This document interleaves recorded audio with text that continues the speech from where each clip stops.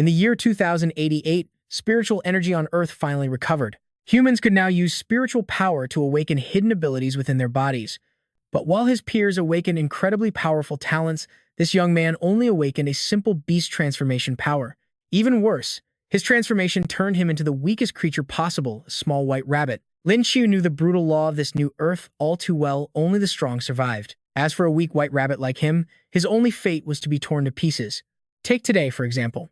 While walking down the street, he ran into a female streamer broadcasting live. Despite being out in public, she dressed in an incredibly revealing outfit. Her skimpy look gave countless passing men instant nosebleeds, and Lin Qiu was no exception.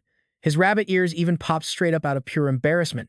Those fluffy rabbit ears immediately caught the female streamer's eye, sparking a pretty wicked idea. She made a quick bet with her viewers, promising that if she knocked down any random guy within 1 minute, they had to send her expensive virtual rocket gifts. And the unlucky target she chose was Lin Qiu. She figured a guy with rabbit powers had to be a complete pushover. Before he knew it, she walked right up and started teasing him. Lin Qiu rarely interacted with girls, let alone a pretty one, wearing barely any clothes at all. His brain completely lagged trying to figure out what she wanted. Then, out of nowhere, she swept him off his feet, knocking him down in the blink of an eye. Being turned into a public laughingstock for no reason left Lin Qiu both hurt and deeply embarrassed. Meanwhile, the smug streamer celebrated as her screen flooded with expensive rocket gifts from her cheering fans. Lin Qiu ignored the pain and scrambled to his feet, but his awful luck was far from over. Before he could even stand straight, a truck plowed right into him, sending him flying down the road. The driver stuck his head out the window, offering no apology, only shouting nasty insults at him. As he soared through the air, Lin Qiu could only curse his terrible luck. It was not just today either. His entire life had been one giant string of misfortune. He crashed hard, every rib in his body screaming in absolute agony. The driver did not care about his life at all. He actually got out and demanded cash, angry that this worthless rabbit had scratched up his brand new truck on its very first day out. Lin Qiu lay in the dirt, blood pooling from his mouth and nose, but the driver assumed he was just faking it, using his awakened powers to blast him with another brutal attack. He was already clinging to life after the truck collision, and now, taking a direct hit from a lightning awakener was his absolute limit. Lin Qiu could feel his life slipping away. But he refused to just accept this. If only his power was not a useless rabbit. If only he had the strength to fight back. Right at that life and death threshold, fate finally decided to show him some mercy. A flat-out miracle was about to occur. A mysterious power locked onto Lin Qiu, having spent 35 million years searching for a host, only to finally settle on his weak rabbit self. Just as he prepared to draw his last breath, the world around him warped. He was pulled into a high-tech digital space straight out of a sci-fi movie. Vibrant holographic windows floated all around him, displaying weird skills like X-ray vision, lockpicking, breeding, and even spatial awakening. Before he could process this crazy situation, a mechanical voice echoed, "Robot 9527, ready to serve you, Master." He stared back in absolute confusion. Wait, what? What robot? And what master? Seeing him standing there totally lost, Robot 9527 explained that he was the most perfect host it had discovered in nearly 35 million years. So, when that driver almost beat him to death earlier, the system used all of its remaining energy to pull his soul back from the brink. Realizing he was still alive and had somehow landed a cheat system, Lin Qiu's eyes instantly lit up. He finally understood what those floating holographic windows were all about. They were incredible skills, dropped straight from heaven. So that meant he was not actually dead yet? Could he really just choose from any of these 13 legendary skills? Keep dreaming, because the system immediately splashed a bucket of cold water over his wild fantasies. Robot 9527 explained that while it could help him unlock one new skill every single day, the selection would be entirely random. Reviving Lin Qiu from the dead had drained almost all of its energy, and as his host, he simply lacked the power required to manually choose. He was stuck with whatever random skill he got. His brief moment of joy instantly evaporated under this disappointing news. He cursed this absolutely useless garbage system. Why couldn't it have found him 2 minutes earlier? Now he had to pray he did not roll some garbage skill next. Leaving the system space, he was about to return with a completely useless bottom-tier skill. Otherwise, wouldn't that crazy driver just beat him to death all over again? If that happened, what was the point of System 9527 saving his life in the first place? Dear host, the time has come to make your choice. Do you want to awaken your skill now? With the system robot urging him on, Lin Qiu had no choice but to agree. Since he got a second chance at life, he figured why not try, maybe he would pull something amazing. It seemed the heavens actually heard Lin Qiu's desperate prayers. On his very first try, he managed to pull an ultra-rare SSS-TIER skill called Skill Enhancement. This incredible ability allowed Lin Qiu to strengthen any of his existing skills. Now that the lottery was finished, Lin Qiu left the system space and woke up back in reality. The driver was completely shocked to see the kid still breathing after taking a full blast of his lightning. But the real shock came next. Lin Qiu, who had just been beaten to a pulp, was suddenly bursting with energy, casually leaping over 10 meters into the air. This was all because Lin Qiu used his enhancement skill on his basic ability, Rabbit Springboard. His leg strength was boosted, massively upgrading both his leaping ability and the raw offensive power of his kicks. After launching himself over 10 meters high, Lin Qiu landed heavily right on top of the driver's truck. The impact of the high jump completely crushed the roof of the vehicle. Seeing this, the driver went absolutely ballistic, screaming, "How dare that brat damage his precious beloved truck?" He yelled that Lin Qiu had a death wish. The truck was already a piece of junk, but he was not about to miss a chance to extort some cash. He lunged forward, eager to beat Lin Qiu up and vent his anger, but the kid calmly said that the driver was the one with the death wish, before delivering a brutal kick. Thanks to his new enhancement, his once weak legs were incredibly strong. Even a casual, half-hearted kick was enough to send the beefy driver flying nearly 10 meters away. The female streamer watching from nearby was left completely speechless by the sight. Having dealt with the driver, Lin Qiu turned his attention to her. After all, she was the one who humiliated him in public, which indirectly got him hit in the first place. Seeing him walk over, the girl panicked completely, sobbing and backing away while begging him to stay back. But Lin Qiu had no intention of letting her off that easily. Instead, he used his enhancement skill to upgrade another one of his basic abilities, Rabbit Punch. With both hands fully buffed, his striking power and punching speed skyrocketed to a whole new level. Still, being a proper gentleman, he was not about to beat up a defenseless girl in front of a giant crowd. So, he decided to use his extreme speed to shred her clothes, giving her the fright of her life. Of course, he did not strip her completely bare, leaving just enough fabric to keep things decent. Overcome with pure terror, the streamer fainted on the spot. Being polite, Lin Qiu covered her with his jacket. After all, running around half-naked is not a great look for the city. Once she was covered, he picked up her streaming phone. Since the broadcast was still running, her viewers saw the entire performance and immediately began spamming the chat with angry insults. Luckily, Lin Qiu was totally used to being criticized, so he did not care at all. He pointed the camera directly at his face and made a loud announcement he was only saying this once. "Listen up, losers, I am your ultimate rabbit grandfather." This crazy clip immediately went viral on social media, especially since the streamer, Chang Min, was a highly popular online influencer. Back at school, Lin Qiu's classmates quickly recognized the tough guy on Chang Min's stream as the weak, quiet little rabbit who sat right in their classroom. So the moment he stepped into class the next day, a group of girls immediately swarmed him, asking if he was really that rabbit guy. They squealed that he was trending everywhere now and looked incredibly handsome in the video. They had all watched his live broadcast the night before, leaving Lin Qiu feeling a bit embarrassed. After showing off his power yesterday, both the driver and the streamer had given him a proper apology. They definitely would not dare look down on his rabbit transformation talent again, all thanks to that SSS-TIER system skill. Speaking of which, Lin Qiu realized he had not drawn his daily skill yet, so he quickly summoned the robot 9527. Unfortunately, his luck was not as good today, landing a measly E-tier skill called Sowing Seeds Everywhere. Low rank aside, the name of this ability was incredibly misleading and easy to misinterpret. Lin Qiu initially thought it was some kind of legendary power that would help him conquer beautiful women and spread his seed across the world. However, the system quickly shattered his dirty delusions without a shred of mercy. In reality, sowing seeds everywhere was literally just an agricultural skill that made him a master at planting and farming regular seeds. No matter how tough the seed is to grow, once it lands in his hands, it will definitely sprout and thrive. Hearing this, Lin Qiu sinks into deep disappointment and starts furiously cursing the system.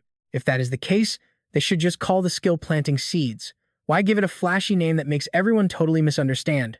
"Hey, Rabbit Lin." An annoying voice suddenly cuts in, snapping Lin Qiu out of his anger over being ignored by the system. That annoying voice belongs to Li Nan, a classmate who constantly bullies him and is also an awakened user. He is a 4-star bronze wind user, and just seeing him walk over tells Lin Qiu that nothing good is about to happen. Sure enough, Li Nan mocks him, saying it is a real shame that someone so popular with the girls has to live like this. He is talking about Lin Qiu delivering food after school, then mockingly offers to introduce him to a far better job. With some good luck, making tens of thousands of dollars a day would be an absolute breeze. The offer sounds pretty sincere, but Lin Qiu knows his longtime bully would never help him out of pure goodwill. Feeling suspicious, he casually asks what kind of job he is talking about. He suggests working at Club X, claiming that with Lin Qiu's pretty face, every wealthy guest would surely line up to pick his card. In other words, Li Nan is trying to push Lin Qiu into working as a nightclub escort. It is a blatant attempt to humiliate him in front of the whole class, just as Lin Qiu expected. Instead of getting angry, he plays along and asks for more details. He remarks that young Master Li must hang out there quite often, showing off how incredibly rich he is. Completely blinded by the sarcastic praise and the sweet sound of being called a rich guy, Li Nan lets his guard down and proudly nods, saying of course he does. But when his classmates start snickering around him, he instantly realizes he just played himself and frantically tries to backtrack. He stammers that there is no way he would ever visit a place like that. Enjoying the absolute panic on his bully's face, Lin Qiu decides to pour some more oil on the fire to completely humiliate him. Li Nan snaps in pure embarrassment and prepares to attack, but before he can even raise a fist, the teacher steps in and warns him about fighting in class. Since fighting on campus leads to severe punishment, and he was just caught red-handed, Li Nan has no choice but to sit down and shut up. Order is restored as the homeroom teacher slams his hands down and demands everyone sit, forcing the students to quickly scramble back to their desks. And get this, he stands before the class today to deliver two massive announcements that will change everything. First, the third citywide mock exam is scheduled for next week, meaning everyone needs to study hard to secure a top score. Second, the awakened students in the class, including Lin Qiu and Li Nan, will face a highly specialized combat exam. High-ranking figures from across the country will be watching them, and their performance will directly decide if they get accepted into the prestigious Martial Spirit University. Hearing the name Martial Spirit University instantly jolts Lin Qiu wide awake. For active awakened users like him, this school is absolute legendary status. Ever since spiritual energy returned and ushered the world into a brand new era, this elite academy was built specifically to train high-level talents. Because their training resources are highly limited, they only accept the absolute best of the best. That makes this upcoming combat exam the ultimate test to filter out who actually has the right to step through those doors. Before today, Lin Qiu would never have even dreamed of aiming for such a place. His awakened beast talent only lets him turn into a harmless rabbit, and his strength is stuck at a mediocre 2-star bronze level. But now that he has Robot 9527 by his side, he can unlock an entirely new skill every single day. With that cheat-level power, he dares to dream big, and trust me, he confidently raises his hand to ask a question. He wants to ask the teacher for more details about the tournament rules, but before he can even utter a single word, the teacher completely shuts him down. The teacher bluntly tells Lin Qiu to skip the upcoming combat exam entirely. He says Lin Qiu's garbage talent would only bring embarrassment to the school, with those harsh words hitting our main character like a heavy physical blow. But a little discouragement is not going to break his burning resolve. Now watch him push back. Lin Qiu is absolutely determined to register, knowing that wasting the cheat-level system of 9527 would be a total crime. While he firmly insists on registering, the teacher is just as determined to stop him. Viewing him as completely useless, the teacher claims he is only protecting the school's reputation by actively blocking him. This makes Lin Qiu incredibly angry, and he silently promises that once he unlocks all 13 of his powerful skills, he will personally drag these look-down-on-me snobs through the mud, or so he thinks. Seeing how deeply frustrated the kid looks, the teacher hesitates and realizes he might be being a bit too harsh, so he decides to offer a tiny compromise instead. He promises that if Lin Qiu can somehow rank in the top 10 of the citywide exam, he will let him compete. Historically, Lin Qiu has always been at the absolute bottom of the class, so the teacher setting this condition is basically the same as outright banning him from taking the superpower exam. Yet Lin Qiu does not even hesitate, immediately telling him it is a done deal. Fine, let the grades do the talking then, though he never once dreamed of making the city's top 10, but that was the old him. Now, no matter what it takes, Lin Qiu absolutely must get into Lingwu University. As soon as school lets out, Lin Qiu rushes straight past the gate. Good grades are vital, but future college tuition is also insanely expensive. That is why he spends every single afternoon working part-time delivering fast food orders. The pay is practically pocket change, but every little bit counts for him.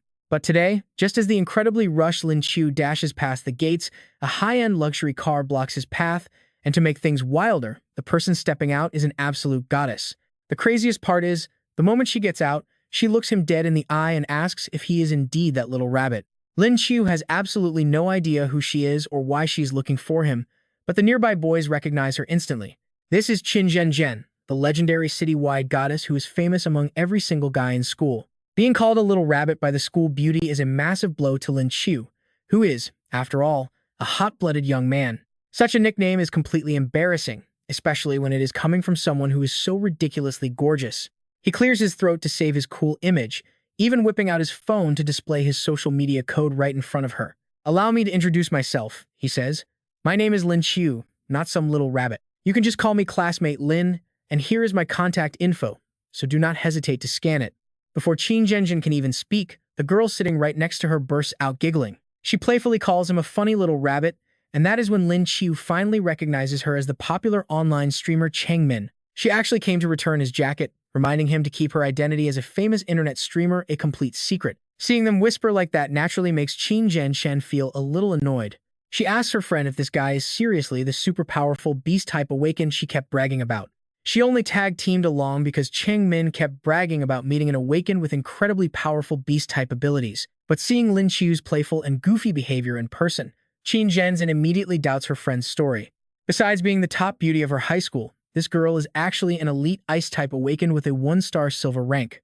Her grades consistently top the entire city without ever dropping, making her an absolute academic genius. Sensing her friend's heavy skepticism, Cheng Min quickly speaks up to defend Lin Qiu. She insists she saw it with her own eyes when the rabbit brother easily crushed a 2-star bronze lightning awakened. Hearing his opponent was only a 2-star bronze rank, Qin Zhen looks visibly disappointed. But Cheng Min argues that easily crushing someone of the same rank proves his strength is way higher. As Cheng Min keeps hyping him up, Lin Qiu decides he should show off a bit for his goddess. He immediately starts striking some goofy martial arts poses to show off some of his basic moves, but Qin Zhenjin seems to have absolutely zero interest in his flashy antics. Once the jacket is returned, she gets ready to leave, but Lin Qiu is not about to let this beauty slip away. After all, he has not even gotten her name or contact details yet, so he quickly calls out to make her stay. He asks why she is in such a rush, suggesting they find a quiet spot to exchange some pointers. Lin Qiu was only trying to flirt, but Qin Zhenjin takes his words literally and looks him over with a grim expression. She took his offer as a direct combat challenge, and she is simply not the type to ever back down from a fight. The problem is, Lin Qiu is only at bronze 2-star, while she is a silver 1-star and massive gap in power. So instead of an actual physical duel, she challenges him to compete academically in the city-wide exam next week. The deal is simple. If Lin Qiu somehow wins, she promises to take back every single insulting thing she just said. On top of that, Lin Qiu can ask her for absolutely any favor he wants. She only makes such a generous bet because she knows he has absolutely zero chance of winning. Lin Qiu happily agrees, saying he will do whatever his goddess, or rather, Zhenjin, wants. Hearing him use her first name so intimately right after they met makes the icy beauty look deeply disgusted.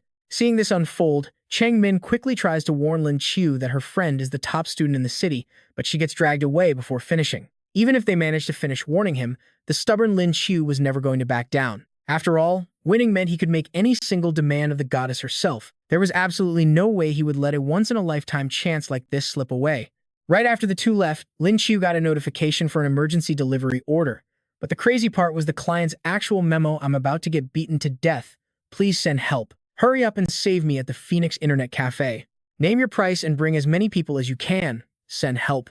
Looking at the frantic message, Lin Qiu only cared about 3 words: name your price. Talk about having your priorities straight. Without wasting another second, he slammed the gas. "Hang on, my golden goose. I am coming."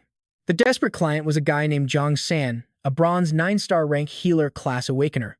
Right then, 2 massive thugs had already dragged Zhang San into a dark alley right beside the Phoenix Cafe. Outnumbered and totally defenseless against these savage brutes, all the poor guy could do was cover his head and beg for mercy. The thugs showed absolutely no signs of stopping, until Lin Qiu suddenly showed up at the alleyway entrance gripping a heavy baseball bat. "Hey," he yelled out, "that is really not cool. What century are we living in that you guys are still playing bully? Do you guys have any idea that karma is going to catch up?" He talked a big, tough game, but his smug face was practically dripping with pure arrogance. The thugs immediately dropped Zhang San to focus all of their anger on Lin Qiu. They looked like serious, dangerous trouble, but Lin Qiu had already put a brilliant backup plan into motion before arriving. With a simple snap of his fingers, a massive squad of delivery drivers swarmed the alley. Every single one of them looked ready to brawl, shouting out, "We are here. Tell us who needs a beating. Who the hell dares to act tough on our turf? Are you guys completely tired of living or what? We thought it was a real threat, but it is just 2 punks, not even enough to warm us up." This mob could literally drown those 2 thugs just by spitting on them, let alone actually throwing punches. Realizing they were completely outmatched against this army, the bullies decided to take the easy way out and ran for their lives. Zhang San wept with absolute relief. He lunged forward to hug Lin Qiu's legs, crying out that he never expected an emergency delivery boy to be the local gang boss. Then, he turned to face the retreating backs of the 2 terrified thugs running for their lives. He screamed at the top of his lungs, telling them to never show their faces again, or else his big brother would track them down and trash them. Lin Qiu was pretty grossed out by this random guy suddenly calling him boss and wiping tears and snot all over his clean clothes. But the moment Jiang San pulled out his phone and transferred a whopping 30,000 yuan to his account, the annoyance instantly evaporated into pure joy. To a guy like Lin Qiu, 30,000 yuan was an absolute fortune. He had only promised the delivery guys 100 yuan each, meaning this massive rescue operation barely cost him a few thousand in total. The leftover cash was more than enough to completely cover his upcoming college tuition. "I am Jiang San from high school number 1, he said, "and from this moment on, you are my official boss." If the boss says go east, he would never dare go west. After having his life saved, Jiang San basically worshipped Lin Qiu like a literal god. Lin Qiu desperately needed the cash, so he would have to be an idiot to turn down a filthy rich new sidekick dropped right into his lap. He happily accepted the offer, instantly bonding with his brand new best friend. Sure, he said. "So tell me, how on earth did you cross paths with those violent thugs?" Jiang San blushed with embarrassment, admitting he had used a voice changer online to pretend to be a girl and marry another player in a game. The guy demanded an in-person meeting today, so Jiang San showed up intending to confess the truth and apologize. He did not expect the date to bring along a massive, angry sidekick. Before Jiang San could even say sorry, they started pounding him. Luckily, Lin Qiu arrived right in the nick of time. Left utterly speechless by the absurd story, Lin Qiu could only offer a very awkward, polite laugh. With the rescue mission successfully wrapped up, he said his goodbyes to continue delivering his remaining orders. Jiang San even offered to escort him around in his luxury supercar, but Lin Qiu declined, riding back with a massive grin on his face. Lady Luck was definitely on his side today, letting him meet the goddess Qin Zhenjian and pocket over 20,000 yuan. Since his urgent financial worries were finally sorted out, he decided to treat himself to a well-deserved day off. Instead, he went home to deeply analyze the upcoming tournament, determined to find a way to beat the goddess. That night, Lin Qiu stayed up until dawn, buried in books. He had never put this much effort into studying before. So the next morning, Lin Qiu felt completely drained, like every drop of his energy had been sucked dry, and he could barely keep his eyes open. But today, the teacher was going over the absolute main exam points, so he forced himself to stay awake. Since it was a new day, Lin Qiu did not forget to call out Robot 9527 for a new skill spin, but he woke it up mid-nap, earning himself a massive earful. "What the hell?" Lin Qiu mumbled. "Do systems actually sleep?" Wanting to get it over with and go back to sleep, Robot 9527 ran the spin, and Lady Luck smiled on Lin Qiu again. His new skill today was photographic memory. This let him instantly memorize absolutely everything he laid his eyes on, even just once. While it was pretty useless for actual combat, for a student prepping for exams like Lin Qiu, it was the ultimate trump card. Lin Qiu was so thrilled he woke right up. He immediately started flipping through his books, page after page. Every single physics formula burned into his brain instantly, leaving him grinning like a fool.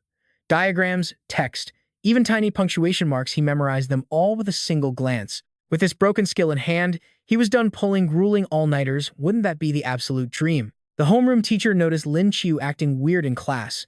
Without a word, he marched straight down and slammed his hand on the desk, scaring the kid half to death. "Lin Qiu," he barked. "Yes." Lin Qiu jumped, so startled he almost leaped out of his seat. "You have some nerve, reading physics in the middle of language class and grinning like an idiot. What on earth is wrong with you?" Lin Qiu felt like the teacher's booming voice was about to shatter his eardrums. But even that loud scolding could not ruin his fantastic mood. This new skill was just way too overpowered. The teacher could yell all day and Lin Qiu would still be smiling. "With those terrible grades of yours, you still have the nerve to laugh?" The teacher kept shouting right in his face. "Did you forget that if you do not make the top 10 in next week's citywide exam, you will lose your chance to enter the Awaken competition?" "Actually, I did forget, because it is just too simple to remember," Lin Qiu replied, scratching his head with a casual look that almost gave his teacher a stroke. Hearing the word simple from any other student was fine, but coming from Lin Qiu, it felt like a direct slap to the teacher's face. In every past language exam, the guy would bite his pen for 5 minutes before passing out cold. Not to mention, the amount of classic texts they had to memorize for this test was the highest in school history. The teacher's endless nagging was starting to get pretty annoying. Earlier, he had handed out a study book to everyone, containing absolutely all the key texts they had to memorize. Lin Qiu casually handed the book back to the teacher, telling him he could test him on literally any part of it. He had only flipped through the pages quickly just once, but thanks to his cheat-like skill, every single word was already locked in his mind. The teacher assumed he was just joking, telling him to give up on his dreams of joining the Awakened competition as soon as possible. After all, with his weak ability to transform into a tiny rabbit, Entering the tournament would only make him a laughingstock and disgrace the school. Do not underestimate me. Just stop wasting time and test me. Lin Qiu waved his hand impatiently. Seeing his stubbornness, the teacher gave in. Fine, let us start with an easy one. What is the line right after clasping flying immortals to Rome? That is it? It is Bao Ming Yuer Chang Zhang. The teacher stood there completely stunned. Usually, Lin Qiu could not even recite half a sentence, but today he answered instantly. Had he lost his mind, let us call that luck. On to the next. Eager to put him in his place, the teacher started the next quote, but the moment he spoke the first word, Qin, Lin Qiu cut him right off. Stop, no need to continue. It is Qin Ren Wuxia Zai, or How Ren Aag. Out of all the required texts, that was the only quote starting with Qin. The teacher was left speechless, and the entire class stared in sheer disbelief. Desperate to win, the teacher even threw a trick question, quoting a classic text that was not even on their syllabus. Too bad for him, Lin Qiu had skimmed it last night and recited it back without a hitch. Let us stop here. See you guys at the competition. Lin Qiu cheered as he happily walked out of the classroom, leaving behind his utterly defeated teacher, who looked ready to cough up blood from pure rage. The citywide assessment came and went, and soon, the final grades were posted publicly for everyone to see. Everyone at high school number 18 was shocked to find they had the top scorer in the city. Even wilder, the one who dethroned goddess Qin Zhen was the weakest awakened in the entire school. Lin Qiu. Li Nan stared at the results board for a long time, unable to believe his eyes as he saw Lin Qiu at number 1. How is this even possible? The guy screams about how life is completely unpredictable, with its constant ups and downs.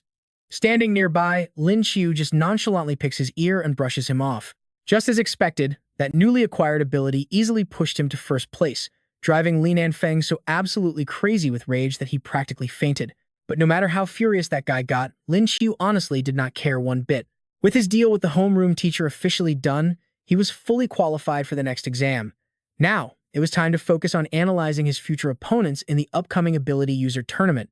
10 days later, the official tournament for awakened ability users finally kicked off. The massive arena was packed to the brim with spectators eager to see the action.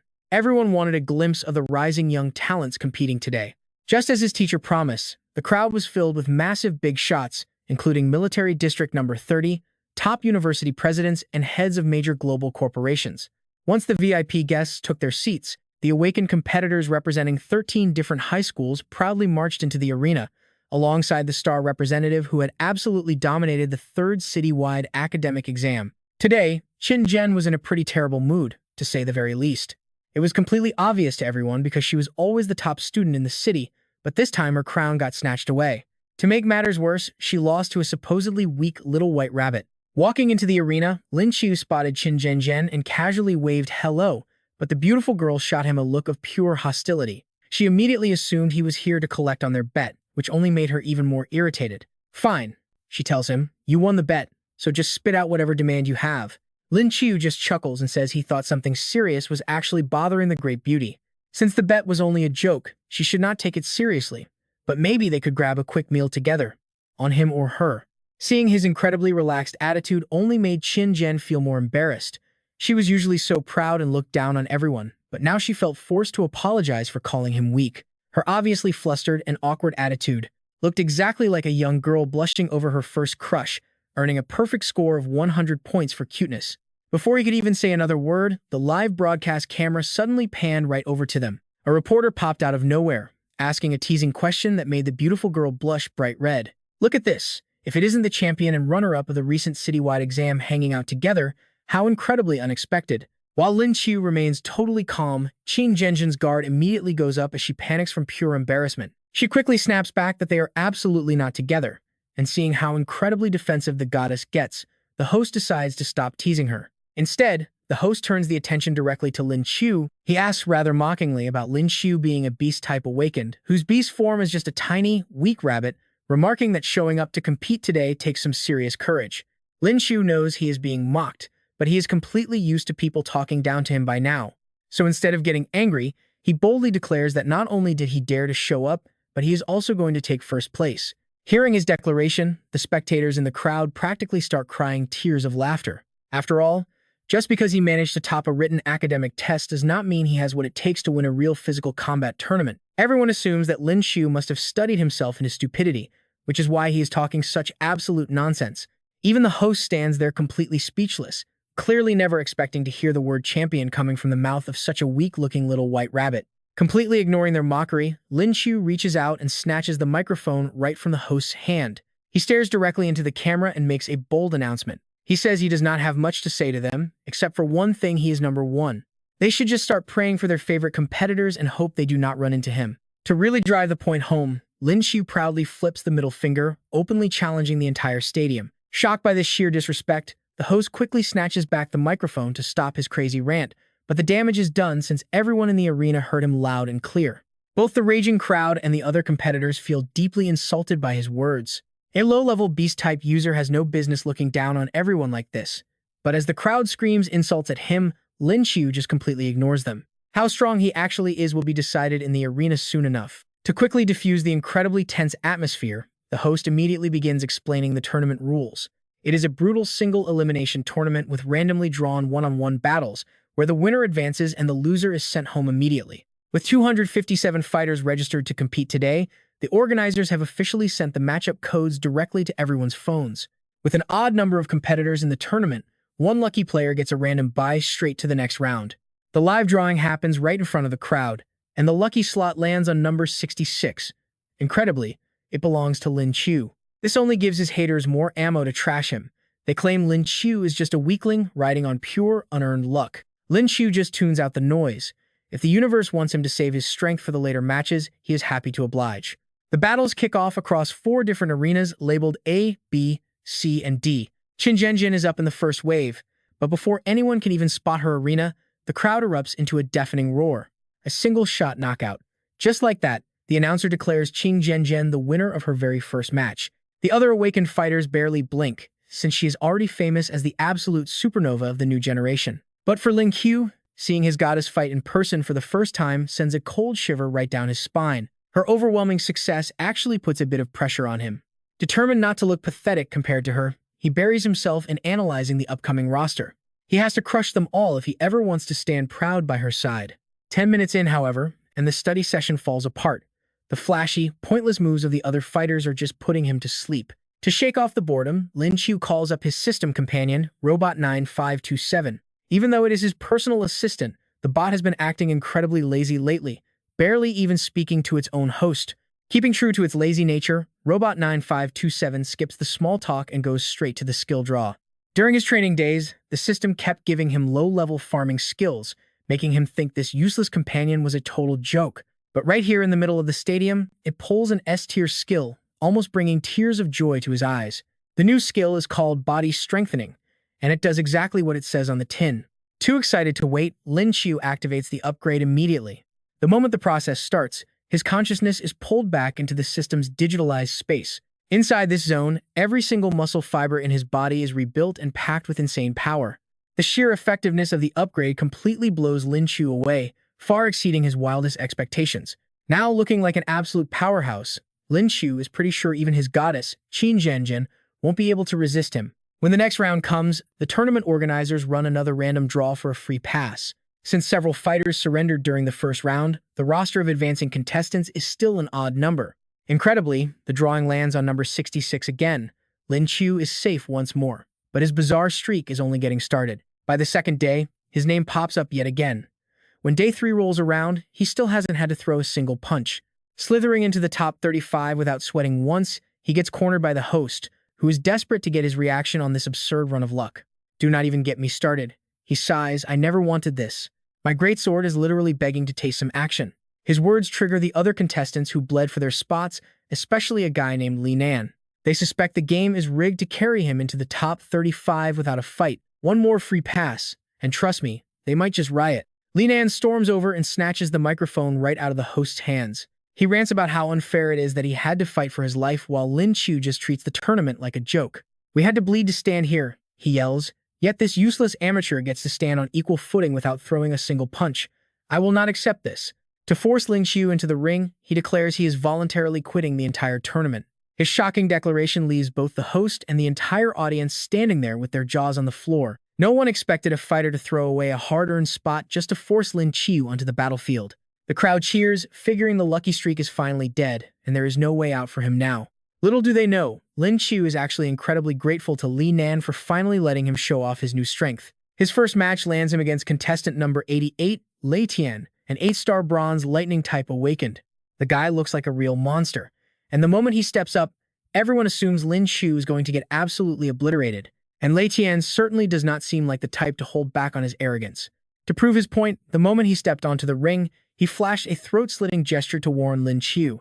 Facing such intense hostility, Lin Qiu could only let out a long, heavy sigh. When someone acts like a harmless little rabbit but gets a free pass for 3 whole days, it is only natural for others to paint a target on his back. Are you Lin Qiu? Lin Qiu sneered with absolute arrogance. You have officially run out of luck today. Meeting me in your very first match is just bad luck, because once this starts, you will not even get a chance to show off. That is because I will take you down in a flash. But Lin Qiu only offered a flat, indifferent "oh," instantly infuriating his opponent. The bully immediately changed his mind, deciding to torture Lin Qiu slowly for a truly humiliating defeat, but the boy just dropped another careless "oh," showing he could not care less. This dismissive reaction completely pushed Lin Qiu over the edge, and he launched his very first strike. It was a devastating punch packed with lightning and raw power, aimed straight at Lin Qiu. A normal fighter would either get crushed by the force or electrocuted to death, but Lin Qiu calmly slipped past it with ease. Watching that incredibly powerful strike crash harmlessly into the ground, Lin Qiu actually felt a little bit of pity for the guy. That charge time takes forever. Were your past opponents standing still like statues? Otherwise, how on earth did you manage to hit any of them? Lin Qiu stood there completely shocked that his ultimate attack had missed, his embarrassment quickly turning into absolute rage after hearing those blunt, mocking insults. He unleashed another burst of lightning, but Lin Qiu easily relied on his sharp reflexes to dance around the danger. Exhausting himself with every strike, sweat dripped down Lin Qiu's forehead, while his failure to land a single hit pushed his anger to the absolute limit. Who knew a little rabbit could run so fast? You forced my hand, he growled. Lin Qiu noticed his opponent's entire right arm beginning to glow, a clear sign that Lin Qiu was channeling everything into one final, devastating strike. Lightning skills truly pack a massive punch, easily dealing several times more damage than any other elemental class. Last time, getting hit by a mere bronze 2-star driver had him crying out in pure agony, but Lin Qiu was a powerful bronze 8-star. If this attack landed, the consequences would be too brutal to imagine. Knowing this next attack would cover the entire stage, Lin Qiu decided he could not just keep dodging forever. Instead, he decided he would just shut him down before the skill could even finish charging. Leveraging his incredible speed, he bolted straight ahead and unleashed a simple, no-nonsense rabbit punch. Lin Qiu was completely frozen in fear by Lin Qiu's lightning-fast speed. He did not even have time to dodge, assuming that a cute rabbit might be fast but lacked real power, meaning he could easily block the incoming blow. But he forgot that Lin Qiu had been constantly buffing himself since day one. With muscles strong enough to choke him out, there was no way Lin Qiu could block this hit. With a single strike, Lin Qiu was sent flying right out of the arena. Even Lin Qiu was shocked to see how much raw power his body-strengthening skill actually provided.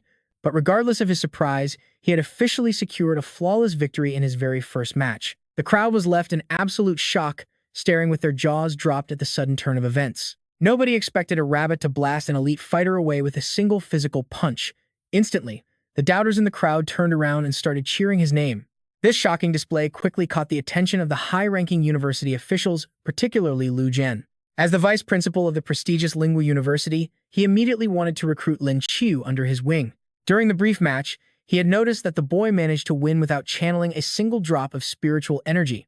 However, Jiang Wen, the rival vice principal, laughed and accused his old friend of talking pure nonsense. He argued that a punch of that magnitude required the raw strength of an elite bronze 8-star, whereas Lin Qiu was just a weak, F-tier bronze 2-star. When the next round rolled around, Lin Qiu faced his first challenger, the formidable Shen Ji. He was another beast transformation awakened, just like our protagonist.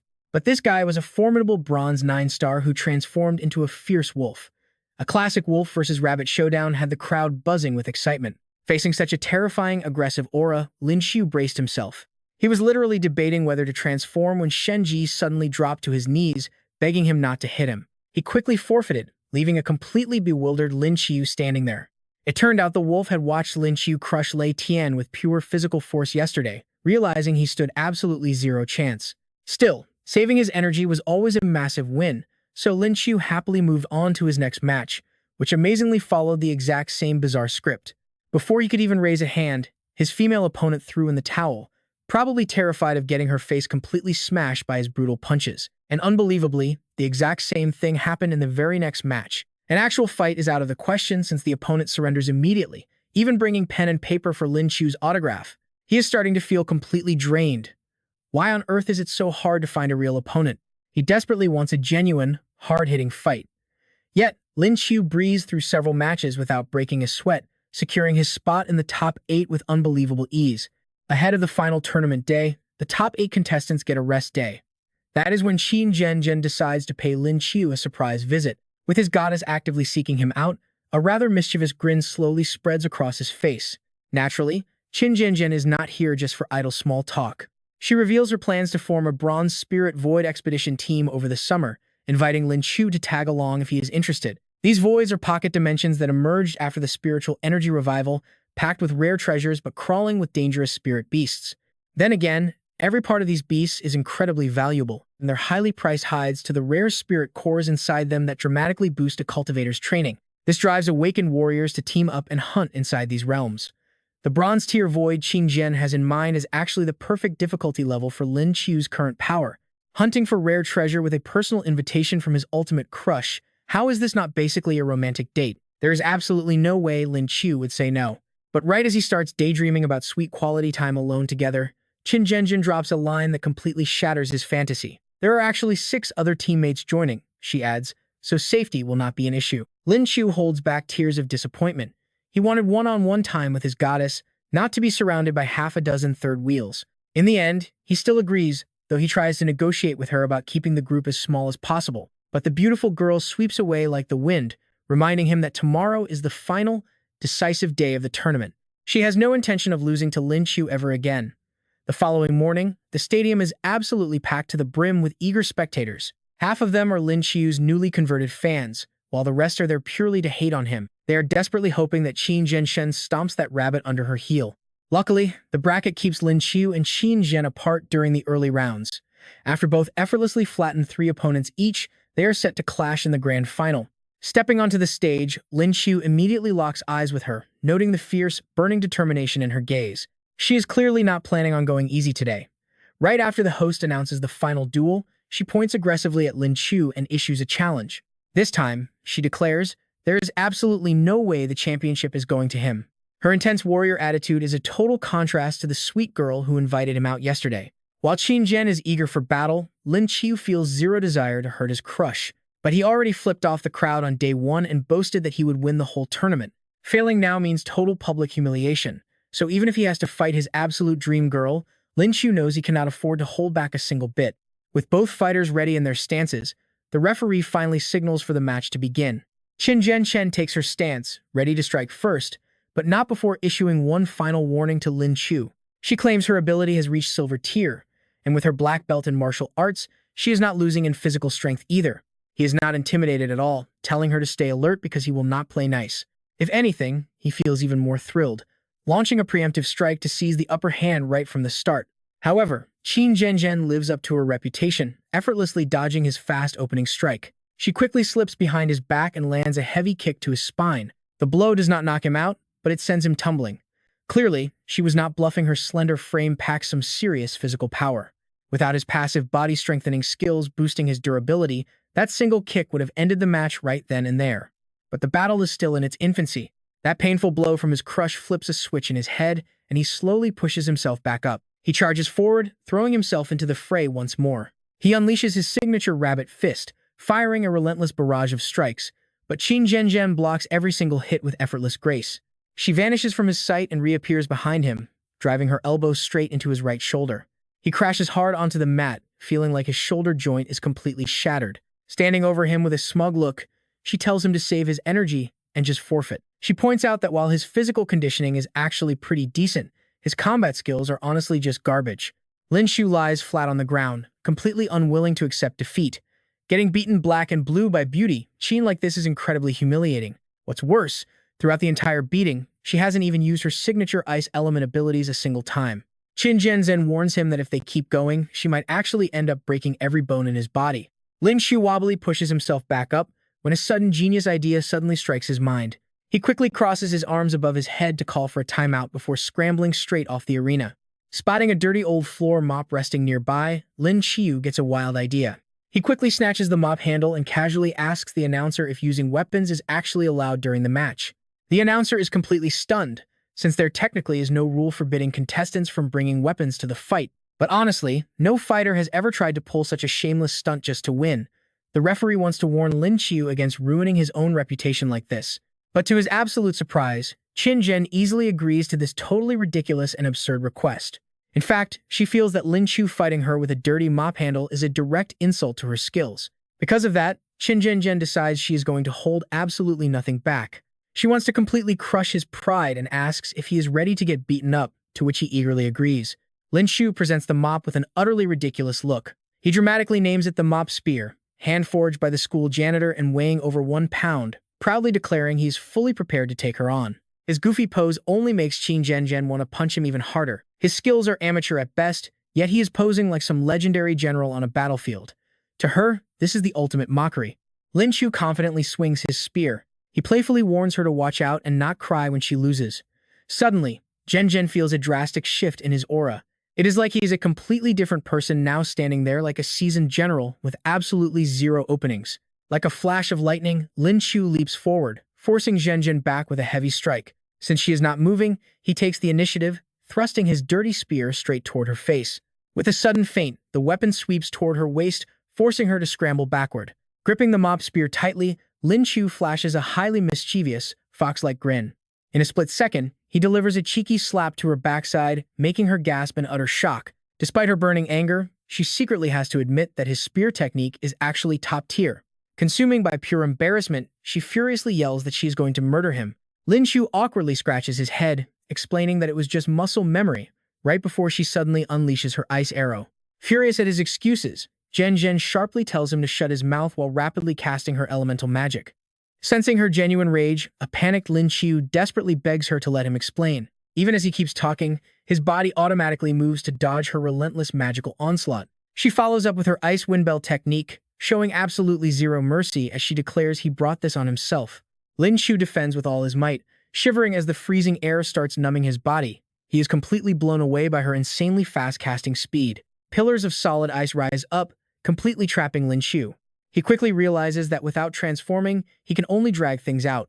As more heavy ice projectiles rain down, he is slowly pushed into a tight corner. The heavy frost condenses, freezing Lin Qiu into solid ice. Zhen smugly watches, fully confident in her victory. She even tells the announcer to call an ambulance and declare the match over, as Lin Qiu is nowhere to be seen. Believing she has won, the announcer steps up to declare her the official winner. But before he can finish his sentence, a figure casually emerges from the melting ice. Lin Qiu flashes a playful smirk through the thick mist, teasingly telling her not to rush their special time together. With his long rabbit ears perked up, he tightly grips the mop spear and humorously announces that her favorite brother rabbit has arrived, catching Zhen completely off guard. She quickly summons her ice armor, but Lin Qiu is moving like a hurricane, giving her zero time to react. Zhen barely manages to block his sudden spear strike with her icy defense. To her horror, his transformed strength completely shatters her ice armor, leaving her arm completely numb from the impact. Fearing she might drop to second place again, tears of frustration well up in her eyes as she refuses to accept defeat. Even while overwhelmed, she gathers her remaining power to fight back, successfully breaking through to the second stage of the silver tier. Her ice magic erupts with incredible force. Lin Qiu gets nervous, knowing that a mid-combat breakthrough is highly dangerous and could easily lead to severe backlash.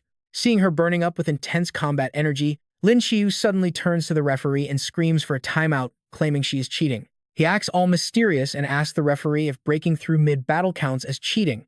The referee just stares back helplessly, completely speechless. "Is it you again?" The referee snaps, explaining that breaking through is definitely not cheating, you idiot.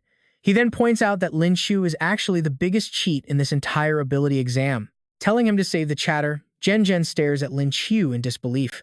She never expected he would actually wait and not attack her during her breakthrough. Somehow, a gentle smile slips onto her face as she silently admits this rabbit guy is actually pretty cute. Clenching her fists, she fires up her fighting spirit and tells Lin Qiu to stop fooling around and get ready for round 2. Lin Qiu grips his spear tight, ready to bring it on if she wants. Pointing straight at him, Zhen wastes no time and launches an immediate, preemptive strike. She warns him to watch out because she's way stronger now. Ice instantly forms under her feet.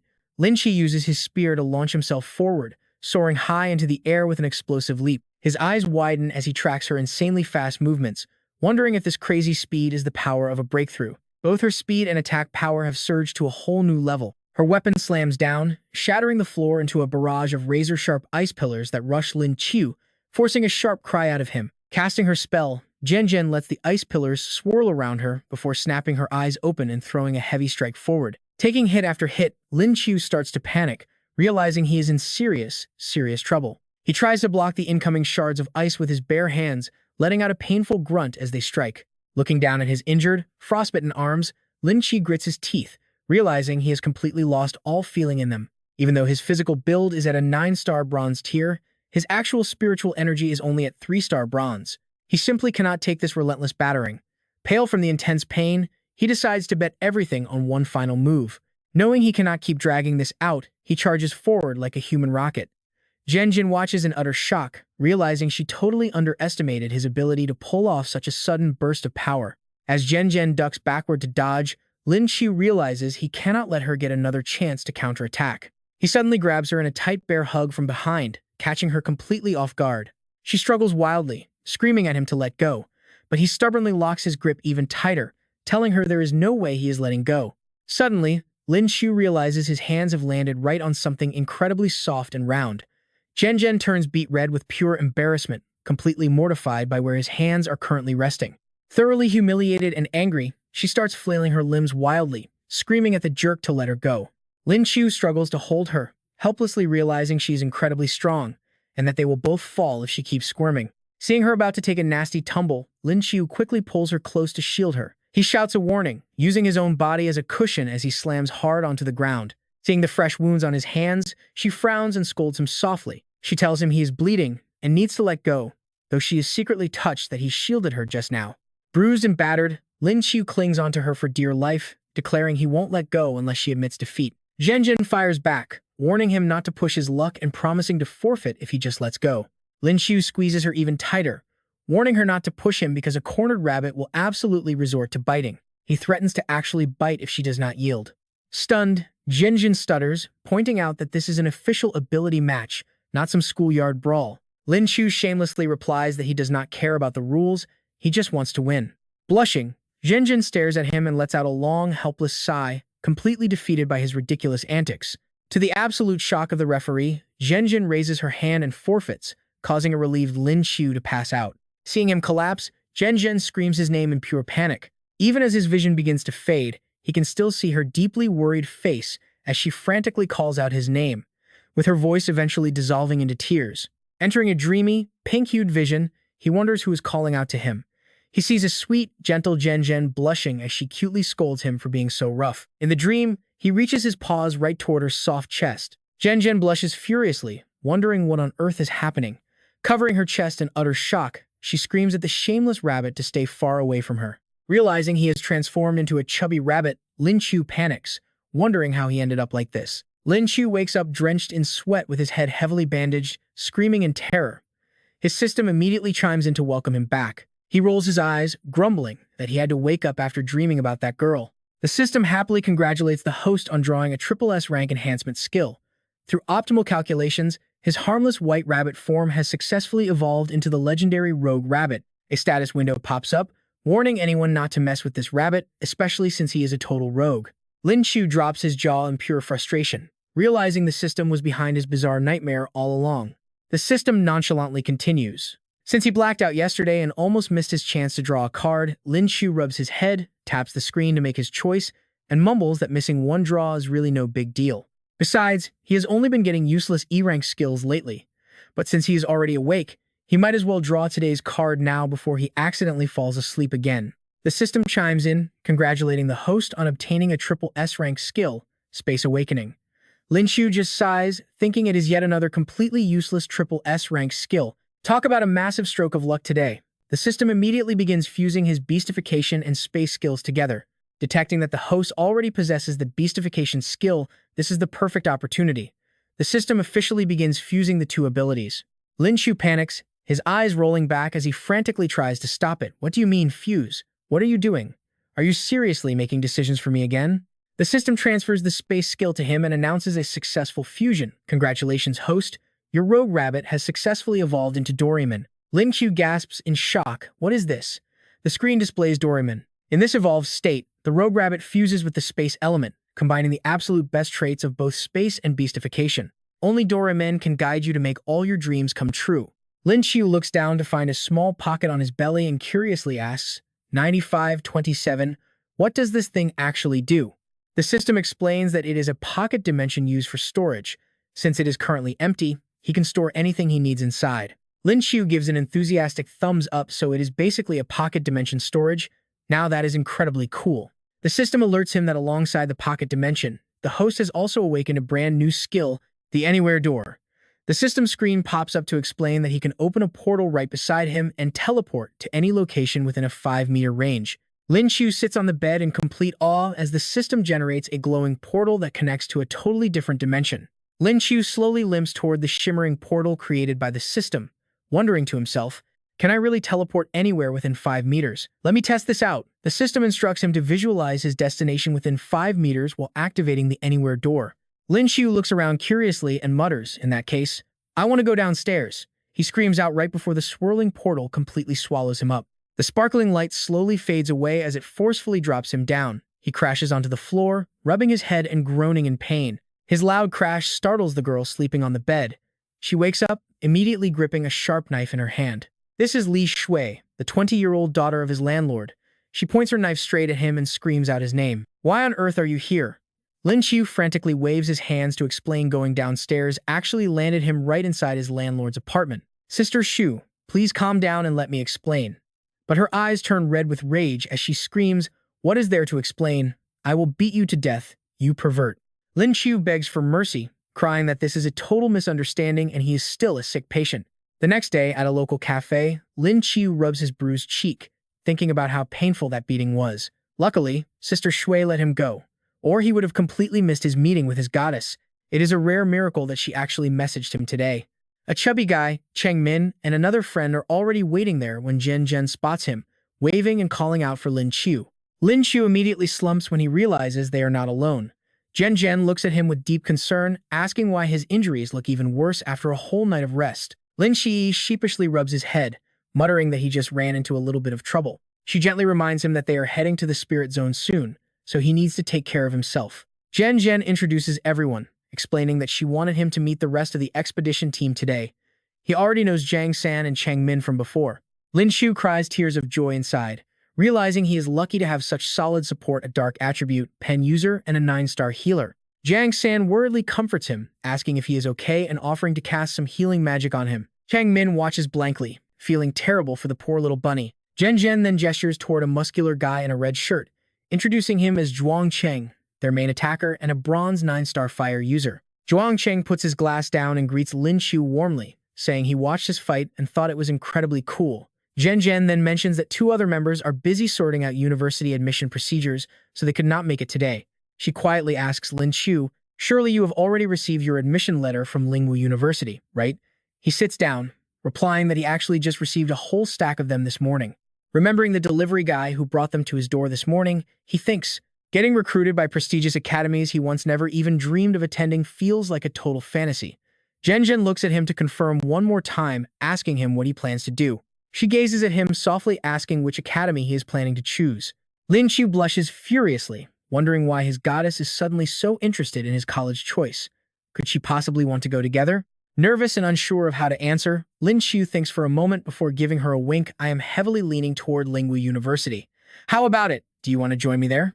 Hearing his words, Zhen Zhen smiles and tells him that he is right, she really does want to study together. One rival refuses to accept defeat, declaring they want to beat Lin Qiu fair and square at Guangming University. Lin Qiu eagerly agrees. As long as his goddess commands, he will accept any challenge. Zhen Zhen cuts them off. Time for real business. Pointing to a book, she explains that while they are headed to the bronze spiritual ruins, their real target is the beasts inside. She specifically needs an ice fox spirit pearl, but since they hunt in packs, a single warrior cannot handle them alone. That is why she needs their help. Zhen Zhen explains the situation gently, frowning slightly as she asks for everyone's thoughts. They came only for training, needing no loot, meaning they joined just to support her. Cheng Min smiles, telling Zhen Zhen she is being way too polite. Zhuang Cheng agrees, saying it serves as great training anyway. Zhang San chimes in, adding that getting to learn from Big Brother Lin is a massive stroke of luck. Lin Qiu smiles at Zhen Zhen, saying the invitation is his own good luck, and he is absolutely honored to join their squad. Lin Qiu secretly laughs. They have two powerhouse bosses, one level 8 and one level 9, so why would they learn from a level 2 weakling like him? Zhen Zhen clears her throat, telling him to drop the goddess title. Standing proudly with hands on her hips in front of her brand new exploration team, she makes an announcement. They will depart in 3 days, meeting at 10 a.m. right outside Lin Qiu's apartment building. Everyone happily agrees. On departure day at 9:30 a.m., Lin Qiu packs his gear while muttering about his 9,527 skills. His system quickly awards him an E-grade culinary skill. The system displays his current status, showing he has mastered grade E language skills to understand any tongue on Earth, alongside grade A medical mastery. This medical skill allows him to effortlessly practice every Eastern and Western treatment ever known to mankind. Lin Qiu rolls his eyes in disappointment, wondering why he only gets useless grade A skills lately. With language and medicine, does the system expect him to go practice abroad? The system reassures him. He has been incredibly lucky. After all, he unlocked a rare spatial ability so quickly. Lin Qiu suddenly remembers his new storage bag and asks how to use it. The system tells him to try, and magic happens. The bag sucks it in. Lin Qiu is absolutely thrilled. He happily realizes that even though the backpack is massive, it fits perfectly inside without adding any weight at all. The system adds that there is plenty of space left, enough to store everything in his room. Lin Qiu looks highly skeptical. From upstairs, he hears one of his teammates shouting and waving, announcing that the squad has finally arrived. He waves back and heads down. Chang Min immediately eyes the magical pouch, asking if it is his spatial ability. Honestly, who wouldn't want a crazy spatial pocket like that? He slides Zhang San's gift into the bag, begging them to stop staring. The chubby driver gasps, wondering if he's a dual-element user. Watching the staff slide effortlessly into the tiny pouch, Zhang San gasps in shock at the incredible sight. He proudly praises his leader. Zhen Zhen rests her chin in her hand, noting how insanely rare and overpowered his spatial skill is. Chang Min playfully asks to feel the pouch. Lin Qiu blushes and shrinks back, warning her not to take advantage of him. He silently reminds himself that a guy has to protect himself in public. Chang Min cheekily argues it is just their first time seeing a spatial ability, while their driver laughs out loud at the hilarious banter. Shen Gui, their beastification user, calls out excitedly to let everyone know they are almost at their destination. Lin Qiu stares ahead in sheer awe. Before them lies the massive rift of the ruins, roaring like a violent waterfall. He stands frozen. Is this the legendary ruins? No one knows exactly how these rifts appeared, but evidence points to the massive global resurgence of spiritual energy. These mysterious zones are teeming with dangerous beasts, and the strength of those creatures determines the threat level of the rift. Curiously, these beasts rarely cross over voluntarily. Still, humanity cannot afford to let their guard down.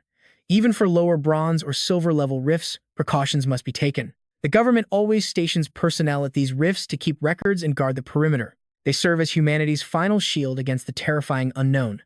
The guard looks at their squad, explaining that today's entry quota is already full, but they can register for tomorrow. Zhen Zhen nods, stepping up to get their names on the list. Their squad is not arriving until tomorrow. Lin Qiu stands lost in thought before the glowing spatial rift of the spirit ruins. He cannot shake an odd feeling, noting that the spiritual energy concentrated around this entrance is far thicker than anywhere else. Meanwhile, as Zhen Zhen registers with the staff, Chang Min suddenly pops up out of nowhere. She clings onto his arm in a cutesy way and asks what Qiu Qiu is doing over there. Lin Qiu jumps in surprise, blunting out her name. He can only rub his neck in defeat as Chang Min playfully complains that he should just call her Min Min, since he calls Zhen Zhen by her nickname too. He chuckles, telling her it is not the same, asking where she is dragging him. Min Min excitedly continues to pull him along. She wants to go back to the car for a nap, but first, she wants to inspect his mysterious stomach. Little do they know, a shady figure is secretly watching their every move from the shadows. The scout looks at Zhang San standing nearby with wide eyes, whispering to himself that these rich kids look like absolute gold mines. He decides to target the chubby guy near the car. The lurking thugs quickly huddle up to whisper, asking their leader if they should strike, since these kids are basically fat sheep. Just look at their expensive gear and car. The squad leader smirks and says of course they will. The chubby guy is likely the young master of Dingshang Group. As the leader of the Hungry Wolf squad, this 5-star silver hunter orders his men to track the group and tail them the moment they enter the spirit ruins. Scarface quickly nods, telling his boss that he will keep his eyes glued to them. Thinking about the massive payday, Scarface snickers that these rich kids had the worst luck crossing paths with them. Standing nearby, the 5-star leader crosses his arms with a dark grin. He boasts with a wicked glare that the Hungry Wolves basically own these ruins. They specialize in hunting down weak, wealthy rookies, So those kids better watch their backs. Soon, the entire forest seems to tremble under their heavy steps, sending birds scattering in panic. The ruthless leader smirks, declaring that this very spirit ruins will become their final resting place. The next morning, Lin Qiu and his team officially step into the spirit ruins. They are greeted by endless fields of lush green grass and towering mountains shrouded in thick, mysterious mist. The six of them stand completely awestruck by the breathtaking view. Lin Qiu wonders if this is truly the inner world of the spirit ruins. The interior space is absolutely massive. Qin Jinzhen turns around to call out to him. She urges them on, stating their target is the inner circle of the ruins. It is a vast snowfield that will take about 2 days of traveling to reach, and Lin Qiu quickly nods. Qin Jinzhen tells Cheng Min to keep a close eye on their surroundings. Min confidently replies not to worry, since she has already activated her miniature radar ability. Her sound-type radar skill works just like a bat, emitting sonic waves to map out their entire surroundings in real time. Lin Qiu is impressed by how thorough they are. With everything fully prepared, Qin Jinzhen signals the team to finally head out. Lin Qiu agrees, and the group sets off. But behind a nearby tree, a suspicious figure is watching. A 3-star thug asks if they should strike now, but the leader tells him there is no rush. The open plains make it too easy for them to get spotted. Grinning deviously, the leader tells his 2-star recruits to wait until they reach the dense forest to give the kids a proper welcome. Further inland, they spot a herd of big-horned goats. These are low-level bronze-tier beasts. They are herbivorous but highly aggressive toward any outsiders who dare to get too close. One of the goats looks up from grazing, sensing danger. But a split second later, it is violently blown to pieces in a cloud of thick smoke. As the smoke clears, the group emerges. Lin Qiu scolds his teammates, calling them absolute spendthrifts for completely burning the beast, pointing out that the destroyed hides were worth a fortune. The two responsible hang their heads and apologize. Lin Qiu sighs, telling them to check for salvageable parts, but Cheng Min suddenly cheers after discovering 2 intact spirit beads among the remains. Her luck leaves the rest of the team quite surprised. However, Lin Qiu and Zhen Zhen quickly notice a pack of hostile beasts stalking them closely from the tall grass. The pack of predators rapidly grows, closing in on them. Zhen Zhen immediately warns the team to be careful since they are dealing with saw-toothed wolves. She instructs them not to strike recklessly because these wolves are notoriously vengeful. With tension rising, everyone immediately gets into their battle stances. Facing down the pack, Zhen Zhen explains that if the beasts see their pack mates get hurt, they will only become more aggressive and launch a relentless assault. Suddenly, Lin Qiu asks what would happen if they just take out the pack leader. Zhen Zhen turns to him in shock, realizing he wants to cut off the head of the snake, which startles the rest of the team. She points out that it is not that simple. These wolves are incredibly cunning, and the alpha always stays back instead of attacking directly. Lin Qiu activates his Portal of Will skill, stating that if the alpha will not come to them, he will just have to go to it. Stepping into the glowing portal, he tells them to protect themselves while he takes care of business. Lin Qiu leaps high into the air with his staff, locking his eyes onto the alpha with a deadly grin. The confused wolves on the ground can only stare up at the sky. Stunned by his own power, the young warrior stands dazed for a second. He had just crashed down, landing a devastating blow right on target. The alpha wolf took the full force of the impact, its head completely crushed. Lin Qiu plants his foot firmly on the alpha's crushed head, glaring fiercely at the remaining beasts. The pack backs away, trembling in absolute terror. They stare in horror at the absolute monster of a human standing over their fallen leader. Telepathy, is it? Communicating or not, they better run fast. Zhang San watches the retreating wolves, then looks back at Lin Qiu with pure admiration. Excitement dripping from his voice, he praises Lin Qiu that was too cool, and his spatial skill is honestly insane. Lin Qiu strokes his chin proudly, claiming it was just a basic move. He walks over and violently rips at the alpha's hide, making the beast writhe in agony. Ignoring the beast's struggles, Lin Qiu waves the heavy kit over to search the body. This monster is way stronger than those goats from earlier, so there might be some loot. Suddenly, a stone in Lin Qiu's hand erupts with a bright golden glow, catching everyone completely off guard. Lin Qiu examines the glowing stone with pride, wondering if it is a soul bead. Zhen Zhen gasps in shock, explaining it is a skill soul bead containing stealth. Zhang San immediately shouts out in pure excitement that is awesome. Scoring a rare skill bead right after entering the spirit rift is unheard of. Lin Qiu stares closely at the glowing treasure stealth. Without hesitation, he tosses the glowing gem to the newly arrived guy, saying Shen Gui should take it. Since his beast form is a wolf and he handles scouting, it is perfect. Zhang San and Zhen Zhen stare in utter disbelief, while a flustered Shen Gui completely panics, stammering out a confused what? This thing is way too valuable. Clutching the bead, Shen Gui flushes with excitement, accepting the gift and noting that even though it is only bronze tier, the skill is incredibly useful. Market value is about 2 million, so he promises to transfer everyone their share of the money once they escape. Hearing this, Lin Qiu stares at the disappearing gem with sudden greed, as if he is looking at a massive pile of cold hard cash instead of a skill bead. Doing the math, that means over 300,000 each. They are rich. Meanwhile, Guai holds the bead and calmly closes his eyes to absorb its power. The soul bead slowly fades away in his hand, leaving the rest of the group watching in absolute awe. It really vanished. How awesome. Guai stands there amazed as he successfully obtains the stealth skill, celebrating his massive upgrade. Inside, Lin Qiu is practically weeping with deep regret. Damn it, if he knew it was that powerful, he would have kept it for himself. But as his system interface pops up, he quickly plays it cool, waving his hand as if a simple skill is no big deal. After all, he has his own daily system 9527. As he taps the screen, a robotic voice announces that a skill is being drawn. The glowing screen flashes with a brand new notification: S-Class Body Enhancement Skill successfully acquired. Congratulations to the host. Lin Qiu stares at the screen with absolute confusion. Not this same skill again. He has drawn this twice before, and he vividly remembers that it usually destroys his clothes. Right on cue, a sudden force shreds his shirt to pieces. Zhen takes one look, blushes furiously, and screams at him to put some clothes on. He instantly remembers doing the exact same embarrassing thing in front of Min, standing there in tattered rags. Inside his head, he curses his system, calling it a scammer and accusing it of pulling this embarrassing stunt on purpose. The system instantly fires back, calling bullshit and reminding him how lucky he is to draw a divine skill 3 times in a row. Embarrassed, Lin Qiu covers his bare chest and bolts, calling out that it is getting dark. He tells them to rest here while he changes, leaving Zhen completely speechless. While getting dressed, he converses with the system in his head, asking about his current strength after 3 consecutive physical upgrades. The system answers that his raw power is now roughly equivalent to a silver 6-star awakened. Lin Qiu is stunned. Silver 6-star already. That level of power is absolutely insane.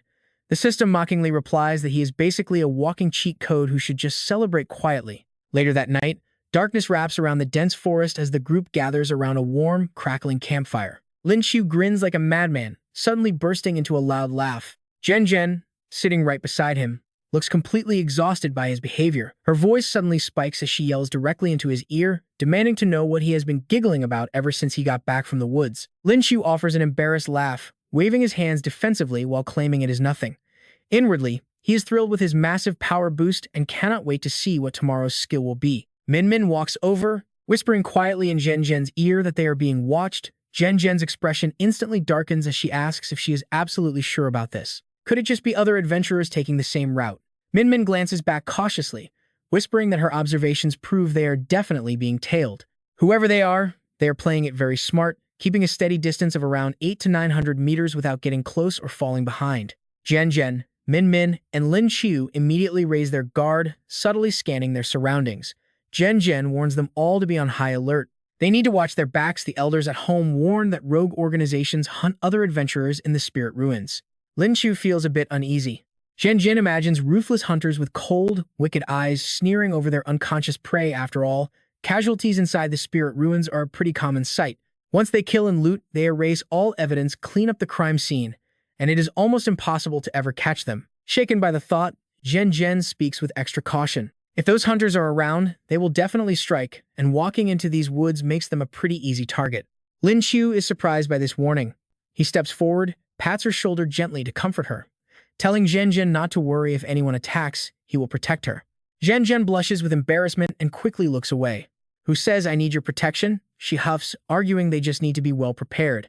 Walking behind her, Lin Qiu smiles dotingly and agrees to follow her lead completely. The next morning in the tent, a number is called out, 9527, and a robotic voice announces it is drawing a skill. He receives an E-rank taming skill. Sitting up with sleepy eyes, Lin Qiu looks pretty disappointed with his pull. Yawning, he mutters that an E-rank is nothing to celebrate. He had high hopes today, but suddenly, a loud scream cuts through the air. Lin Qiu snaps to alert, his heart racing as he recognizes that scream. It is Zhen. 2 massive, blood-red pythons are glaring maliciously, staring straight down at the group. Lin Qiu drops his jaw in pure shock at the sight. The system warns that the lunging cobra is extremely fast, highly venomous, and almost impossible to tame. But Lin Qiu realizes something useful. His new taming skill actually allows him to scan the monster's vital stats. Realizing the danger, Lin Qiu yells at the group to fall back immediately and stay far away. Without warning, one of the massive pythons spews deadly venom directly at them. Luckily, everyone dodges in time. Zhen Zhen calls out to Dian Lei to combine their ranged attacks, and Dian Lei quickly nods in agreement. Dian Lei unleashes a powerful thunder strike while Zhen Zhen fires sharp ice spikes. The giant python takes the full hit and shrieks out in absolute agony. Shocked by lightning and pinned by freezing ice, the pythons writhe in pain before both creatures collapse onto the dirt. Zhen Zhen lets out a sigh of relief after that incredibly close call. Min Min complains about the terrible stench of the dead beasts, but Lin Qiu steps up with his dagger, saying it is time for the men to handle the dirty work. Following close behind, Jiang San spots something odd and warns Lin Qiu that something is still moving inside the carcass. Pointing to a large bulge in the snake's belly, Lin Qiu kneels down and tells the rest of the group to stay back for a moment. As his blade slices open the flesh, dark blood squirts out, revealing a pair of glowing red eyes staring straight back at him. Watch closely, a strange rodent leaps out of the cut and lunges right at Lin Qiu. It is a steppe marmot, gentle, highly tameable, possessing earth attribute skills, and known as an expert digger. The others crowd around to inspect the strange new creature, and the two girls squeal in unison about how absolutely adorable it is. Still in shock, Lin Qiu asks what this weird thing is, while Jiang San stares in disbelief, realizing it is indeed a marmot. The little creature quickly warms up to Lin Qiu, leaping onto his arm, leaving him speechless and hoping this tiny thing is harmless. But the moment those words leave his mouth, the marmot springs directly at Zhen Zhen, making her gasp in surprise. Lin Qiu tries to stop it but fails, yet Zhen Zhen happily cradles the creature, gushing over how cute and well-behaved it is. Furious at the smug rodent, Lin Qiu snaps and demands it get down immediately. Realizing the true danger here, Lin Qiu can only click his tongue in sheer frustration. He returns to dissecting the snake and pulls out two pristine, pearl-like spirit beads. As he announces his find, the marmot squeaks in excitement behind him. Clinging to Zhen Zhen, the little creature squeaks rapidly with pure excitement. Zhen Zhen translates its clear excitement, guessing it wants the spirit beads, but Lin Qiu instantly refuses, telling the rodent to keep dreaming. The marmot drops to the ground in a hurry, dancing around and squeaking wildly. Lin Qiu somehow understands its gestures and asks what it means. He refuses to believe the creature actually wants to make a trade. Watching this strange conversation, Min Min and Jiang San are dumbfounded that the two can actually communicate. But suddenly, the marmot turns into a little thief. It darts forward and snatches the spirit beads right out of Lin Qiu's hand. Blinking in disbelief, he can only swear as his treasure vanishes. Completely outrun, he can only stand there, watching the cheeky rodent escape with his loot. Tears well up in Lin Qiu's eyes, and though Jiang San tries to console him by saying they are just beads, he bitterly wonders what a rich guy could possibly know. Hearing a strange noise echoing nearby, Lin Qiu instantly grows alert and tells Zhen Zhen that something is out there. A massive disturbance tears through the forest, rapidly heading straight for them. Min Min shouts for everyone to look as they all brace for a fight. Panicking slightly, Min Min warns the group that she can sense a massive horde of spirit beasts surrounding them from all sides. Suddenly, a massive sinkhole opens up on the forest floor, and dozens of marmots pop out, carrying glowing, colorful gems on their heads. The entire group is completely speechless. The little marmot that stole Lin Qiu's gear earlier waves its paw, organizing the other creatures into neat lines. One by one, they drop their colorful gems into a single pile. The glowing gems quickly pile up, forming a glittering miniature mountain. The lead marmot holds up a spirit bead, offering it directly to Lin Qiu. Unable to believe his eyes, he kneels and points at himself, asking if this is all for him. Squeaking happily, the marmot nods to thank him for the 2 earth beads. Checking the pile, Min Min notes they have 70 pink spirit beads, with 4 containing active spirit skills. There are 52 blue beads, and 3 of them have skills. They also have 61 green beads with 3 skills and 30 purple ones with 2 skills. Tallying everything up, Min Min counts 213 spirit beads total, with several carrying unique skills. Jiang San reaches out toward the mountain of beads, completely amazed by their luck. Even though they are only bronze tier, the sheer volume is incredible. Examining a pink bead, Lin Qiu realizes that any rare or earth attribute beads were likely consumed by the marmots already, leaving only what fits their squad perfectly. Handing a fire-type skill bead over, Lin Qiu says to give this one to Zhuang Cheng. Clutching the precious spirit bead, Zhuang Cheng quickly expresses his deep gratitude. Zhen Zhen insists she only needs the fireball skill, telling Lin Qiu to keep the rest of the beads. Surprised, he asks if she really means all of them. She looks at him gratefully, remembering how brilliantly he led them against the giant cobra, and prepares to answer. She quickly nods, yes. Defeating the cobra so easily was only possible because of his leadership, and Jiang San excitedly claps his shoulder, urging their boss to take the reward. Min Min chimes in with praise, reminding him that negotiating with the marmot was what secured this fortune. Blushing from all the compliments, he scratches his head and shyly mutters that he barely did anything. Besides, those other beads are useless to earth beasts, which is why the creature handed them over. Casting his shyness aside, he starts packing the beads into his bag, declaring that he will gladly accept their generosity. Watching him pack, Jen suggests that he should try absorbing some of the energy right now. Her suggestion makes him pause in thought before he decides to give it a try. He immediately begins drawing in the power, and waves of intense energy swell up around him. Still, he can't help but feel a bit nervous. Having never absorbed a spirit bead before, he wonders how to proceed, but as his palm touches the core, a strange surge takes him by surprise. Now watch as he channels the massive wave of raw power into his body. Lin Qiu successfully breaks through to bronze 3-star, feeling an incredible rush of relief wash over him.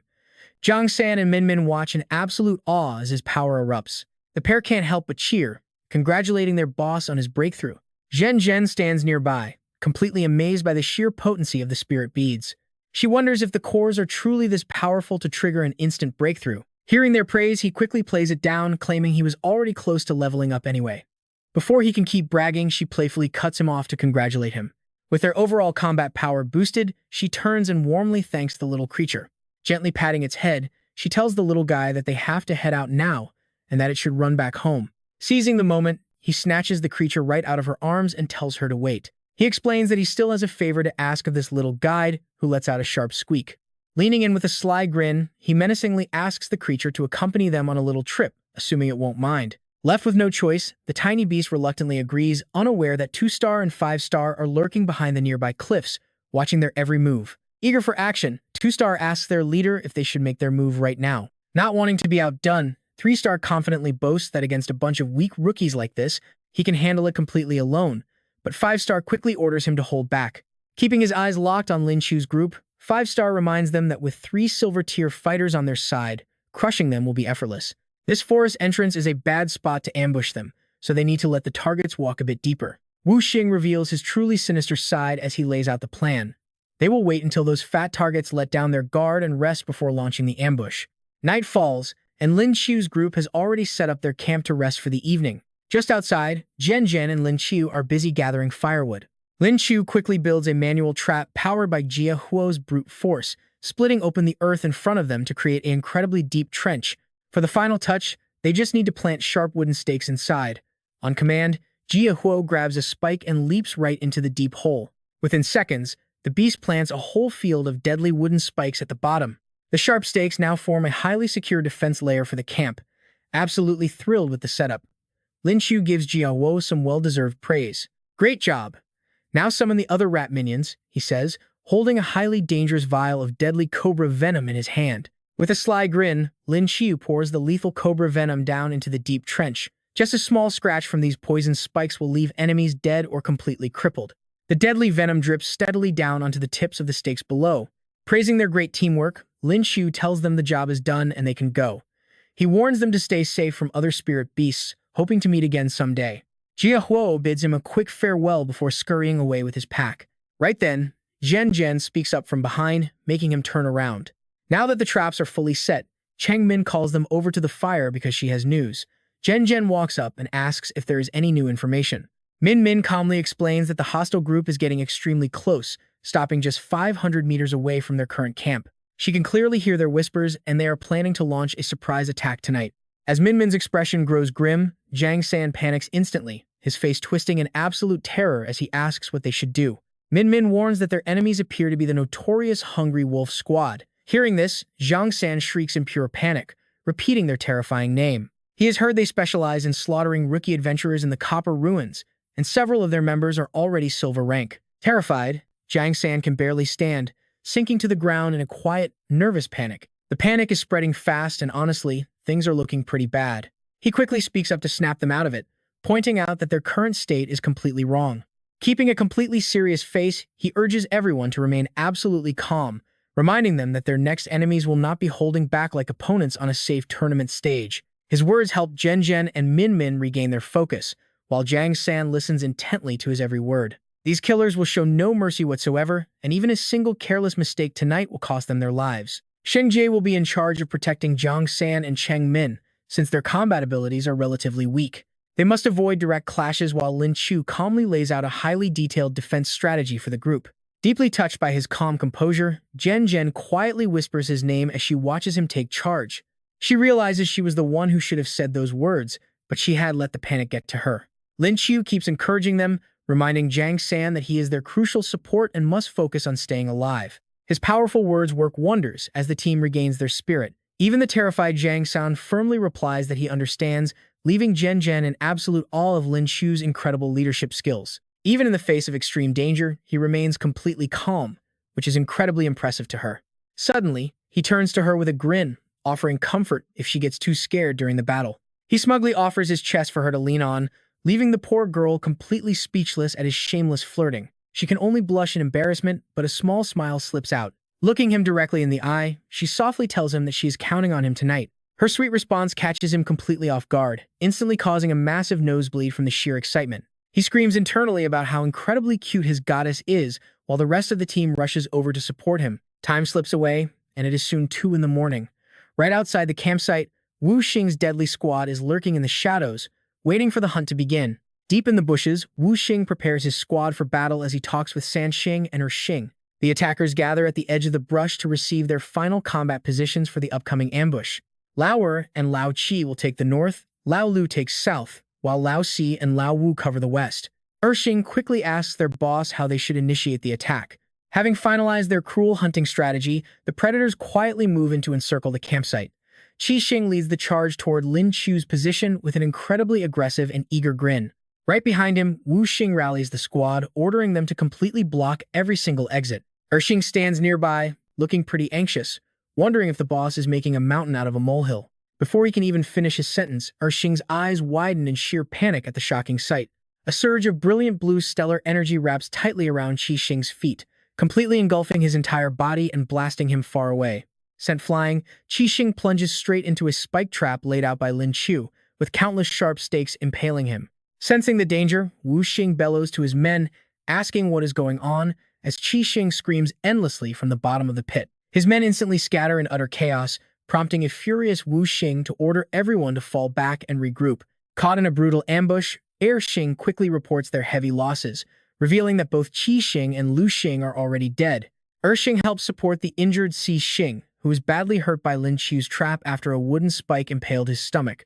To make matters worse, the spike was poisoned, leaving Si Xing in critical condition, which makes Wu Xing curse furiously at these bold brats. Lin Qiu simply yawns, complaining about how rude it is to keep people awake in the dead of night, while Wu Xing laughs bitterly at his own carelessness. To spend a lifetime hunting geese only to get blinded by a few of them, the thought infuriates him. Wu Xing fumes with pure rage, declaring that their pathetic ranks will only lead them to death, as Lin Qiu raises his hand with Min Min and Zhang San behind him. Pointing toward the sky, he shouts back at Wu Xing's squad, "It is not decided who gets eliminated yet." With a sharp snap of his fingers, something dangerous suddenly descends upon Wu Xing's group from high above, leaving them completely frozen in shock. It is none other than Zhen's icy energy bearing down on them. As the frost surges forward, sharp ice pillars erupt from the ground, freezing Wu Xing's men by their feet and sending shivers down their spines. Right at that moment, a massive fireball hurtles straight toward Wu Xing's group. The devastating blast sweeps through and hurls them backward, and as Wu Xing turns to Xing, he learns that Si Xing has just died in his arms. Burning with rage, Wu Xing unleashes a massive wave of power, roaring out that this is absolutely perfect. He promises to show them a real taste of what absolute hell feels like. Before Lin Qiu's team are 2 distinct auras, revealing 3 silver rank fighters and another lone silver master. Sensing the overwhelming aura, Zhen Zhen gasps in shock, realizing that their opponents are all powerful silver rank masters. Lin Qiu looks at the hostile squad, completely unfazed, and jokingly warns them that they are making his team look like the bad guys. He jokingly adds that this is purely self-defense, while a tense Zhen Zhen warns him to stop fooling around and stay alert. Looking at the 2 opposing groups glowing in red and blue, Zhen Zhen's heart fills with dread, knowing their enemies are vastly superior in strength. Bracing herself for the clash, Zhen Zhen turns to Lin Qiu and commands him with a firm voice. She plans to stall the leader while the others hold off one opponent, leaving Lin Qiu to handle the rest, but he wonders if she is just bluffing. He reaches out to pat her shoulder, reassuring her.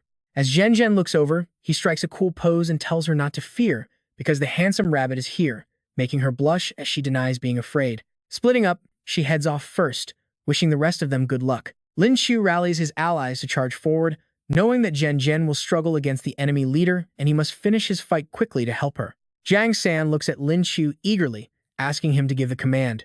Lin Qiu tells Jiang San to find a safe place to hide, and Jiang San quickly nods in agreement. Next, Lin Qiu instructs the rest of the team to guard Jiang San, leaving everyone completely baffled and asking what. Their two opponents scoff in annoyance, asking if a mere bronze-rank weakling wants to die, but Lin Qiu ignores them, calling them noisy underlings. Infuriated by his words, Sanxing charges his spiritual energy, shouting at Lin Qiu to prepare for his death.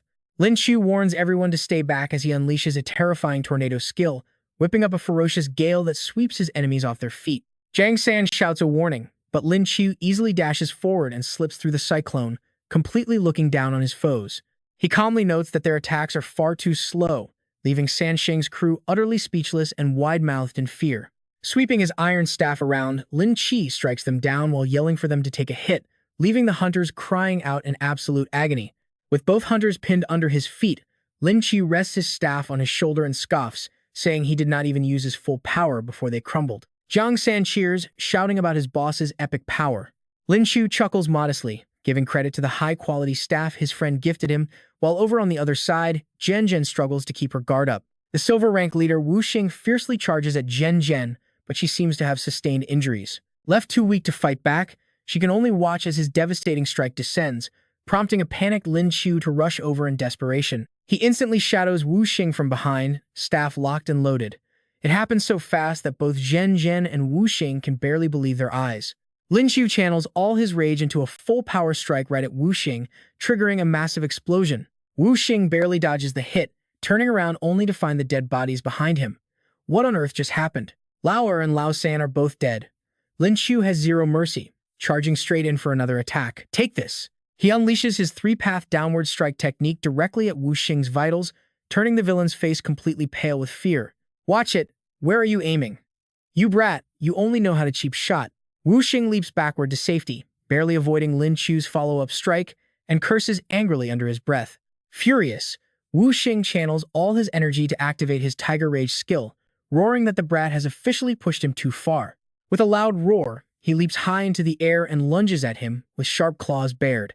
Wu Xing's face twists into a snarl as he vows to slaughter him first. Lin Qiu quickly raises his mace to block, but the strength gap is just too massive. Lin Qiu struggles to hold his ground and is sent flying backward. Lin Qiu drops to one knee, desperately scraping against the ground to stabilize himself, panting and gritting his teeth. He realizes he cannot match that brute force directly and needs another plan. Seeing him hesitate, Wu Xing grows even more arrogant. How dare you lose focus in the middle of battle? Wu Xing launches a relentless barrage of attacks, but Lin Qiu swiftly and cleanly dodges every single incoming blow. Seeing his attacks completely avoided, Wu Xing realizes something is off. This brat is way too agile. He has to finish this fast before his Tiger Rage runs out. Gathering all his power, he prepares to unleash his Tiger Tail Whip. Are you just going to keep hiding? Taste my Tiger Tail Whip. Lin Qiu stares at him, completely deadpan. Please tell me he is not trying to attack with some unspeakable body part. Without another word, the beast leaps high up and whips his massive long tail straight toward Lin Qiu. Lin Qiu braces himself, desperately praying that the attack is not as gross as it sounds. Unable to hold his ground, he is launched into the air, though luckily he manages to land on his feet. A silver-tier fighter is no joke, but get this, Lin Qiu can no longer hide his ultimate trump card. He summons his Anywhere Gate, stepping through the portal while muttering to himself that the enemy's good days are finally over. Wu Xing looks around in utter shock. How did he suddenly vanish? Lin Qiu drops down from high above to strike him from behind. Wu Xing is completely shocked, wondering when he got there, but spins around to counter the surprise attack. He throws a powerful punch at Lin Qiu, shouting that there is no escape. Suddenly, Lin Qiu signals his team to attack. Lin Dong stands ready alongside his allies, armed with his destructive fireball and lightning strike skills. Meanwhile, Lin Qiu vanishes back into his Anywhere Gate, leaving a completely baffled Wu Xing behind. Where did that brat go? Wu Xing finally realizes with dread that this rookie might actually be a powerful space-type user. With a sharp glare, Lin Qiu greets him one last time before everything in front of them goes up in smoke. Stepping back out, Lin Qiu praises their teamwork. Meanwhile, Wu Xing is left broken and battered on the ground. Jiang San checks the fallen body and confirms the kill. Seeing the corpse, Qin Zhenzhen has a very strong reaction. She covers her mouth, looking nauseous, and slumps to the ground. Lin Qiu notices and gently asks if she is okay. Glancing at Jiang San and Min Min, he realizes this counter-kill has taken a heavy mental toll on everyone. Lin Qiu stands up and acknowledges that this is their first time taking a life, but they are in the spirit ruins now. He explains that if they did not kill them, they would have been killed instead. It was pure self-defense. Besides, he does not regret putting down those scumbags one bit. Knowing how much blood was already on their hands, he reassures his team that stopping them here has put an end to their crimes and saved countless future lives. He tells them to pull themselves together now. They need to find another spot to rest, as nobody wants to sleep next to a pile of corpses. Zhang San agrees that they should follow their boss's lead. With that, Lin Qiu gives the command to move out. Qin Zhenzhen keeps her adoring gaze locked on Lin Qiu. He tells everyone to get some rest while he and Zhang San keep watch. The two sit outside the tent chatting into the night. After receiving Zhang San's healing treatment, Lin Qiu feels his strength completely restored and even doubled. That is amazing. I am fully recovered. Zhang San humbly laughs it off as a simple trick compared to his boss's power. Lin Qiu laughs and cheers him on calling him their powerful nurse who has absolutely no reason to be humble. Zhang San blushes at the praise, asking if they could please call him a male nurse instead. Suddenly, a voice calls out for Zhang San. He looks up to see Qin Zhenzhen walking over, asking in surprise why she is out here. Qin Zhenzhen suggests he go get some rest while she and Lin Qiu take over the guard shift. But Zhang San does not dare to agree, asking how he could possibly leave them. But Qin Zhenzhen's intense look says everything, mentioning she has private things to discuss with Lin Qiu. Fortunately, Zhang San quickly gets the hint and makes his exit. Saying he will not disturb them any further, the young man leaves. Meanwhile, Lin Qiu is left completely stunned by this unexpected setup. Sitting there nervously, he wonders what is going on with his goddess. Lin Qiu cannot help but sneak a quick look over at Qin Zhenzhen. What could she possibly want to say? Suddenly, their eyes lock, catching him completely off guard and leaving him blushing furiously. He tries to break the tension, jokingly telling her not to stare just because he is handsome, because it will make him blush. In reality, he is absolutely thrilled inside, screaming to himself about why she is staring so intently. His face completely betrays his inner joy. Honestly, getting stared at by his crush is both terrifying and deeply exciting. Qin Zhenzhen giggles at his sheer confidence, calling him thick-skinned for bragging like that. Yet she actually admits that looking at him closely, he does seem to have a pretty handsome side. Lin Qiu literally falls backward in shock, instinctively shouting to ask who she really is. The real Qin Zhenzhen would never praise him like that. But instead of getting angry, she goes even further. She proactively reaches out her hand to him, insisting her praise is genuine because of how he handled today's panic. He managed to stabilize the squad's panic and defeat a dangerous silver-rank criminal group, making her deeply respect him. Hearing her say he looked incredibly cool is just too much. Overwhelmed by his rising emotions, Lin Qiu cannot resist grabbing her hand tightly while calling her name. His voice softens into an incredibly awkward tone, asking if she is currently seeing anyone. Caught completely off guard, Qin Zhenzhen turns bright red as nervous sweat begins to bead on her forehead. She quickly pulls her hand back with a playful glare, demanding to know why he is asking that. Lin Qiu immediately panics and tries to backtrack. Regretting his incredibly blunt question because she looks way too adorable, he desperately tries to deflect. He playfully suggests that her sudden sweet talk might mean she has some secret feelings for him. Flustered and defensive, she loudly asks what he means by that. Somehow, their romantic tension suddenly shifts into a bizarre debate about power and academic rivalry. She warns him to give up, claiming her standards are incredibly high and her future partner must be stronger than her in every single way. Lin Qiu laughs, asking if she is just describing him. Inside, he is celebrating the fact that she is definitely single. Unable to argue with that, she stubbornly points out that he is only slightly stronger than her right now. But she refuses to lose academically, declaring they will only know who the city's true number one is after the exam results. Unafraid of the challenge, he accepts, asking what she will do if his scores still end up higher than hers. He already has a college admission letter and was going to skip it, but now he has a real reason to try. Taking advantage of the moment, he makes a bold proposal, asking if she will be his girlfriend if he wins again. She tries to keep her dignity, telling him to keep dreaming. A bit later, some allies arrive to relieve them, announcing they are ready to take over the shift. Knowing it is late, he bids her goodnight, saying they will see each other tomorrow. She pretends to be annoyed and ignores him, leaving the arriving guards, wondering why she is so mad. Before long, the next morning arrives. As soon as he wakes up, he quickly checks his system. He prompts 9527 to draw today's skill. The system begins processing the lottery, and a split second later, everything changes. A massive notification pops up congratulating him on receiving a spiritual energy enhancement and initiating the process immediately. The screen displays a glowing announcement for the S-Tier Skill Spiritual Energy Enhancement, leaving Lin Qiu completely speechless. Shocked that even spiritual energy can be boosted, he immediately checks his status and discovers a sudden jump to Bronze 5-star. He actually leaped 2 whole ranks at once. Lin Qiu gives 9527 a greedy look, hoping to squeeze out even more ridiculous power-ups.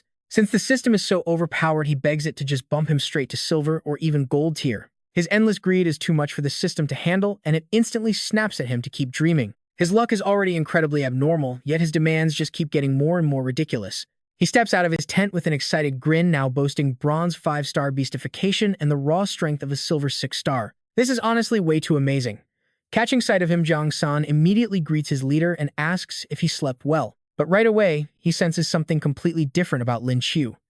This heavy spiritual aura is so intense that he can't help but ask, "Boss, did you seriously just break through to bronze 5-star?" Jiang San is so completely rattled that his hand slips, and the knife cuts right into his finger, drawing blood. Seeing this, everyone nearby rushes over in a panic. Cheng Min gently wipes his hand with a cloth, frowning in deep worry as she tells him to be careful. Lin Qiu chuckles and asks if he's okay and why he's so shocked, but Jiang San's eyes just go wide as he gasps, "Holy crap, boss, 2 ranks in one single night. How is that not absolutely shocking?" Hearing this, everyone immediately rushes over to check. Wait, what? Lin Qiu broke through 2 entire ranks? Is he even human? Feeling this immense pressure for the first time, Lin Qiu quickly tries to explain. Yesterday's crazy battle actually gave me some really deep insights, which is why I broke through so quickly. Finished speaking, Lin Qiu sheepishly scratches his head, begging the real experts not to laugh at him. Lei Tian looks at him sideways, calling him absolutely insane, while Jiang San and the guys shower him with praise. "That's our boss for you." Suddenly, Cheng Min's gaze turns incredibly sharp as she warns everyone to prepare for defense. Right then, a massive, terrified crowd comes sprinting toward them, screaming that a pack of dangerous spirit beasts is heading right their way. Caught off guard, Lin Qiu shouts, "What?" Lin Qiu's face drops in sheer panic as he realizes a horde of aggressive mandrills is charging in to attack. Using his system to analyze them, he finds out they are ghost mandrills, aggressive pack beasts, impossible to tame, and heavily driven by lust. These monstrous apes will literally jump any female they lay their eyes on, acting with absolute, unrestrained depravity. Realizing the danger, Lin Qiu spins around to scream a warning to the team. "Everyone run now.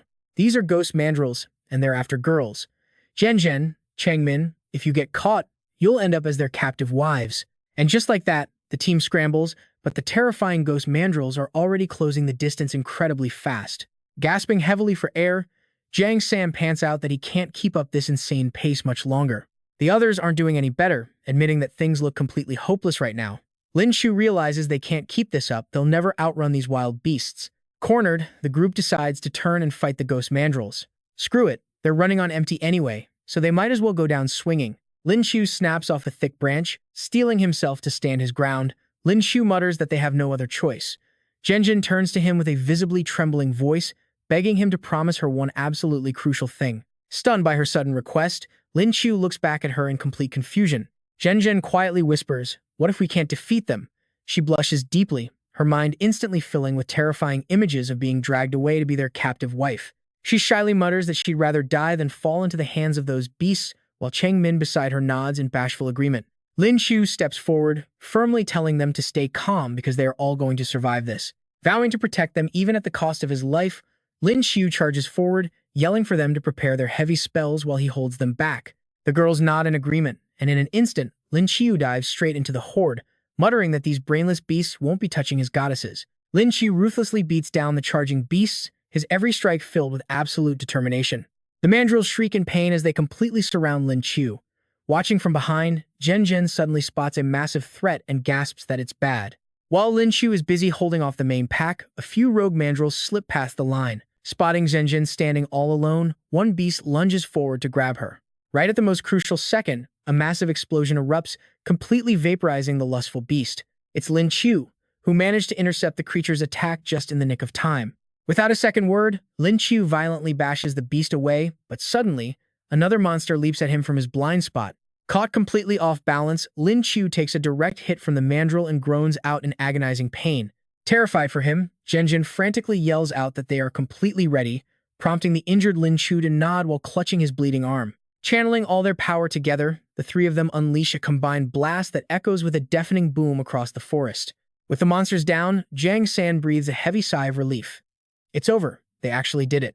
But Cheng Min uses her advanced hearing and instantly freezes, warning the group in a panic that another wave is already incredibly close. Look over there as she points into the distance. A massive horde of even larger beasts charges aggressively right toward their position. Damn it, there are so many of them, and that must be their massive leader. Jiang San stutters in absolute terror. Cheng Min is so incredibly terrified that she literally bursts into tears. The situation has turned horribly grim for Lin Qiu and the rest, especially since their remaining spiritual energy and stamina are both almost completely drained. Cheng Min keeps crying out in absolute fear. Sobbing, she wails that she doesn't want to die here without ever having a boyfriend, while Jiang San turns around with a blank look and asks, Min Min, what about me? Seeing Cheng Min cry breaks Jiang San's heart, prompting him to step up and shield her. With no other choice, he pulls out his phone to make a call, reassuring Min Min that he will keep her safe. Cheng Min watches in surprise as Jiang San's expression shifts. He glares at his screen, raises it high, and yells for Jiao Si to show up.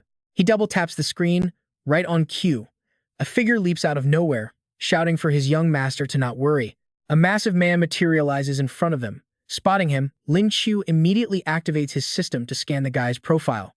His name is Jiao Si, a gold rank awakener with a wild gorilla beast transformation ability. Jiang San points an accusing finger, demanding to know if Jiao Si stole his father's cigars again. Jiao Si casually brushes it off as a minor detail. Jiang San cuts straight to the chase and issues a direct order. He tells him to wipe out these beasts, threatening to report the cigar theft if he fails. Jiao Si confidently agrees, claiming these smelly monkeys are barely enough to serve as a warm-up. He sheds his coat, letting his beastly energy erupt. Zhen Zhen watches in awe at the sheer pressure of a gold-rank power. Jiang San beams with pride, boasting that the powerful fighter is actually his personal gold-rank butler. Lin Qiu stands frozen in disbelief at the mention of gold rank. Meanwhile, Jiang San commands his butler to crush the beasts. Accepting the order, Jiao Si surges forward with absolute fury, throwing himself straight into the pack of wild monkeys. The alpha monkey screeches and thumps its chest. He warns his pack to stand back while the nervous beasts chatter about how powerful this giant gorilla seems. With glowing eyes, Jiao Si charges like a raging hurricane straight toward the screaming alpha. Grabbing the alpha's arm with a vice grip, Jiao Si thrashes the beast violently, slamming it left and right. The other monkeys watch in absolute horror as their boss gets utterly demolished without landing a single blow. Terrified, one of them shrieks that this giant gorilla is way too strong. Another tearfully whines that their leader is done for, urging the rest of the pack to run for their lives immediately. With massive strength, Jiao Si hurls the leader monkey through the air, sending it crashing hard against the ground to writhe in pure agony. The terrified pack screams for their fallen boss. While the alpha lies completely dazed, the underlings are paralyzed with absolute fear by the massive towering shadow of Jiao Si. They tremble, squealing for him to stay away. Pure rage radiates from Jiao Si, his eyes glowing crimson as he lets out a thunderous, terrifying roar. His giant transformation unleashes a massive wave of spiritual energy, sending the panicked beasts scattering in all directions. They scream and scramble to escape his terrifying wrath as they flee for their lives. Lin Qiu watches as Jiao Si casually dusts off his coat. He realizes this is the true power of a gold rank expert. Shifting back into his handsome human form, Jiao Si waves nonchalantly to Jiang San, letting his young master know the job is finished. Jiang San smiles with his arms crossed, promising to overlook the cigar theft as his butler leaps away with a quick shout of thanks. Cheng Min turns to ask if Jiao Si has been secretly shadowing them this whole time, and Jiang San gently explains he isn't the only guardian. He looks at Lei Dian, explaining that all their families wanted to send secret guardians but eventually teamed up. In the end, they agreed to send Jiao Si alone as their sole representative, tasked with secretly guarding all of them, just like Jiang San mentioned. Jiang San scratches his head sheepishly. He apologizes, explaining the family kept him in the dark and strictly ordered him to keep it a secret. Lei Dian puts his hands on his hips, forgiving him. Enveloped in a thick layer of energy, Lei Dian points out that knowing they had backup would have ruined the challenge, but things are different now. These past few days of brutal training have taught him a lot, and having successfully broken through to the bronze 9-star rank, he feels an incredible surge of power. Lin Qiu is absolutely stunned, his mouth hanging wide open in pure shock. He wonders if everyone is breaking through at once, especially when Cheng Min suddenly announces her own breakthrough. Lin Qiu holds a sphere of energy, lost in thought. If everyone else managed to break through, then surely he can do the same. Closing his eyes, he focuses on the swirling energy and decides to try. He feels incredibly light as a sudden surge of raw energy begins to circulate within him. A warm sensation spreads rapidly through his core, prompting him to open his eyes and sense the incoming physical transformation. Lin Qiu pushes with all his might to force a breakthrough, but the only result is a loud fart that leaves the entire group, especially Zhen Zhen, completely speechless. Lin Qiu has no choice but to helplessly give up. He awkwardly tells everyone he thought he could break through, but after squeezing for hours, nothing happened. Naturally, they all start laughing and teasing him.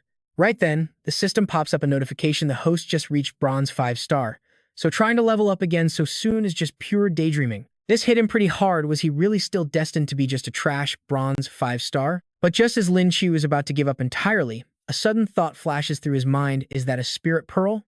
The system identifies it as a silver spirit pearl containing a rare sound-type skill called Lion's Roar, capable of freezing enemies for several seconds. The freeze duration scales with level, which is absolutely mind-blowing since a silver pearl carrying a rare sound attribute skill is incredibly hard to find. Lin Qiu turns around and calls Jiang San over, who immediately jogs up to ask his big brother what he needs. Showing off the glowing orb, Lin Qiu tells him that he managed to snag a sound-type pearl earlier, and this is as far as he can help. Jiang San freezes in disbelief, hesitantly asking if his boss is seriously just giving away such an incredibly rare and valuable treasure. Lin Qiu instantly recalls how incredibly sweet Jiang San always acts around Cheng Min, so he confronts him directly, pointing out that it is pretty obvious he has feelings for her. He offers to let the guy use this gift to win her heart, and Jiang San just shyly scratches his head. Admitting his feelings, Jiang San praises his boss for being so sharp, remembering the sweet moment when Cheng Min gently fed him dinner. Getting fed by his absolute dream girl made him fly straight to Cloud 9. Min Min is sweet, cooks amazingly well, and has the kindest heart, basically the absolute perfect wife material. Lin Qiu can only sigh at his love-struck rambling. The kid is already planning a wedding, but Jiang San remembers who made this possible. He promises to transfer $2 million once they get out, making Lin Qiu grin at the sudden prospect of becoming a millionaire. Staring happily at the pearl, Jiang San starts stressing over how he should actually present this special gift to Min Min. Suddenly, her sweet voice asks what they are up to, sending a sharp jolt of panic straight through him. He stammers out her name, and she giggles, explaining she saw them whispering and laughing together and just had to check it out. But just as he frantically tries to hide the pearl behind his back, Lin Qiu decides he's absolutely not letting him off the hook. With a playful shove, Lin Qiu pushes him right into her, thinking this shy kid needs a little help to close the deal. Losing his balance, Jiang San is about to faceplant, but he quickly realizes this is his absolute golden moment and decides to just go for it.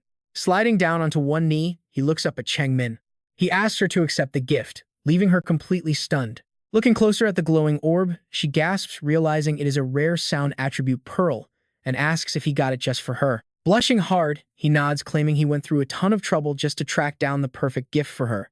Her heart completely melts, and she pulls him into a tight hug while whispering how incredibly sweet he is. Overwhelmed with happiness, he hugs her back while the rest of the group is forced to watch this sweet romance unfold. Later, Zhen checks a map. Studying the details on the paper, she playfully announces that the free romantic show is officially over. It is time to pack up and keep moving, and Lin Qiu readily agrees. Realizing they are being left behind, Jiang San calls out to wait up, and the group of 4 sets off together once more. Eventually, Zhen stops them at the border of the forest and a vast snowfield, deciding they should set up camp for the night. Lin Qiu quickly nods in agreement. They split up the chores to pitch the tents and build a campfire, but Lin Qiu can't help stealing glances at his crush, Zhen. Noticing she's only wearing a thin shirt in the freezing cold, he immediately decides to play the gentleman and slips off his jacket. Walking over, he hands it to her, gently telling her to put it on before she catches a cold. The gesture warms her heart, and she flashes a sweet smile while thanking him. But early the next morning, a massive spirit beast quietly approaches their camp and lets out a deafening roar. Safe inside their tents, the group still has absolutely no idea what is lurking outside. Stepping outside, Jiang San spots Lin Qiu and happily invites everyone to come over and grab some breakfast. Chewing on a piece of bread, Lin Qiu silently calls out to his system, telling number 9527 it is time to work. The system starts rolling for his daily reward as usual, but it lands on a basic E-grade spear mastery skill, which is so low it immediately ruins his morning. Even though the system cheerfully congratulates him on unlocking an E-grade nurture skill, he is not happy. He remains totally unimpressed, muttering that getting another trash grade means his system name might as well stand for absolute garbage. That was totally useless. His words set the system off, and it straight up told him to scram. Right now, Lin Qiu is thinking that his skills today are pretty pathetic, so he needs to find a way to make a profit. He calls out to Jiang San nearby, "Hey, pass the honey," and his buddy immediately hands over the jar. As he hands it over, Jiang San can't help but praise him, saying the boss has great taste for liking honey on his bread. But after waiting a while, Lin Qiu gets absolutely nothing. He assumes Jiang San is just slacking off and starts lecturing him. "Why haven't you handed it over yet?" he asks. Jiang San looks totally confused. "Wait, didn't I already hand it to you?"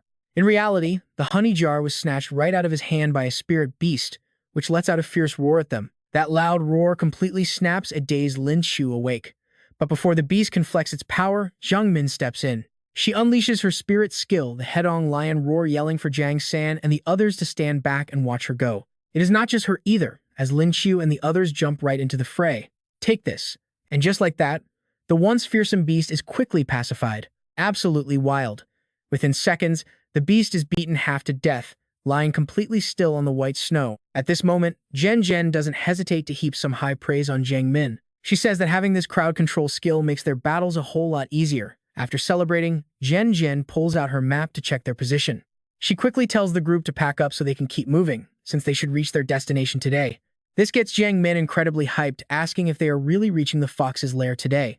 Meanwhile, Lin Qiu looks down at the defeated beast under his feet and gets a brilliant idea. He pulls out a small knife to tie up the creature, and seeing him working so hard, Zhen Zhen walks over to ask how it is going. Since they need to head out, he looks up and tells her that he is almost finished wrapping things up. Then he explains that this beast's whole body is packed with valuable treasures, so he plans to shove it right into his storage space. Watching him literally stuff the bear-like creature into his bag leaves her totally shocked, asking if he is seriously bringing it along. He calmly shrugs it off, saying it is not heavy at all, and hearing that, Zhen Zhen decides to let it go. Pointing ahead, she says if he likes it, they should move. Fast forward 3 hours later, and let me tell you, they covered a massive amount of ground. At this point, Zhen Zhen pulls out her map once more. According to the map, they are extremely close to the snow fox's lair, so Jiang Min uses her sensory skill to scan the area. Moments later, she warns everyone to be careful because she can sense 32 snow foxes closing in. This completely blows Jiang San's mind, making him yell out in disbelief. That many? Right then, something nearby catches their attention, causing Zhen Zhen and Lin Qiu to turn their heads. Out of nowhere, a tiny spirit beast waddles right up to them. Its fluffy white fur and adorable face instantly steal the hearts of both girls.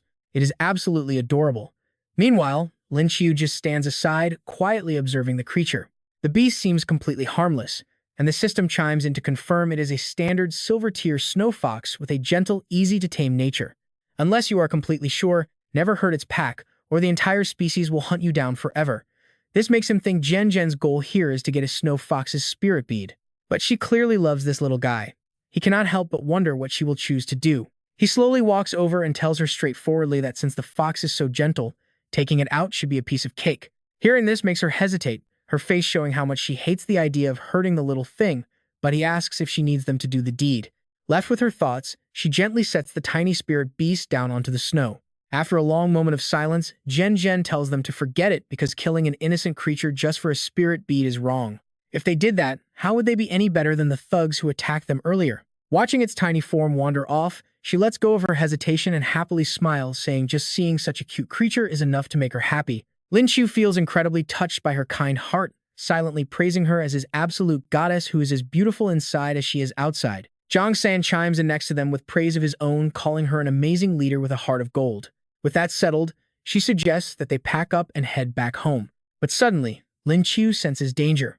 "Wait up," he says, stepping forward to shield the girls as he realizes they might not be going anywhere just yet. Two massive adult snow foxes block their path, instantly snarling and roaring at the group in pure rage. Lin Qiu immediately picks up on the threat, and he can tell from their ferocious roars that they are in deep trouble. It looks like the beasts misunderstood and thought the group kidnapped their baby. Hearing this, Zhen Zhen anxiously asks him how they should handle the situation. But before anyone can answer, the tiny spirit beast toddles over to its parents and begins squeaking, explaining the whole misunderstanding to them. Just like that, the misunderstanding quickly clears up and the massive spirit beast calms down completely. Seeing this, Lin Qiu happily shares the good news with the group. "That little snow fox is quite smart to explain things for us," he says. Zhen Zhen lets out a huge sigh of relief, glad that everything worked out. Jiang San chimes in, muttering that it is a relief they did not attack first. But then, curiosity gets the better of him as he asks if Lin Qiu can actually understand the language of spirit beasts. Lin Qiu quickly tells a little white lie, claiming he just really likes animals. Inside, however, Lin Qiu is secretly celebrating. He is incredibly grateful for his past choices since those weak E-rank animal affinity skills are finally paying off in a huge way. He gathers his courage and steps right up to the parent snow foxes.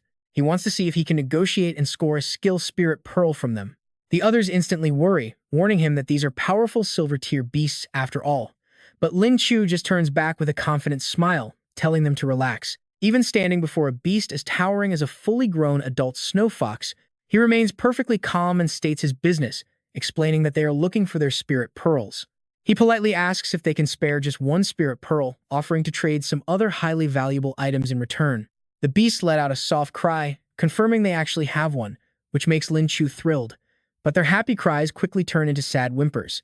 Thanks to his skill, he easily deciphers their cries and gasps in surprise, so they will willingly give them a pearl if they help defeat their mortal enemy. Lin Qiu clenches his fists, completely pumped up as he demands to know who dared to mess with such cute creatures, promising that they will take them down. When they mention the snowy peak white bear, Lin Qiu and the rest of the group freeze in shock. A silver-tier snow bear as their ultimate enemy? Could it possibly be that one? He reaches into his spatial bag, grabs the carcass of the beast he hunted for breakfast earlier, and tosses it right onto the snow. He points at the bear, asking if this is the one. The snow foxes stare in sheer disbelief that he already took it out, instantly hailing him as their savior. Overjoyed, the parents eagerly present him with 2 spirit pearls as a reward. He happily accepts them, offering his sincere thanks. He walks over to Zhen Zhen and explains the situation to her. He explains that these precious pearls were left behind by the fox's ancestors, and they gifted them too. Hearing this, Zhen Zhen gets incredibly excited and thanks him profusely. She says she only needs one to learn a new skill, while the rest of the team watches in anticipation. They urge their leader to absorb it now, to test its power, and Lin Qiu eagerly agrees that he wants to see it too. A bit flustered, Zhen Zhen agrees. She holds the glowing pearl out in front of her and closes her eyes to focus on absorbing the energy. Within seconds, the pearl dissolves and she summons a massive, glowing bow made entirely of solid ice. Holding the icy weapon, she calmly warns them to watch closely. An arrow shoots past Lin Qiu like a bolt of lightning, leaving him completely breathless at its sheer speed. The ice arrow tears straight through the air, absolutely obliterating any obstacle in its path with ease. As the arrow flies past, a glowing blue shockwave suddenly expands, freezing the surrounding forest solid. Lin Qiu and the crew watch in absolute awe, praising her incredible new power. Lu Dian sighs in defeat, joking that he will never stand a chance of catching up to their leader now. Lin Qiu walks over to Zhen Zhen, offering his heartfelt congratulations on acquiring such a devastatingly strong skill. Her face turns bright red as she tries to play it down, suggesting they should probably head back now. Suddenly, Cheng Min gets a fun idea and calls out to the group, suggesting they take a group photo to celebrate. Zhang San completely agrees, immediately running over to the massive snow foxes to pitch the idea to them. He asks the friendly snow fox to act as their tripod, balancing the phone perfectly on its thick fur, and sets a 10-second timer. Cheng Min waves, calling out for him to hurry up and get in the frame. The camera shutter clicks, capturing a beautiful memory with the adorable little snow fox right in the middle. 3 days later, Lin Qiu is back in the comfort of his own home. He smiles while looking at the picture, even zooming in to get a closer look at himself standing next to Zhen Zhen. Staring at the screen, he cannot help but grin, thinking they look pretty good together. Suddenly, his phone buzzes with a transaction notification. Opening up his banking app, he sees a massive deposit on the screen, a transfer from Zhang San totaling a whopping 2 million yuan. He receives a bank transfer from Shengui for 300,000 yuan. Then Xinzhen transfers another 3 million yuan to his account. With 6,108,000 yuan in his account, he does a quick calculation.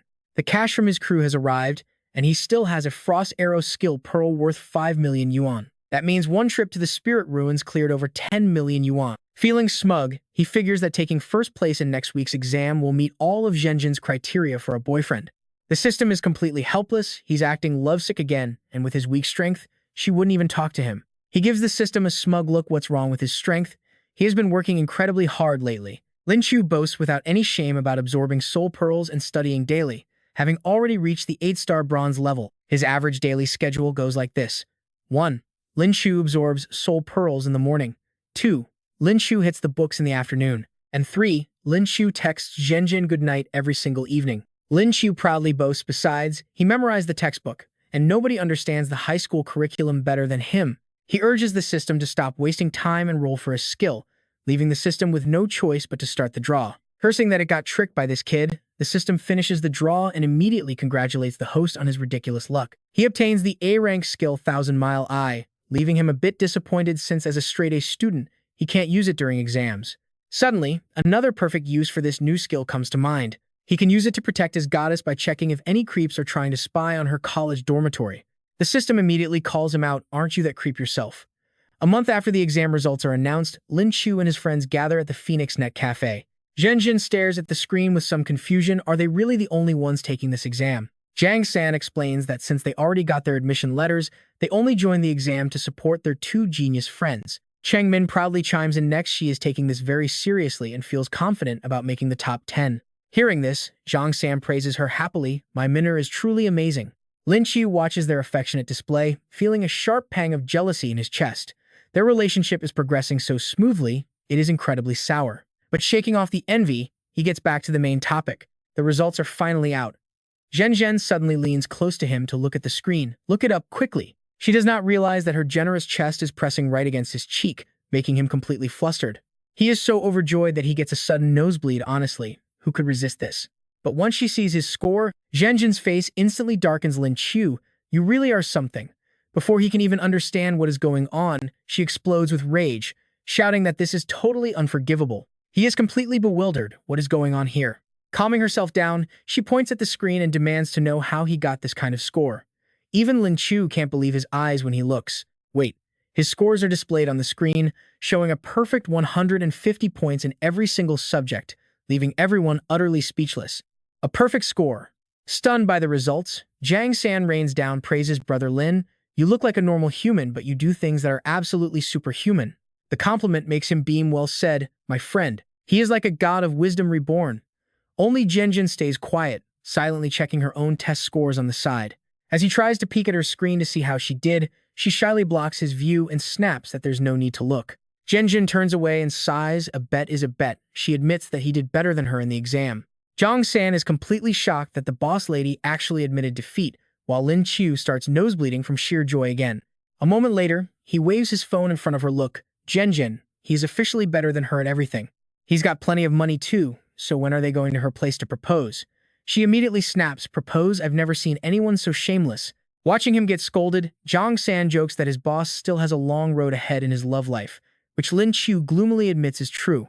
Afterward, Zhang San and Changmin head out first, reminding him to meet up in 2 weeks so they can travel together to Magic City. He smiles, he won't forget. With only 1 day left before departing for Magic City, he packs his bags in his room with a heavy heart, finishing up the last of his things. Even though he only lived here for 2 years, he has come to view this place as home, and he has no idea when he will return. Right on cue, the system pops up to tease him. Who would have thought he could be so sentimental? He rolls his eyes. It always ruins the mood. Telling it to just start another skill draw, the system gets to work. As the skill roulette spins, the screen flashes with an S-rank spiritual energy enhancement, sending a wave of pure excitement through Lin Qiu. Finally, he can boost his spiritual energy. Right now, he is currently at. Before he can even finish his thought, the system prompts that it will auto-enhance the host. Panic sets in. He yells at the system to wait and stop acting on its own. Confused by his sudden outburst, the system asks if he really does not want to enhance. If he does not enhance it today, the skill will simply vanish. Holding a spiritual orb, Lin Qiu explains that he has been stuck at Bronze 8 star for days and is close to a breakthrough. Using the boost now would be a complete waste. He wants to push himself and absorb the orb naturally first. Hurrying over to the bed, he sits down beside the pile of spiritual orbs and immediately begins his intense cultivation.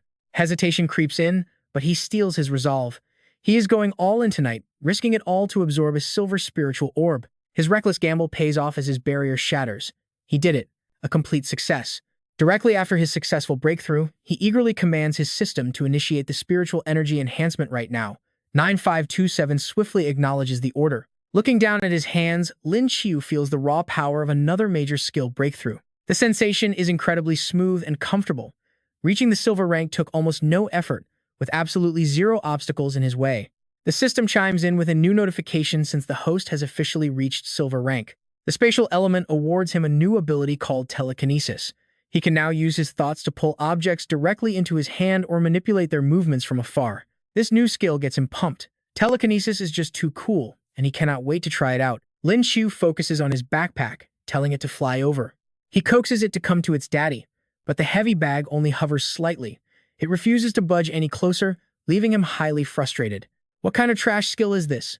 His energy is already running dry. The system giggles, teasing him that spatial manipulation is not that simple. It requires relentless, constant practice to master. Furious at being mocked, Lin Qiu barks at 9527, demanding to know what is so funny. The system fires right back, pointing out that the bag is way too heavy for a complete beginner to control. Just making it wobble is already a miracle, but he is stubborn, refusing to believe it, and commands the system to come over to him. The next morning, Li Shui strolls cheerfully down the hallway. She notices his room door is wide open, Peeking inside, she calls out for Lin Qiu, wondering where he has run off to. All she finds is a neatly placed note and an envelope resting on his desk. Walking over, she picks up the letter Lin Qiu left behind. It says that he is heading to Shanghai for his university studies. Having spent 2 years there, he already considers it home. To avoid a painful, emotional farewell, he decided to leave without saying goodbye. He promises to visit whenever he has free time, signing off with his name. After reading the letter, she sighs. She finally understands his sudden departure, but still grumbles about him heading to Shanghai without giving her a proper heads-up. Li Shui then picks up the envelope. Sliding it open, she is stunned to find a thick stack of cash inside. Her eyes go wide. A wild, suspicious thought crosses her mind, wondering how a kid his age could possibly have accumulated this much money. Could he be on the run after committing a crime? Meanwhile, Lin Qiu lets out a sudden sneeze. Standing beside him, Zhen Zhen asks if he is okay, reminding him that Shanghai is cold and to stay warm. He quickly waves it off as nothing. Just then, his phone vibrates in his pocket, and he answers the incoming call. On the other end, Li Shui immediately raises her voice, calling him. She begs him to tell her he did not commit a crime, urging him to turn back. He quickly assures her the cash was earned honestly. She lets out a sigh of relief, realizing he is a grown college student now. She tells Lin Qiu to study hard, reminding him that diligence can easily make up for his weak foundation. He politely agrees. She jokingly adds that he must bring his future girlfriend home to meet her one day. Lin Qiu smiles and agrees as a loud overhead announcement calls for passengers' attention. Hearing the prompt, he tells Li Shui that they have reached their stop and promises to call her back later. The station speakers announce their arrival in Shanghai, prompting everyone to grab their bags as the group steps off the train. Zhang San notes how nice it is to have family caring for him, making him smile. Time to move out. Under the sweltering heat, crowds wait outside the platform for incoming trains. Amidst the chaos, an old man with a long white beard slowly threads through the bustling crowd. He just so happens to be the vice principal of Lingwu University, Lu Zhen. Spotting Lin Qiu and his 3 friends walking over, he flashes a warm smile and waves them over, shouting for Lin Qiu, Qin Zhenzhen, Zhang San, and Dian Lei to head his way. Seeing him, Lin Qiu is pretty shocked and asks why the principal came out here. Clapping a hand on the boy's shoulder, he proudly brags about knowing Lin Qiu would choose Lingwu, saying there was no way that old fox Jiang Wen could ever steal him away. He adds that he watched Lin Qiu's opponents too, noting their potential is actually quite impressive. But suddenly, he senses something highly unusual and freezes, excitedly asking if Lin Qiu has somehow already reached the silver rank. It has only been a few days, so before leaving, Lu Zhen instructs the kid to drop by his office the moment he finishes the enrollment process. This sudden invitation leaves Lin Qiu completely baffled, his face turning a shade darker. He mutters to himself about the sheer absurdity of being summoned to the principal's office on his very first day.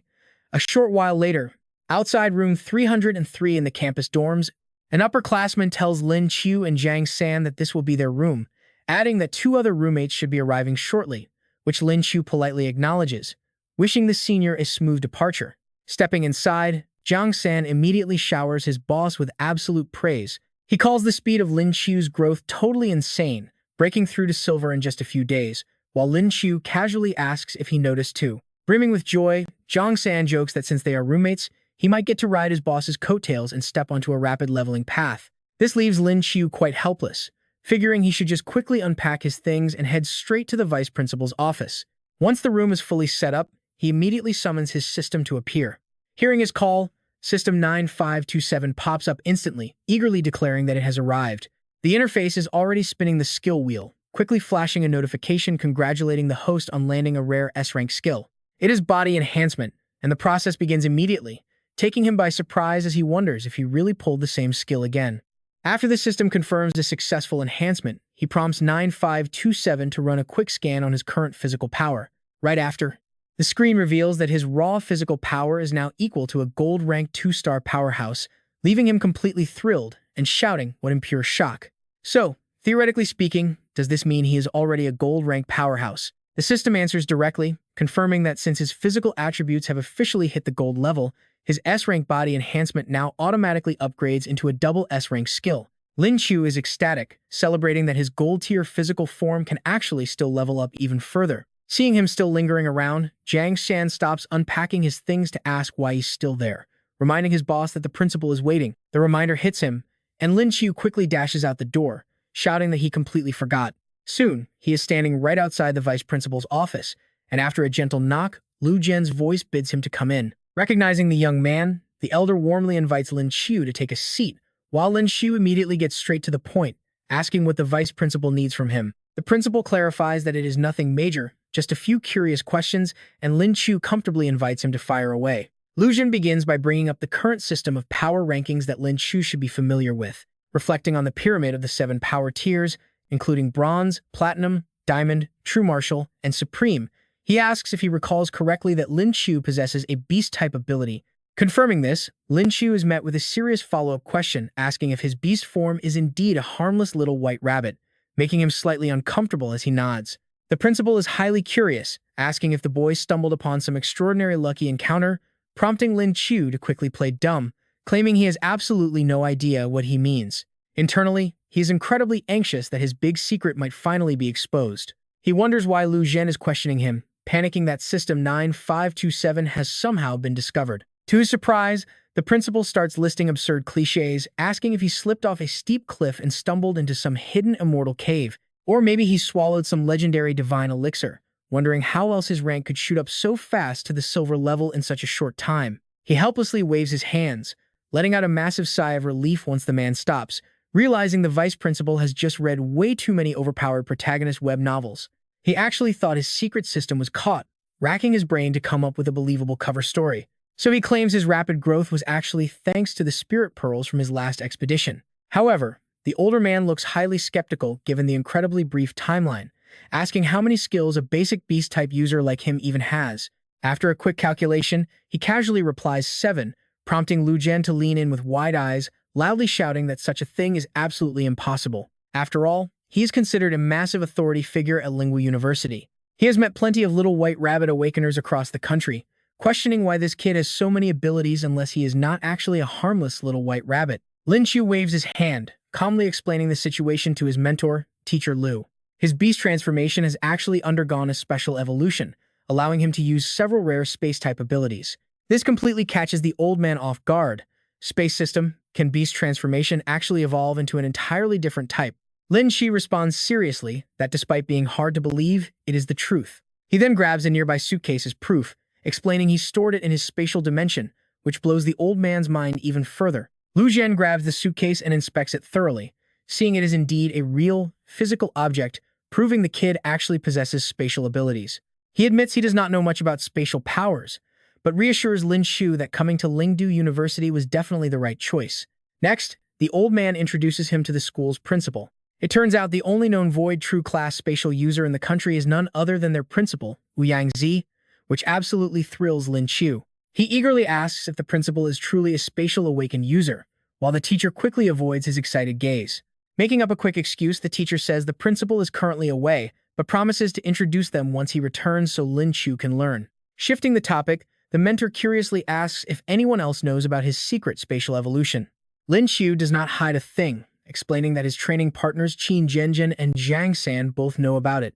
Hearing this, the old man warns him to make sure they keep this a tight secret, and Lin Qiu readily agrees to the demand. Suddenly, the teacher orders him to stand up and throw a punch at him with all his might, catching Lin Qiu completely off guard. The old man mentions he sensed the kid had an unusual physique during their last match, and now wants to personally test his true limits, prompting Lin Qiu to drop his hesitation and throw the punch. He immediately delivers a heavy punch straight into the old man's body. Seeing his teacher go completely silent, Lin Qiu asks if he is doing all right, while Lu Zhen secretly shivers from the impact of that heavy blow. He cannot believe the kid is already at the gold rank, looking weak on the outside but harboring the monstrous strength of a beast inside.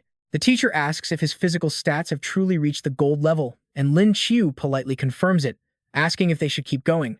Instead, the old man snaps and threatens to dock his scholarship, yelling that the cost of repairing the cracked floor is coming straight out of his funds. This outrages the young man.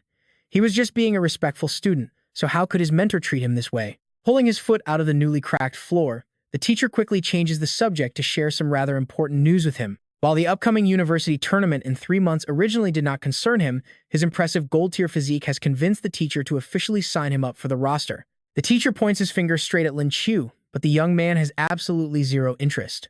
He refuses to go since his hard-earned money is being docked, forcing the teacher to quickly list the tournament rewards to tempt him. The teacher explains this event is far more intense than any high school competition, but the stubborn student still hits him with a flat refusal. Unfazed, Lu Zhen decides to bring out the big guns, hoping a massive cash prize will finally persuade the stubborn kid to join. Aside from an exclusive platinum tier soul bead, the cash prize alone sits at a whopping 5 million. Suddenly full of school spirit, the boy proudly declares he will do his best for their academy, leaving the speechless old man shaking his head at his greed.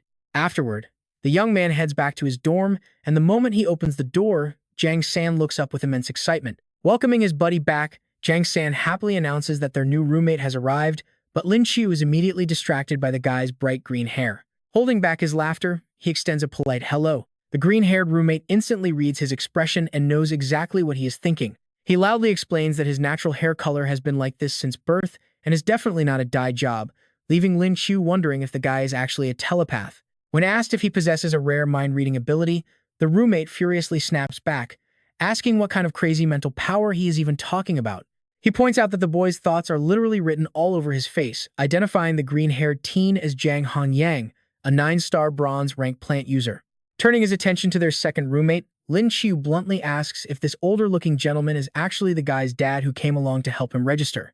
He even gives a respectful greeting to the supposed uncle, leaving Zhang Hongyang completely stunned and their other mature-looking roommate absolutely boiling with rage. Instantly sensing a dark, murderous aura in the room, the young man silently wonders why the mature-looking guy is suddenly glaring at him like that. The blonde roommate simply shoots back in frustration, asking if there is some kind of mistake. Zhang San quickly steps in to clear the air, explaining that this older-looking guy is indeed their actual roommate, which leaves Lin Qiu completely dumbfounded.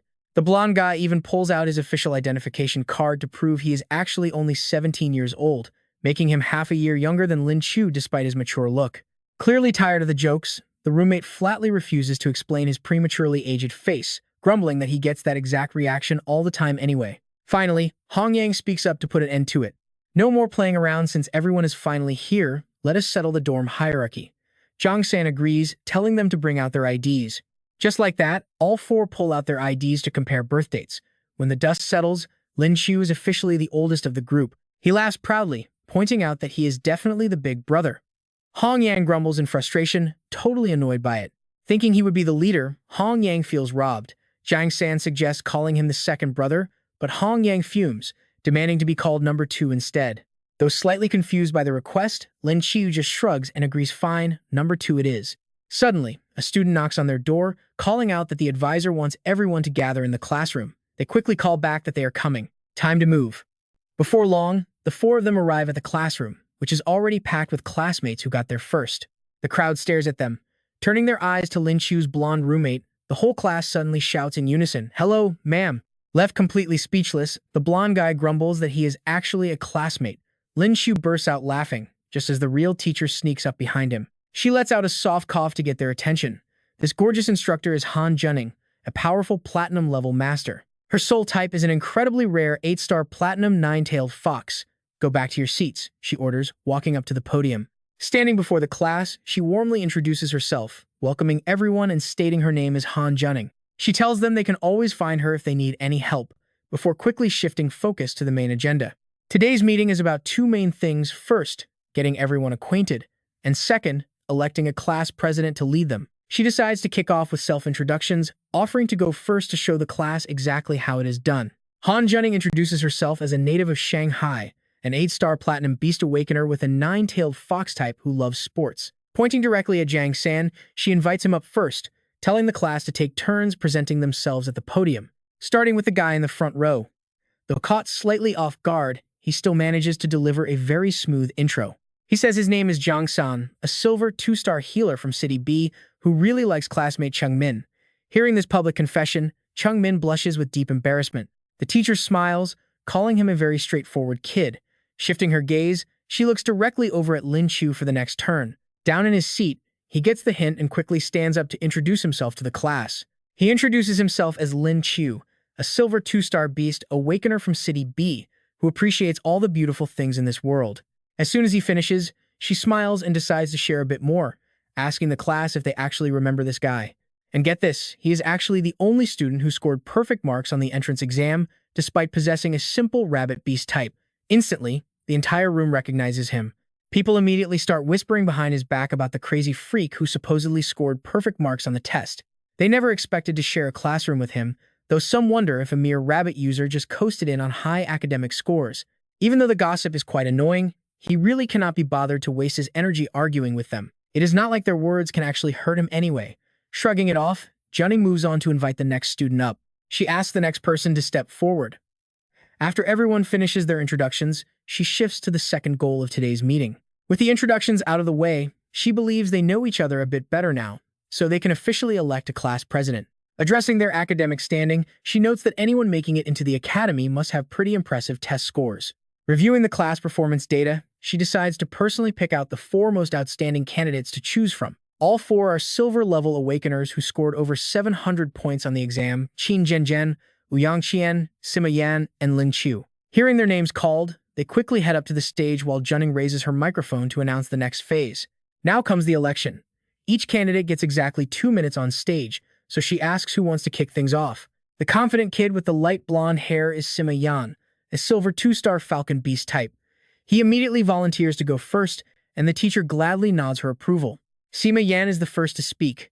Grabbing the microphone, he starts off strong, loudly introducing himself to the entire room. He begins by thanking the advisor for giving him this great opportunity to run, before proudly listing out his long history of achievements. Since elementary school, he has always held the class president position, giving him plenty of valuable leadership experience. He claims that once he takes charge, he can easily guide their class to become the very best in the entire university. Wrapping up his speech, he sincerely asks the rest of the class to cast their votes for him. Down in the crowd, Lin Qiu's blonde roommate quietly scoffs, pointing out that everyone here is an elite from their own region, so why should they choose him? Jiang San completely agrees. Thanking Sima Yan for his highly energetic speech, Han Junning turns the attention over to the crowd and invites Lin Qiu up next. In complete contrast to the last guy's hyper-energy, he looks totally exhausted as he sighs and mumbles his agreement. He secretly thinks this whole class president gig is just a massive headache. Walking up reluctantly, he lazily greets the class, introducing himself as Lin Qiu. He casually says he doesn't want to be class president. Instead, he tells his classmates to vote for Qin Zhenjian if they want to cast a ballot, wrapping it up with a quick thank you. This clearly annoys Quan Ning, though she politely remarks that in all her years of teaching, that was the absolute strangest campaign speech she's ever heard before calling up Qin Zhenjian next. On the inside, she is absolutely fuming, wondering if this kid is just trying to ruin her class. When Qin Zhen steps up, she keeps it incredibly brief, telling everyone to just vote for her before immediately walking off, leaving their teacher completely stunned by her bluntness. When asked if she is already finished, Zhen calmly confirms she is, prompting Chang Min and her crew to cheer wildly for their cool leader from the crowd. They are forever loyal fans of this cold ice queen and her unmatched, commanding presence. Quan Ning tells the class that was easily the shortest speech yet, then calls up their very last candidate, Ouyang Qian. Ouyang Qian glances over at Zhen, silently noting that this quiet, icy girl seems to have some massive popularity in the classroom. Even so, she isn't worried at all, confident that the other girl poses absolutely no threat to her own charm as she steps up and instantly commands the attention of the entire room. The classroom erupts into loud cheers, with guys shouting about how gorgeous and incredibly stunning she looks. Flipping her hair gracefully, she introduces herself, admits she doesn't have any fancy campaign speeches prepared, and just smiles warmly at everyone. She sweetly asks them to send their precious votes her way, sealing the deal with a heart-melting wink to the entire audience. This cute gesture sends the boys into a total frenzy, and they collectively roar back, promising to back her up with their votes. Talk about a major clash of styles. On one side, we have the icy, elegant Qin Zhenjian, and on the other, the playful, stunning Ouyang Qian. Both girls possess such captivating allure that Lin Qiu finds himself completely torn, unsure of which one deserves his final vote. He realizes that Ouyang and Zhen have completely contrasting styles that are both highly popular, and after a tense voting round, the final count is ready. Holding the final tally in her hands, the teacher steps forward and announces a somewhat surprising twist in the numbers. Their brand new class president, who easily swept the highest number of votes, is Qin Zhenjian, and she invites the class to applaud her victory. Despite claiming the top spot, Zhen keeps her trademark icy composure and shows zero emotion whatsoever. Meanwhile, Ouyang Qian learns she will be serving as the vice president instead, landing in second place with exactly 29 votes total. She is completely furious about the loss, whispering a warning to find out exactly who dared to vote against her, which instantly sends a terrifying chill running straight down Lin Qiu's spine as he stands nearby. With the election officially over, the teacher wraps up the class leadership segment. She expresses her hope that the two girls will work well together before shifting the focus to their next major topic, which is their upcoming military training regime. She warns them that their military training is nothing like basic high school drills, being incredibly brutal instead. For starters, attendance is absolutely mandatory, and anyone caught skipping out will face immediate expulsion from the academy. Furthermore, their instructors are battle-hardened veterans from the highly elite Vermilion Bird Squad, seasoned soldiers who are going to train these students exactly like real military recruits on active duty. Hearing this, a confused Lin Qiu whispers to Sima Yan to ask if this Vermilion Bird Squad is actually famous, prompting his friend to stare back in complete disbelief at his ignorance. Noticing his confusion, Ouyang Qian decides to jump in and explain it to him. She shares that the Vermilion Bird Squad is the nation's sole aerial unit, consisting entirely of elite flyers who have either awakened avian beast forms or possess powerful flying mounts. As Lin Qiu falls into deep thought, Ouyang Qian finds herself drawn to him, suddenly realizing this class champion is actually pretty handsome, making her want to strike up a casual conversation. Putting on a sweet act, she asks if there are other mythical squads like the Azure Dragon or White Tiger, but to her dismay, Lin Qiu completely ignores her presence. His mind is entirely occupied by thoughts of the epic aerial squad and the incredible prospect of riding a spirit beast. A sudden surge of motivation hits him, his eyes burning with a wild determination to conquer this challenge. Since he already possesses quite a few spirit beast skills, he might just be able to secure a massive flying mount of his own. Soon, the official training day arrives, and the students assemble promptly in uniform. Minmin notices that her boyfriend Zhang San looks a bit different, asking if he has lost some weight recently. Overjoyed by her sweet concern, Zhang San eagerly replies that he simply couldn't stomach a single meal while they were apart. Watching them act so lovey-dovey makes Lin Qiu roll his eyes in annoyance, wondering how they manage to flaunt their relationship absolutely everywhere they go. He steals a glance at Zhen Zhen, wondering when his own romantic luck will change, while admiring how incredibly cute his goddess looks in her tight training gear. While he is completely lost in thought, Sima Yan suddenly yells for everyone to look up, prompting the entire crowd to scan the sky above. Hundreds of massive, majestic flying beasts descend from the clouds, their enormous wings generating powerful gusts of wind that sweep over the field. Riding high atop these beasts are the elite members of the Vermilion Bird Squad, led by Lin Chong, who proudly commands the entire fleet to land. The massive creatures touch down smoothly, and Lin Chong makes a dramatic landing himself, boldly declaring that their grueling training program has officially begun. Their head instructor, Lieutenant Colonel Lin Chong of the Vermilion Bird Squad, steps forward and introduces himself with a rather grumpy, imposing attitude. The commander of this military training is Lin Chong. Honestly, being sent here to train a bunch of soft students like them makes him feel highly uncomfortable. Soft, comfort-seeking kids like them are definitely not the kind of people soldiers respect. Hands behind his back, he glares at a chubby kid with a beer belly, calling them all fragile greenhouse flowers. They don't know how brutal this world is. Still, Lin Chong turns to his disciplined soldiers and announces that since it's an order from above, they will obey. Next, the instructors will take over to hand out class training assignments. They will train these kids exactly like real soldiers. A 3-star gold medal attribute awakened, Instructor Qin Ming stares straight at Lin Qiu. He introduces himself solemnly as Instructor Qin Ming. He will be their instructor for the next month. Lin Qiu, looking completely innocent, whispers loud enough for everyone to hear, wondering if Lin Chong and Qin Ming came straight out of Liangshan. The entire crowd bursts out laughing. Only Qin Ming frowns in anger, thinking this new batch is pretty cocky, hoping they can still laugh in a few minutes. Scanning the crowd, Qin Ming checks his folder and notes their high energy, declaring it is time to start the freshman roll call. He barks out the first task, ordering everyone to run 10 laps around the field without using any spiritual energy. Anyone caught cheating gets hit with 5 extra laps.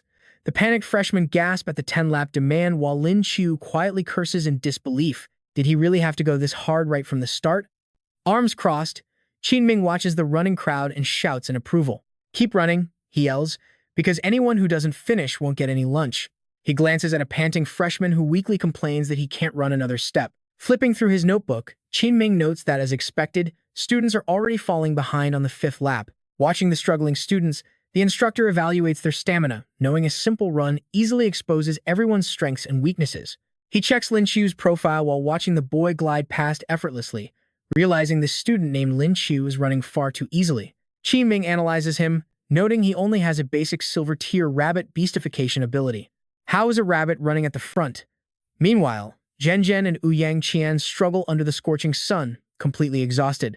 Lin Qiu looks over with concern, noticing that Zhen Zhen is clearly struggling to keep up. Lin Qiu intentionally slows his pace to match hers, extending a hand to ask if she is too tired and needs him to help support her. Panting heavily, she weakly insists that she is fine and tells him to keep going. He silently admires her stubborn strength, calling her a true goddess. Suddenly, Ouyang Qian grabs his arm with a playful pout, whining that she is completely out of energy and needs his support too. Getting instant goosebumps, Lin Qiu panics and politely tells her that it might not be a good idea. She pouts and asks why, playing the victim, while Zhen watches the whole interaction with pure, burning anger. Sensing danger, Lin Qiu quickly bolts ahead, waving back to tell Zhen to call him if she needs anything. She forces a weak smile and nods.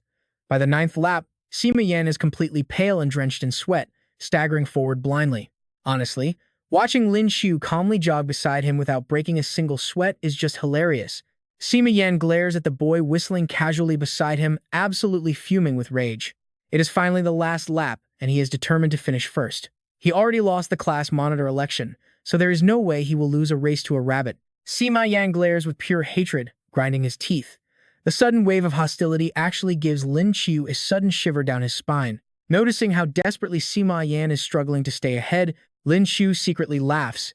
He is only pacing himself to keep his ridiculous physical strength a secret. If he actually ran at full speed, he would have finished 20 laps by now.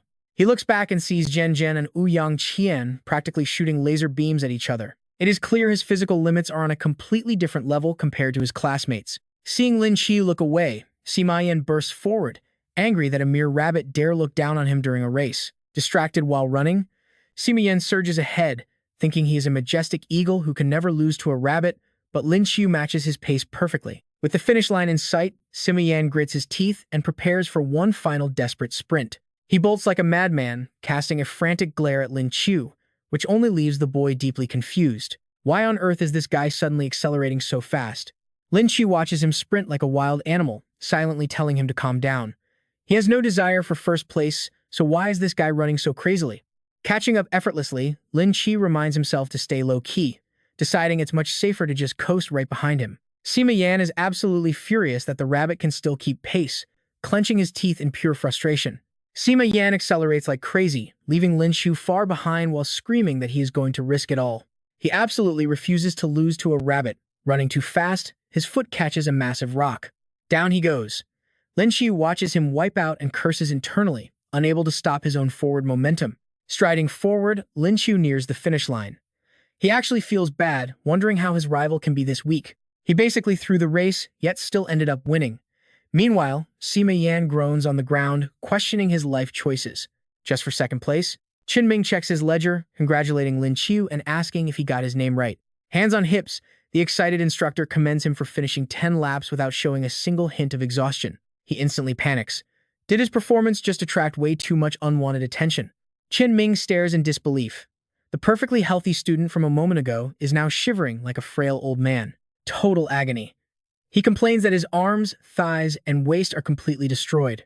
Lin Qiu wonders if he should fake it even more, while Qinming completely ignores the theatrical performance. The instructor notes down his name, warning that he will remember him, leaving Lin Qiu to sigh in disappointment. His low-profile plan is totally ruined.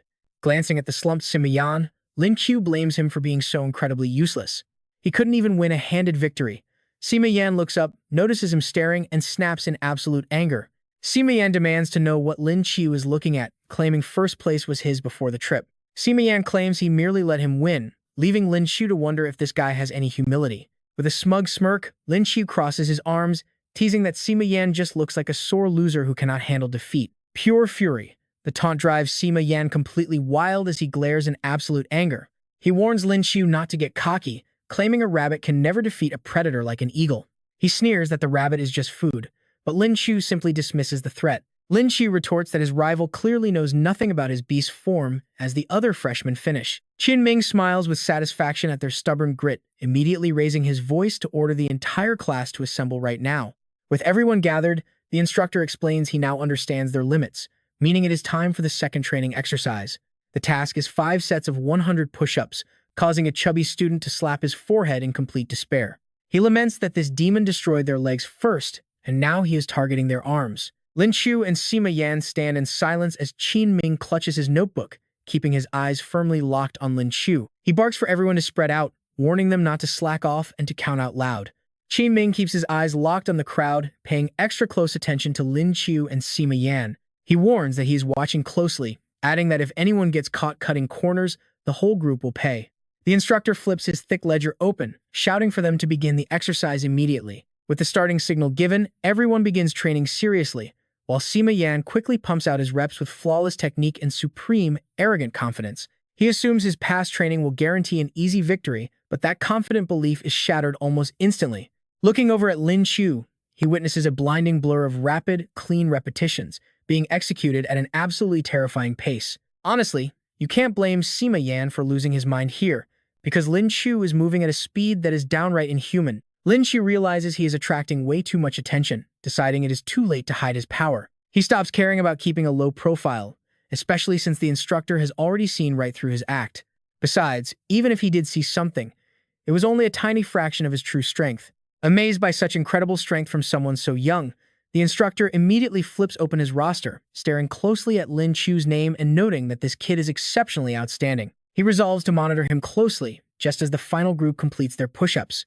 The exhausted students collapse onto the dirty ground, while Sima Yan pants heavily, calling their instructor a literal demon.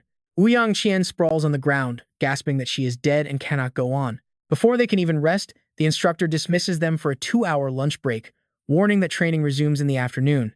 Panic spreads as Sima Yan gasps, shocked that they still have more training today. As complaints rise, the instructor's expression darkens, noting that it seems the freshmen are not quite satisfied with his schedule. He offers them a fair chance to challenge him in the afternoon, promising to suppress his own cultivation level to match theirs exactly. If they can beat him, they get to skip a whole month of training. He waves his tracking book around. Plus, everyone gets an automatic perfect score for the term. Sima Yan looks over at the instructor and asks who wants to challenge first. Will the instructor suppress his power to match theirs? Qingming confirms he will. He is currently a gold 3-star, but promises to nerf his power down to mid-silver. Sima Yan eagerly accepts the challenge with absolute confidence. Lin Qiu is intrigued. Challenge, are weapons allowed? Qingming says yes and asks about his gear, to which Lin Qiu casually replies that he uses a spear. Qingming mishears, thinking he means a gun, and looks pretty panicked. He warns that firearms are not exactly okay. Bullets hurt even a gold-rank fighter. Lin Qiu quickly explains he meant a traditional long spear. The instructor sighs in relief and schedules the match for this afternoon, muttering that the kid should have specified that from the very start. Zhang San excitedly runs after him, asking if he plans to fight and promising to cheer his head off. Unknowingly, the Vermilion Bird squad is secretly recording his every single move. Lin Chong stares at the feed, wondering why his master focuses so much on this rookie despite his slightly better physical stats. Lu Zhen reveals he is his most promising recruit this term, pointing out that the clever trap was entirely his design. Hearing this only makes Lin Chong even more curious. To pull off a stunt right under his master's nose makes him want to meet the guy.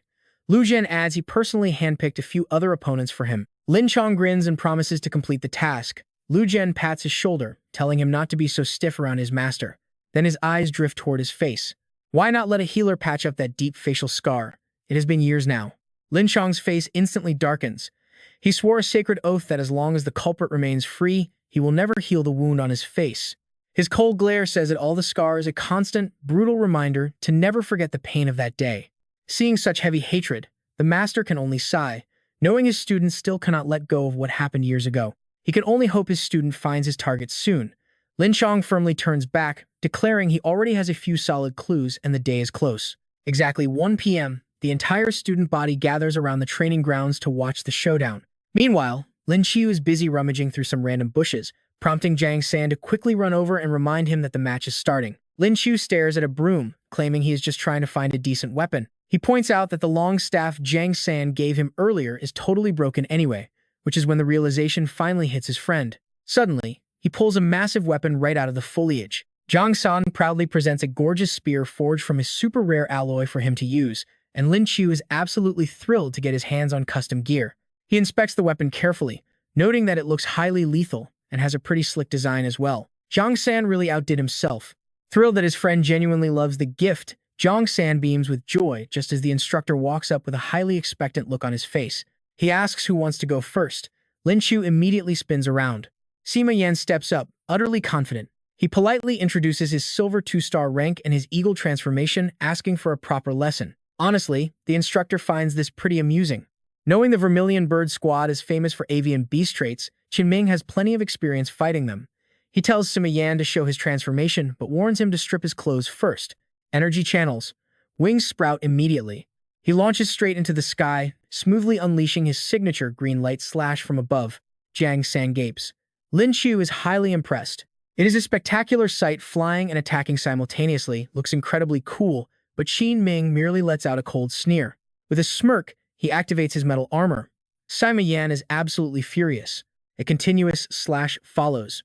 Turns out the instructor is a rare light element user, which perfectly explains his confidence in letting anyone skip training if they win. With such an insane defense, getting past his guard seems almost impossible. Sima Yan freezes in absolute shock. Qin Ming can barely believe his eyes. Looking at the exhausted Sima Yan, he takes the initiative and asks if the kid has any spiritual energy left. He asks if Sima Yan wants to surrender or get beaten. Grudgingly, the boy has no choice but to admit defeat. Turning around, Qin Ming lazily calls for the next opponent. Without a single word, Ouyang Qian steps right up to the stage. As a silver 3-star fire element awakener, she smiles proudly and asks for guidance. Qin Ming coldly tells her to bring it on. Ouyang Qian starts with a basic fireball. Qin Ming dodges it easily, but his mind is already racing. That fireball was weak and easy to avoid, but if this girl had the guts to challenge him, she must have a hidden trump card. Suddenly, a massive firestorm erupts, forcing Qin Ming to activate his Iron Rampart defensive skill. These intense flames prove to be a real challenge for a metal element user like him. He realizes he must rely on his abilities to avoid any chance of failure. The sheer heat is easily hitting 1500 degrees Celsius, a serious threat. Pouring everything into her spell, Ouyang Qian quickly exhausts herself. Gasping for air, she drops to her knees on the ground. She gasps out that she is completely done and out of energy, officially surrendering. Wiping the sweat from his face, Qin Ming admits she put up a decent fight. Watching from afar, Zhen stares at Ouyang Qian with a puzzled look. Meanwhile, Qin Ming decides to stop overthinking and launch an attack. With that, he charges straight toward her.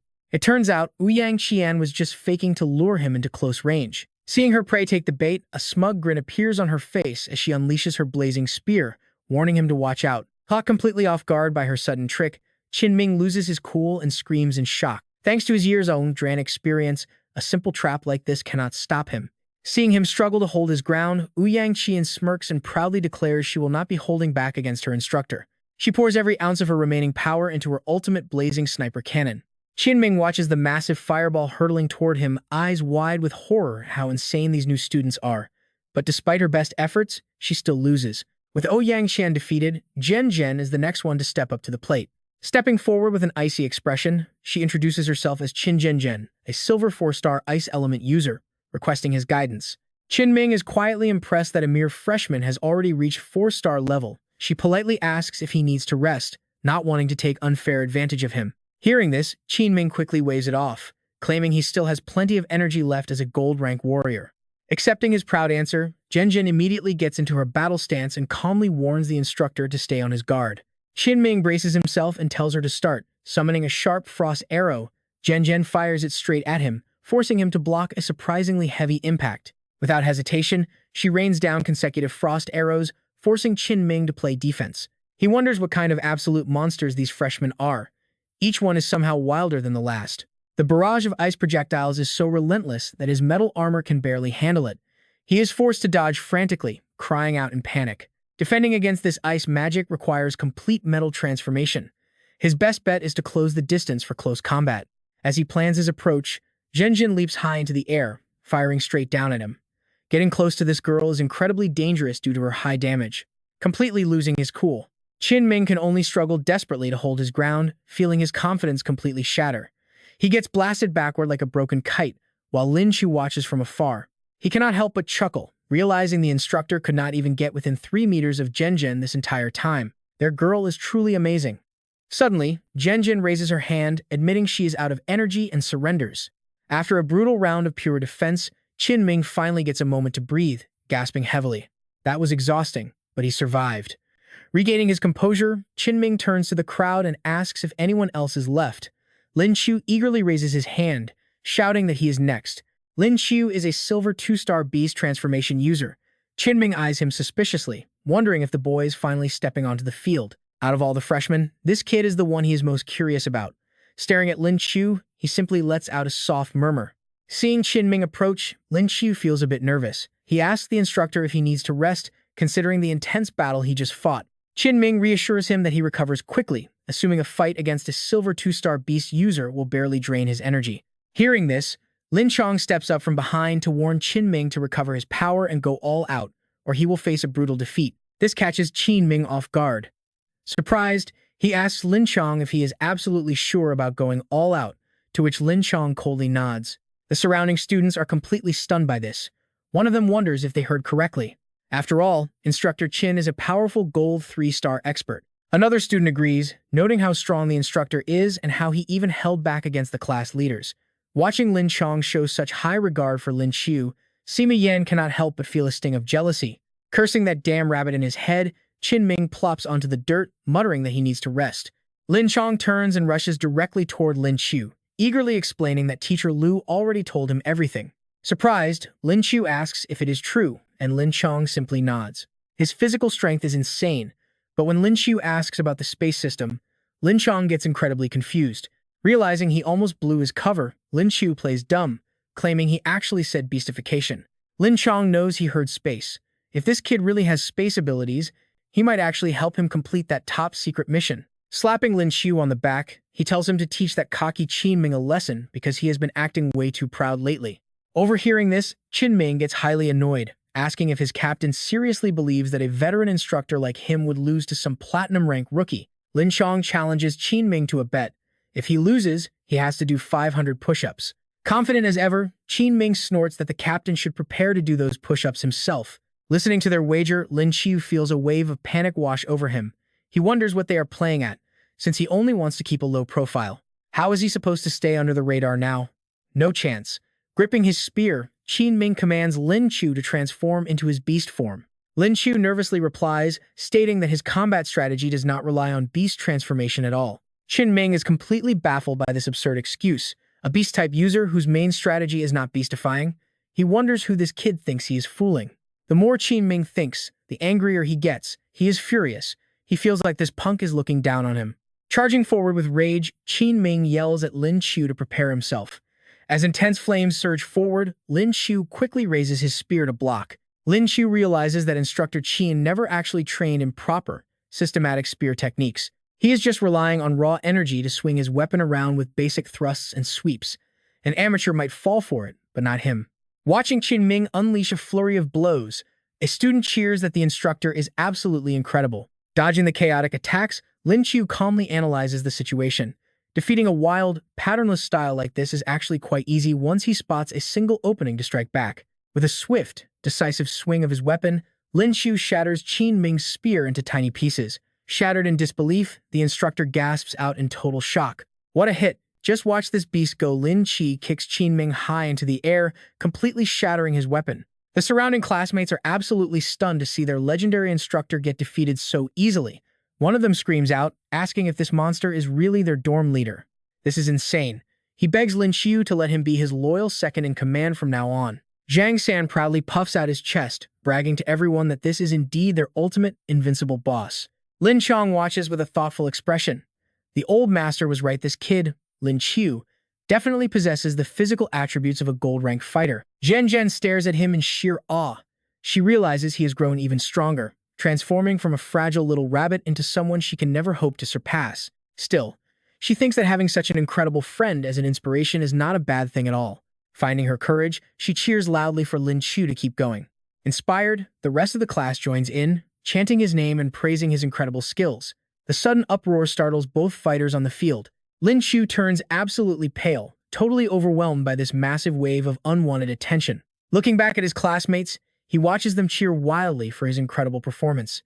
Refusing to admit defeat, Qin Ming scowls at Lin Qiu, determined to not let a mere student completely overshadow him like this. Summoning two extremely sharp daggers into both hands, he proudly tells Lin Qiu that his true combat specialty was never actually the long spear. Instantly leaping back onto his feet, he tightly grips his deadly dual blades and growls that close-quarters dagger combat is where he truly shines. Completely ignoring the speech, Lin Qiu casually picks his nose.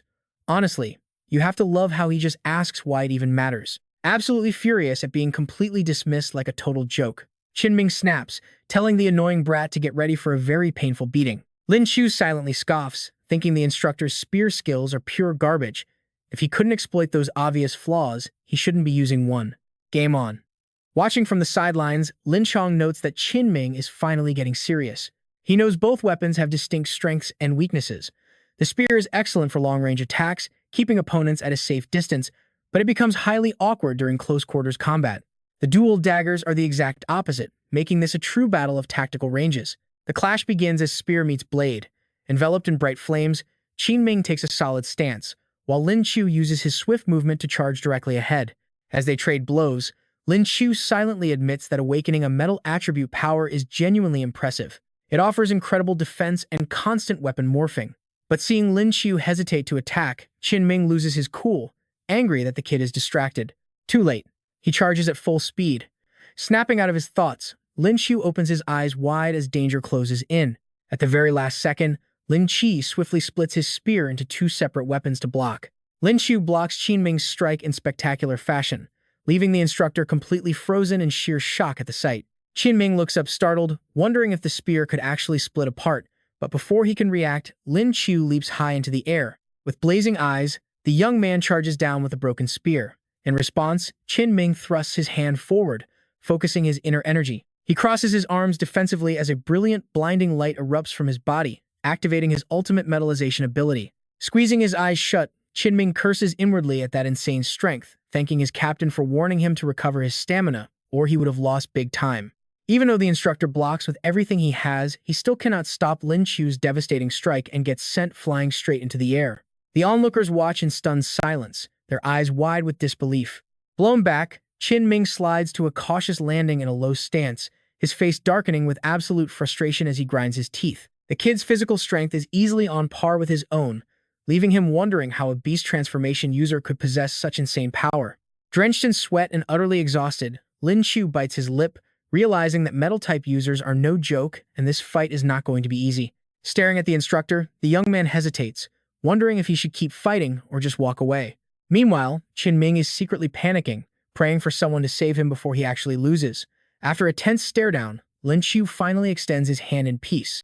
He breaks the ice. Instructor Qin. Since they seem completely matched, Lin Qiu suggests calling this intense spar a draw. Qin Ming gladly shakes hands, scratching his head and claiming he only held back his real combat skills because he is a student. Lin Qiu politely replies, "Thank you for holding back, instructor. If we had kept going any longer, you definitely would have won." Secretly, though, he knows that if he had used his space magic, the instructor would have been completely toast. With a smile, Qin Ming admits that, although it is a draw, he failed to suppress his energy like he promised, meaning the kid is the true winner here. Because of that, he officially excuses the boy from the rest of the military training. No military training, Lin Qiu beams with pure joy, grinning like a happy puppy as he enthusiastically thanks the instructor. While he claims he would love to stay and learn, his body is just too tired, so he gladly accepts the generous offer. Holding a towel and tearing up, Jiang San praises his boss, while Sima Yan looks on with jealousy, wondering why Lin Qiu is always so outstanding. Believing no one in class should outshine him, Sima Yan grumbles, while Yang Qian stares at Lin Qiu, determined to get close to the handsome young star. As the students whisper among themselves, Qin Ming snaps back into instructor mode, demanding to know why they are all just standing around. He orders them to finish their 10 afternoon laps if they want dinner, prompting a crying Jiang San to hold his head, wishing he could skip training like his boss. Sima Yan sighs alongside him, dreading the brutal running ahead. Shoving the weeping student along, Qin Ming tells him to get moving, while Lin Qiu flashes a cheerful smile, telling Jiang San to hang in there. After waving goodbye, Lin Qiu suddenly feels a pair of eyes on his back, spinning around only to find the head instructor, Lin Chong, watching him. Surprised to see the chief instructor, Lin Qiu listens as Lin Chong pats his shoulder, asking if he wants to go get some fresh air. Curious, the boy asks if it is just going to be the two of them, and Lin Chong calmly confirms that indeed it is. At that, Lin Qiu's mind immediately races through a million wild scenarios, his face flushing bright red as he quickly tries to decline. Claiming he is busy, Lin Qiu declines, but Lin Chong deadpans, saying he wanted to take him for a flight, making the boy gasp in pure surprise.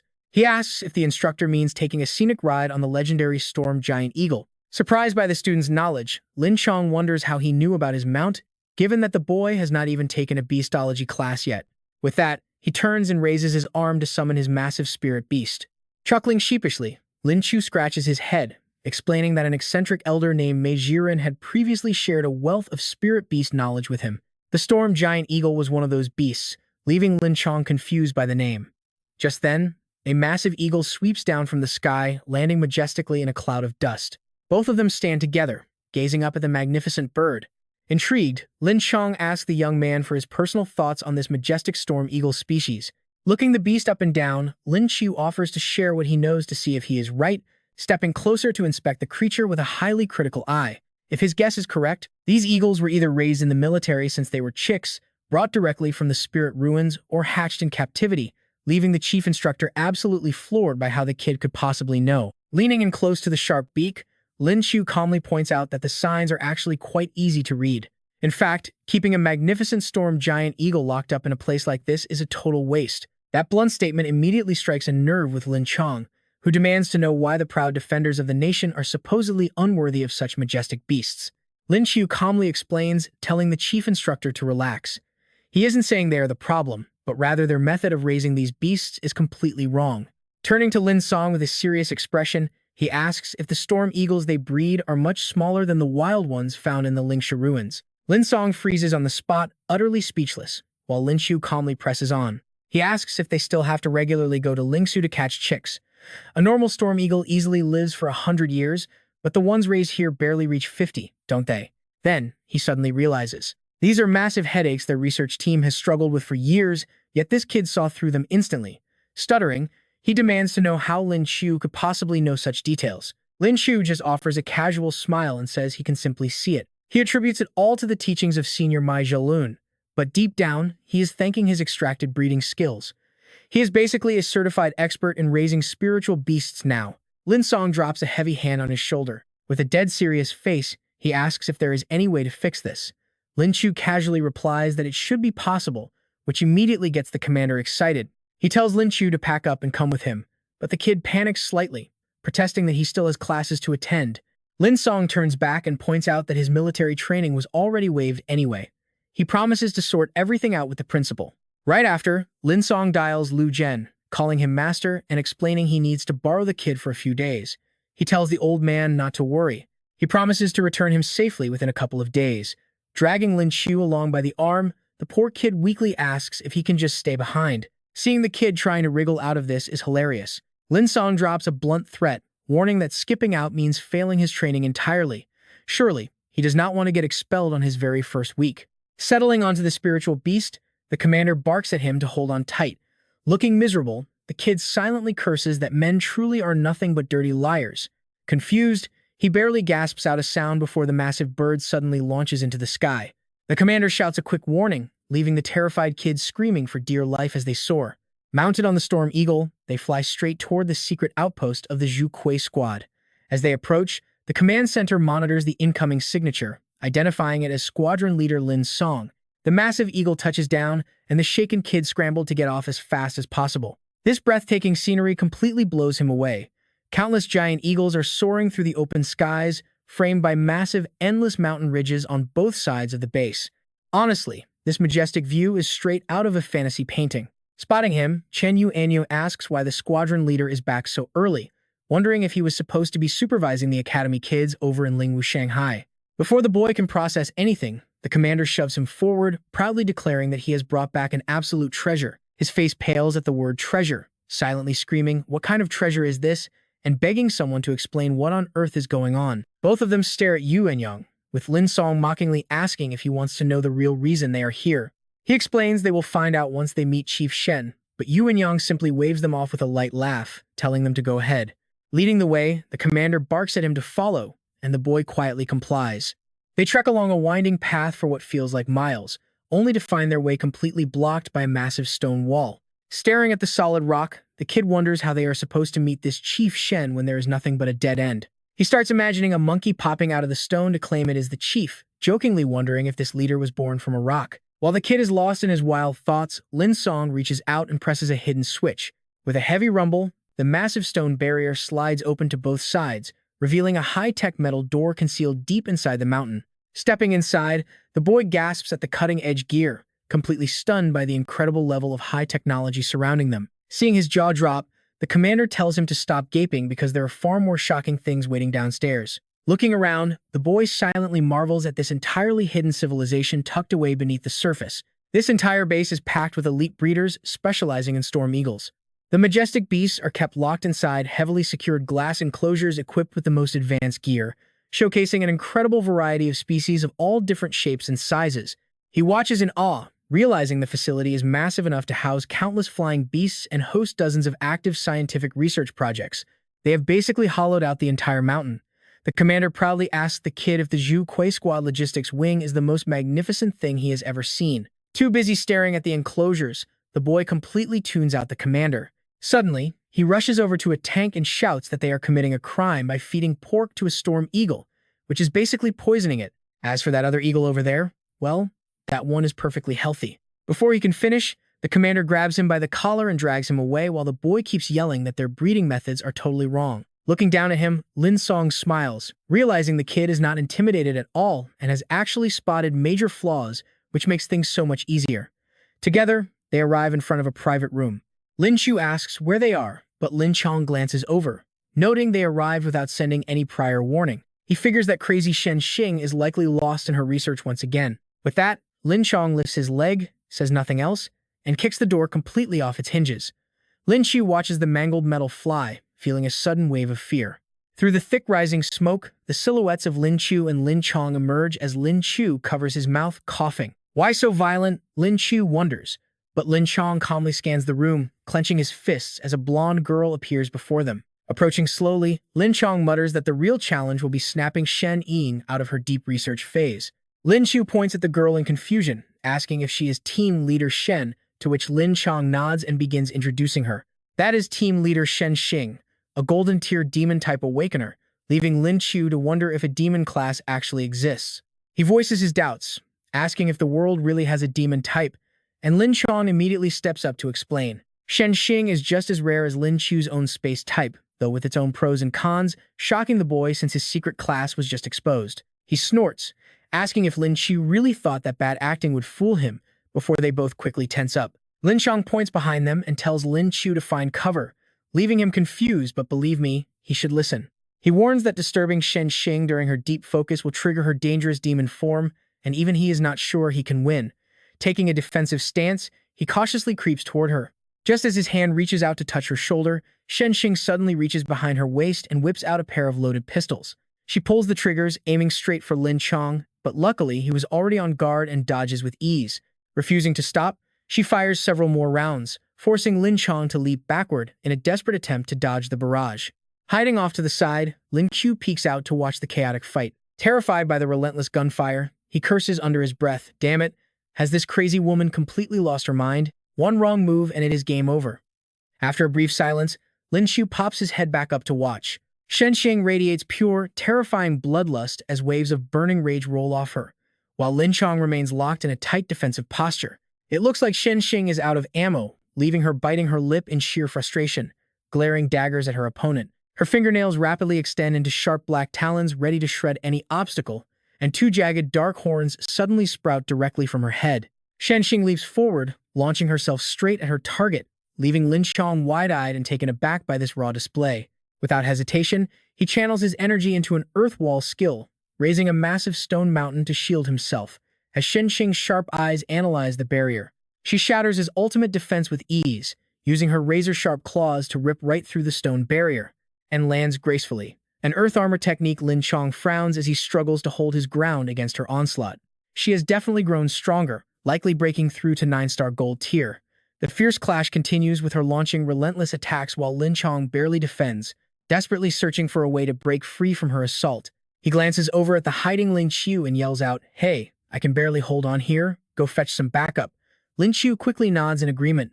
Scrambling up, he runs straight for the computer desk, staring at the monitor displaying data on the fire spirit bird's incubation process. He doubts the data is correct. Moments later, he is certain these stats are wrong, as any bird hatched this way would end up incredibly weak. Lin Chong roars at him, "What are you just standing there for? Go get help already." Turning back, he hesitantly points at the screen and yells out, "Chief Instructor, the incubation notes for this fire spirit bird are totally wrong." His words instantly catch Shen Xing's attention. Startled, she suddenly freezes. Shen Xing turns her gaze toward him, her face a mix of suspicion and disbelief at his claim. "I know the proper way to hatch the fire spirit bird," he declares. The horns on her head instantly shatter, returning her to normal as she asks her first question, "Are you serious?" Lin Qiu is shalaven. She actually snapped back to her senses. Clutching her notebook, she admits she has been researching this for so long without success, never able to pinpoint where the problem lies. Lin Qiu sighs in relief seeing her calm down, but rubs his forehead in annoyance to think a simple comment would wake her, while he acted as a punching bag for nothing. Shenxing looks over at Lin Qiu, asking if the captain woke her up because of some urgent matter. Pulling Lin Qiu forward and resting a hand on his shoulder, he introduces him, saying he brought a spirit beast expert to help resolve her research block.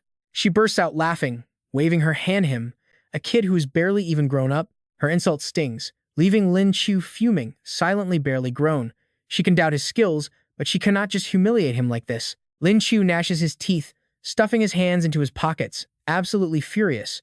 If the chief instructor were not here, he would prove his maturity right now. Suddenly, he pulls a small black notebook from his pocket and slams it firmly down onto the desk. He growls out that the notes are wrong. The incubation temperature is far too low for a fire attribute creature like the fire spirit bird. The fire spirit bird actually has an incredibly high fire resistance. Since the mother breathes fire to speed up incubation, the temperature must be adjusted to a scorching 500 degrees Celsius. He sketches the nesting bird in his notebook and explains they also need spiritual energy, meaning a spirit pearl must be placed right next to the egg. This allows the fire spirit bird to absorb the energy itself. He glances at her, completely shocked that she actually tried incubating it in a vacuum environment. Talk about a suffocating mistake. Shenxing awkwardly explains that while they saw the birds breathe fire, they never thought of placing a spirit pearl next to them. Lin Qiu turns to her and asks if she has ever served in the military, questioning the biggest difference between the spirit void and the outside world. Before she can answer, he states it is spiritual energy. Hearing Lin Qiu's deep analysis, Shenxing's eyes slowly fill with pure admiration.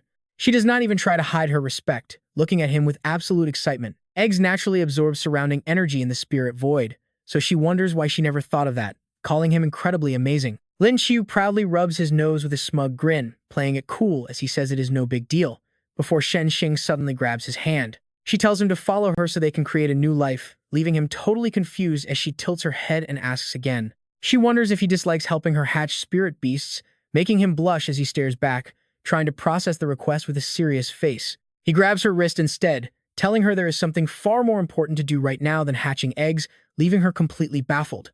Lin Qiu spins around and drags Leader Shen away, shouting that there is no time to lose, while Lin Song yells after them, asking where they are going. An announcement suddenly blares through the research lab speakers, calling for everyone's attention because there is an important matter to discuss. Two researchers look over in total curiosity as the trio suddenly enters the room, with Lin Qiu stepping forward to introduce himself. He greets everyone as Lin Qiu, explaining he is here to offer some feedback before immediately launching into his main points.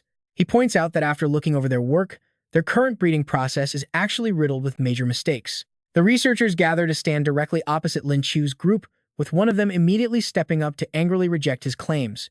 He demands to know who this kid is, scoffing that everyone here is an elite expert, so what could a brat like him possibly know? Seeing the tension rise, Lin Song quickly steps in, shouting for everyone to shut up and stop causing such a scene. Demanding some order, he turns to ask Lin Qiu if he actually has a way to prove his claims, while the boy remains completely quiet. He replies that talk is cheap, so he will use a hands-on demonstration to expose exactly where they are going wrong. Facing the researchers, he asks to borrow the Storm 9 Hawk for a quick test, promising it will not be harmed, and that the results will actually benefit everyone present. The hostile researcher snaps back again, arguing that all spirit beasts are precious treasures and they cannot just let some random kid mess around with them. Lin Song realizes his team has no idea what this kid is capable of, meaning they probably will not cooperate. Moments later, he points toward the door and orders them to bring in his own Storm 9 Hawk, much to the dismay of the surrounding staff. They warn the commander that this is a bad idea, but Lin Song stands firm, turning to give Lin Qiu a highly trusting look. He calmly states he trusts the boy's abilities, and moments later, a researcher loudly announces that his little cutie has arrived. A massive bird enters the room, standing tall with a sharp gaze, displaying thick brown feathers and a powerful yellow beak as it looms over everyone. Lin Song is taken aback by the ridiculously adorable name, pointing at the majestic creature to double-check. He asks if this giant Storm 9 Hawk is seriously nicknamed Little Cutie before the chief instructor steps in, still feeling incredibly anxious about the situation. Standing directly in front of the massive bird, he begs Lin Song to reconsider, pointing out that Little Cutie only recently reached the peak gold tier.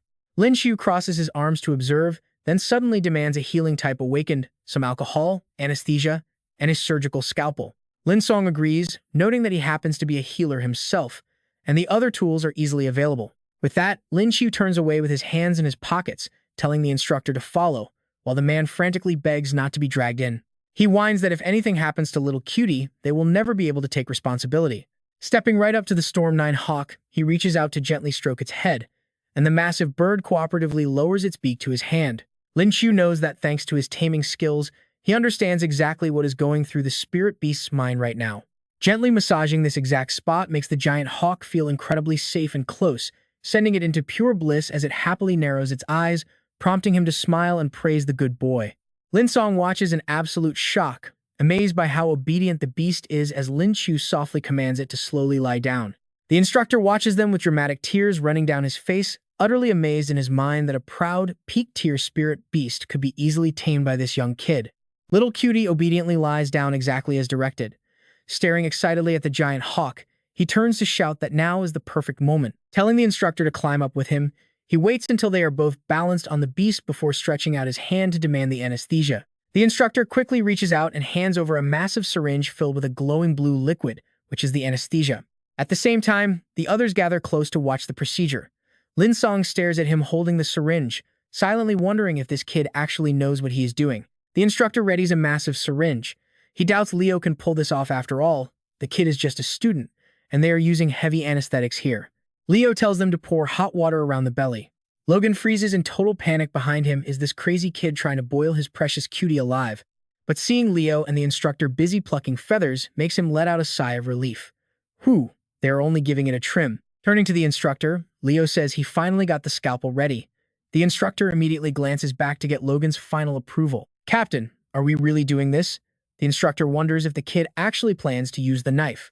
Leo reassures them both. If they choose to trust him now, he absolutely won't let them down. Logan nods. He trusts the kid. He orders the instructor to hand over the tools, who quickly brings forward a tray of sharp surgical knives. Leo picks up a scalpel. The terrified instructor shields his eyes as the young man calmly announces that he is starting. Under 3 pairs of stunned eyes, Leo points out the inside of Cutie's belly. It is covered in a thick, golden layer of fat, pure grease. Leo licks his lips and cuts away with lightning speed. He tells the instructor to help him clear out this massive buildup. The man quickly assists, throwing the discarded fat aside. Blood splatters across Leo's face. He barely blinks, shouting for them to activate their healing skill right this second. The healer promises to handle it, instantly channeling his magic. Leo leaps down from the beast as the soothing light begins to work. While the treatment is underway, Logan asks why they had to remove all that fat in the first place. Explaining the situation, Leo says a Storm 9 hawk should never carry this much weight. Besides, their beast hasn't been able to reproduce lately, has it? That fat was the main culprit. Clearing it out will not only trigger a massive power boost, but also let the hawk breed naturally again. Logan asks another simple question. How did their mighty beast even get that dangerously fat to begin with? Leo sighs, remembering how they practically poisoned the poor creature. He helplessly shakes his head at their complete ignorance. You are asking me? You guys literally fed it pork. Switch its diet to mutton. It has fat, but their bodies can actually process it. Logan crosses his arms. Mutton, huh? They still need to see Cutie recover first. If this fails, Leo is going to be in deep trouble. Stella suddenly shouts for everyone to look. Cutie slowly opens its eyes, chirping softly, but then its eyes widen in absolute panic as it hops around. Where's all my fluffy feathers? The crowd cheers in excitement, celebrating that their beloved beast is finally back. The beast is actually initiating a massive platinum-level breakthrough, even if it is currently furious about its ruined look. Logan stares at the rapidly growing creature in absolute shock. Cutie is going through a sudden, massive second growth spurt right before their eyes. Its massive frame stretches up to 15 meters high. Logan can only watch with his jaw dropped, unable to process this sudden transformation. It actually reached the platinum tier. Leo gently pats the giant bird as it happily chirps and nudges his hand. Leo smiles and tells the captain that this giant beast wants to take him for a flight. Logan is stunned, completely amazed by this connection. Can you actually understand spirit beasts? Logan pats Leo's shoulder in sheer respect, admitting he finally believes in him. This kid is like a legendary beast master. The instructor eagerly agrees, praising Leo for his unbelievable skills. They admit they completely misjudged him earlier. Leo just smiles, saying it is fine as long as they learn from their mistakes. If they can fix these errors, the overall combat power of the Vermilion Bird Squad will easily reach the next level. The instructor eagerly nods in agreement. Later that evening, Logan leads Leo to a cozy room at the base. Instructing Leo to get some rest, he leaves him in a cozy room where the exhausted boy immediately collapses. By the time he clears his mind, it is already late at night. He lets out a heavy sigh, relieved to finally sleep. Suddenly, a soft hand presses down on his. Leo snaps his eyes open as Stella leans in close, catching him completely off guard. Staring gently at him, she smiles. He sleepily asks if that is really Leader Stella. Leo jumps back in pure shock, clutching his blanket tight. He demands to know how she even sneaked into his room at this hour. Stella winks playfully, saying she simply unlocked the door and walked right in. She casually sits on the edge, urging him to look at something. Leo warns her to stop treating a guy's bed like her own lounge. Leo looks at the notebook in her hand as she announces that the fire spirit egg has finally hatched. The calculations were right, but it should not have hatched this quickly. Stella confesses that she used a rare gold-tier spirit bead to speed it up. Using a gold-tier bead is insane. Leo knows a common one would have worked, yet she wasted a rare treasure. Since it already hatched, Leo flops back onto the bed, complaining about her ruining his precious sleep. Stella grits her teeth, clearly annoyed.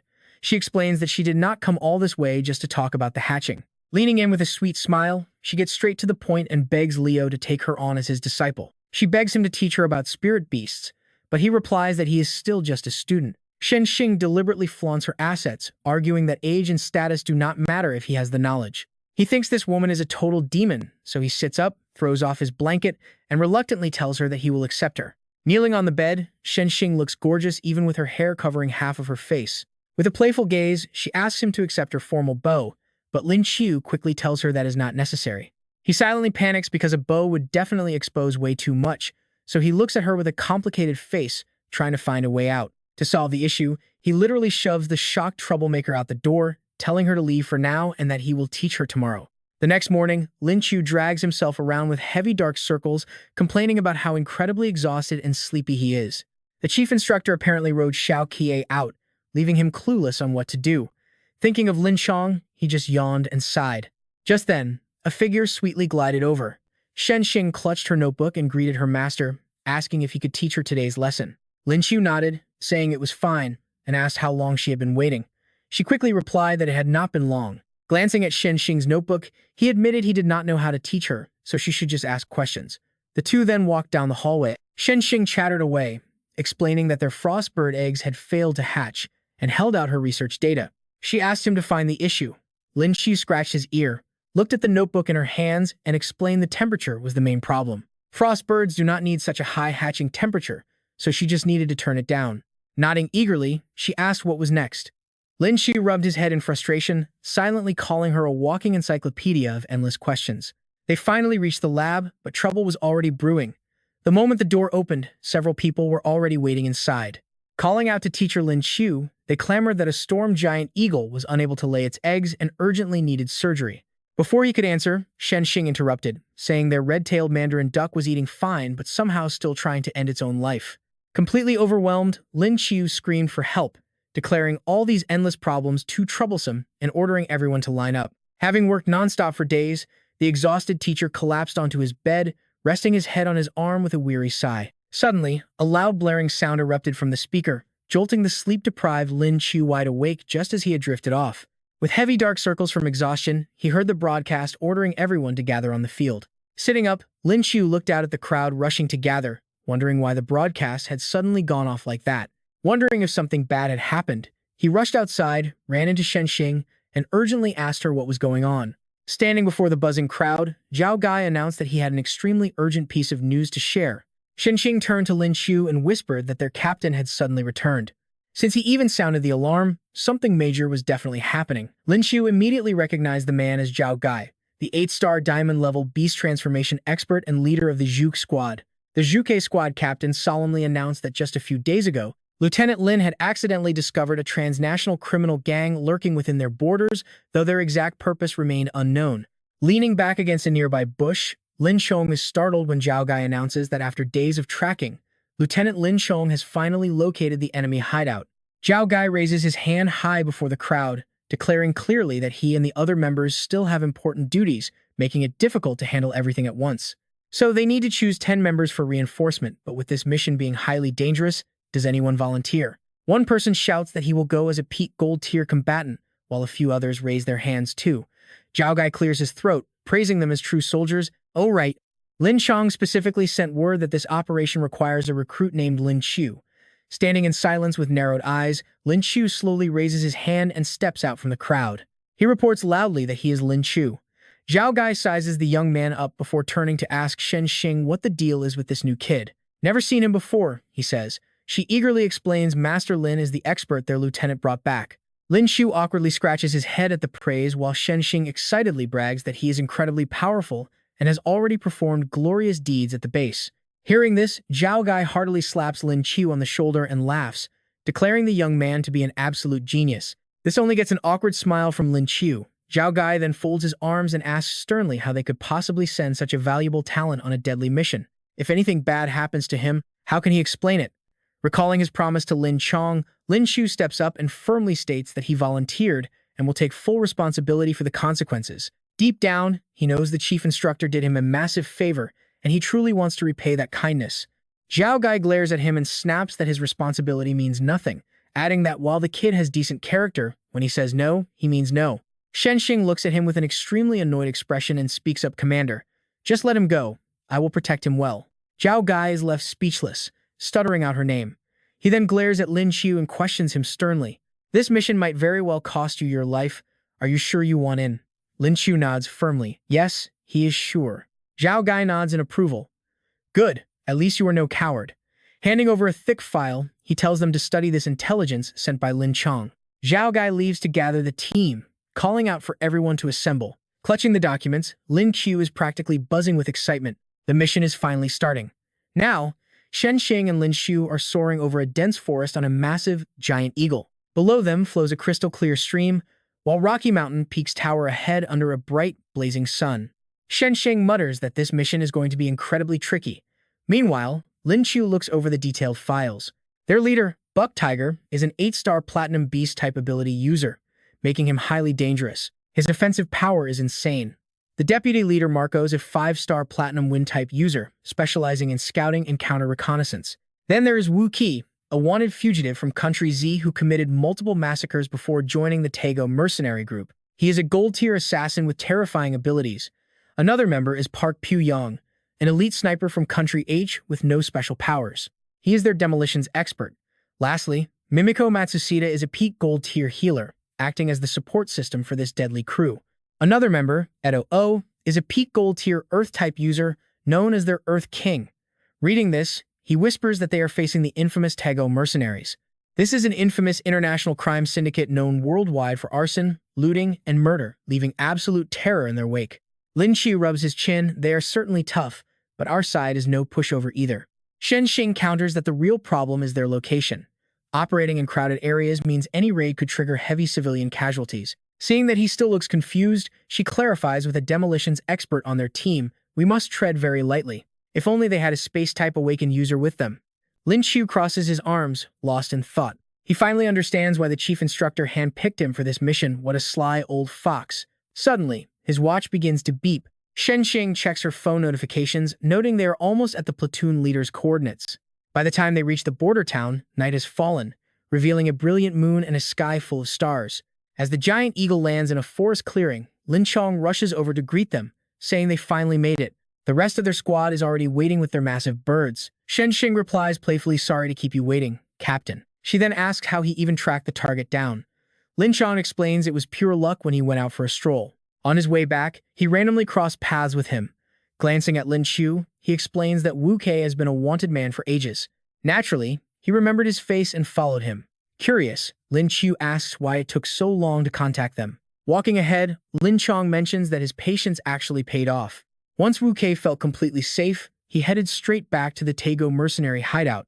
Lin Chong points up toward a high hill, gesturing to that hotel. Lin Qiu stands there utterly dumbfounded, totally confused as he finds himself right in the middle of a bustling, crowded street. Lin Chong pats his shoulder, warning him to keep a straight face since the enemy has eyes all over this road. Lin Chong, Lin Qiu, and Shen Xing pretend to be casual tourists just out for a stroll. He quietly orders everyone to rest up and take turns keeping watch. A brutal battle might be waiting for them next. The group responds in unison. The next day, Lin Qiu crosses his arms and asks his leader, "Is there any movement yet?" Peering through her binoculars, she reports that there is nothing yet, as Wu Qi only went out briefly for breakfast. Lin Qiu then notices Lin Chong fast asleep on the nearby bed. Tracking the enemy for days straight has completely exhausted him, and there is no telling how long he will sleep. Leaning back in his chair, Lin Qiu whispers to Shen Xing, Keeping their distance like this won't work forever, so he suggests they head out to get a closer look. Agreeing with the plan, she notes they rushed out without bringing civilian clothes. But Lin Qiu suddenly pulls out an outfit like a magic trick. Smiling as he says he has got it covered, he feels pretty smug about it. Turns out, Jian Jian had left a few outfits with him earlier. Pointing at Shen Xing, he jokingly tells her to fix that messy hair first. Grabbing the clothes, she excitedly nods and tells him not to worry. Ancient buildings bask in the brilliant sunlight as crowds of people navigate the bustling streets under the oppressive, sweltering heat. Shen Xing confidently flips her silky long hair, making a passing guy blush and praise her beauty as everyone stares at them. She looks like a gorgeous flower, but he mutters that he should not hold him so tightly. Shen Xing playfully winks at abilities, asking if they are supposed to be playing lovers. Lin Qiu leans in close to whisper that they have arrived. Shen Xing quickly plays her cute role, whining that she wants this drink.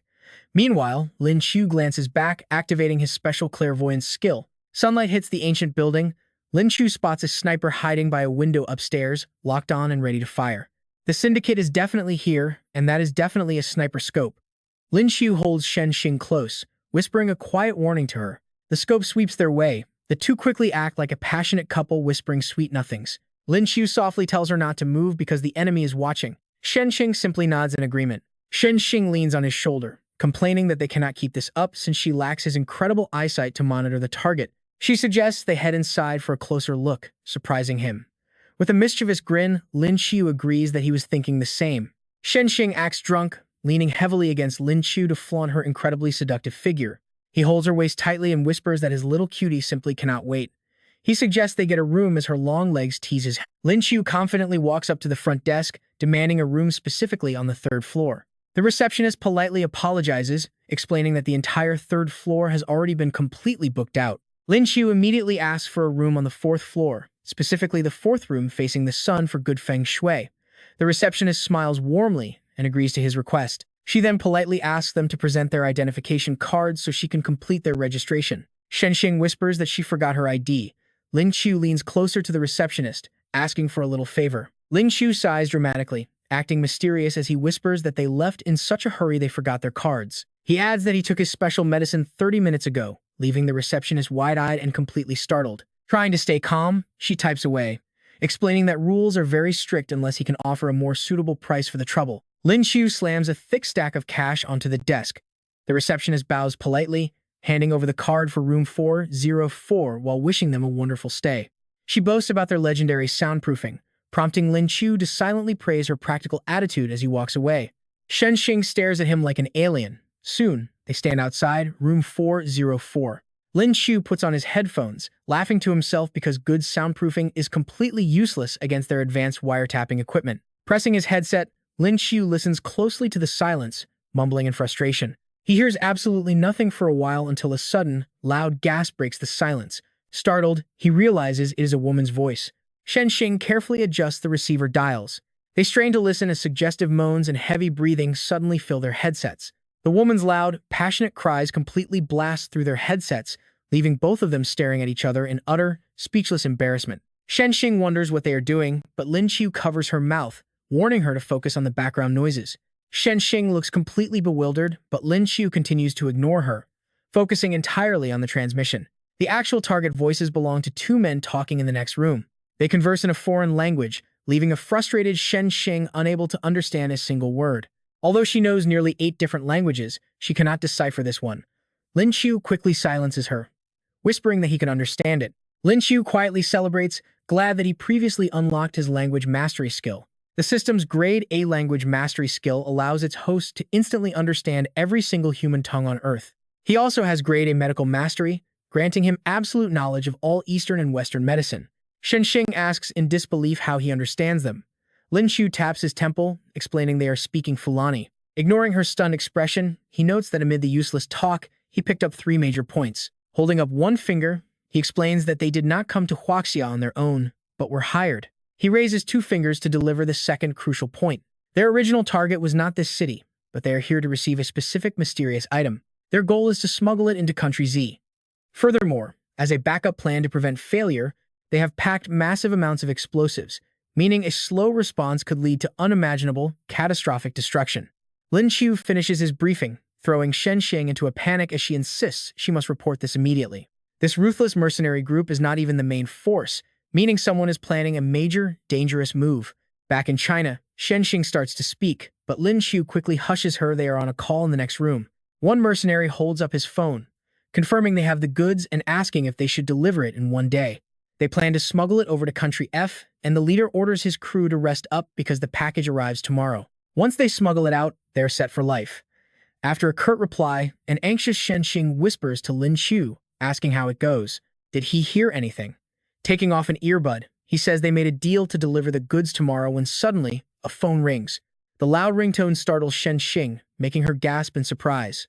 Seeing the caller ID, she gasps that it is their captain, quickly asking if something went wrong on his end of the operation. Captain Zhao heavily announces they fell for a classic diversion tactic. The cargo they were supposed to protect is gone. Lin Qiu silently wonders if the stolen cargo is directly connected to the mercenary group they are spying on right now. Shen Xing grabs the phone from him and urgently tells the captain she has critical news to report. They just learned that the client who hired the Tiger mercenaries expects the shipment to arrive tomorrow. It seems the attacker is the one who hired them, even though their current target did not head toward the captain. The captain grins at the news, realizing they fell right into another cunning trap. However, they cannot leave their post, because a dangerous true martial rank enemy is holding them down. If the enemy realizes their plot has been blown, they might do something completely reckless, but he will send other reinforcements to back them up. Curious, after hearing the explanation, Shen Xing asks the captain to reveal exactly what kind of cargo was stolen. Thinking of the blueprints, the captain decides not to hide the truth anymore. Since things have come to this, he admits that the stolen item is the entire life work of Mr. Zhang Hong, the final blueprint for a powerful spirit weapon. Their mission was to transport this critical data safely to the capital, but somehow, the information got leaked. Shen Xing asks in absolute disbelief, a spirit weapon. Has old Master Zhang really successfully built such a thing? The captain confirms it, though he still has no clue who leaked the intel. This data cannot fall into enemy hands. Hearing this, they both confidently promise the captain they will complete the mission. After hanging up, Lin Qiu curiously asks his sweet disciple about it. He asks what a spirit weapon actually is, and Shen Xing explains that it is the latest experimental military tech. Spirit martial artists charge it with their own spiritual energy, making the weapon incredibly devastating in combat. It was stuck in the research phase for years, so Lin Qiu is amazed that old Master Zhang actually pulled it off. Shen Xing sadly adds that it is a shame the old master did not live to see it. Lin Qiu comforts her, saying the nation stays strong because of such brave pioneers, so they cannot fail him now. They must bring that data back, and Shen Xing firmly agrees. Back in the briefing room, Shen Xing shares all the gathered intel with the rest of the squad. She suggests to Lieutenant Lin Sung that they should coordinate a plan with the local fire department. That way, they can evacuate the civilians safely while Lin Qiu rests nearby, realizing he has nothing to do for now. He reflects on his 9,527th day of awakening skills and watch what the system gives him next. It grants him E-rank ground driving mastery, allowing him to masterfully drive any vehicle on land. It even includes heavily armored military tanks. Next is E-rank repair mastery for all land vehicles, along with a pretty basic E-rank electric welding skill. Lin Qiu grumbles in frustration, noting he has only pulled E-rank skills for weeks and begs for some real luck. He complains that the system has only been giving him useless garbage lately. The system explains that since his previous draws were completely overpowered, the balance mechanism is kicking in before awarding him a new E-rank skill, vocal mimicry. This skill lets him perfectly copy any sound in existence, but he still sighs, wondering what use a cheap voice trick could possibly have in a real fight. Suddenly, a realization hits him. Maybe it is not so useless after all. Turning to Lieutenant Lin Sung, he asks a quick question. He wants to know one thing. Where are those Tiger mercenaries keeping their massive stash of explosives? Lin Sung answers that they likely keep it close for self-defense. If that is the case, things just got a lot easier, as Lin Qiu offers to share his newly formed plan. Lin Sung tells him to go ahead, and Lin Qiu smirks, planning to cut the ground right out from under them. Wondering what kind of chaos he is plotting, Shen Xing asks what he means, and Lin Qiu gives her a devious grin. Lin Qiu admits he wants to set the hotel on fire. Shen Xing gasps in shock, asking if he is crazy, but Lin Qiu urges him to keep speaking. Thinking about the explosives, Lin Qiu reminds his squad leader that he already knows about his special ability. Once the hotel goes up in flames, the Tiger mercenaries will panic, and there is no way they will risk carrying the explosives out. Doing something that's stupid would instantly draw too much attention to them. Lin Qiu explains that the platoon leader can disguise himself as a cop, rush over, and escort Buck and his crew out under the guise of protecting foreigners. He is absolutely sure they will fall for it. Because those thugs know there are explosives left inside, They will definitely assume a massive blast is coming soon and will want to escape as fast as possible. He firmly adds that once the squad leader gets them to a secluded area, they will no longer have to hold back and can finally take them out. But Lin Qiu asks if they wipe them out, how will they secure the data tomorrow? Lin Qiu holds up his phone, explaining that they just need to retrieve Buck's cell phone, or at the very least, grab his SIM card. Lin Qiu wonders what the phone is even for. Lin Qiu replies that with it, he can easily pose as Buck himself. He can easily lure out their contact schedule for tomorrow. Lin Qiu demands a guarantee. Lin Qiu instantly mimics Buck's voice, but Lin Qiu warns him this is no joke. What if the contact recognizes the fake voice? Lin Qiu calmly replies that as long as they secure the phone, he can mimic Buck's voice to lure the enemy right into their trap and secure the data. Watching in absolute awe, Shenxing can only marvel at how incredible her master is. Is there anything he does not know? Beast lore, multiple foreign languages, and now voice mimicry. Lin Qiu chimes in, noting that if Lin Qiu can actually pull off this voice manipulation, the plan might actually work. He then asks Lin Qiu if he can personally guarantee that they will wipe everyone out before those hidden explosives detonate. Lin Qiu confidently answers that he can easily teleport over to the site and handle the explosives himself. Lin Qiu quietly realizes that they simply do not have a better alternative. He immediately barks out orders for all squads to follow his lead. The operation starts at 8 in the evening. Everyone shouts in unison. By 5 o'clock in room 404 of the Cupid Hotel, Shenxing and Lin Qiu are huddled in a corner. Waiting around is getting incredibly tedious, and constantly wiretapping the target is making Lin Qiu feel super drowsy. Shenxing suddenly asks what all that loud racket downstairs is about. He replies that they are playing poker, likely having been at it all afternoon. She wonders if they really need to use Fulani just to play cards. Seeing how exhausted her master looks, she kindly suggests he close his eyes and get some rest. Lin Qiu does not argue, deciding to keep his headphones on and take a quick nap. Soon, Lin Qiu drifts off to sleep. In his dream, he sees Shenxing lying on a bed whispering for him to stop. He is utterly confused, but her delicate voice begs him to stop as she gasps. Lin Qiu freezes in his dream, wondering why on earth he would do that.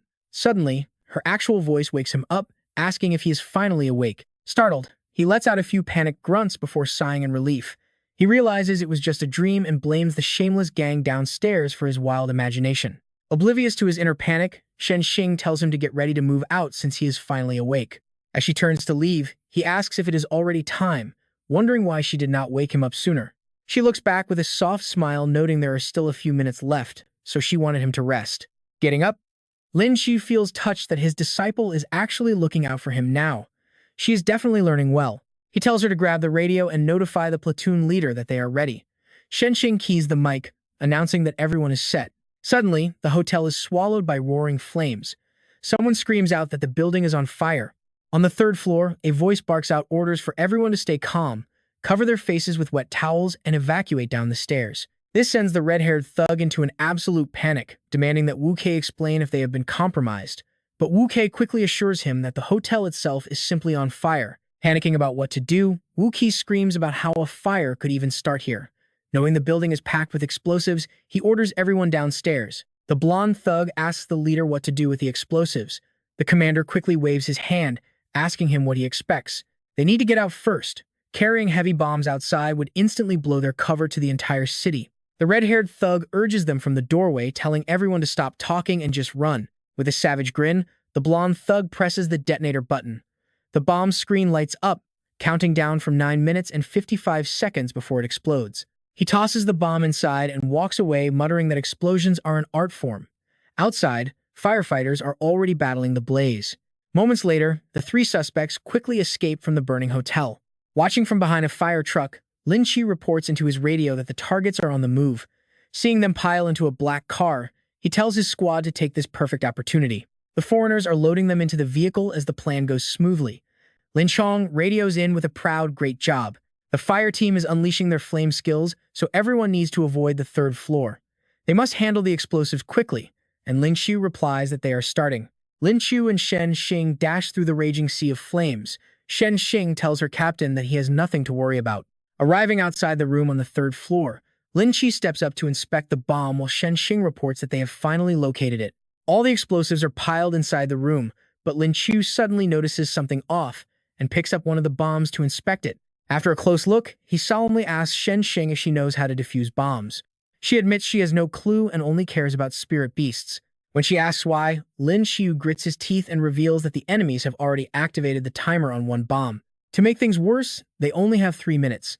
Shen Xing asks in horror what is happening, her face turning pale as he scratches his head. He begs his good disciple to think of something because of the crowd downstairs, but a helpless Shen Xing gasps, asking what she can possibly do in just 3 minutes. She says they might as well die together, but Lin Qiu sharply remarks that her gaming idea is not bad at all. Shen Xing excitedly asks if her master has a plan, right when the system suddenly alerts him about the Anywhere door. Since the host reached silver rank, the Anywhere door now operates within a 50-meter range. Activating the Anywhere door, Lin Qiu realizes that having a 50-meter range makes things significantly safer for them this time around. Grabbing her hand, he asks if she likes fireworks. Though she is utterly confused by the question, he leads her through the spatial portal straight to the rooftop. He confirms her guess, earning high praise from Shen Xing, who is amazed that her master teleported them straight to the roof. Lin Qiu begins calculating gravitational acceleration using his physics formulas, factoring in his spiritual energy and the current level of his Anywhere door. His eyes snap open as he calculates that the best time to act is exactly 15.37 seconds. Accounting for all unpredictable variables, 17 seconds is the absolute limit, with only 30 seconds remaining before the bomb detonates. Lin Qiu calmly asks Shen Xing for a favor, instructing her to use all her strength to hurl him as high into the sky as possible. Shen Xing lets out a confused gasp. Clutching Lin Qiu's arm, she worries if throwing her master into the sky is actually safe. He reassures her it is fine, even with only 20 seconds left. Shen Xing spins him around to build momentum, yelling out to go as she launches Lin Qiu high into the air with incredible force. Soaring upward, he realizes he completely underestimated her explosive strength because he is flying through the air at an incredibly high speed. He figures this is actually a good thing since it gets him higher much faster, with just 10 seconds left to open the Anywhere door. He plans to deploy the Anywhere door right when he starts falling, conjuring a solid shield in front of him to use as a platform. These conjured shields serve as perfect stepping stones for him to leap even higher. Knowing he can only keep climbing, he looks down at the bomb in his hand, which now shows only 5 seconds left on the timer. Reaching up, he summons the Anywhere door and throws the bomb right through the portal, shouting for the fire-breathing dragon to fly. With the bomb gone, he lets himself plummet back down, knowing the portal will instantly transport the dangerous explosive 50 meters higher. Shen Xing watches with wide, sparkling eyes as the bomb detonates harmlessly in the upper atmosphere, lighting up the sky like a beautiful firework display.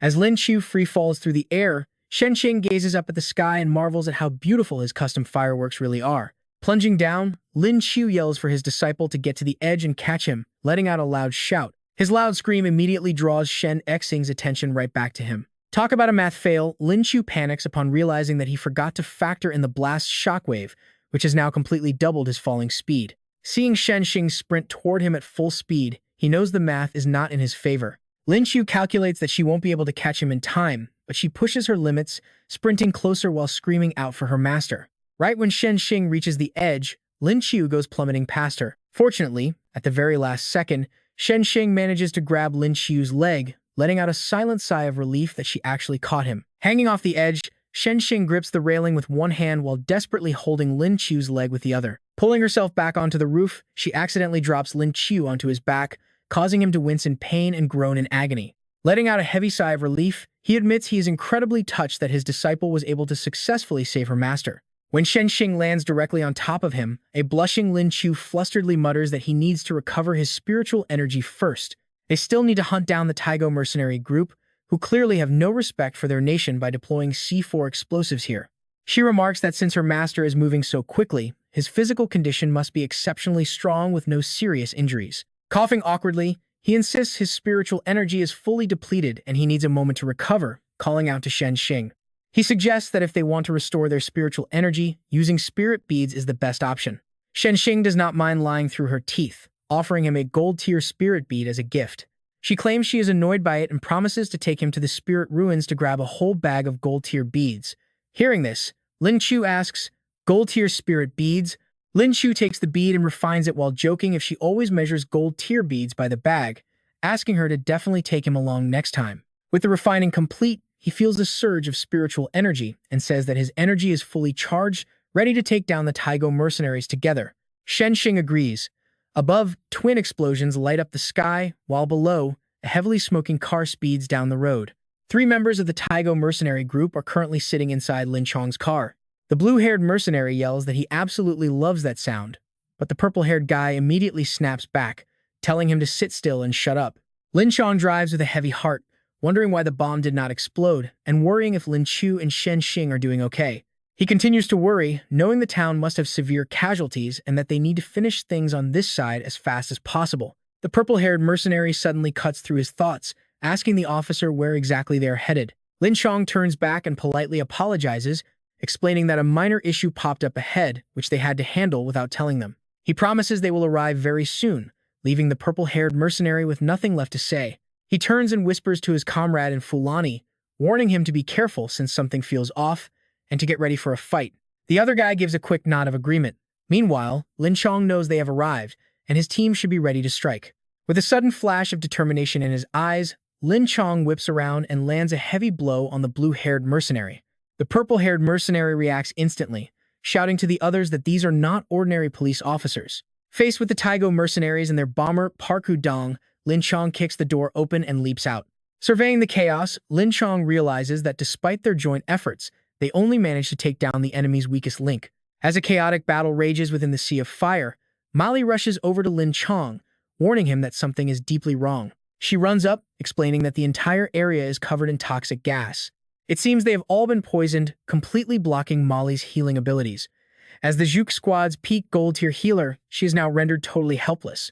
Lin Qiu gasps in shock just as a figure emerges from the heavy smoke, mocking him for being a team captain. The smug villain mocks their unknown squad, boasting that his poison ability allowed him to sniff out their trap and poison the entire road ahead of time. As the leader of the Taigo mercenaries, he proudly continues, stating that anyone with a lower level than him will be completely paralyzed, while even stronger warriors will be affected now that he has triggered the toxin. Behind Lin Qiu, Yang Fan and the rest of the team are visibly suffering from the poison, completely drained of strength and leaning heavily against their vehicle. While Lin Qiu stands there trying to process the desperate situation, another strange figure suddenly emerges from the shadows.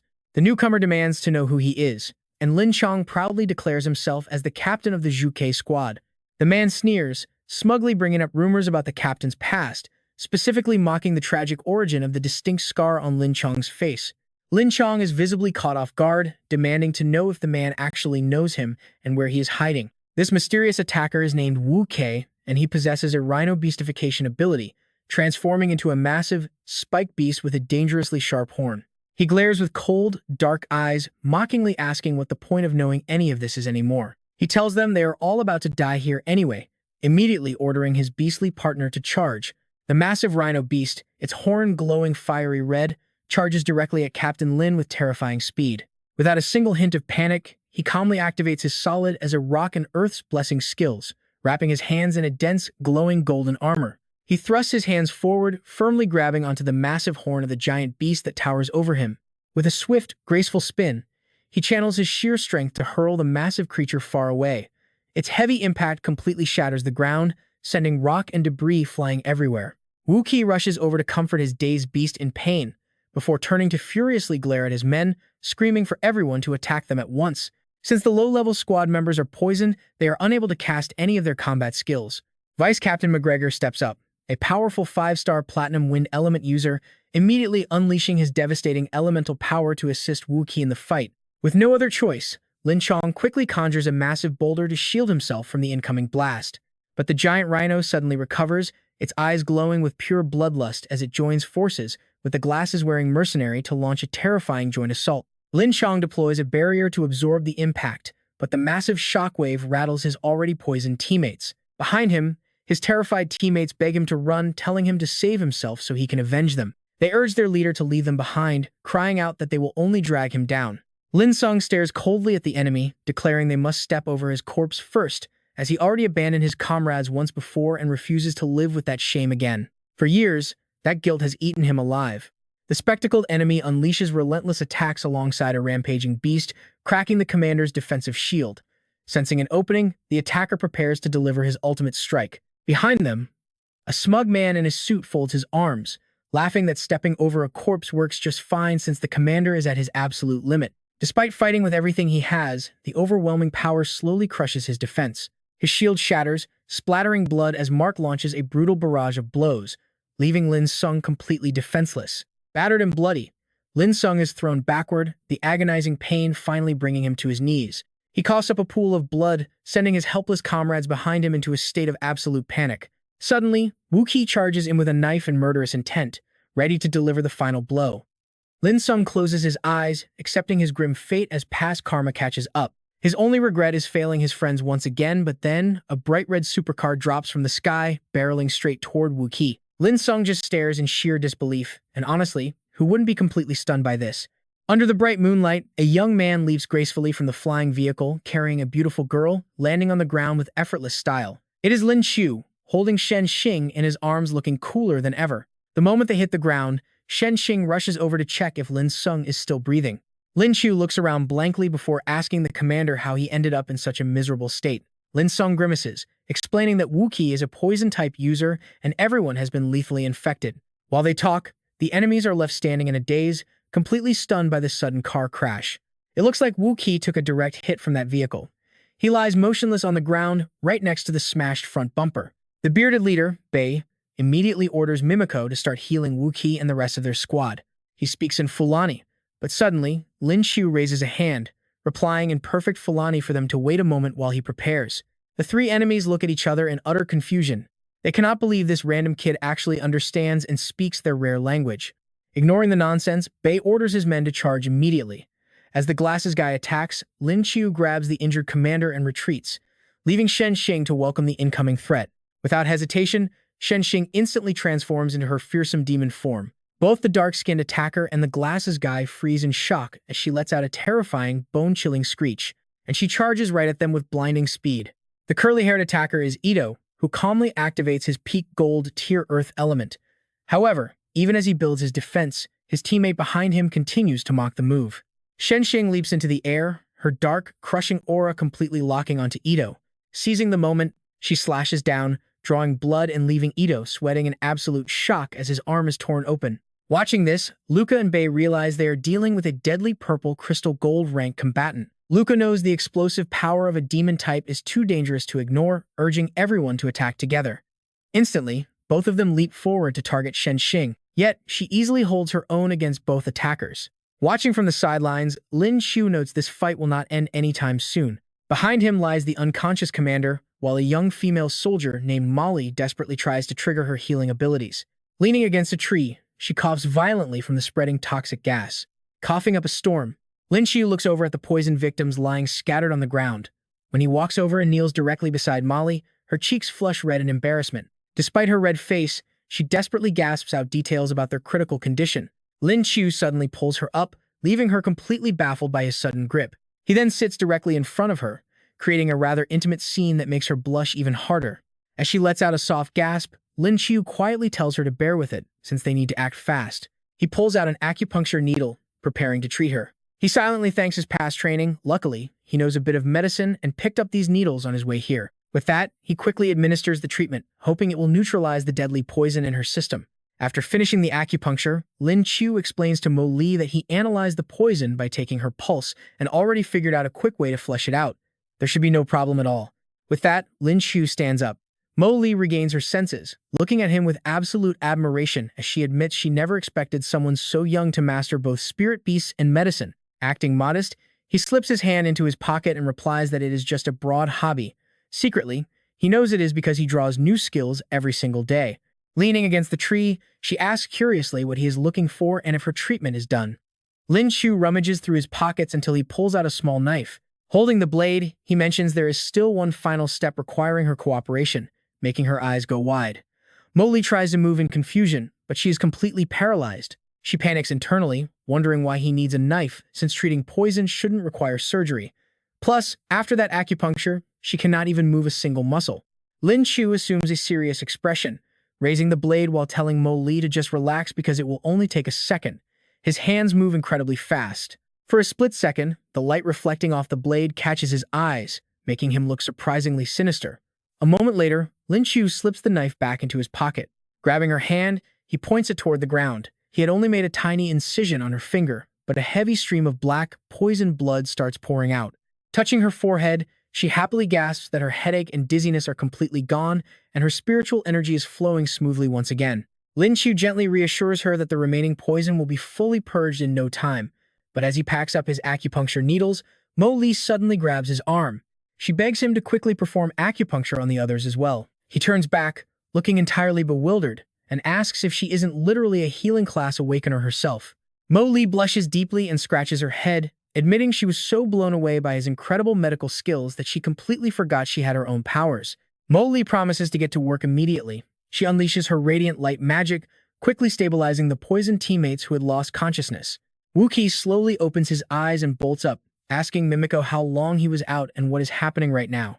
His gaze suddenly shifts to Lin Chong's squad, who are currently receiving treatment.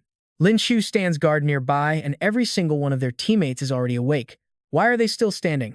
He stammers in utter shock, yelling out and demanding to know how their healer could possibly cure that poison. How did she even neutralize it? Lin Qiu keeps a cold stare locked on Wu Qi, while Mo Li continues healing Lin Chong's platoon leader nearby. Wu Qi glances over at his leader, who is struggling in his fight against Shen Xing. The boss is losing ground, which is definitely not a good sign. Wu Qi immediately unleashes his poison specialty, slamming one hand onto the ground to release a thick wave of pure purple toxin that quickly begins to spread. He knows he has to flood the area with even more poison, or they are dead meat. A massive cloud of toxic purple energy erupts, slowly blanketing the battlefield. Wu Qi is confident because his allies carry the antidote.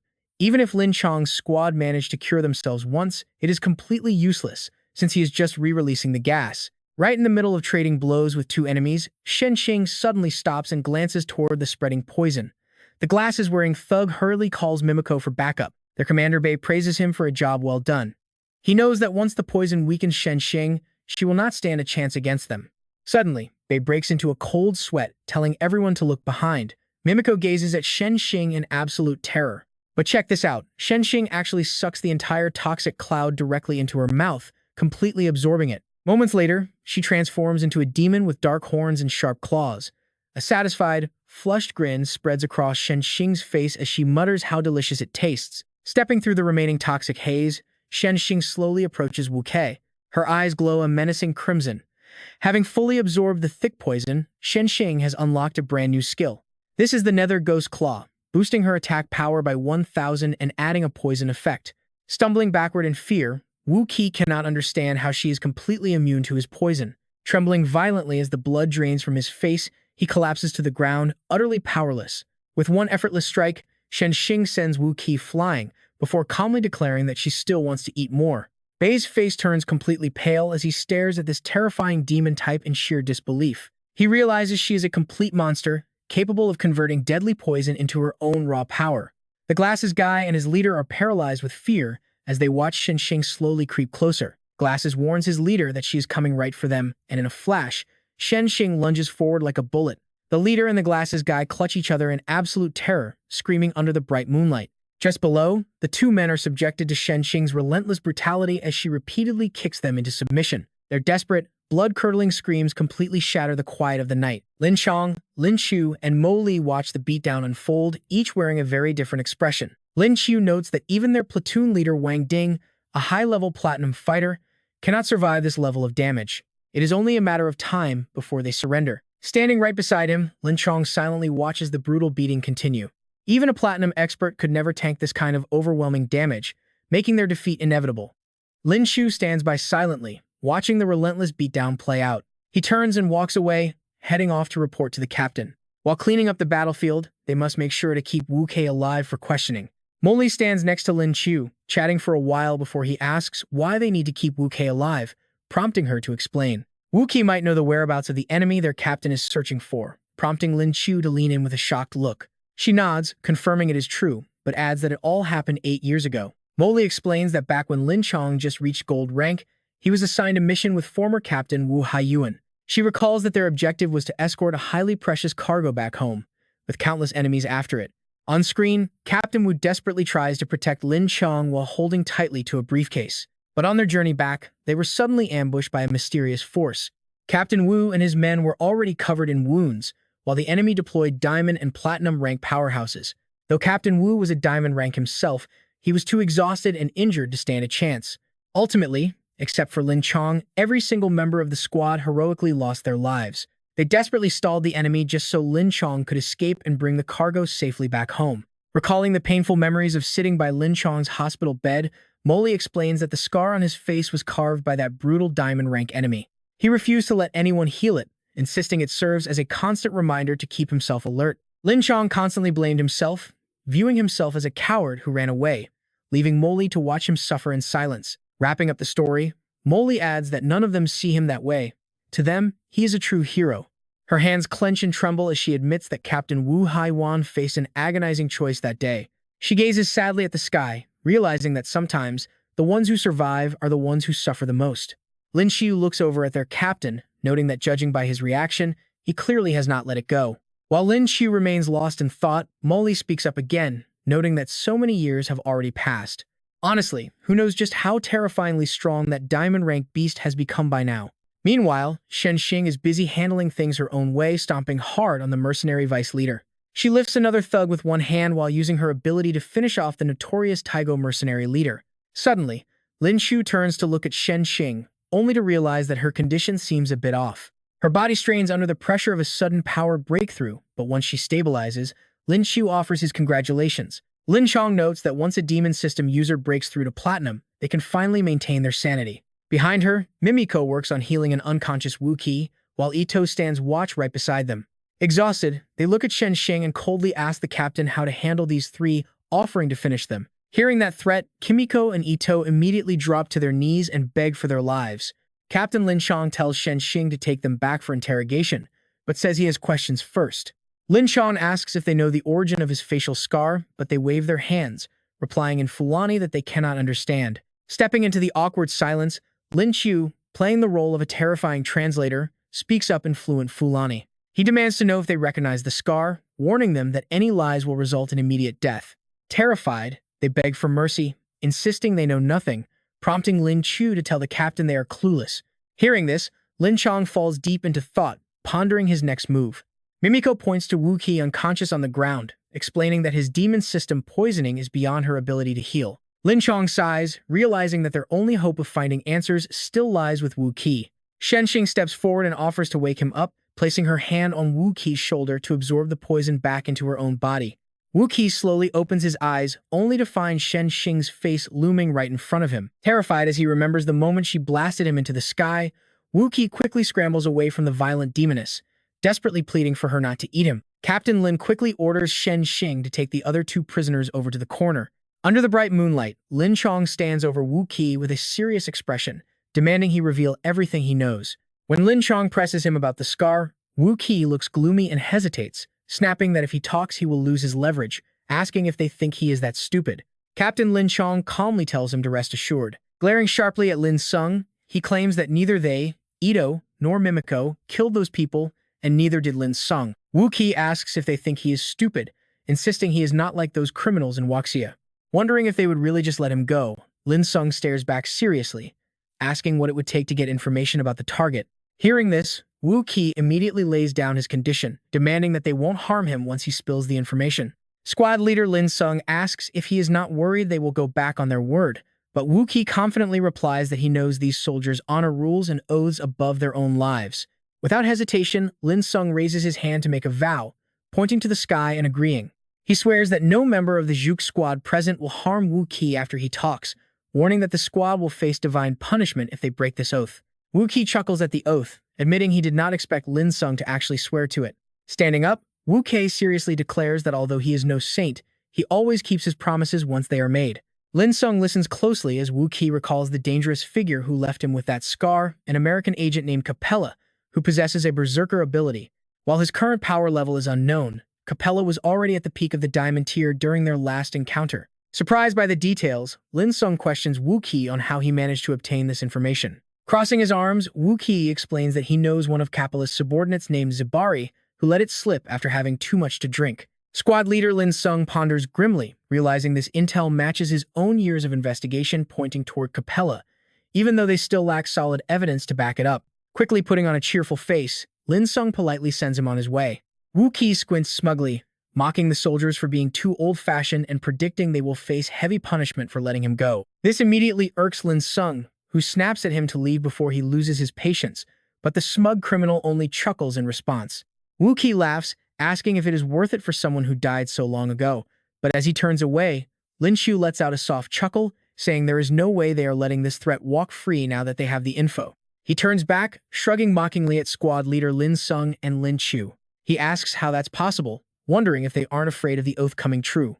Lin Qiu raises a threatening fist, smilingly replying that while the squad might be bound by that oath, he himself is not a member of the Juke squad. Wu Kei turns pale with fear, stumbling back and stuttering, while Lin Sung activates his awakened white rabbit transformation, raising his fist high as he lunges at the criminal. Wait, did you really think they were going to play nice? A pinpoint punch lands directly on his face. Spitting a mouthful of blood with a painful scream, Wu Kei collapses unconscious on the ground, while Lin Qiu proudly stands over him with arms crossed.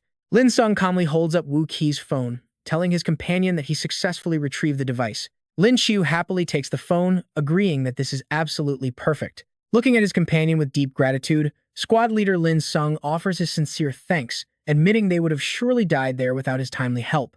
But Lin Qiu simply dismisses it, telling him he is being far too formal. Lin Sung then asks about the explosion they heard earlier, wondering what exactly went down. Giving a confident thumbs up, Lin Qiu reassures him that they moved the explosives to a safe kitchen area in time, resulting in 0 casualties. Those absolute beasts actually set a timer on the explosives before they fled. Scratching his head, Lin Qiu notes that the hotel suffered heavy damage, meaning they will have to offer some compensation later on. Lin Sung firmly agrees, bowing deeply to offer his heartfelt thanks, which catches Lin Qiu by surprise as Lin Sung repeats how lucky they were to have him. Thanks to him, the mission ended successfully, and most importantly, Lin Sung did not have to abandon his comrades. Lin Qiu steps forward to support Lin Sung, telling him not to speak like that since he does not deserve such high praise given Lin Sung's superior rank, but Lin Sung firmly places a hand on his shoulder and insists it is because he is truly outstanding. He tells him to stop calling him chief instructor or squad leader from now on. It sounds too distant, so he suggests calling him Big Brother instead, which Lin Qiu happily accepts, addressing him as Big Brother Lin. While walking, he suggests finding a place to rest so they can interrogate their 2 new foreign prisoners. The very next day, a beautiful clear blue sky is filled with layers of fluffy white clouds drifting gently through the cool air. Lin Qiu stands directly across from Mimiko, demanding to know if she is indeed a foreign mercenary. He warns her that she has the right to remain silent as anything she says can be used against her in court, causing a panicked Mimiko to quickly confess.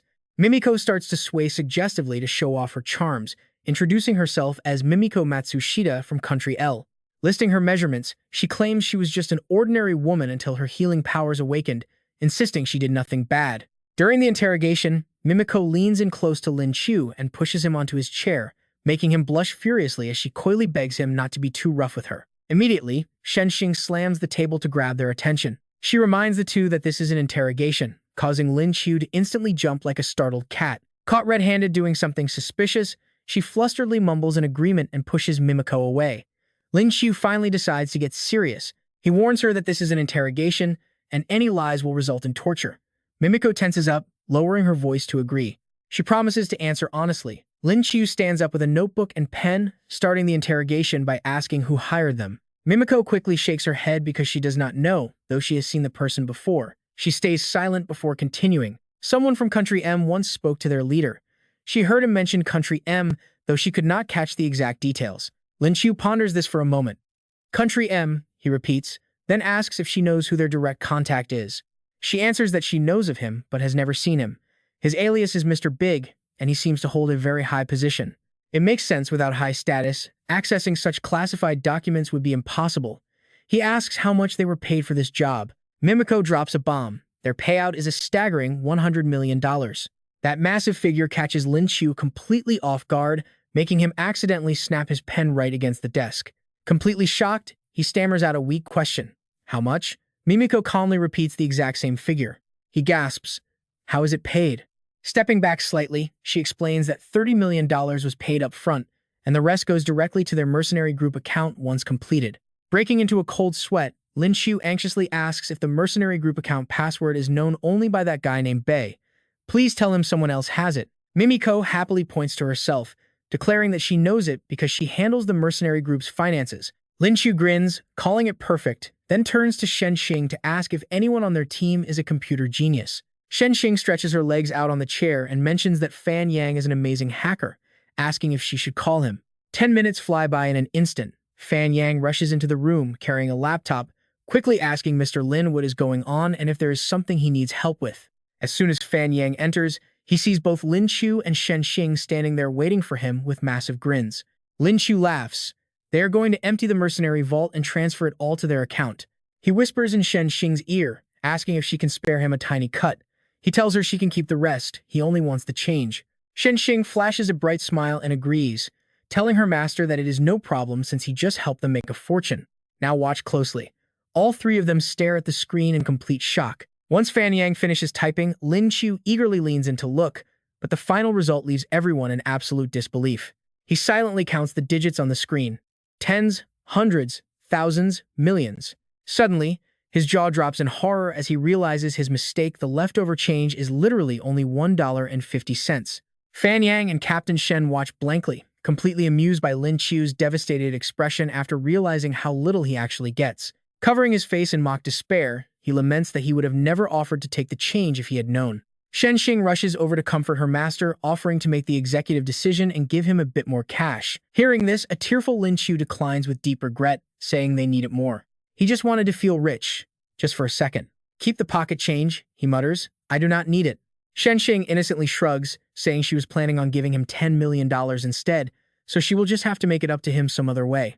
Struck by a wave of shock, Lin Qiu loses all strength in his legs and retreats to the corner, sulking like a depressed ghost. $10 million equates to 67 million yuan. Meanwhile, Fan Yang and Shen Xing happily admire their massive new balance on the laptop screen.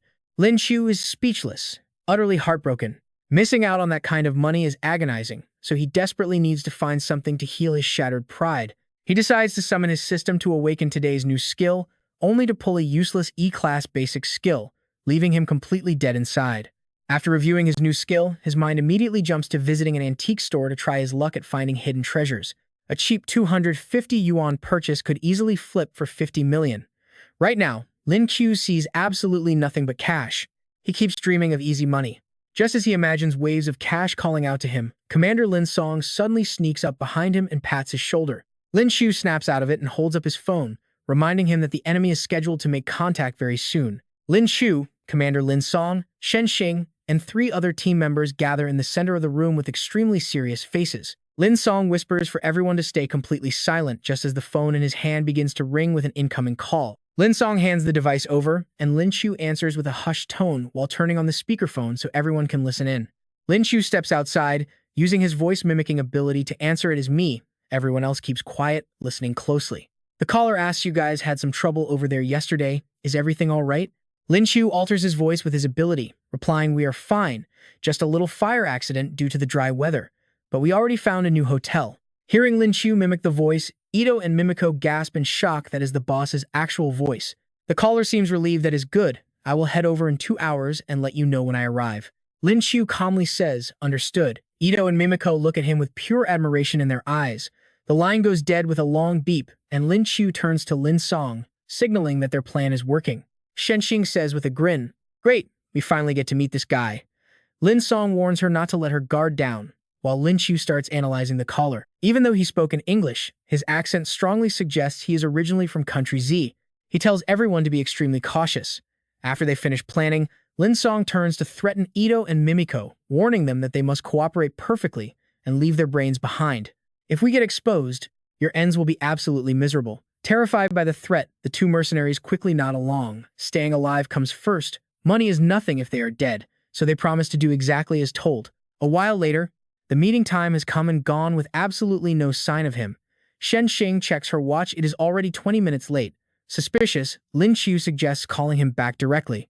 Lin Song sits back, thinking it over, before telling them to wait a bit longer. As they wait, Lin Qiu frowns and wonders if they have somehow blown their cover, but that is impossible. Suddenly, a ringing phone breaks the heavy silence. Lin Qiu snatches the phone, answering instantly, hello, what took you so long? Lin Song listens closely to the call. The voice on the other end explains he got delayed on the road, then abruptly shifts the topic to business. Go pick up the package I left inside locker 035 at the Sugo supermarket. Lin Qiu frowns, we are not doing a face-to-face handoff. The caller cuts him off, some things are better kept in the shadows. Lin Qiu tries to ask more, but the line instantly goes dead before he can get answers. The group gathers around, and Shen Xing asks, what is our move now? Should they go grab the documents directly?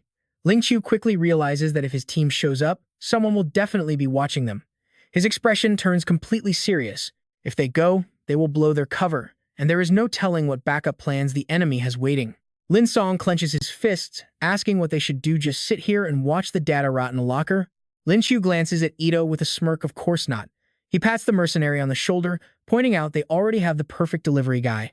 Ito stands there completely clueless, his mind filled with a million questions. Lin Qiu just flashes a classic, devious villain grin as he stares straight at him. About 10 minutes later, twilight begins to fall over the city. Tiny stars start to twinkle in the darkening sky above the busy Sugo supermarket. The cashier smiles warmly while handing a bag to the last customer.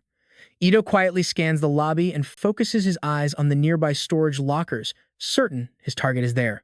He flashes back to the deal he just made with Lin Qiu. Lin Qiu had offered him a golden chance to redeem himself, promising a comfortable private cell in exchange. Ito had eagerly sworn that he would get the job done. Ito finds the correct locker but realizes he has no key or code to open it. Suddenly, a stranger bumps right into him. Startled, Ito snaps his head up, but the corridor is completely empty. The mysterious figure has already vanished. That is when Ito notices something on the floor, looking down at a small remote lying right by his feet. He picks it up and turns it on, realizing the contact was incredibly cautious. Once the locker clicks open, Ito quickly reaches in and grabs the package inside. Peeking inside out of curiosity, he seems pretty shocked by what they actually left for him. Back at the hotel room, Ito bursts through the door, announcing that he got the goods. Before handing the bag over to Lin Qiu, he begs him not to forget about that private cell promise. Lin Qiu reassures him that a deal is a deal. Meanwhile, Yang Fan plugs the recovered flash drive into his laptop. After staring at the screen for a solid minute, Yang Fan sighs and admits the encryption is far too complex for him. Still, Lin Qiu can tell the data is the real deal. Yang Fan pulls his hands off the keyboard, grumbling that the truth hurts, even if Lin Qiu is right. Lin Song walks up, patting his shoulder with a hearty laugh. Even if they could not identify the mole yet, securing this data means the mission is a success. Now they just need to wait for backup to arrive and take the files. Lin Qiu turns to Lin Song, asking if their enemies still believe that the Tiger mercenary group is the one holding onto the stolen data. He asks if they can give those guys a little surprise, and Lin Song totally agrees it is a brilliant idea. Somehow, he completely missed that angle. Pointing directly at Edo and Mimiko, he tells them to find out exactly where the cargo is supposed to go. Hearing this, Lin Qiu steps right up to the pair and tells them that Ito has already secured his own private cell. Getting her own room depends entirely on her cooperation now. Mimiko lets out a soft gasp, instantly striking a seductive pose that leaves Lin Qiu with a sudden nosebleed. She whines about wanting her own room and being ready to do anything, sending Lin Qiu backing away a good 50 feet. Covering his mouth, he yells at her to put some decent clothes on right this instant. He demands to know where the goods are headed, and that is when Mimiko finally realizes what he is actually after. She honestly admits they are shipping it to a coastal city where a contact awaits, with the coordinates saved on the phone. Lin Song praises her great job. It is finally time to teach those bastards a real lesson. Deep in thought, Lin Qiu stays quiet if this deal falls apart. What happens to the 70 million reward promised to the Tiger Squad? Wondering if there is a catch, he suddenly shouts that he has got it, while Lin Song watches him with wide eyes. Lin Song warns him that it is the enemy's phone, but Lin Qiu motions for silence, claiming he has a pretty wild idea. A rough, angry voice suddenly barks through the receiver, demanding to know if they have successfully secured the cargo. The caller demands the location immediately, but Lin Qiu just grins, saying he did not call to talk about that. He demands they transfer the full commission now, leaving Shen Xing and Lin Song wondering if the kid has completely lost his mind. The guy on the other end snaps back, asking if the agreement was not payment on delivery. Lin Qiu calmly replies that he has changed his mind, bluntly asking if they are going to pay or not. He hints that plenty of others would pay for the cargo, but the caller responds with a dark threat that makes him freeze. Shaking it off, Lin Qiu doubles down. Forget the 70 million. They are going to pay 100 million right now. The line goes quiet before the flustered voice tells him to wait while they check with their superiors. Lin Song flashes a thumbs up in pure admiration, and Lin Qiu tosses back an easy okay sign. A sudden explosion rumbles through the line, prompting Lin Qiu to stare at the screen as a deafening roar shakes the speaker. He yanks the phone away from his ear, just as the caller screams that the cash is sent and to bring the goods. Calmly promising they will send it over shortly, he listens as the caller immediately hangs up. Lin Qiu grinds his teeth in annoyance, muttering about how incredibly rude it is to keep hanging up on him. Yang Fan checks the system and excitedly confirms that 100 million just cleared, putting a huge grin on Shen Xing's face. It is a brilliant play, recovering the files while pocketing a cool 130 million as Lin Song watches the screen. They will be ambushing the enemy contact soon, so Shen Xing urgently orders Yang Fan to move all the cash to her account. Lin Qiu frowns and immediately demands to know where his cut is, but she just gives him a playful nudge in response. She reassures her master that she will definitely compensate him later, leaving him so completely defeated he cannot even find the words to complain. He specifically wanted that extra 30 million to save up for his future wedding. With his hard-earned money snatched away, his complaints leave Shen Xing completely red-faced and flustered. Leaning in close, she playfully suggests that he could just marry her instead, saving him from ever needing a dowry. But as the image of beautiful Zhen Zhen flashes in his mind, Lin Qiu flatly rejects her teasing offer without hesitation. He tells her he is already taken, leaving her to dismissively wave him off with a playful shrug. Promising to make it up to him later, she watches as the heavy backup team finally arrives a few hours afterward.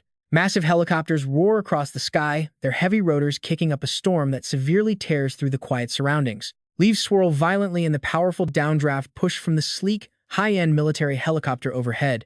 As a highly distinguished figure steps out, Lin Qiu, Shen Xing, and Lin Song all watch with intense focus. All their eyes lock instantly onto the arriving figure. Murong Tu, one of the three supreme powerhouses of the nation, approaches them with an undeniable, commanding presence. Shocked to see him, Lin Song quickly asks why such a high-ranking elder would personally come all this way. While Lin Song goes over to bow and show his deepest respect, Shen Xing quietly briefs Lin Qiu on the elder's legendary background. A true idol to every single soldier, Murong Tu is widely feared as the legendary tiger of the armed forces. Hearing this, the supreme expert of our nation quietly repeated those 4 words in his mind. Murong Tu squinted, glancing at Lin Chong nearby. He praised the kid for doing a pretty great job this time, but then he stammered, unable to find his next words. Seconds later, Lin Chong stood before him with deep gratitude, admitting he could not dare to take any credit for this operation. Hearing this, Murong Tu instantly wore a look of pure confusion. He quickly pointed to the masterminds behind him, arguing that all the credit should go to his little brother Lin Qiu and team leader Shen Xing. Hearing this, the duo standing nearby was completely caught off guard. Murong Tu cheered, praising them by saying the new generation always surpasses the old. He remarked that little Xing did a great job. Shen Xing quickly ran over, grabbing his arm and asking why an elder like him had to personally intervene this time. He paused in thought before speaking out. They were bullied right to their doorstep, and he simply could not stand for it. This time, 2 other supreme experts were also hunting down the rebels, ensuring not a single traitor would escape justice. Murong Tu suddenly remembered something, asking who this Lin Qiu kid was since he had never heard of him before. Shen Xing turned and pointed to the boy standing solemnly, eagerly telling Grandpa Tu that she would fill him in. With that, she rushed over to Murong Tu's side and began spilling all the wild details about Lin Qiu's exploits. Listening intently, Murong Tu nodded in approval, thoroughly impressed by how incredibly capable the kid actually was. She proudly added that Lin Qiu was actually her master, introducing him to Grandpa Tu with a big smile. Murong Tu sized him up with a critical eye, shocked that little Xing had taken a mere college freshman as her master. Rubbing his chin in deep thought, the old man tried to piece the family tree together since Lin Qiu was her senior. Folding his arms, Murong Tu declared that by generation logic, Lin Qiu was basically his nephew, making him his official eldest nephew from that day on. Lin Qiu stood there completely speechless. Was this relationship really decided that casually? Not wanting to overthink it, he bowed and thanked his new uncle, feeling incredibly blessed.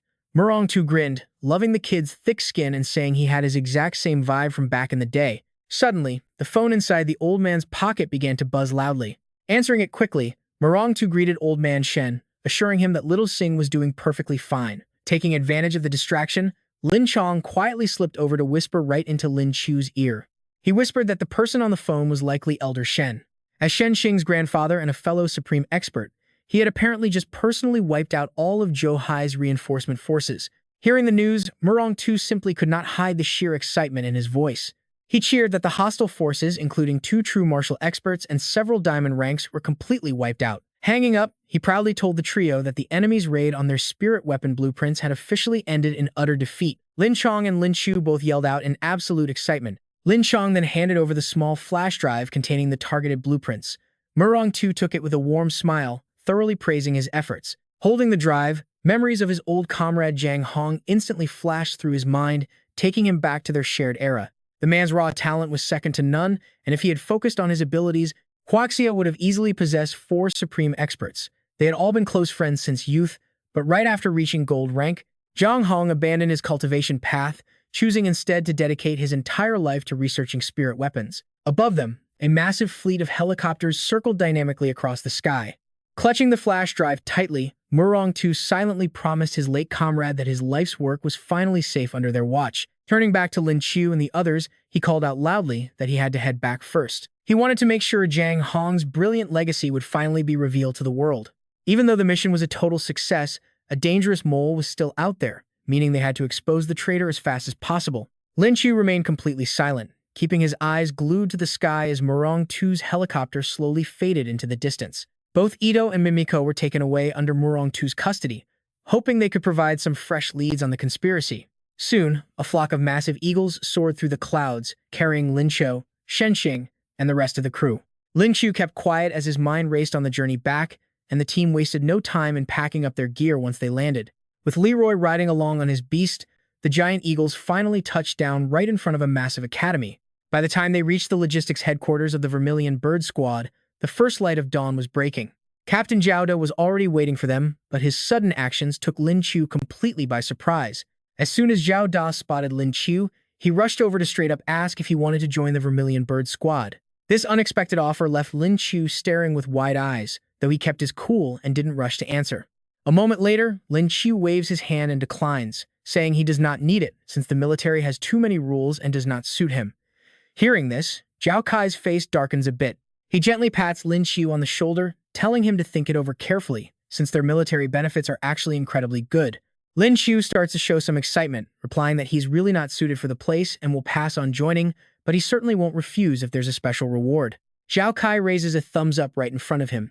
Zhao Kai tells him to relax, explaining that he already made a request to the higher-ups to secure a first-class merit award for him. Lin Qiu excitedly claps his hands with eyes shining like bright car headlights. He complains, asking if they can't give him something more practical. Seeing how demanding he is, Zhao Kai immediately gets annoyed and snaps at him. "Kid, you know absolutely nothing. Do you have any idea what a first-class merit actually means to a soldier?" But clearly, Lin Qiu is not a soldier at all, he is just a student. Furious at the response, Zhao Kai points right at Lin Qiu's face, scolding him for having absolutely no ambition. Shenxing quickly steps in to shield Lin Qiu and protect him, since she has something far more suitable to reward Lin Qiu with. She pulls Zhao Kai a short distance away from Lin Qiu and suggests it, referring to their squad's ultimate treasure. He hesitates for a moment, muttering that doing this might not be such a good idea. Even though it's called their squad's ultimate treasure, it hasn't hatched after all these years, so they don't even know if it's dead already. Shenxing continues to negotiate, pointing out that keeping it does them absolutely no good anyway. If they don't give it to him, they'll have to pay him $30 million instead. Realizing there is no other way, Zhao Kai finally agrees to the deal. Even though they know this thing is extraordinary, it is completely useless to them if it never hatches. Watching the two of them whispering back and forth, Lin Qiu speaks up in annoyance, asking if they can please not discuss things right in front of him. He demands they either give him the useless item or hand over the $30 million. Zhao Kai crosses his arms and looks at him, stating that this money is better off in their hands to maximize its usefulness. He then orders Shenxing to quickly go and fetch their squad's ultimate treasure. Shenxing turns and dashes off without a single word, but Lin Qiu hasn't even agreed yet. Shenxing looks back at him with a sweet, gentle smile on her lips, telling her master not to worry. She promises that it is absolutely an incredible treasure, acting as her personal compensation to him. Lin Qiu stares intently at the glowing squad treasure placed right before him. He questions if this is really compensation, but Shenxing proudly replies that it is indeed the ultimate treasure of their Vermilion Bird Squad. Lin Qiu's jaw drops in complete disbelief. He asks if this is just a spirit beast egg, while Shenxing gives him a totally innocent look and admits they don't even know what kind of egg it actually is. Believe it or not, the system interface suddenly pops up, marveling that dragons actually still exist in this world. Seeing the system appear, Lin Qiu silently wonders if it means this is a dragon egg. The system immediately confirms his suspicion. Logically speaking, a creature like this should not even exist in this world anymore. Lin Qiu stares at the magnificent image of the glowing golden dragon on the system panel, wondering if this is indeed the legendary soaring dragon from ancient national mythology. The system replies quickly, confirming that those Western creatures are merely mutated lizards and definitely not worthy of being called true dragons. Lin Qiu rubs his chin thoughtfully, asking the system if having an egg means this little guy has parents somewhere. The robotic voice quickly retorts that it is obvious they once existed, but they are already dead now. Otherwise, the system would have sensed their energy signature. He chuckles happily to himself, realizing he struck gold this time because this beast will be his personal mount in the future.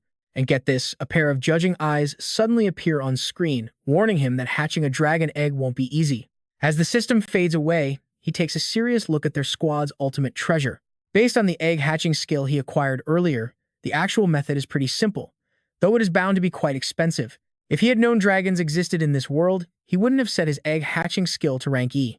Before Lin Qiu can even touch the egg, Shenxing roughly handles it first. He quickly cradles the egg in his arms and snaps at Shenxing, asking if she is not worried about breaking it. Aiming her gun toward the ceiling, she laughs and says if it were that easy to break, she would have made fried eggs out of it long ago. Even military bullets cannot pierce its shell, she boasts. No sooner are the words out of her mouth than she suddenly lunges at the egg like a crazy witch, scratching and clawing at it fiercely. At this point, Zhao Kai speaks up, explaining that Chief Shen has actually studied this egg for 3 whole months. Apparently, because she couldn't discover anything, Chief Shen went crazy and turned into a demon, beating the egg continuously for a full hour. Hearing this, Lin Qiu gently strokes his precious treasure, muttering that the poor dragon egg has really suffered. Shenxing coughs a few times, brushing it off as old history, before asking her master if he actually knows what kind of egg this is. Lin Qiu honestly tells her and Zhao Kai that he knows it is a dragon egg. Zhao Kai suddenly slaps him on the arm, questioning if he means the legendary dragon flying in the sky. Shenxing and Zhao Kai are both completely stunned by this. Lin Qiu is dead certain about his answer. Seeing this, Zhao Kai is already starting to regret gifting him such a priceless treasure. He scratches his chin, trying to negotiate. Is it too late for me to take that back? Lin Qiu doesn't flat out refuse, but he's definitely not taking a loss either. Sure, he says, just give me $30 million right now and you can keep your egg. Zhao Kai can't believe what he's hearing. Is he really willing to give up the dragon egg that easily? Shenxing chimes in, wondering if the egg is just incredibly difficult to hatch. Lin Qiu holds up 2 fingers to illustrate. No, hatching it is actually quite simple. All it needs is spiritual energy. Just 2 ways. He begins explaining the first method to them. First, if a supreme powerhouse pours spiritual energy into it every single day, it should hatch in about 10 years. The second method involves using soul pearls, which is a whole lot faster. Just 2 supreme-grade soul pearls will do the trick. Hearing this, Shenxing's face sours. Are you kidding? What supreme expert has the free time to do that for 10 whole years? Zhao Kai also agrees that the second option sounds pretty much impossible. After hearing Lin Qiu lay out the options, Zhao Kai can only let out a helpless sigh.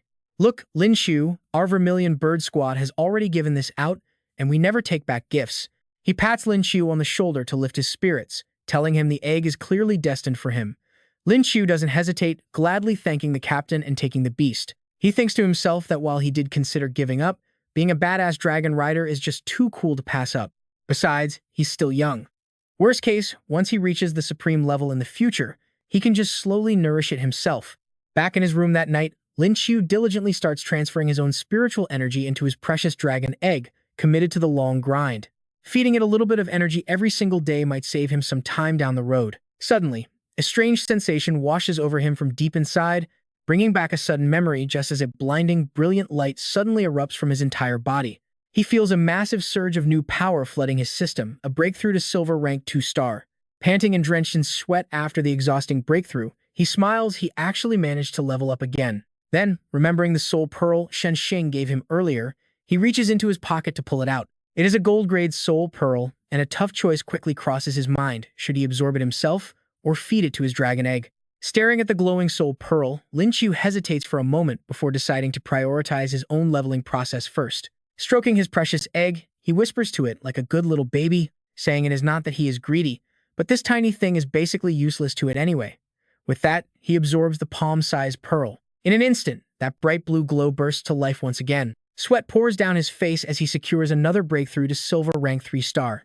Clenching his fist, he is amazed that a gold soul pearl almost pushed him to 4-star. He immediately starts rummaging around to see if he has any more soul pearls left, but he is completely out of ordinary ones, leaving only a few skill soul pearls. Left with absolutely no other choice, he decides to sell them off, wondering if the Vermilion Bird Squad would be willing to buy them. As the precious egg rolls into his pocket, he finally lies down, planning to ask Big Brother Lin Song about it in the morning. Early the next morning, a very familiar voice suddenly shatters the peaceful quiet, screaming that they are all completely gone. Lin Qiu is absolutely furious because his soul pearls have vanished, prompting Lin Song to ask what is going on. Holding back tears, he cries that a thief must have sneaked in and stolen his precious stash right from under their noses.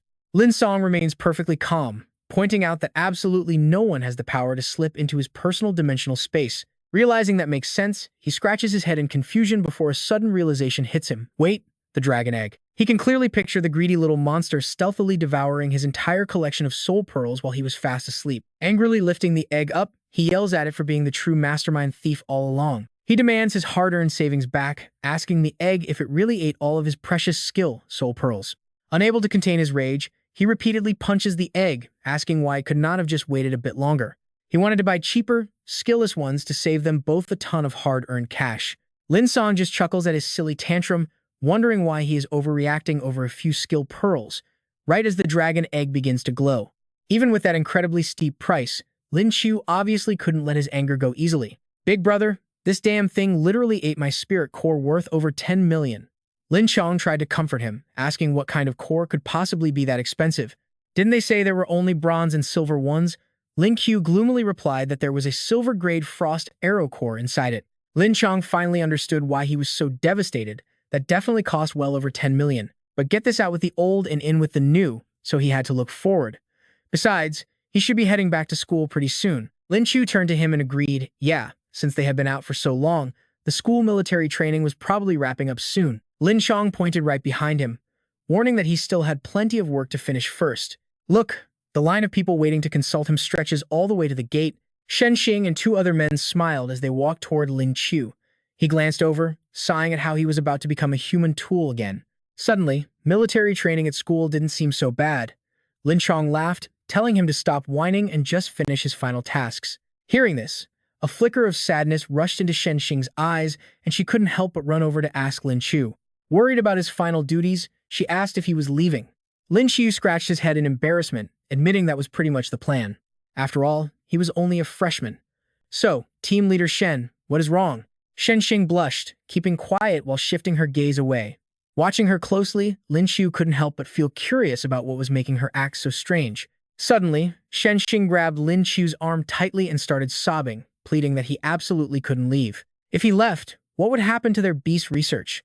Lin Qiu stood there completely stunned, realizing he had definitely overthought her reaction. What a relief! It turned out team leader Shen was only reacting this way because of her research. A young logistics staff member chimed in, agreeing that without expert Lin, their research would end up taking a massive detour. Hearing their pleas put him in quite a tough spot. He wanted to help, but explaining things one by one was such a massive waste of time. Lin Qiu quickly called out to the crowd, asking everyone to quiet down since they clearly had a ton of questions. Since he couldn't possibly solve all their issues in such a short time, he smiled and announced that before heading back, he would write a complete guide to help them out. He asked them, "This way, we can solve all your problems at once, so hopefully no one objects." The logistics staff were absolutely thrilled by his decision, cheering that it was an incredible idea. Thousands of people chanted in unison, shouting "Long live Expert Lin! Long live Expert Lin!" And so, Lin Qiu spent the following days buried in books, researching and writing a customized guidebook dedicated entirely to the team. Over the next few days, he devoted himself entirely to writing this beast guidebook, but the system seemed to be actively punishing him. The system suddenly unlocked new skills for beast maintenance and nursing. Lin Qiu realized that every single time he was about to finish, a new beast-related skill would pop up, going from nursing to maintenance. Once he finally completed the book, he brought it to them. He had finally finished his masterpiece. The logistics staff frantically copied it, ensuring that every single member of the Vermilion Bird Squad received a handwritten copy. That night, as Lin Qiu packed his things in his room, Shen Xing leaned quietly against the wall, watching him without saying a single word. After a brief silence, she slowly asked him if he was really leaving tomorrow. Lin Qiu turned to look at her, confirming that school classes would officially start right after their military training ended tomorrow. Shen Xing curiously pressed on, admitting she was genuinely baffled by how he knew so much. At his age, how did he master such vast knowledge? It was almost as if he had actually seen all these spiritual beasts before. Facing this barrage of questions from Shen Xing, Lin Qiu got incredibly nervous, stammering a bit as sweat began to pour down his face. He scratched his head, explaining that it was only because he had an incredible master who also happened to be her grand master named Mai Ziren. Shen Xing shot him a sharp look, and honestly, who could blame her? She questioned if this Mai Ziren even existed, wondering who was lying to whom. He quickly stepped back to escape her grip and dodged, claiming she was overthinking things and asking why he would ever lie to his favorite disciple. There was no way he was born with all this knowledge, after all. She eventually stopped pushing, sighing that she would choose to trust her master. She added that she mostly came tonight to thank him. Lin Qiu sat down beside her, curious as to what she was thanking him for. Shen Xing sat on the desk next to him, thanking him for everything he had done for their squad. Without his guidance, it would have easily taken them several decades to figure out all this knowledge on their own. Her expression softened as she brought up the spirit weapons, admitting they never could have pulled it off without him. Flashing a playful, charming smile, she teased him to visit her and the team whenever he was free, saying they would all miss him terribly. Lin Qiu smiled and agreed, promising to return and telling them they could always reach out whenever they faced any trouble. It was not far from his school. Early the next morning, the sun began shedding its first golden rays over the massive city walls and wide streets. Lin Qiu cast his gaze inside. Even though he had grown quite fond of this place, it was time to move on. He tried to slip away quietly, hoping to depart before anyone else woke up. Lin Qiu tossed the bedsheets aside, totally bewildered when he could not find his item. Why is it not here? Still nothing. He walked away softly, completely unaware that Zhao Gai and the others were already standing right behind him. It was incredibly strange waking up this morning only to realize his headphones had vanished. Zhao Gai spoke up, then forget the headphones, leaving is what really matters right now. He was never good at goodbyes. Lin Qiu whipped his head around in surprise as a booming voice suddenly echoed out, "Salute." Everyone standing behind Zhao Gai raised their hands in a formal salute. Seeing this, Lin Qiu froze in utter shock. Honestly, he could not even find the words to describe his feelings. He never expected to receive this kind of grand treatment. Once he calmed down, he returned the salute. Then, without any hesitation, he ran straight toward his spiritual beast. He would certainly never forget this special period of his life. Zhao Gai watched Lin Qiu leave with deep regret. He failed to recruit this kid into their Vermilion Bird Squad. Xinxing lowered her gaze. The Vermilion Bird Squad might not be the right fit for him anyway. Looking up at the beast soaring through the sky, she realized joining them might actually hold back his true potential. Zhao Gai agreed with her. Perhaps she was right. Up above, soft white clouds drifted lazily across the vast, clear blue sky. Before long, the beast landed at Lin Qiu's university. Jumping off its back, he entered Magic City Martial Arts University and asked, "You did not leak my secret departure to everyone, did you?" Lin Chong admitted it to him directly. Yes, he did. You earned that kind of send-off. If the brothers could not say goodbye, they would have felt terrible. Hearing this, Lin Qiu did not thank him at all. Instead, he got quite worked up and shouted, "But doing that makes me feel pretty uncomfortable too." Lin Chong remained totally calm. Pointing at Lin Qiu, "Your reputation in the Vermilion Bird Squad now is probably no less than the captain himself." He was surprised. Is that true? Should I be proud then? Lin Chong quickly replied, "You absolutely have every right to be." He pointed off into the distance. "So, want to join me at the instructor's dorm and tell that kid Qin Ming about everything that happened?" Lin Qiu quickly waved his hands, refusing. He looked at Lin Chong with a very serious face right now. "I would rather see my classmates. So goodbye, Chief Instructor." Knowing he could not stop him, Lin Chong bid him farewell. Standing outside dorm room 303, Lin Qiu knocked on the door, genuinely excited to see his old classmates again. Wonder how everyone is doing? Hearing the sudden knock at the door, someone inside yawned loudly while opening it. "Why the heck are you knocking so early in the morning? Are you trying to keep people awake?" Lin Qiu peeked in. Yep, that was definitely Zhang San's voice. But get this, in the very next second, Lin Qiu was left completely dumbfounded by what he saw. Zhang San stood before him, only able to utter a single word. Zhang San was ecstatic to see him in the flesh. "Big brother, tell me I am not dreaming right now." But Lin Qiu just stared in absolute silence. This is definitely room 303. But who is this guy? Deciding not to overthink, he turned to leave. "My bad. Seems I got the wrong room." As Zhang San stood there completely bewildered by the sudden rejection, he desperately tried to explain, "Brother Lin, it is really me, Zhang San." Lin Qiu could not believe his eyes. No way. Just then, another voice chimed in. "Oh, Brother Lin, you are back," patting Zhang San's shoulder. He confirmed this guy really is Zhang San. Hearing this, Lin Qiu gasped in pure shock. "What?" The classmate explained nobody knows what happened to him, but after training every day, he slept less, and after a month, he ended up like this. No longer doubting, Lin Qiu pinched Zhang San's cheek. "How is this even possible? Are you absolutely sure we did not just swap him for a completely different person?" Crossing his arms, Zhang San proudly replied, "Brother Lin, after a month of brutal training, I slimmed down in the blink of an eye." Meanwhile, images of Lin Qiu dominating the battlefield flashed online, triggering endless comments. "I need to find out everything about this handsome guy. If I had his skills, I would skip training altogether." Pointing at his screen, Zhang San bragged his name is Lin Qiu, and he's my roommate, making the girls go absolutely wild. "Big brother, you are officially the most popular guy in our school now." Lin Qiu smiles and says that he thought everyone had already forgotten about him after he left. Zhang San walks over and grabs a piece of blue fabric, telling him that everyone is talking about him on the forums. When asked if he wants to attend the upcoming school performance, Lin Qiu mutters to himself and blushes, wondering if he will see her. The school courtyard is incredibly lively, packed with students heading in and out of the performance. Lin Qiu anxiously scans the bustling crowd, his eyes darting around in a frantic search. Jiang San playfully asks if he is looking for his goddess, making Lin Qiu flinch in denial until a sweet voice calls out, making his heart skip a beat. The gorgeous Zhen Zhen slowly approaches him, asking if he is finally back. Although absolutely thrilled to see Zhen Zhen, he tries to stay cool and calmly says he is back. Spotting him from a distance, Yang Qian quickly approaches, causing him to wonder if all the first-year goddesses are gathered here today.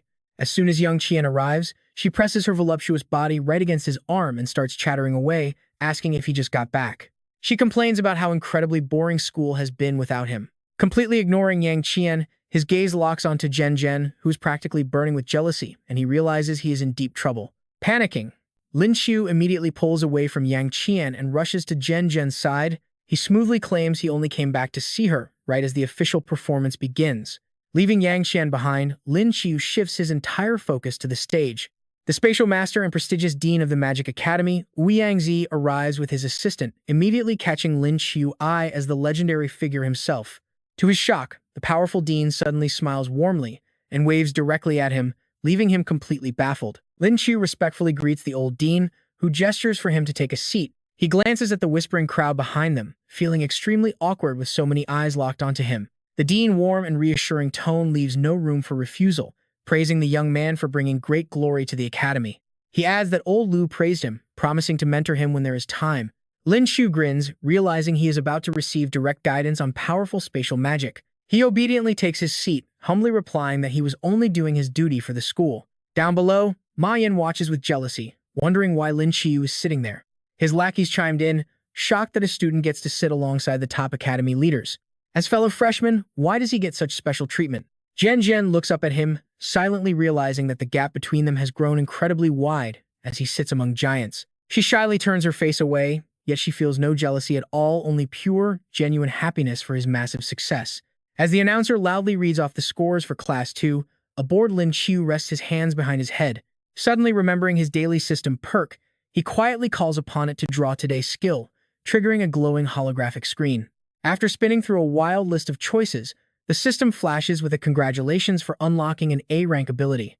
It is a lightning-type awakening skill, allowing him to successfully command the devastating element of thunder. A prompt pops up asking if he would like to immediately activate this newly acquired lightning power right now. Weeping with joy over not pulling another useless E-rank, he happily taps the yes button. Once he confirms, the system detects that he already possesses a powerful beastification skill and asks if he wants to merge them. Lin Qiu hesitates, wondering if he can merge it again since he already fused beastification with space. He brushes his hair back and confidently taps the screen, telling his trusty system to give him a massive upgrade when they return.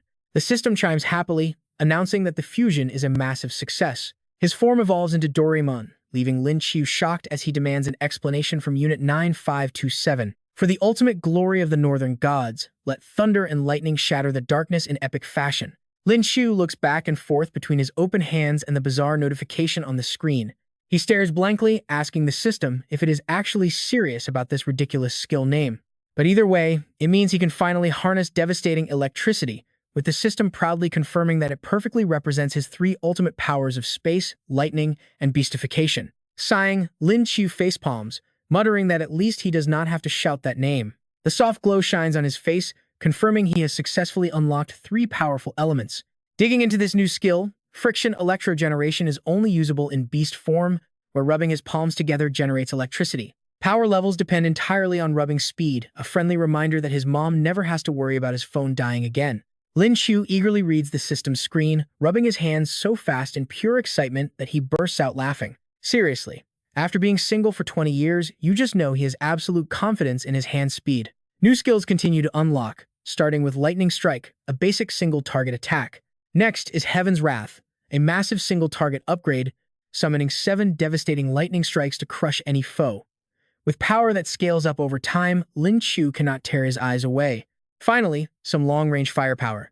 He immediately pictures himself taking on a massive horde of enemies all on his own. But with too many enemies, Lin Qiu pauses to think. Since these are all single-target attacks, he realizes he needs to track down some spirit orbs with area of effect skills soon. Curious, he asks the system what level his superpower has reached. The system alerts him that he is officially S rank, just a hair away from double S rank. Staring at his power-filled hands, Lin Qiu can only marvel at how incredibly strong he finally feels. The announcer loudly declares the event a massive success. Lin Qiu stands up and lets out a deep stretch. This wraps up their grueling military training for good. From across the field, a familiar voice calls out to instructor Qin. Calling him a literal lifesaver, Qin Ming hugs his friend, warning him to watch his diet or he will pack on the pounds again. The friend happily promises that for Min Min's sake, he will keep the weight off. Watching them, Lin Qiu smiles. Even though he could not wait for this training to end, a part of him is actually going to miss it. Lu Zhen sneaks up behind him, telling Lin Qiu to follow him because Ouyang is waiting in the gym to give him some personal training. Lin Qiu turns around, completely baffled by the offer. Following Lu Zhen inside, Lin Qiu only sees Yang Zi training hard all by himself. Since the semester has not officially started yet, the facility is normally closed to everyone else. A lightning-fast punch from the principal suddenly zips right past Lin Qiu's face as the older man halts and welcomes them. Lin Qiu gets a bad feeling about this. If this is supposed to be mentoring, why does it feel like a setup to get beaten up? Yang Zi locks eyes with him and beckons him forward. He tells him to unleash his full power and attack. Lin Qiu's face instantly pales. Is he really supposed to duel the principal? Do all elders talk this directly now? He stands frozen, completely speechless. With no other choice, Lin Qiu closes his eyes and accepts. Channeling his energy, sparks begin to crackle under his feet as he shouts the summoning spell to bring out Doraemon. Radiant lightning wraps around his body, and his eyes turn solid white, overflowing with raw power. With a sudden burst of magic, Lin Qiu transforms into an adorable rabbit-eared Doraemon, leaving both Lu Zhen and Yang Zi completely jaw-dropped at the sight of this bizarre transformation. The kid's explosive energy is on another level now, and that rabbit form actually looks incredibly cool. With a sly grin, Lin Qiu raises his hands as a massive vortex starts forming in front of him. Without wasting a single second, he launches the attack directly at the principal. Caught off guard, Yang Zi takes a devastating sneak attack right from behind, leaving him completely dizzy as his head starts to spin. Lin Qiu slips into the strange glowing portal, vanishing from sight entirely. Yang Zi looks back in surprise, realizing the kid actually has lightning abilities, with that single strike packing gold rank power. As Lin Qiu steps back out of the light, the elder calls him over. Taking a defensive stance, he tells the boy to hit him with everything he has got, promising not to fight back. Lin Qiu immediately imagines an angry principal whacking his head and yelling at him for daring to attack an elder. He sighs in relief, saying the principal should have specified that earlier, since he genuinely thought he was about to get beaten up. Ready for round 2, Lin Qiu summons a massive storm of lightning, his body radiating a power many times stronger than before as his voice rings out. He concentrates the lightning in his palms, sending sparks flying in all directions. He unleashes both Lightning Strike and Heaven's Wrath at once, sending a barrage of bolts that catches Yang Zi completely off guard. Still, feeling the raw power of that lightning is actually pretty interesting. This final strike of divine punishment easily matches a peak silver tier attack, but Lin Qiu stays focused on unleashing his own strongest lightning strike. A few drops of sweat bead on Ouyang Zi's face as he taunts if that is all he has. Meanwhile, an exhausted Lin Qiu wipes his own forehead. It looks like these attacks cannot even scratch the principal. Lin Qiu silently realizes Ouyang Zi is probably just testing to see how far his true limits go. Lin Qiu clenches his fist and grits his teeth, determined to show him more. He decides to show the man what he is truly made of. Lin Qiu unleashes a flurry of punches, and as expected, Ouyang Zi blocks them easily with bare hands. Ouyang Zi encourages him to bring more, prompting Lin Qiu to smirk.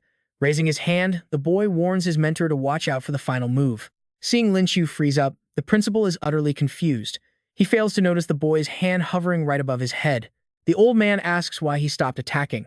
Poor Ouyang Zi and his thinning hair, because Lin Qiu takes that exact moment to ruthlessly pluck out a single strand. With a quick yank, he successfully snatches it, smugly waving the single hair strand as a silent victory. Lin Qiu gloats that as a mere low-level silver, he managed to actually damage a true martial powerhouse. Even if it is just a hair, it still counts. Seeing the boy's smug face, Ouyang Zi screams internally, absolutely shocked that this kid actually dared to steal his precious hair. Lin Qiu happily displays the strand, proudly stating he is completely out of moves.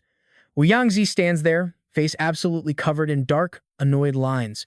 Ouyang Zi notes that despite the cheeky trick, the boy is incredibly clever. He recalls Lao Lu mentioning the kid was only a 1-star silver. Patting his shiny bald head, the principal cannot help but praise his potential. To reach 3-star silver in just a single month is truly incredible, making him an exceptionally rare talent. Ouyang Zi crosses his arms and offers to take him on as a disciple. Lin Qiu does not hesitate for a second. immediately dropping to his knees to pay his respects. Rummaging through his robes, Wu Yangzi notes his student lacks offensive space skills, presenting a special gift to mark their new bond. Lin Qiu stares in utter shock at the glowing, colorful orb in the old man's hand, unable to contain his massive excitement. This is a gold-grade space soul pearl, containing the powerful dimensional slash technique. With a dead serious look, Wu Yangzi tells him to learn it. Lin Qiu focuses as surging energy flows from the orb directly into his body. Wu Yangzi watches him closely, noting that Huaxia has never seen another user with the space element. The arrival of this kid means he finally has a worthy successor to carry on his legacy. A massive surge of raw power erupts from Lin Qiu, sending his hair standing straight up as he breaks through to 4-star silver. As Wu Yangzi watches his disciple complete the breakthrough, Lin Qiu suddenly locks his eyes onto a wooden training dummy nearby. Red light flashes in Lin Qiu's eyes as he activates the soul skill, planting his feet firmly and clawing the empty air. A crescent-shaped wave of energy shoots out, executing the dimensional slash. The blade travels fast before suddenly vanishing into thin air. Stunned, Lin Qiu wonders if the range is really that short. He turns to Wu Yangzi, looking for an explanation. The old man stands with crossed arms, watching closely as his disciple complains that the skill feels a bit too weak. Out of nowhere, the wooden target suddenly explodes into tiny splinters, leaving Lin Qiu absolutely speechless at the sheer destruction. Lin Qiu quickly changes his tune, smugly praising its insane range, power, and stealth. Even Wu Yangzi looks a bit taken aback. The principal notes that after their little battle, Lin Qiu's space element behaves quite differently from his own. He asks the boy to break down the exact details of how his skills function. Lin Qiu details his 3 main special abilities, explaining how the intent gate allows him to quickly teleport. Listening to the long explanation, Wu Yangzi nods as everything finally clicks. Hearing this, Wu Yangzi asks if he has ever considered opening that intent gate somewhere else entirely. Lin Qiu admits he only uses it for quick teleportation, puzzled by what his master is hinting at. Suddenly enlightened, Lin Qiu realizes combining the intent gate with other skills would unlock a whole new level of combat utility. Impressed by his fast comprehension, Wu Yangzi suggests he give it a test run. Highly excited, Lin Qiu waves his hand to activate the intent gate. A sharp green energy blade forms now that his rank is 4-star silver, stretching his intent gate range from 50 to 70 meters. The deadly energy slash glides through the air. Keeping his eyes locked on the target, Lin Qiu summons a green portal. As the energy slash pierces through, its raw power gets amplified massively. The shockwave tears the ground to pieces, scattering broken rock and thick clouds of dust everywhere. Exhaling in relief, Lin Qiu celebrates his success while Wu Yangzi nods in approval, offering yet another round of praise. The devastating attack leaves a deep crater in the ground. Watching from afar, Lu Jian is highly impressed by the sheer beauty of this combo. Lin Qiu realizes that with the intent gate, his dimensional slash can teleport twice and even redirect mid-flight, making it absolutely broken. Man, Lin Qiu is already visualizing a surprise attack on his opponent. He flashes a sly grin. This ability is way more than just pointing and shooting. If the enemy somehow dodges his first strike, he can just follow up with another slash. Inside, Lin Qiu is absolutely thrilled, haha. What if he opens a spatial gate right under their feet? They would not even have time to realize they are finished. Right then, Yang Qian's voice suddenly interrupts his thoughts. Grandfather, time to go home for dinner. The two look at each other in shock. What are you doing here? Yang Zi asks in surprise if they know each other, and Lin Qiu explains they are classmates. But Yang Qian is completely baffled. Grandfather, are you not looking for a space-type awaker? She grumbles, looking pretty annoyed. He is obviously a beastification user. Her grandfather glares at her. Qianer, how can you say that? He saw it with his own eyes, so how could it be fake? Grandfather has taken Xiao Qiu as his disciple, so he is her uncle master. Now call him that. Yang Qian mutters that her grandfather is being way too scary. Left with no choice, she reluctantly mumbles Uncle Master. Lin Qiu is absolutely loving this. Don't look so upset, my good niece. Even Supreme Shen's granddaughter is Lin Qiu's disciple, so calling him Uncle Master is actually a pretty big deal. Hearing this, the Ouyangs are just as shocked. What? That girl Shen Xing is actually Lin Qiu's disciple. Yang Zi is absolutely thrilled to hear this, while Yang Chen just looks incredibly annoyed. That is perfect, so Xiao Qiu can look after his granddaughter in class and guide her more. Lin Qiu readily agrees as the sky slowly fades into shades of orange and red. He says goodbye to Lin Qiu, saying he is busy for the next 2 days but will return when school officially starts. He promises to teach Lin Qiu more then. Lin Qiu nods, calling him master and wishing him a safe trip as he watches him leave. Suddenly, Jiang San calls out from behind. Wiping the sweat from his face, he asks Lin Qiu what he is doing here, since he has been searching for him all day. Lin Qiu is a bit puzzled. explaining he was suddenly called over here, and asks what is going on. Jiang San happily drags him along, mentioning they have the next 2 days off and asking if Lin Qiu is free to hang out at Dingsheng Group with him. Standing before a massive skyscraper glowing with countless dazzling lights, Lin Qiu cannot help but admire the sheer luxury of the place. This is Dingsheng Group, ranked third in the entire country. Lin Qiu realized he had almost forgotten that Jiang San is actually a wealthy second-generation heir. Jiang San waves and calls out to his second brother, Jiang who slowly walks over. Jiang San then points and introduces him as his older brother. Lin Qiu is left speechless, thinking their father was incredibly lazy with naming his sons. Meanwhile, Jiang is staring with a face full of suspicion. He asks if Jiang San is really his third brother, and Jiang San nods. Jiang is genuinely shocked by his transformation. He's probably trying to figure out how a chubby kid turned into this skinny guy right before his eyes. Seeing this, Lin Qiu completely understands the feeling. After all, no normal person would believe this guy shed so much weight in only one short month. Jiang crosses his arms and asks what their eldest brother's name is. Jiang San answers without hesitation, Jiang Jiaki. Now Lin Qiu is confused, wondering why their big brother is not named Jiang Yi or Jiang Da. Just like that, his identity is verified, and the two brothers happily embrace each other with loud shouts of sibling joy. Lin Qiu is left completely bewildered, thinking the oldest must be the only biological child while these two were probably adopted. Only then does Jiang San introduce him, explaining that Lin Qiu is his boss who always looks out for him at school. Jiang shakes his hand, saying he has heard so much about Lin Qiu and telling him to just call him second brother too. After a polite greeting, Jiang invites them inside to talk. Lin Qiu secretly scoffs at the phrase heard so much about him.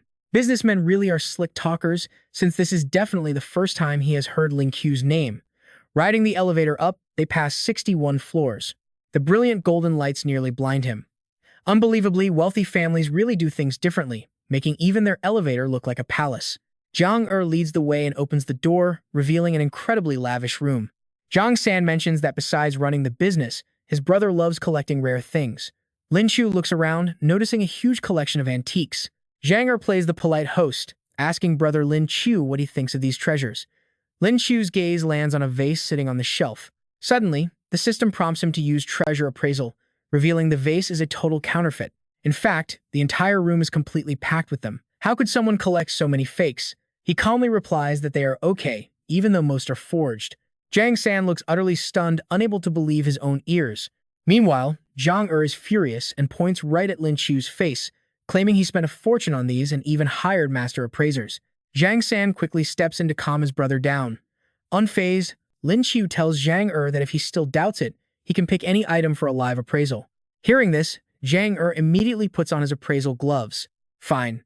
He is way too young for him to believe his eyes are sharper than actual industry experts. He picks up an ancient vase. Instantly, Lin Qiu points out its key features, telling Jiang that the piece in his hands is supposed to be a Yuan Dynasty dragon bowl. It has a wide mouth and deep belly, with 3 raised joint-like rings wrapping around the high foot. A grass pattern covers the rim, while 2 dragons are painted inside. Lin Qiu continues, explaining that the outer surface depicts 2 dragons fighting, bordered by flame patterns in vibrant blue and white. The lines are smooth and powerful, looking exactly like a genuine masterpiece of Yuan Dynasty blue and white porcelain. If it were real, this piece would be worth at least 20 million. Jiang pats his shoulder, praising the kid for his hidden talent. Jiang claims he spent 25 million on it, but Lin Qiu cuts him off. Second brother, do not celebrate just yet. He instantly crushes Jiang's smugness, causing his face to darken. True Yuan Dynasty ornaments actually have a very specific design. The glaze, layers, and spots are incredibly unique, and even though this piece is exquisitely crafted, it is ultimately a fake. It is just a cheap imitation worth about 100,000. Lin Qiu's words pierce straight through Jiang's heart like an arrow. Wait, what?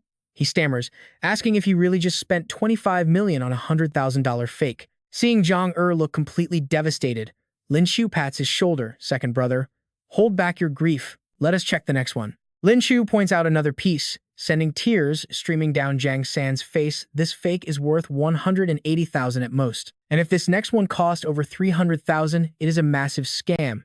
Jiang's face darkens, and he finally snaps.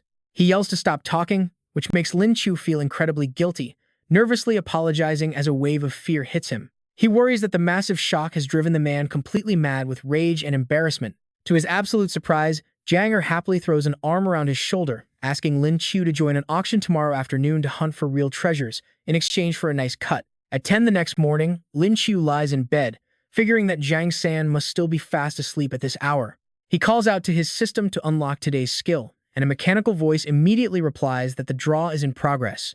He is congratulated on receiving a B-grade X-ray vision skill, and a vivid pink bubble featuring a gorgeous, hot girl immediately pops into his mind.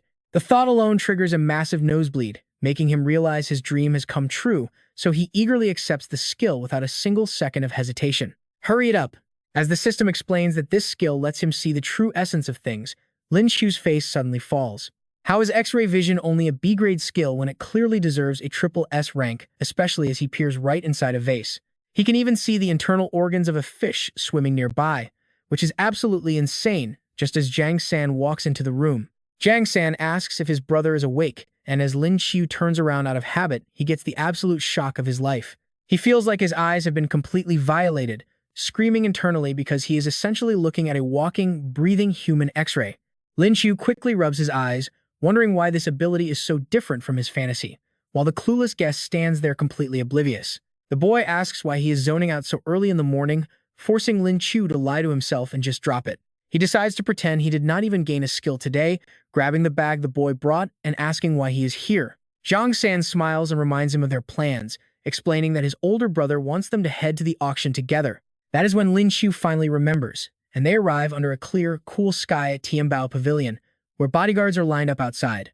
Walking in with the Zhang brothers, Lin Qiu glances at the guards in sheer admiration, noticing that even the security possesses spiritual energy.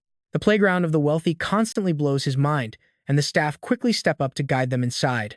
They are welcomed warmly as the massive, luxurious venue leaves a regular guy like Lin Qiu completely starstruck. As they take their seats, Zhang San whispers that everyone attending this exclusive event is a ridiculously wealthy boss.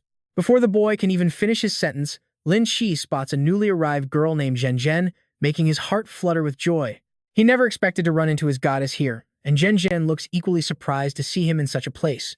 Lin Qiu stares with bright eyes at how gorgeous she looks today, but his sweet reverie is suddenly interrupted by another voice. An older woman asks if she knows him, and Zhen Zhen quickly introduces Lin Qiu to her mother. Shi Han looks surprised to meet him, leaving Lin Qiu completely stunned as he wonders if this is actually his future mother-in-law. She crosses arms and studies him, asking if he is the punk who kept defeating her beloved daughter. Zhang politely greets her as well, and she recognizes him immediately, leaving Lin Qiu wondering how everyone is connected.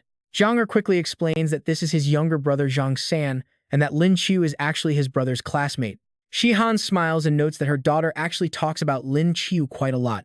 Lin Qiu quickly flatters her, saying it is his absolute honor, to which she proudly replies that very few people get mentioned by her daughter.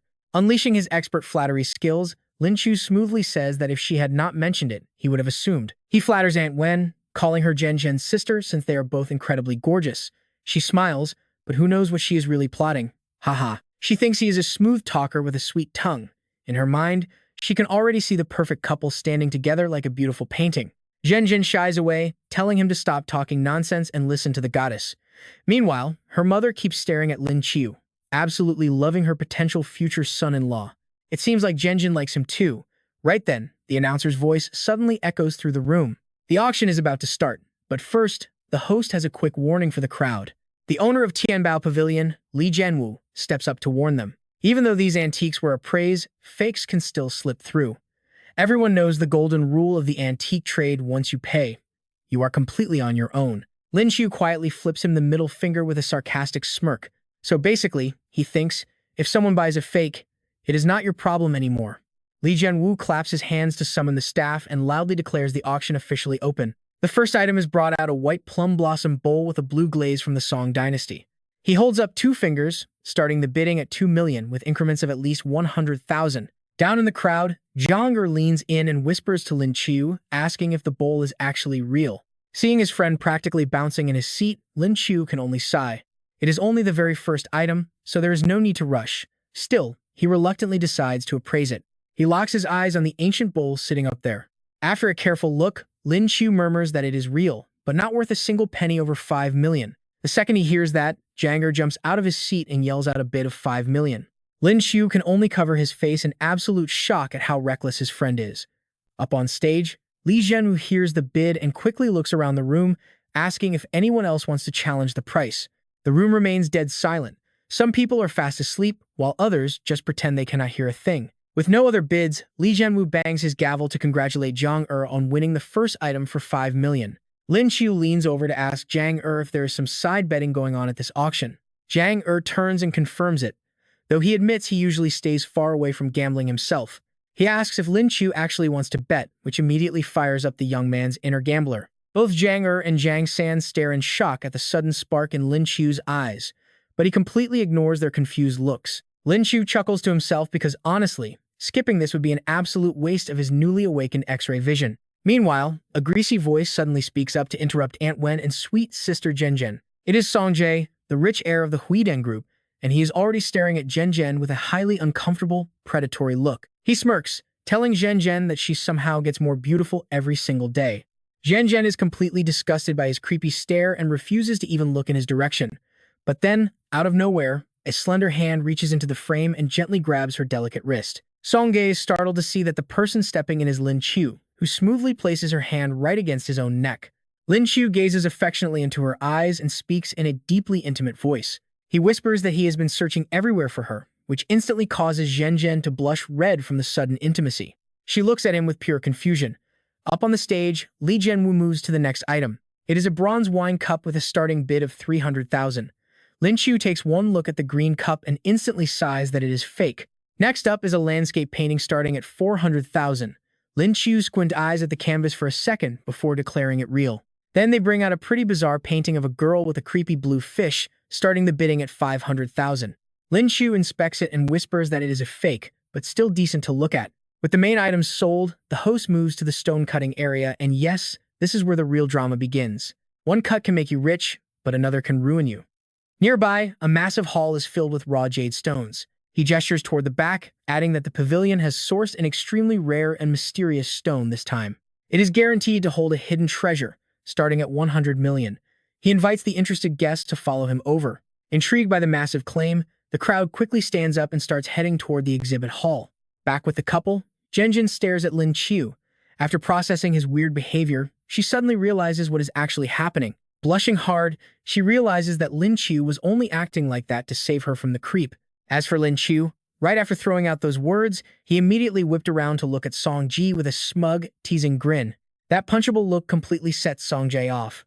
Gritting his teeth, the young master mutters a curse about how this nobody keeps ruining his plans. Having thoroughly provoked his rival, Lin Qiu proudly holds Zhen by the hand and walks straight into the main hall. Zhen blushes hard but obediently lets him lead the way. Meanwhile, watching them walk off makes Song squeeze his fists in pure rage. He growls to the butler standing right behind him, calling out for Butler Wang.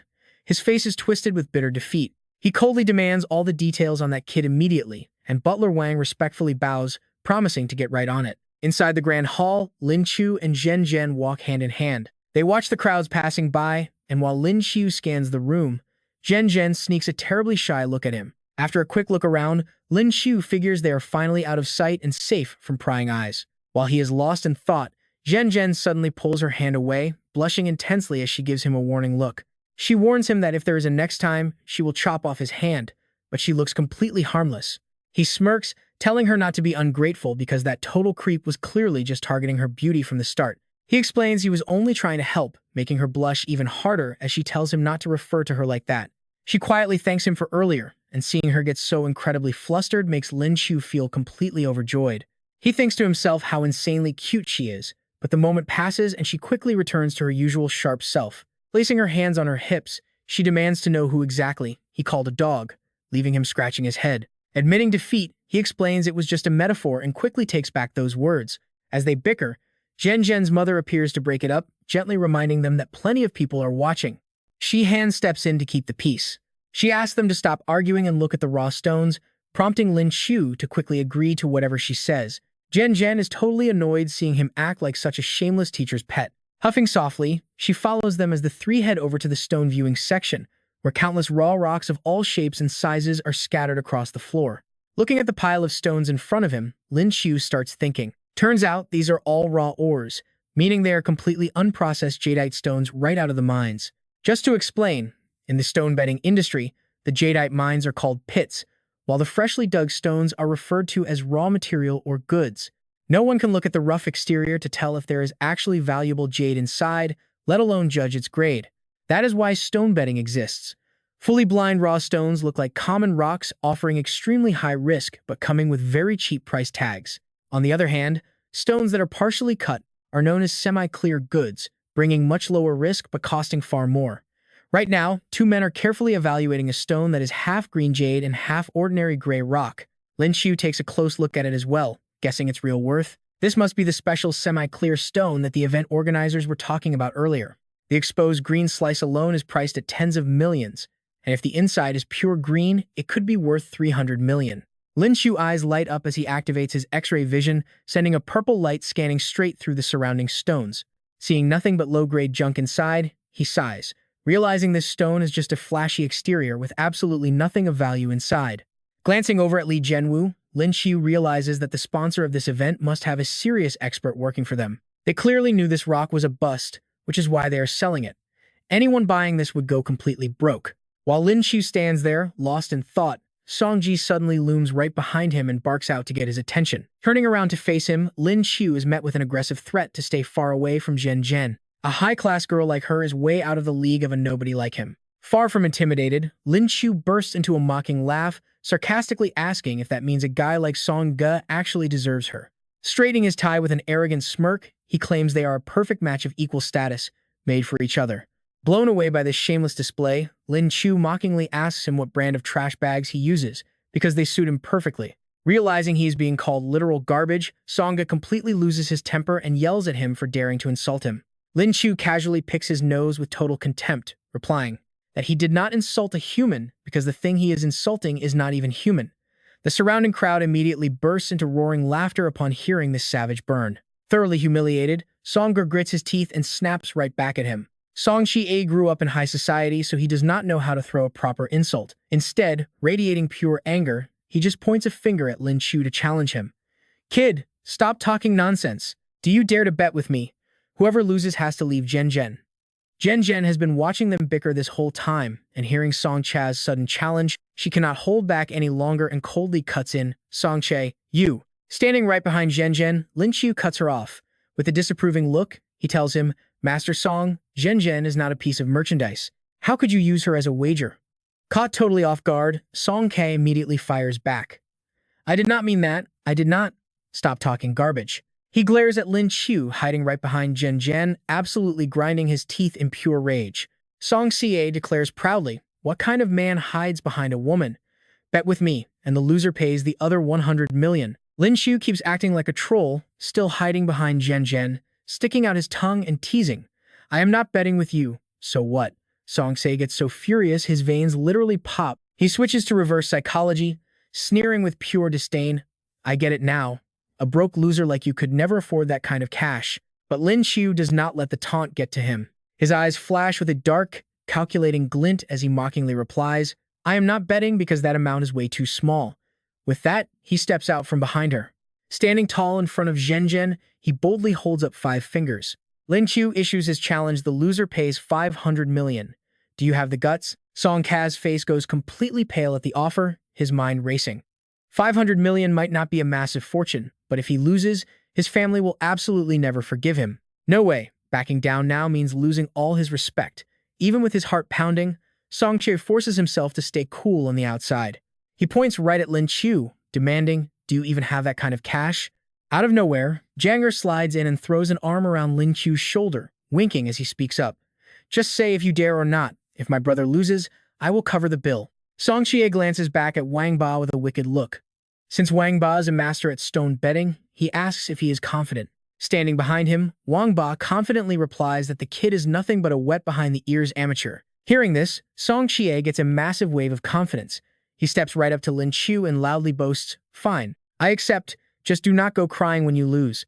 But Lin Qiu is not easily shaken, mockingly shooting back that they will see who ends up crying. Standing in the back, Shihan notices her daughter staring anxiously at Lin Qiu. She playfully teases her, asking if she has a crush on the kid.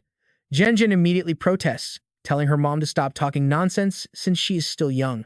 But Shihan keeps teasing, saying she is not that young anymore. Completely helpless against her mother's teasing, Zhen Zhen sighs that her mom is doing it again.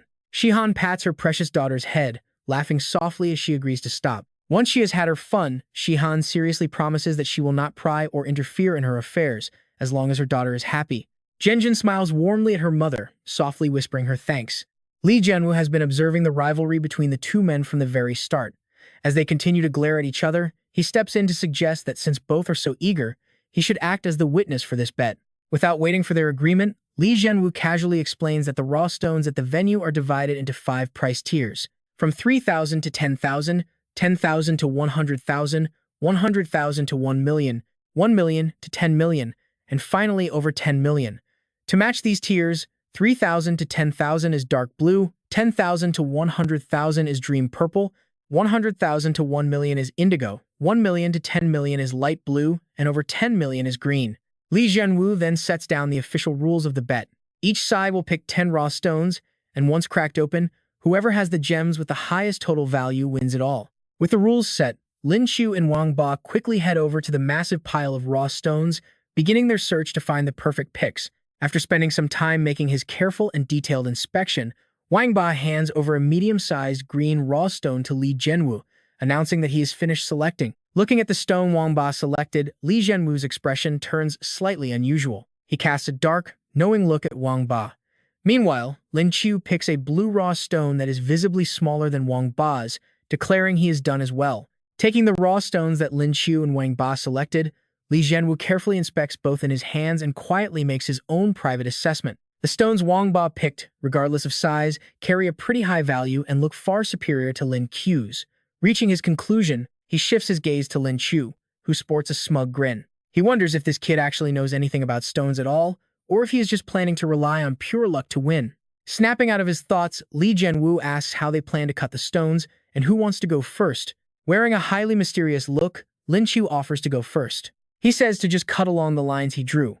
The stonecutter quickly steps up, expertly wielding his stone drill to slice exactly along Lin Qiu's markings. The stone had been marked. Once the cut was finished, the stonecutter saw what was inside. He stared blankly at it for a long moment. Even the surrounding crowd watching was completely stunned. Someone gasps, "We are rich. It is actually icy red jadeite." Jianwu does not look surprised, calmly using his flashlight to examine the icy red jadeite. After checking it, Jianwu gives his verdict: the jade has great quality, vibrant color, and perfect clarity. He then holds the gem up for everyone to see. Jianwu announces the price: "We value this friend's red jadeite at 10 million. The crowd goes wild with whispers.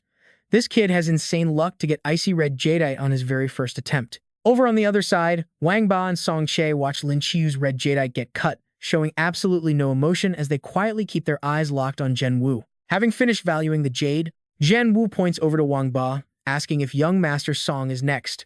He asks how they want to cut it, and Wang Ba confidently replies to just slice it right down the middle. To explain, the Tu Hua is the highest purity core of the jade.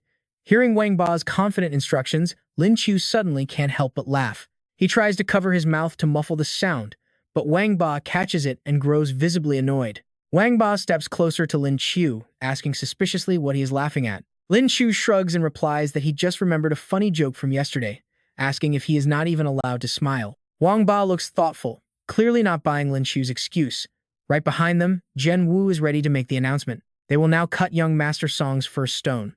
The bodyguard in black sunglasses coldly picks up the electric cutter, slicing straight through the pink rock on the table. Lin Qiu's group watches closely from behind. Staring at the stone, Lin Qiu's expression shows a hint of regret.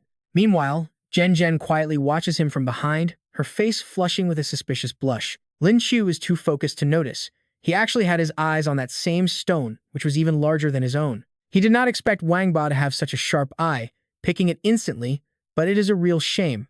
Lin Qiu flashes a complicated smile. Once the stone on the table is split open, a sparkling yellow color glints inside.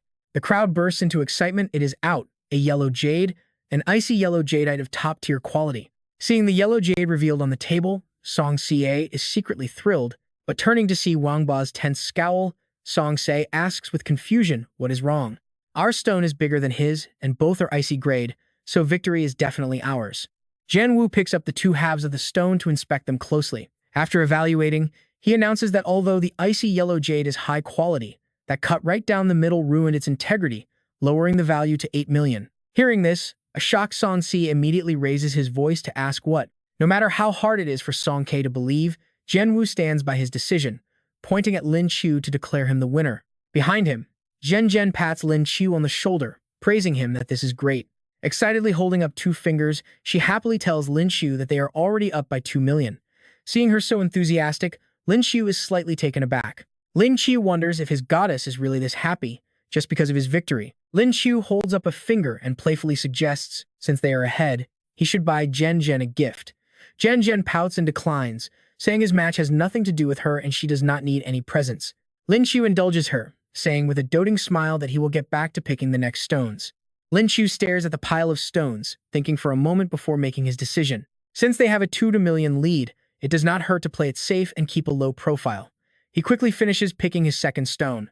Once the stones on the table are cut open, neither of them yields any jadeite. Zhenwu announces that because neither side got jadeite on the second round, it does not count. On the third round, both stones are open, and Wang Ba's seems slightly larger than Lin Qiu's. After finishing his evaluation, Zhenwu makes his announcement for the third round. Wang Ba gets 1 million, Lin Qiu gets 900,000, making Wang Ba the winner. Right after, Zhenwu calls for the final round.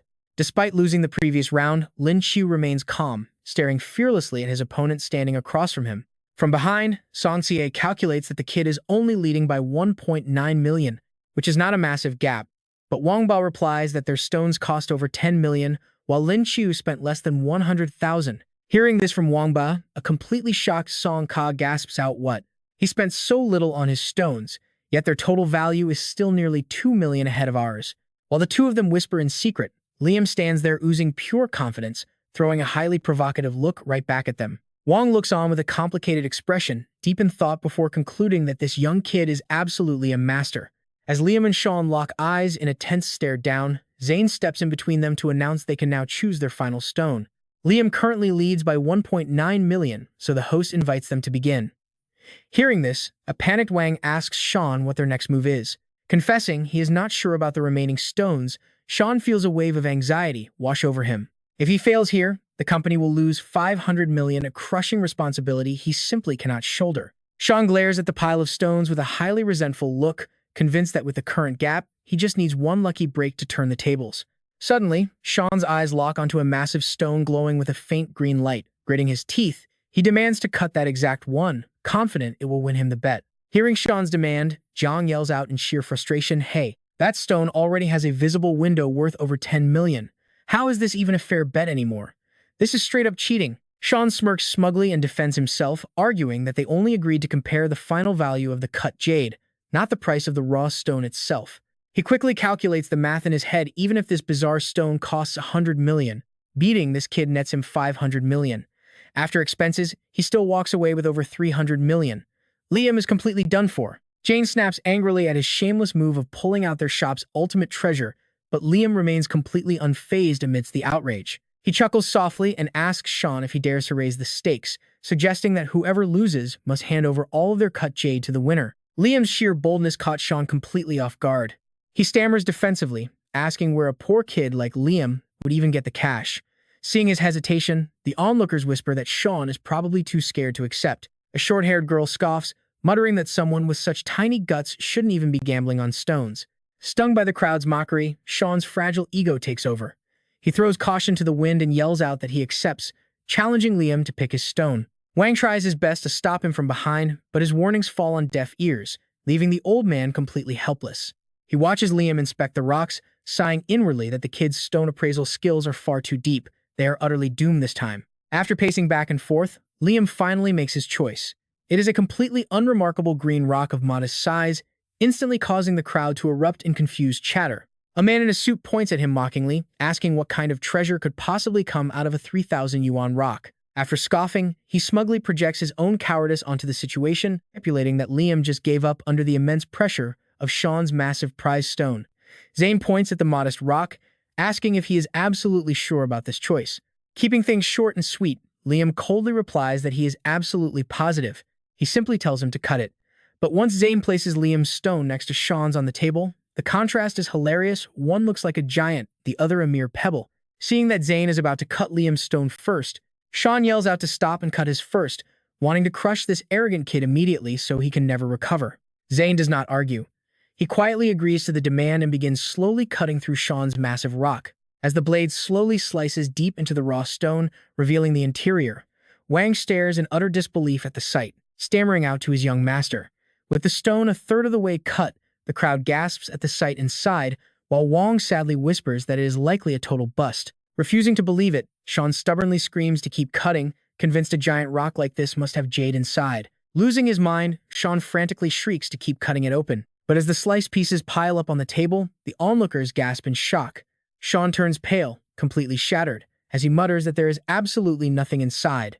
Ever the professional, Zane quickly offers some comfort, reminding them that even gods cannot easily predict what lies deep within raw jade. Although Sean failed to find premium jade inside, the pre-exposed portion still holds some value, bringing their official final valuation of the stone to 15 million. Hearing this, Sean tries to calm his racing heart.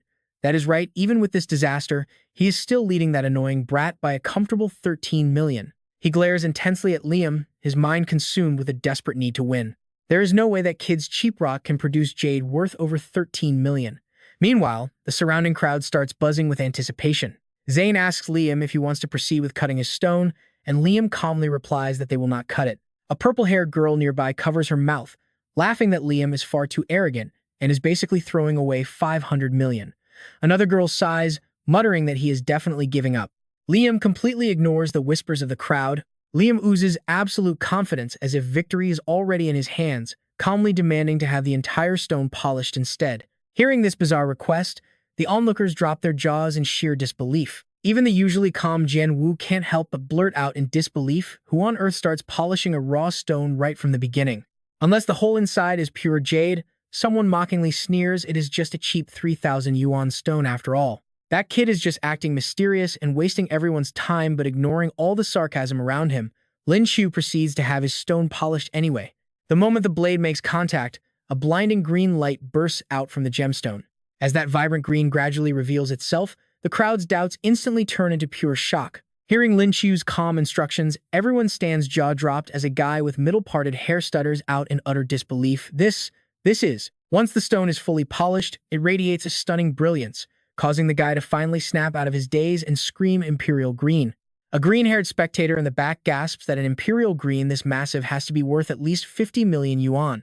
Zhang celebrates their massive win while Zhang San excitedly notes that just a single ring face from this treasure could sell for 400,000, yet they only spent 3,000. Zhang highly praises the kid as a total genius.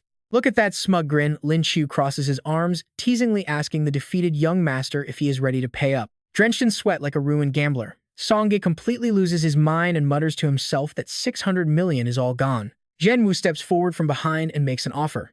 He offers 60 million for the Imperial Green, leaving Lin Qiu wondering if his ears are playing tricks on him as he repeats the massive number.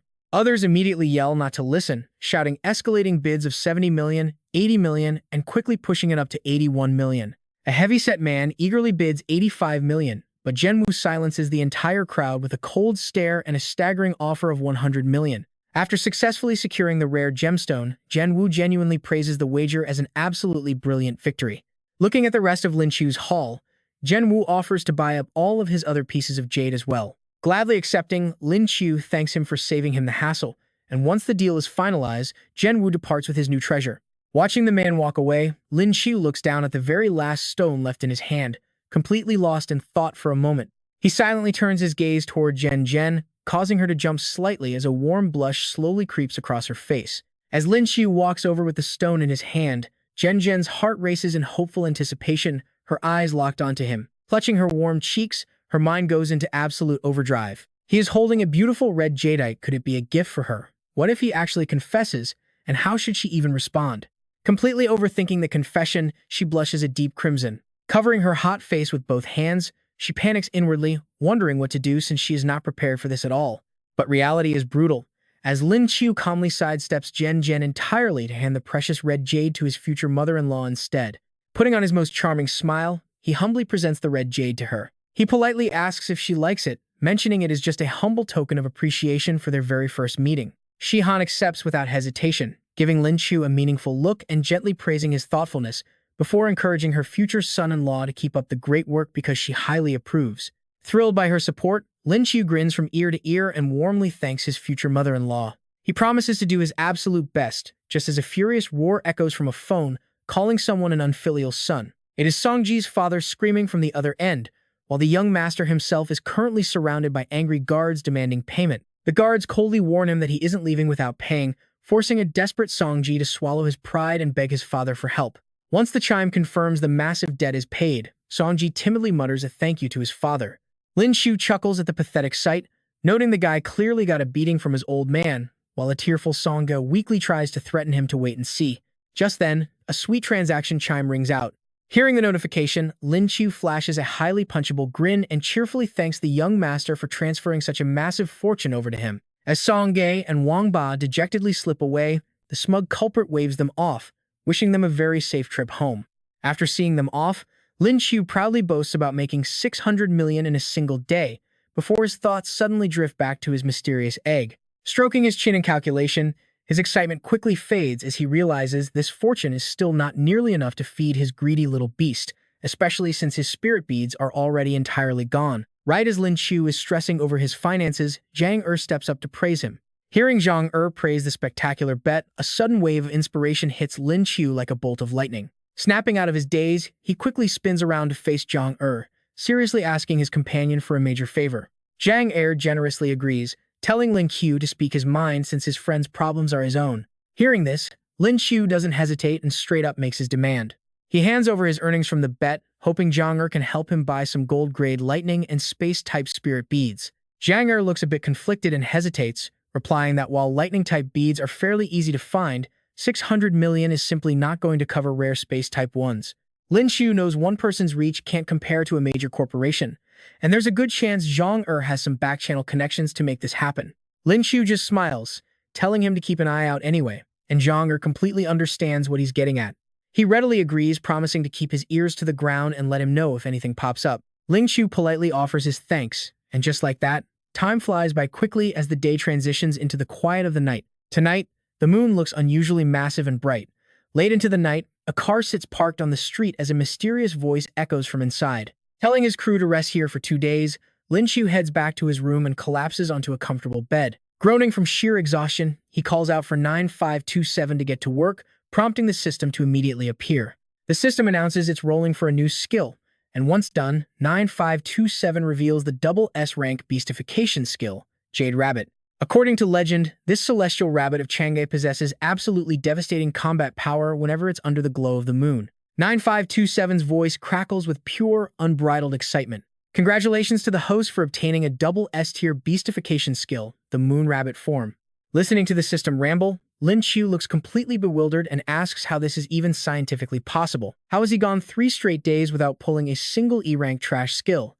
Annoyed by his complaining, 9527 snaps, asking why he's whining about good luck. Threatening to change his luck tomorrow, Lin Qiu quickly cuts the system off and changes the subject, asking how he can awaken another beastification when he already has one.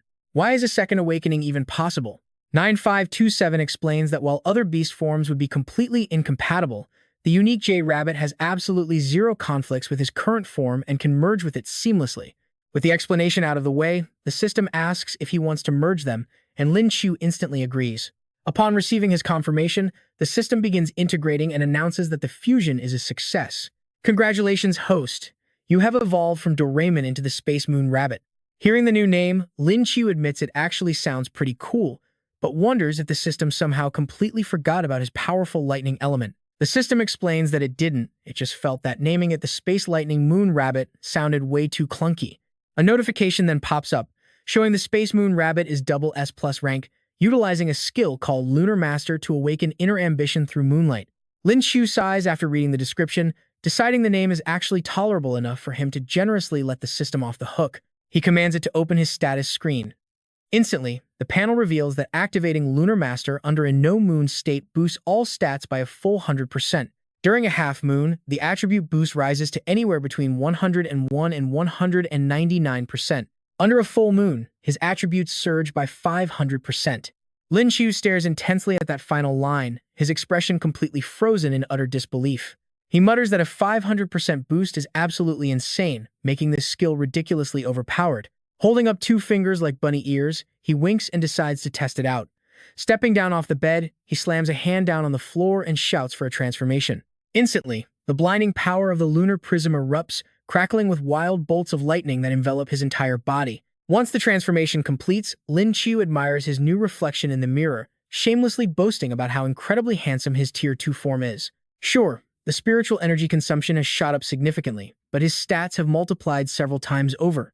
Done admiring himself, he makes another request. He asks the system to quickly calculate how long he can maintain this during a full moon. Specifically, if he decides to go all out with his power, the system immediately takes the command, calculating that, at his current level, going absolutely all out will only last exactly 1 minute, though holding back might buy him a slightly longer duration. As the words 1 minute flash in giant letters on the screen, Lin Qiu turns away in disappointment, complaining that it's way too short. The system snaps back, arguing that his attributes have already increased 5-fold.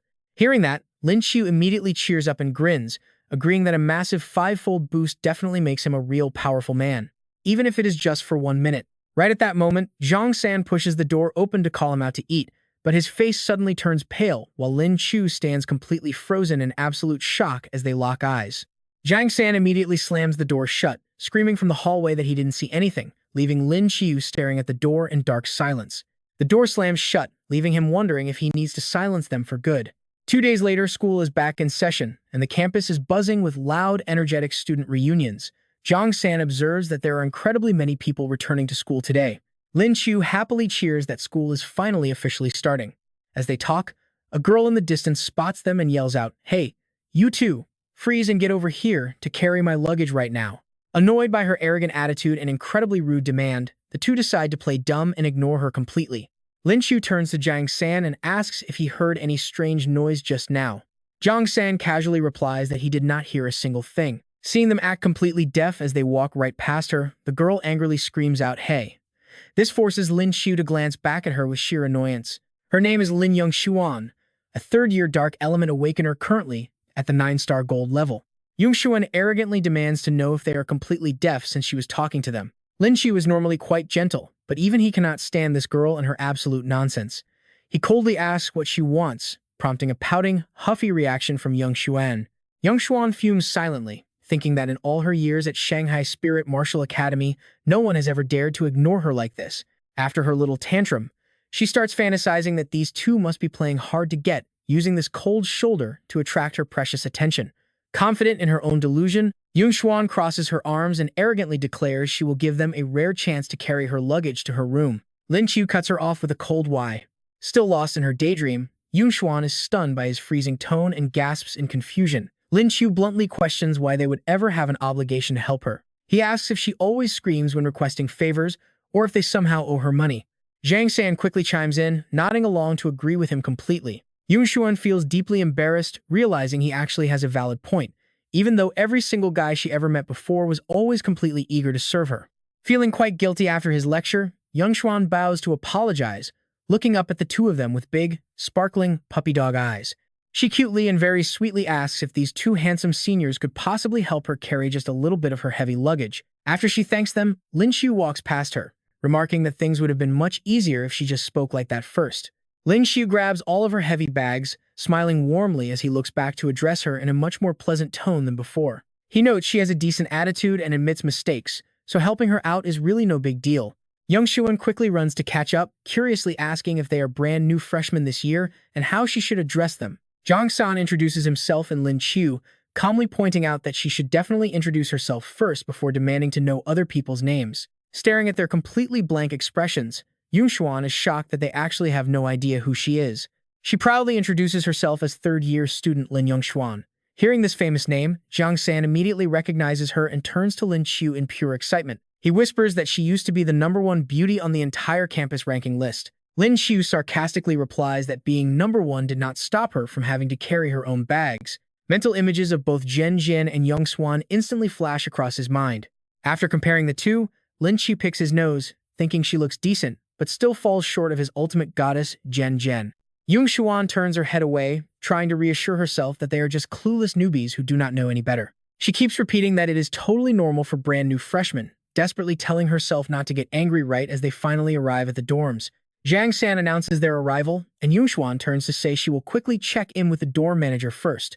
Suddenly, a random pair of underwear drops straight from the sky, accompanied by a distant panic-stricken scream about someone losing their favorite pink undergarment. This leaves Jiang San completely frozen. His eyes widen in horror as the sensitive yellow fabric flies straight toward him at high speed, landing directly on his face. Talk about terrible luck.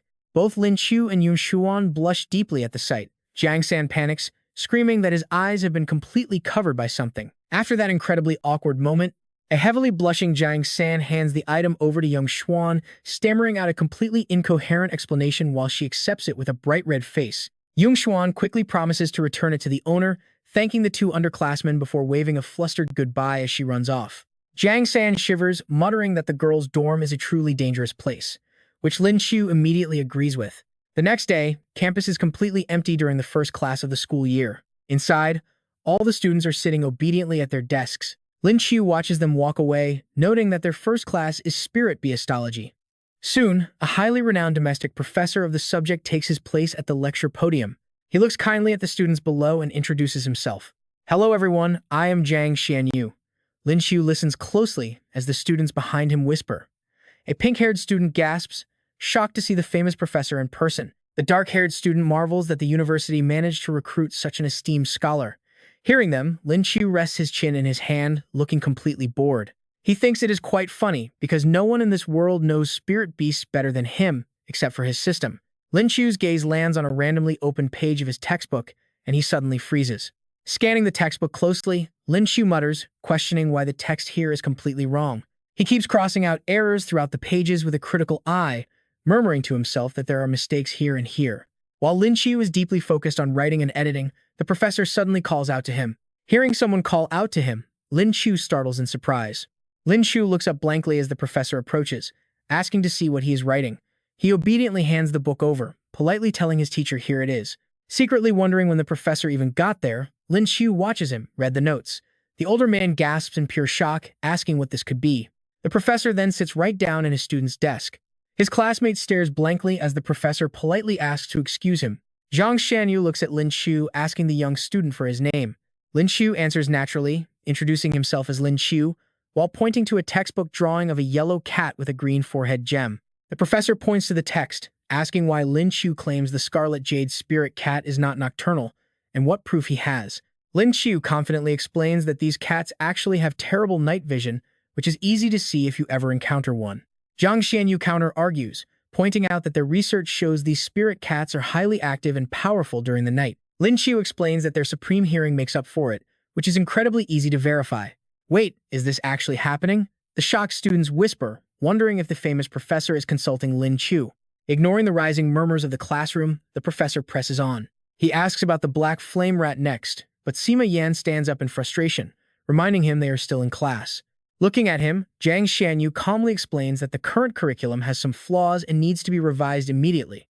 The scholar needs to work out the details with Lin Qiu first, advising the rest of the class to prepare for their next subject. With that, the confused students begin filing out of the room.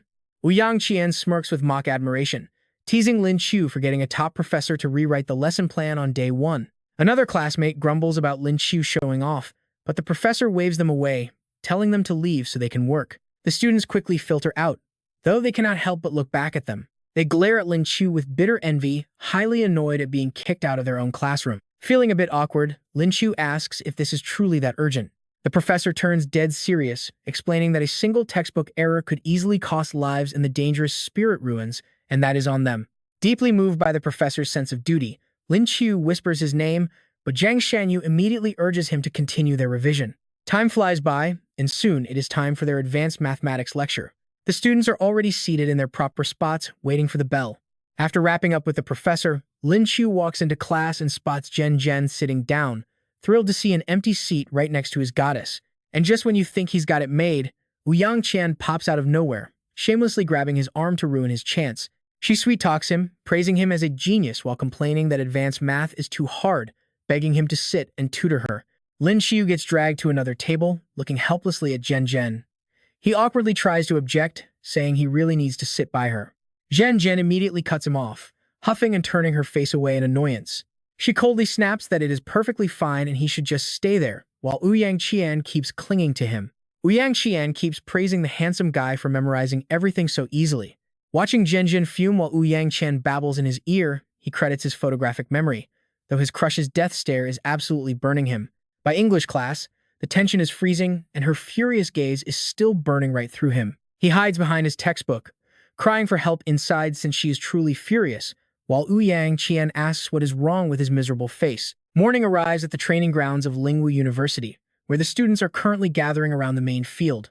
Lin Qiu can't help but sigh. Finally, it's time for the spiritual martial arts class. Walking beside him, Jiang San speculates that their instructor must be some giant, rugged, muscular powerhouse, which makes Lin Qiu laugh and agree instantly. Suddenly, Lin Qiu turns his head to look at Wu Yangqian walking right next to him, asking with confusion why she keeps staring at him today. She quickly shoots back she just wants his help with their training, asking if there's any problem. Cornered by her sudden question, Lin Qiu has no choice but to say it's fine, while glancing nervously over at Zhen Jian nearby. She's glaring straight through him with daggers in her eyes, making him lament that helping Wu Yangqian will literally be the death of him. A flash of bright red hair suddenly interrupts Lin Qiu's thoughts as a familiar voice calls out, "Hello there, kids. Long time no see." The owner of that vibrant red hair is none other than Zhen Ning. In her usual playful tone, she looks at the crowd and announces that she'll be taking over their spiritual martial arts class this semester. Recognizing her, Lin Qiu happily calls out to teacher Han, while Jiang San whispers behind him in awe that their instructor is a total beauty. Overhearing him, Zhen Ning laughs heartily and tells him he's quite the sweet talker. For their first lesson, everyone must show off their abilities, a directive that immediately makes Lin Qiu feel like crying a river of tears. He imagines himself transforming into a tiny rabbit and getting mocked by everyone, crying inwardly at the sheer unfairness of his fate. Hanging his head in deep despair, Lin Qiu can only agonize over having to showcase his ability. Does he seriously have to turn into a rabbit in public? Regardless of his reluctance, the teacher starts calling up students to perform. Scanning the crowd, Juning calls up the very first student, Zhen Jian, who instantly answers present and steps forward.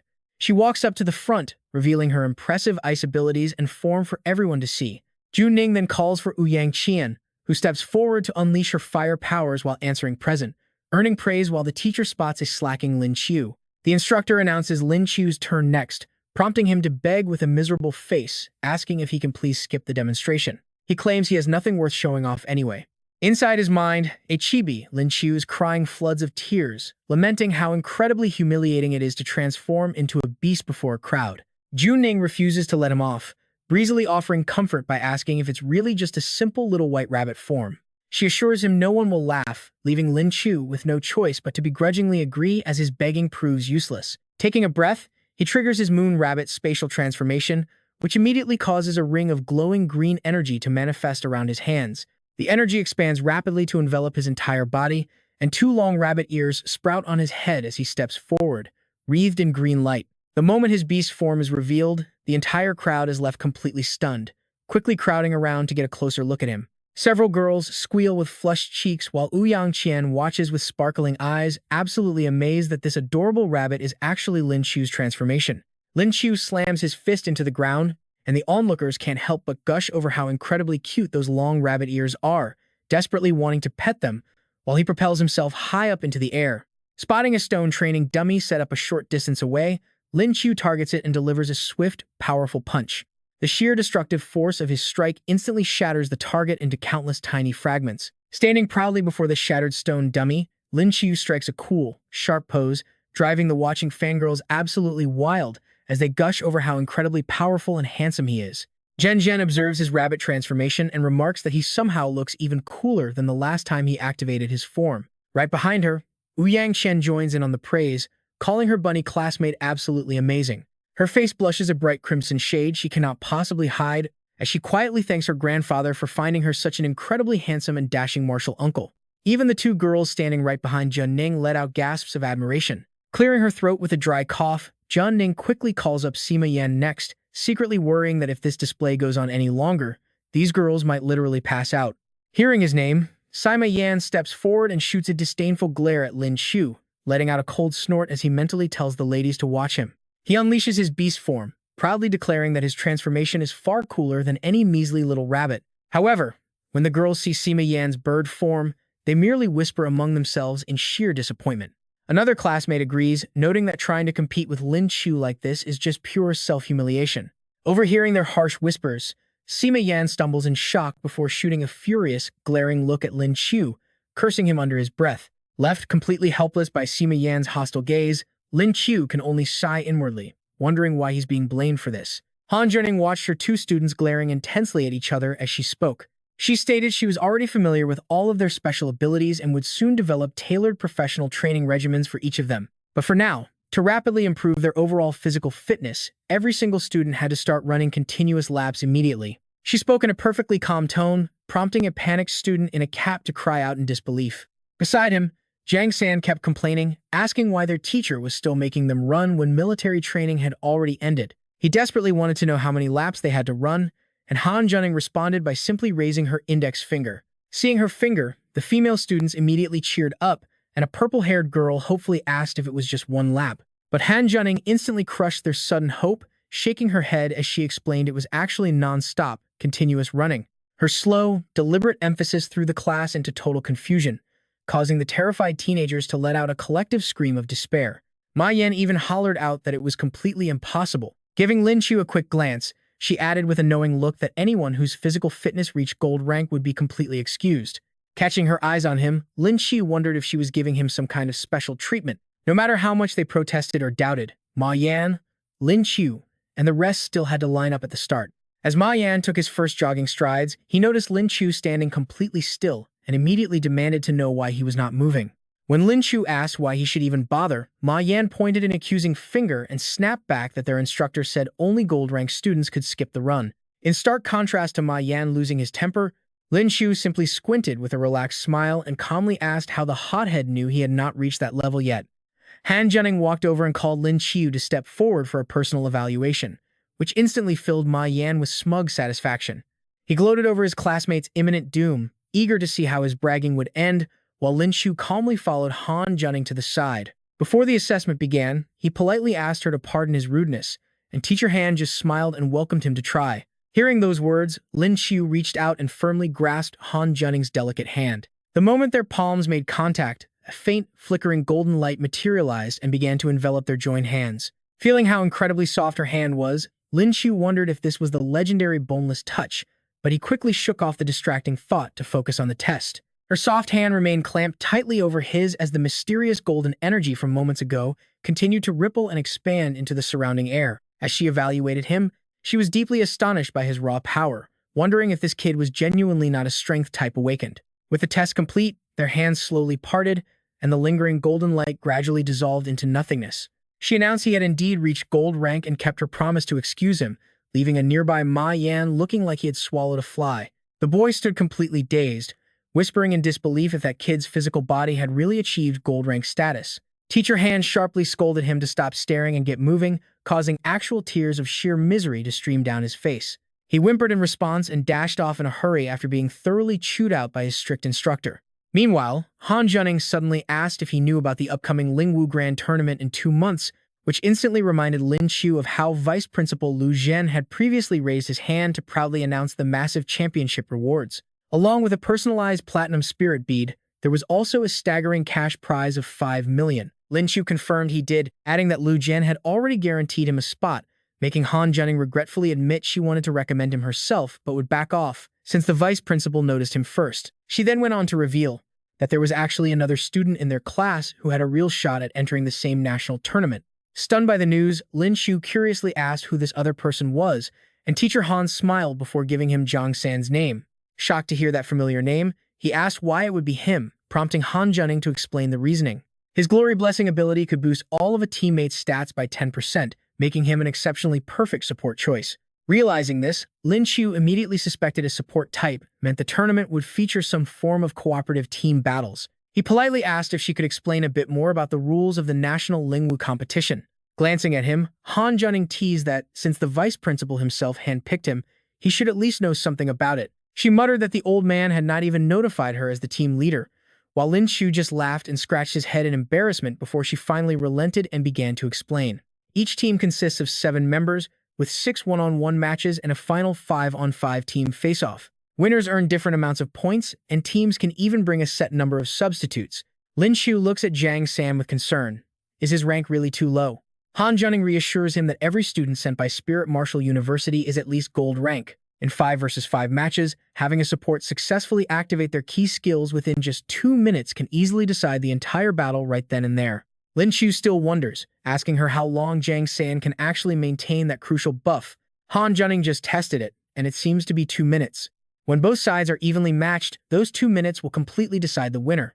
Lin Qiu stares wide-eyed at her, guessing that the only school capable of rivaling them is Imperial Spirit Martial. But Han Junning mysteriously admits her goal is actually just second place. Lin Qiu is completely stunned, asking why they are giving up so easily and if the enemy is really that terrifying. With a serious look, she warns him about Jiang Hu, who wields an incredibly rare Destruction-type awakening. He is a 4th-year senior sitting at a staggering Platinum 3-star rank. Lin Qiu nearly chokes, asking his teacher to repeat that rank just to make sure he did not hear her wrong. Han Junning smiles softly, confirming that the guy is indeed an absolute prodigy. Right now, Jiang Hu comfortably sits at the very top of all academies across the country. She gently pats Lin Qiu's head, saying she understands Vice Principal Lu's hidden intentions. His entry in this tournament is not actually meant for competing, but rather to open his eyes to real power. His true stage will be the future tournaments, after he has had time to grow. She swoons over his incredibly soft hair, squealing that he feels just like a cute little rabbit. Blushing hard, Lin Qiu sheepishly tells his teacher that she is totally embarrassing him. Later, Lin Qiu falls deep into silent thought. His power is still at silver, while his physical strength barely reaches gold. The main fighters from other top universities are likely hovering at the peak of gold, if not platinum already. But get this, Lin Qiu quickly snaps out of it, realizing he still has 2 whole months to level up. After running several grueling laps, the completely exhausted students collapse onto the grass, panting heavily and begging their teacher to finally let them stop. Han Junning stands over them, asking if they are all wondering why their coach is forcing them to run. Without waiting for them, she explains that building physical endurance is the only way to minimize the severe backlash of absorbing spirit pearls. With that lesson out of the way, she dismisses the class for the day. But before leaving, she pulls Lin Qiu and Jiang San aside, telling both of them to meet her at the gym tonight. As night falls, the duo arrives at the specialized training hall, only to realize with surprise that they are definitely not the only ones there. Jiang San whispers, wondering what Coach Han wants with them, while Lin Qiu figures it must have to do with the tournament. Before they can discuss further, a booming voice suddenly cuts them off as Chen Long, an arrogant Platinum 1-star Strength-type user, steps right into their path. He glares down at them with absolute arrogance, demanding to know why 2 random kids are trespassing in their dedicated night training room. Behind him, Lin Yongxuan immediately recognizes the 2 freshmen, exclaiming in surprise and demanding to know why they are skipping mandatory study hall to hang out in their gym. Lin Qiu calmly replies that their lead coach invited them, while secretly noting to himself how incredibly small this world really is. Lin Yunxuan quickly connects the dots, suspiciously asking if their training squad is being led by none other than Han Junning, which Lin Qiu calmly confirms is correct. Chen Long's tone softens slightly as he demands they introduce themselves if a coach actually invited them. He proudly declares himself as Chen Long, their team captain and a Platinum 1-star powerhouse. Lin Yunxuan steps forward next, introducing herself as a gold-ranked Dark-type user, which prompts Lin Qiu to briefly state his own identity as a Silver 4-star Beast Transformation user. Jiang San chimes in next, introducing himself as a healer sitting at Silver 2-star. Chen Long scoffs at their weak ranks, openly wondering what on earth could possibly make a lead coach recruit 2 low-level Silver-tier kids. Before anyone can argue, a familiar pair of red high heels and black stockings appears as Han Junning steps in and suggests they settle this with a quick spar. Lin Qiu looks completely deflated, wondering if he misheard her suggestion to spar against a literal gold-rank fighter. Internally screaming, he silently begs his coach to tell him she is not trying to get him killed. Han Junning tells Jiang San that as a support, he does not need to get his hands dirty, just show off his skills. He obediently closes his eyes and gathers his yellow spiritual energy, extending his hands to cast his support power over Lin Yongxuan and her team. He activates his Glory Blessing skill. The moment the Glory Blessing takes effect on Yun Xuan, sparks of crackling lightning shock her entire body, blowing Yun Xuan's skirt right up. A whole minute passes, and she blushes deeply, feeling a sudden surge of intense heat spreading all over. Yun Xuan can feel her strength surging, and Chen Long notices the massive power boost she just received. He approaches Jiang San with high praise, shouting that the buff is incredible and they are definitely keeping this kid. Meanwhile, Lin Qiu watches the warm welcome from behind with actual tears in his eyes, weeping that support classes really do get all the love no matter where they go. Chen Long then turns his gaze toward Lin Qiu, gesturing to introduce another squad member, suggesting that Lin Qiu should spar with Da Xiao, their lowest-ranked reserve who still happens to be at the very top of their backup roster.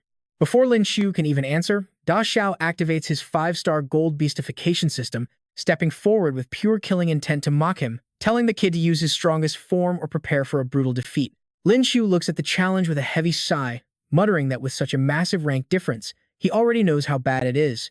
But despite all the gloomy complaints, Lin Qiu immediately unleashes his beast transformation without a single second of hesitation. Blue lightning crackles violently around his body as he leaps high into the air, launching a powerful kick directly at Da Xiao while shouting for him to bring it on. Although Da Xiao manages to block and evade the strike, Lin Qiu quickly retreats back to find his footing, pushing off the ground with his hand to launch himself forward, screaming out his rabbit foot power strike just before impact. Taking multiple direct hits, Da Xiao struggles to hold his ground, wondering in pure disbelief if this kid is actually just a 4-star silver rank. Right in that moment of distraction, Lin Qiu suddenly flashes right before his eyes. As Da Xiao stands frozen, Lin Qiu offers a playful greeting before raising his arm high and slamming it down like a blade. The heavy blow sends Da Xiao crashing hard into the dirt, triggering a massive earth-shaking explosion upon impact that leaves Chen Long and the rest of the onlookers in absolute shock. They cannot believe their eyes, wondering how a seasoned fighter like Da Xiao is getting completely dominated by a mere 4-star silver. As the thick smoke and dust slowly settle, Da Xiao is revealed still standing firm at the center of the blast, gritting his teeth as he warns the kid that while he admits he underestimated him, a weak effort like that means he should just go ahead and forfeit right now. Lin Qiu stares at Da Xiao, his brow furrowing in concern. Lin Qiu realizes the enemy's defense is simply too high for his attacks to leave even a single scratch, just as Da Xiao boasts and fully unleashes his beast form, the armored pangolin. He smugly declares that he will not be showing any mercy during this fight. Thick, heavy armor like scales rapidly sprout all across Da Xiao's back as he completes his transformation, leaving Lin Qiu completely stunned by the sheer bulk of this defensive beast state. The onlookers behind him can only stare in disbelief, and someone even bursts out laughing at how incredibly ugly it looks. Annoyed, Da Xiao snaps back to mind his own business, his eyes glowing red as wild surges of raw energy begin crackling around him, his aura flaring with absolute rage. He coldly mutters that it is finally time to get serious. With a sudden explosive leap, Da Xiao launches himself forward at absolute blinding speed, forcing Lin Qiu to immediately react and throw his own counterattacks with equal ferocity. Chen Long watches closely as Lin Qiu and Da Xiao trade furious, high-speed blows right in mid-air, but the power difference shows as Lin Qiu takes heavy hits, leaving his face badly bruised. Leaping back to safety, Lin Qiu quickly calculates his next move, realizing that since the guy's defenses are unbreakable, he has no choice but to unleash his absolute trump card. Clasping his hands tightly together, brilliant blue lightning sparks violently to life as he grits his teeth, thrusting his palm forward to unleash a massive, roaring bolt of palm lightning directly at his opponent. The lightning strike tears through the air with a deafening roar, slamming directly into Da Xiao and instantly paralyzing his entire body on impact.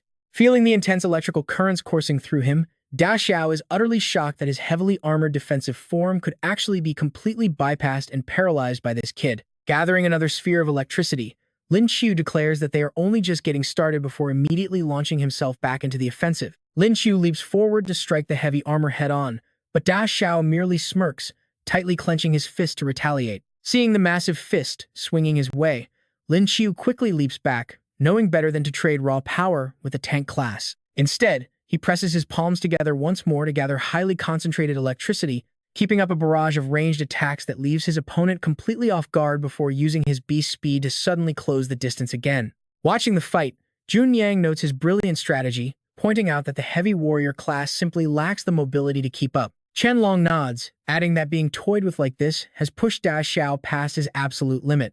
Furious at being mocked, Da Xiao snaps at the kid before pulling back and curling his entire body into a tight ball, instantly triggering his signature spiritual ability, the devastating flying meatball sandstorm. Right now, his opponent's entire body is as hard as beast armor, and seeing this, Lin Qiu can't help but gasp in shock. He is too fast before Lin Qiu can even react. He takes the full force of the blow, spitting out a mouthful of fresh blood. Watching from the sidelines, Wang Hui panics. As a gold 7-star healer, she immediately starts worrying, pointing out that he is coughing up blood. She shyly prepares her healing spell, muttering to herself that she needs to treat his injuries right away. "Poor little bunny," she whispers, while Lin Qiu stares at the bouncing assets right in front of him. Feeling a bit embarrassed himself, Lin Qiu looks away as Juning tells the girls to relax since he is fine and shouldn't be disturbed. Licking his lips, Lin Qiu pulls his shirt to check the scratch, realizing he was careless to think he could just kite the guy. His eyes widen as Da Xiao launches another heavy strike, the brute force kicking up a massive cloud of dust. Lin Qiu quickly leaps backward, narrowly dodging Da Xiao's devastating attack. But things still look bad, cursing his luck. Lin Qiu props himself up while looking up at the thin crescent moon. With his focus slipping, he grits his teeth and unleashes his moon rabbit domain to turn things around. Closing his eyes, he focuses entirely on the surging power swelling within him. Opening his eyes, a new form takes over as crackling black lightning wraps around his beastly silhouette, the legendary moon lion shape. Standing at the very center of the storm, Lin Qiu feels a massive surge that boosts all his attributes by 120%. The girls watch in complete awe, squealing over how cool he looks and warning that no one is allowed to hurt the cute bunny. Clenching his fists, Lin Qiu activates his waning moon transformation strategy. Even if the physical upgrade isn't completely overwhelming, a boost of 120% is more than enough for this fight. Planting his foot to build momentum, Lin Qiu launches himself forward with lightning speed, shouting out a warning to his senior. Even with the warning, Da Xiao cannot react in time as the strike slams him brutally into the wall, his eyes rolling back as he spits out a heavy spray of blood. Reverting to his normal state, Da Xiao looks completely drained, absolutely stunned that he actually managed to lose this match. Staring at the outstretched hand of Lin Qiu, he still cannot wrap his head around the fact that he lost to a mere silver 4-star junior. Lin Qiu just smiles and asks if he is all right, prompting Da Xiao to chuckle and shake his head at this ridiculous freshman. Taking Lin Qiu's hand, Da Xiao admits defeat and showers him with praise, noting that both his speed and power are far too insane for a mere silver 4-star. Remaining humble, Lin Qiu replies that if his senior had held out just a bit longer, the result could have gone either way. Suddenly, Wang Hui squeezes between them to check on Lin Qiu, forcing a defeated Da Xiao to yell out in jealous frustration.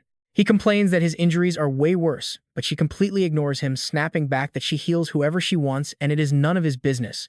Holding Lin Qiu's hand with an incredibly gentle expression, she immediately channels her soothing healing magic. She tells him to hang on so she can make him feel better, while he stammeringly replies that he is actually perfectly fine. Juning addresses the spectators, stating she believes everyone now has a very clear understanding of Lin Qiu's true strength. Does anyone here still have any objections? Chen Long shakes his hand, admitting a silver 4-star defeating a gold 5-star definitely qualifies him for the team, welcoming Lin Qiu aboard. Even though he secured the victory, Lin Qiu is still deeply lost in thought. Knowing a gold 5-star was already this tough, he realizes he stands no chance against Chen Long without a full moon transformation. Breaking his train of thought, Zhang Ning hands him his victory reward.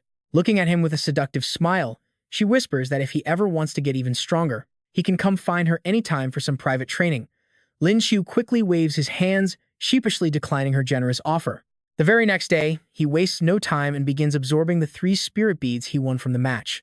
But the silver-grade beads are way too weak to make a difference, so he decides to feed them to his dragon egg instead. Tossing them over, he lets out a heavy sigh, reminding himself that he must endure this sacrifice just to hatch the egg. Suddenly, his phone rings, and as soon as he picks up, Jiang San's voice loudly calls out to him.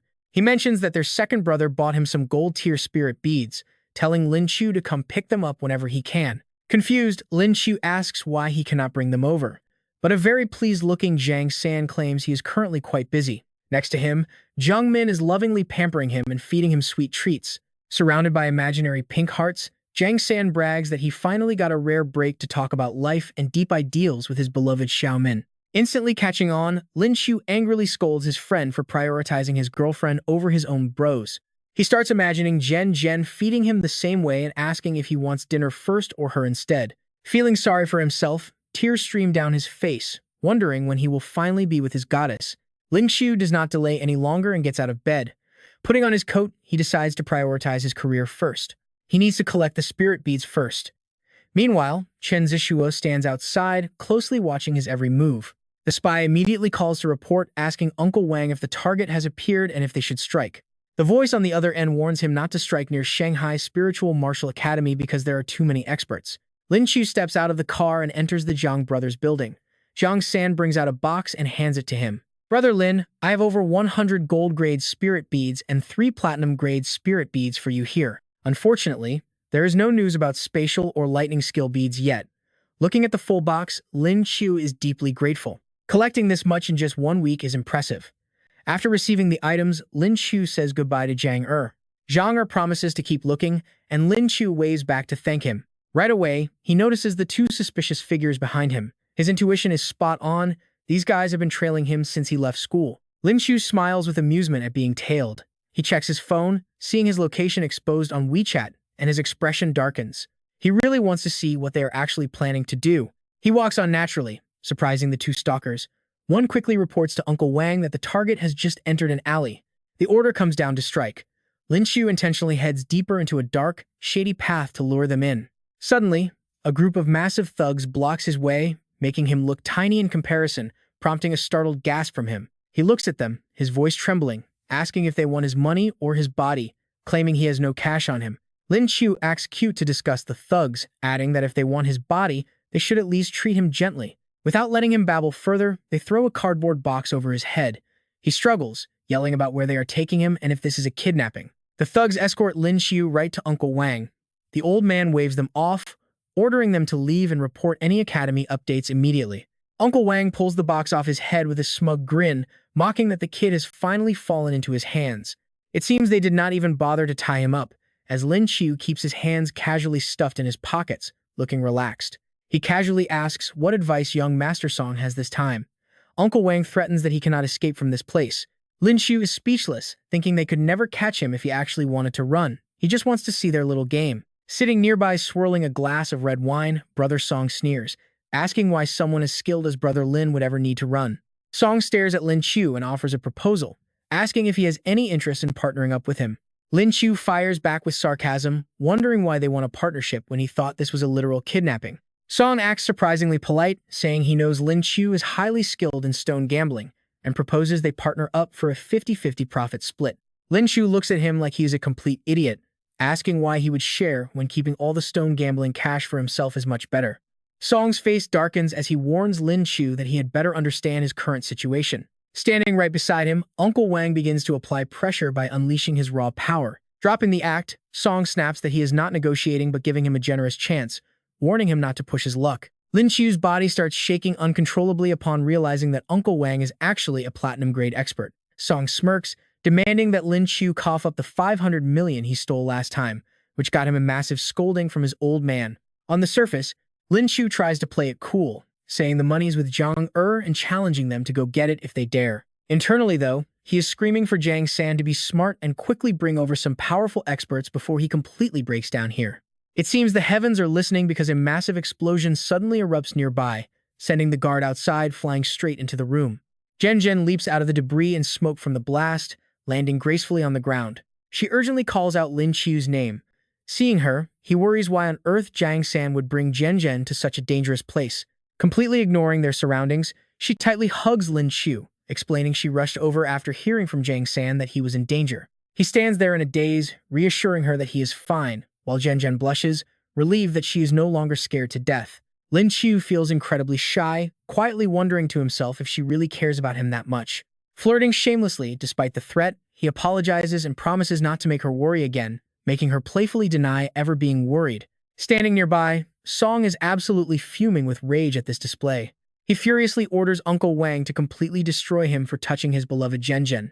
That brat Wangbo tries to answer his master, but he is frozen in place by a strange green light. What is going on? Song Yi looks furious, demanding to know what Lin Qiu did, while the kid looks totally innocent. Lin Qiu claims he has nothing to do with it, and just then, Jiang San and Wu Yangzi arrive. He stammers in absolute fear at the sight of Wu Yangzi, who is busy staring at the young couple. Watching them, Jiang San bursts into tears, while Wu Yangzi just nods in silent approval. Why did he even rush over here? He expected a fight, not a sweet romance. The old master finds it highly amusing, while a flustered Zhen blushes and desperately tries to explain. But Lin Qiu knows a golden opportunity when he sees one, quickly grabbing her hand and pulling her close. He confesses that he has always liked her, asking her to be his girlfriend as they lock eyes. But the clown Song Ge has to ruin the romantic moment, screaming his hatred and throwing a chair, only for Zhen to casually kick both him and the furniture away. Zhen cracks her knuckles, mocking his total lack of strength, which leaves Lin Qiu a bit nervous. But looking at Lin Qiu, she instantly softens up, letting him take her hand. Looking deep into her eyes, he asks her to be his girl, and with a soft nod, they share a joyful hug. Meanwhile, a bruised and battered Songji whimpers from the floor, asking how she could treat him this way. She immediately snaps back, warning him never to call her that, while Lin Qiu gently pats her head. Lin Qiu tells her he will handle this trash himself, stepping toward the miserable young master slumped on the floor. Leaning down with a smug grin, Lin Qiu suggests they finally have a nice, long chat. Broken and completely defeated, Song mutters that he has absolutely nothing left to say, telling Lin Qiu to just kill him, which only makes the kid laugh. Kill him? Lin Qiu grabs his phone, telling him he has no interest in his life, he just wants his money. Hearing the phone ring, Song panics, demanding to know what he is planning. A voice screams through the speaker, asking Sanjay if he is completely brain dead and demanding to know why he is interrupting. The voice gives him 30 seconds to explain himself, or else he can forget about ever coming back home. Sangha looks completely crushed, whispering that it is his father on the line. Lin Qiu grins, telling Mr. Song that his son has been kidnapped and demands 1 billion deposited into his account if he wants him alive. Talk about an awkward silence, even Zhen Zhen starts wondering if they asked for a bit too much money. But Lin Qiu is completely shameless, claiming this is going to be his wedding gift for her and he actually thinks it is too little. Zhen Zhen blushes, muttering that she only agreed to date him, not marry him. Finally, Song Jian shouts back, offering only 1 million, claiming his worthless son is not worth a penny more and they can just kill him. He even threatens to just have a second kid, which sends Song Ge into a crying fit. Lin Qiu tells him to calm down so they can negotiate, completely treating the captured young master like a piece of cheap merchandise. Lin Qiu complains about the low offer, setting his limit at 900 million, but the father refuses to go over 2 million. Right in the middle of their negotiation, Wu Yangzi snatches the phone away. He introduces himself, and Song Jian, the powerful chairman of the Huidong group, instantly freezes, asking if it is really Senior Wu Yang. The Grandmaster gets straight to the point, explaining that Song Jian's son kidnapped his disciple. Even though his disciple is unharmed, the disrespect causes cold sweat to pour down the chairman's face. He begs for forgiveness, blaming himself for poor parenting and promising to break his son's legs the moment he gets home. He desperately offers a massive compensation of 2 billion, begging the master to put aside his anger. Wu Yangzi looks over at Lin Qiu, and seeing his student nod in approval, he accepts but warns there better not be a next time. Otherwise, the entire Huidong group will simply cease to exist, forcing the terrified father to quickly agree to everything. Lin Qiu is absolutely stunned, asking his master if all that money is really going directly into his personal account. The master just chuckles, telling him that such earthly wealth is completely useless to him anyway. But he advises Lin Qiu to understand that once he reaches a certain high level, earthly wealth like money will mean absolutely nothing to him. A warrior needs to rely on their own strength, but right now, Lin Qiu is far from reaching that level. Right on cue, his phone buzzes with a notification, confirming a massive transfer of 2 billion into his account on October 10th. Lin Qiu's eyes light up with joy as the cash arrives, leaving Song Ji sobbing on the floor in despair. 2 billion, gone just like that. He is filled with absolute regret, crying out that his father will never forgive him. Lin Qiu tosses a gold coin down. Song Ji's face turns completely dark seeing it, while Lin Qiu just sneers and calls out, "Hey." Lin Qiu jokes that with an appearance like that, he should go beg under a bridge. Butler Wang helps Song Ji up, pleading with Lin Qiu to leave them a way out and not be so ruthless. Lin Qiu remains completely cold and distant. He asks if they thought about mercy when they kidnapped him, leaving the old butler so angry he is completely speechless. Crossing his arms, he tells the old man he knows he is mad, but should calm down first. He asks if they really want to fight in the young master's current condition. Seeing Song Ji's pale, sweaty face, Wu Yangzi watches as Butler Wang immediately helps him leave. With everything finally resolved, Wu Yangzi tells them to get ready so he can teleport them all back home. Lin Qiu searches through his clothes, asking them to wait so he can make sure his spirit beads are all there. His master is a bit puzzled, wondering why he does not just keep such valuables in his storage space. Thinking of the dragon egg, Lin Qiu explains that it is not that he does not want to, but his storage holds a dragon egg that constantly devours spirit beads like a bottomless pit. Wu Yangzi asks in complete confusion, a dragon egg? Crossing his arms with a frown, he tells Lin Qiu that since he knows it is a dragon egg, why not find a way to hatch it quickly instead of worrying about these beads? Holding up 2 fingers, Lin Qiu replies that he tried, but this tiny amount of beads is barely enough for a snack. It only needs 2 supreme tier spirit beads, but facing a monster of that high level is practically impossible. Humans have not killed a supreme tier spirit beast in decades, so who would waste such a precious bead just to hatch a single beast egg? Wu Yangzi sighs as well, wondering if there is really no other way. It seems Lin Qiu is also quite hopeless, since injecting spiritual energy would simply take way too much time. His master throws out another idea, asking if he has ever thought about using alternative energies instead. It is like a light bulb goes off, wondering why he never thought of this before as he imagines the possibilities. He remembers the energy shield around the dragon egg that had him completely stuck. Hatching it takes massive energy, but it does not have to be spiritual. Placing the egg down, he considers wind, nuclear, or even electric energy to give this little guy a try when the chance comes. Wu Yangzi looks at his scheming disciple, asking if he wants to run a quick test. Rubbing his hands together, Lin Qiu asks how. Yangzi immediately suggests using his lightning skills to see if the egg will absorb the electric energy. Eagerly, Lin Qiu unleashes a lightning strike directly onto the dragon egg. In an instant, the egg completely absorbs all of his skill right through its shell. They smile at each other. It actually works. Lin Qiu discusses his plan with Yangzi, wanting to test other sources but feeling unsure if the dragon inside can safely absorb them.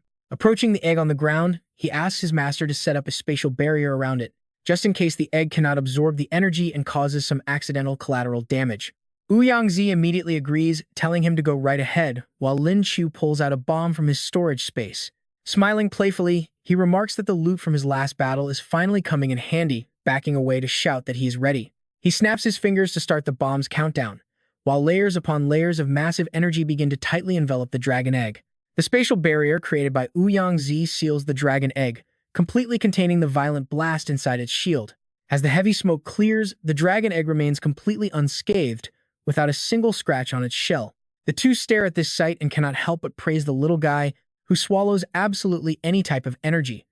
Lin Qiu jokingly imagines blowing it up and frying it 100 different ways, but the egg seems to mock him silently. Yangzi quickly warns him, noting they have no idea if the dragon egg can actually absorb nuclear energy. If it fails, it will cause a massive disaster, so they should drop this dangerous idea. Staring at the egg, Lin Qiu grins mischievously while thinking of the blast, realizing a nuclear bomb might actually hatch the little guy much faster. But in front of his elder, he quickly reassures him that he is only joking about it. His master then changes the subject to the upcoming tournament, asking if Lin Qiu is fully prepared. Telling him to set the dragon egg aside, Yangzi notes that the Spirit Martial Tournament starts in only 2 months. Yangzi laughs, proud that his disciple thinks exactly like him, as both of them instantly enter a combat stance. Lin Qiu shouts for his master's guidance. Both of them prepare as Lin Qiu gathers energy in his palms, ready to strike. Shedding light and fire, the blue and red figures clash repeatedly, but the young man is still clearly outmatched. Compared to his master, Lin Qiu is still far behind. Right after stepping into the arena, he gets clocked by a massive punch. Their intense clash heats the entire training field. As night falls over the sky, the two finally finish their grueling training session. Yangzi quickly tells him to call it a day. He instructs Lin Qiu to absorb the spirit bead and get some rest. Lin Qiu nods and focuses on absorbing the power of the spirit bead. Thinking back on the training, he is amazed by his master's insane intensity. Right then, Zhen walks in, asking Lin Qiu to go grab some dinner. He is totally surprised. She asks if he is still there, and Lin Qiu can barely believe his eyes, wondering how she even found him. He rushes over, telling her to just call next time so he can pick her up. Thanks to the energy absorption, he is absolutely bursting with vitality. As he dashes over, the sudden gust lifts Zhen's skirt, leaving her flustered. Lin Qiu panics, quickly stammering that he did not see a single thing. He tries to smooth things over, complimenting her beauty before pulling her along for dinner. He holds her hand, though she still seems quite shy about the sudden physical touch. Walking together through the beautiful night streets, the couple takes a romantic stroll. She shyly begs Lin Qiu to let go since everyone is watching. He acts completely casual, ignoring the jealous stares of onlookers lamenting that the freshman goddess is officially taken. Lin Qiu and Zhen walk hand in hand through the bustling crowd. She still feels a bit nervous, realizing they are truly a couple now. While looking for a place to eat, Yang Qian spots them holding hands and calls out to her martial uncle. Lin Qiu turns around, completely caught off guard. Spotting his niece, Lin Qiu smiles, but Yang Qian stammers in disbelief, putting everyone in a highly awkward spot. He cheerfully introduces Zhen to Yang Qian, proudly telling his niece to greet her new aunt.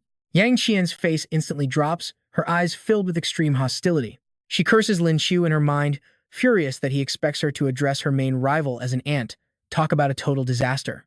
On the other hand, Zhen forces a polite smile, keeping her composure as she thinks to herself. Having her main rival suddenly have to respect her as an elder actually feels pretty great. It is actually pretty satisfying. Breaking the tense silence, Zhen playfully scolds Lin Qiu for talking absolute nonsense. She suggests they all eat together as classmates, but Yang Qian takes this friendly invitation as a direct insult. Fuming with rage, Yang Qian curses Lin Qiu for being an oblivious, clueless idiot. He just chuckles loudly, completely oblivious, and asks his niece why she has such a hot temper tonight. Both girls can only sigh in sheer disbelief, utterly exhausted by how incredibly dense this guy is when it comes to love. Dinner is incredibly awkward. Even with a table full of delicious food, Lin Qiu is the only one happily eating. Late into the night, the bright crescent moon casts a beautiful glow over the rooftops of the tall city buildings. Lin Qiu and Zhen Zhen hold hands, romance completely filling the air. He mentions the spiritual martial arts tournament is just 2 months away, meaning he must train relentlessly every single day to improve. With a gentle touch on her cheek, his voice softens as he admits he might not have much free time to spend with her. Looking up at him, she says she completely understands and wants him to focus entirely on winning the big tournament. She adds that this year's opponents are incredibly strong, which instantly hits a nerve, making Lin Qiu look away. He sighs heavily, worrying about what will happen if he gets knocked out in the very first round. His voice trails off, but Zhen Zhen quickly comforts him, urging him not to put too much pressure on himself. But as she speaks, she realizes this anxious behavior does not match the confident guy she knows. Sure enough, she catches him grinning, totally testing her reaction. Realizing she got teased again, she inwardly curses him for being a total troublemaker. Flustered and angry, she instantly channels her frustration into a swift, playful punch. She knocks him on the head, jokingly advising him not to even bother coming back if he loses that easily. Even after that, she still wants to keep venting her anger. But everyone knows Lin Qiu is incredibly strong. Letting her hit him was just for fun, so he easily catches her wrist this time and sweeps her right into his arms. Her face turns bright red like a tomato. Holding her close, he looks serious for once and promises to do his absolute best. He adds she should not miss him too much while he is away competing. Her heart flutters like a garden in full bloom.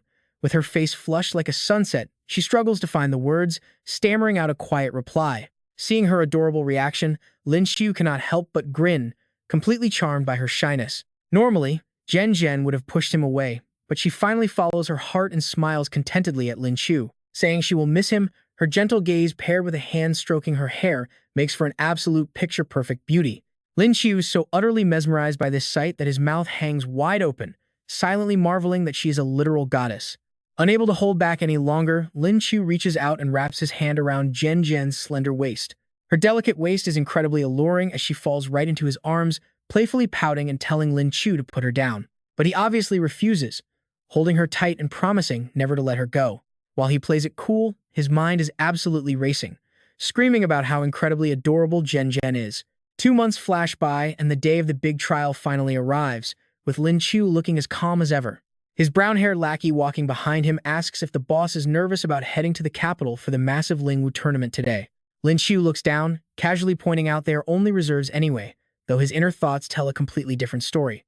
After 2 months of intense training, he reached the peak of silver rank but just cannot seem to break through to gold. Looking back on the grueling training days spent alongside Zhen Zhen, he falls into deep thought. Still, thanks to his relentless daily grind, his physical stats are already easily on par with a formidable gold 3-star awakener. Testing his power, Lin Qiu unleashes a palm strike, displaying perfect stance and absolutely devastating force in his movements. Just then, his system screen pops up, rambling about some Tai Chi 8 trigrams palm that leaves Lin Qiu utterly baffled. It is pretty wild how over the past 2 months he has pulled a massive stash of combat skills, mastering swords and staffs alike. From Tai Chi to Wing Chun, he has mastered them all, which gives him a massive boost in confidence. Clenching his hand into a tight fist, he wonders if 9527 has gotten obsessed with martial arts movies lately. But thanks to that quirky system, his close-quarters combat skills have absolutely skyrocketed, just as Min Min and Zhen Zhen happily show up to wave and call him San. Spotting the girls, his brown-haired lackey knowingly nudges Lin Qiu in the shoulder with a sly smirk. He whispers that they have a send-off crew, but Lin Qiu is too focused on why Zhen Zhen showed up, quickly running over to ask if she's already missing him. Before he even leaves, she already misses him dearly. Zhen Zhen does not deny it, making Lin Qiu blush. Knowing the main school gates will be packed with noisy, energetic crowds later, she avoided mentioning her arrival, sharing a deep, knowing smile that feels like absolute telepathy between them. She grabs Lin Qiu by his collar, pulls him close, and seals her feelings with a deeply passionate kiss. Lin Qiu completely melts into the moment, happily embracing every bit of her sweet affection. After a kiss that feels like an absolute lifetime, they finally pull apart, blushing heavily as they look into each other's eyes with pure happiness. Letting out a sweet, satisfied giggle, Zhen Zhen finally looks up at him with shining eyes, telling him to play his absolute best and bring home that championship. Her sweet encouragement makes his heart feel like it is about to burst, forcing him to desperately hold back his sheer excitement. He stands there happily watching her walk away, a bright, foolish grin still plastered all over his happy face. Gently touching his lips with 2 fingers, he tries to hold on to the warm memory of that kiss for just a bit longer. Feeling incredibly motivated, he silently promises himself to go all out as massive crowds of people from everywhere begin to flood into the courtyard. A mature-looking woman with long hair takes the microphone first, addressing the crowd. She urges everyone to give it their all at this tournament so they do not ruin the proud reputation of Shanghai Lingwu. A thundering roar of agreement echoes across the sky as Lin Qiu steps forward with a grin, declaring they are officially ready for the tournament.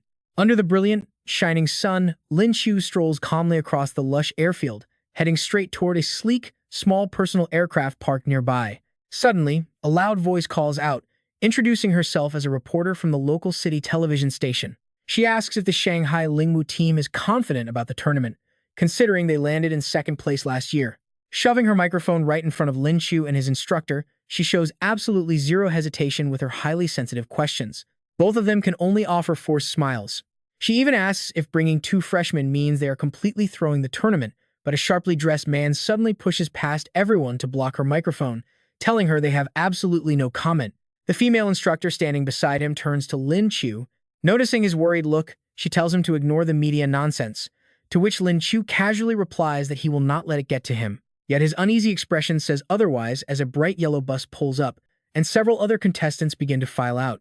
The 7 opposing teams have officially arrived, while a red-haired reporter with a face mask still clutches his microphone tightly. Pushed through the bustling crowd shouting for everyone to move faster, Lin Qiu watches from behind and asks if these are really the only schools participating. The female teacher standing right behind him answers, "Across all of Waxia, there are hundreds of spiritual martial universities, but after brutal competition, only 8 elite teams successfully made it to this tournament." The female teacher raises a finger to illustrate, saying that basically, everyone gathered here is the absolute cream of the crop. Lin Qiu's taken aback, widening his eyes as he repeats her words, asking if there are only 8 teams. The male teacher steps forward to list the 8 teams, confirming she is correct. Besides Capital Lingwu and their own Shanghai Lingwu, the remaining 6 include Yingtian Lingwu and Gusu Lingwu, Fengqian Lingwu, Jinmin Lingwu, Jinling Lingwu, and Jiangling Lingwu, as the Shanghai Lingwu delegation marches forward together. Led by Lin Qiu and 2 others, they discuss how none of these opponents will be easy to deal with, and that absolutely no one can be underestimated. They decide to save the finer details for their strategy meeting once everyone is settled inside the classroom. Standing at the podium and looking over her students, the female teacher begins outlining the official tournament rules. The tournament format is simple, consisting of only 2 main rounds. She explains that the first round uses a point system, split into 6 individual matches and 1 team match. The 6 one-on-one matches yield 1 point per victory, while the 5-on-5 team match is worth 5 points. She raises her finger to emphasize that they will face every single team in the first round to determine the final point standings. The top 4 scoring teams will advance to the finals.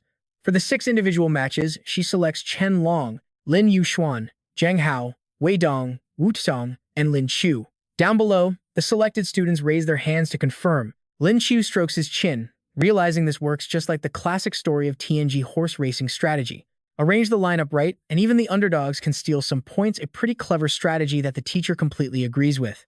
But she reminds them that their primary focus is not the individual fights, but the 5-on-5 team battle. She assigns Chen Long, Yang Xuan, Xu Lin, Bian Xin, and Zhang San. The male teacher notes that both Chen Long and Yang Xuan are platinum rank.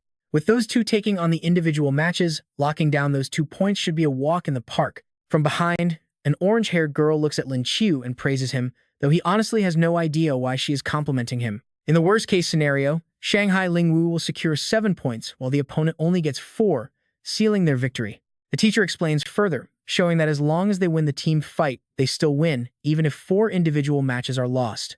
They would still walk away victorious with a final score of 7-4. Hearing this, a white-haired student excitedly adds that with 2 platinums, 2 9-star golds, plus Zhang San's buffs, victory is practically guaranteed. The teacher hands out a stack of documents containing the intel she gathered on their opponents, bringing the meeting to a close. The male teacher stands up to dismiss them, urging everyone to rest well, get in the zone, and just do their best.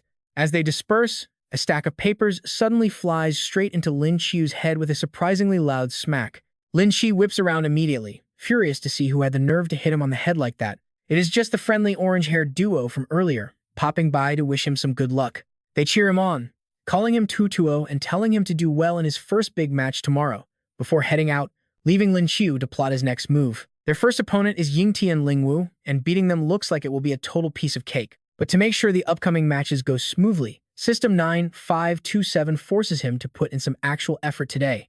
Alone in his room, Lin Qiu speaks with his system as a skill awakening notification pops up. Looking completely drained and exhausted, he listens as the system congratulates him on obtaining a D-class skill, the Aircraft Mastery skill. It supposedly grants complete mastery over every known aviation vehicle, but Lin Qiu finds it utterly useless.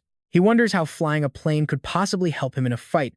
Imagining himself in a cockpit just feels ridiculous, especially when he was hoping for a luck booster. He really wanted an aura reinforcement skill to instantly break through to gold rank, but instead got stuck with this aviation nonsense. Walking out into the bright sunlight, he jokingly grumbles that he might actually need to buy a plane now.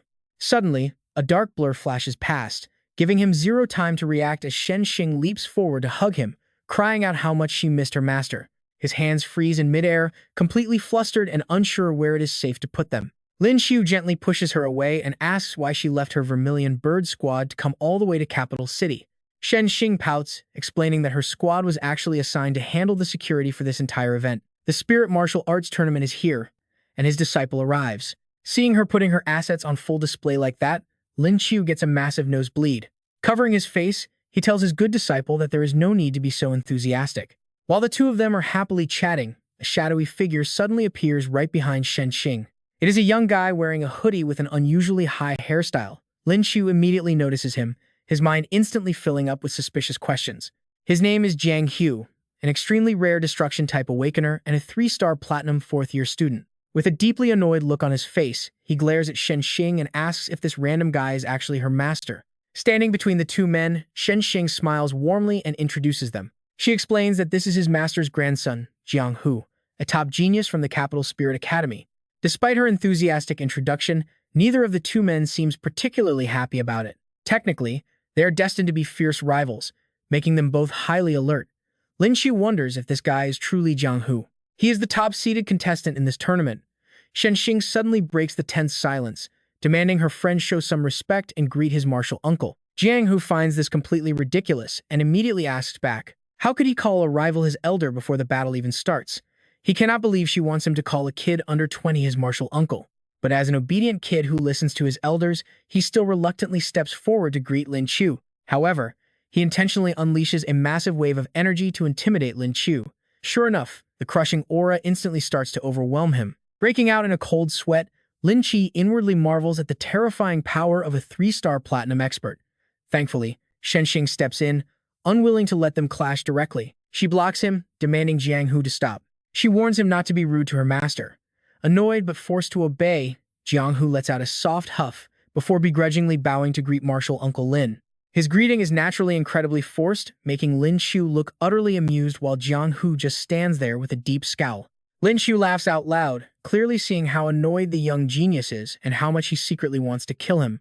Addressing him as a good nephew, Lin Qiu smirks, while Jiang Hu keeps quiet just to avoid looking rude in front of Shen Xing. Lin Qiu keeps teasing him, waving his hand to dismiss the guy so he can discuss some private matters with his dear disciple. Jiang Hu obediently bids farewell to Shen Xing, telling her he is leaving, while she responds with a sweet goodbye. As Jiang Hu storms off in frustration, Lin Qiu remarks to Shen Xing that the young guy sure has a fiery temper. He asks how she even knows Jiang Hu, prompting Shen Xing to recall a past conversation with him deep in the forest. She explains that his grandfather is Jiang Wen, the vice principal of the Capital Spirit Academy. Their grandfathers are close friends, meaning they have basically grown up playing together since childhood. Switching back to the main topic, Shen Xing reveals that she came specifically to find him, taking Lin Qiu completely by surprise. She pulls out a massive folder titled Compilation of Questions, eagerly asking her master to help guide her through all of her confusion. Lin Qiu flips it open and gasps, joking that this giant booklet is thicker than a copy of 100,000 Ys. As he looks through it, she sweetly suggests they move over to a nearby cafe to discuss the questions. The scene shifts to a nearby building on a beautifully warm and sunny day. Zhang San paces back and forth anxiously with his hands in his pockets, while Lin Qiu sits relaxed in an armchair behind him. Zhang San spots him, wondering if that is his boss hanging out with an acquaintance. He wants to go over and say hello, but hesitates after seeing an incredibly stunning woman sitting right next to Lin Qiu. Feeling a sudden mischievous urge, Zhang San decides to seize this perfect chance to tease his boss. Creeping up slowly behind Lin Qiu, he locks his arm around his neck and playfully threatens him, warning that he will definitely report this double-dipping behavior straight to their boss lady. Lin Qiu immediately dismisses his friend's wild accusations, telling him to stop talking nonsense since he is only helping his disciple study. Shen Xing notices the newcomer and glances over, leaving Jiang San completely stunned to hear that this beautiful girl is actually his disciple. Since the two of them look about the same age, a master-disciple dynamic feels completely bizarre. Yet, it is the absolute truth. Lin Qiu quickly introduces her to Jiang San as his close brother, prompting Shen Xing to show him the utmost respect. Wanting to leave a good impression, she politely greets him, calling Jiang San her martial uncle. She introduces herself as the logistics team leader of the prestigious Vermilion Bird Squad. While Jiang San plays it cool outwardly, inside, his mind is absolutely blown with envy. His boss is truly a god. Even a high-ranking team leader from the Vermilion Bird Squad answers to him. Realizing it is time to wrap up, Lin Qiu bids farewell to his disciple, reminding her of his upcoming match tomorrow before they both head their separate ways. Yes, Master. Good luck with the match tomorrow. Once Master finishes competing, the disciple plans to search for that person. The next day, the weather is still perfect, with clear blue skies and golden sunshine. A massive crowd flows in like a raging river. A loud announcement suddenly echoes, declaring that the tournament will be broadcast live on TV and the internet. Please enter the arena in an orderly fashion. A young man with neatly slicked-back hair shouts, raising his hand to gather the crowd. The opening ceremony of the tournament is about to start, so stand up and do not let Shanghai Spirit Martial Arts lose face. A thunderous shout echoes in unison in response to his rallying cry, sending their collective morale straight through the roof. He glances behind him. That is when he spots another group, led by Jiang Hu, their team's fiercest rival. Jiang Hu's squad consists of 5 members. He immediately throws a taunt, saying Chen Long, Shanghai Spirit Martial Arts, lost to Capital Spirit Martial Arts 2 years in a row, losing all respect. The purple-haired youth calls out Jiang Hu's name, keeping a calm expression despite the sharp gaze and provocative words coming from them. But just a second later, he snaps like a wild beast, screaming at them to say that again if they dare, threatening to shut them up for good. Jiang Hu sneers, saying he is terrified, clearly showing he is not afraid of a fight. Seeing how stubborn and unreasonable they are, Chen Long gets even angrier. Just meeting each other is enough to spark an instant fire between both sides, and honestly, the tension is unreal. It is clear this bitter grudge is not new, but has been building up for a long time. The Shanghai team is deeply shaken by this immense pressure, feeling like they can barely stand.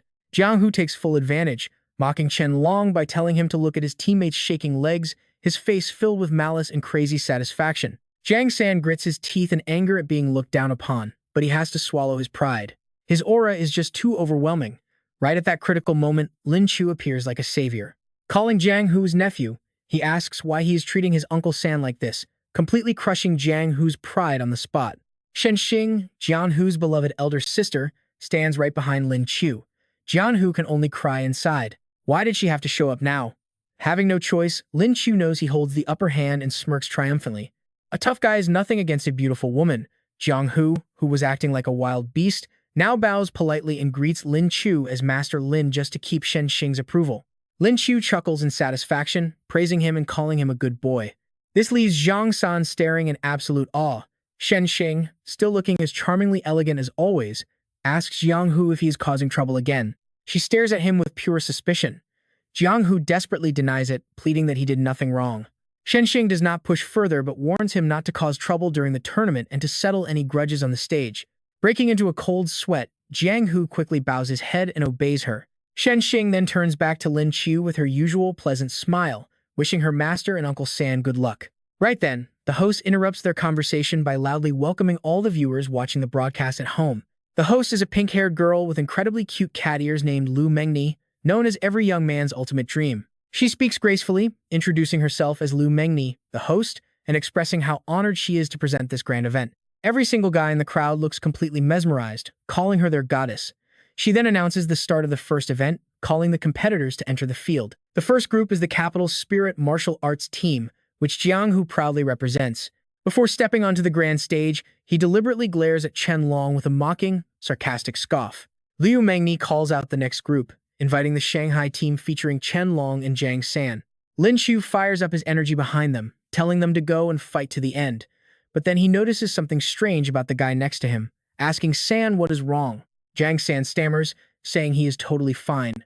Meanwhile, Liu Mengni calls the Gusu Spirit Martial Arts team to the waiting area. Lin Qiu sits with his arms crossed, watching the arena with Jiang San. He glances at Jiang San, noticing his obvious anxiety. After all, This is his first time competing in a major tournament, so feeling nervous is completely normal.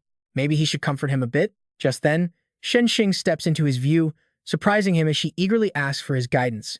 Lin Qiu, who wanted to comfort Jiang San first, tries to decline, saying he is too busy. But Shen Xing keeps begging, asking him to explain it to her since it will only take a few minutes. Hearing that, Lin Qiu cannot easily refuse, figuring they all have to go through this anyway. This is a challenge Jiang San must face on his own.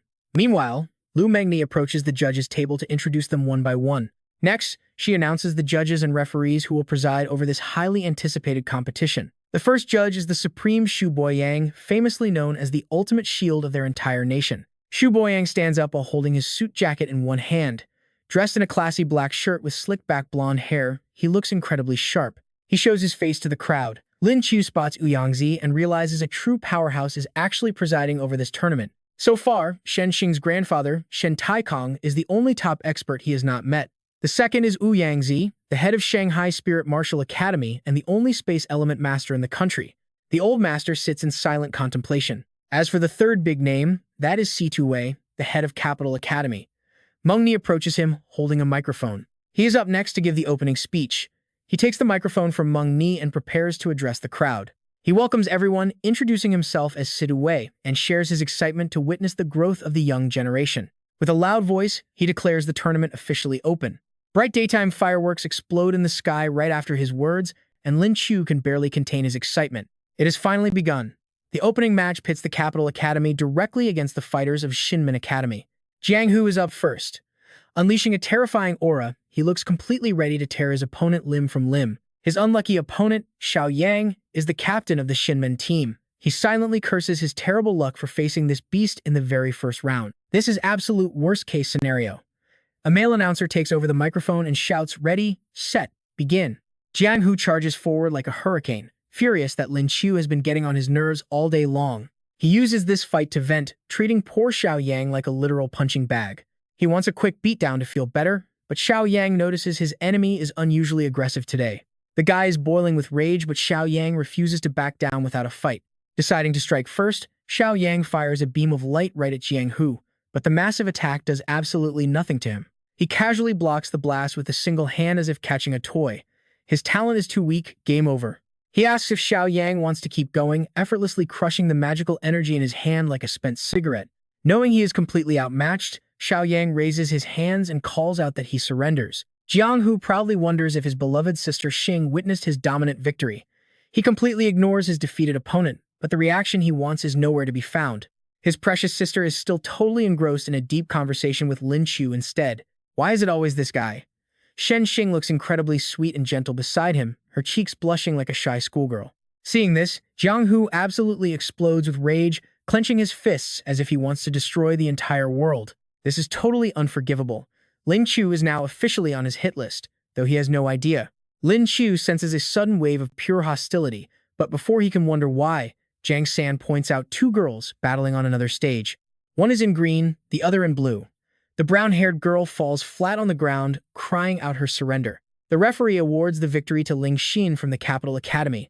As a platinum-rank ice element user, her freezing power is terrifyingly strong. She steps off the stage with a cold look. Lin Qiu sighs at the brutal defeat. Capital Academy is proving to be a powerhouse. Juning admits she thought Jiang Hu was their only platinum-rank fighter. It turns out Ling Xin has also broken through. Lin Qiu asks if this is bad news, and Juning explains. They thought with Lin Yongxuan reaching platinum, their team of 2 platinums could stand a fighting chance against them. But right now, the gap is just too wide. Will Shanghai Academy be forced to stay in second place forever? Lin Qiu looks up at the sky as their chances of winning suddenly start looking extremely slim. The opponent is definitely far stronger than anyone could have anticipated. As predicted, the match with Capital Academy turns into a total disaster for Shinmen. In the 3rd round, Shiyu suffers a crushing defeat. In the 4th match, Zishi falls. By the 5th match, Xinmin is completely wiped out. They could not even salvage a single honorary win. Junning grows deeply worried because defeating such a relentless squad feels nearly impossible now. Juning warns the team, apart from their 2 platinum powerhouses, the rest of Capital's roster are peak gold rank, while the defeated team only had 2 peak gold fighters. The defeated squad ends up totally swept, weeping over their zeros. Lin Qiu feels pity for them, thinking the winners are just massive bullies who did not even leave their opponents an ounce of dignity. Meng Ni announces next. Next is Shanghai Academy versus Yingqian Academy. The two fighters face off on stage, completely motionless as if they have no intention of actually trading blows. Suddenly, the brown-haired opponent clasps his hands and yields, admitting he is simply no match. He did not even throw a single honorary punch to save face talk about absolute cowardice. Moni stands frozen, completely shocked. Ying Tian is truly full of geniuses who forfeit early just to save themselves from a brutal beating. Left totally speechless, Moni announces Shanghai as the winner, moving on to Lin Yongxian versus Yao Guoqing. On paper, both of them are at the peak of gold rank. This promises to be an epic clash of titans, and Yongxian's elegant figure finally steps into view. Guoqing, the wind specialist from Yingtian, takes the stage, relieved he does not have to face Captain Chen Long. Knowing she wields shadow magic, he decides to go all out with his signature wind skill, Cyclone. Guoqing channels energy into one hand, aiming for his swift victory by ending the match right away. Yongxian stands ready, her serious expression showing she is fully prepared as she grips her dagger for his strike. A massive hurricane roars forward, wind howling like a blade. She stands her ground in a defensive stance as the twister edges closer. With nobody able to guess her next move, the rushing wind sends her dark hair whipping wildly through the air. Her eyes burn with absolute fury as she glares at her opponent, dodging the incoming strike with lightning-fast speed.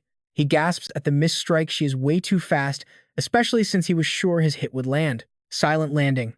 Her feet touch down perfectly. Moving as stealthily as a hunting cat, she instantly slips right behind him, leaping up to place the sharp tip of her blade against his throat. He only senses the danger when it is far too late, frozen in place with a blade pressed tight against his skin. Her victory is secured, leaving a terrified Guoqing to ask how she broke through to platinum. A quiet smile. She thanks him for the match as the battle ends. Both fighters walk away as Moni steps forward to announce Shanghai as the victor of the second round. As the next match approaches, Lin Qiu reflects on how ridiculously overpowered shadow abilities are, keeping a user practically unbeatable in dark environments against anyone of the same rank. Suddenly, she pounces. The announcer's voice echoes right on cue. After Yingtian wins the third match, Yongxian hugs him from behind, blushing as she asks if her junior is impressed. The air between them instantly grows thick with tension as she leans close, telling him to do his absolute best. She notices his cheeks flushing red with embarrassment, making him quickly nod and give a polite reply. Meanwhile, the fourth round wraps up with another quick win for Yingtian, tying the score overall at 2-2. This makes the upcoming final round the decisive match, leaving Lin Qiu suddenly feeling quite anxious. His earlier skill draw only gave him a basic E-rank camouflage ability, which seems absolutely useless for a direct fight like this. Yingtian snatches the fifth match, pushing the overall scoreboard to 3-2 in their favor. Moni points out the surprising shift as Yingtian takes the lead, announcing that the final one-on-one battle is about to begin. The final one-on-one. The announcer calls them both to the stage. Yingtian puts forward their gold-rank lightning elementalist Huang Fan, while Shanghai chooses to send in Lin Qiu, a mere silver-rank fighter. Even Moni has to stop and double-check her notes to see if she somehow read the name wrong. Sending a silver-tier fighter to the final round makes everyone wonder if Shanghai has simply given up on the match. Despite the announcer's deeply worried glance, he walks right onto the field looking incredibly proud and completely confident in himself. Finally, his turn to shine, though the crowd is quickly distracted by the tiny backpack he carries. Moni rushes over. What is with that backpack? Pulling out a spiky, scaly ball that looks like a curled-up pangolin, he casually explains to Moni that this is his armor. The bizarre sight leaves both the announcer and his Yingtian opponent staring in absolute confusion. She hesitantly takes the object. Armor? Noting her concern over its appearance, he tells her that while his egg-shaped gear looks pretty unusual, she probably should not stand too close to it. His opponent crosses his arms, scoffing that it is clearly just an egg and questioning why he brought a toy. Refusing to back down, Lin Qiu clutches his gear tightly. He asks if there is any rule forbidding eggs on stage, leaving the opponent completely tongue-tied and stuttering. Moni quickly cuts in over the speaker to stop their bickering. Finding no rules against it, she orders the match to start, giving Lin Qiu exactly what he wanted. He gently caresses the egg, whispering that a nice meal is coming and that it will get to eat its fill very soon. His opponent frowns, confidently thinking that Shanghai must have completely lost all hope of winning. Believing he was handed a free win with absolutely no real challenge, the guy walked straight up to Lin Qiu and arrogantly told him that he should just surrender. He claimed he did not want to bully Lin Qiu since their power gap was simply too massive. But Lin Qiu completely flipped the meaning. Knowing the massive power gap actually meant his opponent was far too weak, he casually tossed back a reply. Agreeing that the gap was indeed huge, Lin Qiu told him to go ahead and make his move. Annoyed by this stubborn attitude, the opponent stopped holding back and raised his hands straight toward the sky. If you will not surrender, Then let me blast you off the stage. Lightning strike. With a loud roar, he summoned crackling purple lightning bolts that tore through the air. Yet Lin Qiu did not pay him any attention, standing there completely dazed while holding his mysterious egg. Resting in his hands, the strange egg actually gave a subtle twitch. Thinking the single strike would easily finish the job, the opponent struck a pose and turned to walk away. After all, a 9-star gold-level fighter casually throwing an attack is something very few silvers can ever survive. But zero sound followed. The massive lightning strike had landed, so there should have been screams of pain by now. Why was the entire arena so deathly quiet? Where was his victory cheer? Huang Fan nervously wondered if he had overdone the force and accidentally killed the kid. To his shock, Lin Qiu stood completely unharmed behind him without a single scratch, holding his strange treasure high with both hands. The round egg effortlessly devoured every ounce of Huang Fan's lightning, soaking up the devastating strike as if it were nothing. His eyes went wide in pure disbelief. This was absolutely impossible. His supposedly decisive finishing blow had been neutralized and absorbed in the blink of an eye. Flying into an absolute rage, Huang Fan tensed his hands as fury boiled over. Gathering his spiritual energy, he screamed for Lin Qiu to wait as he spammed multiple lightning strikes. Having lost all composure, he frantically spammed the exact same attack, hoping to land a hit, but his aim was completely off. Lin Qiu easily leaped around like a nimble monkey, driving his opponent even crazier. Stunned, Huang Fan paused to wonder if the bizarre egg was somehow made of non-conductive rubber. That was literally the only logical explanation his brain could conjure, but after a brief second of self-doubt, his anger flared right back up. "Fine then," he muttered. "Let's see how you manage to dodge an area of effect attack." Gritting his teeth with veins bulging on his forehead, his blood pressure must have been through the roof. He poured every drop of his power into a massive area skill, Sea of Lightning, filling the entire stage with blinding bolts. True to its name, a massive, suffocating ocean of electricity flooded the field. He was absolutely certain that this time, Lin Qiu had nowhere left to run. Yet Lin Qiu remained completely unfazed, flashing a highly confident grin. Striking his usual pose, he raised the egg-shaped treasure high and whispered that the feast was served, so it better not go to waste. The egg seemed to treat the raw spiritual energy of the lightning storm as its personal buffet, greedily vacuuming up every single volt, leaving absolutely no trace of the attack. Lin Qiu chuckled to himself. Even C4 explosives were devoured by his dragon egg, so a tiny lightning storm stood zero chance. So the armor Lin Qiu had boasted about was actually a literal dragon egg. Poor Huang Fan was left completely dumbfounded. With dark circles around his pale, hollow eyes, he looked half dead. He internally screamed about what kind of monster he was fighting and how this was completely unfair. Unable to stomach this humiliating defeat, he immediately turned to the referee to cry foul. He pointed aggressively at Lin Qiu, yelling that he wanted to report him for blatant cheating because that egg was definitely rigged. Meanwhile, Lin Qiu just stood there hugging his dragon egg with a perfectly innocent face. Even the judges were completely bewildered, but nobody spoke up since there was absolutely no rule forbidding someone from bringing an egg. Knowing the official regulations inside out, Lin Qiu proudly cradled the dragon egg against his chest and turned the question right back on his opponent. He politely asked classmate Huang to produce some actual evidence of his cheating. With absolutely zero proof, Huang Fan felt a painful squeeze in his chest. He furiously argued that having every single one of his skills swallowed whole should be proof enough. Meanwhile, it was just another beautiful morning back at the Shanghai Spirit Martial Academy cafeteria. Sunlight streamed through the massive glass windows of the cafeteria as students gathered around the giant display screen, which was broadcasting Lin Qiu's bizarre dragon egg battle live. The spectators shared the exact same confusion, wondering what kind of overpowered egg this even was. While they admitted it was a fantastic tool, they couldn't help but call Lin Qiu a total rogue. Watching with crossed arms, they joked that even though he was their classmate, they still really wanted to beat him up. Nearby, Zhen Zhen let out a soft smile at Lin Qiu's antics. She knew that he never won his matches in a normal way, always finding some ridiculous loophole to exploit. As she watched, a sudden warmth filled her heart, realizing she was actually starting to miss him. It was true what they said, being apart from the person you love for even a day feels like half a lifetime. Back on the arena, Huang Fan finally gathered his wits.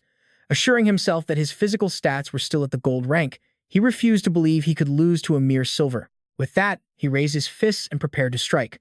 Lin Qiu sensed he was planning a different approach and wondered why he was holding back. He playfully goaded him, mentioning he had not seen nearly enough of those gold rank techniques. That smug comment pushed Huang Fan over the edge. He barked back, telling the brat not to get cocky because he was the reigning Sanda champion of Ying Tian. He fully expected Lin Qiu to tremble in fear, but he was dead wrong.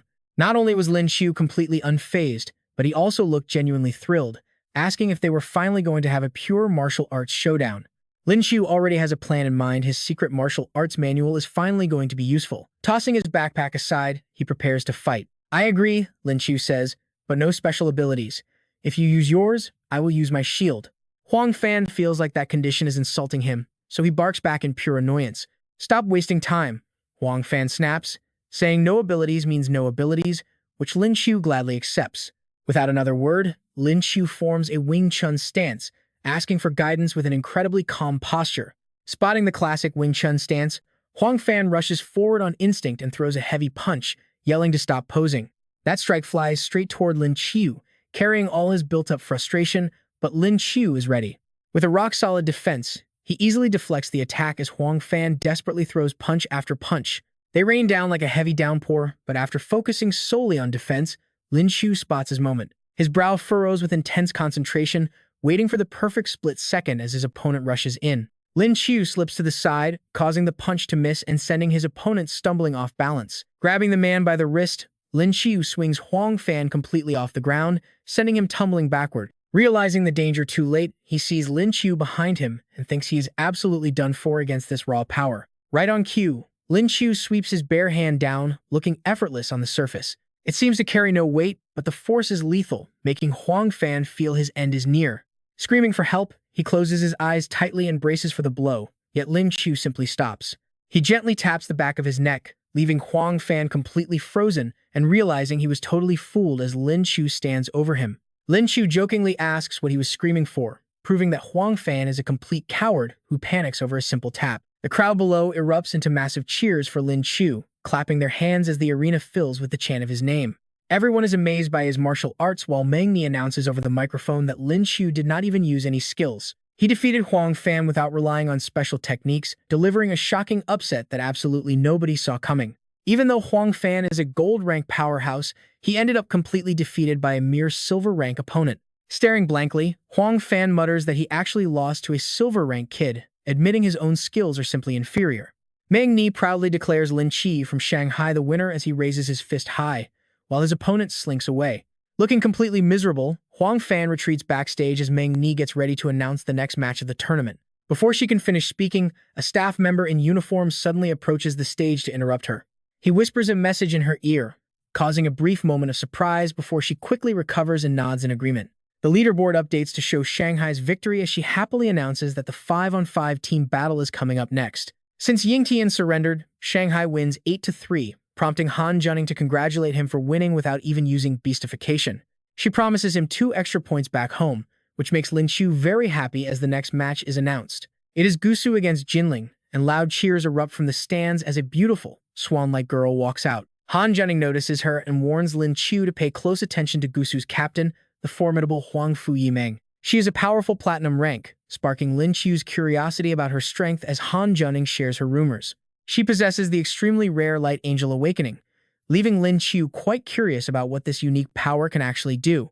This stunningly beautiful girl named Huang Fu Yimeng radiates absolute confidence, projecting an incredibly massive presence that even Lin Qiu can easily feel. Sensing the intense energy radiating from her, he silently notes that this opponent might be a bit tough to handle. Aside from their standout captain, every single member of the Gusu team from starters to reserves is an elite female fighter.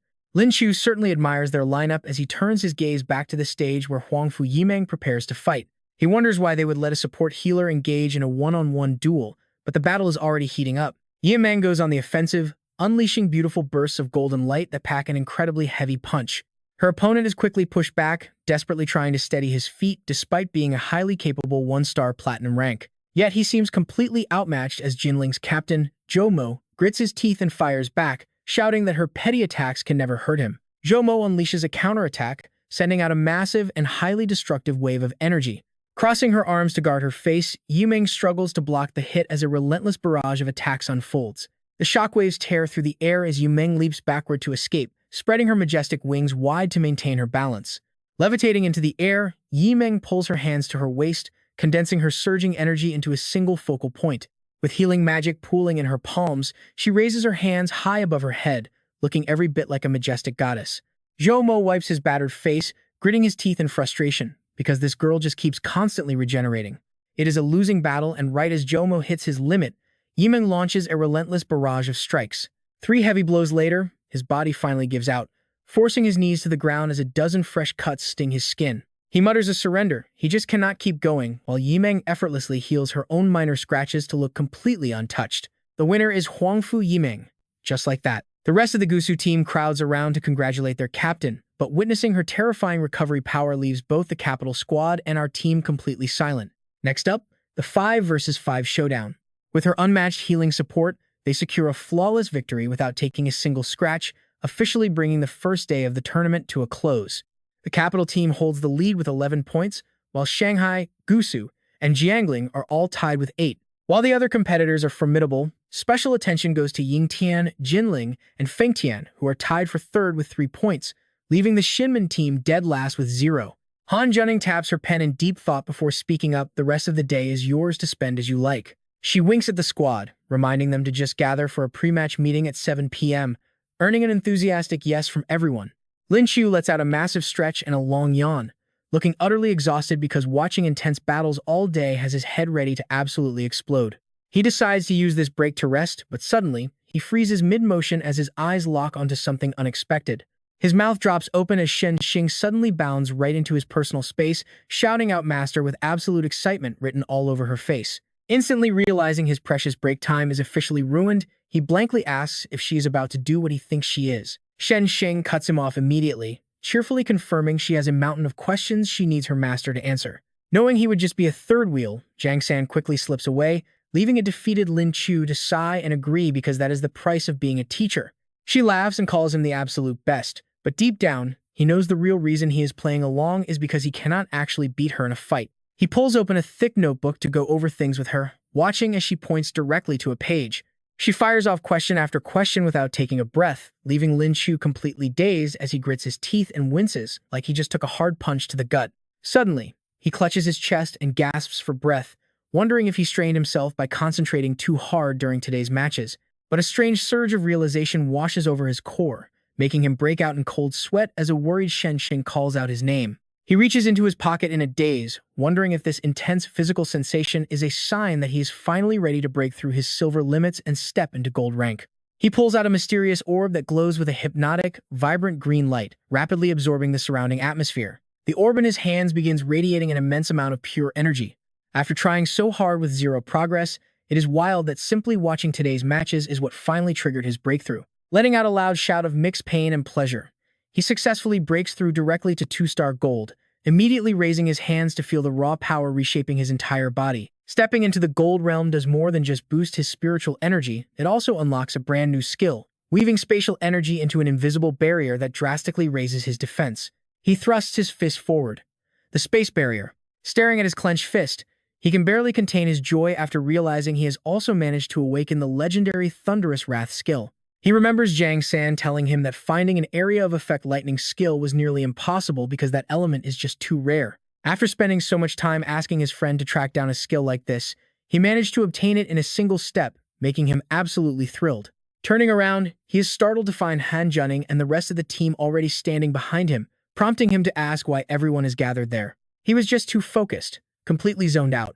Junning smiles and points out that 7 p.m. has already arrived, though a certain someone was clearly too distracted to notice the time. Knowing exactly who she is talking about, he sheepishly scratches his head and offers a quick apology. He explains that the sudden breakthrough caught him off guard and made him lose track of time, but she just laughs with hands on hips and says it is fine. Her mature charm hits him hard.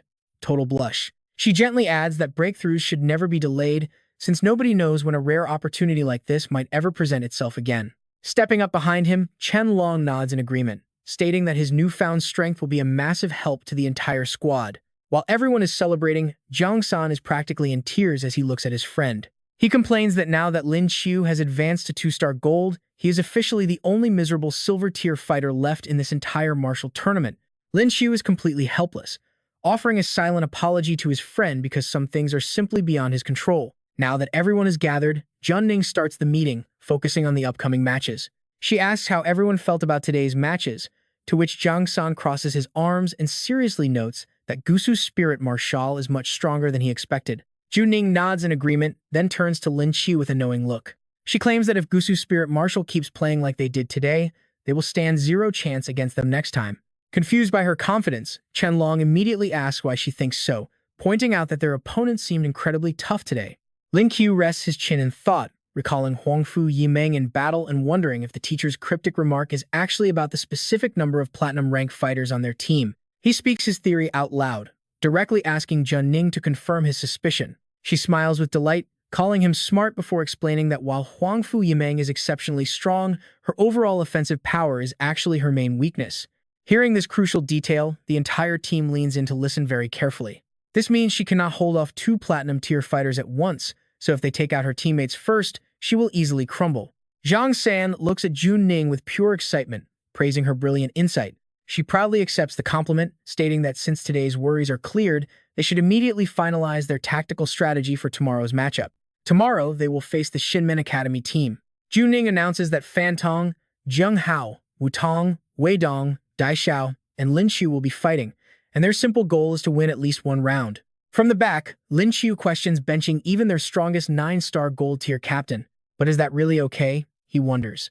Jun Ning confidently reassures everyone that hiding their true strength while easily making the top 4 is the goal. That will be the time to unleash their real power, while this stage is purely for training. Dismissing the meeting, Jun Ning waves them off, telling everyone to head back to their rooms and get some rest. Back in his room, Lin Qiu looks down at his phone, seeing an incoming call from Qin Zhenjian. Reflecting on how much he has gained from this tournament, he smiles happily as the call finally connects, eager to have a nice chat with her. Suddenly, a loud crashing noise echoes from the screen. It turns out she called him right while taking a shower, slipping on the wet floor and taking a bad tumble. Her phone gets sent flying through the air as she cries out in pain, leaving Lin Qiu staring in utter shock at a very spicy view. Nursing a massive nosebleed, he gasps that absolutely no guy could ever survive such a sight. Even so, his eyes remain completely glued to the screen without blinking a single time, prompting a frantic scream from her to look away immediately. Still completely bare on the bathroom floor, she angrily grumbles that he had to call her at the absolute worst possible moment. Naturally, he takes 100% of the blame in this situation, quickly apologizing and admitting it was entirely his fault. Eager to change the subject, he proudly breaks the good news that he has officially breached into the gold rank. Qin Zhenjian reacts with sheer disbelief, gasping at how incredibly fast his breakthrough was. His lightning-fast cultivation speed is indeed hard for anyone to grasp, but Lin Qiu proudly flashes a peace sign, laughing that watching the tournament matches somehow gave him a sudden, massive enlightenment out of nowhere. But before he can finish, she snaps back, telling him to do well in the tournament since his success has deeply motivated her. Hanging up to focus on her own training, she leaves him completely baffled with so many things still left unsaid. Despite the abrupt ending, his mood remains incredibly high. Looking at his phone with a warm smile, he chuckles at how she is always working herself to the bone, for better or worse. With the preparation period officially over, a brand new match day arrives, showcasing an arena lined with various weapons. Stepping up to the microphone, Lu Mengmi greets the crowd as the host of today's events. She notes that the audience has surely noticed the dramatic changes to the arena layout today. Leaving her sentence hanging to build dramatic suspense, she gestures toward the weapon racks before suddenly pointing directly at the spectators to deliver a major announcement. From this point forward, no participant is allowed to bring their own personal weapons onto the battlefield. If they need any gear, they must choose from the provided selection, causing Lin Qiu to frown, feeling like this annoying rule was made specifically to target him and starve Xiao Longlong. The surrounding crowd casts suspicious sidelong glances at him, just as she announces the first matchup between Shanghai and Shinmen Spirit Martial Academies. As the battle board lights up, he shifts focus to silently check his system and awaken his newest skill first. He decides to push the frustrating weapon restriction out of his mind. A notification screen pops up, saying skill awakening is in progress, please wait. Congratulations, the host has obtained an S-tier reinforcement skill. This spiritual energy enhancement is a top-tier skill. Lin Qiu does not even need to say how incredibly thrilled he is. What, 9,527? He suspects the system is joking, completely stunned as he asks it to confirm the absurd number. He spent days wishing for an upgrade, and yet the system chose to mess with him like this. He literally just broke through, and now this. Is it doing this on purpose? He puts on a cold glare to intimidate the system. Sure enough, it gets nervous and frantically starts explaining. It insists all skills are randomly selected, having absolutely nothing to do with 9,527. It asks if the host wants to proceed with reinforcement. Lin Qiu decides not to argue and makes peace. He tells it to just do the upgrade. Reinforcement succeeds, and he reaches gold 3-star tier. Lin Qiu scores big this time, breaking through 2 whole tiers at once. Everyone nearby immediately senses his sudden change. Ning is the first to speak, wondering if this massive energy spike is a gold-level breakthrough. Another teammate chimes in, completely disbelieving that this guy was still a mere silver-tier fighter just yesterday. Absolutely wild. Jiang San is absolutely speechless, standing there staring with his mouth wide open. Everyone is stunned and envious, but Lin Qiu ignores them. Only Ning silently observes him, thinking this guy is a complete freak for breaking through yet another level. Still, she is highly satisfied overall since this sudden growth only benefits the team. Suddenly, the tournament begins. The announcer's voice echoes through the loudspeakers, calling out Lin Qiu's team. Up next, Shanghai Soul Marshal takes on Shinmen Soul Marshal. Lin Qiu stands face to face with a white-haired rival. Meng Ni stands in the middle and calls out Lin Qiu from Shanghai and Chen Zishuo from Shinmen to enter the arena. Lin Qiu still wants his dragon egg to eat well. Clinging to a final shred of hope, he begs the host, calling her sister, and asking if he can at least bring Xiao Long onto the field. But Meng Ni is just the host, powerless to change tournament rules. She tells him that is not allowed, directing him to the designated weapon selection area instead. Internally, Meng Ni feels slightly guilty, wondering how he could not realize this specific new rule was made solely to target him. So bringing Xiao Long to the field is completely out of the question. While Lin Qiu is still figuring out what weapon to choose, Chen Zishuo is already finished, decisively pulling out a small blade. Zishuo possesses a beast transformation ability, a 9-star gold-tier raccoon. Holding his blade out, he stares straight at Lin Qiu and challenges the kid to a duel using only swords. He silently calculates his chances, knowing this kid has decent hand-to-hand combat skills. But swordsmanship is a different story since he trained under elite masters. Lin Qiu does not hesitate at all, readily accepting the challenge from Chen Zishuo. Agreeing to the terms, Lin Qiu pulls out a simple black sword that looks incredibly plain compared to his rival's fancy weapon. Its color is totally dull, but Lin Qiu thinks if his opponent wants to throw away his life, he does not have to worry about how to beat him. It turns out Lin Qiu already mastered legendary martial arts manuals, silently thanking his system for gifting him such incredible combat skills. Hearing the blatant provocation, Zishuo completely loses his cool, getting furious at Lin Qiu's arrogant attitude. He curses the arrogant brat and promises to teach him a lesson, lunging forward with massive power while executing a heavy, menacing strike that threatens to crush everything. Facing the relentless flurry of rapid blows, Lin Qiu casually parries every single strike with absolute ease, even wearing a mocking smirk. He teases his opponent for being unfair. Right from the start, Chen Zishuo struggles, gritting his teeth to suppress his boiling anger. He puts more weight into his swings, continuing to attack aggressively without any real strategy. He relies entirely on brute force rather than brains, unable to touch a single hair of Lin Qiu's.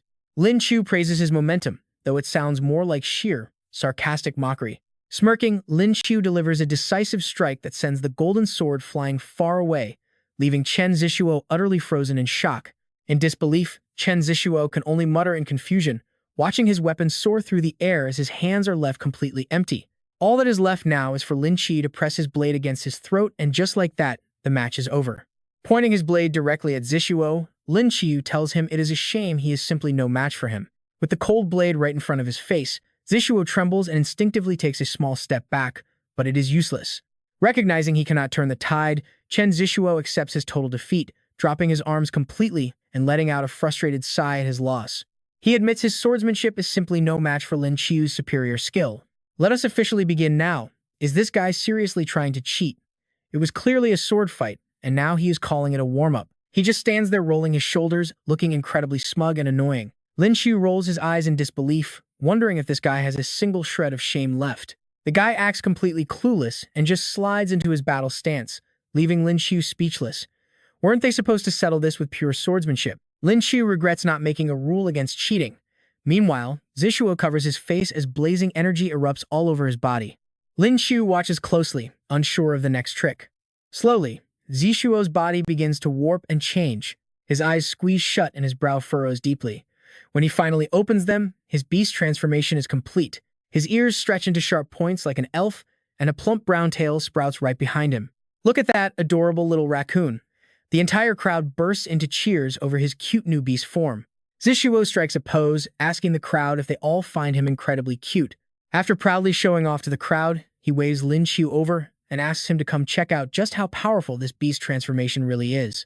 Lin Qiu covers his mouth, trying to stifle a laugh because this look is just too ridiculous. That reaction immediately triggers Zishuo, who angrily demands to know what is so funny, but Lin Qiu just chuckles, fully aware that his own transformation will make Zishuo look like a mere amateur. Lin Qiu activates his own Space Moon Rabbit transformation. Instantly, adorable rabbit ears sprout from his head as a massive wave of energy surges. The fangirls in the crowd lose their minds. He looks like a soft, fluffy plush toy, making them instantly fall head over heels for him. Some even scream that they want to have baby rabbits with him. With just one simple transformation, Lin Qiu has completely stolen every single girl's heart. Lin Qiu silently mouths a few words directly at Chen Zishuo. Even without a sound, it feels like a heavy, direct challenge to the raccoon boy's pride. Furious at having his spotlight stolen and his pride wounded, Zishuo completely loses his cool. Calling him a brat, Zishuo charges straight ahead to launch a fierce attack. He lunges forward with his first skill, the Raccoon 7-strike combo, slashing wildly at Lin Qiu. It is as if a ripe watermelon is about to be split right down the middle, cut clean in half with absolutely no mercy, leaving behind a razor-sharp edge. Yet Lin Qiu catches the blow bare-handed like a toy. He casually chants a silly nursery rhyme about a round watermelon, split in two, one half for you, one half for him, but nobody wants it. Lin Qiu keeps humming while fighting, completely relaxed. Zishuo, however, is seething with rage, gritting his teeth as he suddenly notices something highly unusual about this battle. The kid's movements are clearly painfully slow, yet he effortlessly blocks the 7-strike combo, leaving Zishuo completely bewildered.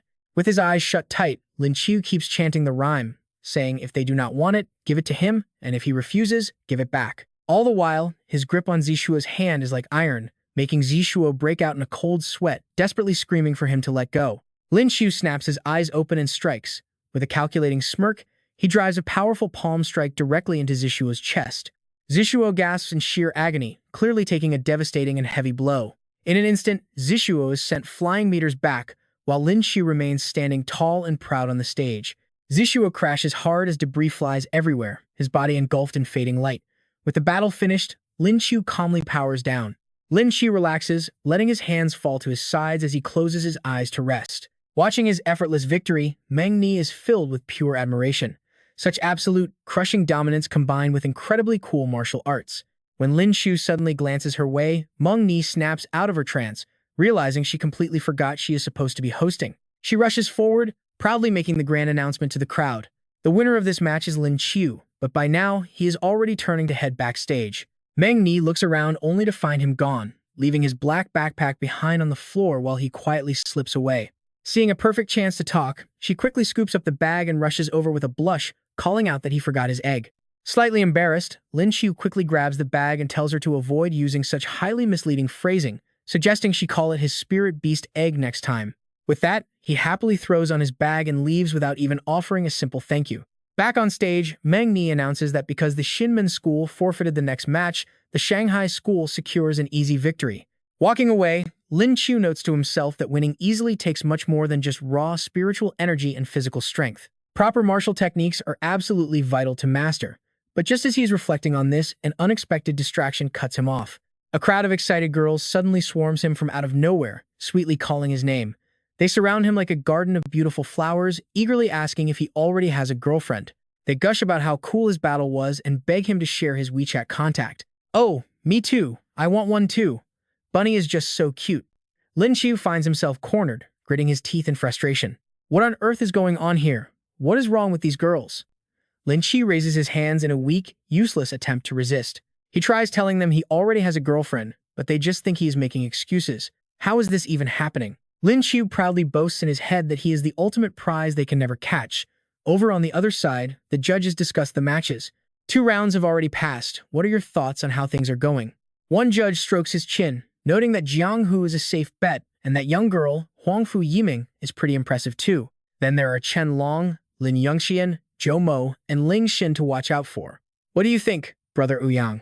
He shares his thoughts, suggesting they keep an eye on Lin Qiu, even though his current cultivation tier is way too low. But the other responds with pure confidence. What if he told them this kid jumped from silver to gold in just 3 months? This revelation leaves the other judges completely stunned. Honestly, who wouldn't be shocked by someone breaking through to gold level that easily? Judging by the aura he radiates, he is likely at 3-star gold tier already. The judges certainly have incredibly sharp eyes. Why would such a monster end up at Shanghai Spirit Marshal? The old man chuckles with folded arms, promising this kid is far deeper than he looks and will surely blow them away soon. Meanwhile, Lin Qiu is still struggling to fend off those female students. Lin Qiu finally stumbles back home, completely drained and drenched in sweat, Escaping that crazy crowd of girls must have been absolute torture. Sighing in relief, he collapses, shuddering at the memory. It was seriously no easy task escaping that horde of rabbit-crazy fangirls. He lies motionless on his bed, feeling half dead from exhaustion. Resting his head on his arm, he tiredly reminds himself that tomorrow is the match against Feng Tian's spirit marshal. Since his teacher did not put him on the roster, he can finally enjoy some well-deserved rest. Just as he is about to drift off to sleep, a sudden knocking ruins his plans.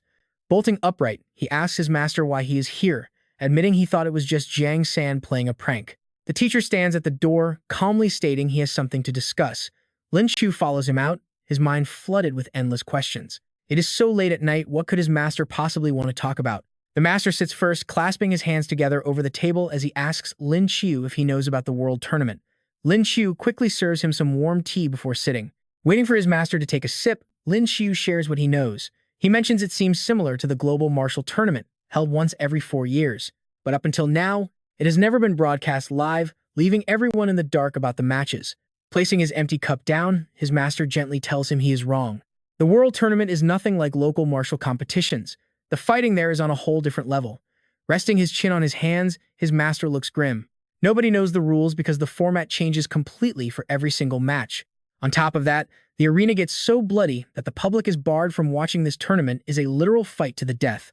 He adds with a heavy voice that the actual survival rate is a mere 20%. Let that sink in for a second. Lin Qiu looks deeply unsettled, asking why they would even host such a thing if the body count is that high. His master replies solemnly that they have no choice. It is the final agreement reached after intense negotiations between all nations. Too many global interests hang in the balance here. Without this tournament to settle things, the actual war casualties would easily be 100 times worse. Lin Qiu suddenly realizes the truth. The tournament is used to divide resources and power among nations. All the nations agreed to this system because without this tournament, countries would constantly wage open war over these massive resources, causing a level of global bloodshed that would be far more devastating. Sensing Lin Qiu getting lost in his thoughts, his master reassures him that this does not really concern him yet. He is still very young, but the master genuinely hopes he will participate anyway. Clearly, the master has massive expectations for him. Lin Qiu points at himself in absolute disbelief he should participate. Not only is he incredibly young and inexperienced, but this whole event is practically a suicide mission. His master explains that the raw talent he has displayed makes it impossible not to consider him. Lin Qiu interrupts, questioning if it is because of his space magic. He nods, admitting there is still half a year left before the tournament begins. Lin Qiu's insane growth rate and unique spatial abilities could drastically increase their entire team's survival rate. Still, the tournament is filled with extreme danger. If he refuses, his master will not force him. Lin Qiu knits his brows, weighing every single risk carefully. With his current strength, entering that tournament means there is a very high chance he won't make it back alive. The stakes are incredibly high, but with high risk comes high reward.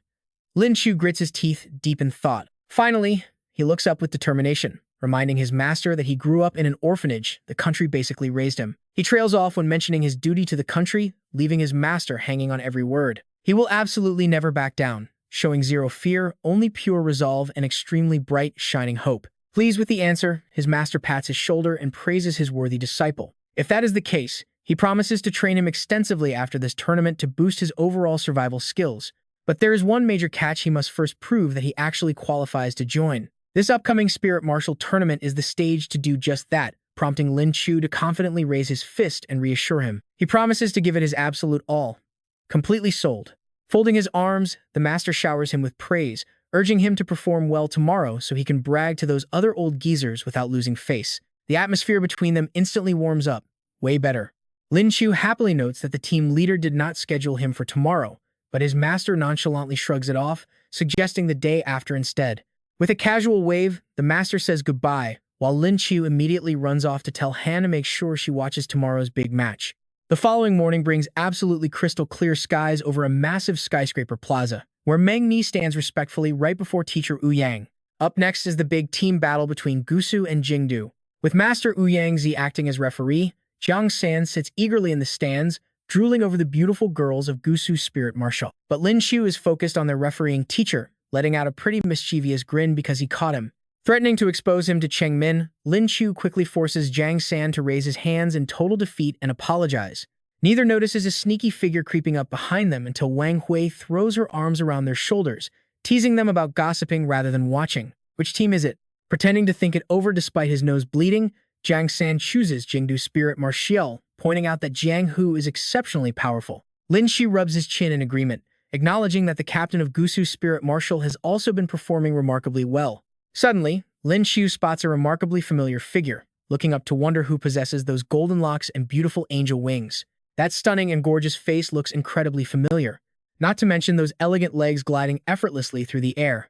This legendary look belongs to none other than Yi Meng in her light angel form. Her utterly divine and majestic presence remains completely unmatched by anyone. Determined to win this 5-on-5 match, Yi Meng acts as the core powerhouse, hovering high above her 4 female teammates. Pointing at her, Jiang Hu completely loses his composure and yells at Ling Xin to stop messing around. He urges her to finish it quickly because something feels off, and Ling Xin cheerfully agrees. True to her reputation, Jingdu's vice captain unleashes a devastating one-handed attack that dominates the battlefield. In front of Jiang Hu, the battlefield descends into absolute chaos, filled with intense fighting and thick clouds of rising dust.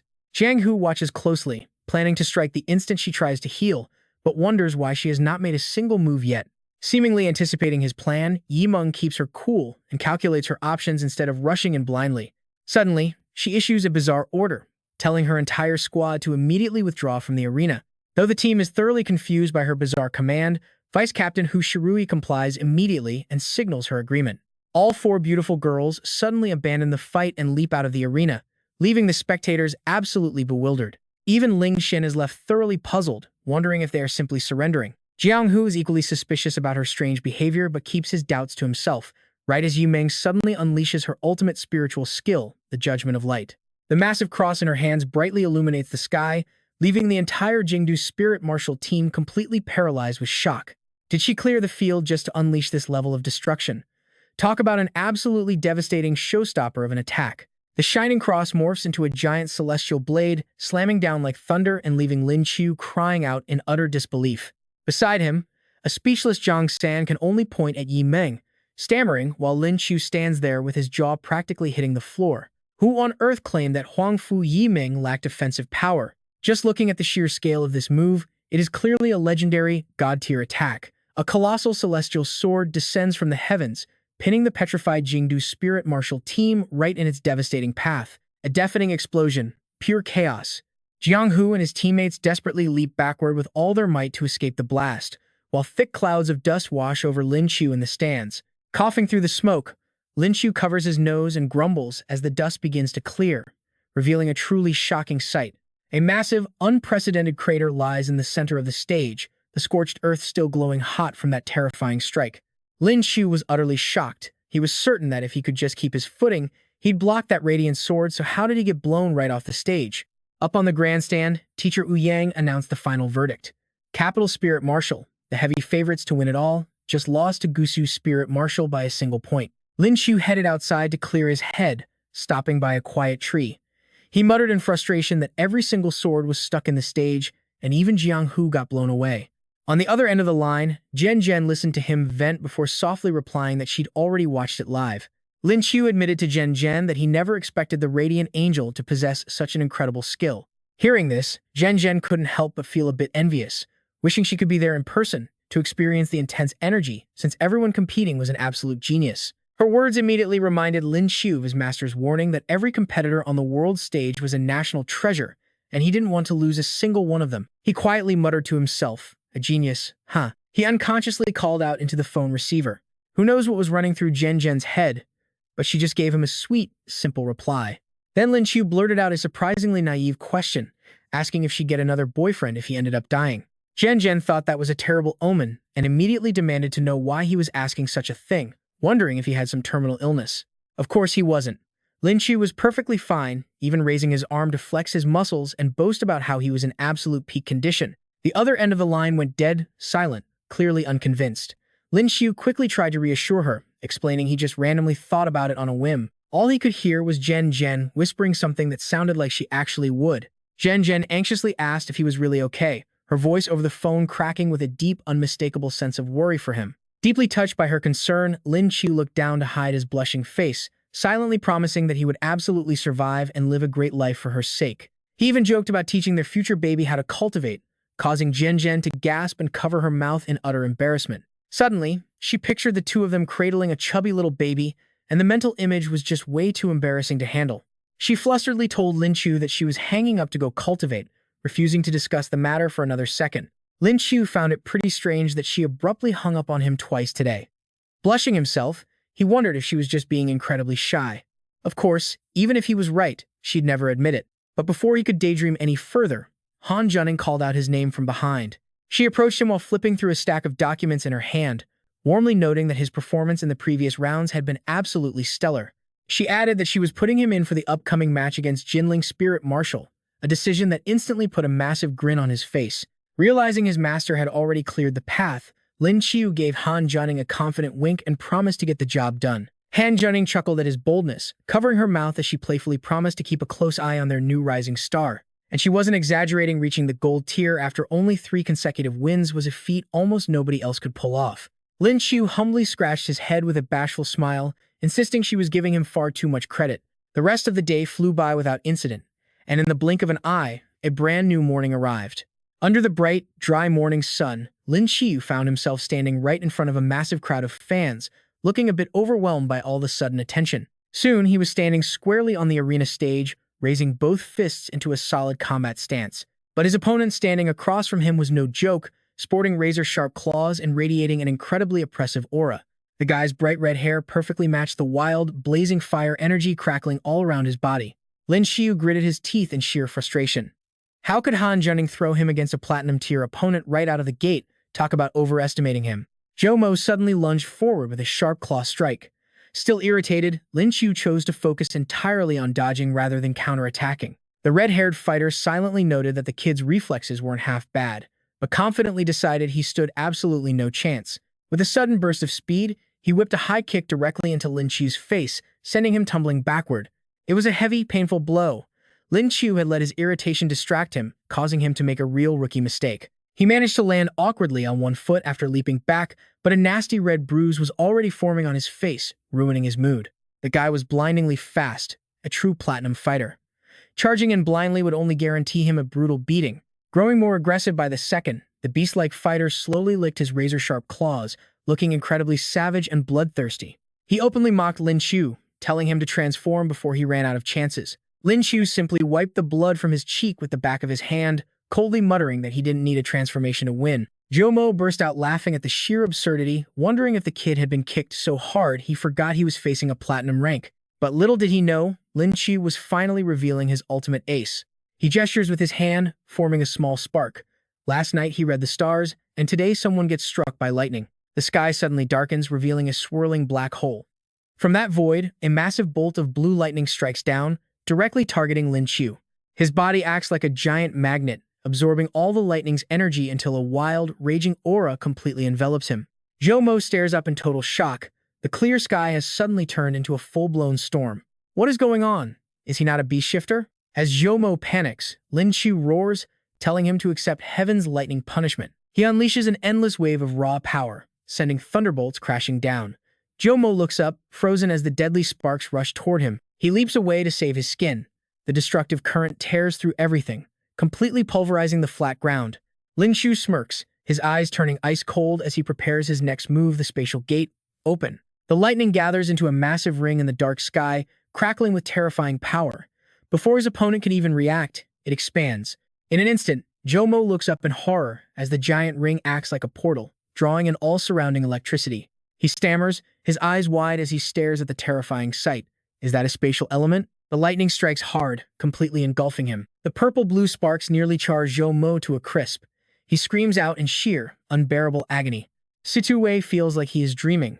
How can that kid use both lightning and spatial magic? Watching from the side, Shu Boyang can only admire him. Now he finally gets why old Ouyang recommended this kid. He deserves a spot. Old Ouyang is not surprised at all, calmly crossing his arms to watch the intense match. Nearby, Chen Long is also left jaw-dropped. How on earth can this guy use lightning magic? Han Junning smirks with pride. No wonder the academy director insisted she had to get Lin Qiu into the fight no matter what. Lin Yongxuan voices his doubts. Did that final bolt of lightning bend in midair? Zhang San explains it is because of his spatial skill. Chen Long and Lin Yongxuan both gasp. Is he a dual-element awakener? Zhang San gets nervous, thinking to himself, boss, since he dared to use it, He clearly does not care about hiding it anymore. This excuse should work just fine. Chen Long gets lost in thought. It seems this kid's beast form has a second phase, but even going all out, he is not sure he could beat Lin Qiu. Meanwhile, Han Junning sports a radiant smile. But turning around, she notices Chen Long's gloomy expression. She asks why he looks so miserable. Confused, she adds that this is great news. With an ace like Lin Qiu, they are one step closer to the championship. Meanwhile, in a dark apartment, a TV screen lights up the room, broadcasting the intense battle between Lin Qiu and Zhou Mo. "Hello, this is Zuo Shandiao." The man speaks into his phone, calling his subordinates. He gives a sinister order, telling 7-9 and 8-7 to get ready. Yes, they must eliminate him. The TV referee announces the target from Shanghai Lingwu, Lin Qiu. Zhou Mo has clearly suffered a total defeat, lying flat on the arena floor. In the arena, Lin Qiu shines like a superstar, raising his hand in victory. Fans swarm him, eager to take photos. "Lin Qiu, look over here for a photo. You are so handsome." Some even call out his cute beast nickname, Bunny. He smugly thinks it was just one victory, wondering why they are so excited. Right then, his master Wu Yangzi stares at him sternly. Lin Qiu walks over to him, curiously asking why his master is even there. With a cold face, Wu Yangzi pats his shoulder and tells him to come along. They instantly teleport to a massive room filled with bookshelves. Looking around, Lin Qiu curiously asks his master where they are. Wu Yangzi replies that this is old Situ Wei's study. Suddenly, a third person appears, surprising Lin Qiu, who asks, "Senior Situ." Both Situ Wei and Shu Boyang appear. Situ Wei remarks that spatial magic is incredibly handy, bringing them over in an instant. Shu Boyang also praises him, saying that was a spectacular fight back there, little brother Lin. Situ Wei approaches, teasingly suggesting that staying with that useless Wu Yangzi has no future. He invites him to capital Lingwu instead, promising to grant any request. Wu Yangzi scoffs in disdain, crossing his arms as he watches Situ Wei brag. How can he teach spatial techniques when he does not even have that element? Principal Situ Wei is instantly left speechless. Master Wu Yangzi shakes his head, saying Situ cannot steal his student. Snorting in frustration, Situ Wei tells them to get out. For an entire hour, neither of them backed down, locked in a tense stare with pure, murderous intent. Finally, Situ Wei walked over to his desk, looked at Lin Qiu, and said with a serious face, "All right."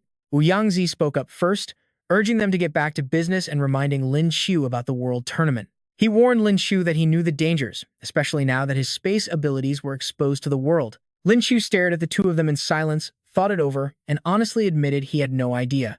Deep down, he was extremely confused after all. Didn't the old man tell him to go all out? Principal Situ quickly chimed in to back up Wu Yangzi's warning. He explained that exposing such a rare power so early meant his life would never be easy again, with various factions trying to assassinate him. Lin Qiu was shocked to hear about the assassination threats, his face instantly filling with deep worry and anxiety.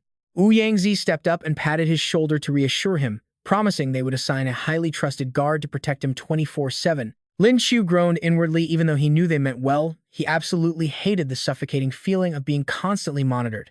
Wu Yangzi understood his hesitation, taking a moment to think before telling him not to worry about that part. They would arrange for an acquaintance to protect him instead, leaving Lin Qiu to quietly wonder who this familiar person could possibly be. Just then, Shen Xing burst into the room, excitedly calling out that she had officially received the assignment. Seeing her, Lin Qiu blushed slightly and looked at her with an awkward smile. It really was a familiar face. Shen Xing happily wrapped her arm around his, smiling brightly as she declared she wouldn't take a single step away from him. She suddenly whipped out a pair of metal handcuffs, locking one end to his wrist and the other to hers, then gave their chained hands a playful tug. Standing right in front of him, she sweetly whispered that she would not leave her master's side for a single second. Lin Qiu panicked, asking if the handcuffs were really necessary, but she ignored him completely and dragged him away with her documents. She excitedly mentioned having some questions for her beloved master, leaving Lin Qiu praying for someone to come and drag this walking encyclopedia away. Suddenly, a beautiful face popped into view. Her bright orange hair framed a cheerful smile as she called out, saying she had finally found her favorite junior. Lin Yongxuan stepped inside, and seeing the two of them chained together, she marched over to grab his other free arm. She jokingly asked if he was just hiding here to enjoy himself while the team coach was looking for him, and Lin Qiu realized his beautiful savior had finally arrived. If he could just get these two girls to fight each other, he would be free, so he quickly agreed to go with her. He quickly turned to Shen Xing, begging her to unlock the cuffs immediately. But Lin Yongxuan looked unimpressed, raising her eyebrow before stepping in to unlock the cuffs herself, setting them both free from each other. Finally, free from that nightmare of a handcuff, he grabbed Lin Yongxuan and bolted straight out the door. Shen Xing waved cheerfully after them, yelling that she would prepare even more questions for their next session. Lin Qiu ran for his life, desperately praying in his heart that she would never do that. Back in the room, some rather suggestive and heavy panting sounds began to echo out of nowhere. After running for a bit, Lin Yuxuan gasped for breath with flushed cheeks, demanding to know why they were running so fast. Lin Qiu casually replied that he was just terrified she might actually hunt them down. They arrived at a packed meeting hall where everyone was already waiting, prompting Lin Yuxuan to tease him about how insanely popular he really was. As she teased him about being surrounded by beautiful girls, Lin Qiu quickly protested that he was taken, right when Zhun Ning entered to start their strategy meeting. She asked if everyone was present before kickstarting the briefing. Standing seriously at the front, she announced that tomorrow's opponent was Jingdu Martial Academy, urging the team to fight with everything they had as if it were the final match. Zhun Ning looked down at the official documents in her hands and began announcing the roster. She declared that she would now read out the official lineup. The 1-versus-1 roster would consist of Chen Long, Lin Yuxuan, Lin Qiu, Tian Shu, Lin Zhongwei, and Bian Xin, while the 5-versus-5 match would feature Chen Long, Lin Yuxuan, Tian Shu, Lin Qiu, and Zhang San. The entire room listened intently, each member deeply lost in their own thoughts.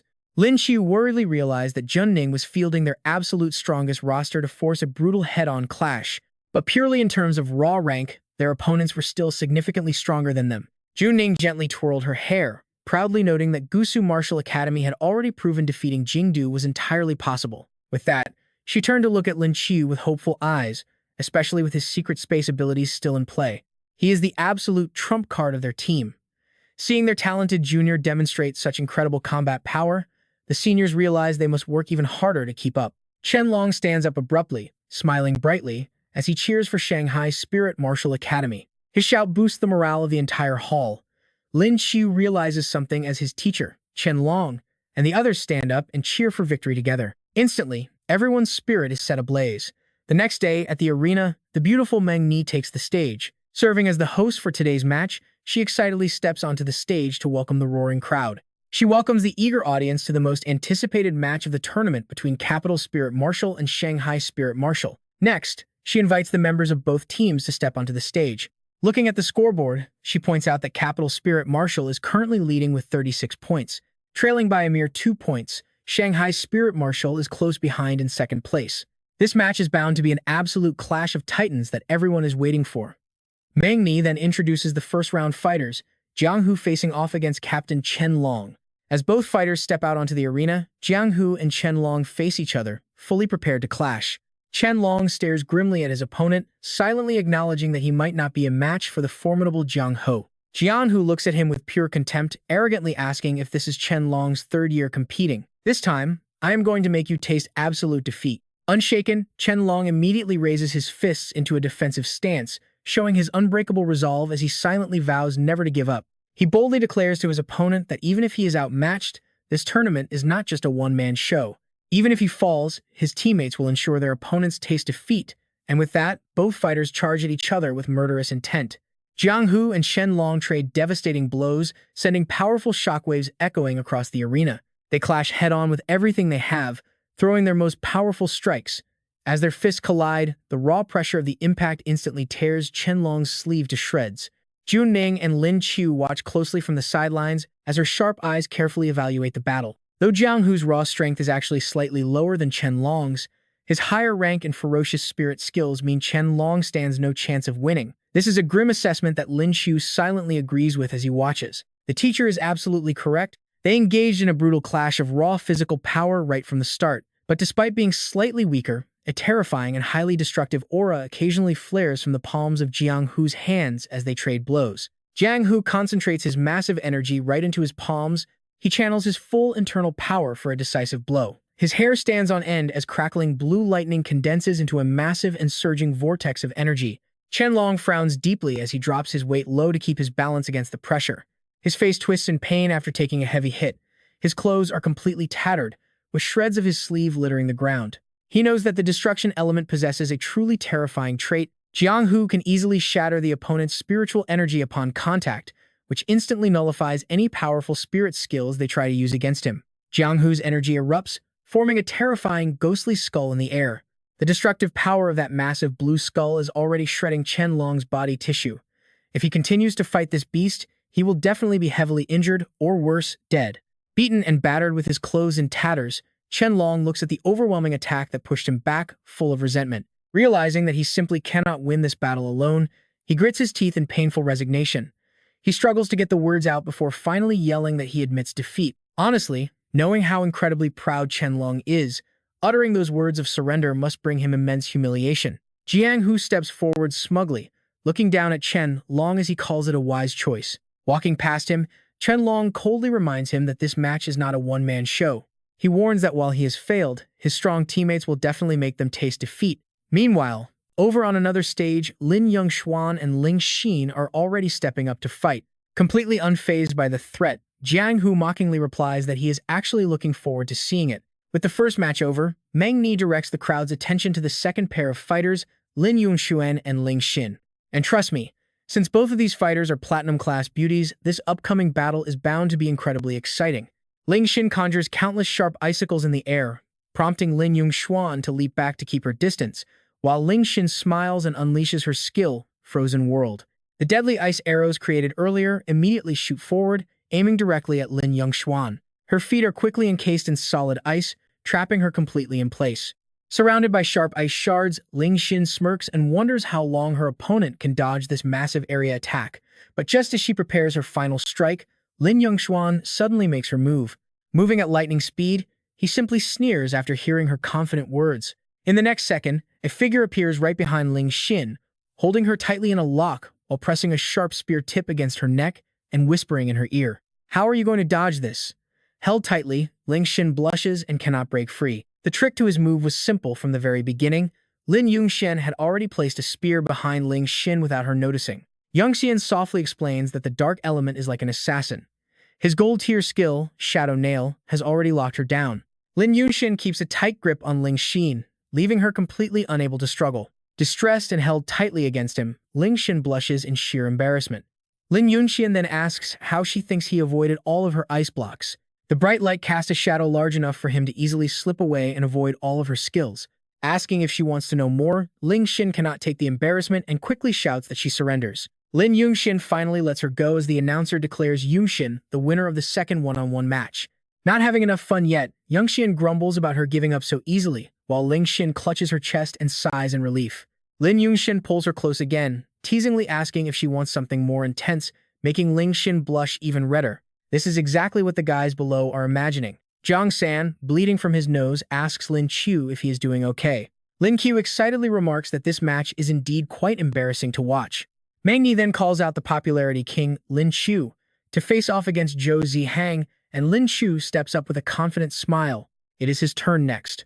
Stepping onto the arena, he faces a blonde guy who is set to be his next opponent. Knowing it is a crucial one-on-one battle, Lin Qiu tells himself to focus, though he is glad this opponent seems pretty easy to handle. The guy gestures forward. He is Zhou Zihang, a gold tier 9-star plant element user. He calls out Lin Qiu, warning him not to think a lucky win against Zhou Mo makes him tough. Today, he will expose his true colors. Lin Qiu looks disgusted, thinking the guy is not very smart. Activating his anywhere door, Lin Qiu decides to end this fight quickly. With a smirk, he asks Zihang where he got all that confidence, making the enraged Zhou Zihang shout back in anger. Calling him a brat, Zihang summons a barrage of thorny vines, launching his signature technique directly at Lin Qiu.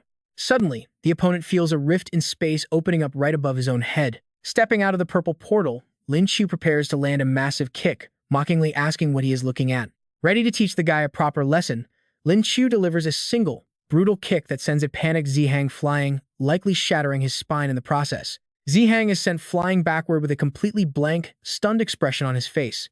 He crashes hard into the arena wall, cracking the concrete, leaving everyone wondering if he is even still breathing. Feeling a bit of pity, Lu Mengni officially declares Lin Qiu the winner, marking the fastest match in the tournament history. As two teammates carry Zihang away, he weeps bitterly, crying out that Lin Qiu is not even human. Behind him, Lin Qiu shrugs with a sigh, muttering that he expected a real fight, but got nothing.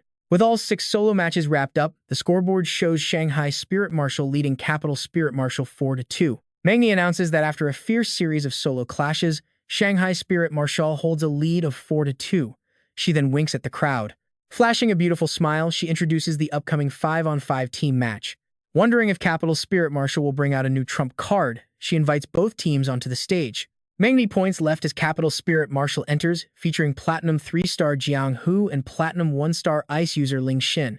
They are joined by Gold Tier 9 stars Zihang and Zheyuan, alongside Gold Tier 8-star healer Moa. Frowning, Jiang Hu admits to himself that he never expected Shanghai to beat them 4-2 in the solos. It seems they must go all out in the team round, as Mangni turns to introduce Shanghai's Spirit Marshal. Leading their lineup is Chen Long, a formidable Platinum 1-star Strength Element user, followed by Platinum Dark user Yu Xian, Gold Tier Beast Morpher Shulin, and Silver 3-star healer Zhang San. At this point, she gets a bit confused, asking if Lin Qiu is a Beast Transformation user. Rated as a Gold Tier 3-star with an unknown element, Lin Qiu wonders why they are so confused, just because he used both Space and Lightning before. Jiang Hu steps forward with a mock smirk, pointing out they even fielded a Silver Tier. Mocking that Shanghai Spirit Marshal is completely out of options, he advises them to just surrender, leaving Zhang San feeling pretty intimidated. Lin Qiu steps forward with an arrogant chin lift, declaring they will see who loses after the fight, while Chen Long firmly agrees. He signals his teammates to get into formation. Behind him, they instantly shout in agreement. Jiang Hu warns his own crew to stay sharp because the enemy is making their move. The Capital team quickly assumes their stances, radiating an imposing aura. Across from them, the Shanghai team is just standing in a casual straight line, making them look completely ridiculous. Fuming with anger, Jiang Hu yells out, "Where is your actual formation? Are you seriously playing around right now?" Chen Long just grins. He nods to Zhang San, who steps back and immediately casts Honor Blessing. With a shout, a brilliant golden light washes over the 4 fighters at the front. It is a massive stat booster. Once the buff locks in, Chen Long yells for everyone to charge. The entire squad rushes forward. Not backing down, the Capital team charges straight ahead to meet them. Determined to strike, he barks orders to split up. He's going straight for their healer. Charging energy in his palm, he leaps at Zhang San to strike, but Zhang San simply hops off the platform, taking a self-elimination. A baffled Jiang Hu immediately backs off. The cheeky support waves back with a grin, shouting that his job is done. Jiang Hu grinds his teeth in pure frustration, letting out a sharp growl. Glaring darkly, he mutters that the kid got lucky running away, but now they are a man down anyway. But when he turns around, the rest of the Shanghai squad is casually standing behind him. Where did everyone go? He looks down to see his entire team either knocked out or kicked off the stage. Jiang Hu freezes in shock. What just happened? Rewinding a bit to when Jiang Hu rushed their healer, Yun Xuan had actually locked down Ling Xin. Pressing a blade right to her face, he grins and greets her. Ling Xin stares in terror at the cold metal. Meanwhile, Lin Qiu sends Zihang flying off the ring with a solid kick. Shulin crosses his arms with a terrifying smile, asking if she is their healer. He asks if he should throw her out or if she will jump herself. The weeping healer quickly hops off. Meanwhile, Chen Long effortlessly punches the last member off the stage. The defeated Capital members look up from below, calling out to their leader. They apologize for losing so fast. Meanwhile, the Shanghai crew shares a grin. Yun Xuan praises the brilliant strategy, and Chen Long gives Lin Qiu a thumbs up for the insane trade. Jiang Hu unleashes his full aura, realizing their plan was to stack buffs and end things in a flash. He clenches his fists with a dark chuckle. This actually works out, since his teammates were just holding him back. Chen Long pales as he realizes what is coming. Turning to his dazed teammates, he yells for them to move now. They need to strike together while the buff is active. He knows they must lock him down before he unleashes his skill. A sneering Jiang Hu looks down on them. Absolute joke. Did they really think numbers alone could take him down? Bracing himself, he roars to activate his Dark Star skill. A violent surge of blue light erupts from his body like crackling lightning. It splits into 4 separate beams, hurtling straight toward the Shanghai members. They try to dodge, but the speed is insane. Lin Qiu stares in shock at the sheer destructive power heading their way.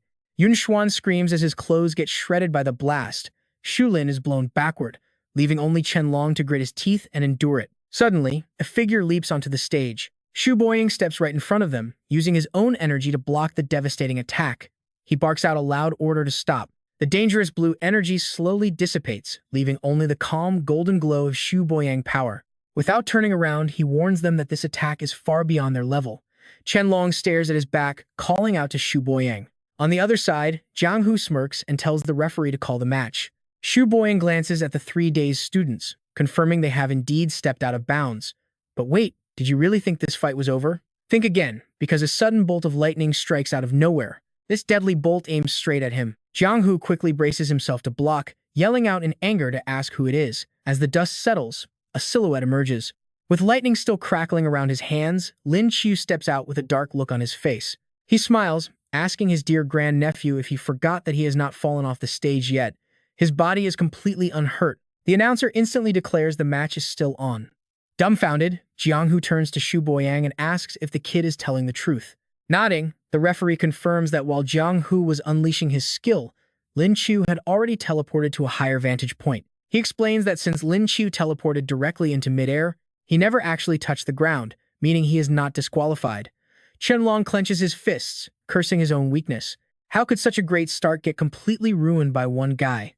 He wishes he were stronger. Beside him, Yun Xuan whispers that at least Lin Qiu is still standing. The referee calls for the match to resume. With a dark expression, Jianghu grumbles about the teleportation. Almost forgetting the kid's strange ability, Jianghu throws out a mocking taunt.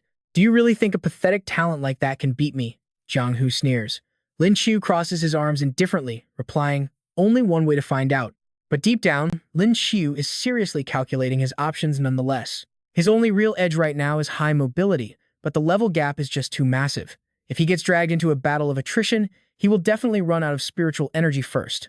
Glancing at the bright sunlight streaming through the window, Lin Qiu feels a wave of disappointment. Too bad it is daytime, because utilizing his moon lion form under a full moon might actually give him a fighting chance.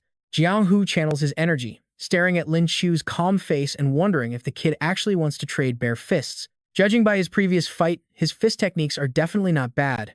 And yet, Lin Qiu just stands there, silently locking eyes with his opponent.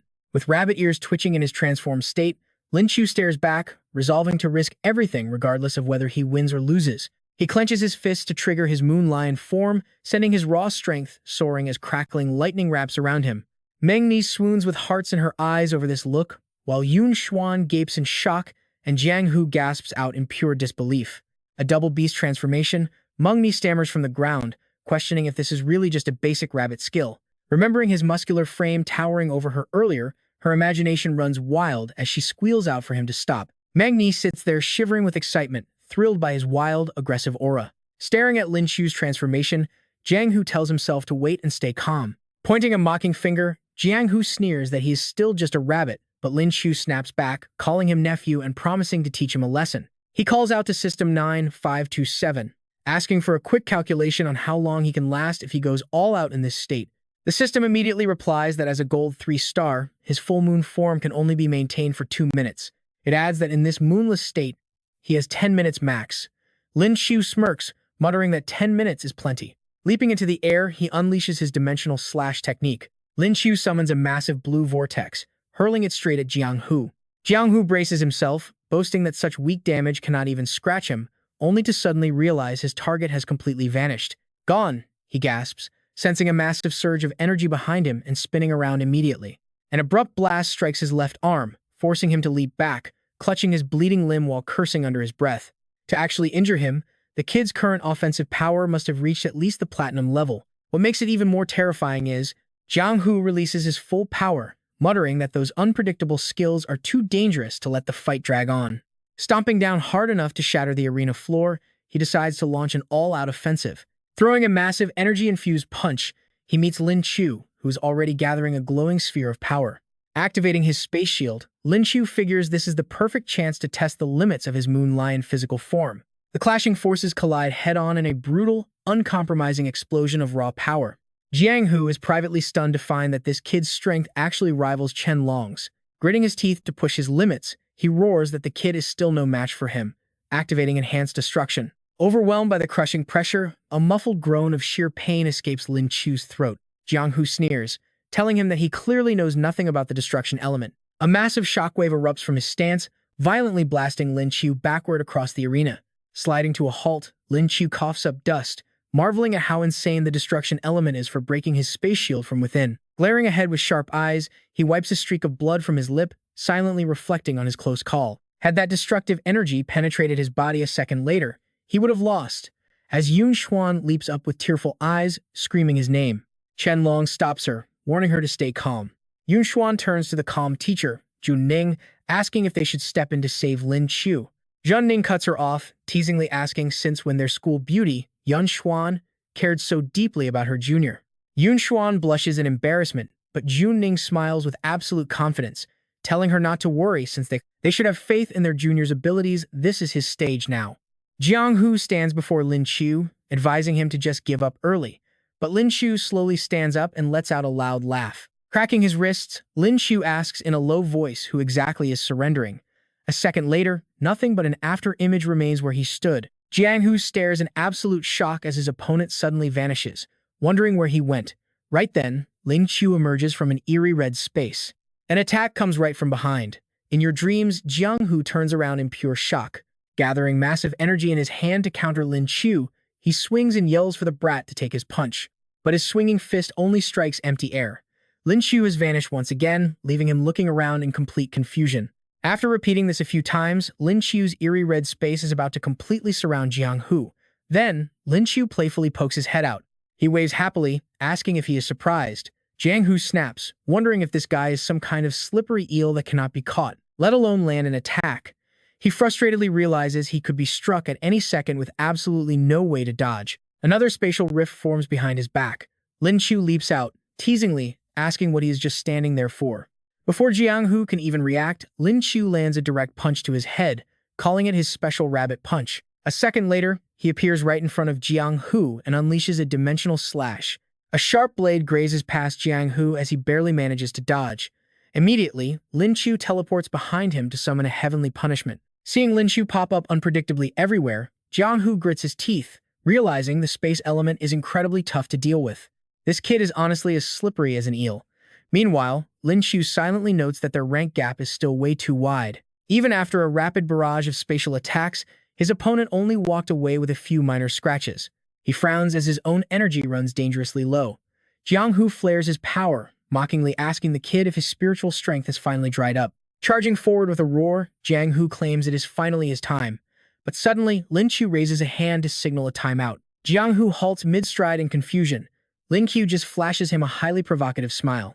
Lin Qiu playfully calls him nephew, claiming Uncle Lin can only teach him this much today, so learning the rest is up to him until they meet again. Absolutely furious at being mocked, Jiang Hu curses and roars out, asking if he is still being played with as his power explodes. He refuses to let him off after taking so many wounds, utterly losing his patience as he unleashes a devastating skill that threatens to destroy everything. But before the devastating strike can even connect, Jiang Hu realizes his target has vanished again. Lin Qiu is teleported right off the stage, raising both hands to surrender. Jiang Hu reaches out in vain, stomping his feet in rage at him for running away after a fight.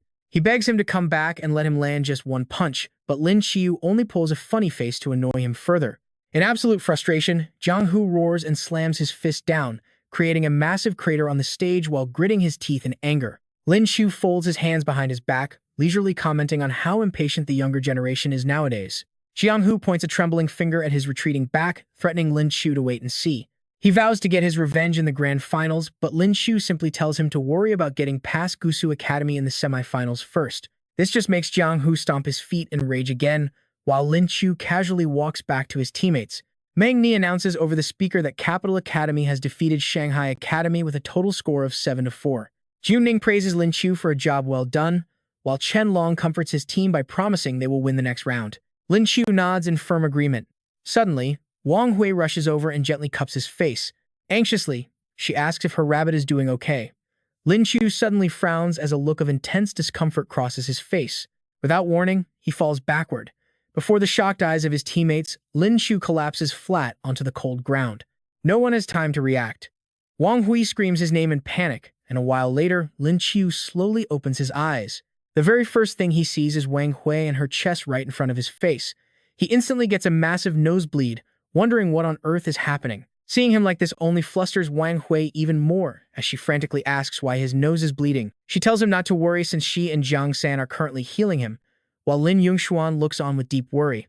With Wang Hui and Lin Yongxuan holding him up from the front, Jiang San supports him from behind. Both are casting healing magic on him. Lin Yongxuan happily says he is finally awake, making Lin Qiu blush as he asks if he really passed out. Zhu Ning approaches and explains that his spiritual power was simply completely drained during the intense battle. He had passed out before anyone could even finish speaking. Lin Yongxuan nods with teary eyes as Lin Qiu sits up, awkwardly scratching his head. So that was it. Suddenly, a soft voice calls out from behind, making everyone turn to see Yi Meng shyly playing with her hair and calling Lin Qiu. Coach Han, can we have a quick word in private? Outside the arena under a warm orange sunset, Yunning tags along while Lin Qiu stands right across from Yimeng as she softly begs him for a favor. She clasps her hands together, a desperate pleading look on her face. When Shanghai and Gusu face off in the one-on-one matches, can Lin Qiu please just forfeit? The other two ask in absolute disbelief. Forfeit. She flusters, explaining that Lin Qiu's skill set completely counters hers. Besides, they already have two platinum-ranked fighters, making the final match outcome pretty obvious anyway. Looking straight at him, she says that as the captain, she just does not want Gusu to suffer an embarrassing defeat. Lin Qiu scratches his head in awkward silence, but Yuning smiles and steps in, promising she will rearrange the lineup. Yimeng blushes, asking for one last small favor as she leans close with her phone, admitting she is a big fan and wants a photo with his bunny form. Caught off guard by how close she is standing, Lin Qiu awkwardly agrees that a photo is fine. He pops out his fluffy rabbit ears to ask if this works, making her nod with pure excitement. Just as they snap the picture, another girl with sparkling eyes pops up behind them, shouting that she wants one too. On the news broadcast, the host reports that the standout freshman Lin Qiu is quickly becoming the most popular fighter in the tournament. The phone screen shows a zoomed-in photo of Lin Qiu looking completely overwhelmed, smack dab in the middle of a crowd of adoring girls. Zhen Zhen stares at her phone, her cheeks puffing up with jealousy as she growls out Lin Qiu's name. A passing student glances back at her in absolute shock. Back at the dorms, Lin Qiu finally escapes the crowd, sweating at the thought of Zhen Zhen finding out and freezing him solid. He brings up his system screen, calling out to 9527 to draw a new skill, and the system prompts that it is loading. Congratulations, host, on obtaining the double S rank sensory perception skill. The system explains that he can now detect even the slightest energy fluctuations within 100 meters, warning him of any nearby spiritual aura. A smirk plays on his lips. This skill is absolutely insane, meaning no suspicious stalker can ever catch him off guard again. Eager to test it out, he activates the skill, letting his senses spread outward into the surrounding area. His radar immediately picks up Chen Long and Zhang San nearby, causing him to grin. The captain's room is practically overflowing with aura. He must be breaking through to Platinum Tier 2, and Zhang San is currently flirting with Cheng Min on the phone. But before he can scan further, a soft pair of arms suddenly wraps around him. He panics internally, thinking his spine got busted, and mentally apologizes for accidentally eavesdropping on everyone's private business. It is just his gorgeous disciple, Shen Xing, looking up with a sweet smile to ask what her master is up to. She pulls him along for a walk, which Lin Qiu realizes is the perfect excuse to put his new tracking skill to the test. Shen Xing tilts her head in slight confusion as they stroll down the quiet pathway of the dormitory grounds. She warns him that Ouyang Jiajie said some dangerous people might be lurking around, so they shouldn't wander off without a reason. But Lin Qiu casually rests his hands behind his head, asking what there is to be afraid of. After all, he needs to play the bait to draw them out, though Shen Xing still looks completely puzzled by his plan. He raises a finger to his lips, signaling her to quiet down as his radar picks up two suspicious figures trailing them. He suddenly wraps an arm around Shen Xing, pulling her close to his chest, causing her cheeks to turn bright red. He whispers to stay sharp because they are being watched, casually sliding his hands into his pockets while keeping an eye on their tail. There are two girls sitting at their 2 o'clock who have been tracking them ever since they stepped out of the dorms. Shen Xing glances up at him, whispering if they should just make their move right now. He smirks, telling her to play it cool since it is too crowded, leading her toward a quiet, secluded alleyway instead. Reaching the empty spot, Lin Qiu casually stretches his arms and calls out for the two followers to show themselves. The two stalkers step out of the shadows, acting shy as they claim to be his biggest fans, asking for a quick photo. The other girl, wearing a pretty revealing outfit, nods along eagerly, begging him for a group picture. But Lin Qiu is not buying it, pointing out their sloppy acting before demanding to know who sent them, causing their faces to pale. They try to play it off by saying they just think his bunny form is handsome, but he wags his finger in disapproval. He breaks down their flaws first. Those stiff smiles prove they are wearing high-tech disguise masks. One of them reflexively touches her face in panic as he points out the second flaw, their overly trained athletic physique. Their hands are callous from holding weapons they must practice year-round with guns or daggers. Truly, the physical forms of these two are absolutely flawless. Lin Qiu mysteriously covers his face. The key is that his eyes operate exactly like an X-ray machine. Smiling, he points out the daggers strapped to their thighs as the ultimate proof. Blushing furiously, the two girls immediately cover themselves and scream out that he is a complete pervert. Shen Xing looks at him with pure admiration, praising him as a true master. Striking a dramatic pose, Lin Qiu proudly tells her to call him Hamasu. Realizing they can no longer hide, one girl pulls back her hood, grunting about being exposed as animal ears appear on their heads. The one wielding the dagger is Qiju, a platinum 5-star shadow cat. The other, still holding a dagger on her thigh, is Ba Qi, a platinum 6-star snow leopard. She snaps that he has to die anyway, while Lin Qiu is shocked to realize there is poison on that dagger. Qiju gets into a battle stance with her dagger, plotting. It seems this kid is noticed, but it does not matter. The two of them charge forward, declaring him the hunt target of the Black Rose. Shenxing rushes forward, telling her master to stand back, as her hand turns completely black and her claws grow razor-sharp. Using those claws of hers, she perfectly blocks both incoming blades. Swinging her hand as dark energy swirls around her, she smiles and activates her terrifying demon mode. Standing behind her, Lin Qiu watches in absolute awe, thoroughly enjoying the display. He curiously asks if this is the legendary poison absorption technique. As the toxin fades and is absorbed by Shenxing, Qiju is left utterly shocked and confused. Bachi is equally confused, wondering how she could absorb all that poison and still remain completely unharmed. Suddenly, Shenxing appears right behind them, swinging her dark claws. Their faces pale as they realize they are doomed. Bachi takes a claw strike to the neck while Qiju is also wounded, coughing up blood. Shenxing stands there coldly, looking at the unconscious duo. Lin Qiu kneels down to inspect the two girls. Standing behind him with hands on her hips, Shenxing asks how they should handle them. A middle-aged voice suddenly rings out, asking what else is there to do. They both turn around as Wu Yangze arrives, telling them to leave the girls to him. Lin Qiu smiles, asking his master if he knows that sneaking up on people can scare them to death. Grabbing the back of the two girls' clothes, Wu Yangze casually replies that he seems to be doing just fine. He tells them to return to Lingwu capital if they are done, warning that more assassins would be troublesome, before easily carrying the two girls away. Lin Qiu nods, agreeing to head back. Spotting their daggers on the ground, he picks them up to take a closer look, noting that they seem pretty valuable and are definitely worth keeping. He tells his disciple they should head back too, but suddenly senses a massive surge of spiritual energy behind him. Behind him, Shenxing is shrouded in a dense wave of energy, her face looking incredibly serious. Sensing the massive spike in power, Lin Qiu quickly turns around to call her name. Raising her hand, which overflows with power, she smiles and announces she has broken through to Platinum 4-star. He gets up from the ground, wondering if it is true, and asks if she successfully broke through. He asks what rank she is now, and Shenxing happily replies she is officially a Platinum 4-star. Hearing this, Lin Qiu covers his face in dramatic tears, complaining about how she can level up just by absorbing some poison. Comforting him, she gently pats his back. She explains that after transforming into a demon, seeing these poisons always triggers a strange urge inside her. She reassures him that his leveling speed is actually unmatched too. Returning to the competitor dorms of Lingwu capital, they notice their door is slightly ajar. Lin Qiu wonders why on earth his room door would be open. Peeking inside, he is shocked to see Zhen sitting on the bed, shyly looking back while holding a sealed pink box on her lap. Lin Qiu happily calls her name and immediately rushes over to embrace her, wondering if he is currently dreaming. He asks why she is here, puckering his lips for a kiss and wondering if she missed him enough to make a special visit. He demands a kiss to prove she is real, while Zhen shyly begs him to stop messing around. Denying she missed him, she explains she only came to support the school. Opening the pink paper box, she presents a high-energy dinner she made for him, explaining that he needs to keep his nutrition up during the tough competition. Inside is a chibi illustration of his face, looking quite adorable. Lin Qiu immediately hugs the box, overjoyed to receive a bento from his beloved wife, and sweetly tells her she is far too good to him. He cheekily puckers his lips and leans in, saying he has nothing but a warm hug to offer, making her blush as she tells him to stop. Suddenly noticing someone has been standing there the whole time, she curiously asks who she is. Lin Qiu finally remembers Shenxing is still standing right there and immediately points toward Zhen to make the introduction. He tells his disciple to greet her, introducing her as her master's wife. Shenxing steps forward and politely bows to greet her. She introduces herself as Shenxing, currently in charge of protecting his safety.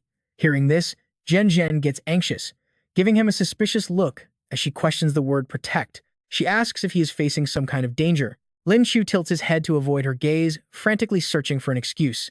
This is bad. If Zhen finds out he is in danger, she will definitely insist on staying, and he refuses to drag her into this mess. He immediately grabs her hand to reassure her, asking what kind of danger could possibly exist inside the academy.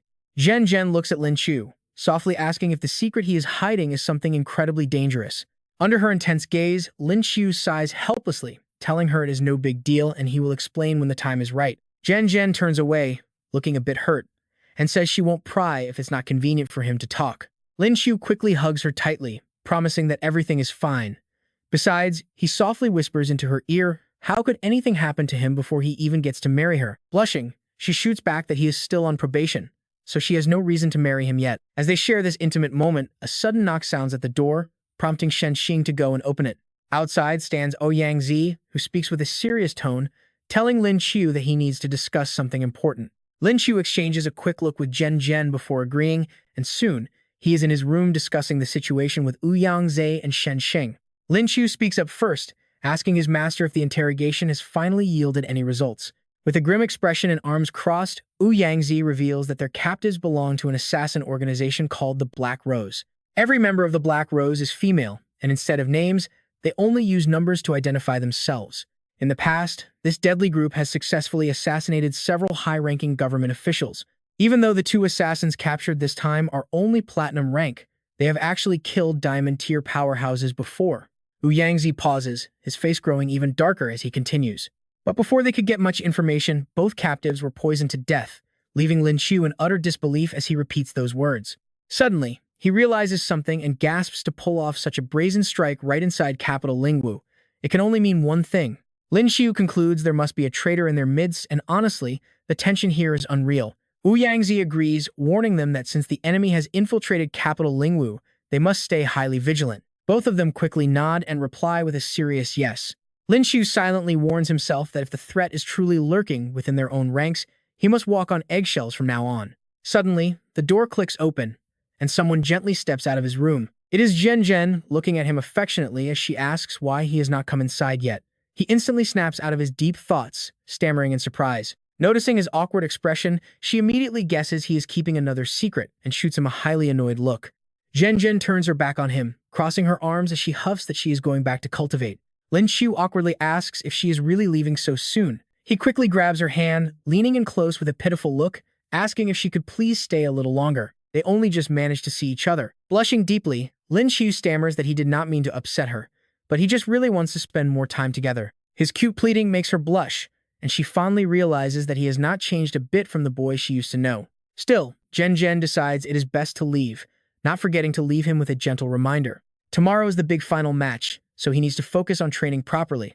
Realizing he cannot hold her back, he lets her go while silently worrying if those assassins have more accomplices lurking around. To protect Zhen Zhen from any harm, he knows there is only one path left. Meanwhile, Zhen Zhen is just as worried about Lin Qiu.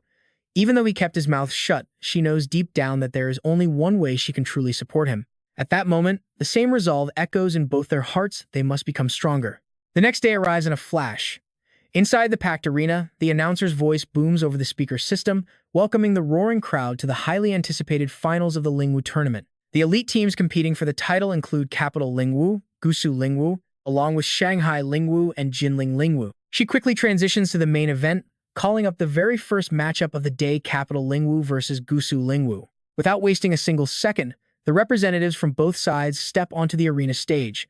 The moment the announcer leaves, they clash violently in front of the roaring crowd. Watching from the sidelines, Lin Qiu carefully evaluates the battle. He notes that if Gusu Lingwu wins just like last time, their own chances of taking the championship will skyrocket. Plus, after drawing that S-rank skill to strengthen his spiritual energy yesterday, he managed to break through to Gold 4-star. As the fierce battle rages on, excited whispers ripple through the crowd about whether Jiang Hu is going to take Yi Meng's Judgment of Light. High above the arena, Yi Meng ascends into the air. She unleashes her signature move, the Judgment of Light Spirit skill, to strike Jiang Hu. Seeing the attack, he does not flinch. Glaring at his opponent with absolute murderous intent, he quickly unleashes his own Dark Star Spirit skill in response. The two spiritual techniques collide with a violent clash, sending massive shockwaves throughout the arena. Watching the fierce exchange, Chen Long cannot help but praise Jiang Hu, noting that the guy has gotten even stronger. Up in the stands, Yi Meng is caught off guard, suddenly realizing that Jiang Hu has vanished from sight.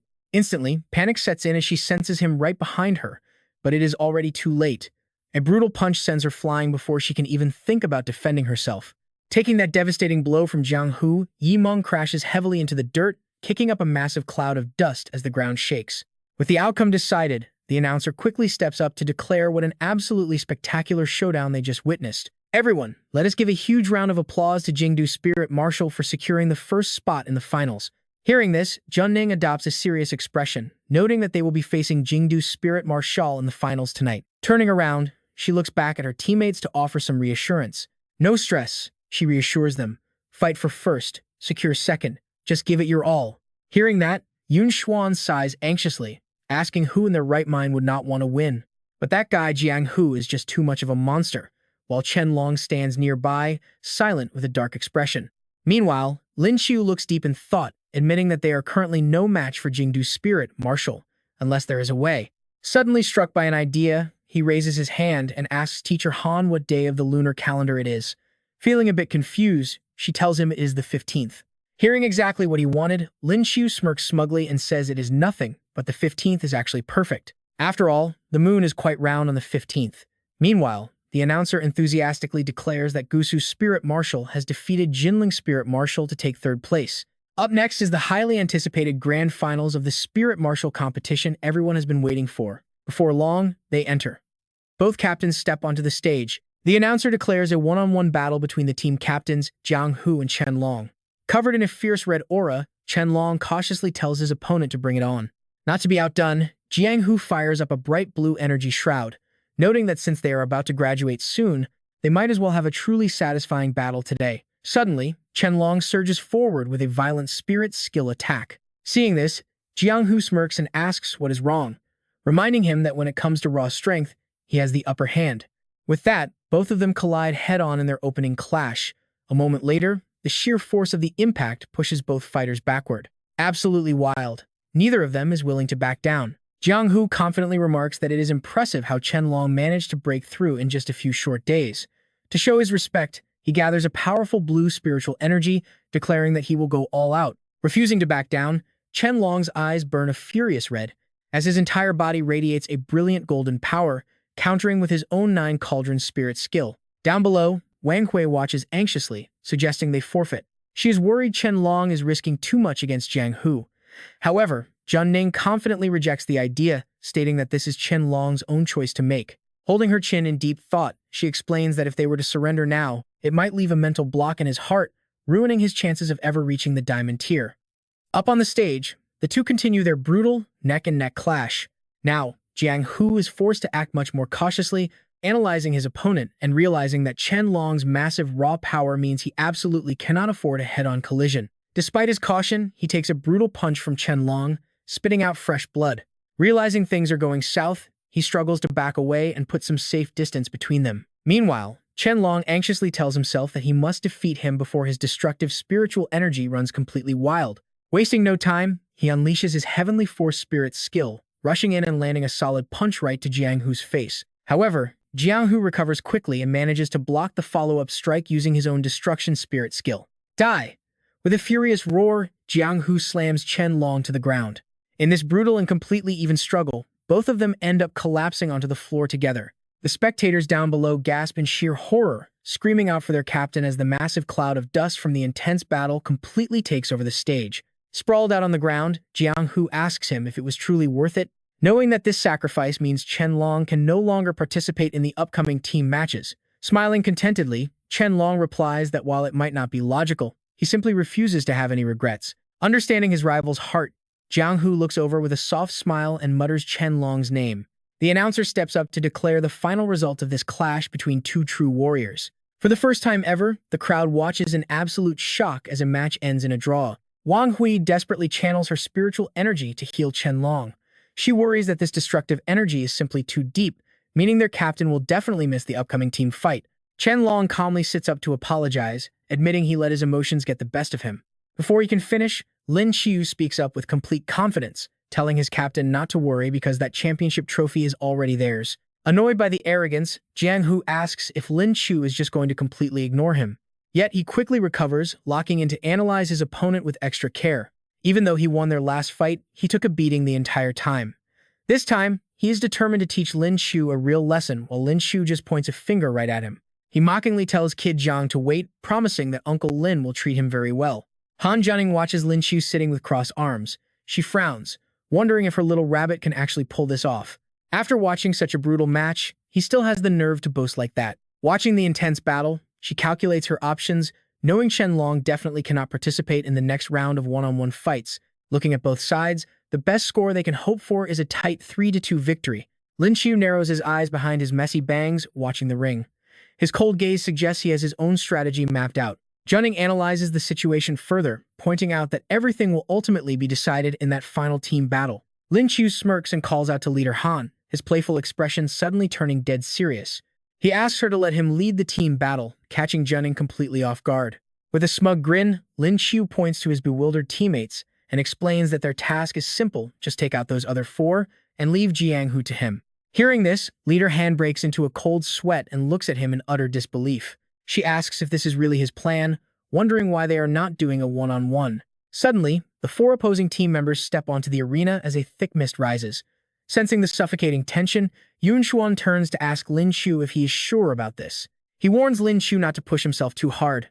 Lin Qiu just narrows his eyes, staring back with intense determination. Wagging his index finger with a smug grin, Lin Qiu boasts that a real man never says he cannot handle it. The pink-haired host with cat ears raises her microphone, announcing that both teams seem completely ready to clash now.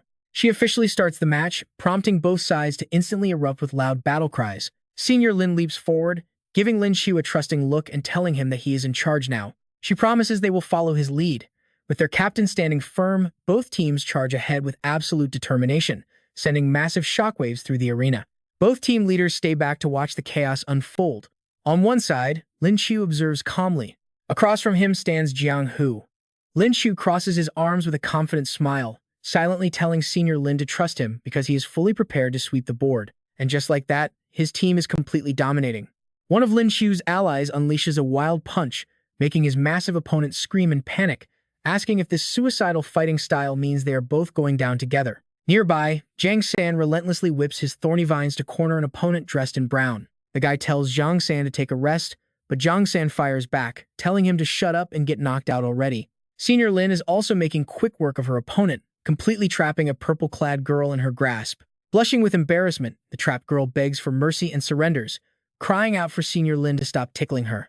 As the smoke clears, only 3 members of Lin Qiu's team remain standing, while the rest of their opponents have been blown away. Jianghu grinds his teeth in anger, realizing his entire team has been eliminated once again.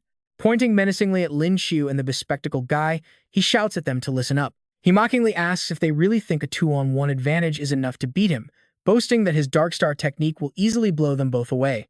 Hearing this, Zhang San quickly throws his hands up in surrender, nervously explaining that he has absolutely no intention of joining the fight. Lin Qiu looks at him in surprise, wondering why he is still on the stage. Suddenly, Zhang San raises his hands and unleashes a brilliant golden light, casting his glory blessing skill. The buff immediately triggers a massive surge of power, wrapping Lin Qiu in a vibrant blue aura. With his job done, Zhang San quickly turns to run away, shouting back over his shoulder. He apologizes, shouting that he will stop bothering them. That shameless move completely infuriates the spiky-haired Jianghu, who screams that he is playing incredibly dirty. Looking at the confident Lin Qiu, he quickly spits out a harsh insult. Did he really think that tiny power boost would bring victory? Jianghu sneers that without beastifying, Lin Qiu stands 0 chance. Lin Qiu simply pulls his lower eyelid down and sticks out his tongue in a mock jeer, driving Jianghu absolutely insane. Boiling with rage, Jianghu crosses his arms, trembling as he barely holds back his fury, telling his opponent to keep barking. No matter how hard the guy struggles, the ultimate victor is going to be him. With a murderous look on his face, Jianghu gathers a massive surge of energy into his fist, crushing the surrounding rocks as he bellows his destruction skill. He swings a devastating punch directly at his target, but Lin Qiu suddenly teleports, vanishing into thin air. In a flash, Lin Qiu teleports directly behind Jianghu. He swings his arm to unleash a surprise lightning strike. This sends Jianghu into another blind rage, throwing his fist forward again and yelling for another round. Jianghu demands to know if Lin Qiu dares to stop teleporting and fight him fair and square. Hearing this, Lin Qiu just sneers and asks him right back, will he also dare to fight fair without using any spiritual energy? Teleportation is his ultimate advantage, so why on earth would he throw it away just to please his opponent? With that, Lin Qiu turns his gaze toward the window, looking at the glowing full moon hanging in the dark night sky. The clear, moonlit night suddenly shifts as heavy dark clouds roll in, slowly veiling the bright full moon from sight. Lin Qiu's entire look begins to transform as raw power surges through him, making his hair stand on end. Clenching his fists, intense sparks of dark blue electricity crackle around his hands. It is the full moon form of the moon lion. Now fully beastified, long rabbit ears sprout on his head while wild lightning crackles around him. Closing his eyes, he calculates that his attributes have just shot up by 500%. With Sanner's honor blessing added, there is no telling how strong he is now. Overflowing with pure power, Lin Qiu curls his finger with an incredibly smug grin, asking grandson Jiang if he still wants that fair and square showdown. He is giving him the chance right now, and he better not regret it. Jiang Hu sneers with utter contempt, locking his eyes forward as he thinks that risking his life with just a minor buff is nothing but a death wish. Instantly, Jiang Hu charges straight ahead with pure bloodlust, but Lin Qiu executes another flawless teleportation. Watch his opponent look around in panic as he completely vanishes.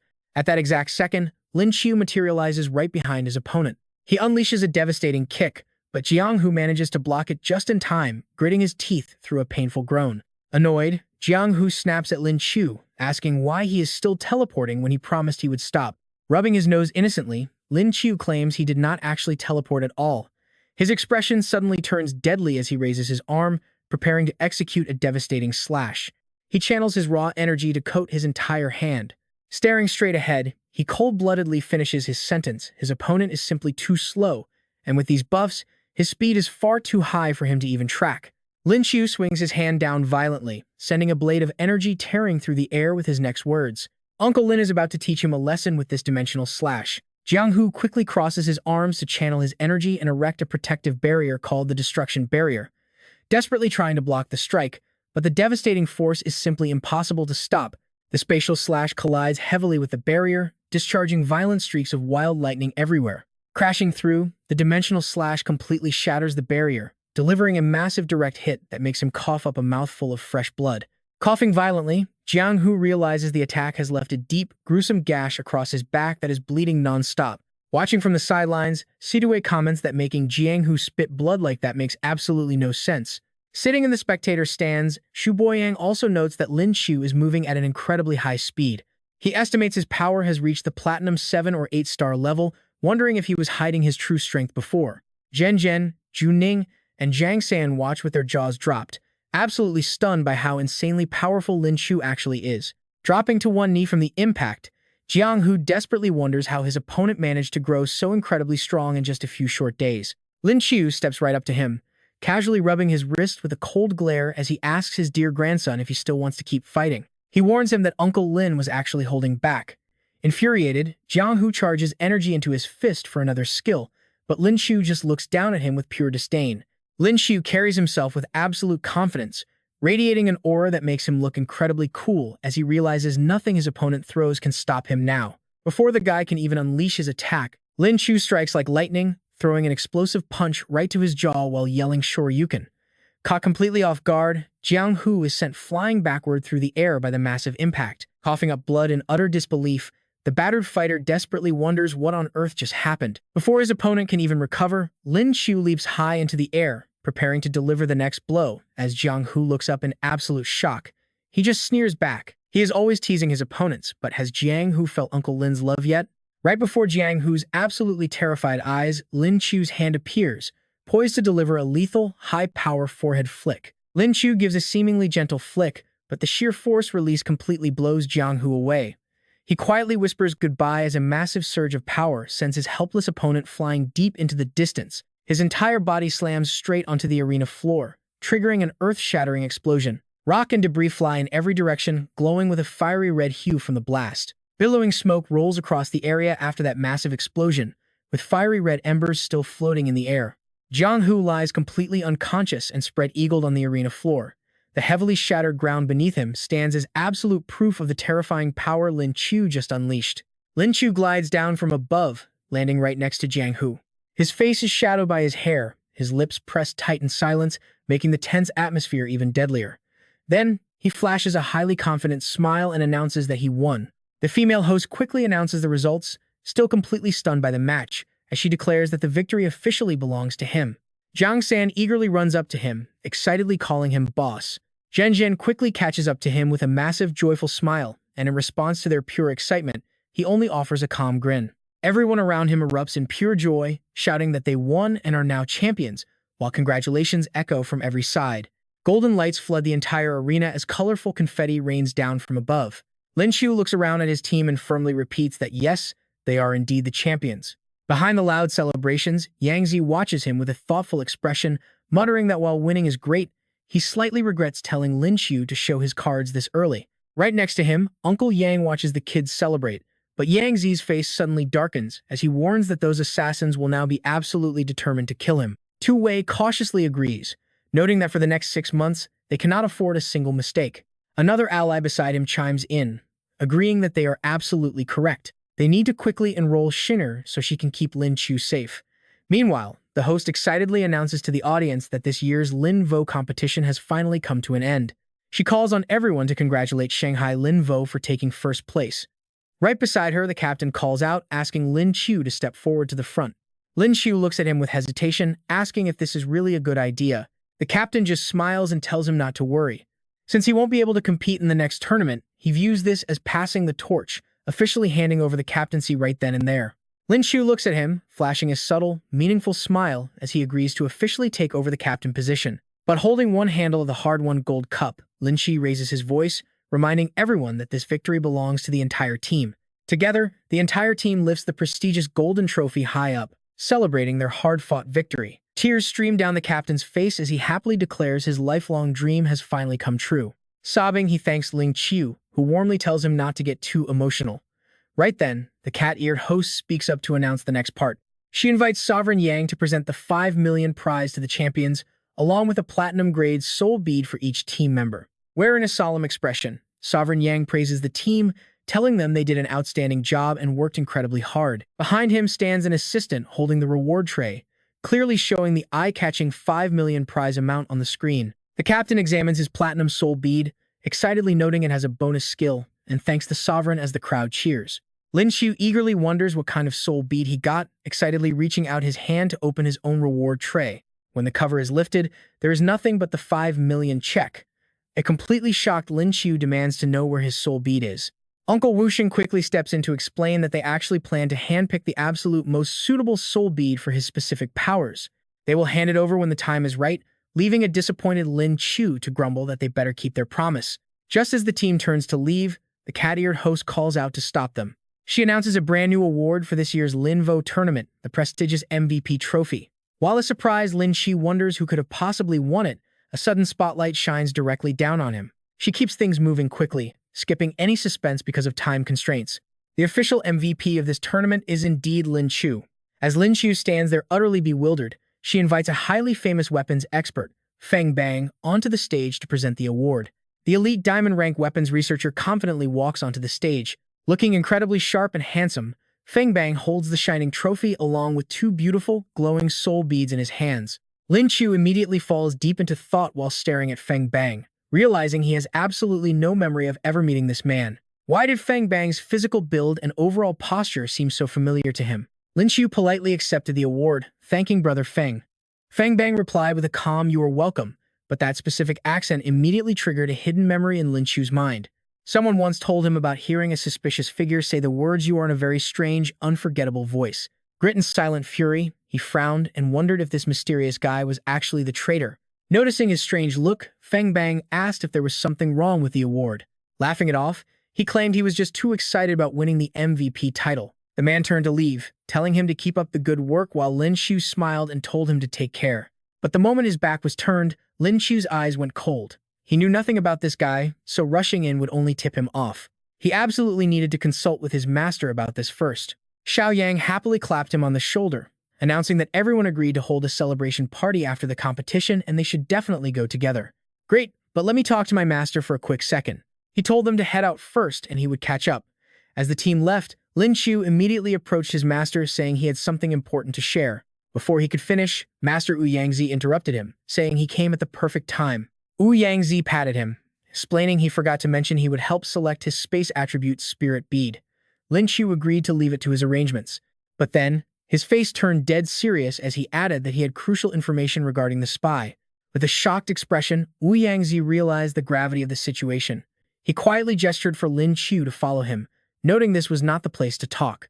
But lurking in the shadows behind them was Feng Bang, spying from behind a wall. He eavesdropped on their private conversation before immediately making a phone call to report a change in plans. Since the target was skipping the party, he promised to keep a close eye on him and report back. Inside the heavily fortified, ancient-looking arbitration office of Capital Spirit Marshal, Lin Qiu was now holding a secret meeting with several of the organization's top seniors. Addressing the young man, Wu Yangzi asked Lin Qiu if he was absolutely certain about Feng Bang being the traitor.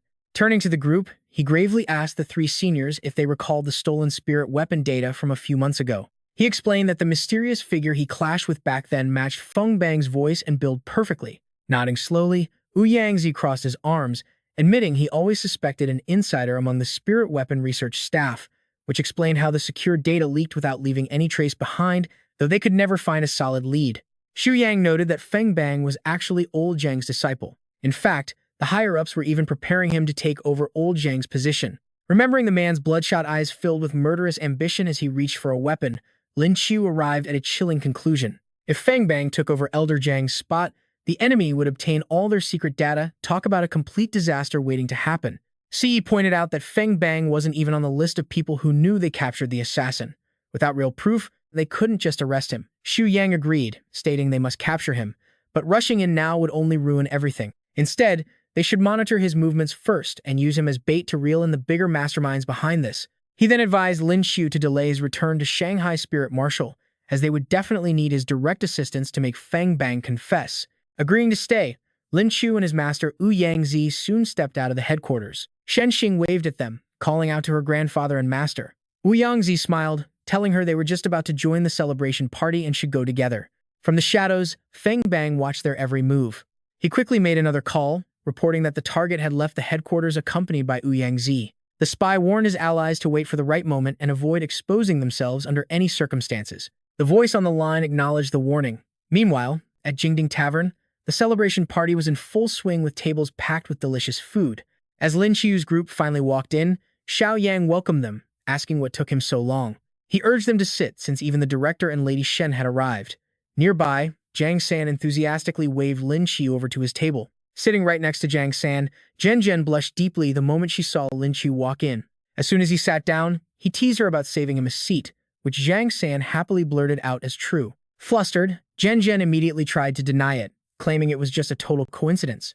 Happily teasing her, he thought to himself how incredibly adorable his prideful goddess was, while a clueless Zhang San stood by simply admiring how close the two of them seemed. Suddenly, Shen Xing tapped Zhang San's shoulder, asking him to excuse her. With a murderous glare, she practically orders him to swap seats so she can stay close and protect her master. Shen Xing settles into the seat beside him, murmuring that this spot works perfectly. Right then, a stunning waitress interrupts them, politely presenting their piping hot roasted lamb. Looking at the steaming, covered dish, Shen Xing feels highly suspicious. Taking a quiet breath to study the dish, she leans over and whispers to Lin Qiu that the meat is definitely poisoned. Lin Qiu immediately activates his X-ray vision to check. Under the metal cover, the meat glows with a toxic green light. Lin Qiu takes a sip of water, shocked these absolute lunatics actually dared to make a move. Since they started this, they are not escaping. Lin Qiu approaches Wu Yangzi and raises a glass to toast his master. He uses the brief moment to whisper the warning that the roasted lamb is poisoned. He warns that the server is armed and the other might be an accomplice too. It is time for his master to step in. Gathering his energy, Wu Yangzi scoffs in his mind. But these ruthless killers dared to use a poison that would easily end the lives of anyone else in this restaurant. He unleashes a bright golden wave of spatial boundary energy toward the servers, roaring how they dare try anything while he is standing right here. They are completely ignoring his power, but before they can react, his energy freezes the entire waitstaff solid. One waitress panics, crying out that she cannot move a muscle, while Lin Qiu and his master lock their eyes on her. Lin Qiu calls her out, asking if all Black Rose members love hiding weapons on their thighs, but she quickly plays dumb, claiming she has no idea what he means. She insists her weapon is only for self-defense, but Lin Qiu calmly lifts the metal cover, asking if she would like to enjoy this special roasted lamb first. He promises a special treat, and you can see her face drop instantly. Gritting her teeth, dark blood suddenly spills from the assassin's mouth. Shen Xing realizes she is committing suicide and lunges forward, but Lin Qiu calmly holds her back from interfering. The poisoned assassin collapses to the floor, leaving the innocent waitress standing beside her utterly terrified. With her eyes shut tight and blood pooling, Lin Qiu turns to Wu Yangzi, confirming that the killer has already taken her own life. Suggesting they leave this to the cleanup crew, Wu Yangzi waves his hand to release his spatial magic. He tells the trembling waitress that professionals will clean this mess up and orders her to leave, sending her running out of the restaurant in a panic. The rest of the staff wastes no time fleeing the scene. Lin Qiu urges his master to tail the escaping waitress, confident it will lead them to a bigger lead. Wu Yangzi agrees, instructing Shen Xing to stay and protect everyone while he takes Lin Qiu with him. Showcasing some incredibly agile moves, the suspicious waitress leaps down from the roof of a tall building. She quickly calls her handler, reporting that codename 25 has failed, 39 committed suicide, and she needs to retreat before they are exposed. The cold voice on the other end orders her to pull back immediately while they notify the High Leader, Zuo Shan. Acknowledging the order, she leaps down into the city night, slipping past towering high-rises glowing under the warm orange streetlights. With expert stealth, she slips into a secluded building tucked away on a quiet street. High up on the rooftop above, the master and disciple are already watching her every move. Lin Qiu whispers to Ouyang-zi, asking if they should contact Uncle Shu to bring backup and completely wipe out this entire hidden nest of killers.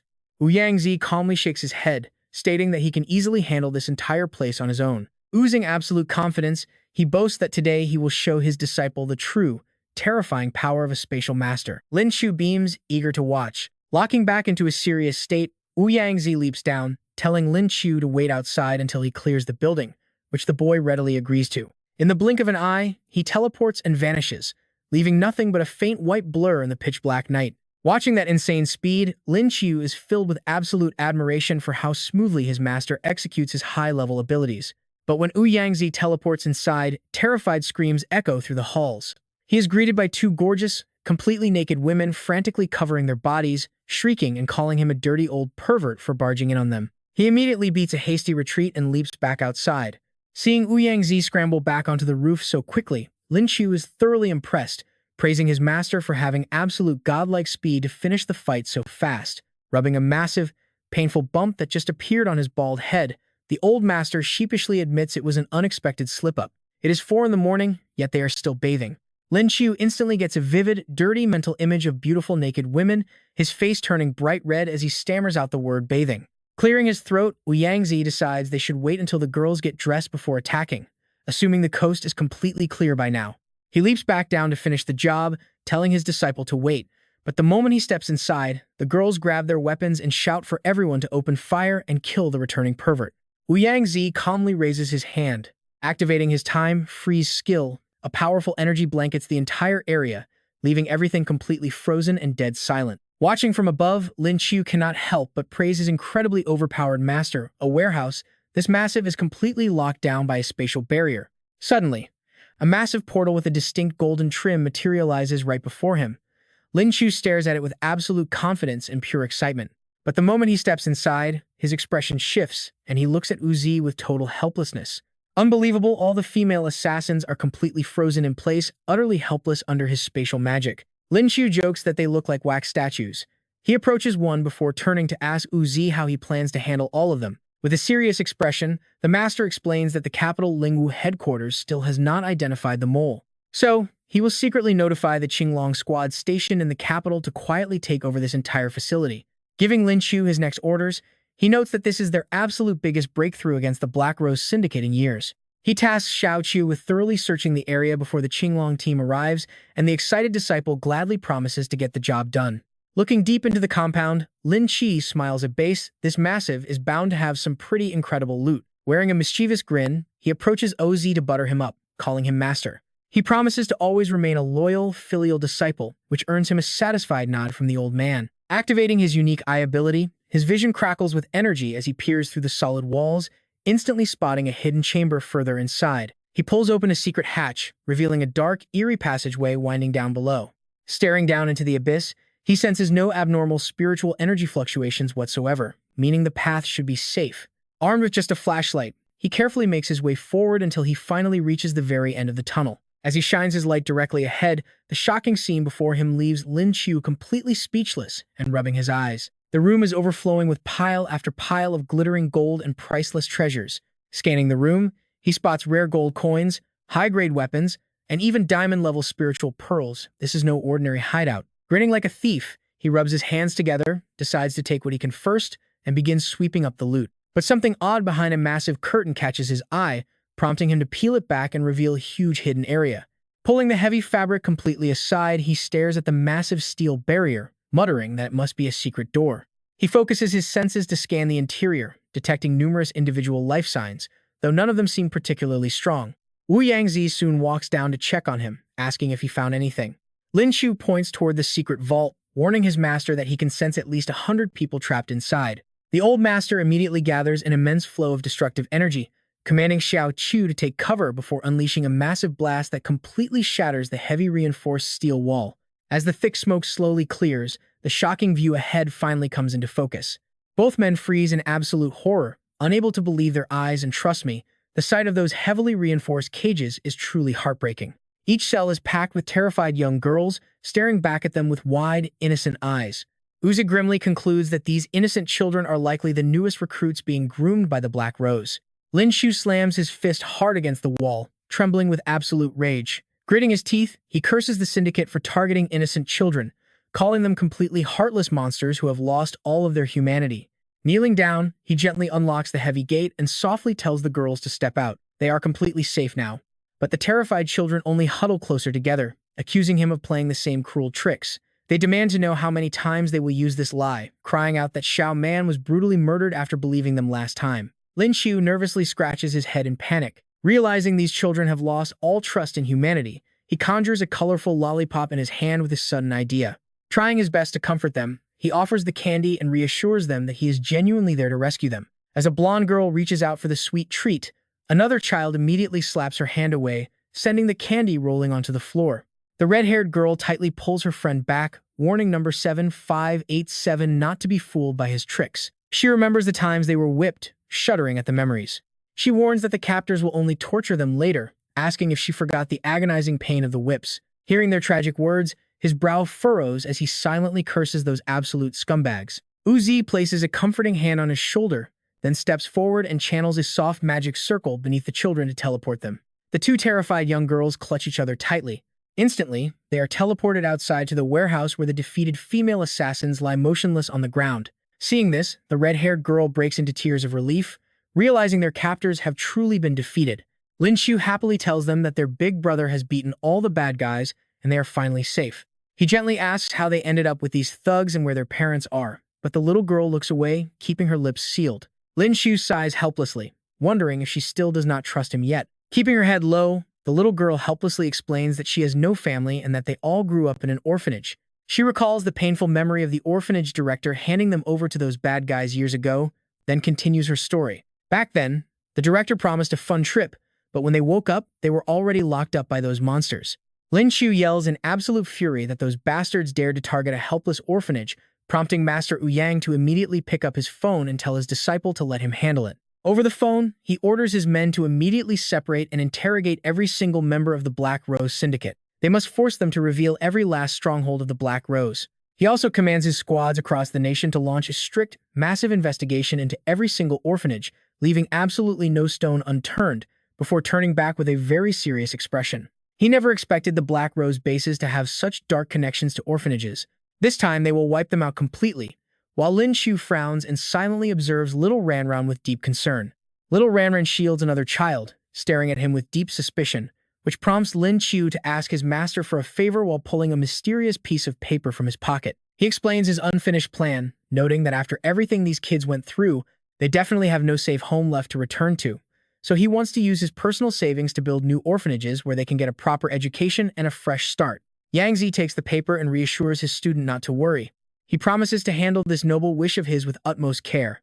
Lin Qiu kneels down, gently patting the girl's head as he shares that he was also an orphan, reminding Ranran how incredibly brave she is and promising her a very bright, happy future. Her eyes light up with pure hope as she asks if that could really happen, before happily throwing herself into his arms and cheering that he is the best big brother ever. Caught completely off guard by the sudden hug, he freezes just as the Azure Dragon Squad captain walks in to assess the situation. Azure Dragon Squad Captain Sun Lei steps forward, extending a hand to greet them. He thanks them for the crucial intelligence, stating they have already coordinated with other martial masters to investigate every orphanage nationwide.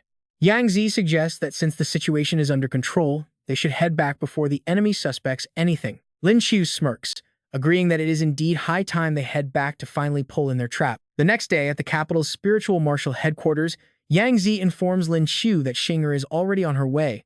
He then heads out to discuss the details of their upcoming final raid with Situ, while Lin Qiu politely nods and bids his master goodbye. Shuddering at the thought of Shen Xing nagging him to death, Lin Qiu quickly summons his system to make some quick upgrades. He needs a power-up right now, or else she will drive him completely insane with a million questions the second she arrives. The system chimed in, announcing that a new skill awakening was in progress. It congratulates him on acquiring E-rank firearms mastery, explaining that this brand new skill will grant him immediate and flawless proficiency with every single type of firearm. The interface flashes, displaying the newly allocated points for his firearms mastery skill. He chuckles at the screen, praising the system as a true friend for giving him gun masteries right after he obtained a massive arsenal. Stroking his chin, he curiously asks the system how many spirit beads he can actually absorb, since normal cultivators are strictly limited to just one. The system quickly replies that he can take 3, as his fused abilities do not hinder his capacity to absorb multiple spirit beads. Lin Qiu looks down at the crackling lightning spirit bead in his palm. He decides this is the perfect chance to absorb the rare lightning attribute spirit bead he won during the competition. Closing his eyes, he channels his focus to absorb the glowing core, successfully unlocking the powerful Thunder God's Strike skill. Massive energy wraps around his body as he roars out, celebrating his official breakthrough to the gold 5-star rank. Watching the electric sparks crackle across his skin, he smiles, thrilled to have reached the gold 5-star level. He is even more thrilled to gain a platinum tier lightning skill, just as Shen Xing sneaks up behind him and wraps her delicate hands around his fist. Leaning in close, she whispers that Master Wu Yang is fully prepared on his end. Pressing against him, the residual lightning energy from his breakthrough jolts right into her body. The electric shock courses through her, sending a strange sensation that makes her face blush deep red as she lets out a soft gasp and bashfully nestles closer to him. She asks what this weird sensation is, prompting a panicked Lin Qiu to quickly jump back and claim he was just testing out his new skill. Trying to play it cool like a true gentleman, he quickly turns away and tells her that it is time to go. He just left, shyly covering his blushing face with a stack of papers, whispering that his master is really something. The packed bookshelves with thick volumes leaning against each other represents the light of knowledge, but the room is incredibly dark as Feng Bang snaps into his phone. Black Rose is finished. How is that possible? Black Rose has more than just one stronghold. The call abruptly cuts off, leaving Feng Bang to ponder with a tense expression. He always had a private line with them and never showed his face. There is no way they could track him down. Sliding open a drawer, he reveals a hidden pistol, tightly gripping the weapon in his hand. If things really go south, he raises the weapon to eye level, locking into a firing stance. Coldly, he mutters that he will make them taste the power of Zhang Hong's newly developed spiritual weapon. Feng Bang glares with pure murderous intent at the door as a sharp knock echoes out, quickly hiding the gun behind his back to open it. Wu Yangzi, Shen Xing, and Lin Qiu are standing right outside, waiting for him. Speaking up first, the elder tells him that they have to leave this place tomorrow. To thank you for helping out Capital Spirit Marshal, let's grab a meal together. But Feng Bang plays nice, claiming it was just his duty and Senior Wu Yang does not need to treat him.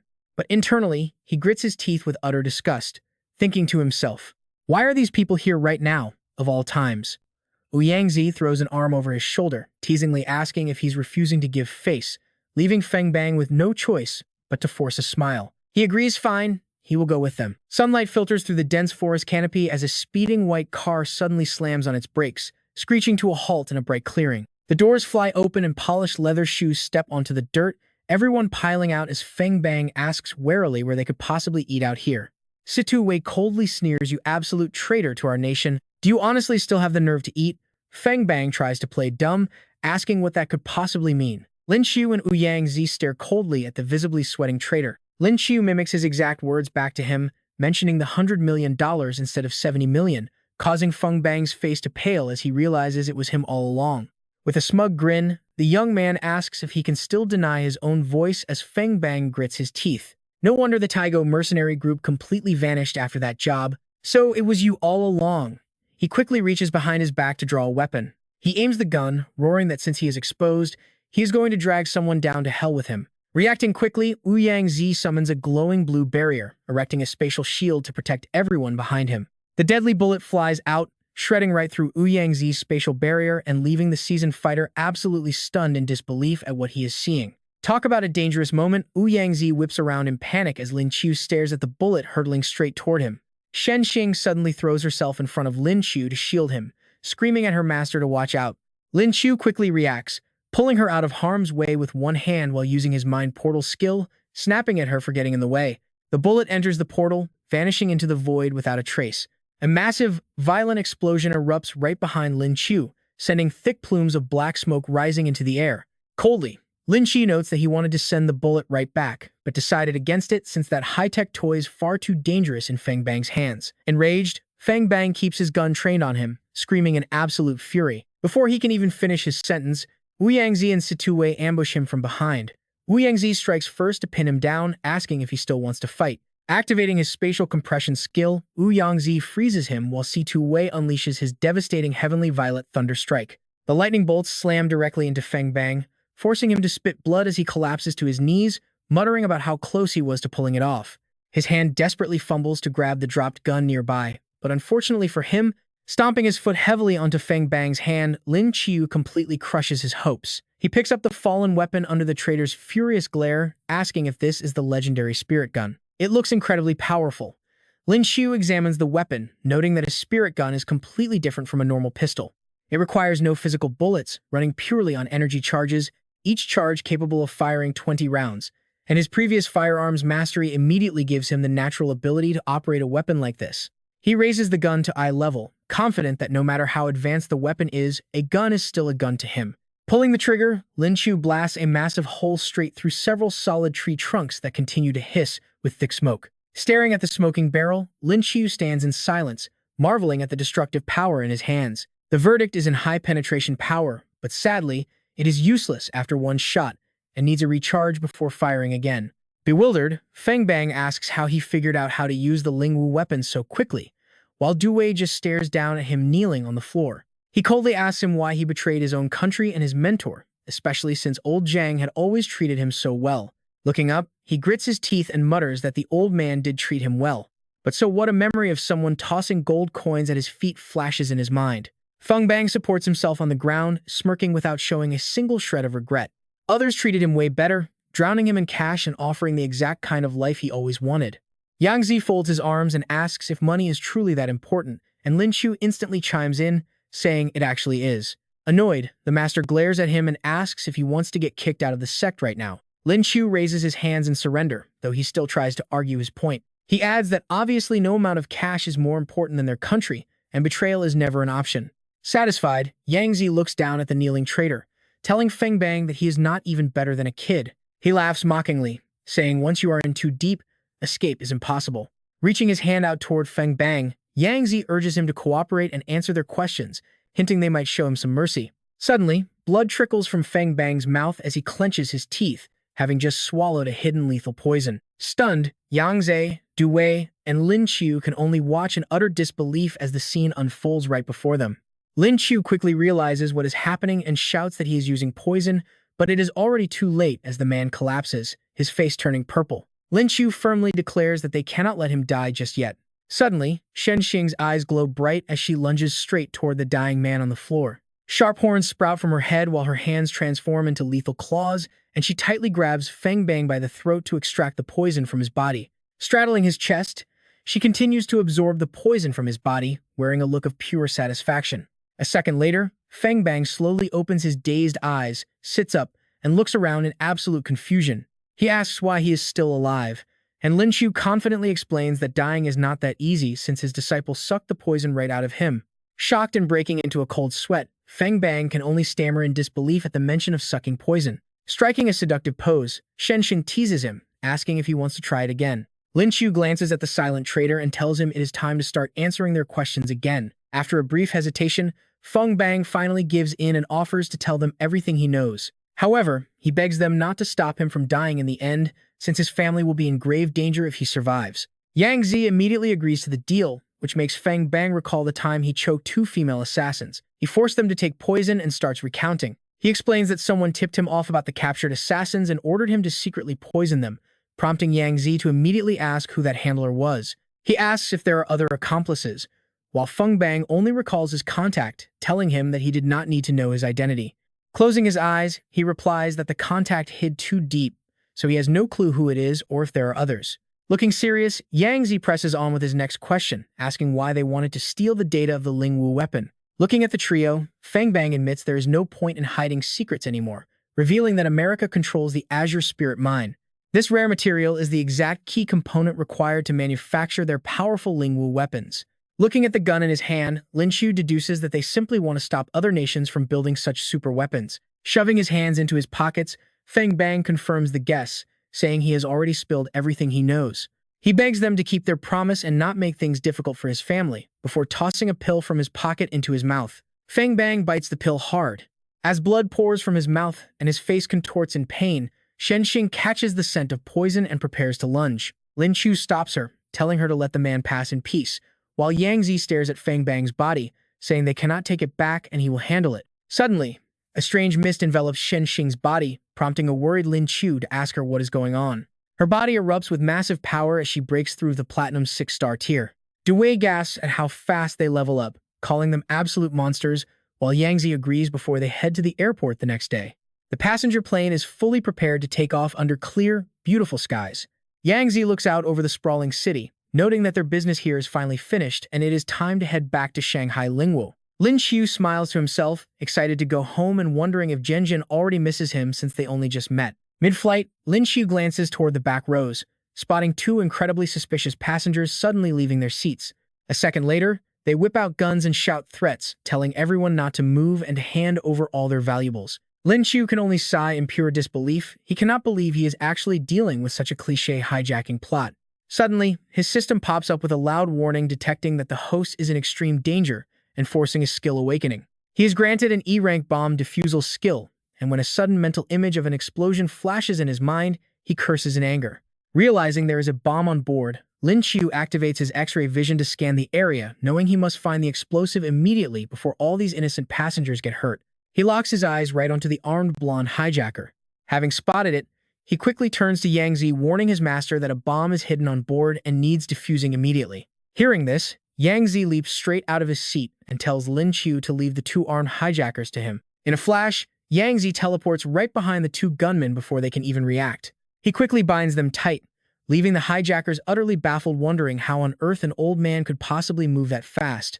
Meanwhile, Lin Qiu rushes to locate the bomb bursting into the restroom to find the explosive tucked under the sink with only 5 seconds left on the timer. Lin Qiu panics with only 5 seconds left. There is absolutely no way he can defuse it in time. Clutching the bomb, Lin Qiu sprints out and yells for his master to cast a spatial barrier, and Yang Zi instantly complies. He hurls the bomb into the barrier, then pulls out a mysterious green egg from his pocket, trusting it to save them. He tosses the egg right into the barrier beside the ticking bomb. With only 1 second remaining on the timer, the device detonates inside the barrier with a violent flash of bright red smoke. As the thick smoke clears inside the spatial barrier, it reveals the green egg has completely absorbed the entire blast.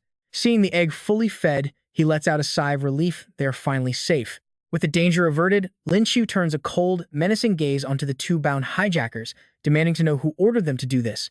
If they lie, they will face some serious pain. Terrified, the hijackers drop to their knees and confess that a man named Erguzi from their village put them up to it. He promised a quick fortune, and they never expected things to go this far. Lin Qiu immediately realizes it was a lazy trap and they were just brainless pawns used by someone else. Scratching his head, he turns to Yang Zi to ask his master how they should handle the situation. Suddenly, the entire plane begins to shake violently, forcing both of them onto high alert. Over the speaker, a flight attendant named Annie nervously announces herself as the chief purser on board. She explains there is an emergency in the cockpit and begs any passenger who can fly to come forward. Lin Qiu curses under his breath, wondering if this entire flight is somehow cursed. Swearing aside, he dashes forward and tells Yang Zi that he actually knows how to fly a plane. Both his master and Shenxing stare at him in complete shock. Watching him run off, Yang Zi wonders if the kid is telling the truth or just showing off like before. Meanwhile, Shenxing looks on with pure admiration, deeply impressed by his incredible master.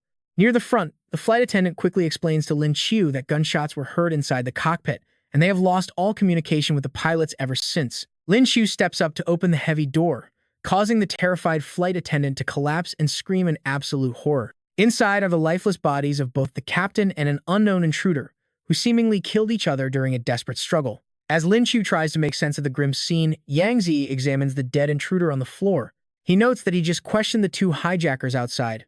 Someone had smuggled the weapons on board for them, but they have absolutely no idea who it was.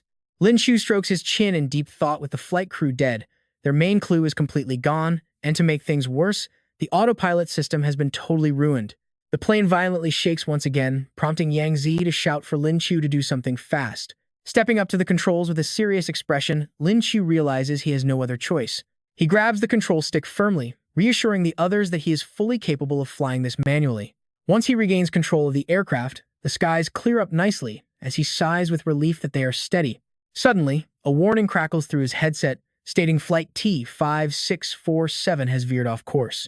Sweating profusely, Lin Qiu grabs the radio to respond to control, confirming that Flight T-5647 has received its designated path. After reporting a minor mechanical issue, he quickly corrects their course. Fortunately, the clouds soon part, allowing the plane to touch down safely so everyone can disembark. Looking at Lin Qiu from afar, Yang Zi pulls him aside with a heavy expression. He warns that this sudden malfunction felt way too deliberate, like an assassination attempt on him and Xing. Yang Zi instructs him to head back to campus while he investigates the crash. Lin Qiu nods solemnly, leaving it to his master. Shen Xing playfully approaches him, suggesting they spend their free time together. But he quickly sidesteps the invitation, claiming he has an urgent meeting with a close friend. She shrugs it off and waves goodbye, promising to catch up with him back at school later.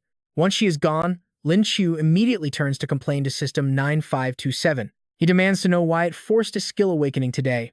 The system responds with an annoyed sigh, asking what there is to explain. It grumbles that as his bound system, it naturally has to step in whenever his life is in actual danger. Lin Qiu narrows his eyes in suspicion, realizing the system has been hiding some of its true capabilities.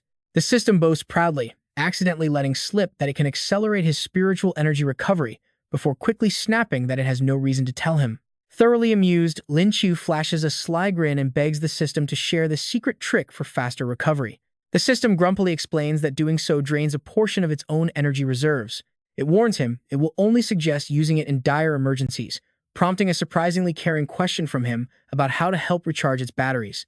The system brightens up, admitting the kid actually has a decent conscience after all. It explains that since he became the host, it can no longer absorb power on its own, making his help essential and explaining why it has been so stingy with energy. But since he is still far too weak, the system tells him to ask again once he reaches the diamond rank. Lin Qiu chuckles and thanks the system, knowing it has his best interests at heart. Later, as he walks into the eerily quiet Shanghai Spiritual Martial Academy with his hands in his pockets, he cannot help but feel that something is off. With Shen Xing walking silently beside him, he grows increasingly alert. He wonders aloud why the campus is completely deserted until his classmates suddenly burst out with loud party poppers, shouting a massive welcome back in perfect unison. Lin Qiu breaks into a bright smile, warmly greeting his old friend Minmin. The guys eagerly praise his epic performance in the tournament, before one of them notices Shen Xing and curiously asks who she is. He quickly steps in to introduce her as their new transfer student, Shen Xing. Jiang San immediately salutes, warmly welcoming her as big sister Xing.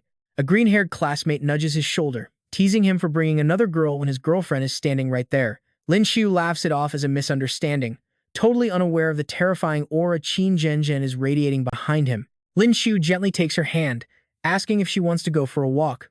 Surprised by the sudden affection, Zhenzhen blushes instantly.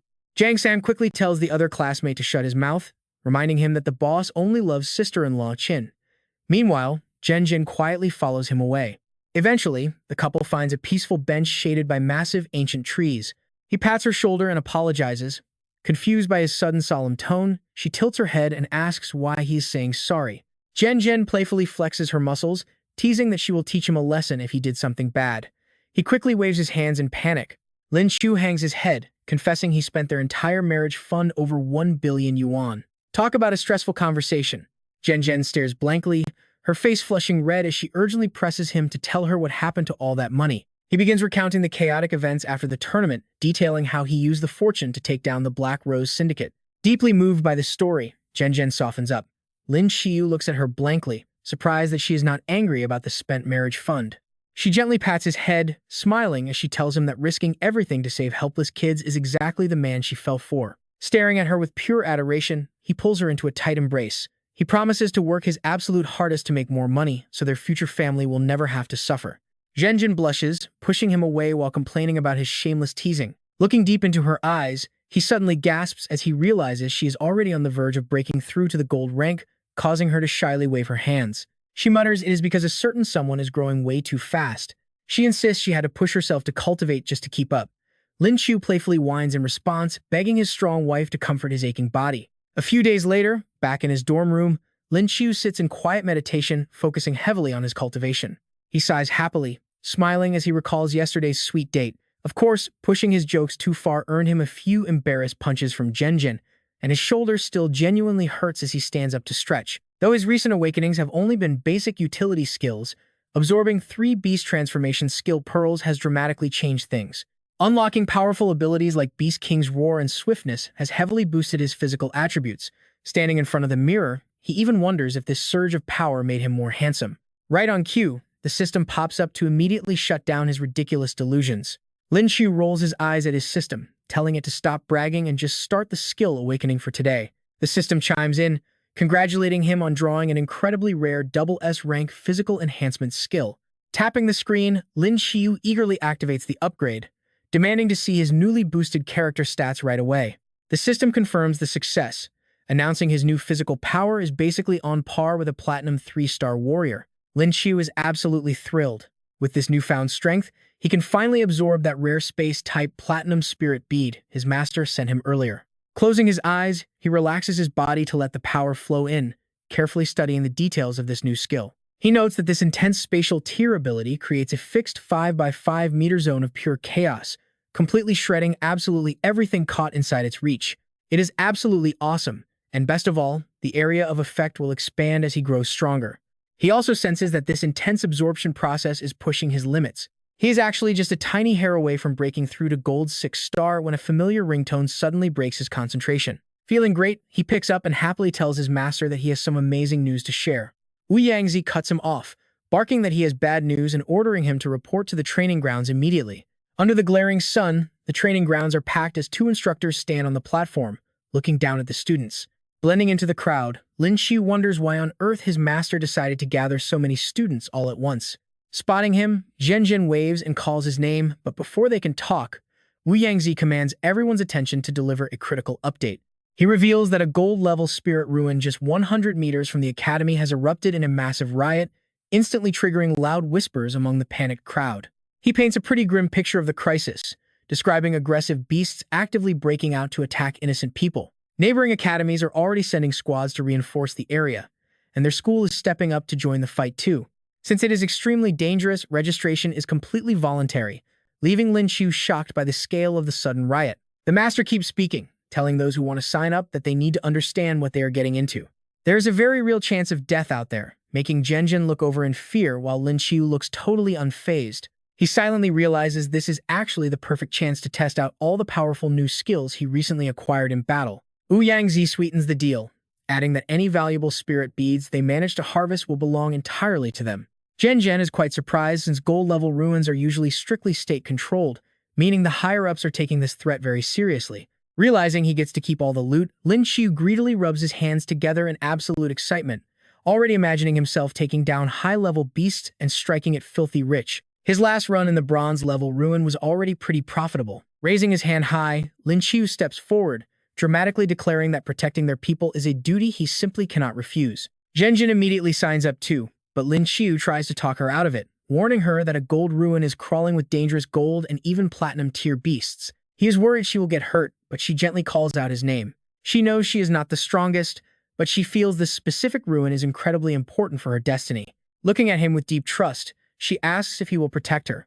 The pure cuteness of her look makes Lin Qiu blush instantly, his heart racing as he eagerly promises that he absolutely will keep her safe. Grabbing her hand tightly, he makes her promise to stay close to him at all times during the raid.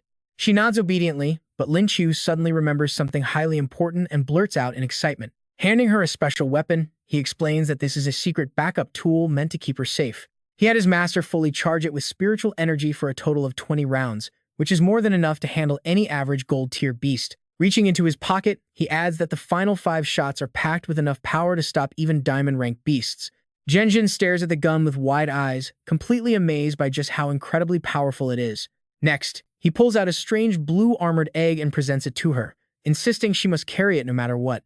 He tells her to use it as a shield in a pinch, leaving her utterly confused while he scratches his head, confident that she now has the ultimate setup. He decides he must also have Shen Xing tag along to protect her at all times. She giggles softly and pinches his cheek, telling him to relax because she is going to be absolutely fine out there. Squeezing her hand tightly, Lin Qiu looks deep into her eyes and promises to protect her no matter what happens. She shyly tells him she believes him while Wu Yangzi watches this overly romantic display with a completely helpless sigh. He grumbles internally about how lucky his disciple is, showing off his love life right before a dangerous deployment. Wu Yangzi mutters that he remembers that girl, noting she seems to be an ice type awakened.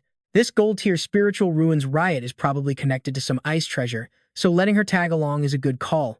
Days later, the student bus winds through incredibly treacherous mountain passes while the teacher's announcement echoes in their ears. Attention everyone, all spiritual beasts above platinum tier in the ruins are now fully secured, and a thorough sweep confirms no other threats remain, so there is no need to be too nervous.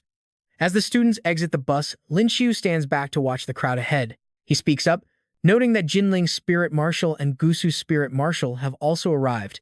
Lin Qiu looks at the group of girls and asks Brother Long if Gusu's Spirit Marshal is an all-girls academy, since there is not a single guy around.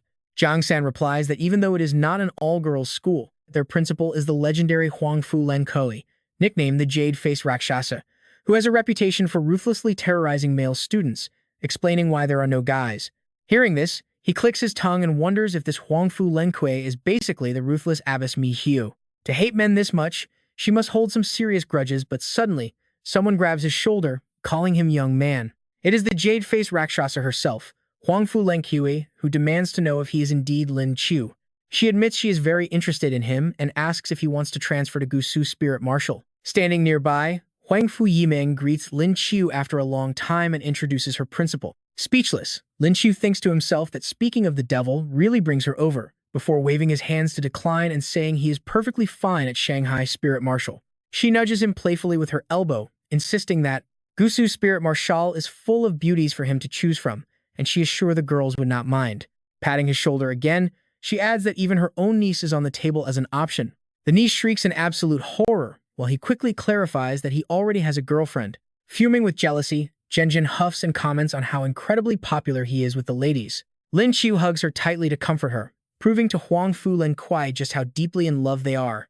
He explains that they are incredibly devoted to each other and would hate to trouble her, prompting her to laugh and propose a new deal since he has great taste. Why not have both of them transfer over? He quickly turns away and declines her offer once again, thanking her for her kindness but reiterating that he is completely satisfied staying at Shanghai Spirit Marshal. Nearby, Huangfu Yimen blushes in embarrassment, complaining about how her aunt could just sell her out like that. The principal does not care at all, simply sighing that the kid is one of the few men she does not actively dislike. Escaping her clutches, he breathes a huge sigh of relief, feeling like he was just about to be dragged into a forced marriage. Wu Yangzi and the other two teachers look down at their students and call for attention. He explains that this sector is managed by the Vermilion Bird Squad and has already been scouted. Holding up a winter jacket, he adds that the ruins have suddenly plunged into a brutal ice age, meaning temperatures are extremely low, so everyone must put on a down coat. The local spiritual beasts could not adapt to this sudden shift and have completely lost control. To prevent them from escaping and rampaging, the students waste no time in putting on their gear. He continues to instruct them, asking everyone to give their absolute best effort once they step inside. Everyone shouts out in unison as they face a swirling spatial vortex ahead, radiating an incredibly intense, freezing aura. Zhenjian and Lin Qiu stand together with their group before the icy gateway. She nervously wonders what this intense, overwhelming feeling could possibly be, but Lin Qiu quickly reaches out and interlaces his fingers with hers, gently whispering that it is time to go. She softly agrees, and holding hands, the two of them step side by side into the swirling portal. Lin Qiu constantly frowns and sneezes as they find themselves surrounded by endless snow and ice, with everyone bundled up tightly. Shivering violently, Guoqing chatters that they have only just entered, yet it is already way colder than the outside. Shaking from the cold himself, Xiaoyang cannot resist teasing him, asking if he is really that scared of a little chill. Ignoring the tease, Guoqing notes that since no spiritual beasts are nearby, they should be safe to start moving. Suddenly, Lin Qiu senses danger and yells at the entire group to find cover immediately. An entire herd of gigantic mammoths is stampeding right toward them, shattering the ice and rocks with immense force while radiating absolute bloodlust. Lin Qiu quickly sweeps Zhenjin up to carry her aside as the rest of the group scatters from the impact zone. Lin Qiu excitedly remarks that their luck is unreal to face hundreds of spiritual beasts right off the bat, but trust me, things are about to get wild as the giant herd glares down at them in total defiance. Guoqing's mouth is a total jinx, and Xiaoyang lets him hear it. Panicking, Guoqing asks what they should do against such an overwhelming horde of gold-tier spirit beasts. Lin Qiu steps in to assign the roles, telling them to head in first to draw the beast's attention and buy time for combat skill preparation. He then turns to Shen Xing and instructs his disciple to sit this battle out and focus entirely on protecting Zhenjian. She happily accepts the task, noting that gold-tier beasts are not worth her effort anyway. Lin Qiu shouts for Huangfu Yimeng to activate her domain. Everyone leaps into action immediately with perfect efficiency. Flying high in the air, Yimen activates her healing domain skill and casts her blessing over them. Her domain immediately blankets Lin Qiu's team. Without wasting a second, Lin Qiu descends from the sky, slamming straight into the center of the elephant herd. Landing on his feet, he grins and notes that the domain not only warms them up but also keeps the team in peak condition. Lin Qiu admits this domain is pretty interesting as he moves, realizing it is the perfect chance to test his newly acquired skills. Charging straight at the elephant in front of him, he shouts out, "Savage Awakening." His powerful punch sends the massive beast flying sideways. With just one single punch, the giant elephant is completely knocked out on the ice. Lin Qiu then grabs its tough, curved tusk. To the elephant's utter bewilderment, Lin Qiu lifts its massive body straight into the air. He firmly grips the tusk and swings the entire beast in a wide circle to bash the others. He yells out for a real fight as the elephant herd gets absolutely scattered, with beasts flying in every direction. Xiao Xiaoyang watches blankly, finding it hard to believe a beast transformation user is swinging a giant elephant around as a weapon. Even Guoqing looks totally lost, asking if there is even any point in them fighting anymore.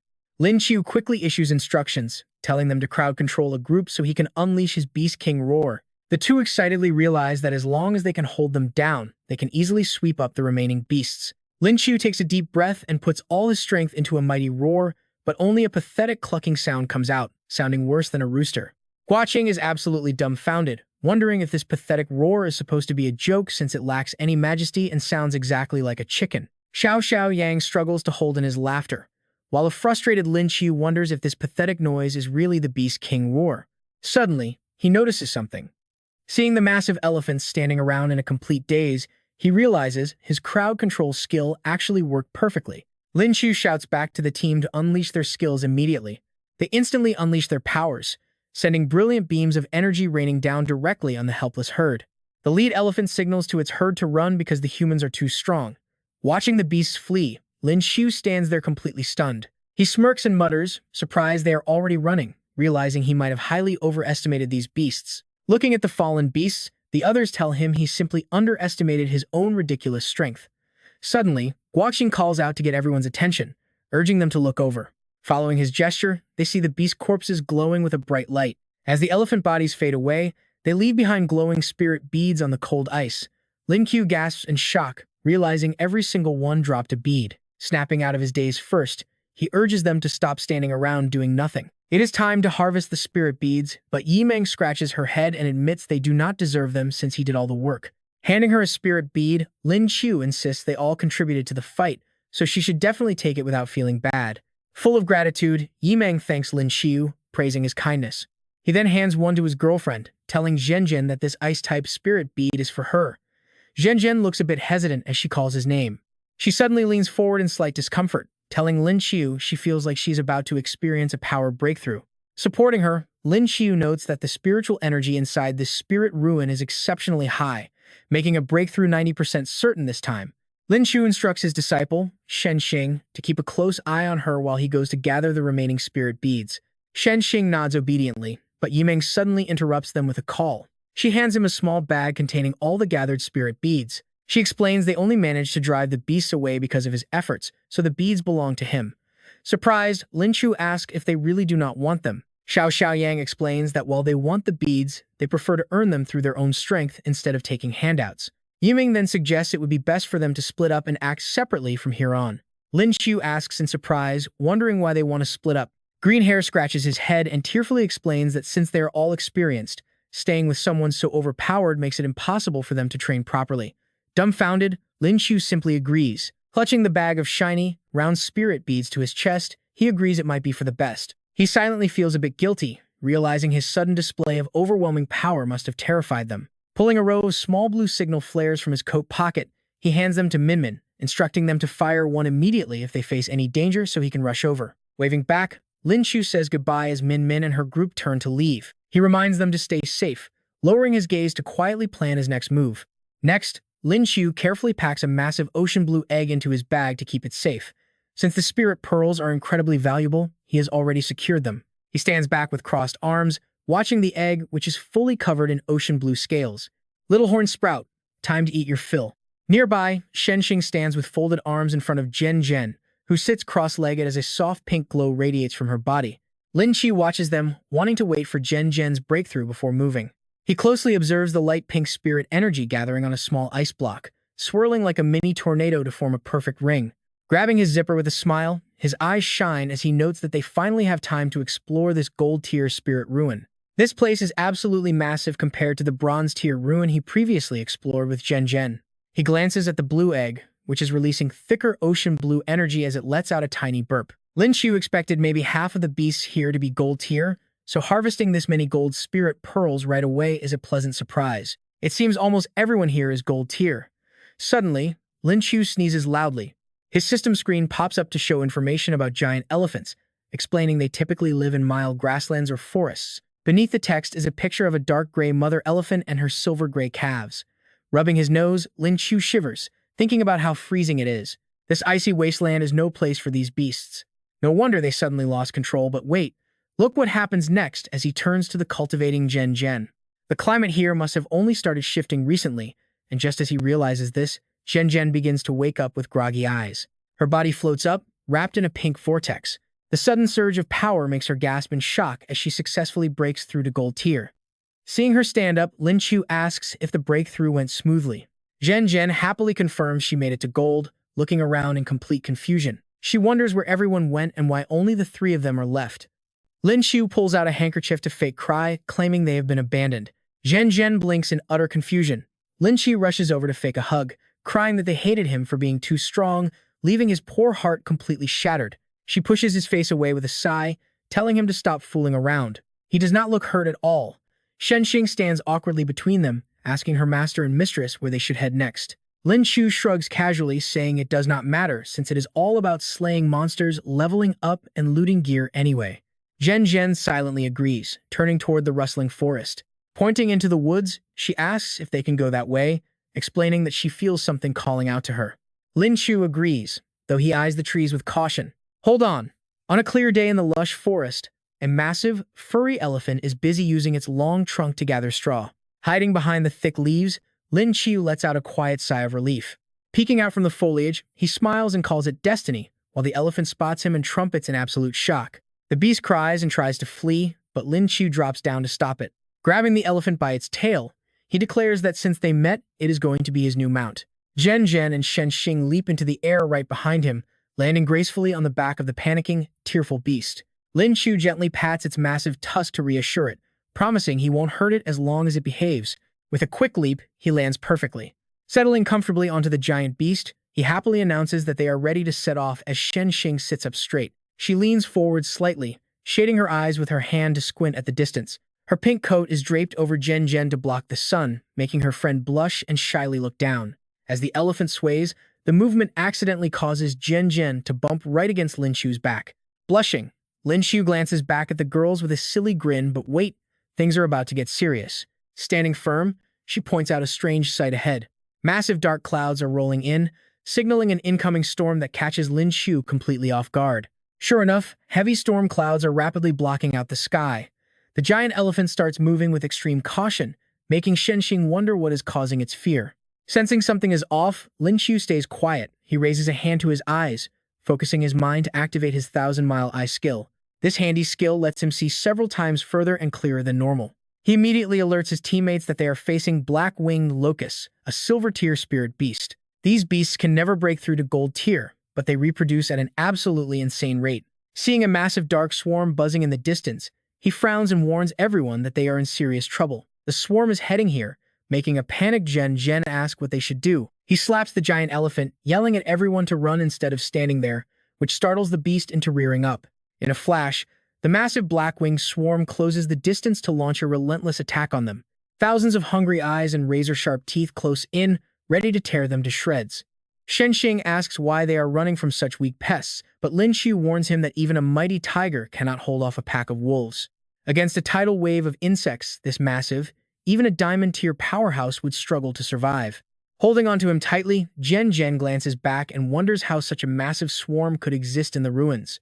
She wonders if their principal was clueless. Lin Qiu grits his teeth, guessing that sudden climate shifts triggered this rapid breeding. Judging by their flight path, he looks toward the glowing pink gate and realizes the swarm is heading straight for the ruins' entrance. Horrifying images flash through his mind of this endless swarm unleashing absolute chaos on human cities. If these monsters break through to the human world, it will be an absolute catastrophe. He leaps up, uses the elephant's back to spring off, and dives straight down into the danger. No way. Shocked by his sudden move, Zhen screams Lin Qiu's name, but he ignores the cry and faces the swarm head-on. A swirling vortex of blue energy erupts all around him. Without even looking back, he yells for the other two to keep going while he holds the line. The air vibrates with a deafening buzz as thousands of bulging eyes glow with an eerie red light. Lin Qiu drops into a low stance, channeling his blue energy as he dares them to try, while a worried Zhen rushes in alongside him. She quickly backs him up, casting her powerful frost spell to freeze the incoming monsters in their tracks. Several massive pests are instantly encased in thick ice, an incredible display of power that leaves Lin Qiu standing there completely dumbfounded. Having jumped down from the elephant, Zhen channels her purple energy and yells that there is no way she is letting him fight all alone. Shenxing shouts from above that they cannot be left behind, prompting a pleased Lin Qiu to pat Zhen's head and tell her to stay safe. She nods, blushing. But their sweet moment is quickly shattered by the deafening, horrific screech of the approaching swarm. Shenxing holds on tight. Down below, the brave duo braces for impact as a massive web of blue and purple lightning begins to violently crackle around Lin Qiu's body. His eyes glow a solid, piercing blue as he clenches his fists, mocking the pests for thinking they actually stand a chance. He slams a fist into the ice, shattering it as he unleashes his lightning strike. Blinding purple lightning arcs outward from his feet, tearing through the massive swarm of bugs. Electrocuted and charred, the dead insects rain down in massive heaps, bringing a satisfied smirk to Lin Qiu's face as he notes the decent results. Thrusting his hands forward, he channels more blue energy to cast the Wrath of the Thunder God. Right beside him, Zhen channels her purple energy to cast her Absolute Zero spell. The swirling energies merge into a soft pink glow as red sparks dance across her fingertips, but the relentless insects quickly swarm in and completely overwhelm her on all sides. One vicious bug dives straight from above, striking her hard right in the chest. The blow tears her light jacket, prompting Lin Qiu to spin around and yell her name in pure panic. She clutches her chest, sweat dripping down her face as she gasps that she is running dangerously low on energy. Gritting his teeth, he realizes they cannot keep fighting this battle of attrition, as the bugs are endless and they are burning through energy way too fast. Knowing they will eventually be overwhelmed, blue lightning sparks around him as he decides to gamble everything on one final move. He raises his palm toward the sky, calling down massive and crackling arcs of blue lightning. He unleashes his Space Ren skill, leaving Zhen staring in absolute awe. A massive vortex of blue energy and violent lightning sweeps up the entire swarm, trapping them in a swirling hurricane of destruction. Zhen watches in utter amazement as Lin Qiu wipes the sweat from his brow, quietly noting that the Space Ren worked perfectly. Unfortunately, his spiritual energy is draining too fast. Doing this a few more times might actually wipe out the entire swarm of black-winged locusts. He raises his voice to ask System 9527 if there is a quick way to restore his spiritual energy. A robotic voice immediately responds, "Yes, but since I cannot absorb energy on my own, restoring my energy requires you to pay it back later. Unless it is absolutely necessary, I do not recommend using this option." Lin Qiu grits his teeth and agrees he will pay it back because this is a life-or-death moment. The system immediately replies, "Understood." The system activates vitality replenishment as promised, surging immense power into Lin Qiu. This massive rush of spiritual energy makes him float, completely brimming with life. His bangs blow backward under the sheer pressure of the swirling power. Frowning, he channels his spiritual energy and warns the other to protect yourselves, because the real show is about to begin. Zhen and Shenxing stare in utter shock at his command. Meanwhile, Lin Qiu summons a glowing reddish-orange portal right in the middle of the frozen wasteland. On the other side lies the vast cosmos. He stands tall, facing the weakened swarm of black-winged locusts braving the freezing snow. The black-winged locusts suddenly charge, aiming straight for him, swarming in a massive wave, only to crash hard against a deep blue barrier he quickly erects. Lin Qiu keeps channeling energy into his shield, vaporizing the beastly swarm with lightning force. Secretly, he worries this single move might completely drain him. He silently prays for System 9527 to charge up. The screen immediately flashes with 75% completion. The black-winged locusts get caught in the spiritual vortex, instantly crumbling into fine dust. He raises his arm to cast a space-ripping strike as blue lightning erupts from his shield, completely obliterating the massive locust swarm. Watching from a safe distance, Zhen gasps in absolute awe. Shenxing quietly swoons as expected of Master. You won't believe what she's imagining right now as shredded, shirtless Lin Qiu, making her blush furiously. His seemingly limitless power is honestly quite mesmerizing. Clenching his fist, he channels the blue energy around his body. Lin Qiu leaps high, laughing proudly about how incredibly satisfying this infinite skill truly is. Moments later, he lands right next to Shenxing and Zhen, proudly declaring that the job is done. Lin Qiu points a thumb at himself, playfully asking Zhen Zhen if he looked cool. Snapping out of her daze, she rushes over and hugs him tightly, leaving him utterly confused. Zhen Zhen pouts, scolding him like an anxious, worried wife. "You absolute idiot," she huffs. "You scared me half to death." Lin Qiu gently pulls her close, whispering that he will never die before marrying her. Meanwhile, Shen Xing stands right there, awkwardly forced to witness their cheesy romance. Both Lin Qiu and Zhen Zhen blush furiously in silence. Breaking the moment, Shen Xing points toward the massive clouds of black dust rising in the distance. She wonders how Master is so powerful, considering he just wiped out millions of black-winged locusts. Instead of being intimidated, Lin Qiu's eyes instantly turn into dollar signs as he repeats the word millions. He leaps off the giant elephant and eagerly calls Zhen Zhen over, shouting that they are about to strike it rich. She, however, remains a bit hesitant. His eyes gleam with greed as he frantically digs through the ashes for valuable spirit beads, hoping to find a massive fortune. But after digging for a while, he looks at his muddy, empty hands in absolute disbelief.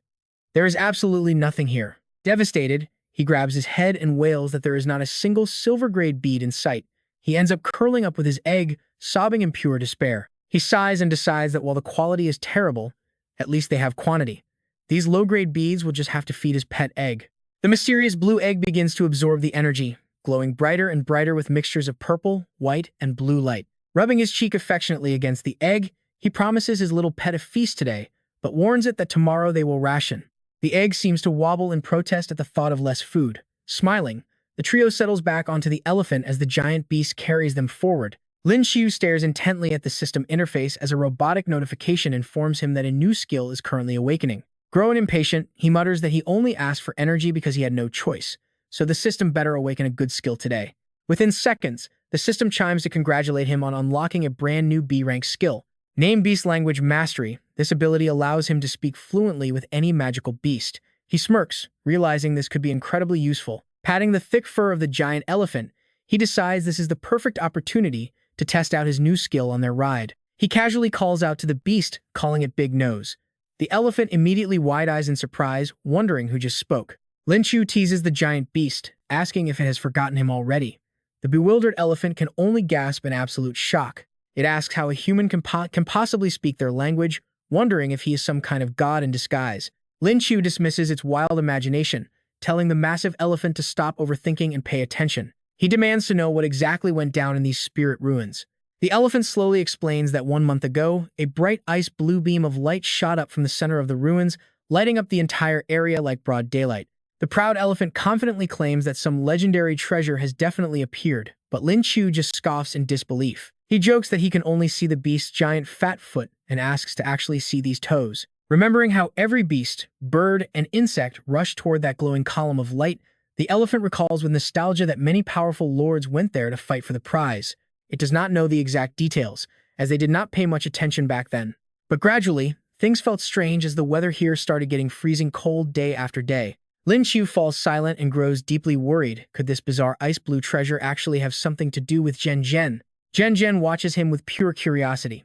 Even though she saw this power back in the bronze ruins, it still feels magical to witness it again. Behind them, Shen Xing excitedly praises her master for being able to understand the language of spirit beasts. Riding on the giant elephant, the trio travels for a long time toward the center of the ruins. The landscape there is dead and bare, with freezing winds and snow sending shivers down their spines. Hearing Lin Qiu explain his theory, Zhen Zhen is completely surprised. Could the mysterious thing calling out to her be the real cause of these strange changes? Turning his head slightly, Lin Qiu shares his thoughts, admitting that is his best guess. But one detail still does not add up. Master and Elder Lu said this area was already swept before, so why would such a valuable treasure still be left in the ruins? Upon hearing this, Zhen Zhen's face lights up as if she has just realized something. Maybe the original treasure was already taken, and the entity calling out to her is something else entirely. Lin Qiu smiles and pats her shoulder, reminding her that overthinking won't solve anything and they should just check it out. Zhen Zhen relaxes with her hands behind her head and agrees. But suddenly, she freezes in that pose, a look of confusion washing over her face. Noticing her sudden change in attitude, Lin Qiu gets serious and asks what is wrong. Zhen Zhen covers her mouth in shock, explaining that she felt the call earlier. But now that they are in the center, the sensation has completely vanished as if it never existed. He rubs his forehead in frustration, realizing this makes things much harder. He hoped to rely on her unique connection to locate the treasure, but now they must search the old-fashioned way. Lin Qiu waves to the girls and suggests they split up. Both girls immediately agree to split up, while Lin Qiu stands in place to activate his special clairvoyant ability, making his brown eyes shift to a glowing ocean blue. As leaves fall onto the thin ice under his feet, he begins scanning the area with doubt. Though the chances are slim, he still wants to try until his eyes suddenly lock onto a familiar figure in a short skirt crawling across the ice. Her suggestive posture is hard to miss as she calls out to Lin Qiu, telling him to let her search this area while he checks elsewhere.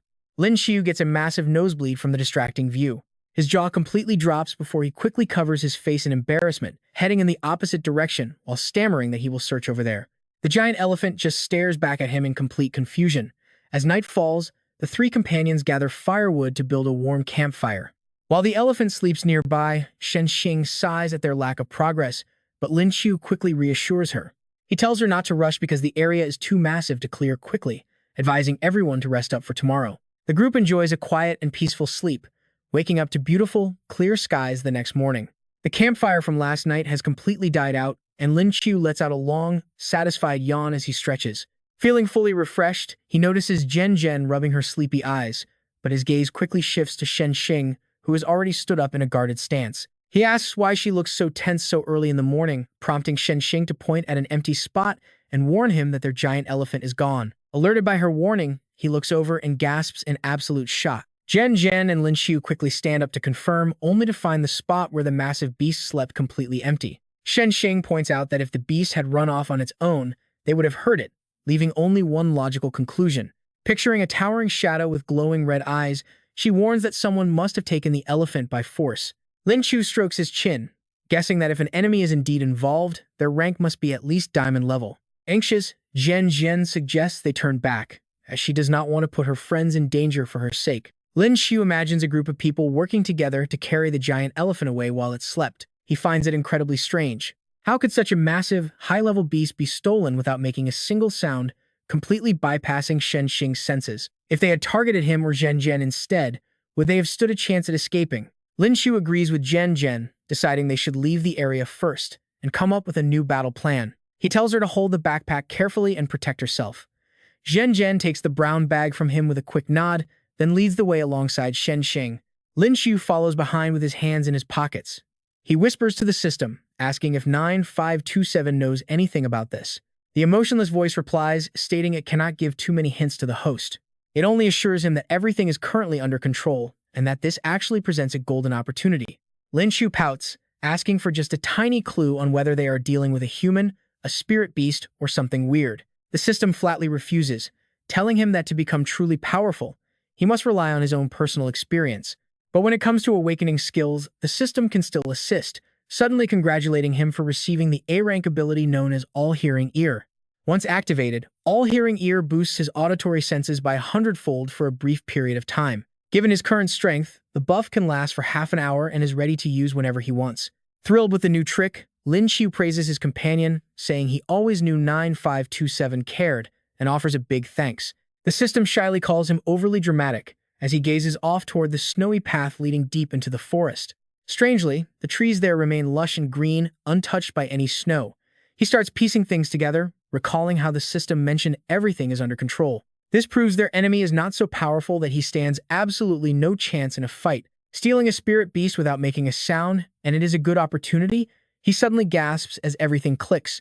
He calls out to the two girls walking ahead, declaring he knows who their enemy is, leaving Zhen Zhen and Shen Xing completely shocked. Both girls immediately spin around and urge him to speak. He places 2 fingers on his nose, squinting his eyes with smug confidence. Who could silently kidnap their giant companion, Nosy, from right under their noses in the middle of this vast, sprawling spirit ruin?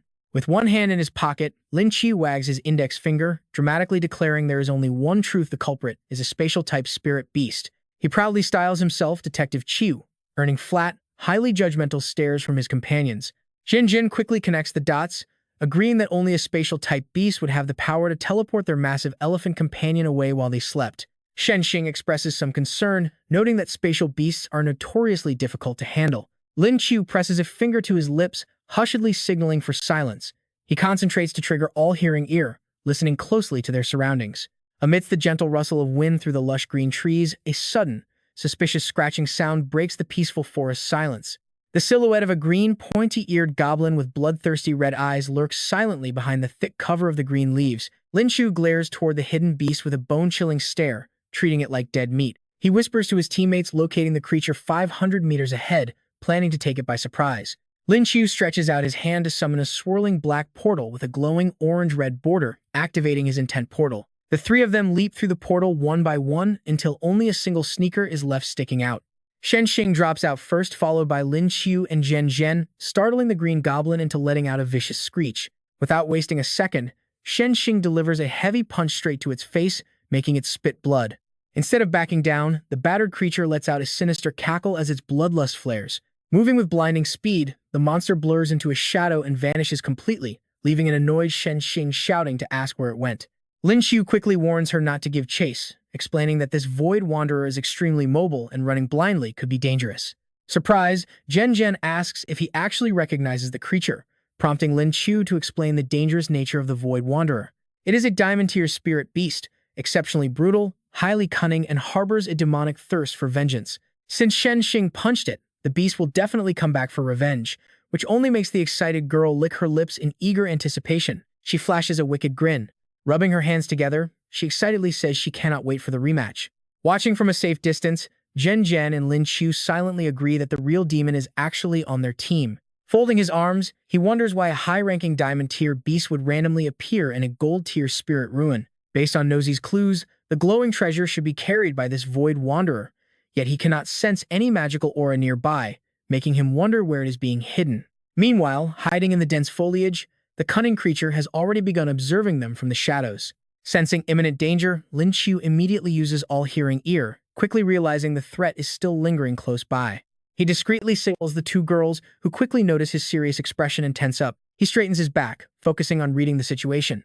Lin Qiu plops down by a tree, loudly pretending that the creature won't return anytime soon, so they should rest. Zhen Zhen and Shen Xing instantly get the hint and play along. Zhen Zhen drops her heavy backpack to the ground. She and Lin Qiu close their eyes and lean against each other, secretly waiting for the Wanderer to take the bait. The Wanderer thinks the group has completely let down their guard. It slowly emerges as dark streaks mix with bright red spots among the green leaves. Lin Qiu keeps his eyes closed, frowning and clicking his tongue in annoyance. He is completely losing his patience after waiting for over 2 hours. His arms are going numb, yet this space creature still has not made a move. Could it have realized it is a trap? No way. They absolutely have to capture this creature alive. They need to take its spirit bead and treasure to clear their debt. Meanwhile, Zhen Zhen actually falls asleep on his shoulder. As Lin Qiu slowly blinks open his eyes, Shen Xing is still fast asleep beside him. Zhen Zhen gently takes his hand in hers, massaging it softly. She gently whispers if his hand is numb and offers to rub it for him. Lin Qiu feels a sudden rush of happiness from her sweet gesture. Having Zhen Zhen as a girlfriend is truly the best. He continues to channel his spiritual energy, activating his enhanced hearing to listen for any nearby movement. Lin Qiu raises a finger to his lips, gesturing for her to be quiet. Zhen Zhen bites her lip nervously, staring in the same direction. Lin Qiu instantly senses that the beast has finally arrived. The Wanderer tries to creep its massive, muscular frame closer to the trio. Lin Qiu nudges Shen Xing's shoulder, causing her to frown in irritation as she joins them in waking up. The Wanderer bares its razor-sharp teeth, letting out a creepy chuckle. Its grin is packed with triumph. With glowing red eyes radiating pure killing intent, the beast raises its claws and leaps forward to attack them, cackling with sinister joy. Lin Qiu screams for his teammates to strike now, and Shen Xing firmly agrees. Debris and dust fly everywhere from the beast's powerful leap as it reaches out its sharp claws, aiming directly for Shen Xing. Unfazed, she turns her back to the monster and shouts that it arrived just in time. Pink spiritual energy and red lightning crackle intensely around Shen Xing's fist as she screams that she has been waiting to fight. She pours all her strength into a devastating punch, only for the Wanderer to block it effortlessly. The Wanderer unleashes its spatial power, instantly neutralizing the surging pink energy that had enveloped her fist just moments ago. Shen Xing turns pale, staring in utter shock as her pink energy suddenly shifts to a deep ocean blue. The monster cackles with wicked glee. As its blue energy grows incredibly thick, Shen Xing finds herself completely paralyzed by an invisible force, her arms pinned behind her back as her body floats helplessly in midair. Terrified, she panics and demands to know what this is. The Wanderer lets out a satisfied chuckle, its eyes glowing crimson as it bares its sharp teeth and screeches with twisted joy, basically signaling that they are all dead meat. Suspended inside a spatial rift, Shen Xing is struck by a wave of blue energy as her lower body starts to vanish. She tries to scream for help, but no sound comes out. Once Shenxing is dragged into the portal by the creature, a terrified Zhen Zhen immediately turns to her boyfriend, Lin Qiu, desperately seeking answers. What should they do now, since they have no idea where it took Shenxing? Lin Qiu hears her panic but remains completely calm, staring nonchalantly at the swirling blue spatial portal left behind by the creature. Lin Qiu smirks and asks what she is afraid of. He explains that if it had captured her, he would be worried, but since it kidnapped the demonic Shenxing, the monster should worry about itself instead. Zhen Zhen stares at him in sheer confusion as the spatial portal completely vanishes into thin air. Deep inside the pocket dimension, things are playing out exactly as Lin Qiu predicted, with Shenxing brutally kicking the monster in the gut. The space creature is thoroughly thrashed as Shenxing rains heavy punches down on its face, leaving it zero room to fight back. Having the time of her life, she mockingly demands to know what level it is to think it could actually fight her. Outside, Lin Qiu channels his spiritual energy to peek at the battle inside. Seeing the monster get absolutely pulverized, Lin Qiu smugly turns to ask if he was right. Meanwhile, Zhen Zhen is left completely speechless by the sheer brutality of Shenxing's beatdown. Meanwhile, Shenxing's punches only seem to grow heavier and faster. She lands a brutal blow right to its cheek, causing the creature to actually cry as it coughs up a massive splat of blood. Thrilled, she loudly declares that she will not let it escape this time. Watching closely, Lin Qiu calls out to warn her that she absolutely must capture it now, because finding it again later will be almost impossible. Hearing her master's order, she looks back and obediently promises that she has got it covered. But before she can finish, the space beast seizes its chance, screeching as it quickly tears open another portal to escape. From the outside, Lin Qiu instantly spots what it is trying to do. He frantically shouts a warning that it is fleeing, but the beast has already slipped away, leaving only a smug, mocking grin behind. A creepy cackle escapes its mouth, as if to say the game has just begun. Both Shenxing and Lin Qiu stand frozen, watching the beast vanish into thin air. Seconds later, the monster materializes right behind Zhen Zhen. Lin Qiu instantly realizes what the beast is planning to do. He whips his head back and screams her name, Zhen Zhen. But she has absolutely no idea what is creeping up behind her. Suddenly, she looks up in terror to find the Void Wanderer looming over her, wearing a smug grin as it reaches down to grab her. A rift in space begins swallowing Zhen Zhen from the waist down, rapidly pulling her body into the dark void. Terrified, she reaches her hand out toward Lin Qiu, screaming his name, Lin Qiu. He lunges forward to grab her, but he is just a second too late. His fingers grasp nothing but empty air as the spatial rift shrinks and snaps shut. This Void Wanderer is incredibly cunning, far smarter than ordinary spiritual beasts. It was originally a platinum-tier creature, dwelling deep within the spirit ruins. When a rare treasure appeared and other platinum beasts tore each other apart trying to claim it, this clever monster simply stood on the sidelines, enjoying the show. It hid in a corner, avoiding the chaotic war entirely, only to easily ambush the final survivor and teleport away with the prized treasure.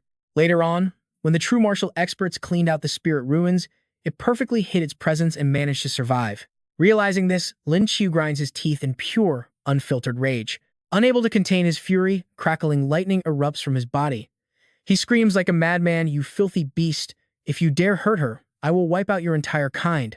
He bolts forward at breakneck speed, frantically contacting System 9527 while running, "Help me track down the Void Wanderer's exact coordinates right now." The system immediately pinpoints its trace, and its digital voice echoes in his head.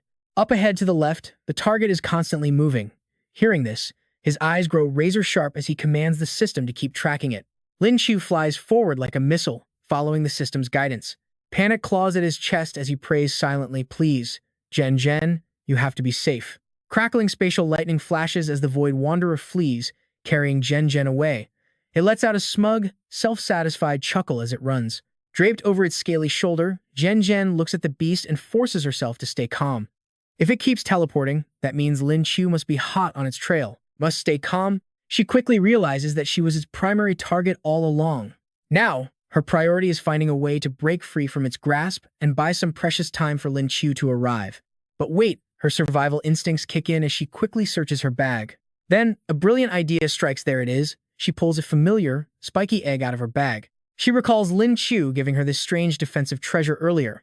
Even though she has no clue what it actually does, she has to act now. Twisting her body around, she hurls the spiky egg right at the Void Wanderer. Instantly, the egg begins violently draining the creature's spiritual energy. Feeling its power being rapidly sucked away by the weird egg, the beast grinds its teeth in sheer frustration. It quickly leaps high into the air, desperate to escape the egg's relentless drain. Panicked and confused, the monster wonders how such a terrifying, oppressive force could reside in a simple egg and why it is stealing its energy. Cold sweat drips down the creature's face as a heavy, ominous aura settles over it. It feels a wave of pure dread even though it is a high-level spiritual beast.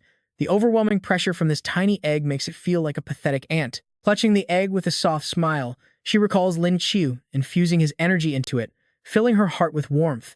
She quietly praises its incredible power. Back then, she never thought much of his little training sessions with the egg, but she clearly underestimated this powerful artifact.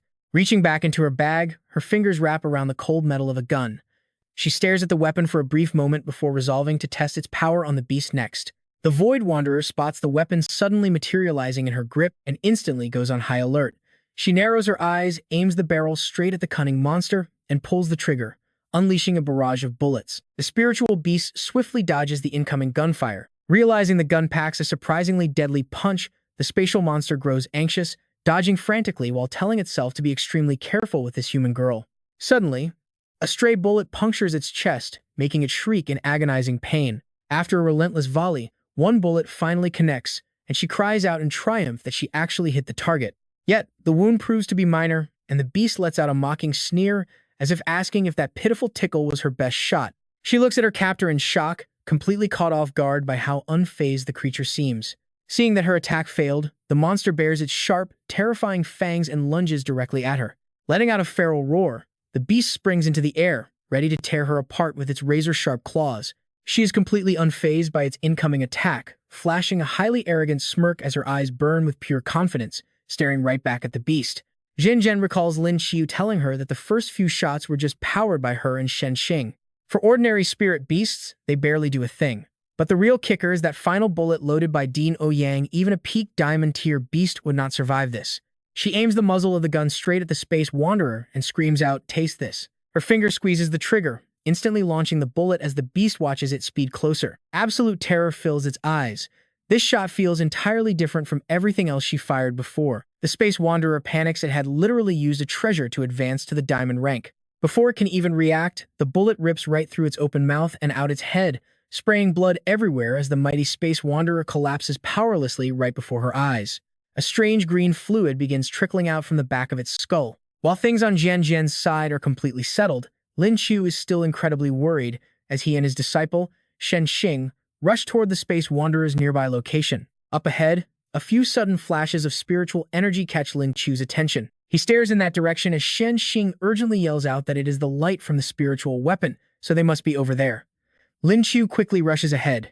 He carefully parts the bushes, scanning the area with high alert as he senses something very unusual here. He is shocked to spot Zhen and calls out her name, making her immediately turn around at the sound of his familiar voice. As Lin Qiu and Shen Xing run over, Zhen calmly explains the situation, proudly telling Lin Qiu that she has already taken care of it. She flashes a peace sign with a bright, beautiful smile, playful bragging and asking him if she is pretty awesome. Lin Qiu just lunges forward and hugs her tightly, leaving her completely stunned as he exclaims that she nearly scared him to death. Blushing hard at the sudden tight embrace, she stammers out Lin Qiu's name in pure embarrassment before the two of them finally pull apart. She gently reassures him that everything is fine now, and once his panic finally subsides, Lin Qiu curiously asks how she even pulled this off. Zhen immediately recounts the spectacular story of how she took down the Space Wanderer. Holding the egg in her hands, she explains that she only survived because he gave her both the egg and his spiritual weapon. Lin Qiu realizes that it was all thanks to his master's enhanced bullet, while she cradles the egg close to her chest and gently whispers that this little guy helped too. Lin Qiu points at the egg with a loud laugh, praising the little guy for doing a fantastic job. He promises to do his best to hatch it soon, and the egg happily wiggles back and forth in response. Suddenly, Shen Xing gasps and calls out to his master, prompting Lin Qiu and Zhen to look over at the dead monster on the ground. Right then, the monster's corpse begins emitting a faint blue light, slowly floating up into the air as the body starts to fade. And once it completely vanishes, two glowing blue spiritual beads are left behind. Lin Qiu picks up both glowing spiritual beads. Standing behind him, Zhen and Shen Xing find the blinding light from the beads so intense that they have to quickly shield their eyes. Shen Xing dramatically complains about the blinding glare, but as he takes a closer look, he happily points out that the second spiritual bead seems quite unusual. Lin Qiu secretly asks System 9527 if it has any idea what this thing is.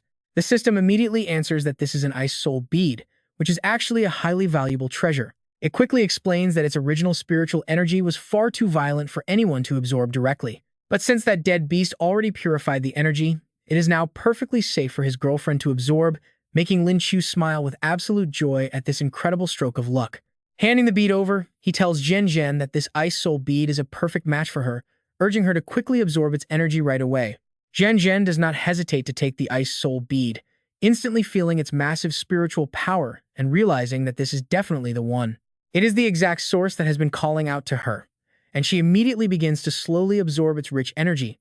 Within moments, she instantly breaks through from gold tier, rank 2 to rank 3, and finally straight to rank 9 in a sudden leap. Both Lin Qiu and Shen Xing are left completely dumbfounded by this, staring with wide eyes and open mouths as they struggle to process how her cultivation level is shooting up so many ranks right in front of them. She is also stunned herself, whispering that this ice soul bead can actually boost her cultivation this quickly. Lin Qiu worriedly asks System 9527 if relying on this kind of external force will leave any nasty side effects. The system quickly reassures him. The Ice Soul bead is upgrading her entire system, boosting her physical attributes as well with absolutely zero negative side effects. As Zhen Zhen continues to draw on the spiritual aura, the system further explains. On top of that, she has only consumed a small fraction of its power, leaving a massive energy reserve that will greatly boost her future cultivation. After listening to the system's explanation, Lin Qiu's eyes widen as he gasps in sheer amazement. He looks at the system with puppy dog eyes, wishing he had that power too, but the system snaps back, asking if having it isn't already enough. Still eyeing the incredible power of the Ice Soul Pearl, Lin Qiu greedily mutters that the more power he has, the better. Meanwhile, Shen Xing spots something strange in their surroundings and quickly calls out to her master to take a look. The raging blizzard has completely vanished. Lin Qiu looks around, spotting Zhen Zhen from behind as she continues absorbing the Ice Soul Pearl. Lin Qiu realizes that after she absorbs the Ice Soul Pearl, the spirit ruins are finally starting to return to normal. Master and disciple quietly take in the changing scenery together. As Zhen Zhen absorbs the powerful Ice Soul Pearl, the blizzard slowly fades away, leaving Lin Qiu watching her with a very thoughtful expression. He figures that this Ice Soul Pearl was definitely the root cause behind the massive environment shifts in the spirit ruins. After a long time absorbing the pearl, Zhen Zhen finally opens her eyes, and Lin Qiu immediately asks how she is feeling. She beams and says she feels amazing, especially after reaching the platinum tier, which has filled her with an incredible surge of power. With that, Zhen Zhen extends her hand, using her spiritual energy to weave a glowing circle. She happily explains that she has even awakened a brand new spiritual skill called Ice Domain. In an instant, she unleashes her Ice Domain skill, casting a powerful aura that completely envelops the entire area around the three of them. She explains that any Ice-type Awakener casting their elemental skills inside this field will get a massive boost. Their ice damage is boosted by 50%, and their magic recovery rate also jumps by 50%. Amazed by this, Lin Qiu asks if teaming her up with an Ice-type squad would turn them into an unstoppable magic fortress. Zhen Zhen grins and playfully taps his nose, asking him if he wants her to protect him from now on. Taken completely off guard by his girlfriend's playful teasing, Lin Qiu instantly blushes deep red and stammers out a quiet, hesitant agreement. Embarrassed, he lets out a fake cough and warns her to stay serious since his disciple is standing right there watching them. Hearing that, Zhen Zhen stops her teasing and obediently steps back to stand quietly behind him. Lin Qiu quickly gathers the remaining Ice Soul Pearls and sets up a protective barrier, asking the two girls to watch his back. Since Zhen Zhen successfully broke through, he needs them to guard him while he triggers his own upgrade. A massive beam of blinding white light suddenly erupts from Lin Qiu right in the middle of the forest. Just wait until you see what happens next. The light shifts to a brilliant gold, showing his focus on breaking through. Standing close behind him, Shen Xing and Zhen Zhen watch over him with anxious eyes. Lin Qiu does not disappoint them as he rapidly breaks through to 7-star gold. Shen Xing holds her face in pure awe, amazed that her master just jumped 2 whole ranks in one go. Standing behind her, Zhen Zhen covers her mouth and giggles. She notes that with this many high-grade soul pearls boosting him, even elite disciples from the grandest families would never get this kind of luxury. Standing up after his breakthrough, Lin Qiu tells them that this was much more than a simple rank up. He also managed to absorb a powerful skill bead. Stopping mid-sentence, Lin Qiu reaches out to take Zhen Zhen by the hand. As they stand hand in hand, he softly asks her if she wants to go on a trip somewhere. Love is in the air as a blushing Zhen Zhen looks up at him while he pulls her close, shyly questioning what he means by taking a trip. Lin Qiu looks down at her with a gentle smile and tells her not to blink. Confused, she starts to ask what he means, but before she can finish, she lets out a sudden scream as he activates a teleportation spell right in front of Shen Xing. Once the teleportation succeeds, The sudden return to the real world leaves Zhen Zhen feeling a bit disoriented, causing her to let out a soft groan of discomfort. Once she recovers, she looks at him in utter shock and asks if he has somehow mastered the specialized skills of a space wanderer. Grinning with pride, he confirms that as long as he makes physical contact with an opponent, he can instantly banish them to any designated spot. A curious Zhen Zhen asks if distance matters. Lin Qiu proudly reveals that his current limit for this skill is within 1,000 meters. Watching from the side with stars in her eyes, Shenxing cannot help but gasp at how amazing her master is. Pointing ahead, Lin Qiu suggests that since the crisis with the spirit ruins has finally been solved, it is time for them to head back. Zhen Zhen quickly nods in agreement, but over near the entrance of the spirit ruins, Zhou is standing in front of a cave entrance, looking completely terrified. Stammering, he wonders if this is some sick joke, crying out about how they could be unlucky enough to face a giant elephant. They both stare at the massive beast charging directly at them, and Qianlong helplessly growls that with the creature closing in, they have no choice but to fight. The massive beast charges forward wildly, raising its trunk and letting out a loud trumpet. Looking closer, the two of them spot writing on the elephant's trunk and stare in sheer surprise. Zhou asks what exactly is written on its nose. Squinting at the words Lin Qiu's elephant, Qianlong mutters in confusion, Lin Qiu? Could it really be him? Amidst the tension, Lin Qiu's voice suddenly echoes, Hey Zhou, why are you here? You didn't get attacked, did you? Startled, Zhou spins around toward the sound. There they are, three familiar faces. Lin Qiu, Zhen Zhen, and Shenxing. The trio walks over to Zhou group, but the moment Lin Qiu spots the giant elephant, his face completely changes. He rushes over to the elephant, wraps his arms around its trunk, and cheers. Big Nose, you are here too. Thrilled to see his master again, Big Nose squints his eyes happily as Lin Qiu hugs him tight. Zhou looks on helplessly, muttering that they weren't attacked but definitely got scared half to death by his oversized pet. Qianlong then speaks up, all right, the headmaster wants us back. The crisis in the spiritual ruins is officially over. With the crisis averted, everyone prepares to head back to school. Lin Qiu nods, ready to head back as well, immediately replying with a quick all right. Teleporting out of the spiritual ruins, Dean Ouyangzi smiles as he welcomes his students back, stepping forward to greet them. Good job, everyone, you are finally back. But mid-sentence, Ouyangzi freezes, noticing a massive change in his students. Staring at Lin Qiu and Zhen Zhen standing near the portal, he silently marvels in just a few short days, Qin Zhen has actually jumped from silver rank to platinum. Burning with curiosity, Ouyangzi steps closer to Lin Qiu and whispers, Xiao Qiu, tell me, what actually went down inside those ruins? How did that girl Zhen Zhen boost her power level this fast? Lin Qiu turns back to Ouyangzi, explaining that it is a long story.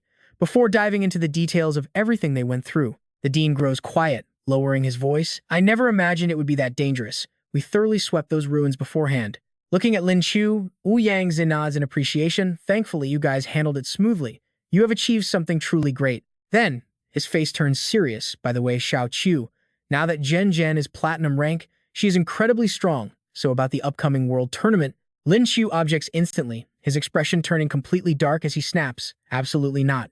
Staring seriously at his master, Lin Qiu adds, Master, I need you to promise you won't mention this to Zhen Zhen.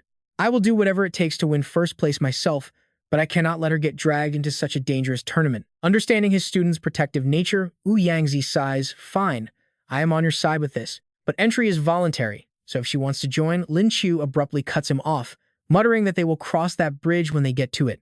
With that, he glances over at Zhen Zhen, falling silent for a moment. He quietly vows that he will never let anything bad happen to her. Suddenly, a phone rings loudly. Ouyangzi picks up immediately, asking the person on the other end, What is it, old Lu? Lu Zhen on the other end sounds frantic. Country M, Country C, and Country D, they each sent a squad to our Shanghai Academy for an exchange, but after 3 days of brutal arena fights, tons of our students are severely injured. Shocked to his core, Ouyangzi gasps, What? Hang tight, we are heading back right now. Back at the Shanghai Academy training grounds, a massive fireball is unleashed, slamming violently into a student who crashes to the dirt, coughing up a mouthful of fresh blood.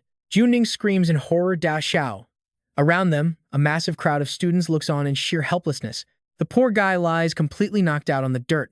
An arrogant blonde fighter walks over, sneering coldly before grinding his boot right onto Da Xiao's hand. Flames dance around his fingers. This guy is a peak gold rank fire user representing Country M. He smirks mockingly at the crowd. Your Shanghai Academy is pathetic. 3 whole days and you guys cannot even win a single match. What an absolute embarrassment. Panicking, Juning yells to a student nearby, Zhang San, quickly go heal him.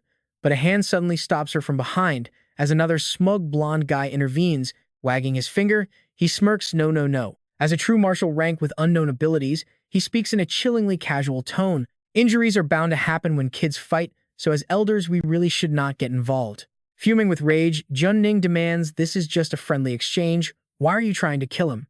Meanwhile, the jerk arrogantly holds up his phone as if calling someone pointing at the furious Junning and asking with a sleazy grin, hey bro, is that the famous nine-tailed fox awakener from Country Z? Pretty hot, right? Pointing to himself while imagining burning her with his flames, Luca laughs like a total creep. Once I finish crushing these garbage students, I am definitely taking her out.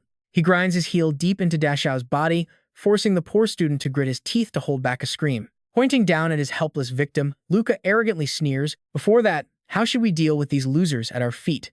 The American team pulls out their phones to record. One of them mockingly sneers, I heard Shanghai Spiritual Martial is the champion university of their country. At this pathetic level, they are an absolute joke. Instantly, someone watching the live stream fires right back. You guys have no shame. Bullying lower-level students just because our main team is not here is pathetic. Is it fun? The smug crowd is caught off guard. Nearby, Luca uses his spiritual energy to threaten Kid. I will give you one chance to surrender. Otherwise, you might not survive this. Da Xiao is completely pinned to the ground under his immense weight. Even with severe injuries, he refuses to give in. Da Xiao grits his teeth and growls, I would rather die. Before Da Xiao can finish his sentence, Luca unleashes explosive fire energy straight at him. Murderous intent fills Luca's face as he yells out, stop showing off and die. Da Xiao winces, closing his eyes as he prepares for the impact. Suddenly, the Ring of Fire Resistance skill is activated. A bright shield of light erupts, completely neutralizing Luca's deadly attack. Blinded by the sudden glare, Luca blocks his eyes with his hand. He glares at the savior who just intervened, none other than Ouyang-zi. Leading his students back, the principal asks with a stern face, who dares to cause trouble at my school? Junning gasps in pure relief. She immediately cries out, Principal, you are finally back. But Ouyang-zi cuts her off, saying he already sees everything. Ouyang-zi glances back at Shenxing, calmly instructing her to teach their opponent a little lesson. Just leave him with a breath. Shenxing obediently nods. Hearing that, Luca watches her approach and immediately tenses up. Though he still talks tough a lesson? With just you? Shenxing frowns and instantly throws a heavy punch, cutting him off before he can even finish his sentence. The arrogant Luca is sent flying backward. When he crashes to the ground, he coughs violently as fresh blood sprays from his mouth. Taking such a brutal blow to his chest makes Luca boil with rage. He stands up, demanding to know how they dare hit him that hard. Shenxing is quite surprised that Luca is still standing after that hit, but the guy just releases his energy, preparing to charge again. As he lunges, Shenxing watches in shock, but Ouyang-zi suddenly steps in, effortlessly dissolving Luca's attack into thin air. Ouyang-zi asks coldly, what, you want to fight? Bullying a kid is all you can do? The American team leader points a finger, accusing him. Lin Qiu mocks him, wow, are the Americans nowadays really this shameless? He points his finger, calling them out with logical reasoning. You did not care when your group injured so many of our students, but now that your own is hurt, you complain? Confronted by Lin Qiu, the leader's face flushes red with embarrassment. Behind them, Luca is helped up by teammates. Feiqi angrily shoots back, Luca is literally the weakest one among us. You guys have lost 3 days in a row anyway. But before Feiqi can finish, a girl steps forward, telling him to back off and let her play. This is Angel, the leader of the country's C team and a true martial powerhouse, acting cute as she makes a proposal. Principal Ouyang, everything before this was just the kids warming up before the real match. Since your main roster is finally back, how about we hold a proper, professional academic exchange right now? Ouyang-zi snorts, warming up for 3 days? This old man wants to warm up too. How about we have a go? Behind him, Lin Qiu applauds, master is mighty. Angel becomes thoughtful. Space-type users are extremely hard to handle, especially Ouyang-zi, a supreme expert who has literally slain another supreme. She immediately changes her tone, waving her hands to ease the tension. You must be joking. We came here to observe these young talents. Ouyang-zi sees right through them and scoffs, inwardly observe my foot. You came here specifically to test Lin Qiu. Angel looks directly at Lin Qiu. She says suggestively, I heard this, Lin Qiu is a space element user who even bagged the MVP title in the competition. If our intel is correct, she muses, a freshman with this kind of terrifying power will definitely be a massive threat in the upcoming world tournament, so testing his limits during this school exchange is the perfect opportunity. Ouyang-zi asks, coldly cut the talk. How do you want to run this exchange? Angel raises 5 fingers and proposes with a smile, very simple. Our three countries will take turns fighting Shanghai Spiritual Marshal in 5 one-on-one matches. How about it? Ouyang snorts, too tedious. How about this? We pick 5 people to fight all 14 of yours, and you guys can cycle through your roster. Angel thinks she misheard, asking in utter disbelief, "What did you say?" She stares at Ouyang with a conflicted look, hesitating deeply. She secretly wonders if this old man has lost his mind. Behind her, Feiqi whispers urgently, "Agree to it. This is a massive advantage for us." Ouyang points at her, "You do not get to set the rules. Let us make a bet. If we lose, we pay. If they win, they get the coveted Lin Qiu weapon data. But if they lose, they only need to hand over tens of tons of Azure spiritual ore." Qini hesitates to answer, but Ouyang immediately applies pressure. If they do not agree, there is absolutely no need to continue this academic exchange. Qini speaks up softly, stating that the high stakes require them to hold a brief discussion first. Ouyang agrees, giving them exactly 5 minutes to decide, otherwise they will do as he demanded. Feiqi and Qini turn and walk away, but Feiqi glances back with absolute fury, muttering that the old man is way too arrogant. Lin Qiu turns to Ouyang, asking his master if they might be betting a bit too big. If they actually end up losing, do they really have to hand over the classified Lin Qiu weapon data? Ouyang gives a sly grin, pointing out he only promised the data, not a specific date to deliver it. Lin Qiu gives him a thumbs up, praising the old man's absolute cunning while they wait for the other side to finish. Nearby, Feiqi quickly places a call, explaining the entire situation directly to General Batun. The voice on the other end simply asks if Feiqi has confidence. Visualizing a certain powerful fighter, Feiqi reassures him that with Zoa on their side, there is absolutely no issue, and the general completely agrees. If they successfully secure the Lin Qiu weapon data, the general promises him top credit, making Feiqi grin with pure satisfaction. Feiqi offers his polite thanks, then confidently turns back to Ouyang to declare they accept the wager, challenging them to send out their first fighter. Wasting no time, Ouyang names Lin Qiu as their first combatant. Shen Xing, Chen Long, and Lin Yongxuan. Zhen nervously asks Lin Qiu if he can handle this. Lin Qiu smiles, reassuring her that their master definitely thought this through, so there is no need to worry. He still remembers how furious Zhen looked when she saw Luca brutally stepping all over poor Da Xiao. Noting her intense anger earlier, Lin Qiu asks if she wants to get some payback for their friends, gently taking her hand to offer his support. He reminds her that while he is naturally worried, he understands her feelings and begs her to stay safe during the fight. Touched and slightly surprised, Zhen quietly realizes that he has been watching over her this entire time. Flashing a warm smile, she promises him that she will be incredibly careful out there. Zhen volunteers to take the lead first while the others back her up, and Ouyang gives his nod of approval. Stepping onto the arena with permission, Zhen locks her eyes on the opponents, completely on guard. Feiqi sizes her up, realizing that while they research all the elite students from Shanghai Lin Qiu, this particular girl was never on their radar. Since tag team matches are allowed, he decides to throw a sacrificial pawn into the ring to test her limits. Pointing a commanding finger directly forward, Feiqi orders O'Daggery to step up, but Zhen suddenly breaks her silence, telling them not to make things so tedious. With an icy expression, she demands they all fight her at once. This will save everyone some precious time, leaving Feiqi and his entire crew absolutely dumbfounded. Feiqi grits his teeth at her sheer arrogance, pointing at her while roaring for his men to teach this brat a lesson. Instantly, his lackeys shout in unison and charge right at her. Zhen extends her hand as beautiful blue particles begin to swirl, initiating her powerful frostbound domain as a freezing wave of elemental ice sweeps across the battlefield. The charging attackers are instantly halted, caught dead in their tracks by her freezing aura. Looking down at their frozen boots, they cry out in panic that their legs are completely stuck. Zhen raises her other hand, summoning another brilliant blue glow and warning them to watch closely. A majestic bow materializes in her grasp, and she draws back an icy projectile, yelling out her frost arrow technique. With a snap of the string, she releases a volley of freezing arrows that streak towards the helpless targets. Striking her foes dead on, the cold arrows freeze them solid as blood begins to spray from their fresh wounds. Feiqi stares down at an arrow lodged right between his feet, completely paralyzed by the sight. Panic sets in as he wonders who on earth this girl is, effortlessly wiping out 6 fighters all by herself. Lin Qiu cheers her on from behind, shouting that it was a beautifully fought battle. Zhen offers a soft smile, while Chen Long commends her massive growth after visiting the spiritual ruins. With both of them around, Chen Long feels he can finally graduate in peace, making her blush and step back. Lin Qiu wraps his arm around Zhen's shoulder, playfully teasing that they are practically a couple and telling the others they must attend their wedding. But Zhen quickly slaps his hand off her shoulder. Lin Qiu pouts, cradling his stung hand while staring at her in mock disappointment. She blushes, snaps at him to stop, and then her eyes instantly soften with warmth.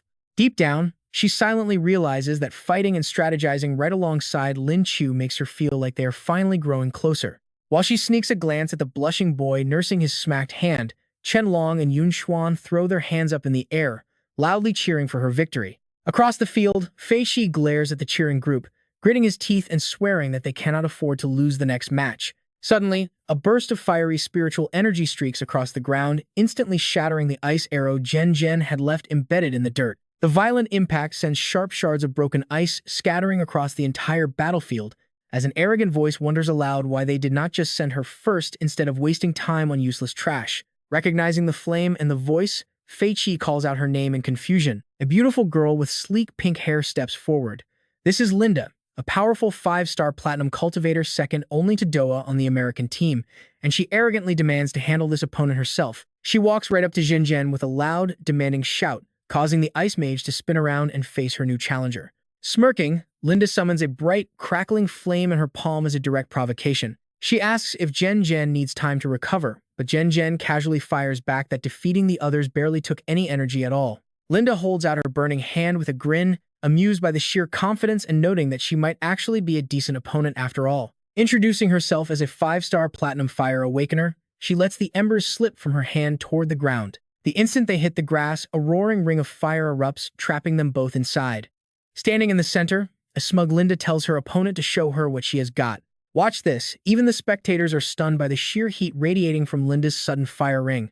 Lin Qiu tenses up instantly, deeply worried about facing a platinum 5-star cultivator. This is a terrible matchup since fire naturally counters ice, and he watches the smug Linda facing a very tense Zhen Zhen. He knows she only recently reached platinum, making this extremely dangerous.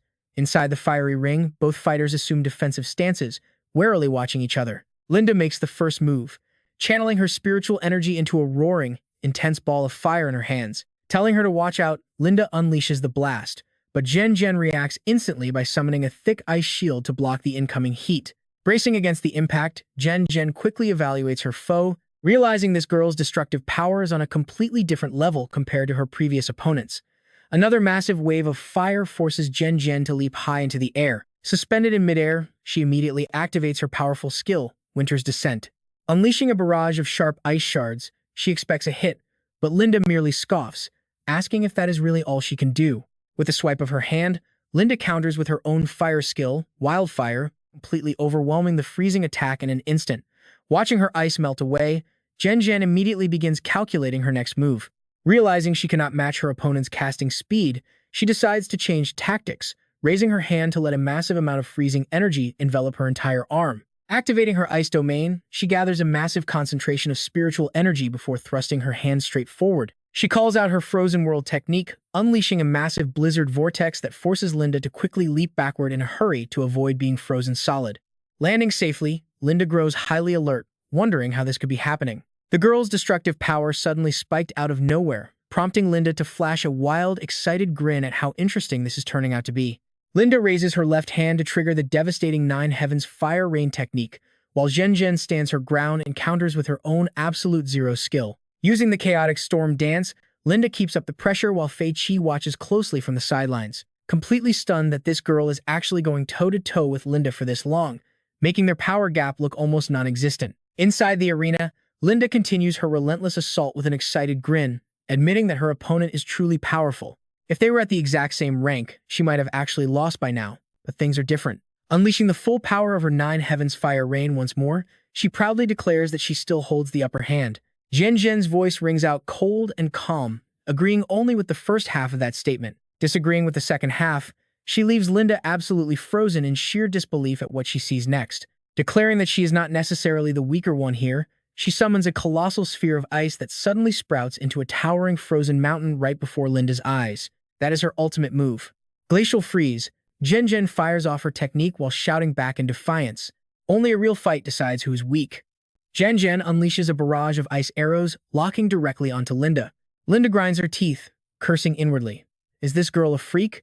She is 4 tiers higher, yet this brat still has spiritual energy to strike back. Linda moves her feet in a flash, leaping high into the air. Zhen Zhen stands on high guard.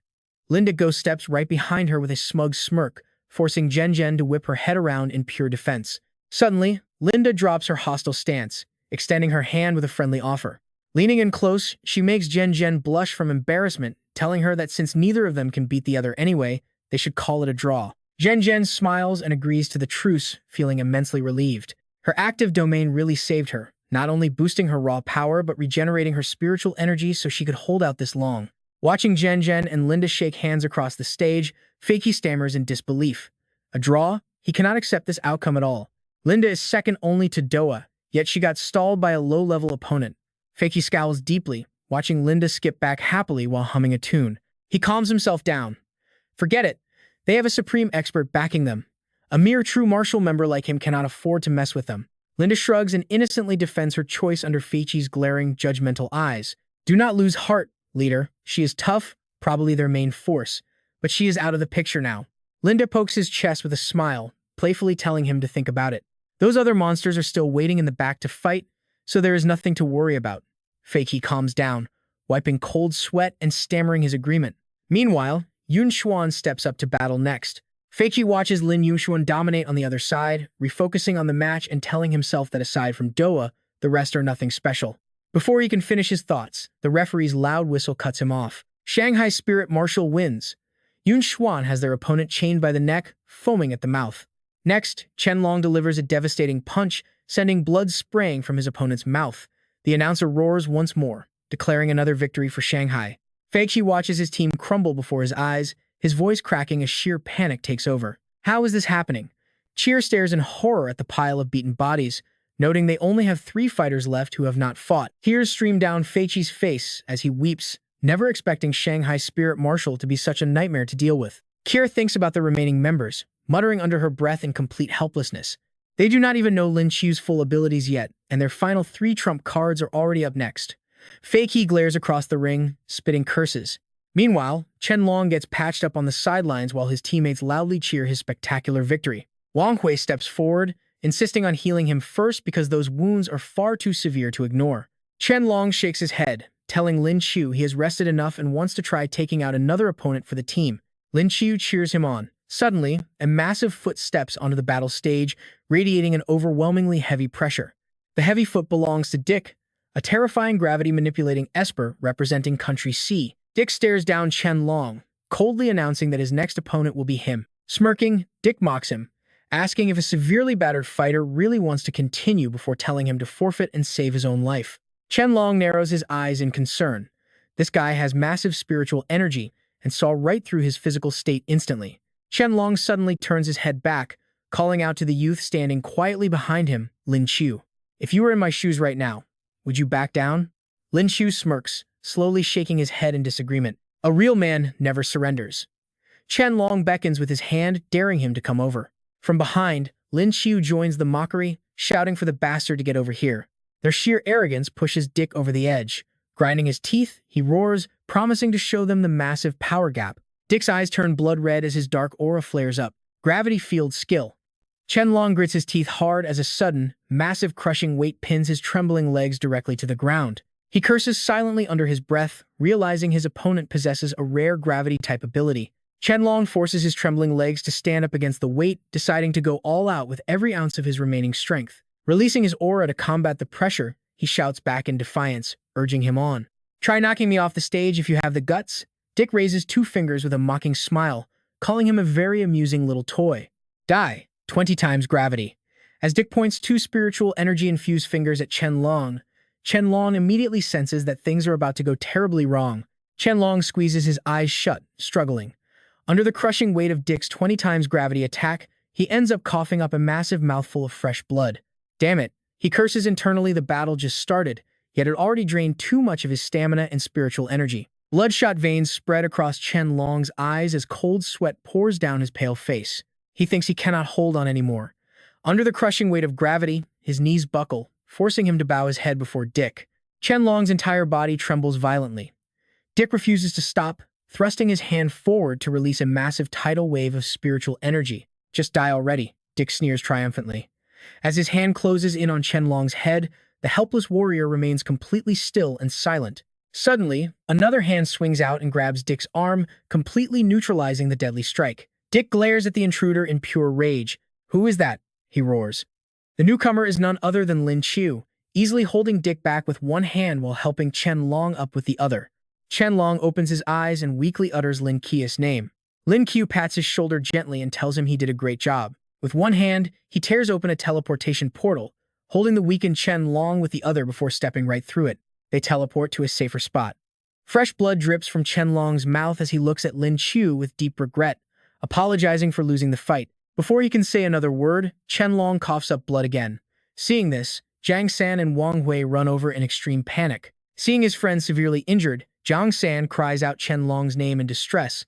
Lin Qiu quickly hands the wounded warrior over to Wang Hui. He reassures Chen Long, telling him not to speak because he did incredibly well. Behind them, Dick bursts into a loud, mocking laugh to get Lin Qiu's attention. He points at Lin Qiu mockingly, saying that since the guy stepped onto the stage and then left, by the rules, he has already lost. Lin Qiu is totally speechless, giving Dick a cold, disdainful side eye. He wonders if this shameless bastard has any dignity left at all. Is this guy seriously trying to play rules with him? The crowd below agrees, with one spectator complaining that Dick has gone way too far this time. A young man facepalms, sighing in utter disbelief as he begs Dick to stop embarrassing their entire country. Meanwhile, in a room completely decorated in pink, a pink-haired girl sits quietly, glued to her phone screen. She murmurs with a heavy heart that Lin Qiu is incredibly loyal, telling Tutu not to feel sad while watching the match live stream. Touching the screen, she mutters that she is going to gift him a virtual rocket. Suddenly, Linda cuts in, looking at the rocket animation on the screen. She tells her viewers they are too enthusiastic and should hold off on the gifts. Regardless of whether Lin Qiu loses this battle, she promises to keep broadcasting the stream for everyone. Behind her, Fei Qi reads the fan comments expressing eternal support and love for Lin Qiu, grumbling in annoyance while Lin Qiu simply closes his eyes. Despite being cheated, Lin Qiu stays calm, calculating that since they still have Shen Qing as backup, victory is practically guaranteed. To ease the awkward tension, Cheer coughs lightly behind them and informs Fei Qi that Lin Qiu is allowed to continue his match. Fei Qi turns back with a confused look. Cheer subtly reminds Dick that their main goal is academic exchange, so he should not obsess over winning or losing. Upon hearing Enkir's firm reminder, he suddenly remembers their actual mission. Forcing a laugh, Dick jokingly says he hopes Lin Qiu does not mind, claiming he was just kidding. Lin Qiu stands dazed, watching Dick's attitude pull a complete 180-degree flip. Confused, he asks what is wrong with him. Dick extends a hand, introducing himself as Dick with a fake friendly smile. Lin Qiu refuses to shake his hand, proudly flipping him the middle finger while swearing directly at him. Seeing Lin Qiu's disrespectful gesture, Dick loses his temper instantly. With a darkened face, he curses internally, wishing he could disqualify him on the spot. Fueled by absolute rage, Dick strikes first, immediately unleashing his devastating spiritual skill, Gravity Cyclone. His fist begins to gather immense weight along with a terrifying surge of energy. Gritting his teeth, Dick roars that since Lin Qiu wants to play tough, he will have to face his true power. Instantly completing his energy charge, Dick charges straight at Lin Qiu. However, he misses entirely as Lin Qiu swiftly dodges the incoming blow. Dick's missed punch carries his momentum straight into the solid ground. Seizing the moment, Lin Qiu leaps into the air and slashes his hand forward to release his energy, shouting out Dimension Slash. Not to be outdone, Dick quickly dodges the attack. Meanwhile, Lin Qiu keeps a close eye on his opponent's movements mid-combat. He realizes Dick must have studied his combat records and analyzed his skills. Smiling smugly, Lin Qiu thinks his opponent is still way too naive. If he cannot catch him, he will just blast the whole arena. Lin Qiu gathers energy in his hand, calling forth a chaotic storm of lightning with his Thunderbolt Storm. Seeing the raw power of the Thunderbolt Storm, Dick stands mouth agape, swearing that he can only survive this insane damage by relying on his inner energy. His hand, completely enveloped in glowing energy, clenches tightly. Dai grits his teeth and unleashes a defensive skill, desperately trying to withstand Lin Qiu's overwhelming lightning strike as the intense pressure mounts.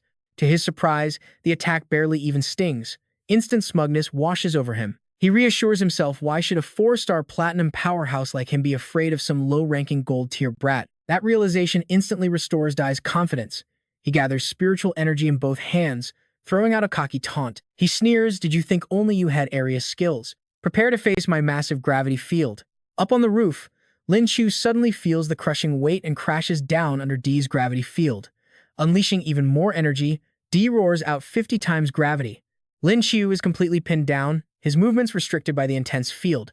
Watching him struggle, Dai can't help but gloat. "You brat, I train under heavy gravity all year round. Even under this kind of insane pressure, I can move perfectly fine." Dai fires off blasts of energy as he slowly and confidently closes the distance between them. With every step, the crushing weight intensifies. Dai arrogantly snaps, "You can't take it, just accept your death." Lin Qiu watches his approach warily. Though pinned by the extreme gravity, Lin Qiu's energy is still fully active. He smirks back, "Don't count me out just yet." Lin Qiu raises his right hand, releasing a crackling surge of lightning. Lin Qiu mutters, "The gravity here is pretty intense, but it takes more than this to lock down my skills." In an instant, his signature Thunder God Strike erupts.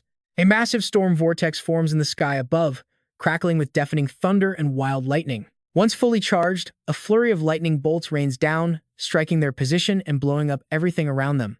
Down below, Dai looks up in absolute horror as cold sweat breaks out. He desperately panics. This is bad. With an area attack this massive, won't you get hit too? Dai looks around only to realize Lin Qiu has completely vanished. Dumbfounded, he wonders where did he go. Before he can even process the mystery, a lightning bolt strikes him dead on. Even with his iron body skill active, the excruciating pain makes him scream in agony. His face contorts in pain as he struggles and coughs up a mouthful of fresh blood. Escaping his own lightning storm, Lin Qiu teleports directly behind him using a space portal. He casually whispers, "Hey D, this is only the beginning." Lin Qiu dives from above, channeling spiritual energy directly into his feet. He roars as he descends, "Since you dared to treat my brother Long like that, don't expect any mercy." Within seconds, his boot connects right with Dai's face. Completely unable to dodge, D takes the full force of the blow as Lin Qiu yells out, "Rabbit kick." Reeling from the kick, D raises his guard, staring warily at Lin Qiu standing opposite him. Gritting his teeth, a wave of fear washes over him as he realizes this kid is absolutely terrifying. Lin Qiu calmly tells him, "I could easily end this in one move, but I won't." With that, he activates his Beast Claw skill to charge at Dai. Closing the distance, Lin Qiu delivers a cold question. "So you like bullying others, do you?" Energy blasts rain down, forcing Dai to shut his eyes in a desperate attempt to dodge. Lin Qiu continues to press him like playing dirty tricks. "Do you?" Bombarded by the continuous strikes, D completely loses his footing. Dai wonders how a mere 4-star gold could possess such insane strength and physical power. Suddenly, Lin Qiu grabs his collar and coldly asks, "Hey, do you know how to swim?" Caught completely off guard by the bizarre question, Dai stammers in confusion, "Wait, what? No, I don't." Hearing that, Lin Qiu immediately unleashes his space manipulation power, quickly enveloping Dai in a warping void of energy. Lin Qiu smiles, "That is a relief. Let me send you on a little vacation." Chair and Fei Qi watch in absolute shock as Dai vanishes. Kier urgently demands to know where he sent him, but Lin Qiu just shrugs. Who knows? Maybe he is relaxing on some beach. He was only messing with them, as he actually just dumped the guy right into a shallow pond near the school campus. It is just a little lesson. Hearing his casual response, Chier is left speechless, while Fei Qi frantically orders his lackeys to go search for Dai. Fei Qi glares at Lin Qiu while the other disciples shoot him venomous looks. Gritting his teeth, Fei Qi mutters under his breath, "That annoying little brat." Matsuda, the Seimei sword-style leader, immediately orders Tachibana Sakyo to step up. As a strength-based power user, Sakyo is told to take Lin Qiu down before his energy can recover. Watching from the sidelines, Yang Zi instantly recognizes both Matsuda and Sakyo. With a serious look, Yang Zi warns Lin Qiu that Tachibana Sakyo is Matsuda's top disciple, and his swordsmanship is elite. He explains that Sakyo has trained with blades since he was only 3 years old and possesses a strength ability. His obsession with swordsmanship allows him to perfectly integrate his physical power into his attacks. Lin Qiu shifts into a serious stance, his expression hardening as he prepares for a real fight. Lin Qiu nods in understanding, prompting Yang Zi to suggest letting Shen Xing take this round since the opponent is both incredibly strong and skilled with a blade. Refusing the offer, Lin Qiu calmly asks his master if he happens to have a sword he can borrow. Lin Qiu wants to challenge the boy to a blade duel, leaving Yang Zi completely stunned by the sudden request. Thinking he misheard, Yang Zi asks him to repeat that. Even though he has no idea what Lin Qiu is planning, Yang Zi still reaches into his spatial pocket. After rummaging around for a moment, he pulls out a sleek, dark greenish-black blade and hands it over to the young man. Surprised, Yang Zi admits he has weapons, but never expected Lin Qiu to still choose a blade after everything he was just told. Lin Qiu simply smiles and takes the weapon. Inspecting the weapon closely, Lin Qiu grins and calls it a truly magnificent blade. Yang Zi sternly warns him to protect it and not overdo his strength during the fight, to which Lin Qiu playfully shrugs and promises that the master's blade will do all the heavy lifting. Giving a respectful bow, Tachibana Sakyo introduces himself and asks Lin Qiu for a clean, instructive match. Smirking with satisfaction, Lin Qiu nods and promises to give him a proper lesson since he seems so polite. Pure and completely naive, Sakio beams with excitement, thanking him for the incredibly generous offer. Standing behind, Matsuda crosses his arms with a heavy scowl, muttering that this brat is far too arrogant to think his disciple needs any pointers from him. Watching the young man's genuine reaction, Lin Qiu silently notes that this foreign swordsman actually has a pretty decent attitude. Since he is a good kid, Lin Qiu makes a generous offer, gesturing for Sakio to strike first, warning that if he goes first, the fight is already over. Wasting no time, Sakio's gaze turns razor-sharp as he unsheathes his weapon, warning that he won't be holding back before leaping high into the air. He brings his blade down in a crushing overhead strike. Lin Qiu watches the descent with a critical eye, quietly admiring how the strike balances fluid grace with raw, solid power. Sakio's blade unleashes a beautiful trail of spiritual energy as he lets out a fierce ki, but Lin Qiu calmly blocks the strike. He secretly sighs at the pity of it all. Parrying Sakio's blade with a casual smile, Lin Qiu remarks that his swordplay lacks real heat and fails to show its true essence, meaning his master is pure garbage for wasting such raw talent. Hearing those brutal words while seeing his strike easily blocked, Sakio stands frozen as if struck by lightning. From the sidelines, Feichi watches the arena in sheer panic, completely stunned that someone could actually stop Tachibana Sakio's ultimate blade like that. Beside him, Matsuda's face twists with rage. Hearing Lin Qiu's blatant insults, he seethes, realizing this brat didn't even bother with subtle jabs and just insulted him directly. Eager to learn, Sakio asks him with absolute sincerity, "If you can block my kai so easily, your swordplay must be on a whole different level, so please, let me witness your true skill." Lin Qiu smiles and tells him to watch closely since he is so sincere. Raising his blade, the young man leaps forward, explaining the secret of the technique as he moves. Your country's sword style actually originates from the waist-slashing movements of our traditional two-handed blade techniques, focusing entirely on delivering a single, lethal strike. As for the true essence of our blade, Sakio tracks Lin Qiu's blinding speed. He grits his teeth, shocked by how fast the man is. Barely managing to raise his weapon to block the incoming strike, he looks up to see Lin Qiu smiling warmly, asking if he saw that clearly. Lin Qiu's surprisingly gentle tone catches Sakio completely off guard. Blankly, the boy admits he did not see it clearly yet. Cutting him off, Lin Qiu says if he missed it, there is nothing more he can do. Sakio grits his teeth in frustration, realizing he cannot even comprehend how Lin Qiu draws his weapon, let alone how he channels his power, making him suspect the guy is vastly superior to his own master. Realizing this, he drops to his knees and clasps his hands. Bowing his head, he admits defeat and begs Lin Qiu to take him as a disciple and teach him. The sudden request leaves Lin Qiu standing there completely dumbfounded. Amused by this sudden turn of events, Lin Qiu silently chuckles at how incredibly simple-minded this kid is. Flashing an awkward smile, Lin Qiu says he cannot accept him right now. As Sakio stands up, Lin Qiu flashes a sly grin and offers that if he is willing to change his nationality, he might actually consider it. Hearing this, Feichi loses his temper and yells at Lin Qiu for having the nerve to openly instigate his team member to defect. Matsuda snaps that Sakio is their absolute treasure and would never betray his homeland, warning the brat to give up on that dream. Lin Qiu glances at Matsuda and slowly steps closer, mockingly noting that since he is the boy's master, he must apologize for calling him absolute garbage earlier. Matsuda furiously snaps that any apology is far too late, but Lin Qiu only darkens his expression, telling him he completely misunderstood. He explains that for a master to teach a talented kid so poorly means he is actually far worse than mere trash, pointing a finger right in his face. In fact, calling him trash is an insult to garbage itself, sending Matsuda completely over the edge as he screams out in pure fury. Glaring at him with burning hatred, Feichi snarls at how obnoxious the kid is, but Lin Qiu just casually brushes past them, asking them to move aside. Giving Sakio a reassuring pat on the shoulder, Lin Qiu promises his offer still stands, leaving the young swordsman utterly conflicted and unable to answer. Walking past him, Lin Qiu curls his lips into a sharp smirk as his gaze drifts to the area behind the conflicted boy. Deep in thought, the idiot is clearly weighing his options now. Liam returns to his squad, where everyone is cheering for his victory. Feichi's eyes widen in sheer panic as he realizes things are going south. He bites his nails, anxious because those three already threw in the towel. Right now, things look grim. Linda, their heavy hitter, just got knocked out by a mere gold 1-star. Not to mention Tachibana Sakio, who almost got completely played. Dodging Ouyangzi, Liam smirks and tells him to relax, he's not that kind of guy. A blonde girl steps forward with a friendly smile, waving at him. She introduces herself as Doa, a platinum 6-star spiritual awakener who's ready to play. Liam steps up to face her, introducing himself as a gold 7-star beast shapeshifter, ready for a good match. He silently sighs, another spiritual user is going to be a total pain. He takes a breath and decides to end this instantly. The girl just stands there, totally relaxed, as Liam tears open a spatial portal. His plan is simple: get close, trigger spatial exile, and teleport her right out of the arena to seal the match. Activating his spatial door, Liam steps inside and the exit portal blinks into existence directly behind her. Liam slips out behind her, but Doa doesn't even flinch, letting out a knowing smirk. Liam lunges forward to touch her and trigger the exile, but without even turning around, Doa raises her hand, activating her mental bind. A pink ribbon shoots up, wrapping tightly around a completely stunned Liam. He instantly curses in his head he can't move a single muscle. He crashes hard onto the ground, fully bound by the glowing pink rope.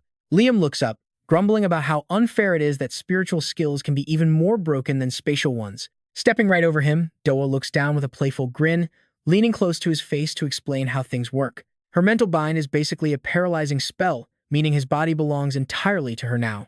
In other words, she says. She pauses, flashing a dangerous smile. He's officially hers. Pressing close, she admires his face, calling him the handsomest, most adorable rabbit boy she's ever laid eyes on. Liam's face turns bright red. Shrinking back, he warns her to back off because he's a married man. Ignoring his plea, she slides a hand onto his shoulder and kneels down, a mischievous look in her eyes as she speaks. She lets the thought trail off, while Liam, blushing furiously, begs her to stop right there. But then, she grabs his fluffy rabbit tail. It's just like lifting a real helpless little bunny right up in the air by its tail. Squeezing the soft white tail, she can't help but gush over how soft it feels. But outside the arena, a clenched fist shows someone's blood is boiling. Sure enough, it's Zhen Zhen, and she's ready to unleash an absolute storm. Cold wind and snow whip around her as she fumes. How totally unforgivable she hasn't even touched that tail yet. Jiang San grabs her arm, trying to hold her back. He begs her to stay calm, or else the boss will lose. Min Min helps restrain her. But an angry Zhen Zhen snaps. Who cares about losing right now? This is urgent. She hasn't even touched him like that. So why does that random girl get to steal Liam's first time? Getting even bolder, Doa pins him down and licks her lips, eager to see if the rest of his body is just as soft. Wu Yangzi tries to step in, warning Doa she will get banned if she keeps doing this. Meanwhile, Feiqi fumes in the corner with pure, raging jealousy. Liam is completely losing his mind here. He's totally paralyzed. There's gotta be a way to break this girl's spell. Suddenly, the system screen flashes, detecting extreme neural excitement in the host's brain. With dopamine levels off the charts, the system initiates an emergency forced awakening of the S-tier skill, Mental Shield. Liam feels saved, thanking System 9527 for showing up right on time. Asked if he wants to activate it, he immediately agrees. He suddenly stands right up in front of a completely shocked Doa, using his mental shield to shatter her psychic bind with sheer force. Doa stares in utter disbelief, wondering what on earth just happened. Her psychic hold has been completely severed. Taking advantage of her shock, Liam moves like lightning, tapping her shoulder to activate spatial exile. She leaps back to dodge, her mind racing as she realizes he actually broke free from her control. He is only a lowly gold tier, so how could he possibly achieve something like this? Unable to believe what just happened, she immediately thrusts her hand forward, unleashing another pink wave of spiritual energy to try again. But her attack cannot touch Lin Qiu. It gets blocked by an invisible barrier, causing her mind bind to fail completely. Her eyes widen in absolute shock. His move actually makes him immune to her mental control, meaning their little game is officially over. Zoa springs up, leaping high into the air. She repeatedly fires her mind bind skill at him, but every single attempt ends the exact same way: total failure. Summoning several sharp stalactites with a malicious grin on her face, she warns him to give up now, or she might accidentally beat him into an absolute idiot. She launches her mind pierce technique, but Lin Qiu immediately fires a sharp spatial blade right back to counter her. Dodging her incoming strikes as they crash down, he easily resists the mind pierce, confident of his victory. He smiles and thinks she must be absolutely dreaming. He immediately activates his newly acquired skill, proudly declaring that he is no longer afraid of her mental attacks. A powerful mental shield appears. Spamming her attacks, she is utterly baffled because anyone hit by her mind pierce should have gone completely mad or turned into an idiot. So how is he still fine? Lin Qiu quickly opens a spatial portal, teleporting himself away to dodge the next wave of incoming attacks. Easily evading her blast, he wears a mocking smile and asks if that is really all she can do. Warning her to get ready if she has no more tricks, he steps into another spatial portal, suddenly appearing right behind her to announce that it is now his turn. Right now, a wave of fear washes over her as her initial confidence completely vanishes, especially when he raises his hand. She frowns in absolute terror, fearing that she is about to be sent flying just like his previous opponents. Will she get thrown into the river too? But then, wait for it, a loud slap echoes as he spanks her butt, leaving her blushing madly as she stutters in shock. Lin Qiu refuses to let her off, landing another loud slap. Declaring their tail-touching grudge to be absolutely irreconcilable, he repeatedly spanks her butt, asking who allowed her to touch his hand and stroke his soft tail. Doesn't she know that a rabbit tail is completely off-limits? Zoa can only cry out, begging him to stop. Lin Qiu grins, thoroughly enjoying himself as he scolds her for trying to strip him in public, while she blushes red and cries out that she cannot take it anymore. Down below, Zhen Zhen is absolutely furious and huffs out Lin Qiu's name, while the guys behind them stare wide-eyed with flushing cheeks. Zhang San cannot help but gasp, a massive nosebleed erupting as he mutters that this is way too intense. Zhen Zhen blushes as she recalls her own fight with Lin Qiu, feeling slightly jealous that he used a mop on her butt back then, but now he is using his bare hands. She screams up at him, demanding that he stop right now. Lin Qiu suddenly snaps back to reality, realizing he totally forgot that Zhen Zhen was watching him from below. He quickly tries to think of an excuse, telling himself that he did nothing wrong and was simply reclaiming his lost dignity.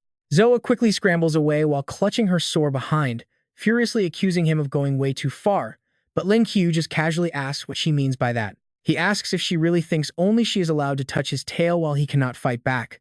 Refusing to admit defeat, Zoa unleashes a massive burst of spiritual energy to activate her spirit shackle domain, vowing to fight him to the death, but then, Lin Qiu's rabbit ears suddenly vanish, causing his eyes to widen in complete shock. This strange domain does not just force him out of his beast form, and as he clenches his fist to test his body, he realizes he can no longer feel even a shred of spiritual energy. If she decides to launch a spiritual attack in this state, he will be in serious trouble. At that moment, Zoa charges forward with a massive aura, yelling for him to die, prompting Lin Qiu to quickly raise his arms to block her incoming strike. The impact forces Lin Qiu backward, dragging his feet across the ground and leaving deep trenches in the dirt. Frowning, he quickly realizes that while this specialized domain is active, she cannot use or gather any of her own spiritual energy either. Directly facing Zoa as she charges right at him, he concludes that he still has a solid chance of winning, and when their physical blows collide, she is equally shocked by his sheer strength. Her face shows sheer disbelief, shocked by his physical endurance. She is certain that her physical strength is superior, which only fills her mind with deep confusion. How on earth is he neutralizing all of her heavy attacks? Lin Qiu closes his eyes, calmly sensing her rapid punches flying toward him. The next second, he opens his eyes and seizes his chance.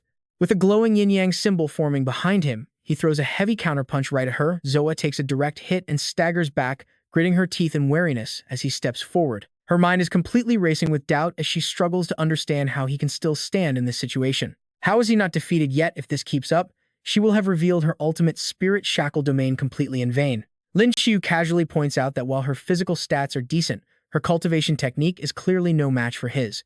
He warms up, stretching his limbs and gathering spiritual energy as he confidently speaks. He promises to show her what real skill looks like, striking a massive pose as a phantom of a giant roaring white tiger suddenly appears behind his back, even if his move name is quite bizarre. Form 1. Fierce Rabbit Descending the Mountain. Lin Qiu charges forward at a speed faster than the eye can follow. She freezes in sheer shock, her eyes wide as his fist connects, taking the full force of the punch. Finishing the move and looking at Doa's slightly tattered clothes, Lin Qiu smirks and casually remarks that her reaction time is actually pretty good. For the second form, he unleashes a swift kick called Rabbit Pulling Force, immediately following up with a heavy punch straight at her. Doa can only block. Struggling to defend, she realizes his martial arts are way too unpredictable and staying on the defensive is a terrible idea. Meanwhile, the spectators outside are watching this display in absolute shock. Wu Yangzi wonders how anyone could throw such natural punches without at least several decades of dedicated martial arts training.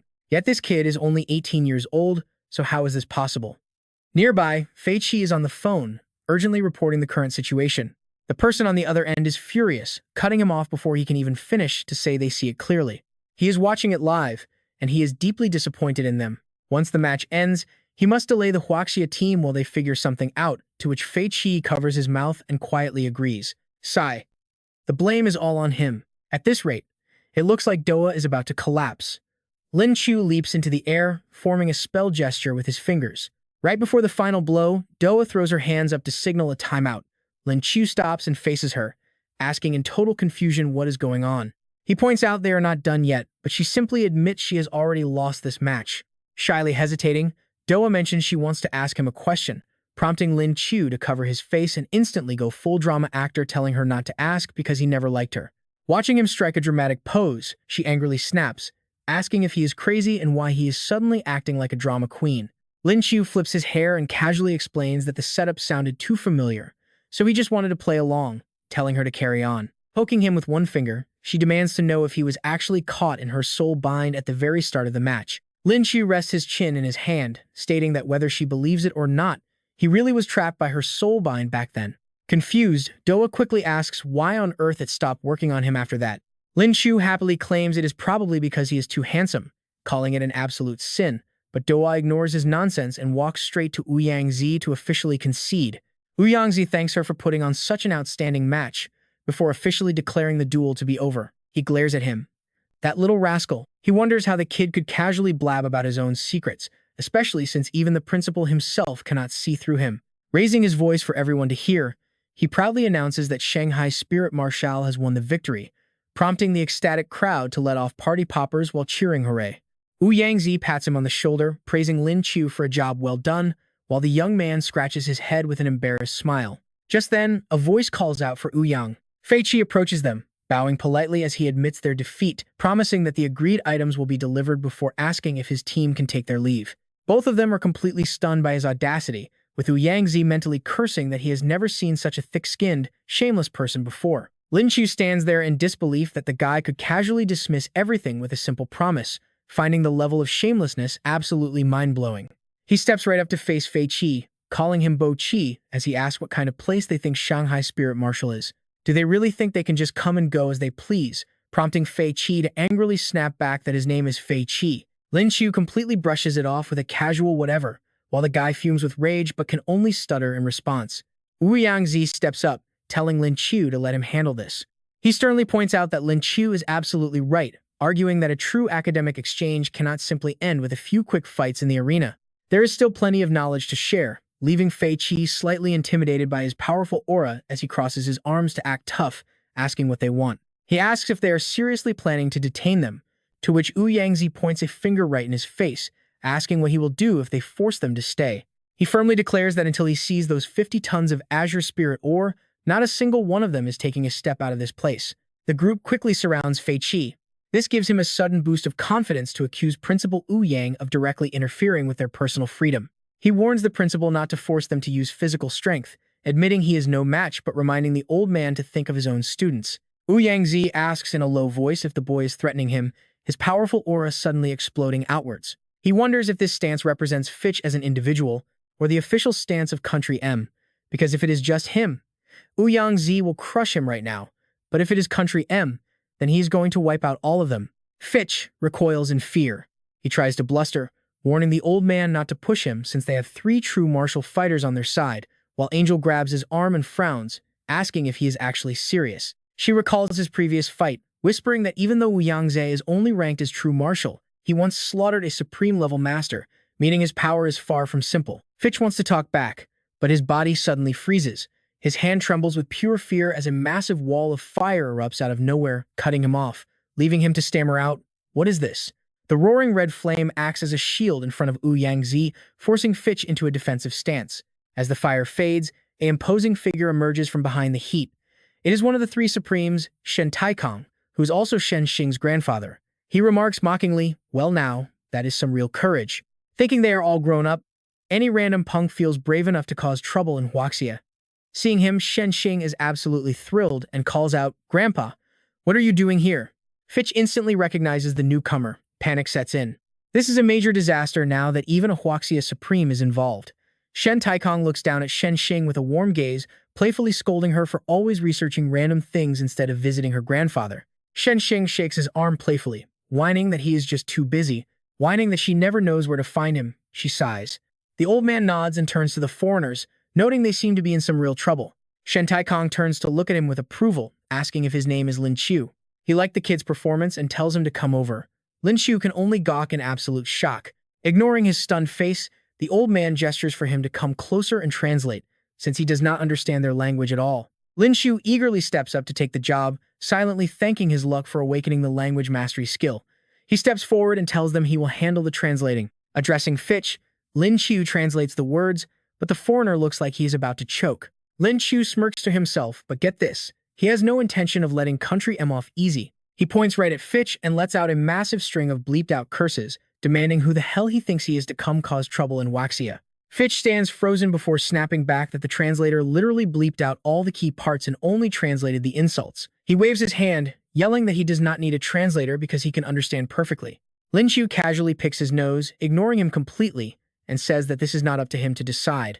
He adds that his Uncle Shen wanted every single word delivered, followed by a mouth-made beep sound. Fitch holds back his massive rage, trying to stay polite while begging him not to repeat it. Lin Qiu smiles at Shen Taikong, telling his uncle to go ahead. The old man looks at him with satisfaction, finding him pretty sharp, but decides it is time to wrap up this circus. Shen Taikong commands in a serious tone, "Tell him to call his superior right now, because he has some words for them." Terrified by the old man's heavy aura, Fitch reluctantly pulls out his phone to make the call. The call connects. Lin Qiu takes the phone, holding it to his ear. With the speakerphone on, a furious voice blasts through, asking if he was already told what to do. Just stall for time, and let them handle things on their end. Lin Qiu hands the phone to Shen Taikong, explaining that the enemy is clearly trying to stall and that Country M probably wants to back out of the deal. The old man does not take the phone, just standing there with folded arms as he shouts, "What did you say? Tell him this. We will eliminate the hostages if we do not see the Heavenly Azure Spirit Ore within 1 week." Lin Qiu quickly relays this threat, introducing himself to the other side as Supreme Shen Taikong's representative. If that Spirit Ore is not delivered, your students are going to be in some serious danger. The man on the other end is General Barton of Country M, who replies that they still need some time to prepare. "Release our students first, and we will send it once we are ready." Lin Qiu does not back down, firing right back that they will only release people when they see the ore. Barton screams in rage, calling this a flat-out threat. He eventually calms down, saying he will have 50 tons of Heavenly Azure Spirit Ore delivered in a week at most. Lin Qiu casually picks his nose, asking with a smirk, "A week later? Then make it 57 tons. After all, the food and lodging for so many people is going to cost you." Barton grits his teeth, saying 3 days at most. "No, make it 2 days, and he will have the ore sent. Tell your people to be ready to receive it." Lin Qiu replies casually, "Got it. Just call us on the phone when it arrives." The call disconnects, and Barton turns to order the person standing behind him, Capella, to prepare 52 tons of Heavenly Azure Spirit Ore for shipment. Over in Country Z, Capella wants to protest the general. Are they really just handing it over like that? Thinking of those girls, Batten questions him. What else can they do? All the students are under their control, with Linda and Gia among them. They are the core team for the World Tournament. He points, declaring that compared to the benefits of the World Tournament, this tiny bit of Azure Spiritual Ore is practically nothing. Losing patience over small matters ruins big plans, so move fast. Heeding the order, Capella immediately opens the door and runs out. After hanging up, Lin Qiu tosses the phone over, and Fei Qi quickly reaches out to catch it. Smiling, he gives Shen Taichung a thumbs up to report that it is done. The elder smiles back, praising him. Meanwhile, Fei Qi clutches his phone in sheer despair, tears welling up because he is totally doomed. Shen Taichung turns around, declaring that since the matter is mostly settled, everyone can now disperse. Lin Qiu bows to him, wishing Uncle Shen a safe trip. But then, a chilling voice asks him from behind how it felt to touch Dua's butt. Smiling as he thinks back, Lin Qiu honestly shares his review. He calls it an indescribable feeling, totally unaware of who is asking, or he would never dare say it. Furious, Zhen demands to know if he actually focused that hard on feeling it. She coldly mentions that she has some matters to discuss with him. Lin Qiu spins around and gasps in absolute panic upon seeing her. It is Zhen. She grabs his hand and drags him away as he cries out in pain. He begs her to listen to his explanation. The teammates turn away with blushing faces as Lin Qiu lets out an embarrassed whine, begging her not to touch that spot. Zhang San and Chen Long look on with pure envy, both thinking that Lin Qiu is incredibly lucky. 2 days later, in the Shanghai Spiritual Marshal VIP Lounge, Fei Qi sits on a chair, clutching his phone tightly while praying for his boss to call. His teammates are busy with their own tasks, but everyone is anxious to return home. Noticing the dark circles under Fei Qi's eyes, Matsuda asks if he needs to get some rest first. He looks over miserably, stating that he only wants to go home. Suddenly, the phone in his hand begins to ring. Fei Qi answers instantly, confirming that the Azure Spiritual Ore has been delivered to Country Z and that he will inform the others right away. Excitedly jumping to his feet, he celebrates the good news. He needs to tell Ouyangzi immediately so they can finally head home. Stepping out into the hallway, he notices dense spiritual energy drifting through the air. Shocked and confused, he wonders about this incredibly dense spiritual energy.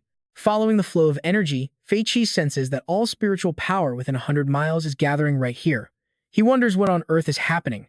Pushing open the door where the spiritual energy is leaking the most, Fei Qi peers inside from the entrance without stepping in. A group of people are sitting cross-legged on the floor, surrounded by dense spiritual energy billowing throughout the room. Standing to the side with folded arms, Shen Taichong instructs everyone to calm their minds and focus on cultivating. This single session could be more effective than an entire month of deep meditation. Absorbing the energy into his body, Lin Qiu senses that he is right on the verge of breaking through.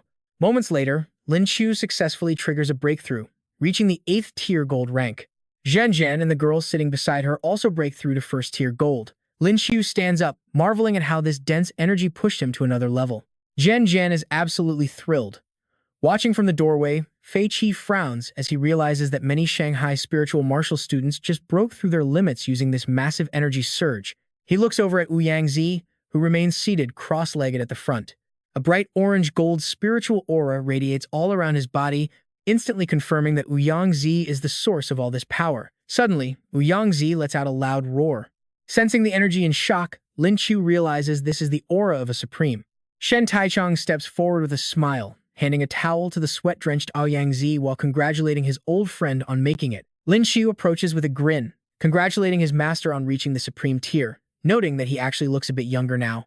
Taking the towel to wipe his sweat, Ouyang Zi playfully scolds him for being a smooth talker. Meanwhile, Shen Taichong lets out a sigh of admiration. Adding another supreme is a massive deal, especially a spatial supreme, which carries immense strategic value. Just then, Fei Qi steps inside, offering his congratulations to Principal Ouyang on his successful breakthrough to the supreme tier.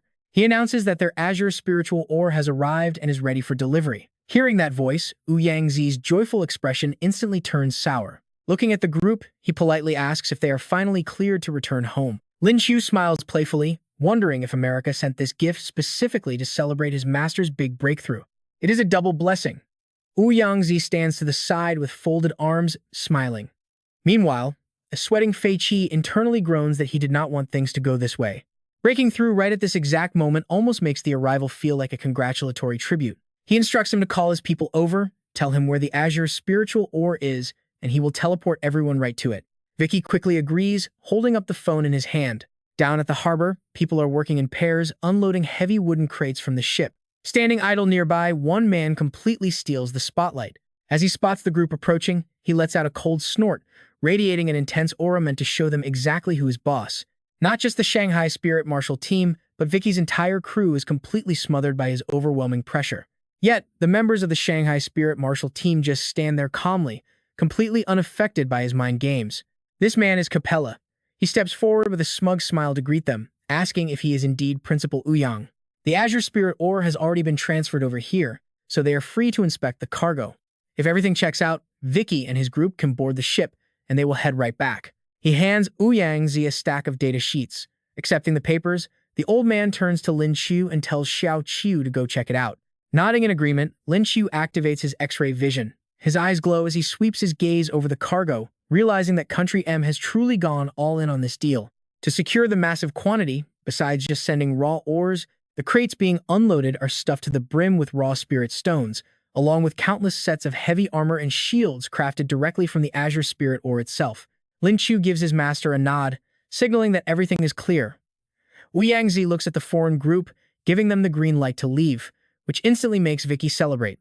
As the group heads toward the ship, Vicky quickly runs over to Capella to whine about his misery. He groans, asking Capella what took him so long, claiming he has no idea what nightmares they went through these past few days. Hearing him call that name, Lin Qiu freezes in absolute shock. Capella? He immediately remembers the mysterious masked figure, wondering if this guy is the same enemy Commander Lin Chong talked about. Wasting no time, Lin Qiu pulls his phone out of his pocket to snap a quick photo of the man first. Seeing that Capella is also facing his direction, Lin Qiu keeps his camera ready, planning to ask Brother Lin about this person the moment he gets a chance. But he is so distracted that he fails to notice she has snuck up right behind him, leaning in close to ask what he is up to. Lin Qiu jumps in fright, spinning around with a loud gasp.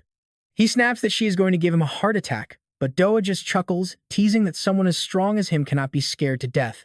Saying she is about to leave, she reaches out to caress his cheek. She mockingly warns him that next time they cross paths, she will definitely shear his hair to make a coat, promising him that much. Lin Qiu instantly dodges her hand, turning away to coldly remind her that she will never get the chance, as he will only be stronger next time. Doa frowns, asking if he really thinks she will be coming alone. She smiles, reminding him that Country M has countless experts far stronger than her, wondering if he will still be this calm and composed when they show up. With that, she calmly turns and walks away. Lin Qiu watches her leave while scratching his head, wondering if a massive gathering of top powerhouses is truly coming. It seems he will have to ask his master to explain more about this upcoming world tournament. Just then, Ouyang taps his shoulder, telling Xiao Qiu that he has stored the goods in his spatial inventory and they need to head back to the base. Nodding respectfully, Lin Qiu follows his lead, and the two immediately teleport away using spatial magic. Deep in a remote region, Country Z's highly classified spirit martial weapon research base stands completely isolated, surrounded on all sides by massive, towering mountains. Inside, Shu Boyang advises the young man opposite him that these designs are quite good, so he must be extremely careful during production. The man standing before him is the nation's top master blacksmith, Zhang Qiu, son of the legendary Zhang Hong. Out of the corner of his eye, he notices Ouyang and Lin Qiu standing nearby with warm smiles. Shu Boyang nods in greeting, relieved that they have finally arrived. He jokes that hearing about 50 tons of raw materials has driven all their researchers absolutely crazy with excitement. Beside him, Zhang Qiu bows with a smile, greeting Senior Ouyang. Shu Boyang introduces the young smith to them, explaining he is the son of his old friend, Zhang Qiu. He adds that the special spirit martial gun he gave him earlier was actually crafted by this very young man. Surprised by this revelation, Lin Qiu quickly pulls the weapon out of his pocket. Lin Qiu hands the firearm over to him, politely explaining that he should return this weapon to Brother Zhang. He accepts it with a warm laugh, agreeing that he will take it back. After all, since it is one of the final relics left by his late father, it carries a deeply personal meaning for him. But Zhang Qiu promises he will not take it back for free, assuring Lin Qiu that since they now have the materials, he will forge him a custom weapon that perfectly fits his fighting style. Lin Qiu beams with gratitude, thanking his new older brother. Ouyang asks Lin Qiu if he wants to head back with him after delivering the cargo or stay behind. Thinking quickly, Lin Qiu points over to Zhang Qiu, explaining that he wants to stay behind to study spirit martial weapon crafting with Brother Zhang. Hearing this, Zhang Qiu blinks in confusion, shouting what? He grabs Lin Qiu's slender arm, laughing that with such skinny limbs, there is no way he can handle heavy forging. He tells him to go home and just leave any weapon requests with him. Lin Qiu politely declines, but Ouyang just chuckles, telling the young smith that he will gladly leave his disciple in his capable hands. Privately, Lin Qiu smiles. Even though he has never officially learned blacksmithing, his awakened crafting skills make him eager to study the forge firsthand whenever possible. Zhang Qiu can only sigh in defeat, affectionately throwing an arm around Lin Qiu's shoulder as he drags him inside. Zhang Qiu leads him into a room, telling the young man to follow closely. He warns him not to touch anything since the crafting room is full of dangerous equipment. Lin Qiu nods in agreement. Lin Qiu stares at the wall, which is completely covered with all kinds of firearms. In the back, a blazing forge crackles. Lin Qiu asks with wonder if the man crafted all of these weapons himself. Sitting at his desk, Zhang Qiu grabs a pen to sketch and asks what level of hardness Lin Qiu needs. He asks about its primary purpose, telling the kid that he is in luck. Looking over at Lin Qiu, he promises to design a custom weapon and asks what style he prefers. Lin Qiu rubs his chin in deep thought. Lin Qiu says he knows many weapons, but before he can finish, Zhang Qiu starts sketching and happily offers to make an AK-47 or an M4A1 assault rifle. Lin Qiu quickly stops him, explaining that he actually wants a traditional long spear, a weapon designed specifically for stabbing. The pen suddenly slips from Zhang Qiu's hand, clattering loudly against the wooden desk. He leaps up from his chair, completely shocked, and stutters out the word spear. He immediately pictures the kid looking incredibly cool, thrusting a mighty spear forward. He admits they always assumed these spiritual weapons had to take the form of modern firearms. They never even considered a spear, which works beautifully for both long-range thrusts and close-quarter defense. Excited, he slaps Lin Qiu's shoulder, shouting that a spear is a genius idea and they should make one right now. He tells the kid to wait while he sketches the blueprint and grabs some crafting materials. Watching the blacksmith dash off, Lin Qiu wonders if his casual suggestion really had such a massive impact on him. Shaking it off, he decides to awaken a new skill while waiting, prompting the system to begin its process. Soon, the system congratulates him on acquiring an E-rank forging skill. Checking his new ability, he asks 9527 if this is just a crazy coincidence. It is basically the perfect tool at the absolute perfect time. Lin Qiu pokes the system screen, suspiciously asking the AI if it has been secretly spying on him. Flustered, 9527 quickly stammers back that this was purely his own luck and nothing to do with it. He bursts out laughing, telling 9527 that it is honestly pretty hilarious. Just then, Zhang Qiu returns carrying a heavy crate, apologizing for the wait as he presents both the blueprint and the rare materials. He explains that rock steel will make the perfect spear shaft, and diamond star is perfect for the spearhead. The Lin Qiu recognizes the rock steel and feels suspicious. Isn't that meant for supreme grade gear? He asks, worried that the gift is simply too valuable. Zhang Qiu waves it off, calling it a fair trade for the massive inspiration. Hearing this, Lin Qiu grins and happily accepts, thanking his new friend for the incredible generosity. But Lin Qiu notes that forging Diamond Star requires a very specific setup. Zhang Qiu looks around in confusion, insisting he has forged this metal before and has everything he could possibly need right there. Lin Qiu wiggles his finger, explaining they need someone who can manipulate ice. He smiles and asks if the man has ever heard of the legendary ice forging method. Moments later, Zhang Qi returns with a blonde-haired researcher who possesses rare ice abilities. She is a top-tier researcher at the Institute, recruited specifically for her unique elemental power. As flames envelop the steel, Lin Qiu tells them to follow his lead closely. He suddenly shouts to crank up the heat, and Zhang Qiu slams down on a red button. Fire immediately erupts, consuming the entire metal bar, but Lin Qiu remains totally calm, casually whistling as he watches. Sweating profusely, Zhang Qiu wonders why they are still heating the metal, since he would have usually started hammering it by now.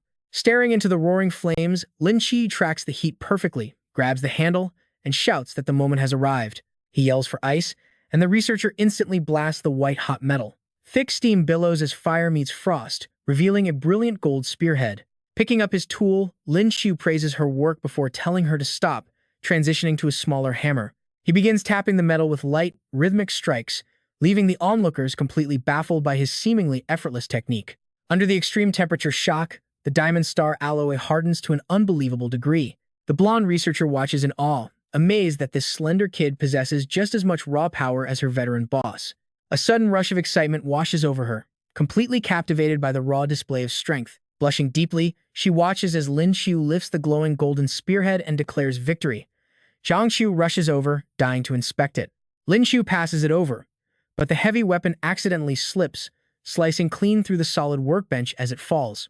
Zhang Qiu stands there absolutely speechless. Flooded with pure admiration, he exclaims that his young friend is an absolute master.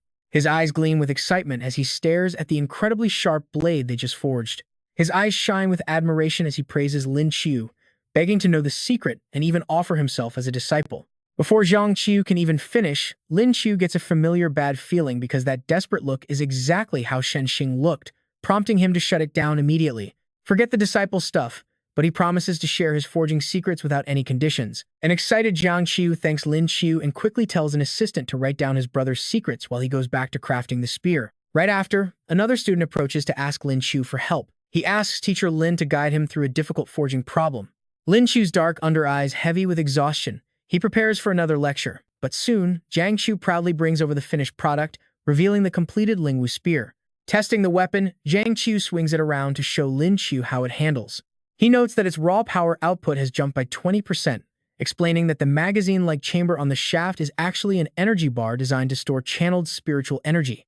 Lin Qiu inspects the weapon closely, amazed that it actually increases overall strength. If a Supreme Grade Master were to charge this Supreme Grade weapon, the destructive power would surely be completely off the charts. Gently pricking his finger to test the blade's sharpness, he winces in sudden pain as a drop of blood wells up only for the spear to glow and instantly drink it dry.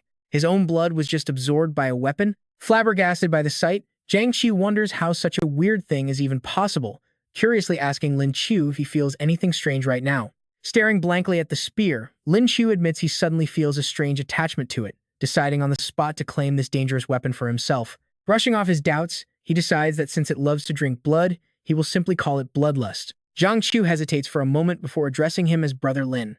After witnessing his incredible skills, Zhang Qiu asks a somewhat bold favor, hoping Lin Qiu could demonstrate some advanced forging techniques so his entire research team can learn. Lin Qiu readily agrees to help. He feels that getting his hands on the bloodlust spear is already a massive win, so sharing some knowledge is a very easy trade. Thrilled, Zhang Qiu insists he cannot let him teach for free, offering to craft any customized equipment Lin Qiu might need in return. This gets Lin Qiu thinking about what kind of gear he actually needs. A sudden vision of his girlfriend, Zhen, flashes in his mind. He asks if they can craft a spiritual energy bow for his girlfriend, prompting a teasing Zhang Qiu to promise he will personally design it for his sister-in-law. Feeling a bit shy, Lin Qiu thanks him, and Zhang Qiu immediately rolls up his sleeves to begin forging the weapon. It does not take long for the bow to be completed, featuring a clever design that easily folds into a highly portable shape. Believing it is always better to teach a man how to fish, Zhang Qiu gathers all the young researchers to closely observe and learn these advanced forging techniques. Lin Qiu proves to be an incredibly patient and thorough teacher. Zhang Qiu, in particular, makes rapid progress, slowly narrowing the gap between his skills and Lin Qiu's own master level. A week later, at Shanghai Lingwu Academy, Lin Qiu meets with Wu Yangzi and Xu Boyang. The director warmly praises Lin Qiu for his invaluable contributions, but the young man politely brushes it off, saying Uncle Xu is being far too formal, especially since Zhang Qiu already gifted him so much amazing gear. Wu Yangzi proudly chimes in, noting that thanks to his students' guidance, the weapons manufactured by the Research Institute have seen a massive boost in combat effectiveness. An impressed Xu Boyang agrees, telling the young man to speak up if he needs absolutely anything, promising to make it happen. Seizing the opportunity, Lin Qiu pulls out his prized golden spear to show the seniors. He mentions there is indeed a small favor, asking if the director would mind charging up the weapon for him. Without a moment of hesitation, Xu Boyang chuckles and says that a simple energy charge is no trouble at all. The elder then channels his potent spiritual energy directly into the spear. However, the weapon drains his energy in a bizarre and aggressive manner, completely catching Xu Boyang off guard, as his internal spiritual power spirals out of control, leaving him wondering what on earth is wrong with this spear. Within moments, Xu Boyang is left entirely drained of his strength, coughing hoarsely as he staggers. Handing the weapon back to Lin Qiu, he wheezes and asks what kind of terrifying secret this bloodlust spear is hiding. Lin Qiu grins, explaining that it is a supreme-grade weapon and naturally drains a bit of spiritual energy, prompting the elder to grumble about almost getting sucked completely dry. Lin Qiu laughs and apologizes, promising to use the charged power wisely, before the exhausted director bids him farewell and tells him to head back. Lin Qiu respectfully bids goodbye to Uncle Xu. Once the director is gone, Wu Yangzi immediately knocks his disciple on the head, playfully scolding the brat for exhausting the poor old man. Lin Qiu acts remorseful, but his shamelessness knows no bounds as he sheepishly asks his master for one more favor. Lin Qiu pulls out a massive pile of rare treasures, casually asking the old man to help charge up the new spirit weapons he just made. Wu Yangzi practically fumes with rage. "What are you not afraid? I will lose my temper and kick you out of the sect." Meanwhile, in the Shanghai spirit weapon classroom, Zhen sits alone in class, her mind completely drifting without Lin Qiu around. She even doodles his face on her paper, wondering when he will finally return. Staring blankly at her sketch, she has no idea a spatial portal just quietly opened right behind her, with Lin Qiu slowly peeking his head out. He just wants to admire her from behind for a moment. Before she knows it, he slides right next to her and asks if she is studying hard. Zhen's eyes immediately light up the moment she sees him. She gasps and asks why he is back so suddenly, while Lin Qiu starts teasing her, saying it is because she missed him. "Look what I brought back for you." He pulls out a magnificent golden bow. It is the first time Zhen has ever seen one in real life, wondering if it is a real spirit weapon. An exquisite weapon like this cannot simply be bought with money. Lin Qiu boasts proudly, telling her that his feelings for her are completely priceless. Zhen pretends to be annoyed, asking why he has to be so incredibly cheesy the second he gets back. Lin Qiu gets even bolder, joking that he learned it all from his wife before teasing her about the handsome drawing of him. Flustered, she hides the paper and pouts, telling him not to look. She tells him to study instead of teasing her since exams are coming, but Lin Qiu puts an arm around her, joking that he rushed back just for class. Then, he challenges her to a bet on who will get a higher score on the exam. She accepts on the spot, confident she can easily beat a chronic class skipper like him, and demands to know what the winner gets. Smirking like a sly fox, Lin Qiu proposes that if she wins, she gets to kiss him twice, but if she loses, he kisses her twice. Blushing red, she playfully hits him and asks what the difference even is. Lin Qiu just laughs loudly, teasingly asking if she actually dares to go through with it. He is incredibly proud of his quick wit, knowing he wins either way. Suddenly, an urgent announcement blasts over the school speakers. "All students at or above the platinum rank, please pay attention. You are instructed to immediately gather at the schoolyard." First-year student Lin Qiu is also ordered to report to the yard, leaving him highly confused as to why they would specifically summon a gold-rank fighter like him. A short while later, all the designated students have fully assembled outside. The principal steps forward with a grave expression, sharing the terrible news that the Tianqi volcano has suddenly and violently erupted. Although the government had already ordered an early evacuation, hearing this, panic quietly spreads among the crowd, since a normal natural disaster would never require student intervention. Wu Yangzi looks incredibly tense as he continues to speak, but the eruption has proven to be far more violent than expected. Many local citizens are still trapped within the danger zone, and the total damage is completely immeasurable. The extreme danger goes without saying, which is why the principal is calling on everyone to voluntarily step forward and join this rescue mission. Right away, a massive wave of students raise their hands. Lin Qiu and Zhen Zhen volunteer immediately. Lin Qiu understands the situation completely. This is where he is needed. Even though he is not at the platinum rank yet, his rare spatial abilities will be incredibly useful. Wu Yangzi slams his hand down and makes his decision. Instructors will handle the registration process, while the rest of the volunteers follow him to the staging area. The volunteers instantly teleport behind Wu Yangzi, arriving near the Tianqi volcano where thick black smoke is already billowing into the sky. They assemble just outside a residential area near the volcano. The moment they arrive, Lin Qiu notices a foul, sulfurous smell hanging heavy in the air. With the volcano on the verge of blowing, panicked citizens are fleeing in all directions, screaming for help. The sheer scale of the chaos leaves Lin Qiu completely stunned. What on earth is going on here? Wu Yangzi quickly briefs them on the situation, emphasizing that lives are on the line and they cannot waste a single second. Everyone needs to pair up into teams of at least 2 to search for survivors. Once you find anyone, evacuate them immediately. Stay alert and watch each other's backs. Lin Qiu asks his master about his plans, and Wu Yangzi explains that all the supreme-level experts have a critical mission of their own. There is a highly dangerous true martial-level spirit rift nearby, which is why he could not bring a massive force into this chaotic area. If the powerful spirit beasts inside that rift are agitated, Lin Qiu realizes the resulting catastrophe would be far worse than a simple volcanic eruption. Wu Yangzi casts a deeply concerned look toward the distance. Explaining the gravity of the situation, he rushes off to join the other Supremes without losing another second. Zhen Zhen and Shen Xing went to ask Lin Qiu about what happened since his master just received a phone call. It turned out that 4 squads had already been deployed around the area beforehand. Shen Xing pointed in one direction and asked if they should go meet up with the Vermilion Bird Squad to coordinate the rescue mission. They established a temporary command post on the rooftop over there. Lin Qiu agreed with the idea and told them to hold his hands tight as he guided them along. Then they immediately moved according to plan, arriving at the location where the Vermilion Bird Squad was busy conducting rescues. Seeing Lin Qiu suddenly appear, Zhao Gai was absolutely shocked. He was thrilled to see them arrive to help, saying that Lin Qiu came at the perfect moment because he desperately needed his assistance. Knowing time was short, Lin Qiu got straight to the point. Lin Qiu asked Brother Gai how he could help. Zhao Gai immediately transformed into a giant eagle, telling him on the move that it was an extreme emergency. Telling him to hold on tight, Zhao Gai grabbed Lin Qiu by his clothes and flew right off. Dangling high up in the air for the first time, Lin Qiu complained that Zhao Gai completely misunderstood what riding meant since he was literally just carrying him. Talk about a complete nightmare scenario. 6 people were stranded on a boulder in boiling hot lava as Lin Qiu spotted them from above. Zhao Gai replied that being trapped in the dead center of a lava pool was incredibly dangerous, while the people below screamed desperately for their lives. Meanwhile, Lin Qiu realized that their usual flying mounts were completely useless in this extreme heat. They had to dodge falling debris while also worrying that the wind from the eagle wings would disrupt the delicate balance of the floating stone platform. Zhao Gai looked down, noting that a massive boulder had already dislodged from the cliff above, making Lin Qiu panic and yell about the incoming rockslide. Seeing rescue vehicles and personnel stationed outside the lava zone, Lin Qiu pointed and told Brother Gai to coordinate with them before Zhao Gai quickly dropped him down. Lin Qiu promised to handle the stranded civilians himself, preparing to teleport everyone out of harm's way. Launching upward, tumbling through a dimensional rift, he plunged straight down from the sky holding a spear, forcing the terrified civilians below to stare up in awe. Thrusting his spear down with immense force, he shattered the stone platform, launching everyone into the air as he pointed upward and summoned the Anywhere door. Instantly, the crowd was swept into the glowing portal he created, passing right through to make a safe landing on solid ground.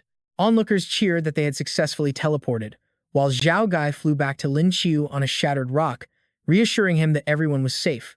Zhao Gai looked down at his feet, which were dipped right into the glowing red stream of lava. Sweating heavily from the direct contact, Lin Qiu claimed he was fine since his platinum-tier physique was definitely not just for show. Zhao Gai quickly snatched him up, scolding him for joking around and demanding that he get treated immediately. Under the pitch-black sky, Lin Chong spotted the eagle carrying Lin Qiu back, calling out to the others that they had returned.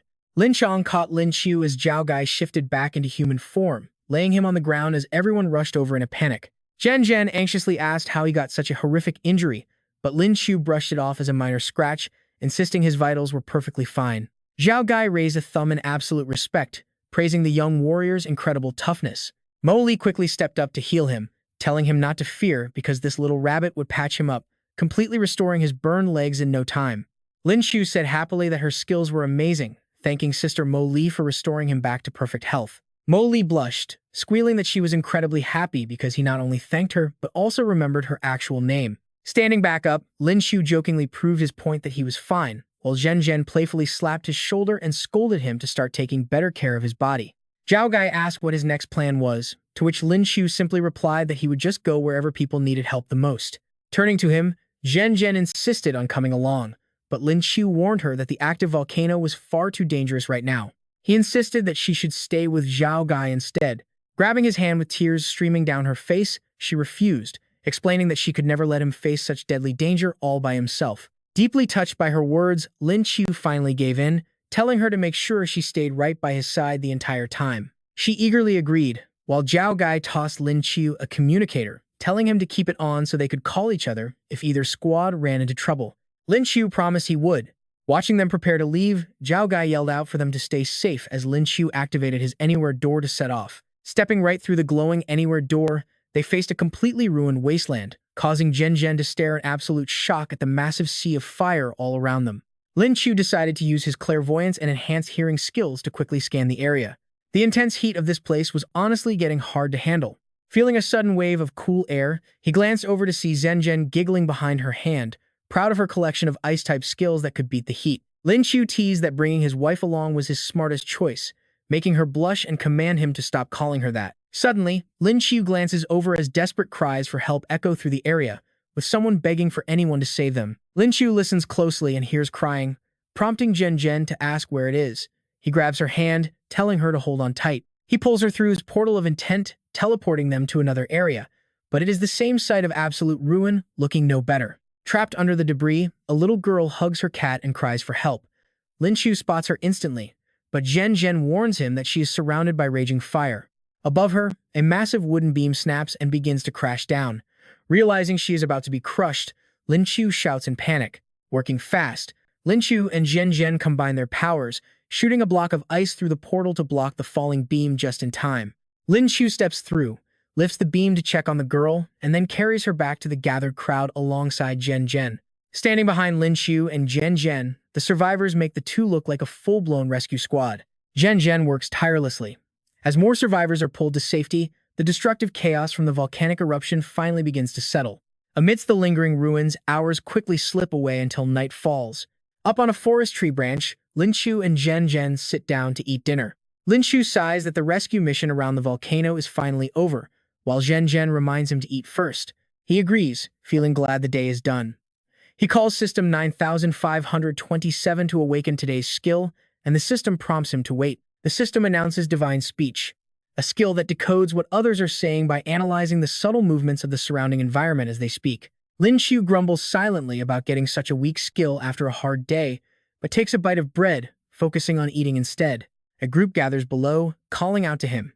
They are fire and earth elementals, led by Chen Qi, a wood elemental user. Alongside Zhou Wei, Chen Qi waves and calls up to ask if they are doing okay, introducing his group as spontaneous volunteers who came to help. He asks if they are resting because of injuries, but looking at Chen Qi, Lin Qiu immediately doubts their volunteer story. They are far too clean to be rescue workers. Lin Qiu calls down, assuring Chen Qi that they are uninjured and just resting up. He leaps down from the branch, and Chen Qi friendly asks if he also came to assist with the rescue. Lin Qiu approaches and introduces himself, politely asking the older man for his name in return. Shaking his hand, Chen Qi asks if he is the famous Lin Qiu who led Shanghai's Spirit Marshal to victory, crushing the joint three-nation team. He admits it without hesitation, though he wonders how this stranger knows so much about his background. Chen Qi explains his name and introduces his disciples behind him, adding that Lin Qiu's fight videos are viral, making him a major online celebrity. Lin Qiu scratches his head, humbly playing down the celebrity status. Chen Qi notes the late hour and suggests they rest, offering his group to stand guard and protect them through the night. Accepting without ceremony, Lin Qiu thanks Uncle Chen.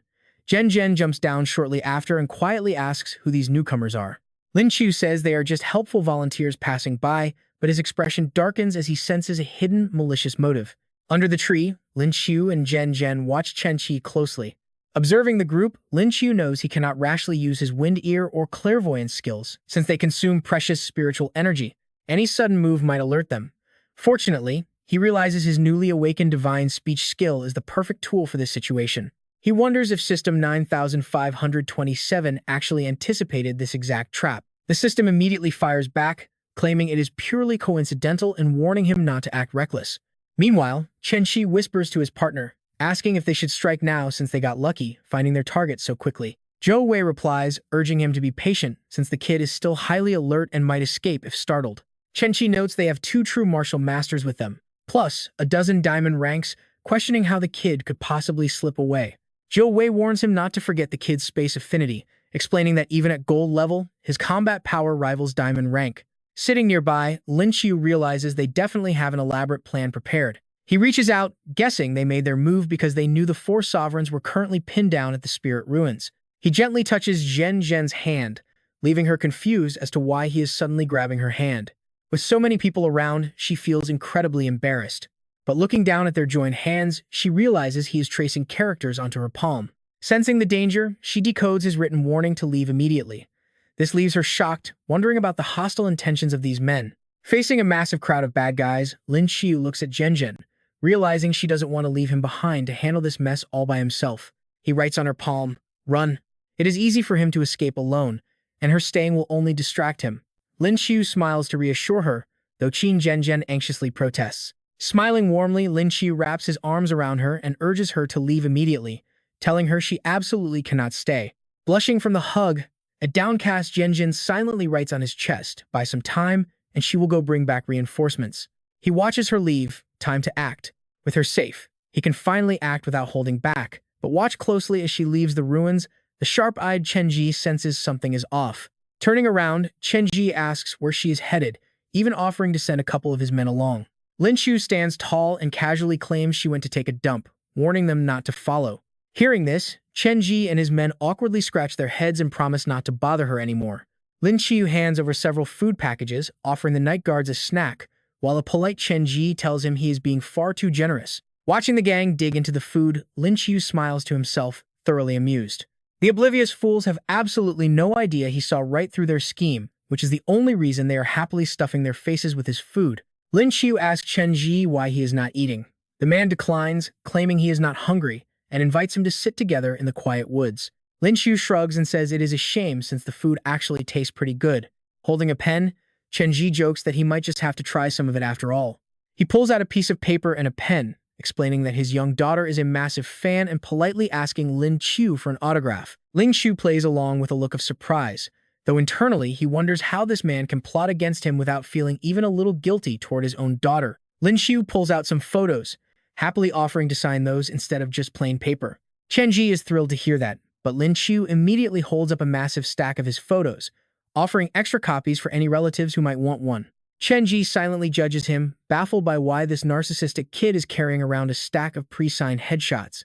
Lin Qiu hands over one of the photos, claiming his daughter will absolutely love it, though the picture literally shows him flipping the camera a giant middle finger. Food and drinks clutter the ground as Chen Ji notices Lin Qiu quietly scrolling on his phone. Sensing trouble, Chen Ji realizes that the girl claimed she went to use the restroom but has been gone for over 15 minutes already, which feels highly suspicious. He secretly signals his men, "Game on." With this kid's smug attitude, it is clear he knows something. Chen Ji's gang quickly closes in, declaring that they cannot afford to waste any more time. Looking at the hostile crowd surrounding him, Lin Qiu mockingly asks if they are finally done pretending. He doubts surrounding him will do anything, while Chen Ji notes that his suspicion has indeed been confirmed. Lin Qiu wonders why they willingly ate the food if they already suspected him. A shocked Chen Ji suddenly gasps, realizing the kid actually poisoned them. Lin Qiu asks why they think the poison has not kicked in yet, causing a confused Chen Ji to realize he has a point. As Zhou Wei shakes his head in disagreement, Chen Ji notes that since Zhou is their wood elementalist, he would have easily detected any real poison. Lin Qiu wiggles a finger and asks when he ever mentioned using poison. He merely slipped in some herbal medicine to aid their digestion, which is actually super healthy for their bodies. He calmly warns them not to channel their spiritual energy, but a defiant thug steps forward, scoffing and asking the kid who he thinks he is trying to scare. Channeling his power, the thug brags that as a poison-type awakener, he is completely immune to basic tricks. He screams to behold his special poison skill, but immediately unleashes a series of stinky gas clouds that leave his own men completely dazed. He clutches his rear, face purple. He cannot hold it anymore. What on earth did we just witness? The sensation that just escaped him definitely felt like a lot more than a simple farty breeze. Running around wildly, the man screams that it is coming out and he cannot stop, while a laughing Lin Qiu jokes about the awful stench. While the brainless minions stand there frozen in utter shock, Ji curses his luck but secretly thanks his stars he never touched the kid's food. Opening his spatial portal, Lin Qiu bids them a kind farewell. He bids them a happy detox session before vanishing, prompting a furious Ji to activate his beast form and swear he won't escape. Naturally, his sudden transformation triggers an equally massive blast from behind. Ji pounces forward as a majestic spirit leopard, but Lin Qiu has already leaped through his anywhere door, leaving the beast biting thin air. Back in the clearing, the suffering gang begs their boss for mercy, led by Wei Jin, whose special ability is noticing the true martial realm cultivator clutching his stomach. Chi turns to tell him to wait there while he gives chase, noting the target cannot have gone very far yet. Chi sniffs the air and lunges at a crevice, shouting that he finally found the target. But the moment the leopard form Chi pounces, a figure is already waiting. Lin Qiu delivers a brutal blow that forces Chi back to human form, pinning him flat to the dirt. With sharp eyes, Lin Qiu remarks that Chi is pretty fast, but unfortunately for him, one of his teammates has already been dealt with. Looking confidently in one direction, Lin Qiu notes that the guy is actually quite formidable. A second later, he steps right into his teleportation portal, muttering that since things are this way, he will change plans. Landing in a new location, he scares a nearby cat, making its fur stand on end. Immediately after, he uses his physical strength to launch himself incredibly high into the air. Weapon in hand, he aims at the group below and decides he has no choice but to start taking out these guys first. His spear instantly sweeps through a group, sending fresh blood spraying as they scream in terror. Further away, a few guys who are in the middle of taking a dump completely panic at the sight of their comrades getting slashed. Brown Hair yells for everyone to watch out while hastily zipping up, cursing that he was not even done with his business yet. Lin Qiu smiles, glancing over and saying there is no other way, because waiting for them to finish their business would put him in serious danger. Suddenly, drops of blood splash past him, catching him off guard as he glances down in surprise. Streams of fresh blood are being absorbed directly into his spear. He looks down at this scene and realizes his bloodthirsty spear can actually drain enemy blood to restore his own energy, which is absolutely insane. Recognizing this special ability, Lin Qiu stores the spear inside a green pocket liquid. He notes that such an infinite energy treasure deserves to be well preserved, then spots some strange round pellets floating inside the blue liquid in his bag and pulls them out. Holding a handful of grenades in each hand, he smiles with pure excitement, declaring they should switch to something much more thrilling. Brown Hair spots this and immediately gasps in horror, shouting out that those are grenades. A split second later, Lin Qiu pulls the pins. Gripping several grenades in one hand, he winds up and yells fire in the hole as he throws. He then hurls the explosives downward with lightning-fast speed, throwing them with absolute force. Within moments, a massive earth-shattering explosion erupts. Amidst the thick smoke and bright orange flames, Brown Hair scowls in sheer frustration, roaring that he will absolutely track down and kill Lin Qiu today. Up above, Lin Qiu laughs, thoroughly enjoying the chaos. Stepping back and forth through his teleportation gates, he tosses more grenades while teasingly telling them to stay still as the targets below scream in terror at the relentless barrage. Clutching his sore backside, Brown Hair looks through the smoke to see a smug Lin Qiu throwing more explosives, making him grit his teeth in sheer rage. While the damage is pretty low, the insult is unreal, and his rear end is suffering. Lin Qiu playfully tosses one last grenade in his hand, rubbing his nose arrogantly as he asks the guys down there what they are even doing with themselves. He mockingly asks why they are even wearing pants when they are full of filth, wondering if it feels uncomfortable and if they even wiped yet. Utterly triggered by his savage insults, the men immediately scream back in absolute rage, swearing to beat him half to death or change their last names, while Brown Hair turns completely serious, summoning a gray spiritual beast behind him. Warning the brat not to get too cocky, he raises both hands to activate a unique technique known as sensory release. Right in front of him, Lin Qiu is still casually dropping grenades down. Spotting this, Brown Hair uses his ability to predict that with his ally Chi arriving, he can lock down Lin Qiu's teleportation point, immediately springing into action. He commands his spiritual beast to charge forward, yelling out that Lin Qiu is completely finished this time. Still on the move, Lin Qiu is startled to see the beast lunging straight at him, right before it swings its razor-sharp claws to tear him apart. Just as the gray tiger unleashes a devastating slash, Lin Qiu barely dodges in time, though a small splash of blood still sprays from his wound. Wincing, he silently curses the sudden scratch. Wondering how the guy knew exactly where he would appear, Lin Qiu quickly prepares another anywhere gate to escape to a completely different spot. Having set his destination, he steps halfway out of the portal with a contemplative look on his face, trying to figure things out. Suddenly noticing something off, he wonders if the enemy's reflexes are just that incredibly fast. Out of nowhere, the ferocious tiger pounces forward to strike once again. Lin Qiu quickly takes a defensive stance, watching the beast's aggressive charge, He leaps high to throw it off, landing some distance away while keeping his gaze locked on his target. Staring intently, he frowns deeply as he mutters to himself that this is absolutely unreal. Getting his bearings, Lin Qiu looks over to the left to find the real culprit. It turns out Brown Hair is actively channeling his magic, controlling the spiritual beast from a safe distance, prompting Lin Qiu to realize who it is and immediately summon his Anywhere Gate. Controlling the spiritual beast from a distance, the brown-haired guy is exposed, causing Lin Qiu to immediately summon his Anywhere Gate once more. Calculating the moves, he figures he can probably see the future trajectory of his enemy's attacks. Lin Qiu bursts out from the Anywhere Gate with his deadly spear, swinging the weapon back to strike downward. Crying out about being heavily countered, the brown-haired guy is caught completely off guard as Lin Qiu slashes his arm, leaving him gasping in shock. His eyes roll back, and his surrounding magic completely fizzles out, leaving the brown-haired man screaming in absolute agony. Glaring at his lackey, he barks out, "Where's the healer? Heal my arm." But the lackey points at the green-haired guy on the ground, saying the healer's already dead. With things looking desperate, the brown-haired guy grits his teeth and furiously orders the man behind him, "Chen Qi, go in. I'll support you with everything. You must catch that brat." The man behind him stands ready, noting that the kid's weapon is no joke. Even a true martial expert like you was heavily wounded like this. Meanwhile, Lin Qiu looks up at the moon. A confident smirk returns to his face as he thinks looks like they are getting serious, but tonight is a full moon. With that, Lin Qiu transforms into his lunar lion form. Holding his badass spear, he declares this young master will play with you guys for a bit. His power is now boosted fivefold by the Beast King roar, and his eyes glint with a sharp, glowing blue light. Right after that, in his mighty lunar lion form, Lin Qiu leaps high into the air with explosive force. Chen Qi steps in front of the brown-haired man, yelling, trying to target our support again. "I won't let you have your way."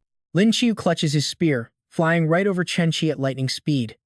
Realizing things aren't going as planned, Chen Qi looks up in shock, letting out a confused grunt. It turns out Lin Qiu's real target is the crowd behind them.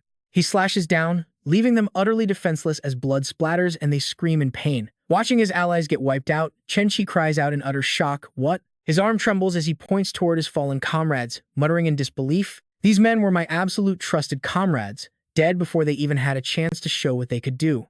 Suddenly, a golden aura erupts around Chen Qi. His face twists in fury as he snarls unforgivable. This has clearly pushed Chen Qi over the edge. Gritting his teeth, he points forward and shouts, "Old Wei, change of plans. We must kill this brat today." Old Wei behind him eagerly responds, "That's exactly what I was thinking." Suddenly, a surge of green energy wraps around Lin Qiu in his lunar lion form, which now sports a pair of rabbit ears. Floating high with open arms, he asks, "Take me out?" Coincidentally, I was thinking the exact same thing. Furious, Chen Qi and Old Wei narrow their eyes, pointing directly at Lin Qiu and shouting 20 meters ahead. To the right, suddenly, Lin Qiu charges forward with intense killing intent, swinging his blade to slash at them. Chen Qi gasps in surprise, "Kid, your killing intent is incredibly heavy." Frowning, he mutters, "Guess my move again." He slashes his blade hard, a surge of green light engulfing his opponent. The old man scowls, bellowing out, "You think a low rank like yours can show off against us? True martial experts?" Unleashing his pure contempt for Lin Qiu, he screams, activating a powerful skill and charging straight toward him. Refusing to back down, Lin Qiu's eyes narrow sharply as he mutters, "True martial, huh? Perfect. This is the best chance to test the limits of my physical strength." With that, he crosses his arms to block Chen Qi's strike. Their opposing energies clash violently, one a vibrant green, the other a fiery, burning red. As their hands collide, a blazing shockwave of light erupts, completely swallowing up the surrounding area. Both fighters pour every ounce of power into the struggle, refusing to yield a single inch. Lin Qiu's expression turns deadly serious, his teeth gritted as he lets out a heavy grunt. Not backing down, Chen Qi roars out, "You are looking for death." Suddenly, Lin Qiu is blown away by a devastating hit, crashing hard into the wall. The impact is so violent it shatters the concrete into pieces. He hangs pinned against the wall, his head bowed down in pain as thick white smoke billows all around him. Having delivered that brutal strike, the old man just stands there and watches. Staring at the dense smoke shroud surrounding Lin Qiu, both he and Old Wei smirk with smug satisfaction, showing absolute disdain for their opponent. Chen Qi scoffs aloud, "A mere gold-rank trash dares to trade blows with me. This time you are dead meat." But as the smoke clears, Lin Qiu stands tall with his blade ready, grinning as he calmly notes, "So true martial powerhouses are only at this level." Hearing Lin Qiu's mocking words, Chen Qi's face instantly darkens with rage, his fists clenching tight in raw fury. He thinks to himself, "Even if that last punch wasn't my full power, I'm a real true martial powerhouse, So how is he standing? Unbothered, Lin Qiu calmly calls out old buddy. Lin Qiu asks if they could be a little more patient. Right then, a blue energy vortex swirls next to him. His opponent stands dazed by this power, realizing how monstrously strong Lin Qiu is. Going in blindly would be pretty reckless. Suddenly, Lin Qiu vanishes right in front of their eyes, reappearing next to a towering cliff covered in rugged, razor-sharp rocks. Lao Wei and Chen Shi panic, frantically scanning the area to find where Lin Qiu went. After a frantic search, they finally spot Lin Qiu. He is hovering 1,500 meters in the air, directly behind their right side. He glares down with an angry, sharp look. Since one of them is a troublesome perception-type user, Lin Qiu decides he needs to eliminate that guy first. Lin Qiu charges forward at blinding speed, unleashing his arbitrary gate directly at Lao Wei. Seeing Lin Qiu charging straight toward him, Lao Wei panics as sheer terror washes over his face. He screams out that the kid is right above him. Suddenly, Lao Wei feels bound by a mysterious force, leaving him completely unable to move. A ring of fire erupts around him. His face stiffens as he grits his teeth, realizing this is the true martial aura keeping him frozen in place. Hovering in the sky, Lin Qiu brandishes his powerful spirit weapon. Known as the Bloodthirsty Spear, he glares down and unleashes his ultimate strike, the myriad Holy Dragon King Ruin, slamming it straight into Lao Wei. As Lin Qiu lands, a swirling vortex of blue energy erupts around him. Flickering within the vortex are fiery sparks of energy. He smirks, wondering if this move is actually that overpowered. If he had known, he would have used it on Chen Shi instead. Seeing Lao Wei get completely wiped out, Chen Shi stands frozen in sheer shock, unable to believe his own eyes. Confused and panicked, Chen Shi stares ahead. He frowns and stammers, asking if Lin Qiu is a supreme. Lin Qiu just stands there nonchalantly, eyes closed and hands on his hips, asking if he finally figured it out. He casually mentions that he only hides his true power because he finds it highly entertaining. Furious, Chen Shi points a finger right at Lin Qiu, yelling that he is being a massive liar. Lin Qiu retorts with a smug grin, challenging him to come and try. Sweat pours down the old man's face as the intense pressure begins to crush his resolve. He realizes that if Lin Qiu is a true martial master, escape is impossible. But if he is bluffing, there might still be a chance to turn the tables. With that, he suddenly charges straight at Lin Qiu, growling that he will test that power himself. His desperate charge catches Lin Qiu slightly off guard. Lin Qiu respects his guts. Gripping his blade tightly, he locks his sharp gaze onto the oncoming Chen Shi. Though the spear is out of spiritual energy, before he can even finish that thought, he dives down from above at dizzying speed, yelling for Chen Shi to taste his myriad Holy Dragon King Ruin. Chen Shi freezes in panic, utterly clueless on how to defend against this. Before Lin Qiu's dragon strike can even land, Chen Shi turns tail and flees in a panic, completely terrified of the young man's seemingly overwhelming power. Wearing a smug smirk, Lin Qiu glares ahead, realizing he totally overestimated this absolute coward. He got terrified by a simple bluff. Lin Qiu pursues him with a relentless barrage of rapid attacks, forcing a terrified Chen Shi to frantically dodge. Suddenly, Chen Shi narrows his eyes in anger, finally realizing this kid has been bluffing the entire time. He deduces that Lin Qiu is definitely unable to pull off another high-level supreme strike right now.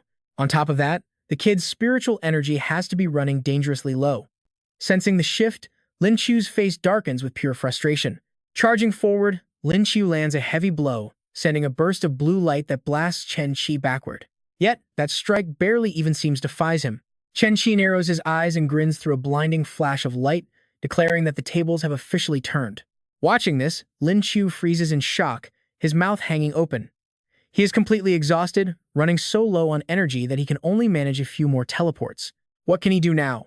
Panic begins to set in. A blazing ring of fire ignites around Chen Shi, lighting up the entire area.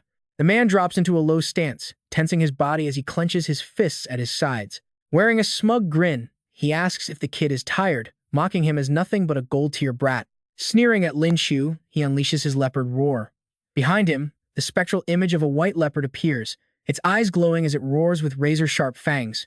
Chen Shi drops low to the ground, mirroring the deadly stance of a stalking beast. He narrows his eyes and snarls that this time it is his turn to strike. Drenched in cold sweat, Lin Qiu starts to panic. He quietly reaches his hand into his pocket, knowing his spear will never stand a chance against a buff true martial warrior. He suddenly pulls out a hidden item, hoping it is enough to turn things around. His eyes suddenly light up with excitement, his face breaking into a joyful grin, his gaze locked onto the item he just pulled out as he exclaims, "Yes, this is it." Turns out, it is an egg. Seeing this, Chen Shi is actually thrilled instead of surprised. laughing out loud and asking if he is desperately seeking a cure for some terminal illness. He steps back to build momentum, gathering all his strength for a heavy blow. A massive ring of fire erupts around him as he screams, "Let me destroy both you and this nameless egg." Chen Qi suddenly charges toward Lin Qiu and the egg, aiming to crush the egg first, unleashing his netherworld slaughter skill. Just as his hand is about to touch it, the egg suddenly surges with a strange, mysterious power. The moment he makes contact, he gets blasted back and has to yank his hand away, screaming as his arm bleeds heavily. Suddenly, the egg in Lin Qiu's hands begins absorbing everything, completely draining Chen Qi of all his spiritual energy. He is left utterly speechless, breaking out into a cold sweat from sheer shock. His face turns pale as he panics, screaming, "My hand, my spiritual energy, where did it all go?" Lin Qiu sets the egg down and grips his blade tightly, thrusting his sword straight toward Chen Qi in absolute anger. Drained of all his energy, the villain is completely defenseless and gets instantly knocked down by Lin Qiu's single strike. He tells him to go ask the egg, leaving him spitting up blood and passing out instantly. Lin Qiu looks down at the defeated elder with a satisfied smirk, his worn-out blade now completely dyed crimson and dripping blood onto the ground. He lets out a heavy sigh, relieved that he finally cleaned up this massive mess. Suddenly, Meng Yu flies down from the sky with a girl in tow, calling out to ask if Lin Qiu is doing okay. Accompanying him is the captain of the Xuanwu squad, Zhou Qing, a powerful fighter of the elite true martial rank. Meng Yu is absolutely stunned by the bloody scene, stammering that this is not exactly what they expected to find. "Are we here to rescue you, or just clean up?" With bodies and blood scattered everywhere, the battlefield is a gruesome sight, but Lin Qiu just rubs his neck with an awkward laugh. Meng Yu then proudly introduces his companion as Captain Zhou Qing of the Xuanwu squad, an elite true martial realm expert. The young lady seems slightly shy as she is introduced. Lin Qiu looks totally clueless, marveling that the legendary Xuanwu squad actually has such a gorgeous captain. Suddenly, a bright flash of light appears along with Captain Zhou, prompting Lin Qiu to salute her enthusiastically. "I kept one of them alive, so you guys can see if you can squeeze any intel out of him." Meanwhile, Chen Qi is still completely knocked out. The Xuanwu captain looks around in absolute disbelief, asking if he seriously took down 2 true martial and over a dozen Vajra-rank fighters all by himself. Lin Qiu casually replies that yes, he handled every single one of them with his own 2 hands. Just then, 2 large birds appear in the sky, carrying passengers and prepping for a landing, with a girl leaping down to shout Lin Qiu's name. The 2 run and embrace tightly, and she turns out to be his close friend, Zhen Zhen. Lin Qiu is left dazed by her sudden arrival, and she tearfully gasps that she was so incredibly worried about him. Zhen Zhen looks up at him with teary, sparkling eyes, softly asking what those monsters did to him and demanding to check him for injuries, showing a deep concern that makes him fall silent. Suddenly, Lin Qiu pulls open his shirt to let her inspect him, showing off his muscular build as he playfully tells her that since she ordered it, he is happy to strip down for her inspection. This suddenly sends her blushing bright red, while he gives a smug grin and teases her to not be so shy. Zhen Zhen quickly turns away, holding her hands up in embarrassment as she squeals that he is teasing her again. She tells him she knows he is fine, so he should put his clothes back on, and he playfully nods in agreement. Turning back to Captain Zhou, she is already commanding her subordinates to clean up the battlefield and thoroughly inspect all the dead bodies. Lin Qiu casually warns them that dealing with corpses means they cannot be afraid of poop. Captain Zhou furrows her brows, asking why on earth there would be poop. The cleanup crew suddenly gags in horror, complaining about the awful stench and stuffing tissues up their noses. Lin Qiu sheepishly suggests that it might be best to just find a water type awakened to hose everything down. Meanwhile, glowing, bright red volcanic rocks suddenly start appearing right next to the egg. When Captain Zhou sees the egg, he cannot help but gasp in shock, asking if all these items found on those men, including this egg, belong to him. Lin Qiu steps forward and picks up the egg, slowly replying that he was actually wondering why he could not find it. Captain Zhou explains they found it near some molten lava, though he hesitates and notes that the whole situation felt incredibly bizarre. With a firm look, he explains there should have been a massive flow of lava, but the area around the egg had turned entirely into volcanic rock. Holding the egg, Lin Qiu falls into deep thought, wondering if the missing lava means this egg is actually absorbing volcanic energy. With a massive question burning in his mind, Lin Qiu immediately uses his teleportation gate skill to warp straight to the volcano. He steps through the portal and arrives at the volcano, where massive streams of roaring lava flow all around him. As the molten waves surge, he looks on seriously and decides to give his theory a test. He places the egg down on a stone slab, and suddenly, the egg begins to completely absorb the streams of hot lava. Lin Qiu's hair blows back as a satisfied grin spreads across his face, realizing that it actually worked. The glowing lava cools down right before his eyes, instantly solidifying into dark volcanic rock. Having eaten its fill, the egg suddenly lets out a loud burp, just as Captain Qiu and his squad arrive and call out his name. They ask why he ran off here and if he found anything, while Lin Qiu kneels down and cradles the egg in his arms. He suddenly declares that he might have found a way to stop this volcanic crisis and hatch a dragon egg at the same time. Everyone is completely baffled by his words, urging him to quickly explain what he means. Pointing at the egg, he explains that it can absorb molten lava, so they just need to bring the dragon egg to the volcano crater. Before he can finish, Lin Sung rushes over yelling for the captain, frantically delivering some urgent news from their geological experts. The volcano is set for a massive second eruption in just 30 minutes, causing Captain Chu's face to darken with dread. Lin Sung adds that this upcoming eruption will be far more devastating, way worse than the first. This news sends a shockwave of dread through them. What? Both men shout out in complete disbelief. Lin Qiu strokes his chin in deep thought, realizing they only have 30 minutes left before the second wave hits. It should be enough time. Plus, his spiritual energy is finally fully recharged. Captain Qiu urgently tells Lin Qiu that time is too short and they must immediately evacuate the local residents. Lin Qiu fully agrees with the plan, but firmly insists that he still needs to head directly to the volcano, explaining that beyond protecting lives and property, even the spiritual ruins will be wiped out if we do nothing. Captain Qiu points toward the smoking peak and asks if he is seriously suggesting this, questioning if he can survive the extreme heat and toxic fumes. Lava surges down the glowing red peak, sending thick, toxic smoke billowing into the sky. Yet he remains completely resolute, explaining that while the dragon egg can shield him from the heat, the toxic fumes are still a major threat. Then a grin appears on his face as he adds that Shen Xing can accompany him to handle that. Captain Qiu grows serious, recalling that Shen Xing did indeed clear out the hydrogen sulfide gas back at headquarters. Even with the deadly gases waiting at the crater, Lin Qiu confidently assures him that everything will be fine. He is not about to gamble with his life. Turning to Shen Xing, he gently asks for her choice.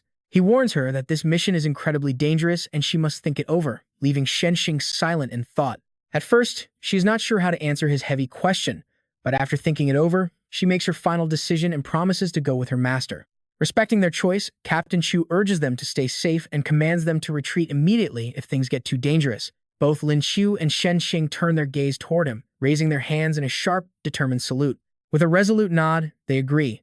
Lin Qiu takes the lead with the egg while she follows close behind, declaring that it is time to act. With a powerful swing, Lin Qiu hurls the dragon egg straight into the heart of the active volcano in one swift, decisive move.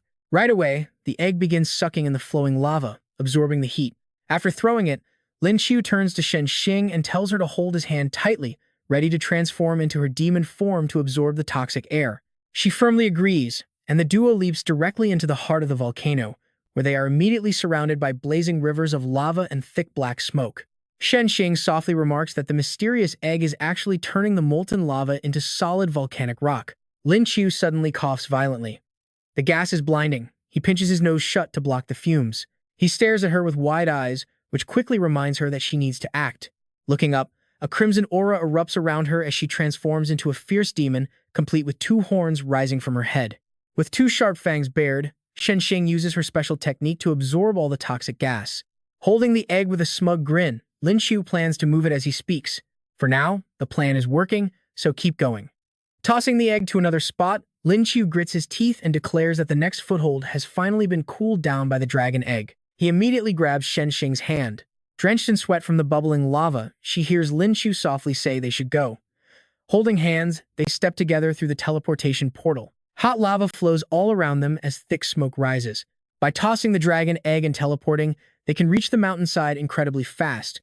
A worn path appears as more eggs absorb the lava, but the heat intensifies as they get closer to the crater. Shen Xing continues to draw the poison into herself, but mid-absorption, Lin Qiu throws her a bottle, telling her to drink and stay hydrated. Snatching the bottle out of the air, a parched Shen Xing pops the cap and gulps the water down. Finishing the drink, she suddenly gasps at the intense heat and the volcano's interior is absolutely brutal. Lin Qiu raises his voice, warning that they can no longer climb up step by step because they will dehydrate too quickly to survive. Dropping the empty bottle, he glares at the boiling lava flows with sheer determination. It is time to risk it all. Holding the dragon egg, Lin Qiu quietly tells his disciple that he is going to carry her up, otherwise they will never make it to the summit. Confused and caught off guard, she stammers out for her master. Lin Qiu instantly transforms into his moon rabbit form with bunny ears. As green energy swirls around them, a portal opens up to whisk them away. Suddenly, holding a bucket of water, Lin Qiu shouts that they don't need the dragon egg to clear the path anymore, and they should douse themselves. Before Shenxing can even process this, he splashes the water right over her, leaving her utterly shocked as she stares back at him. Soaking wet and shivering slightly, she huddles her arms together and gasps in confusion. Lin Qiu then dumps a bucket of water over his own head, drenching himself from top to toe while explaining that even if it evaporates fast, it will still offer some crucial protection. Then, he firmly grabs Shenxing's hand while holding the dragon egg tight against his chest. He warns her that they are teleporting straight to the top next, meaning their clothes and skin might get burned, his eyes flashing with resolve. Keeping her eyes locked on him, she softly replies that it is fine, and she will follow her master absolutely anywhere. They use another teleportation portal to dive deeper into the volcano, their hands still tightly locked together.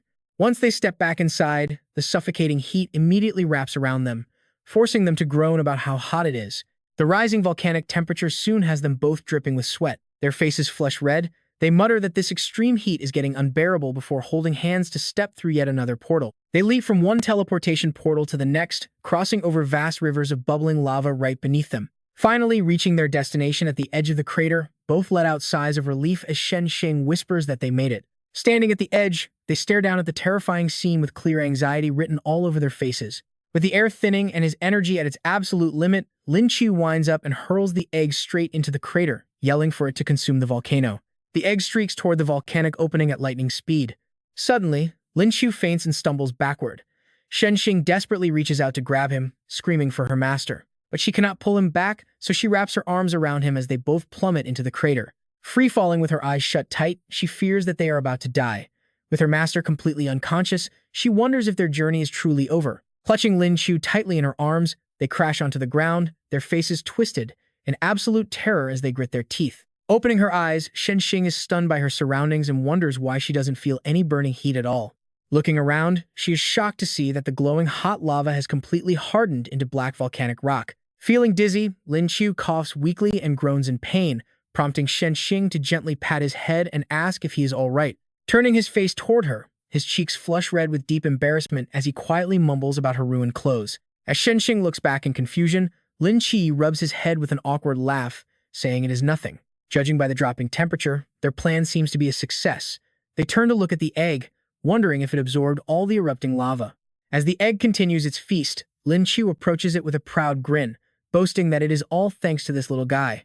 Gathering it up in his arms, he remarks on just how much energy the egg has managed to consume. The moment he lifts the dragon egg, the volcanic rocks begin to crack, revealing a strange circular pattern all around them. The chaotic events around them catch Lin Qiu completely off guard. Frowning, he holds the egg tight. His eyes sharpen as he notes that the surface temperature is spiking fast, and the volcano remains highly unstable. As lava pours out in massive streams, he stares intensely at the giant egg and lifts it up, realizing they absolutely still need it to absorb the volcano's raging energy. Shenxing softly mentions how brutally hot it just was, while Lin Qiu silently watches the lava spread. The scale of this massive eruption is easily equivalent to tens of thousands of nuclear bombs. If this thing doesn't hatch now, it's completely ridiculous, he mutters to the egg. Just then, Shenxing looks up and suddenly shouts that a helicopter is arriving. Pointing up toward the sky, she says they are heading straight for them. Two people descend from the helicopter, revealing themselves to be a reporter and her cameraman. Addressing her audience, she reports that the experts' predicted window has arrived, yet there's still no second volcanic eruption. Looking back at the crater, she raises her voice to note that no lava is currently spewing out. Instead, a ragged young man is standing right on the crater looking totally lost. She hesitantly wonders if he is some deity descended from heaven, especially with a massive egg sitting right beside him. You honestly cannot make this up. Is he seriously roasting an egg on a volcano? Down below, Lin Qiu and Shenxing wave up smugly. Back at the security checkpoint, two police officers watch the broadcast on TV and exchange confused looks. One asks how this is even possible since the machinery predicted otherwise, but his partner says a false alarm is actually much better. Seeing that Lin Qiu is completely safe and sound, Zhen is absolutely thrilled, her eyes lighting up as she celebrates that he made it. Right beside her, Lin Sung speaks up with a smug smile, proudly declaring that Lin Qiu actually pulled it off. After wrapping up her broadcast on the volcano, the reporter yells down to ask if they want to ride back. Lin Qiu yells back that they still have things to do. As they wave goodbye and the helicopter departs, he mutters that he still needs to hatch this egg. Exhausted, he and Shenxing collapse onto the dirt, and he sighs to her that he has no clue how long this is going to take. He tells his disciple to get some rest first, and she softly agrees. As time slowly ticks by, molten lava continues to flow around them while thick smoke rises into the sky.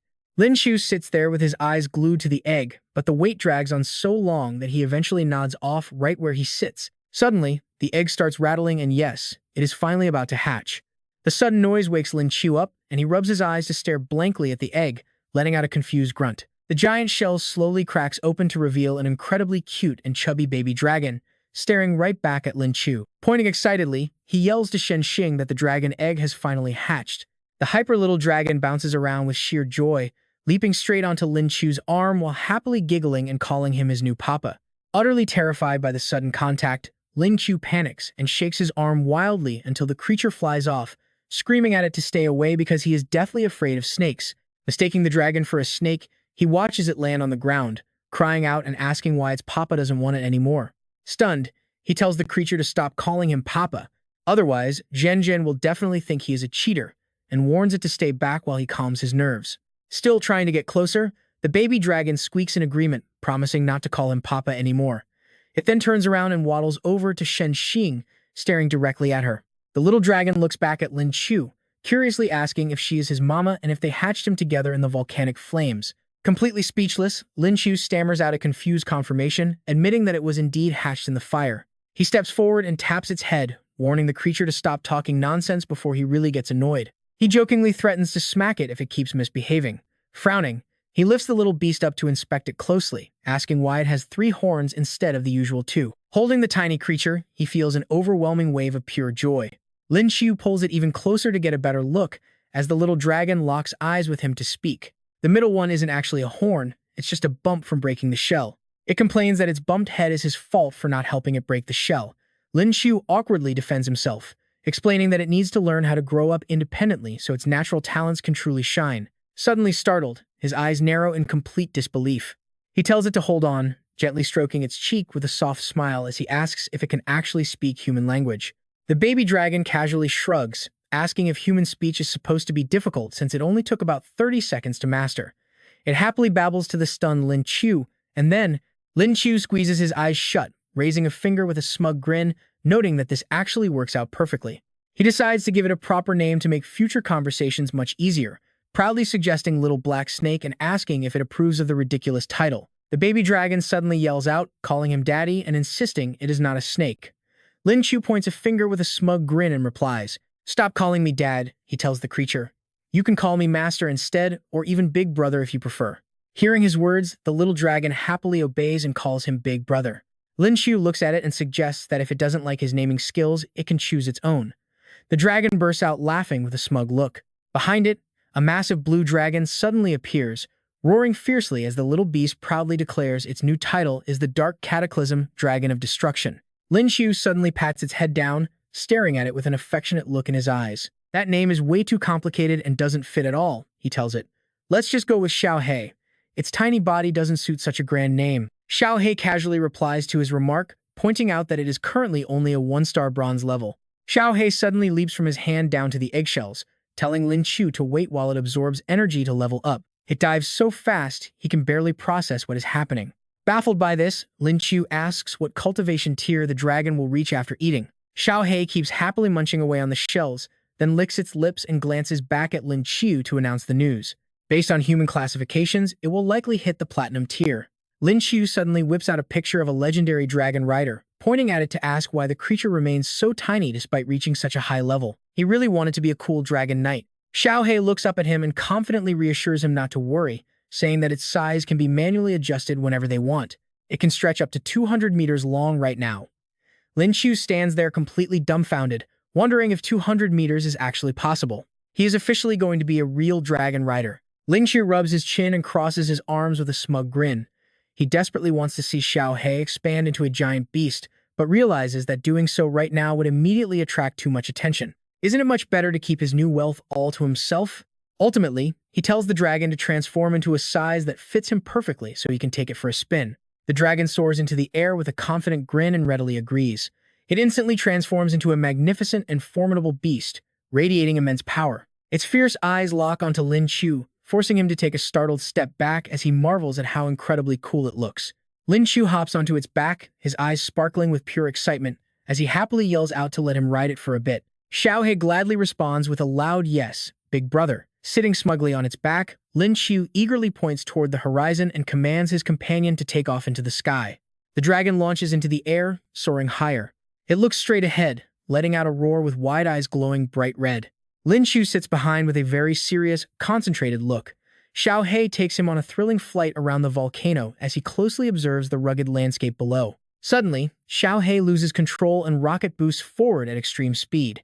Terrified by this sudden acceleration, Lin Qiu has no choice but to grab onto its horns. The dragon speeds forward so quickly that Lin Qiu panics, thinking they are about to crash straight into the volcano wall. He screams out in terror that they are going to crash. With a massive crash, a brutal impact echoes through the air as the dragon slams directly into the rocky cliffside. Following the rough impact, Lin Qiu winces in sheer pain, keeping his eyes shut and teeth clenched, as an egg-sized bump instantly swells up on his forehead. Absolutely furious, he glares at the dragon with steam practically coming out of his ears. He is incredibly mad that the beast caused his head to throb so painfully. The dragon simply acts innocent, giving him an incredibly adorable look to escape blame. Soon he is riding on its back again, navigating the air with its glossy scales and sharp horns on full display. They fly down toward the base of the volcano where Shenxing is waiting, with Lin Qiu looking exceptionally smug and confident. Lin Qiu and Xiao He make a perfect landing. Right at that moment, Shenxing wakes up and gazes at them with wide eyes. She is absolutely stunned to see the mysterious creature standing beside her master, wondering what kind of beast it could be. A massive question mark instantly pops up in her head. Seeing her confusion, Lin Qiu reaches out to pat Xiao He on the head, quietly commanding the beast to perform a trick. Xiao He suddenly shrinks back down to its mini size, jumping onto Lin Qiu's shoulder and posing smugly with its hands on its tiny hips. Shenxing blushes bright red, covering her cheeks with both hands in sheer adoration. She gasps at how magical it is that the dragon can shrink. Lin Qiu and Xiao He look over, saying they should head down to report the good news to the captain, even though it is likely already all over the internet. She nods in agreement as both of them prepare to teleport down the mountain. Down below, Zhen Zhen and Captain Zhou Linson are eagerly waiting for their return. With the volcano actively erupting, Zhen Zhen is incredibly worried about Lin Qiu. Suddenly, a familiar voice calls out her name nearby, causing her to turn around in sheer panic. He mentions to Captain Qiu that he just heard Lin Qiu's voice, but the captain just shrugs and asks if that is so. Where is he then? Right on cue, Lin Qiu's signature Renyi Gate teleportation portal suddenly materializes. Suddenly, a slender hand covers Zhen Zhen's eyes as a soft voice whispers to guess who it is, leaving her completely startled and wondering who could be playing this trick. As he pulls his hands away, Zhen Zhen blushes deep red in embarrassment and gives a playful, sulky pout, calling him annoying. She speaks with a slight stutter. He suddenly spreads his arms wide and looks at Zhen Zhen, acting as if he is inviting her to come over and check if he got hurt anywhere. But then a sudden burst of giggles fills the air. It is Zhen Zhen, completely cracking up and pointing at him, laughing and asking how he got that massive bump on his head. A sheepish Lin Qiu looks over at Xiao He, muttering that it is all because of that little guy. Zhen Zhen suddenly scoops Xiao He right off Lin Qiu, lifting the tiny creature up to her face and happily cooing over how incredibly adorable he is. Flattered by her sweet words, the little beast grins with pure delight. Zhen Zhen is completely charmed by the baby dragon, gently asking if he is the same egg that once protected her. He actually hatched, and he can even talk now too.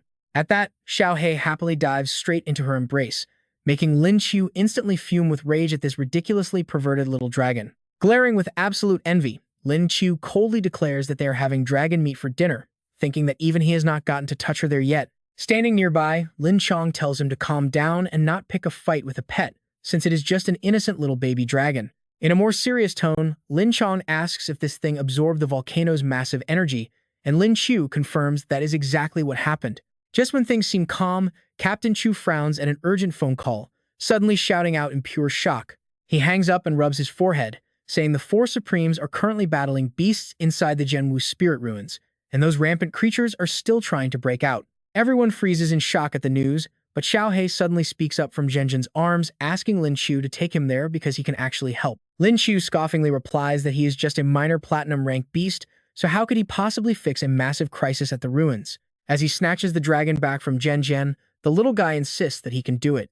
He explains that even though his rank is a bit low right now, he is still the ultimate overlord of beasts, so his voice carries weight. With a smug look, Xiao He hops onto his shoulder just as a giant bird appears.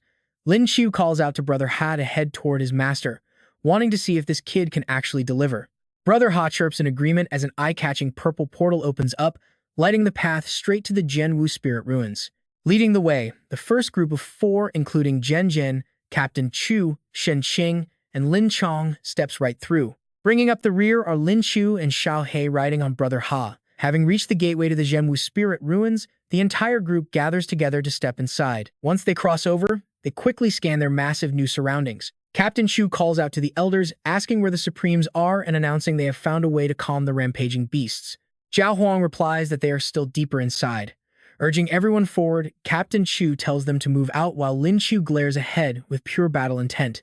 The glowing portal of the ruins shines behind them as Lin Qiu and the group advance, warily observing their hostile environment. With a dead serious look, he mutters that this place is truly remarkable.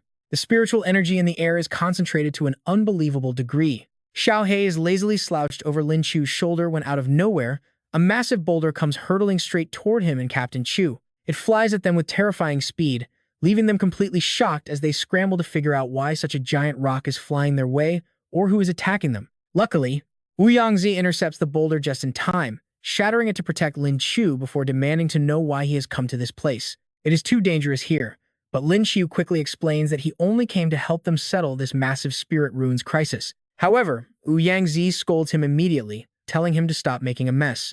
This battle is far beyond his league, but Lin Qiu refuses to back down, persistently asking his master about the current situation on the battlefield. It looks like everyone is still desperately fighting off the stampeding, maddened beasts. The entire battlefield is in absolute chaos as exhaustion slowly sets in. Lin Qiu is deeply confused, asking why they are still fighting since the volcano crisis has been resolved. Wu Yangzi sighs and points out that these are all powerful, high-ranked Zhenwu beasts. They are too riled up to stop fighting now, prompting Lin Qiu to finally step in and help. He turns to Xiao He and commands him to finally show his stuff, since he claimed he could handle this. Wu Yangzi stares at Xiao He, wondering if this tiny thing really hatched from that legendary dragon egg. Xiao He launches himself forward like a tiny rocket, letting out a massive, earth-shaking roar. In no time, he transforms into a majestic celestial dragon, his overwhelming aura dominating the entire area while everyone below looks up in absolute awe. Huangfu Yimeng wonders if the Snow Academy of Spirit Beasts has arrived, but Shen Taichong stares in disbelief, realizing it does not look like them at all. Xiao He uses his terrifying dragon pressure to demand answers. He asks the spirit beasts what happened and why they cannot just talk things out.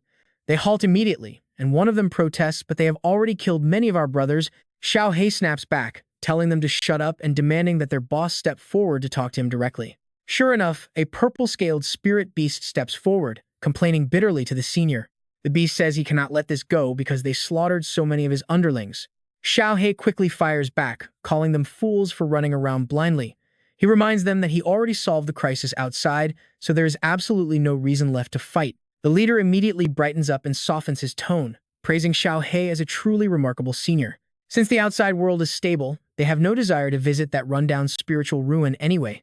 Xiao He urges them to leave, warning that staying here to cause trouble will only lead to more casualties. He even glares with his glowing red eyes, ordering everyone to turn back immediately, and they all run away in a hurry. Filled with immense admiration, the leader looks back. He asks how the senior managed to transform, confessing that becoming a dragon has always been his ultimate dream. Xiao He clears his throat and shares, honestly, it is because your bloodlust is way too strong. Fully getting into his role, the dragon acts like a wise sage, explaining that one must cultivate the mind and body, and with enough time, hope will follow. The beast eagerly accepts the advice, thanking him and promising to focus on self-cultivation from now on. When the beast asks if he should wipe out the humans, Xiao He snaps instantly, yelling that his bloodlust is already showing right after talking about cultivation. Leave those humans to me for negotiations. The leader kneels down in apology, saying he is relieved to hear this, and quickly scrambles away after bidding farewell. Lin Qiu walks over to praise Xiao He for a job well done, and the dragon instantly shrinks back into a cute little companion on his shoulder. Shen Taichong and the others finally work up the courage to ask if this dragon belongs to Lin Qiu. Xiao He cheerfully greets them as uncles, aunts, and grandparents, leaving the entire crowd utterly shocked that a dragon can actually speak. Lin Qiu smiles and introduces him as the little guy who hatched from the dragon egg of the Juqua squad. Wu Yangzi remarks that having such a spirit pet is a true blessing, while the principal steps forward to thank Lin Qiu, noting that they successfully settled the chaos because of him. In truth, dealing with the true martial spirit beasts would not have been too difficult for the 4 supreme masters. Lin Qiu sighs, noting that many other true martial experts would have likely been dragged down to the grave with them. Yangzi advises him not to dwell on that, shifting the focus back to Lin Qiu's impressive achievements. He praises him for another grand contribution and asks what kind of reward he wants.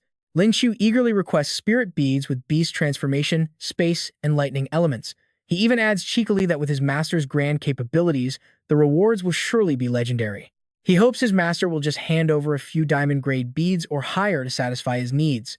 Yangzi frowns in defeat, calling him an incredibly shameless brat before asking why he even needs that many spirit beads. Lin Qiu does not hide his ambition at all. He notes that his disciple is about to break through to gold rank, prompting a surprised Yangzi to ask if he is truly ready.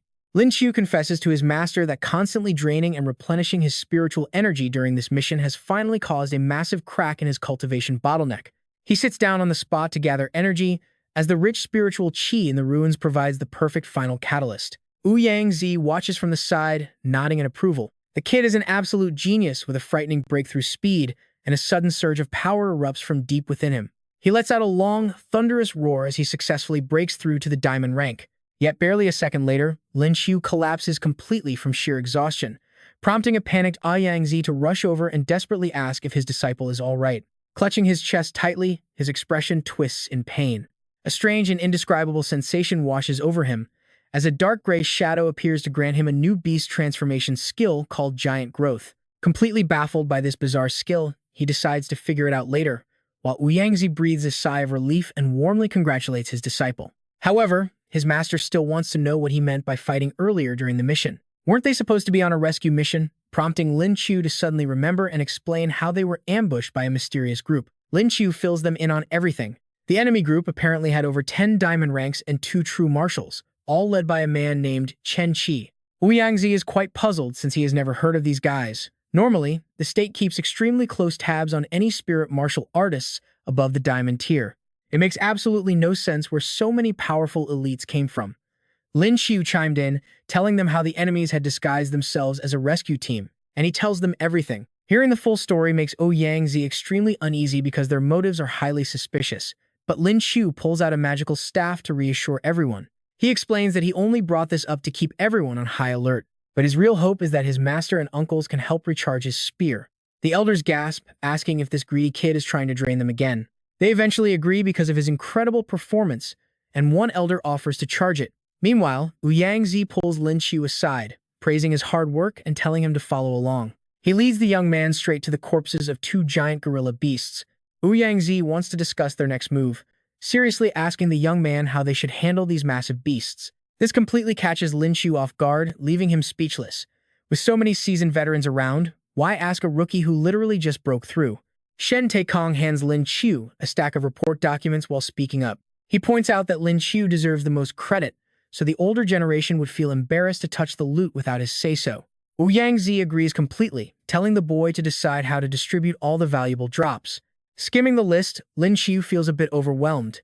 He tells them he only wants 2 elemental spirit pearls and the beast meat, leaving the rest to them. Yangzi is completely caught off guard. He asks if that is really all he wants. Shen Taikong even pulls out 2 rare true martial-grade spirit pearls, asking if he is seriously passing them up. The kid simply nods, though he fails to mention that he already secretly slipped 2 of those pearls into his pocket earlier. He jokingly tells them he just hopes the seniors will look out for him from now on. The 2 veteran masters exchange looks, knowing that owing a favor is actually far more complicated. Yangzi sees right through the scheme, walking over to give him a hard knock on the head. He remarks that this clever kid has just secured favors from every true martial powerhouse in the room. The young man plays dumb, claiming he never even thought about it.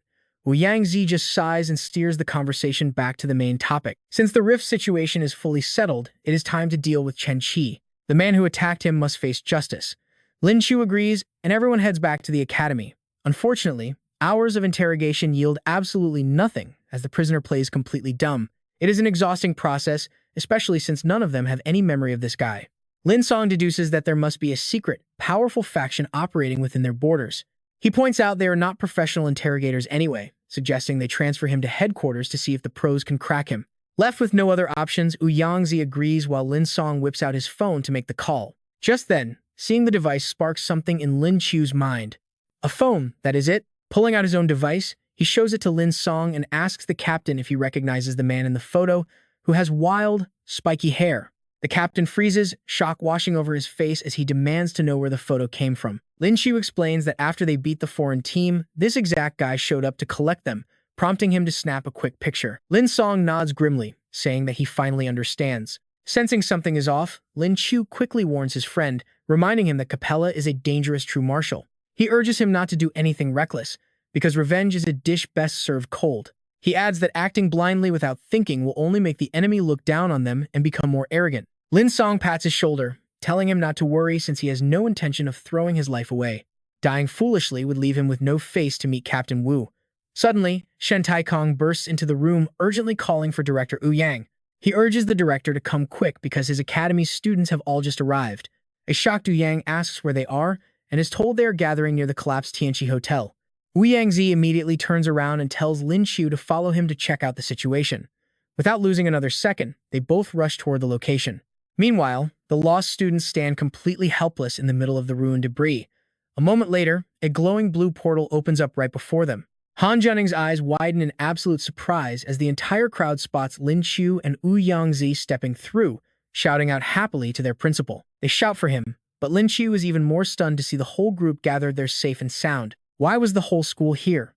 Alistair and Thomas stood across from Catherine, smiling as she spoke up, asking the principal if they could do anything to help out. Alistair gently rubbed his neck, his voice warm and deep. Didn't everyone see the news on the way here that the issue was already resolved? She knit her brows slightly and replied that they saw it, but the students still wanted to help. Sam stood behind them and added that it was true.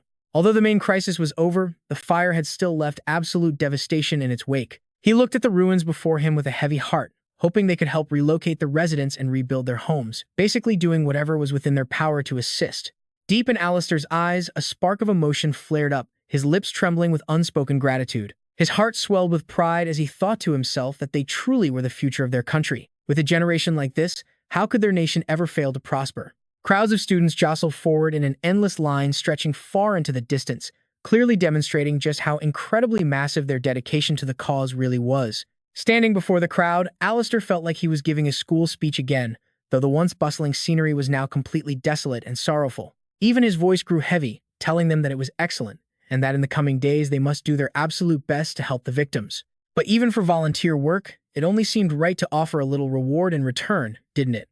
Holding up 2 fingers, he seriously announced that once they all returned to school, everyone who participated in this mission would be rewarded with 2 extra credits, making the crowd instantly erupt in an excited cheer of awesome. Just then, an announcement echoed from a distance, stating that the military would arrive shortly and everyone was to follow their command to begin the rebuilding efforts. The students clenched their fists, their eyes filled with determination as they shouted that they would do their best, proving the immense power of youthful energy was no joke. Afterward, Alistair turned to Thomas standing nearby and quietly asked him what he planned to do next. Since he had to make a trip to the capital, he wondered about Thomas's plans. After a moment of silent thought, he smiled and decided to stay behind and help, saying he couldn't let those extra credits go to waste either. Alistair's figure slowly faded into the teleportation portal, his parting words of advice still echoing softly in the air. He warned him to be careful and to return to school with the others once everything was finished. Thomas watched Alistair disappear, quietly wishing his master a safe and smooth journey. At that very moment, a massive bird flew down from the sky, its deep brown feathers blending seamlessly with the thick dust and smog filling the air. Thomas greeted the 2 men as soon as the bird landed, feeling a wave of nostalgia as he acknowledged Captain Taylor and Instructor Lincoln, who sat quietly behind him. Only Taylor offered a helpless smile, telling Thomas to stop calling him an instructor. He said he couldn't accept such respect now that Thomas was practically a god, before slowly sliding down to the ground. Stroking the giant bird's neck, he explained that since he was familiar with the Shanghai branch, they had sent him to assist the instructors with their tasks. Thomas nodded in understanding.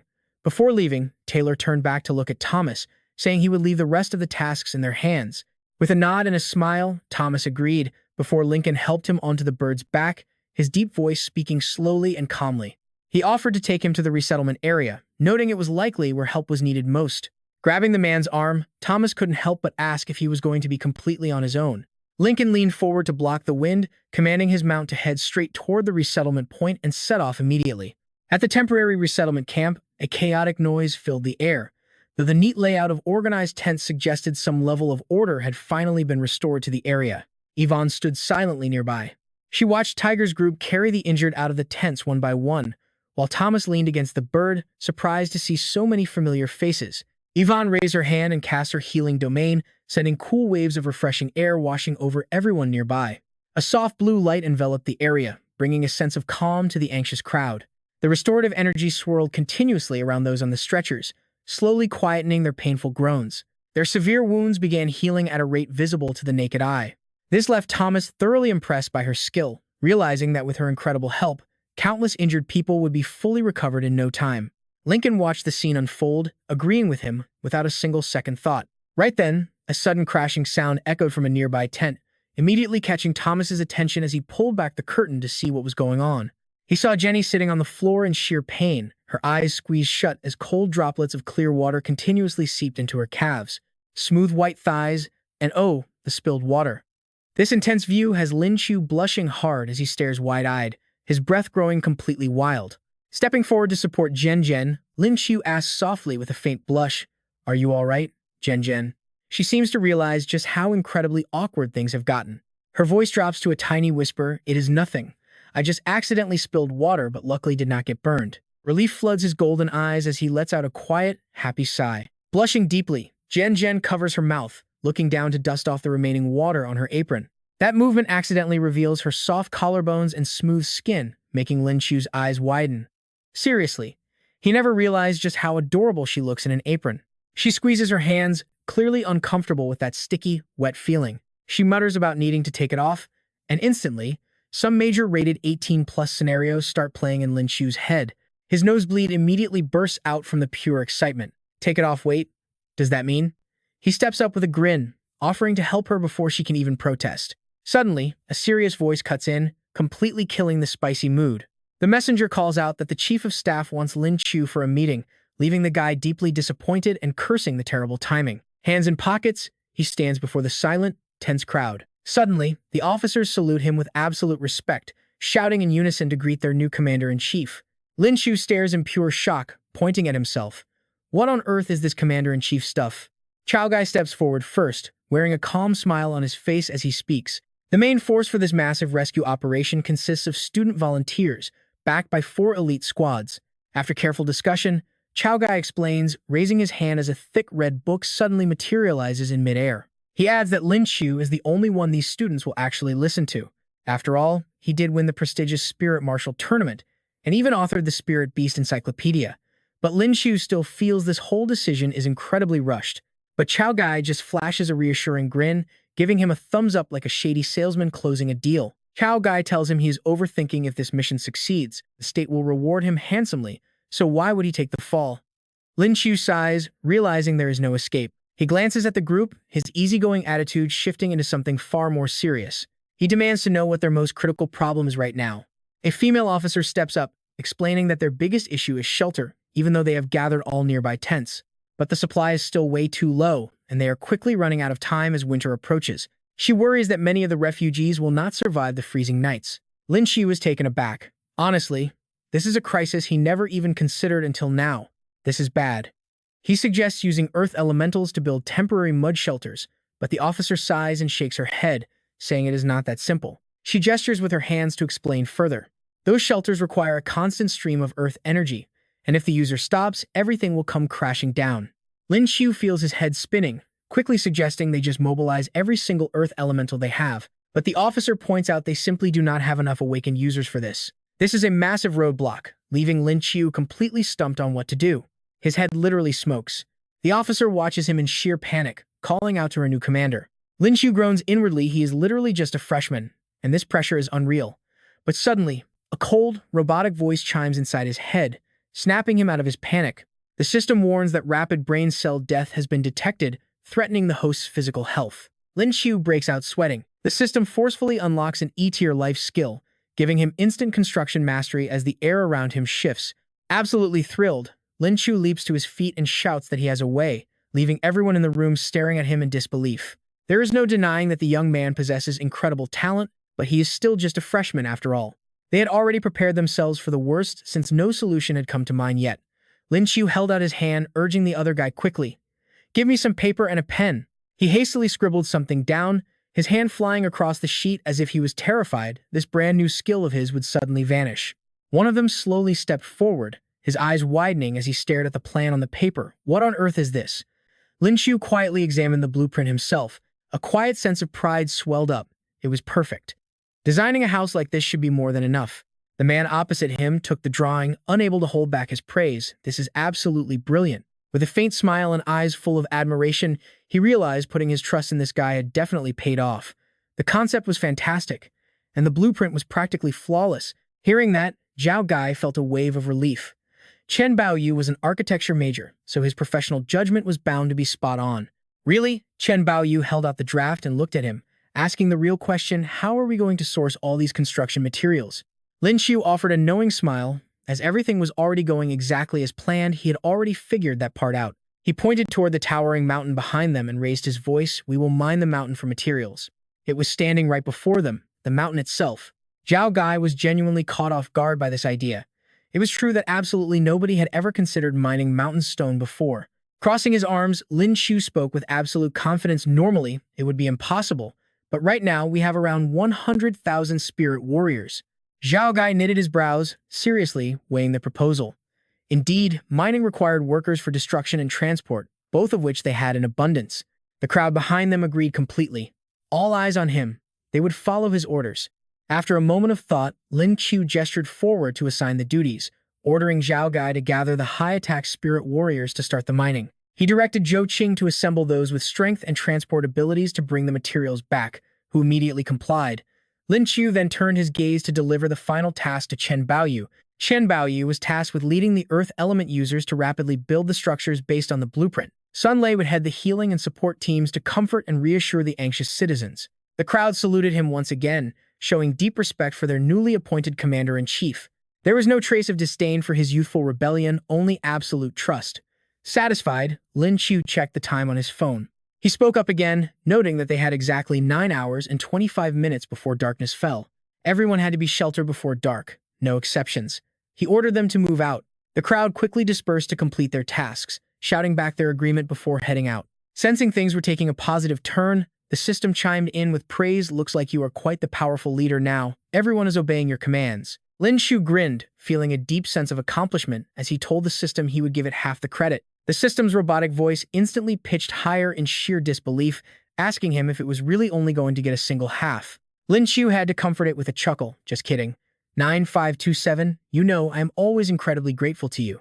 Instantly, the system calmed down like a satisfied kitten, muttering that such a response was barely acceptable. Suddenly, a voice called out from the side, asking the commander-in-chief for guidance on a minor construction issue. It was Chen Baoyu. Lin Qiu looked up. He nodded in agreement. He made mental plans to check other areas for anyone needing help once this spot was sorted. Time slipped by rapidly, and before they knew it, dusk began to settle over the landscape. Lin Qiu cast a final look. Dusk was settling fast. He told the person beside him that the houses were fine, and they just needed to wait for the stone transport. Looking at the busy workers, he wondered if the transport speed was a bit too slow, so he immediately turned around to open the portal behind the mountain. Zhao Gai was working with everyone, using their powers to clear the land.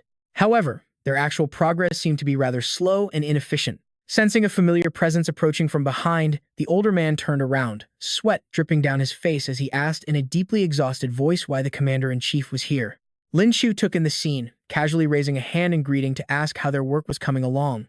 Nearby, Jiang Hu shattered a cliffside with a single punch, sending tiny stone fragments scattering in every direction. Judging by the speed, that punch was incredibly heavy. He smirked, raising his fist to say it was no big deal before aiming another strike at the rock below. Except this time, Lin Qiu stopped. Something was wrong. He noticed a weird detail. He sharply rapped the young man on the head, complaining and asking if he was an idiot. Completely losing his temper, Lin Qiu pointed at the crushed gravel below and shouted, "Are you stupid? We need large solid stone blocks, not useless dust." Jiang Hu stood completely frozen, speechless. He quietly bowed his head. "I am sorry, Uncle Lin. I was wrong and will pay attention next time." Zhao Gai gently patted his shoulder, stepping in to calm things down. He couldn't completely blame the kid. Lin Qiu pouted, staring down at the dirt, thinking his nephew was becoming more sensible by the day. But that single punch left barely any usable stone blocks. He raised his eyes to survey the surrounding area. A bustling crowd worked hard transporting the stones, even pushing their beasts of burden to the absolute limit. The giant boulders were just too heavy, and there were barely any strength-type users around. Even with spiritual pets helping out, progress remained agonizingly slow. Lin Qiu scratched his head, realizing he really hadn't thought this through. It hadn't seemed like a big deal at first. He slowly walked up to two students who were struggling with a heavy boulder and confidently told them to let him handle it. One student looked up in surprise, asking if he was moving it alone, while the other doubted him, but Lin Qiu just waved them off. He closed his eyes mysteriously, teasingly saying, "No, no, no. How many times must I say it?" as he caught the heavy rock with his bare hands. "Never ask a man if he can handle it," he said. His bold words left them speechless as he materialized his spatial bag. Lin Qiu took a deep breath and quietly began moving the boulder inside. A giant boulder that normally required two grown men to lift was half gone in a matter of seconds. One of the students widened his eyes in shock, shouting spatial type. "Could you be Lin Qiu, the classmate who defeated all three other countries?" The other student quickly agreed, suddenly realizing Lin Qiu's current identity, and whispered that they should now call him the commander-in-chief. After storing the huge boulder, Lin Qiu turned back to look at the long line of people, telling them to leave the largest rocks to him. After all, hauling heavy cargo over long distances took a massive toll on everyone. Even the strongest young folks were bound to get exhausted eventually.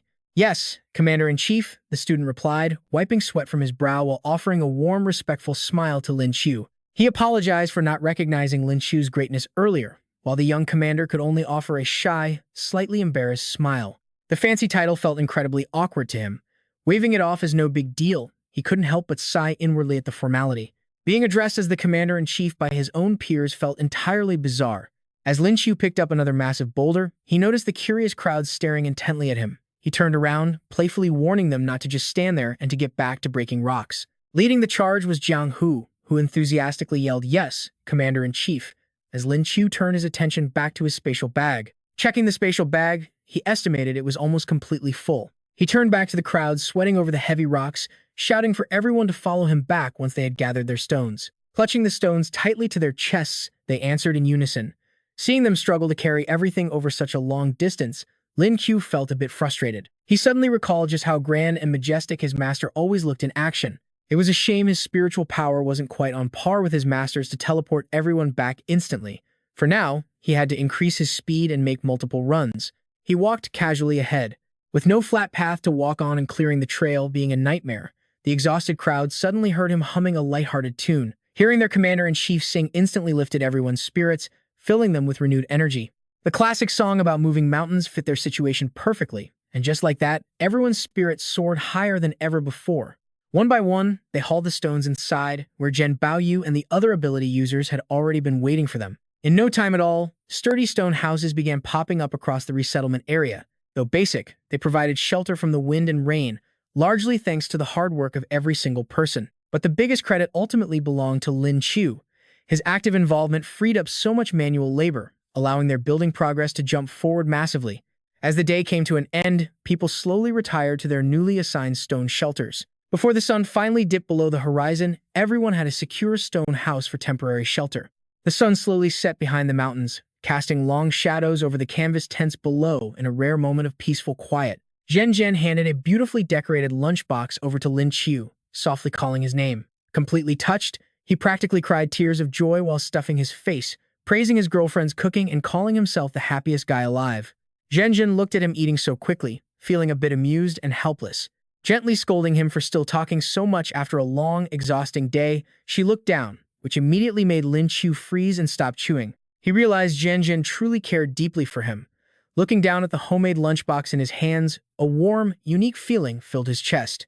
It was true that holding greater power and responsibility ultimately meant having much less freedom. Offering a soft smile that lacked any of his usual playful slacking, he remarked that seeing the refugees' lives improve through their hard work made every single struggle feel entirely worth it. A touch of gentle sympathy filled Zhen's eyes as she quietly thought that he was still the same kind-hearted boy she had always known. Pointing toward the towering mountains ahead, her light blue hair fluttered like a cat's tail, softly brushing against Lin Qiu's heart as she called his name. If he knew, from their current position, they could not actually see the sunset, but her words caught him completely off guard. Why did she mention that exact mountain range Lin Qiu and his team just finished mining? The area is completely empty now, yet somehow feels like something is missing. She sweetly rests her head right on Lin Qiu's shoulder. She notes that it used to block their view, but now it is gone. They have built a total miracle. The two stand silhouetted against the light like a pair of lovebirds.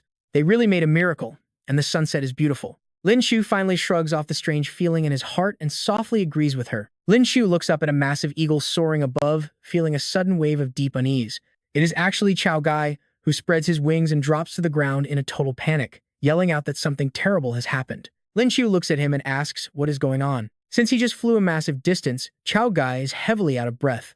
He tiredly explains that the volcano damaged a vital bridge along their transport route. Remembering how bad the situation was, they had absolutely no choice but to ruin this romantic moment for their commander. The supply trucks are stuck at the bridge and cannot cross. Without a quick fix, there will not be enough dinner for tonight. His eyes are dead serious as he explains the experts say repairs will take at least 2 days. Lin Qiu frowns, asking how that could possibly work. The students have worked incredibly hard today and the refugees are exhausted, so going a single day without food is out of the question. Right then, Zhen speaks up, asking to let her try. This makes Lin Qiu turn around in surprise, gently asking if she actually has a way. She raises her hand and mentions ice freezing. If they can mobilize every ice user in the squad, it will work. The brilliant idea sparks in his mind, and Lin Qiu quickly jumps down to the ground. Before heading out, he instructs Chao Gai to gather all the ice and plant system awakeners at the bridge right away. Standing up in the tree, Chao Gai watches Lin Qiu walk away, his heart filled with complete trust. The road ahead is quiet now, almost too quiet, leaving an uncomfortable silence in the air. Lin Qiu turns to the crowd behind him and calls for all ice awakeners to step forward. The rushing river has blocked their path, and he wants them to freeze it solid. One of the ice users instantly frowns. She glares at Lin Qiu and openly scolds him, asking if the commander has lost his mind with such wishful thinking. Her voice keeps getting louder until she completely blows a fuse. She clenches her fist as if she wants to punch his lights out. With a river this wide, she asks if he thinks they are supreme beings. The loud shouting makes him cover his ears in pain. He immediately throws his hands up in a quick sign of surrender. He tries to use a gentle tone to calm her down, asking what she would say if he could boost their skill power by 50%. The girl rolls her eyes. Having no idea what he is planning, she accuses him of boasting. Lin Qiu just turns to Zhen, telling her to activate her domain immediately. The crowd falls silent as they watch a pale mist slowly wrap around Zhen's body. Zhen raises her hands high as glowing blue light shoots from her palms. Arching her back slightly, her elegant silhouette stands out in the soft glow. Ice Domain. After a moment of pure shock, the crowd realizes their bodies are being coated in a thin, protective layer of frost. Everyone gets incredibly excited, realizing this domain gives them a massive power boost. Lin Qiu smugly folds his arms, asking Captain Chu if freezing the river is still going to be an issue. She laughs out loud, her pure excitement shining clearly in her eyes. Forget this little stream, she feels like she could freeze the entire Pacific Ocean right now. Lin Qiu clenches his fist in victory, absolutely thrilled to see their high spirits. That is a great sign. He looks over at them and points ahead, warning them not to freeze all the way to the riverbed. If the water backs up or stops flowing completely, it will only cause worse trouble. This catches her completely off guard, realizing this young kid is incredibly thorough and mature. Lin Qiu points forward, telling everyone to move out. Right on cue, the team leaps forward in perfect unison. Glowing blue light shoots from their palms, like slithering water snakes, surging powerfully toward the water. As the freezing cold energy sinks into the river, the rushing current slowly begins to grind to a halt. Lin Qiu points straight ahead. Then he turns to the plant users behind him, ordering them to weave vines across the ice bridge to give the wheels some grip. He calls out to Zhang San to buff everyone.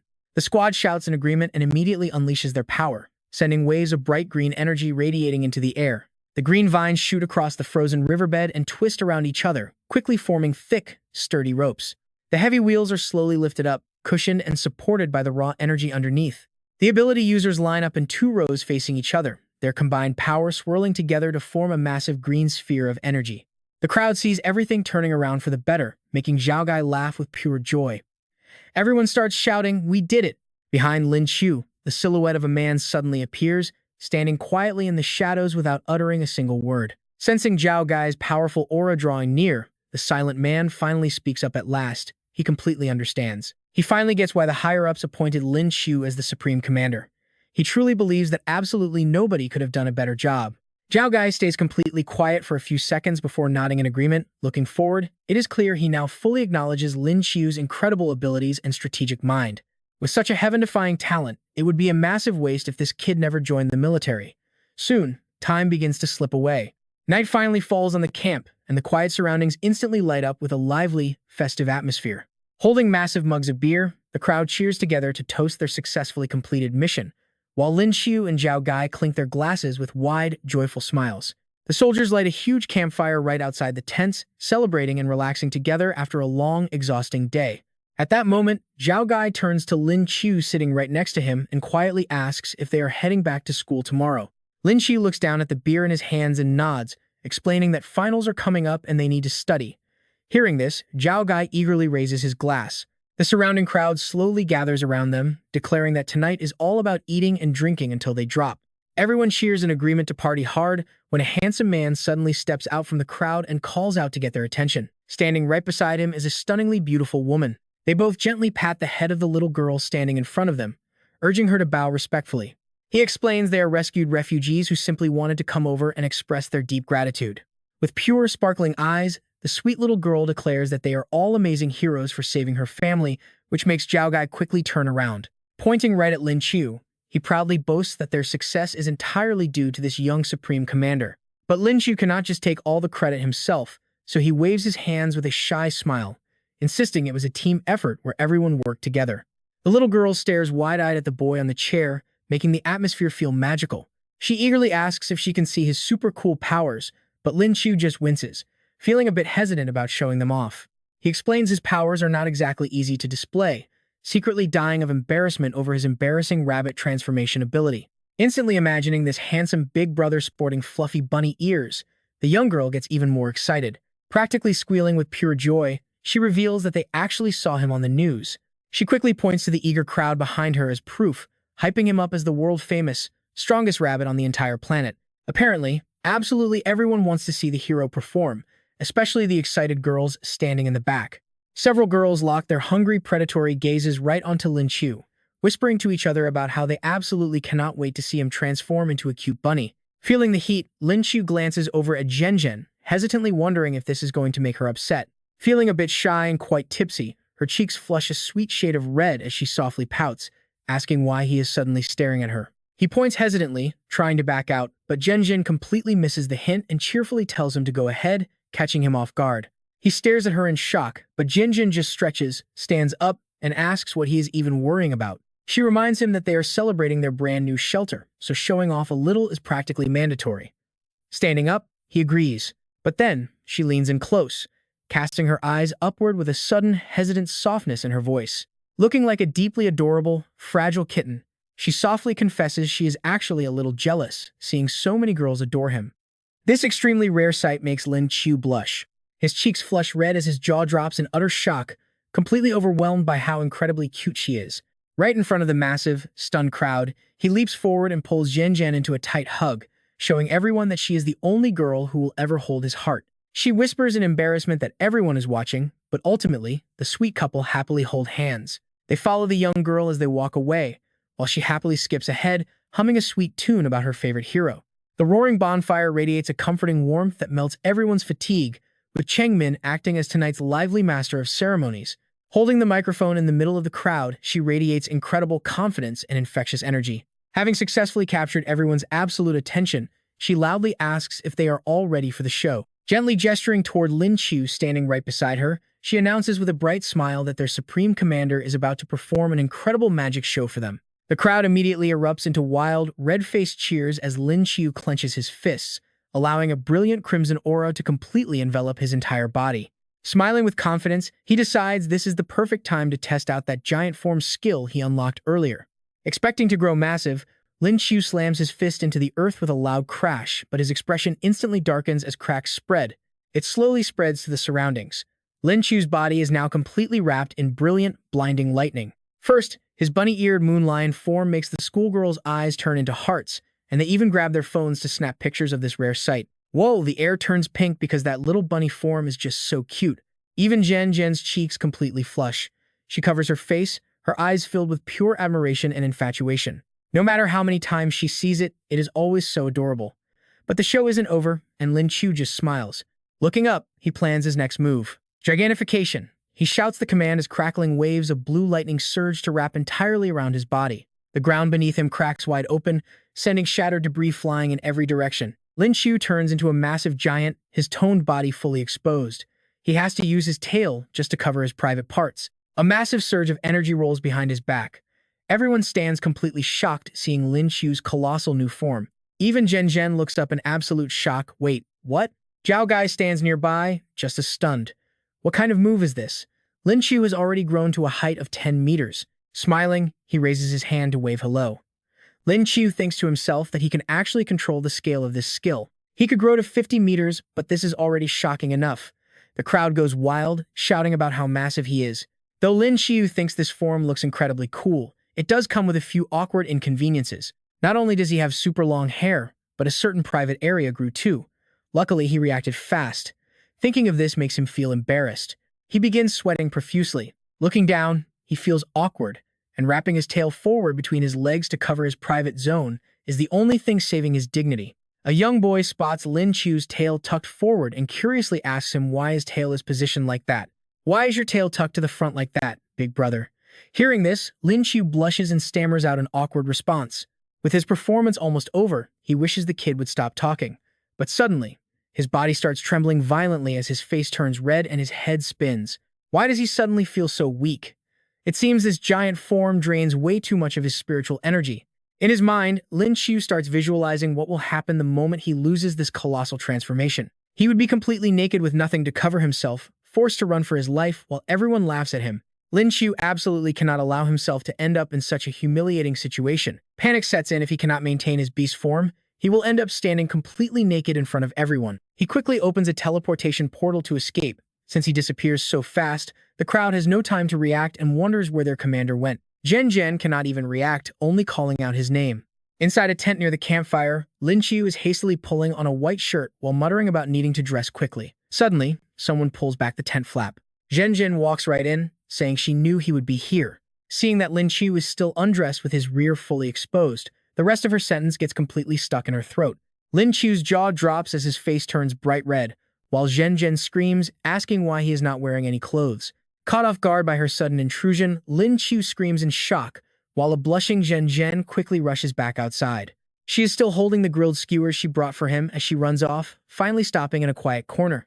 She frantically fans her burning face, trying her absolute best to calm down and shake off the embarrassment. Muttering about seeing his backside, she jumps when Lin Qiu suddenly peeks out of the tent and calls her name.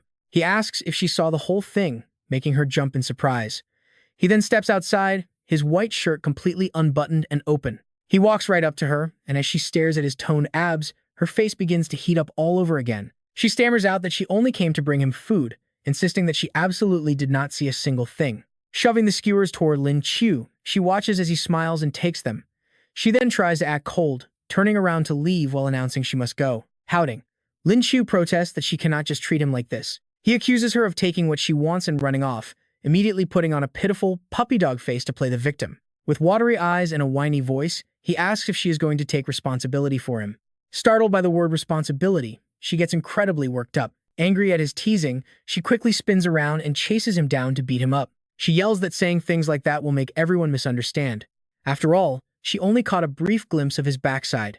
Seeing that he successfully got what he wanted, Lin Qiu quickly turned around and ran off laughing, joking that his innocence was completely ruined. Zhen Zhen grew even more furious at his teasing and shouted at him not to say such nonsense. The next day was a beautiful one, with a clear blue sky and a few white clouds floating gently along with the breeze. Zhao Gai and his crew were seeing Lin Qiu and his friends off. Seeing they wanted to keep walking, Lin Qiu had to tell them there was no need to walk any further.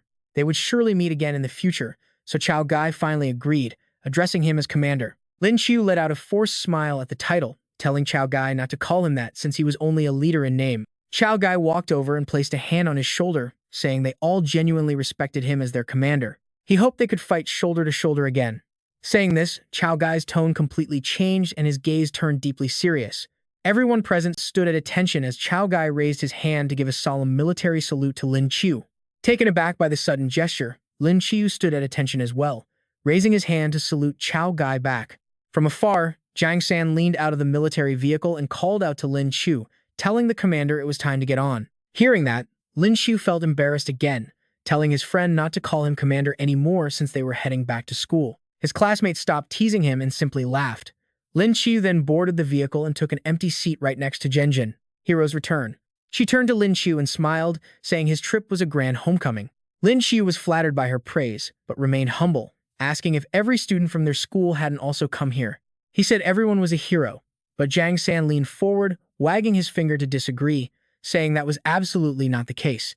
Most low-ranked students weren't approved by the school to join the rescue, and cowards like Sima Yan didn't even show up. Just thinking about Sima Yan left Jiang San speechless. Amused, Lin Qiu turned back and teased him, saying that this meant Jiang San actually showed quite a lot of courage this time. Noticing the spiritual energy swirling around Jiang San, Lin Qiu wondered to himself if this feeling meant his friend had done it. Hearing Lin Qiu's interest, Jiang San grew even more excited, claiming that it was only natural. Helping those in need whenever injustice arose on the road was exactly what his boss had taught him. Besides, during the rescue mission, he had successfully broken through to the gold rank and even unlocked a new gold tier skill, a damage buff. Lin Qiu asked in surprise, congratulating his brother on the incredible upgrade. Lin Qiu turned to look ahead and opened his system interface, feeling a bit envious that his friend got such a strong buff. He begged System 9527 to grant him a powerful skill as well.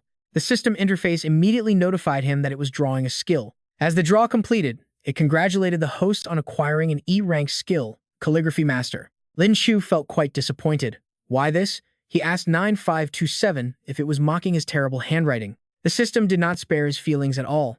It replied that he was at least self-aware, which sent Lin Qiu into a rage as he angrily barked back at the system. Zhen Zhen watched Lin Qiu punching empty air, asking him what he was doing. Only then did he realize there was someone right next to him, silently screaming in panic that he was totally busted. No way! Lin Qiu laughed nervously and frantically denied doing anything weird. Zhen Zhen could not see the system screen and did not buy his denial. She leaned closer to him, her sparkling eyes filled with intense curiosity as she called him highly suspicious. What is it? Just then, the vehicle hit a rough patch of road, jolting upward. Since Zhen Zhen was leaning so close, the sudden bump threw her completely off balance. She tumbled right into Lin Qiu's lap with a startled shriek. Her massive chest pressed right against Lin Qiu's thighs. Feeling that heavy and incredibly soft pressure on his lap made him blush instantly, leaving him too afraid to even look down. Wondering what that feeling was, Zhen Zhen remained sprawled across Lin Qiu's lap. Looking down, she noticed her chest was pressed right against his groin. Her face flushed bright red as she mumbled, asking what that hard object poking her was. She could not bring herself to finish the sentence, overcome by extreme embarrassment. Lin Qiu was in absolute agony himself, biting his lip tightly to make sure she did not notice his reaction. After a long pause, he desperately racked his brain before finally stammering out that it was actually just a tail. Hearing this, Zhen Zhen quickly sat up in shock. Lin Qiu immediately covered his lap with both hands, making up a lie that his tail was hidden there. He claimed he had been waving his hands earlier, simply to practice writing calligraphy in the air. He had no other choice, as making up a ridiculous excuse was far better than admitting the truth. Half an hour later, a large crowd gathered at the Spirit Marshal Chamber of Commerce to watch him demonstrate his skills. Moments later, his calligraphy piece was finally complete. Seeing his incredible work, Zhen Zhen praised him with a voice filled with pure admiration, saying she had no idea his calligraphy was this good. He is really that good, so impressive. Lin Qiu stays silent, simply scratching his nose. Lin Qiu's calligraphy of Heaven Rewards Diligence is highly skilled, featuring strong brushstrokes that still show great humility. Zhen Zhen picks up the calligraphy, admiring it constantly, saying they should frame it. Lin Qiu lets out a sigh of relief, glad that Zhen Zhen finally believes him. He turns his gaze toward where Ouyang Qian is standing, his thoughts starting to drift far away. They have been back at school for over half a month. Everyone is studying hard. Strangely, Master Ouyang is busy with something and still has not returned. Lin Qiu reflects on everything he has accomplished during this time. During this time, he had absorbed the Spirit Orb from the Spirit Ruins, gaining the Lightning skill, Lightning Arc, and the Beastification skill, Trace Lock. Thinking of this, Lin Qiu raises his hand to cast the skill on Zhen Zhen. An energy beam connects him directly to Zhen Zhen like a glowing thread. Lin Qiu wants to test this skill out. Judging by the name, it seems to be a tracking ability, and now is the perfect time to see how it works.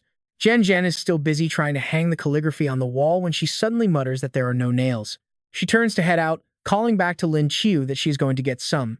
This plays perfectly into his hands for testing the skill. Not bad at all, as Zhen Zhen's location is tracked clearly through his connection. Isn't this just stalking?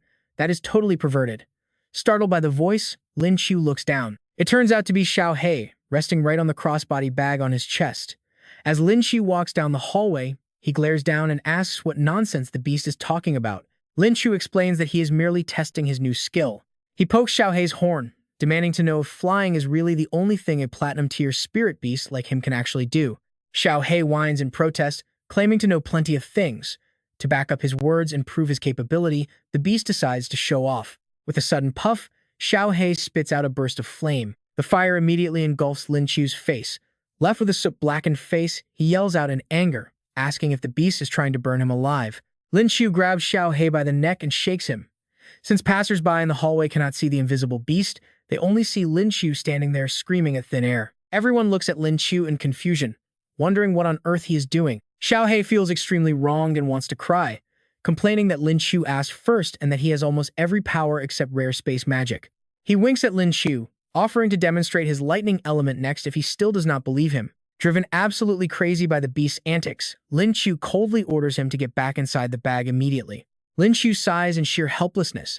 His spirit beast is undeniably powerful, spitting fire and throwing lightning, but his brain is clearly lacking. Shaking off the frustration, Lin Qiu quickly gets back on track to continue testing his new skill. Based on the tracking signals from Trace Lock, Zhen is in a place he has never been before. Lin Qiu closes his eyes, focusing as energy flows through his body. By combining his Trace Lock with his Intent Gate, he can teleport directly to her location in an instant. Stepping through the portal into a room, a pink curtain suddenly appears right in front of Lin Qiu. Looking at this pink curtain, Lin Qiu is thoroughly confused about where he is.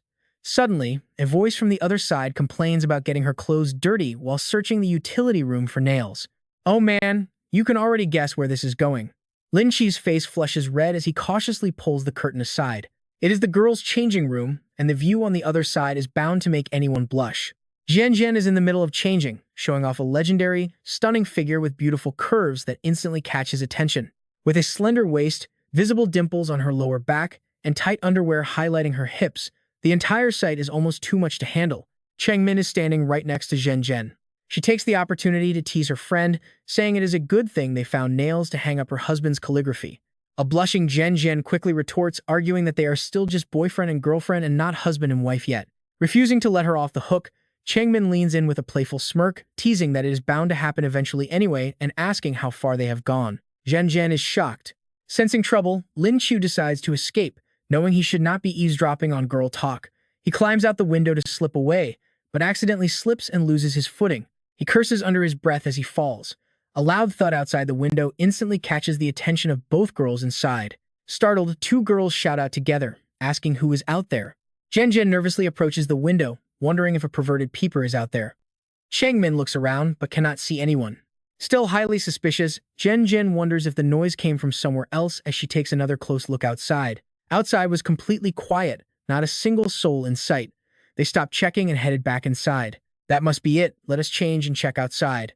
Meanwhile, behind a distant tree, Jiang San has his hand clamped over Lin Qiu's mouth. The two huddle behind the trunk. Once Zhen and Changmin head back in, Jiang San finally releases his tight grip. Lin Qiu gasps for air. Whew, he thanks Jiang San. That was way too close. He says he is lucky Jiang San saved him, because otherwise, things would have ended badly. Jiang San stares back, saying he never expected his boss to be a peeping Tom, his face dripping with pure disgust. That judgmental look makes Lin Qiu completely lose it. This kid is clearly getting the wrong idea, creating a massive misunderstanding. Lin Qiu snaps, yelling that there is a limit to this nonsense. He delivers a sharp smack to Jiang San's head, leaving the poor guy with no choice but to take the hit. Even after the smack, his anger is still boiling. He explains he was just testing a new skill when he suddenly lost his footing. He insists it was an accident, but Jiang San just pictures Lin Qiu tumbling out of the girl's locker room window and shudders. Jiang San rubs his head, fake crying. He mutters that if that is the case, then he can finally breathe easy. He was just looking for his boss when he saw him flushed red and leaping out of the locker room. Lin Qiu is totally speechless. See? No bad intentions. He then asks what the emergency is. Jiang San smiles and says Principal Wu Yangze has finally returned. The principal wants Lin Qiu in his office immediately. Hearing that Wu Yangze is back, Lin Qiu is caught completely off guard. Inside the office, Lin Qiu sits quietly in his chair. He asks his master why the trip took so long. Wu Yangze sits across from him, leaning forward over the desk with a grave expression. He looks ready to discuss something of utmost importance. He speaks in a low, serious voice, explaining he was making preparations for the upcoming world competition. This summons is to deliver the news that he must begin training with the other team members right after the break, as the tournament is just days away. The sudden timeline shocks Lin Qiu. He asks how it is happening so fast, and what this global tournament is actually all about. At that question, Wu Yangze's veins bulge on his forehead. He slams both fists onto the desk, his voice rising in anger. Qiu, do you even know why? Why everyone wants to cause you trouble now that your element is revealed? Lin Qiu honestly has no clue.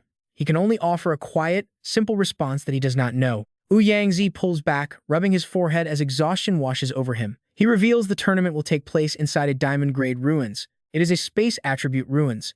He locks eyes with Lin Qiu, his grim face conveying just how dangerous this situation really is. Every single beast inside is a space element creature. Any space attribute awakener who enters will hold a massive advantage. And get this, the stakes are absolutely insane. The tournament will actually divide up control over the world's only Paragon-grade ruins. Lin Qiu is completely stunned, questioning if a mythical Paragon-grade ruins actually exists. He stands up and leans over the desk, staring intensely at his master with a dark, serious expression. Do not the textbooks clearly state that the highest level is the Gen Wu tier? Yangzi explains. Of course they did. Those book chapters are just clever smoke screens set up by the powerful. He asks if Lin Qiu truly believes their nation only has 4 paragons, his tone softening slightly as he mentions them. In reality, most paragons worldwide reside deep within the ruins, either cultivating their power or hunting deadly beasts. Hearing this, the pieces finally start falling into place for Lin Qiu. He immediately asks where this global tournament is being held, but Yangzi admits he has absolutely no idea. That is the mystery of a space-type ruins. It never appears until the exact moment arrives, opening only once every 4 years. Their primary mission is to collect as many space attribute soul beads as possible. Lin Qiu asks if victory simply goes to whoever gathers the highest number of beads. Yangzi shakes his head, clarifying that value matters far more than quantity. In his mind, Lin Qiu imagines a single glowing bead taking top prize. A mountain of ordinary beads simply cannot compete with the sheer worth of one legendary item. Suddenly, realization hits him and he speaks up. He says that hoarding weak beads is pointless if someone else manages to secure a single Gen Wu-grade soul bead, which would guarantee an instant victory. Yangzi spins his chair around, gazing out the window as he confirms that is exactly the logic. He warns Lin Qiu not to get greedy for a Gen Wu-grade space bead, calling it a total suicide mission. Unlike past tournaments, powerful nations will send their absolute best prodigies, with everyone required to be under 22. Lin Qiu chuckles, easily breaking the heavy tension by saying he was just joking, before asking who else is on their roster. Yangzi stands up and clasps his hands behind his back, turning away as he explains they will have 10 core members. It is finalized. He begins listing the roster, starting with Captain Chu Chen, a diamond-tier ice user, Vice Captain Gu Qiuan with a special platinum element, Zhang Li who wields earth, fire user Lin Qiu, and Qiu Ligao on special support. You already know the rest, including Jiang Hu, Shen Long, Huangfu Yiming, and Qin Zhenjian. Yangzi turns to look at Lin Qiu. Hearing his girlfriend's name makes Lin Qiu freeze in shock. Zhenjian. Soon, he is running desperately across campus. It is still early, and the campus is bustling with students, but Lin Qiu skillfully weaves through the crowd. Zhenjian must be nearby, and he has to convince her to pull out of the tournament. Earlier, back in the principal's office, hearing her name, he simply could not believe his ears, immediately questioning Yangzi. Why is it Zhenjian? Are there not plenty of other students who have reached platinum already? Yangzi does not blame him for being rude, understanding his confusion. The principal sympathizes with Lin Qiu's deep worry for his lover, calmly explaining the situation. Because the roster only has one diamond-tier ice domain. Having Zhenjian's unique domain to amplify their ice powers will skyrocket the team's combat strength. But hearing Yangzi's reasoning only fills Lin Qiu with deeper dread. Even so, he cannot let his beloved take such a massive risk. After searching all over the campus, Lin Qiu finally spots the familiar figure he is looking for. There she is. Zhenjian is standing under a tree talking with Cheng Min, still chatting about locker room gossip with absolutely no suspicious figures around. Perhaps they were just being too paranoid. Lin Qiu rushes up to her and grabs her hand, asking her to step aside for a moment. He wants to speak with her in private, so Zhenjian quickly asks Cheng Min if they can talk alone for just a bit. Cheng Min has no intention of playing third wheel, so she simply waves and leaves them be. Once they are alone, Lin Qiu urgently asks why she decided to join the global tournament. Does she have any idea how dangerous it is? Why keep it a secret? Zhenjian hesitates, pointing out that he did not tell her either. Her eyes hold a gentle, playful pout as she looks at him. She turns away, clutching her chest tightly, and asks if he would have agreed to stay behind if she had begged him to. If he is not going to back down, then neither is she. Her face looks sad but incredibly stubborn. Composing herself, she turns back around. She smiles, saying she is glad to join this tournament because at least they will face it together. That way, she will feel safe. A gentle breeze passes, swaying her hair in a beautifully cinematic moment. Blushing, she adds that sharing the burden is far better than staying behind and worrying. Lin Qiu hesitates to push further, softly calling out her name. He closes his eyes and shakes his head no. He cannot let himself soften up. This global competition is insanely brutal, and her life could truly be on the line. Hearing his warning, Zhen simply smiles, reaching out to grab his hand with him there. She knows she will be completely safe since he is going to protect her. She speaks without a single shred of hesitation, fully believing that nothing can harm her while he is around. She trusts him with her life. Seeing this absolute resolve in her eyes, Lin Qiu knows there is absolutely no way to change her mind, finally giving in and admitting that trying to sway her is completely impossible. He pulls her into a tight hug, vowing to protect her and promising that anyone who wants to hurt her must go through him first. Gently, he kisses her forehead, treating her like the most precious treasure in his world. She blushes, looking up to call him a silly fool, promising they will both make it back alive. Lin Qiu holds her tight, swearing an absolute oath with pure determination in his eyes that they will indeed make it through. A few days later, Jiang San calls up his older brother Zhang to check on those spirit beads Lin Qiu requested earlier. Since Lin Qiu needs them urgently, Zhang asks in surprise why a guy who usually acts like a lazy slacker is suddenly in such a rush. True, but something has completely changed lately. Jiang San looks over at Lin Qiu, noting that he seems fueled by some unseen fire, pushing himself through intense daily training. Ever since his talk with Zhen, Lin Qiu has been doing everything in his power to keep his sacred promise. Seated on the training platform, he cultivates relentlessly. Vast swirling energy gathers around his body in perfect harmony. Watching this high-intensity training session, Jiang San can only watch in absolute awe as he recalls that Lin Qiu only requested platinum-tier spirit beads. Training is the only thing on his mind with the tournament drawing closer. Time is running out and he must grow stronger. Energy courses through his veins as he lets out a powerful roar, successfully breaking through to 4-star platinum. Jiang San steps up to suggest a break. He urges him to rest, warning him not to overdo it. Exhausted beyond words, Lin Qiu collapses and pants heavily, barely managing a soft grunt in response. Lin Qiu answers Jiang San thanks, but he knows what he is doing. Knowing further words are useless, Jiang San simply steps up to offer Lin Qiu a towel and some water. Lin Qiu grabs the water bottle from Jiang San and downs it in one single gulp. The system notification pops up, scolding Lin Qiu ruthlessly cut the crap. Do not blame me for not warning you. Blindly upgrading without keeping your physical foundation up to pace will leave severe side effects later on. It is not that Lin Qiu does not know, but he has no other choice. Thinking about how Zhen might be in danger during the upcoming World Championship, his heart burns with anxiety. With a cold gaze, he notes that he knows this, and growing stronger now is just to keep Zhen safe in the world competition. The system does not stop his training, only reminding him to know his own limits. The maximum spiritual energy level his body can handle right now is platinum 6-star, so he needs to manage it carefully. Acknowledging this, Lin Qiu picks up his phone to message Ouyang, stating that he needs some spirit beads. Specifically, 1 lightning type and 1 space type. Ouyang immediately promises to try his best to find them. Although he already has a low-level space bead, the very next day, Lin Qiu receives the beads from Zhang. And believe it or not, just a few days later, he breaks through directly to platinum 6-star, drawing a crowd of onlookers in the training hall. Whispers erupt around him about yet another breakthrough, as training gets harder by the second and Lin Qiu cannot afford to slack off. During final exams, because he and Zhen are both at the platinum tier, they automatically secure perfect scores in their spiritual martial arts class. Standing outside the exam room, the two look completely relaxed, in stark contrast to their stressed-out classmates. For the other subjects, he submits his papers after just 10 minutes, rushing straight back to the training ground to forge weapons with his hammer. Although the teachers are slightly annoyed, there is absolutely nothing they can do to stop Lin Qiu. With finals over, everyone relaxes and the campus returns to its usual bustling, noisy self. Lin Qiu takes Zhen over to Jiang San, letting him know that they have things to do and will not return to City B just yet. Jiang San bids a simple farewell and leaves with Cheng Min, shouting back to his boss to see him next semester. Waving them off, Lin Qiu turns to tease Zhen, claiming that she is bound to lose their exam wager. He suggests she just pay up now, but Zhen retorts defiantly, saying the final winner is still up in the air. She points out he always turned his papers in after 10 minutes without checking them, though he wonders what difference that makes. Zhen objects, arguing there is a massive difference between taking the initiative and being passive. While Zhen glares at him with frustration, Lin Qiu starts imagining what it would look like if she actually took the initiative, sending his thoughts wild. In his fantasy, she wears a short white skirt barely covering her backside, desperately pulling it down with one hand to cover up. Her other hand beckons him, her posture squeezing her chest to make it look even fuller, while she sticks her tongue out playfully. Honestly, you can't even blame the guy completely overwhelmed by his own spicy imagination. Lin Qiu gets a massive nosebleed, pinching his nose to speak.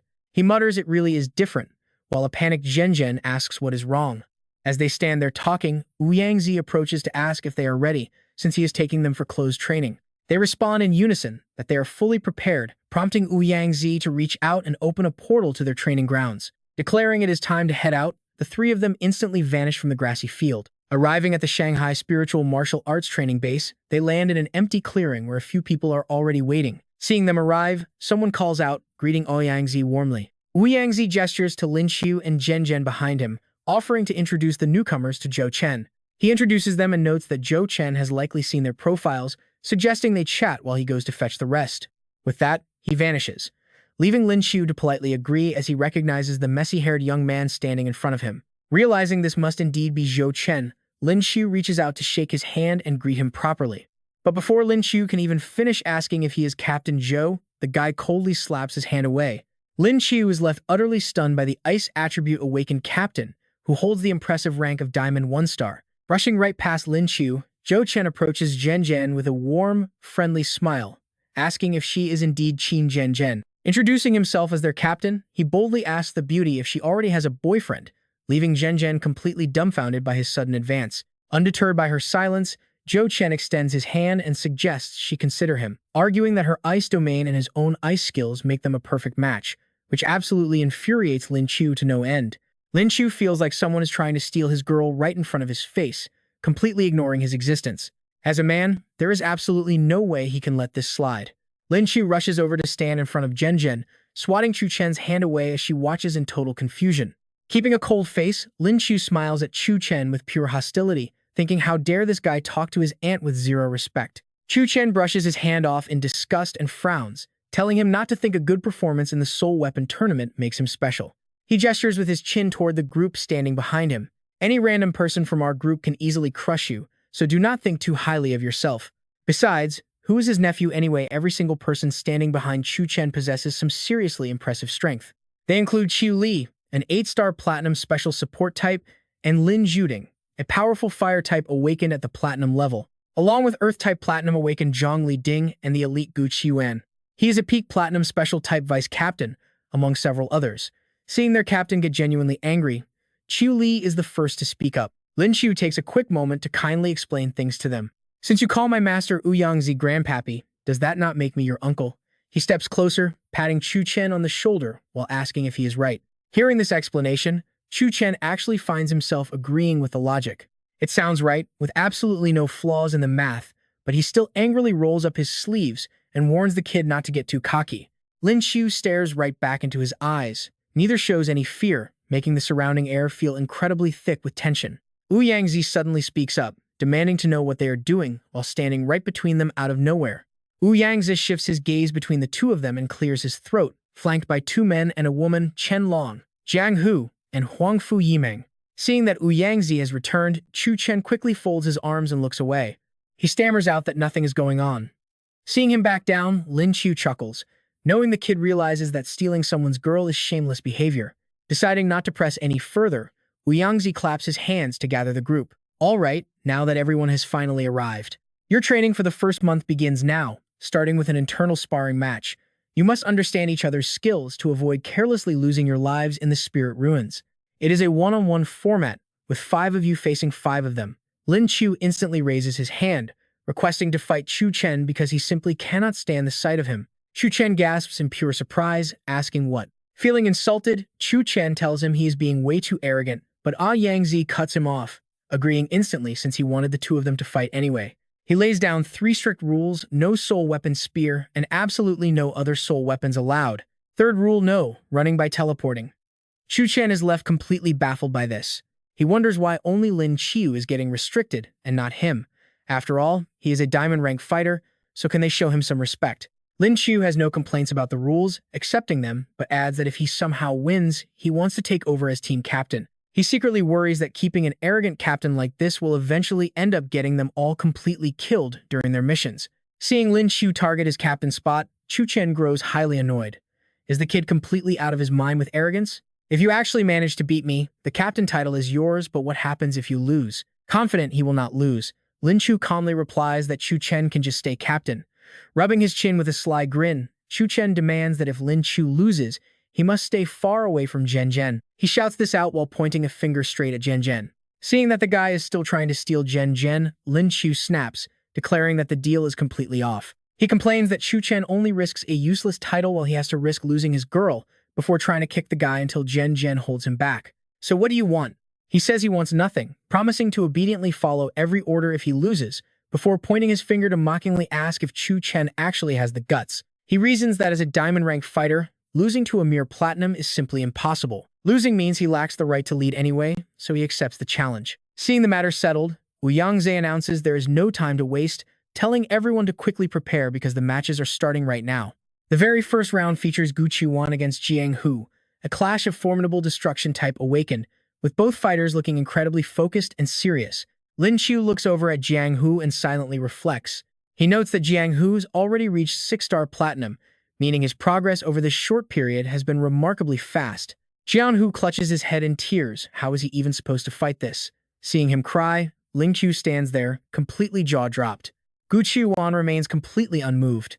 He bends low, ready to charge straight at Jiang Hu. He reveals all 8 of his arms. Kid, don't get distracted now. I'm about to start my attack. With that, he charges straight toward Jiang Hu. Gu Qiuwan kicks off with such force that the ground shatters under him, launching himself forward like a bullet. Jiang Hu quickly snaps back into battle mode, focusing all his attention. He can't let this guy get close to him. He raises his hand to unleash his ability, screaming Spirit Energy Ruin. At the same time, Jiang Hu fires off several energy blades.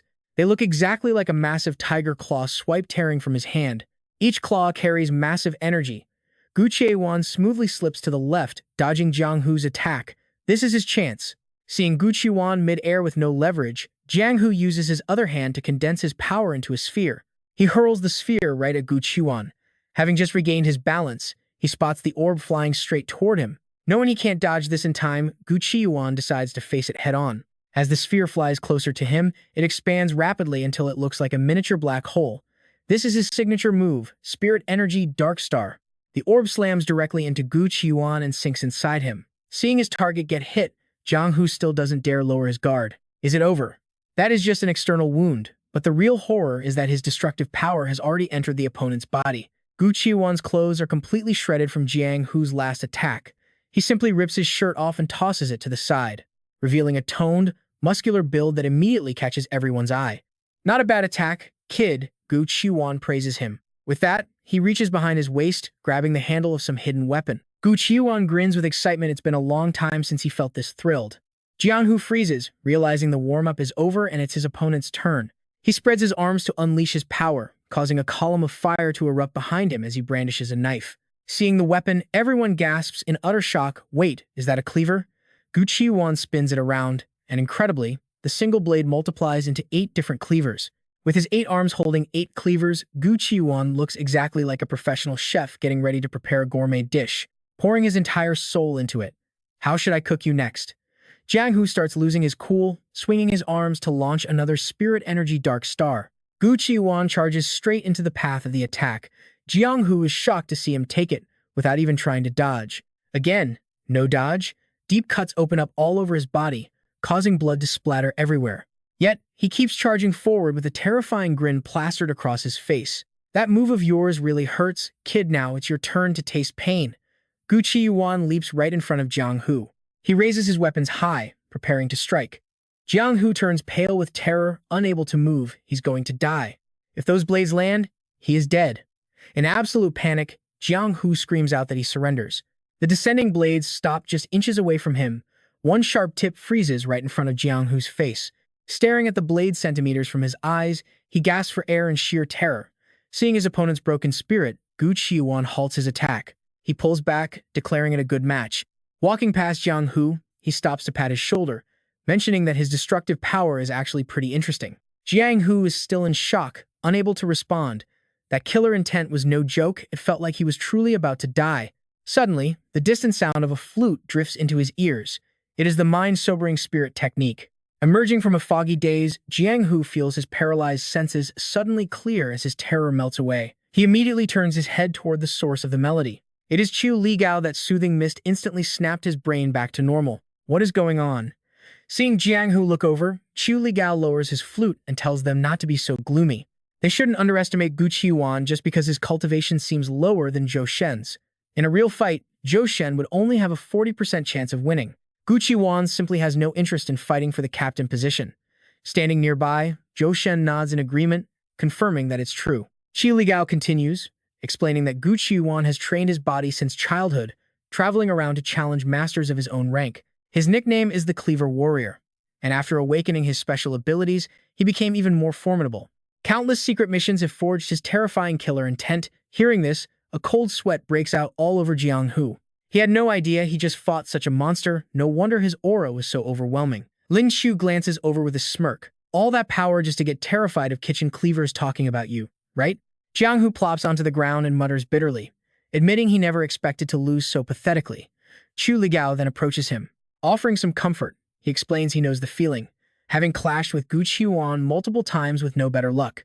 Ouyang Zi signals the end of the first match, ushering in the second round. It is Qiu Ligao versus Huangfu Yimeng. Hearing his name, Qiu Ligao gasps in surprise and lets out a frustrated sigh. The two step forward to face each other.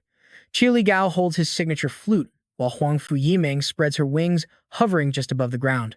Qiu Ligao playfully teases his opponent, asking how he can strike such a beautiful girl. Huangfu Yimeng remains completely stone-faced, coldly telling him to keep his mouth shut, and Qiu Ligao certainly does not plan on holding back just because she is a woman. Lifting his flute, he offers to introduce himself before they start fighting. He introduces himself as Qiu Ligao, a Platinum 8-star support type, politely asking for her guidance. With that, he raises the flute to his lips and starts to play, summoning a thick, heavy mist that rapidly swells to completely swallow his body from view. Lin Qiu wonders how a basic buff support is supposed to fight. Standing nearby, Zhou Shen takes the opportunity to explain the unique nature of Qiu Ligao's special ability. He explains that the smoke Young Qiu had everyone inhale earlier is completely different from the thick mist on the stage, as the first was a mix of bronze refreshing mind and platinum composure. It simply boosts their mental focus, keeping the brain immune to most mental attacks, which is honestly quite an impressive feat. Now, both of them activate their unique spirit skills, revealing the secret weapons they had prepared specifically for their upcoming battle against the United States team. When that moment comes, it will definitely catch their American opponents off guard, making Zhou Shen smile with supreme confidence that his side will easily win. He turns back to the arena, which is now completely cloaked in dense fog. It is almost impossible to see what is happening inside, and the blinding smoke immediately begins to irritate his opponent. Coughing heavily, Huangfu Yimeng struggles to keep her eyes open to observe her surroundings through the stinging smoke. She decides to spread her wings and soar straight into the air to escape the suffocating reach of the thick fog. Qiu Ligao frowns as he watches her take flight, realizing he forgot that the girl has wings to escape his trap. Originally wanting to rely on his mist and white smoke rings to defeat her, he realizes his strategy was far too simple. High above, Huangfu Yimeng wields a brilliant golden sword that radiates with pure energy. Raising the blade high, she unleashes a powerful downward slash, riding her own momentum to plunge directly toward Qiu Ligao for a decisive strike. Qiu Ligao panics. He warns her to stay back, shouting that she is forcing him to use his ultimate move. Leaning to one side, Qiu Ligao quickly sidesteps to dodge the heavy blow, letting her blade bury itself deep. But she recovers instantly, telling him to bring on whatever he has. She watches as Qiu Ligao gets dead serious, accepting her challenge. As the mist thickens, she hears heavy breathing nearby, realizing he is not just trying to hide from her. Scanning her surroundings warily, she suddenly spots a massive silhouette looming directly in front of her through the haze. Prepare yourselves, because his platinum skill, smoking is harmful to health, summons an absolute giant made of smoke that leaves her stunned. The Misty Clone speaks. He tells Huangfu Yimeng to admit defeat, not wanting to hurt her. Huangfu Yimeng charges forward to slash the Misty Clone, declaring that she will absolutely never surrender. Gripping the hilt with both hands, she swings her golden blade with all her might right through the smoky clone, causing the massive figure to instantly disperse into thin air. Yet the fog reconstitutes itself almost instantly, reforming the massive smoke clone without a single scratch on it.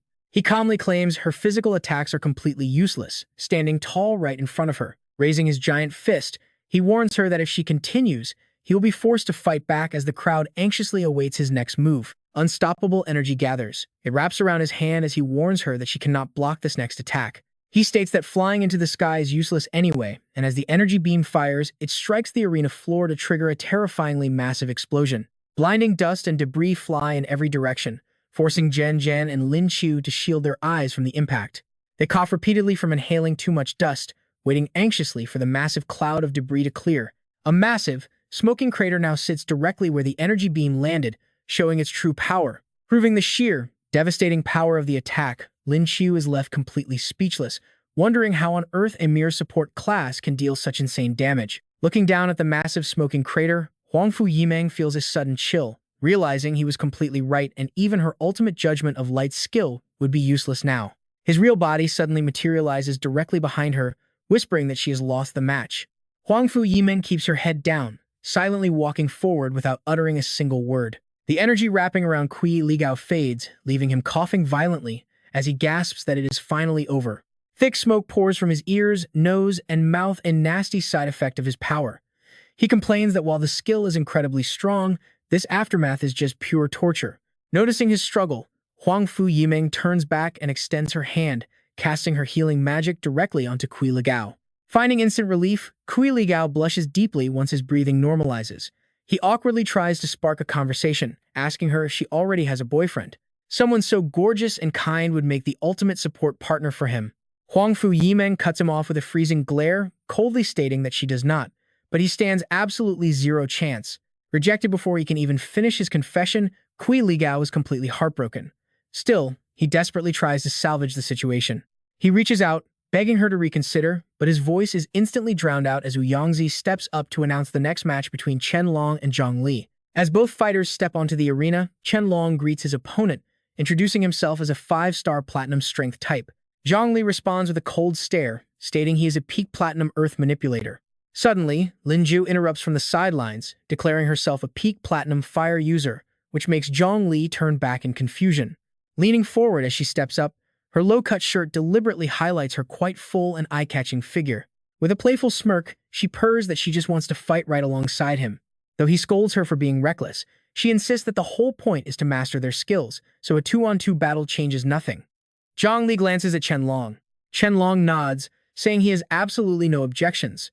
Yangzi ponders it for a moment before agreeing, telling Qin Zhenjin she will be partnering up with Chen Long. Zhenjin simply nods in agreement. Stepping up, she introduces herself as a 3-star platinum ice user. While Lin Qiu cheers her on, Zhou Shen refuses to let him steal the spotlight. He saunters over like a smooth playboy, calling out to sweet little Zhenjin. He declares his love and offers her a single rose, but before he can finish, Lin Qiu snatches the flower right out of his hand. Lin Qiu snaps the rose in half, growling that the guy has officially triggered his rage. He vows to show zero mercy on the field, while Zhou Shen fires back that he is not afraid. With that, both teams face off. Chen Long politely asks for a good match, while Lin Qiu confidently tells them to go ahead and make the first move. That is exactly what Chen Long wanted. Activating his ice domain power, he charges straight toward Zhang Li with a massive earth-shattering leap. Zhang Li gets into stance and slams his fist into the ground, instantly raising a massive stone pillar right in front of Chen Long. Unfazed, Chen Long leaps high, crashing straight through the solid barrier. Realizing the rock barrier is easily breakable, he smirks and calls it a cheap trick before preparing to unleash his next strike. But his confidence vanishes as dozens of massive stone pillars erupt all around him, catching him off guard in a highly dangerous spot. Zhen leaps to his rescue, landing gracefully on a stone pillar while shouting that she has got his back. Steadying herself on one leg, she prepares her attack and conjures her signature frostbow. Drawing back the frozen string, she locks onto her target and releases a chilling arrow that slices through the air like wind. The frozen arrow weaves through the stone pillars toward Zhang Li, but a sudden, massive fireball intercepts it mid-flight. The extreme heat instantly melts her ice arrow into nothingness. Emerging behind Zhang Li with a playful grin, Lin Qiu warns that she will not let another girl hurt her man. Suddenly, the pillar beneath Zhen crumbles, making her lose her balance and let out a startled cry. It turns out Zhang Li shattered the pillar himself. He smiles warmly, telling them to watch out because he is about to attack. Zhen leaps backward off the falling rock, her heart racing as she witnesses a terrifying sight she has never seen before. The shattered pillars do not just fall, they break into pieces, float upward, and reconstruct themselves mid-air.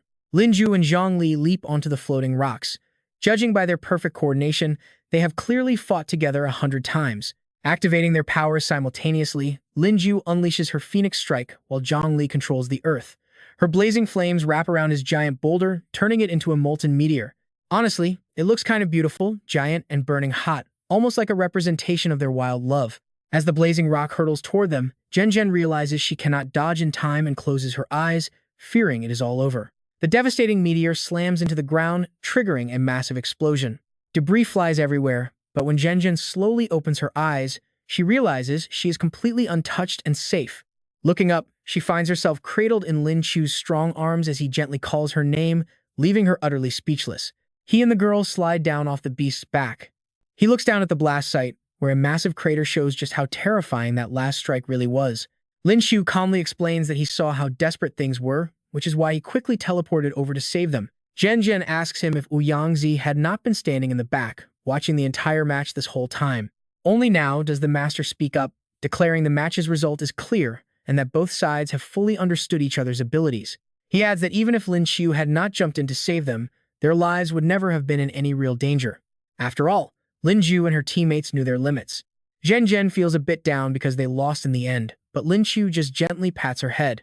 Lin Qiu walks over, telling him he did amazing. She explains that when he opened his domain, she felt her own flames weaken, and only her higher rank saved her. Hearing this, a surprised Zhen wonders if that was really what happened. Suddenly, Lin Qiu gets gossipy, asking if Lin Qiu is her boyfriend.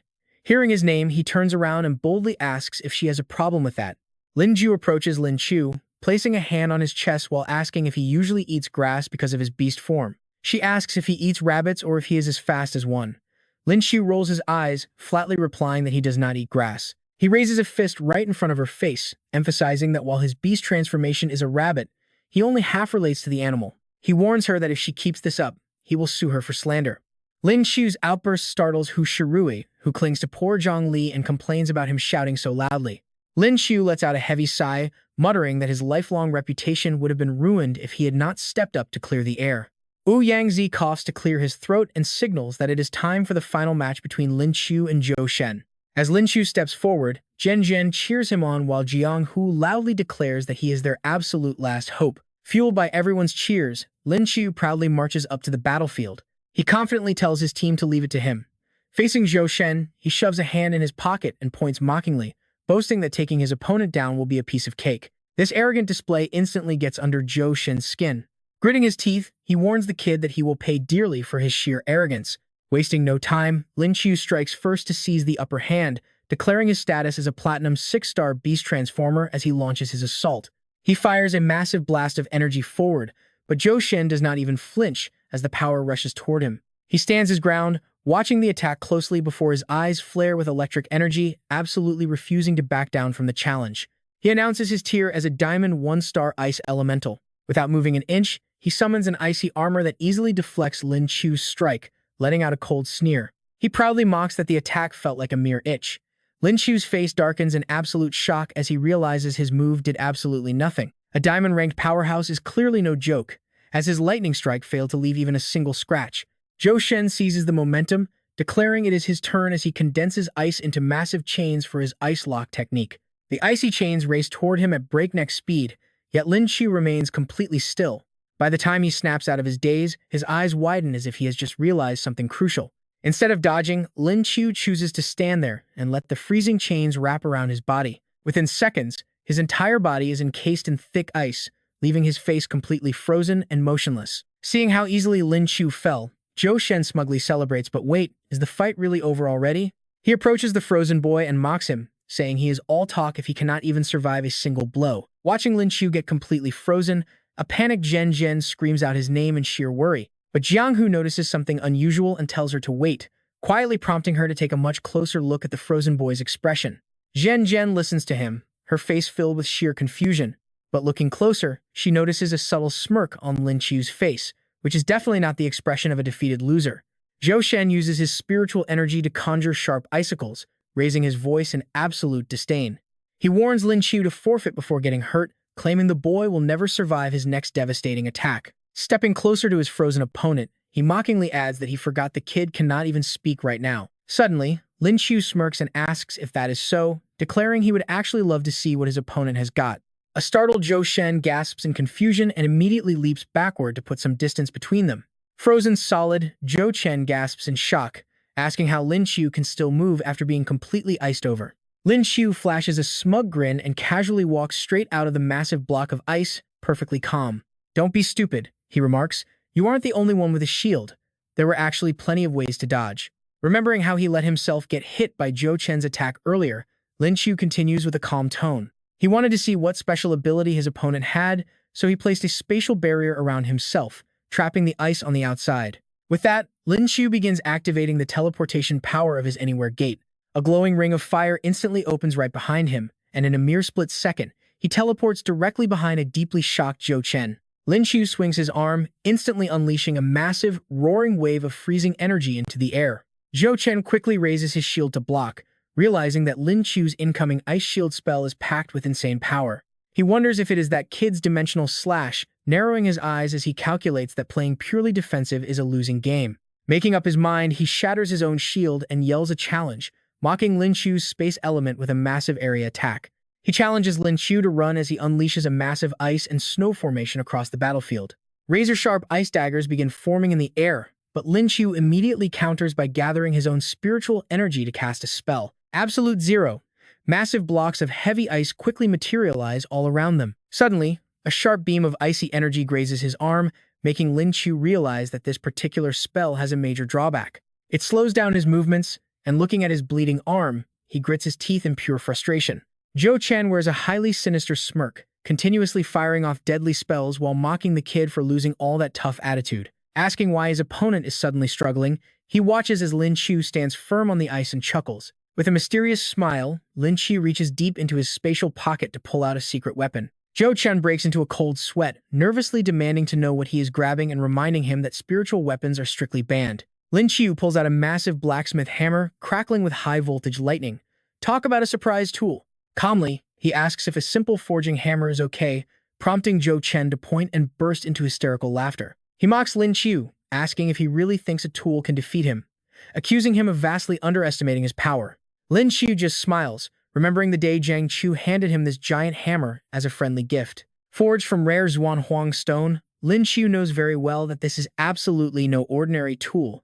It is the exact hammer used to craft supreme-class weapons, and channeling his energy, Lin Qiu prepares his move. Activating his lock-on lightning arc technique, he confidently asks if his opponent is ready for this. Telling him to brace for the storm, he charges forward like a chilling gust of wind directly at Zhou Chen.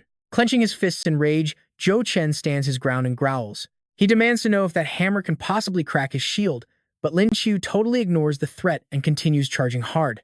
Using the lightning arc to boost his overall speed, he drastically multiplies the destructive impact of the hammer. Catching Zhou Chen completely off guard, he accelerates instantly and delivers a devastating blow directly to the gut, making his foe scream in agony. Stuttering that this is impossible, Zhou Chen is sent flying high into the nine clouds by a brutal swing of the hammer. The resulting shockwave blasts debris in all directions as Lin Qiu smugly rests the hammer on his shoulder. He smirks, thinking how even supreme weapons can warp under this power, so his simple diamond ice armor never stood a chance. Watching the epic showdown unfold, Zhen looks on with immense pride and happily congratulates Lin Qiu. Jiang Hu chimes in with praise, shocked at the sudden turn of events since Zhou Chen clearly had the upper hand just moments ago. Standing in the back, Lin Qiu suddenly speaks up, asking if anyone noticed that Lin Qiu won without even using his beast transformation. She calls him a complete monster, but Lin Qiu just nods and replies that transforming was apparently not even necessary.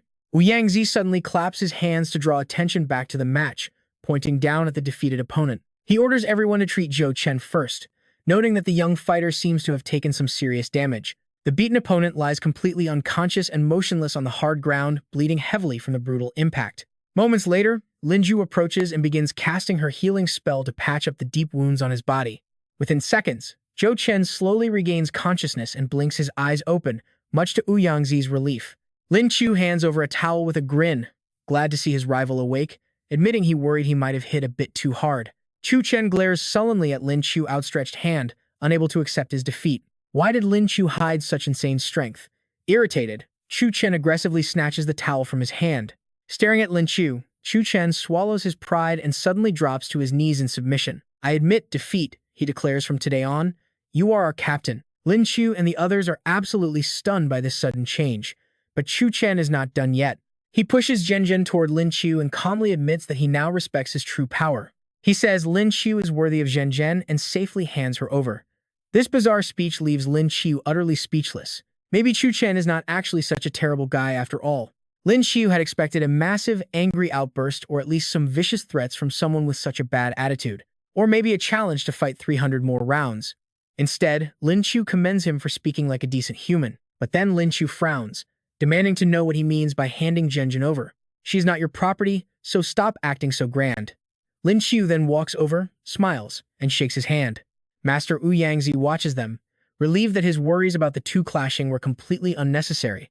He steps in to end the session, asking everyone to share their thoughts on today's intense duel. Chu Chen admits they were foolishly overconfident before, like frogs at the bottom of a well. Zhang Li quickly agrees. He has completely changed his mind and now sees them as incredibly reliable teammates. Even the bearded warrior confesses he used to look down on them. Chu Chen then turns to the others. Jiang Hu humbly notes that their strength still has major flaws, especially their low cultivation levels. Jin Jin warns that if their global competitors are this powerful, their chances of survival will be close to zero. Listening to their honest self-assessments, Wu Yangzi nods with a proud and satisfied smile. They have not only bonded but also recognized where they desperately need to improve. But looking at Lin Qiu, the master knows this battle was basically child's play for the prodigy. His talent is so far ahead of the other students that there is simply no comparison. Wu Yangzi claps his hands to announce that customized, rigorous training is about to begin. He points to Chen Long, Jiang Hu, Zhen Zhen, and Huangfu Yiming. These four will be sent straight into a dangerous diamond tier rift for some extreme hands-on survival training. Unless they are literally on the brink of death, their guards will not lift a single finger to help. Zhen Zhen acknowledges the order, while a confused Lin Qiu asks why his name was completely left out. The master tells him he has other plans. Lin Qiu understands the strategy behind sending the others to a diamond rift. Under the watchful eye of a guard, they can safely taste the true terror of a high-level dungeon. Jiang Hu is thrilled, eager to jump straight in. But Lin Qiu remembers the brutal reality of real combat. The horrific bloodshed and endless casualties make him worry. The upcoming global tournament arena is a spatial rift, far more terrifying than any normal beast-infested dungeon. They will face elite global martial artists, making it infinitely more lethal than standard trials. Lin Qiu wonders what his own path will be. Meanwhile, Lin Qiu asks Master Wu Yang about their own training. Wu Yangzi rubs his chin and calmly tells them that their training is simple, they just stay at the base. She complains immediately, asking what could possibly be fun about staying stuck here. Being stuck with the same few faces is boring, and she wonders how they will ever grow stronger. He points directly at Lin Qiu, explaining that their task is to spar with him at least 10 times a day. Lin Qiu gasps in absolute shock, immediately voicing his intense disapproval of the plan. Is this some kind of joke? He asks. Is his special training just acting as their punching bag? Wu Yangzi remains calm, stating it is all for the tournament, though Chu Chen thinks it sounds like pure torture. They all know Lin Qiu is a monster, yet the battle-hungry teammate beside him gets instantly fired up. My blade is thirsty, he declares. Wu Yangzi commands the 5 of them to take turns fighting Lin Qiu without any rest. Just how much they can improve from this brutal sparring is entirely up to them. The 5 of them immediately turn their glares onto Lin Qiu, leaving him clutching his head and groaning in pure misery. He groans that his master is leaving him absolutely no way out. Is he really about to become a human punching bag? Under a starlit night sky, a crescent moon lights up the park, creating a quiet, romantic escape. Under the warm glow of a streetlight, a guy and a girl sit together on a bench, chatting while enjoying the view. Lin Qiu warns her about the extreme dangers of the Diamond Tier Spirit Rift, but Zhen Zhen impatiently cuts him off.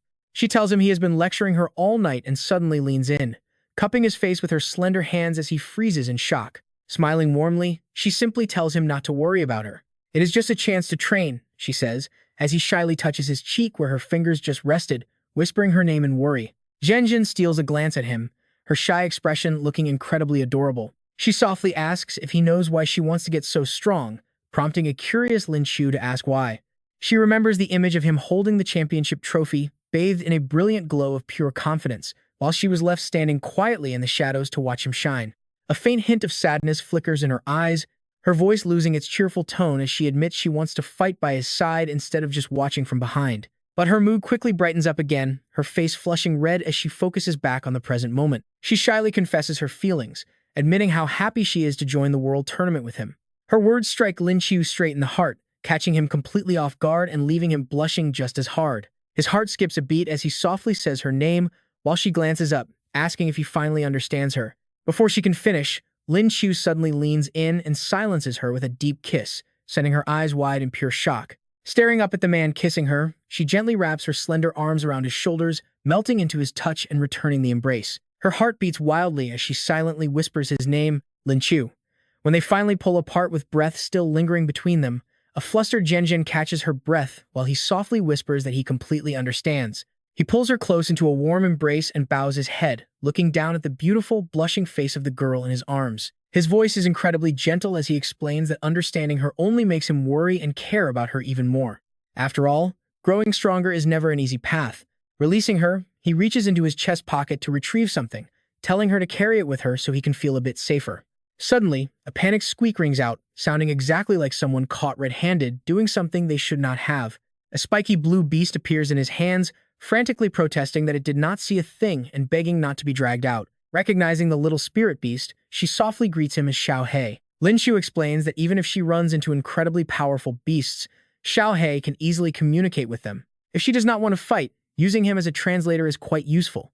Leaning down, he sternly warns the beast to protect her well, threatening him with serious consequences if he dares to mess things up. Xiao He puts on an innocent face, quickly defending himself, pointing out that besides watching them kiss just now, he did absolutely nothing, sending a thoroughly embarrassed Zhenjin hiding her face in her hands. Glaring at the little spiky beast, he angrily barks back that looking is completely forbidden next time.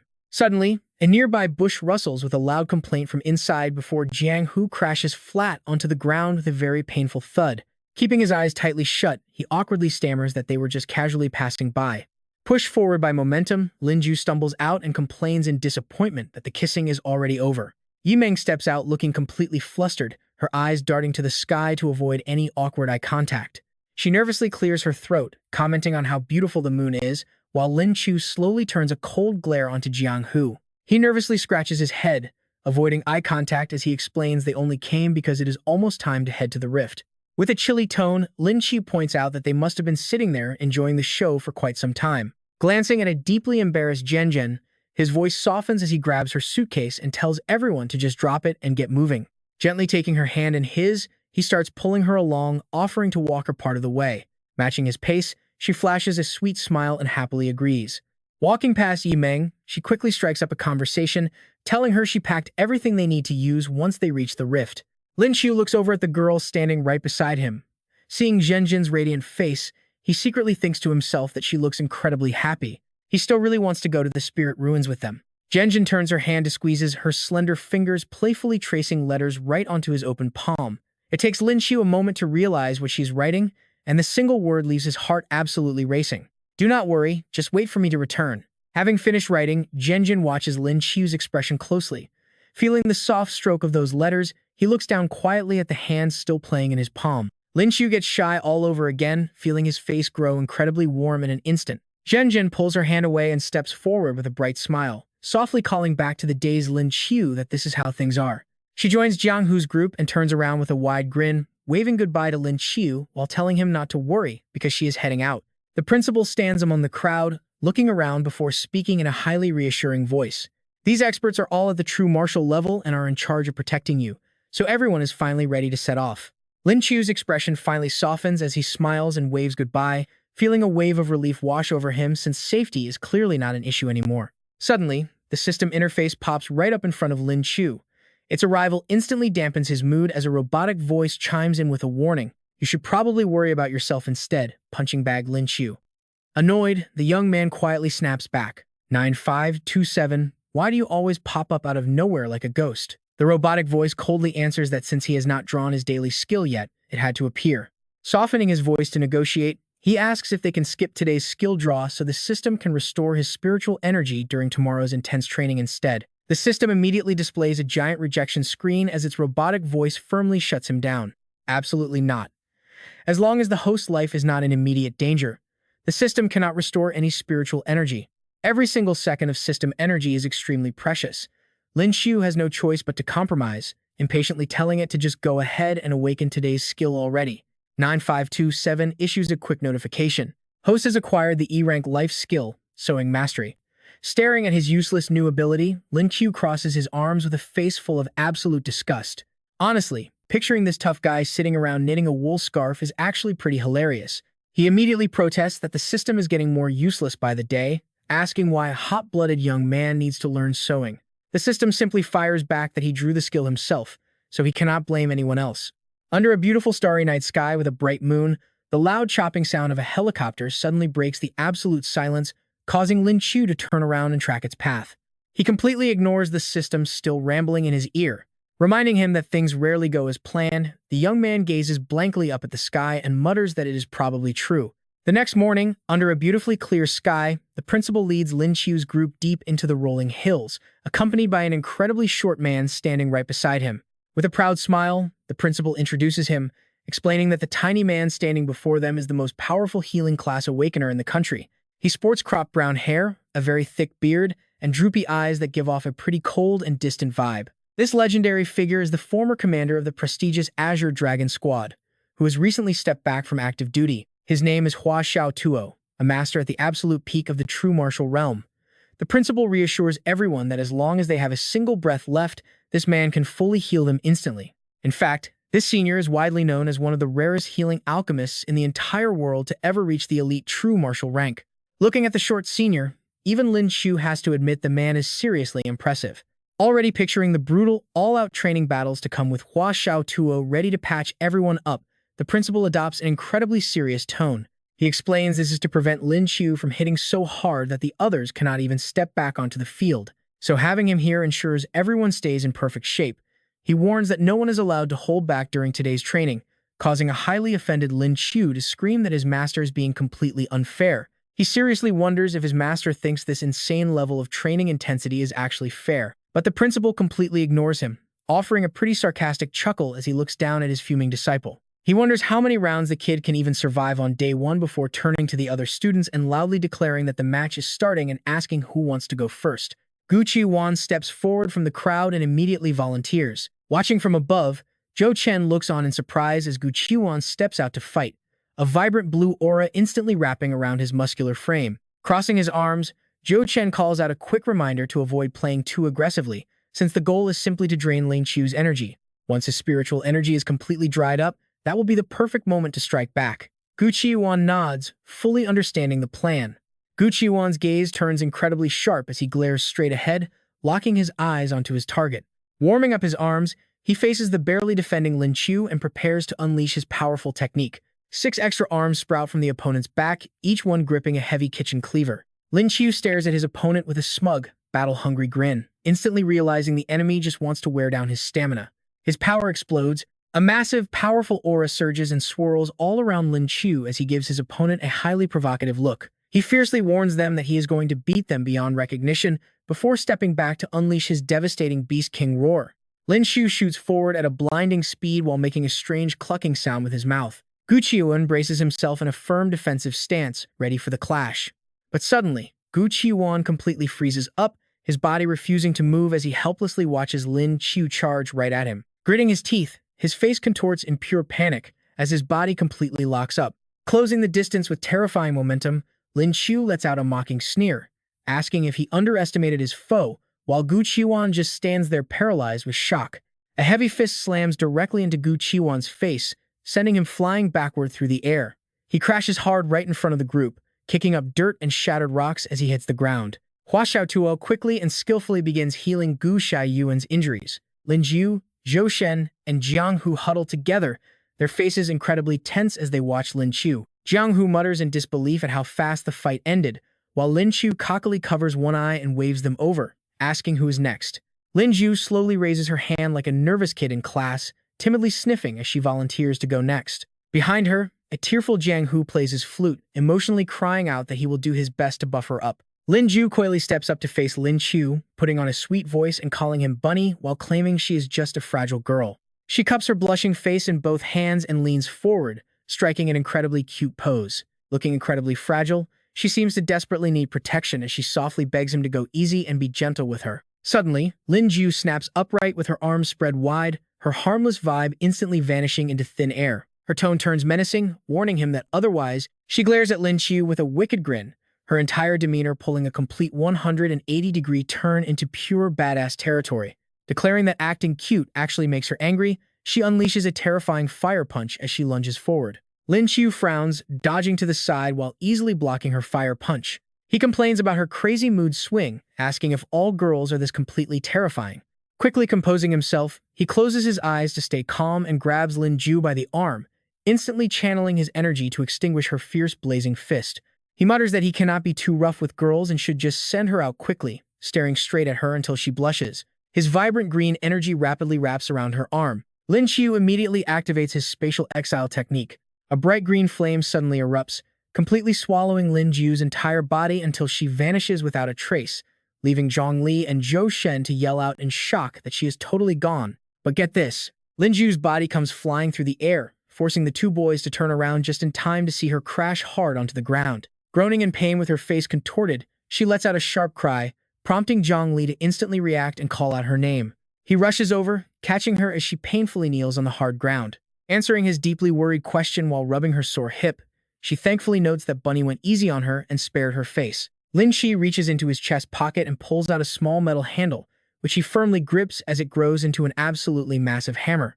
It is easily half his size, leaving him looking incredibly satisfied. With an extremely punchable tone, he suggests that 1 by 1 is too slow and tells them both to come at once. While he stands there calmly holding his giant weapon, Zhou Shen bristles in pure rage and yells out in disbelief. Zhou Shen gives him a look of utter contempt, dropping his voice to warn Lin Qiu. They have a diamond rank and a peak platinum rank, asking if he is being far too arrogant. Even easygoing Zhongli frowns at this insolence, and the two of them instantly charge forward to attack together. Lin Qiu stands his ground without a shred of fear, green flames wrapping around him as he casually replies that they can find out by trying. Flashing a highly dangerous glare, his tone drips with contempt, leaving the charging duo to gasp out in pure shock. He swings his massive hammer directly at the two incoming fighters. Ending his heavy swing with an incredibly cool pose, Lin Qiu sends both Zhongli and Zhou Shen flying backward, screaming in agony. With a loud crash, the two crash heavily onto the dirt, their faces contorted in sheer pain. Watching this unfold, Qiu Gaoli starts panicking, cold sweat dripping down his face as he mutters about how fast his teammate got wiped out. Meanwhile, Lin Qiu rests his massive hammer and eyes his next target. The next guy isn't down yet, wearing a smug smirk as he beckons Lin Qiu over.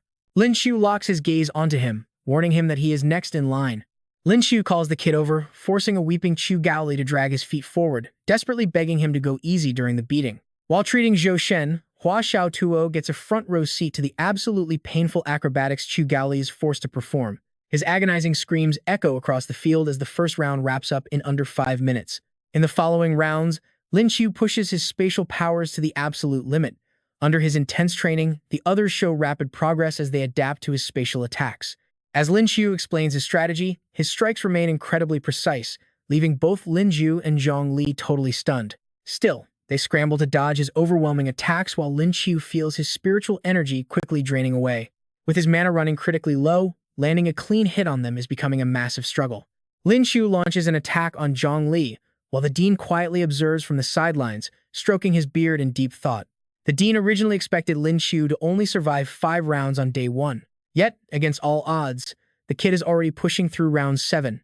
Lin Qiu's vision starts blurring, forcing him to rub his eyes as fatigue sets in.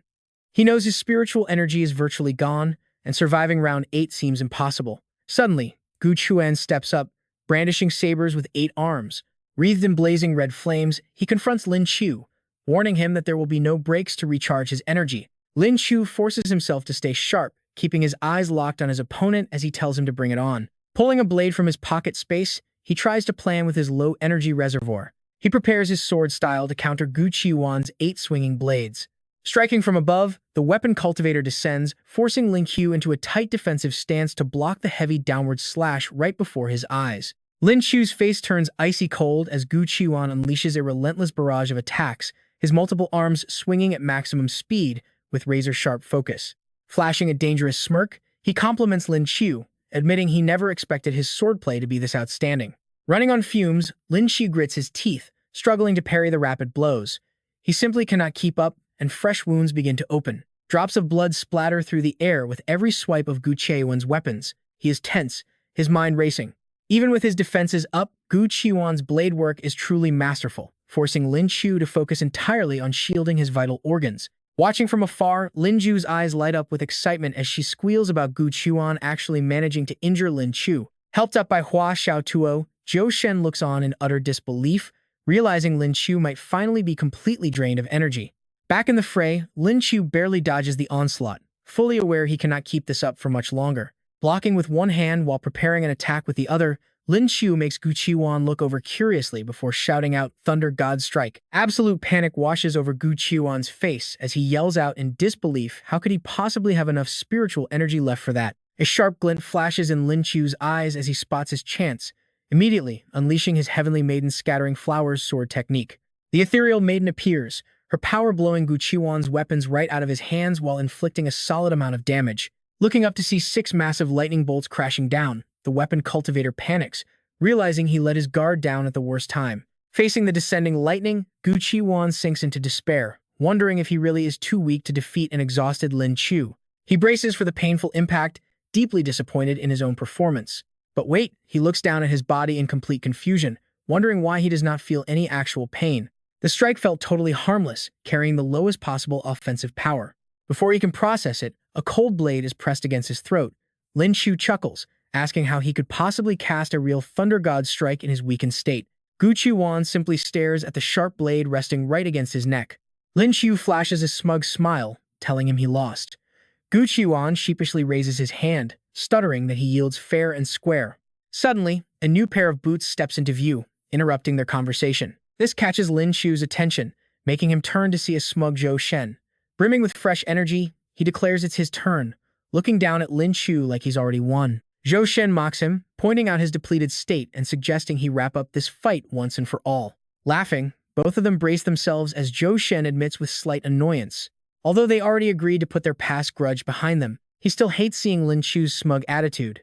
Lin Qiu's eyes immediately narrow as he refocuses for the next clash. Suddenly, a spatial portal appears, slowly swallowing Lin Qiu as his expression turns dead serious.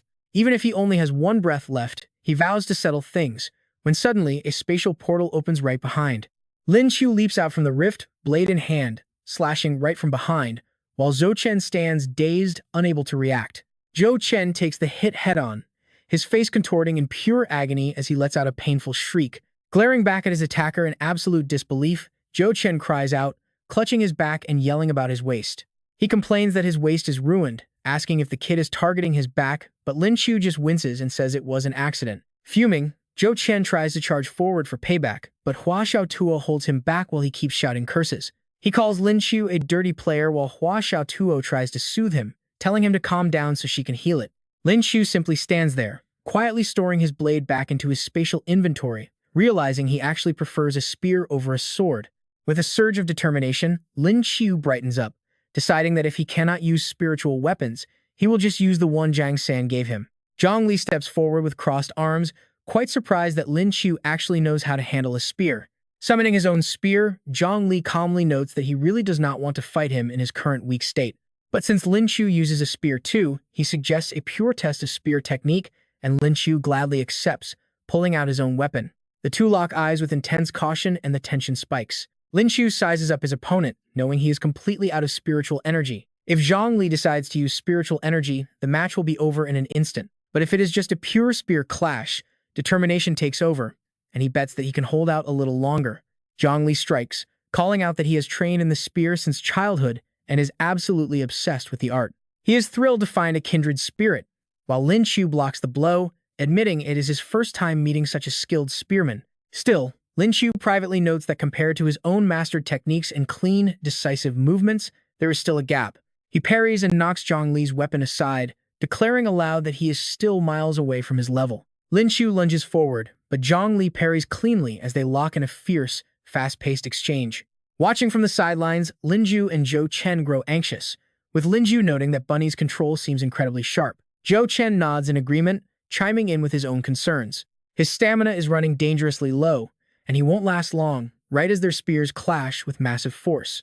After several hundred rounds, Lin Qiu is visibly exhausted, barely able to keep his grip on the weapon. Suddenly, his fingers slip from the shaft, utterly drained of strength. Lin Qiu collapses onto the ground, covered in sweat as he pants, desperately wheezing out that he is completely out of steam and this is just too tiring. Zhang Li plants his spear and drops to one knee before Lin Qiu.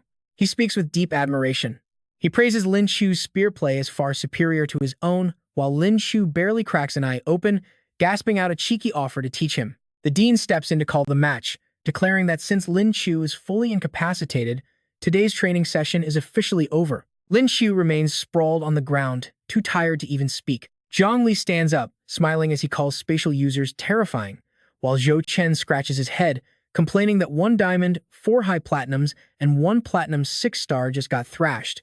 Lin Qiu follows closely behind, looking pretty shaken up. If this were a real, bloody battlefield, they would have already died 1,000 times over. Lin Qiu gazes down seriously at the exhausted Lin Qiu, quietly calling out to their dear bunny. She kneels beside him, her expression softening into a bright smile as she tells him he has to train them well from now on. Starting from day 1, he spends the following days accepting every single challenge before teaching Zhang Li how to master the spear, while watching him practice with pride. He originally thought that after surviving the brutal first day, he would soon clear all 10 rounds, but the others have improved immensely through constant sparring, forcing Lin Qiu onto the defensive against Lin Qiu's team. Especially now that they are familiar with his skills, everyone has developed their own counter-tactics. Thanks to their relentless persistence, his own growth spikes rapidly too. The constant cycle of draining and replenishing his energy boosts his rank from Platinum 6-star to Platinum 7-star, while his physical stats climb to Platinum 5-star. As Lin Qiu lies there utterly exhausted, Hua Xiaotuo walks over with her hands behind her back, asking if he has broken through again. With the evening sun casting long shadows across the room, the dean seriously announces that today's training session has concluded. As today's training ends, the dean watches the students stretching their wrists. He sighs inwardly, noting they only managed 5 laps again today. These kids are getting lazier by the day. Suddenly, someone calls out Lin Qiu's name, making him look over in surprise. Zhang Qiu rushes over to hug the still startled Lin Qiu. Shaken, Lin Qiu rubs his head, calling him Brother Zhang with some embarrassment. Lin Qiu asks why he's here. Zhang Qiu looks surprised, asking if Senior Wu Yang forgot to mention it to him. The embarrassed dean admits he totally forgot, leaving Zhang Qiu to explain. Rubbing his chin mysteriously, Zhang Qiu says he's here for one specific purpose. Zhang Qiu lifts a massive metal hammer, identical to the one Lin Qiu used before. With a sinister grin, he tells them he's going to rebuild them, urging the kids to prepare for high-speed transformation. Lin Qiu freezes, totally bewildered. He waves his hands, shouting that he doesn't need it. Nearby, Zhou Chen crosses his arms in disgust, calling it highly suspicious. Seeing this, Zhang Qiu reaches out to him. Zhang Qiu tells him not to be like that, squatting down to open a large chest while addressing the group. He explains that only their country has successfully developed spirit weapons, and it would be a waste not to use them in the global tournament. Inside the chest, various types of armor and specialized tactical gear are packed tightly. Picking up a vest, Zhang Qiu excitedly notes that the weapons themselves are actually pretty basic. His main achievement is crafting custom armor for everyone, prompting a puzzled Lin Qiu to question what he means. Zhang Qiu explains that inside the dangerous spirit ruins, offense is always secondary. Simply keeping oneself alive is what truly matters. He turns to the team, telling everyone to go ahead and claim their designated gear. Zhou Chen agrees, and they all step forward to collect their items. Lin Qiu's weapon is an upgraded golden bracelet, radiating a faint current of visible energy. Zhou Chen's weapon of choice is a pair of heavy gauntlets, which he clenches tightly. These gloves boost physical skills, while Qiu Ligao's magical flute and Zhang Li's spear have also been upgraded into spirit weapon versions. Qi Ligao and Zhang Li cheer in excitement, telling the principal that they will have to rely on him for charging up the gear. Wu Yangzi readily agrees, but a sudden voice behind him cuts in, calling out to his beloved principal. The confused principal spins around as Gu Shewan cheerfully brandishes his dagger, adding that his weapon will also need a charge. The principal is utterly shell-shocked, clutching his face while lamenting that charging this kid's gear will 80% drain his entire life force. With a heavy sigh, he mutters about bringing them home to charge slowly, while Lin Qiu crosses his arms, watching him with deep, contemplative eyes. He knows the most terrifying aspect of spatial ruins is the sudden, unpredictable ambush of spirit beasts. With this armor, unless they face an exceptionally powerful beast, it essentially grants them an extra life, which is a massive relief. Wu Yangzi slams the chest shut and turns to the group. He announces 2 quick updates, first being that the 4 students sent away for spirit weapon training are returning tomorrow. Once they reunite, everyone will get a full week of leave to go home and spend some quality time with their families. Reaching into his inner pocket, he pulls out bright red envelopes, wishing them all a happy new year with their loved ones as he hands them out. Gu Qiwan wishes him a happy new year, while Lin Qiu eagerly grabs her red envelope, cheering about finally getting some holiday cash. Lin Qiu stares at his envelope, noting it has been a very long time since he last received one. The principal adds that while he hates to sound depressing, they really ought to make the most of this time with their loved ones. Lifting the chest as a bright aura envelops his body, the principal vanishes from their sight in the blink of an eye. Lin Qiu glances around at his teammates, fully aware that this upcoming global competition is exceptionally dangerous. Knowing some might not even make it back alive, He realizes how terrified these student warriors must feel. Suddenly, he turns and smacks Zhou Chen right on the head. Zhou Chen flinches, rubbing his head in pain and demanding to know what Lin Qiu is doing. Cutting him off, Lin Qiu asks why everyone is acting so incredibly serious all of a sudden. Turning toward the exit, he looks back with absolute confidence, promising that as long as he is around, they will all return in the exact same shape they left. His sheer bravado instantly fires up the entire crowd. Zhou Chen calls his name with crossed arms, while Chu Ligao agrees, firmly stating that however many of them leave, the exact same number will return. Lin Qiu clutches her face, squealing about how cool he is and how safe he makes her feel. Watching him walk away, they all shout wishes of a happy new year, leaving Lin Qiu to ponder the word himself. He sighs, realizing that while everyone is heading home, he has no idea how he should spend his own holiday. Memories of Sister Li and Zhang San flash through his mind, and he thinks returning to Peace City to visit them might not be a bad choice. But knowing they have their own families, he hesitates. Suddenly, a hand covers his eyes from behind as a familiar voice playfully asks what he is doing. Startled, Lin Qiu spins around only to gasp in disbelief at the sight of Zhen Zhen, completely shocked that she has arrived alongside the principal. Back at the academy, Zhen Zhen giggles and teases him about being scared. Lin Qiu immediately walks over, takes her hand, and asks if she is all right. She actually broke through to Platinum 5-star in just 10 short days, making him worry if she got hurt during the process. Zhen Zhen quickly reassures him, holding up her beast, Xiao He. She explains that the little guy was a massive help inside the spirit ruins. Xiao He snickers proudly and leaps over to Lin Qiu. Catching the beast, Lin Qiu promises he will make it up to his little helper later. After tucking the beast into his coat, he turns to Ouyang, quite confused since his master had said they would only return tomorrow.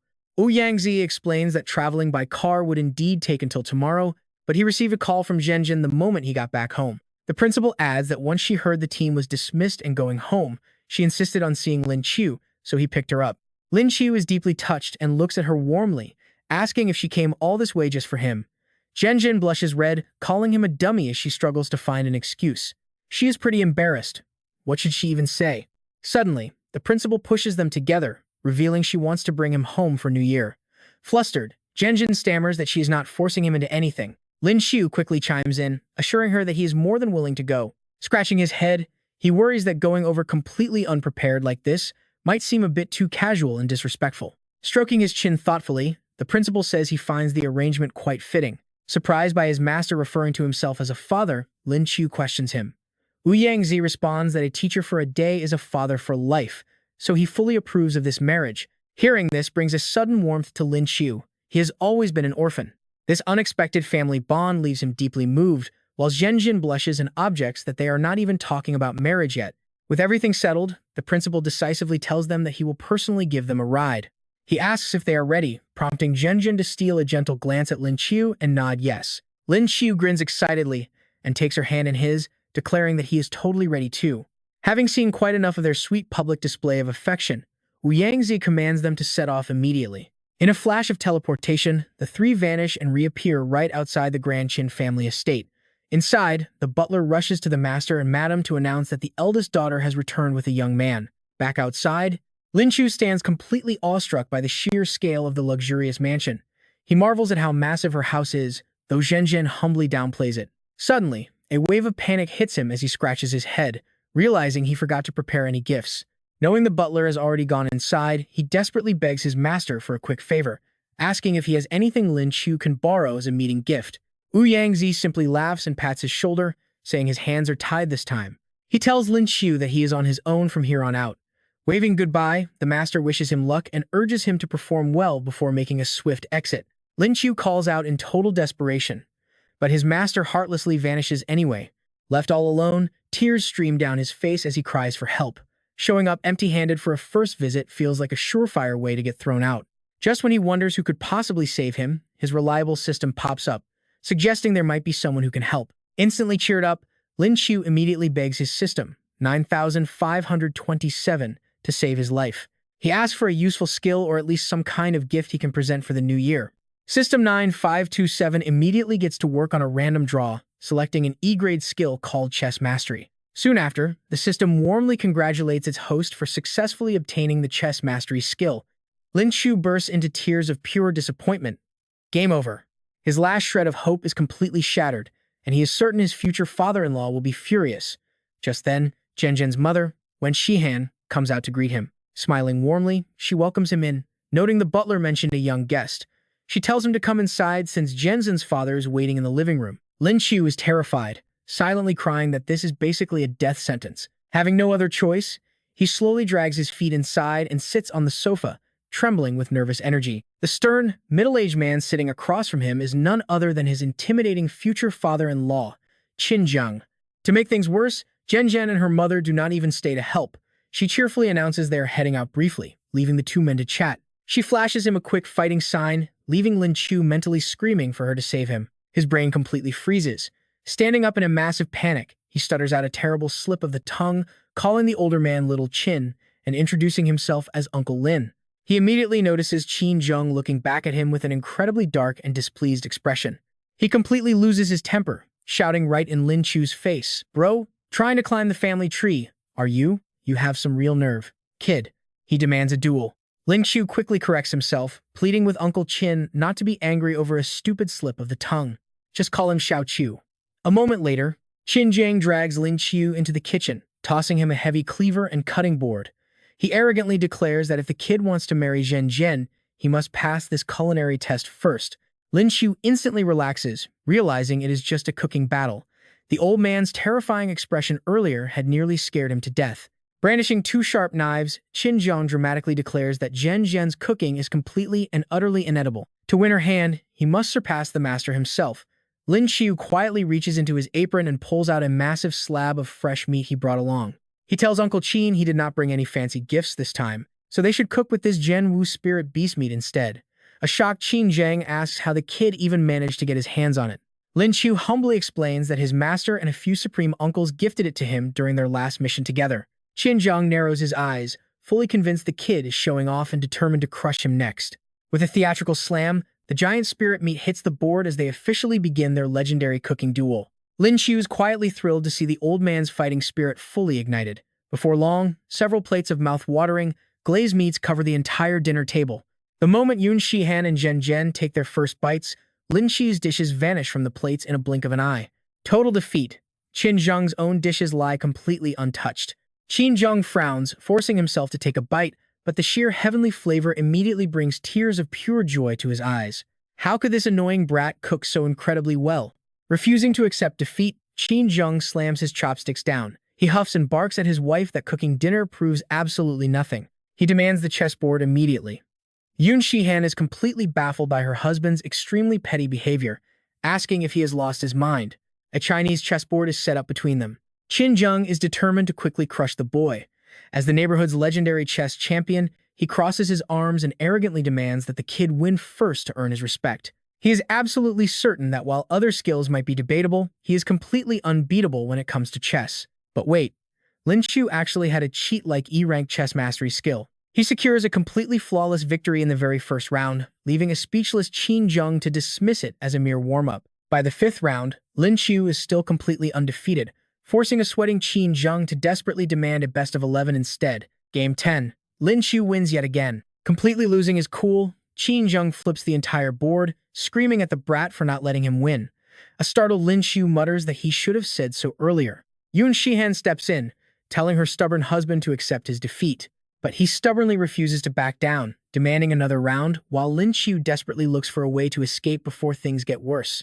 Reminding his future father-in-law of their deal, Lin Qiu quickly slips away to sit on the swings with Zhen Zhen. He looks at her with a grin, asking Zhen Zhen how his performance was today. She just smiles. Teasingly, she tells him he barely passed. Lin Qiu playfully nudges her, reminding her about their wager and asking if she plans to back out. Blushing deeply, Zhen Zhen bravely replies that she is not a coward. She immediately checks her phone, only to find that Lin Qiu's score is actually higher. Lin Qiu gloats with a massive, proud grin, leaving Zhen Zhen completely stunned by the results. She leans in close. Suddenly, a massive shadow looms, and a loud cough ruins everything.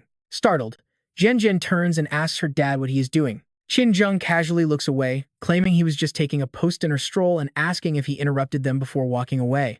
Shyly, Lin Qiu asks if they can continue, leaving her completely flustered and stuttering for any words. Gently cupping her blushing face, Lin Qiu closes his eyes to savor the sweet moment, utterly captivated by how adorable she is. Suddenly, a loud lawnmower cuts in as Qin Zheng starts clearing the grass. Forcing them apart, The old man glares at Lin Qiu with a fake smile, muttering that the grass desperately needed trimming. Pure jealousy. The old man is absolutely suffocating them, meaning there is zero chance for a kiss today. Suddenly, New Year's Eve arrives. Bright red banners hang all around the Qin house. It turns out Lin Qiu hung them all himself, proudly showing off his beautiful calligraphy and asking his future father-in-law for some well-deserved praise. Qin Zheng looks at it with a serious face, commenting that it is decent but slightly worse than his own, though secretly, he is quite surprised. Calligraphy like this simply cannot be mastered with only a few years of practice. He wonders how the kid knows absolutely everything, then calls Lin Qiu inside, telling him it is time to head in. Qin Zheng personally grabs his finest bottle of wine and offers Lin Qiu a drink, suggesting they sit down like father and son to talk. Lin Qiu immediately notices the shift in his words, father and son, meaning the older man has finally accepted him. Qin Zheng's voice suddenly drops low, heavy with emotion, as he asks Lin Qiu if he knows. He confesses how terrifying it was to learn that Zhen Zhen would participate in the world tournament. He quietly watches his daughter and admits that as a father, he never wanted her to enter such a dangerous competition, wishing only to preserve this peaceful family moment where they can all be together. And yet, deep down, Qin Zheng understands that as a former military veteran, he knows the high stakes and the heavy responsibility they shoulder, which actually kept him awake and unable to eat for days. They had all been trying their best to avoid this topic, fearing this farewell might be their last, but Lin Qiu cuts him off, telling his uncle to be at peace. His eyes shine with a strong sense of duty as he promises to protect Zhen Zhen even at the cost of his own life. Qin Zheng smiles at that, calling him a good kid before slamming his glass onto the table and shouting his approval. For the first time, Qin Zheng hugs Lin Qiu, expressing his deep expectations. He admits he was reluctant at first, but living together for a few days proved Lin Qiu is a good kid, leaving the young man slightly surprised by what his uncle is implying. Sure enough, Qin Zheng pats his shoulder and promises that as long as they return safely, he will agree to their marriage. Lin Qiu is absolutely thrilled, telling his future father-in-law to rest easy and get ready to hold a grandson soon. Now, that is something Qin Zheng has to correct, warning that while he agreed, any talk of grandchildren must absolutely wait until after they both graduate. He grabs his collar, looking him dead in the eye to warn that if Zhen Zhen ever gets hurt, their family does not do divorce, only widowhood. Lin Qiu quickly raises his hand to swear to his father-in-law, promising he will forever love and protect Zhen Zhen, just as Yun Shihen walks out to scold old Zheng and call them both inside for dinner. Qin Zheng does a complete turnaround, tossing his arm around Lin Qiu as they head inside. Seeing them get along so well makes Zhen Zhen incredibly happy, especially since she actually overheard their entire conversation from around the corner, warming her heart so deeply that she silently tears up while thanking them both for their love. That evening, Lin Qiu and Zhen Zhen head up to the rooftop to watch the New Year fireworks together. She thanks Lin Qiu, which catches him off guard as he asks why she is thanking him. She gently replies that she is grateful for how well he has always taken care of her. Lin Qiu chuckles and calls her silly, saying it is only natural for his girlfriend, though he is the one who should thank her. Looking up at the night sky, he explains that this holiday feels special because it finally gives him a sense of family. Understanding how much this means to him, she promises they will celebrate every single New Year together from now on, prompting him to hold her close in his arms as the brilliant holiday fireworks erupt all around them. But right then, 9527 pops up urgently to interrupt, clearing its throat and reminding him that they still have not awakened today's skill. Seeing this system, Lin Qiu is reminded of the task and tells 9527 it feels good to see him even on New Year's. The system deflects, stating it is not here to celebrate, but rather to initiate the daily skill draw. A moment later, 9527 announces a double S rank stealth skill. This allows the host to enter a stealth state for up to 5 minutes with a 2-hour cooldown, offering congratulations on acquiring the skill. Naturally, Lin Qiu starts imagining some rather mischievous ways to use this power, since it is a dream skill for any guy, making him think this holiday season is off to an amazing start. With the job done, 9527 wishes him a happy new year and retreats to give them privacy, prompting Lin Qiu to return the holiday greeting.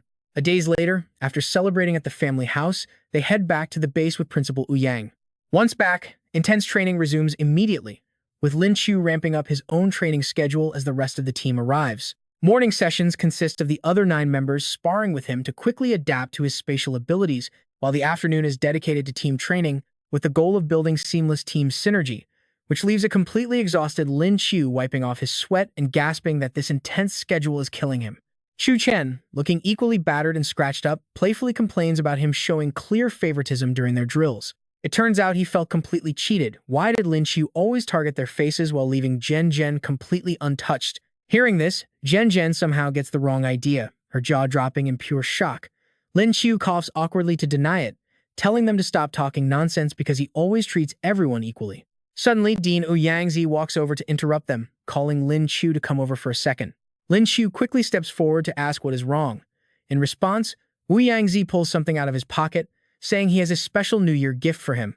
It is a striking blue orb crackling with lightning inside. Lin Qiu takes one look and gasps, asking if this is really a diamond-tier lightning pearl. Overjoyed, he thanks his master.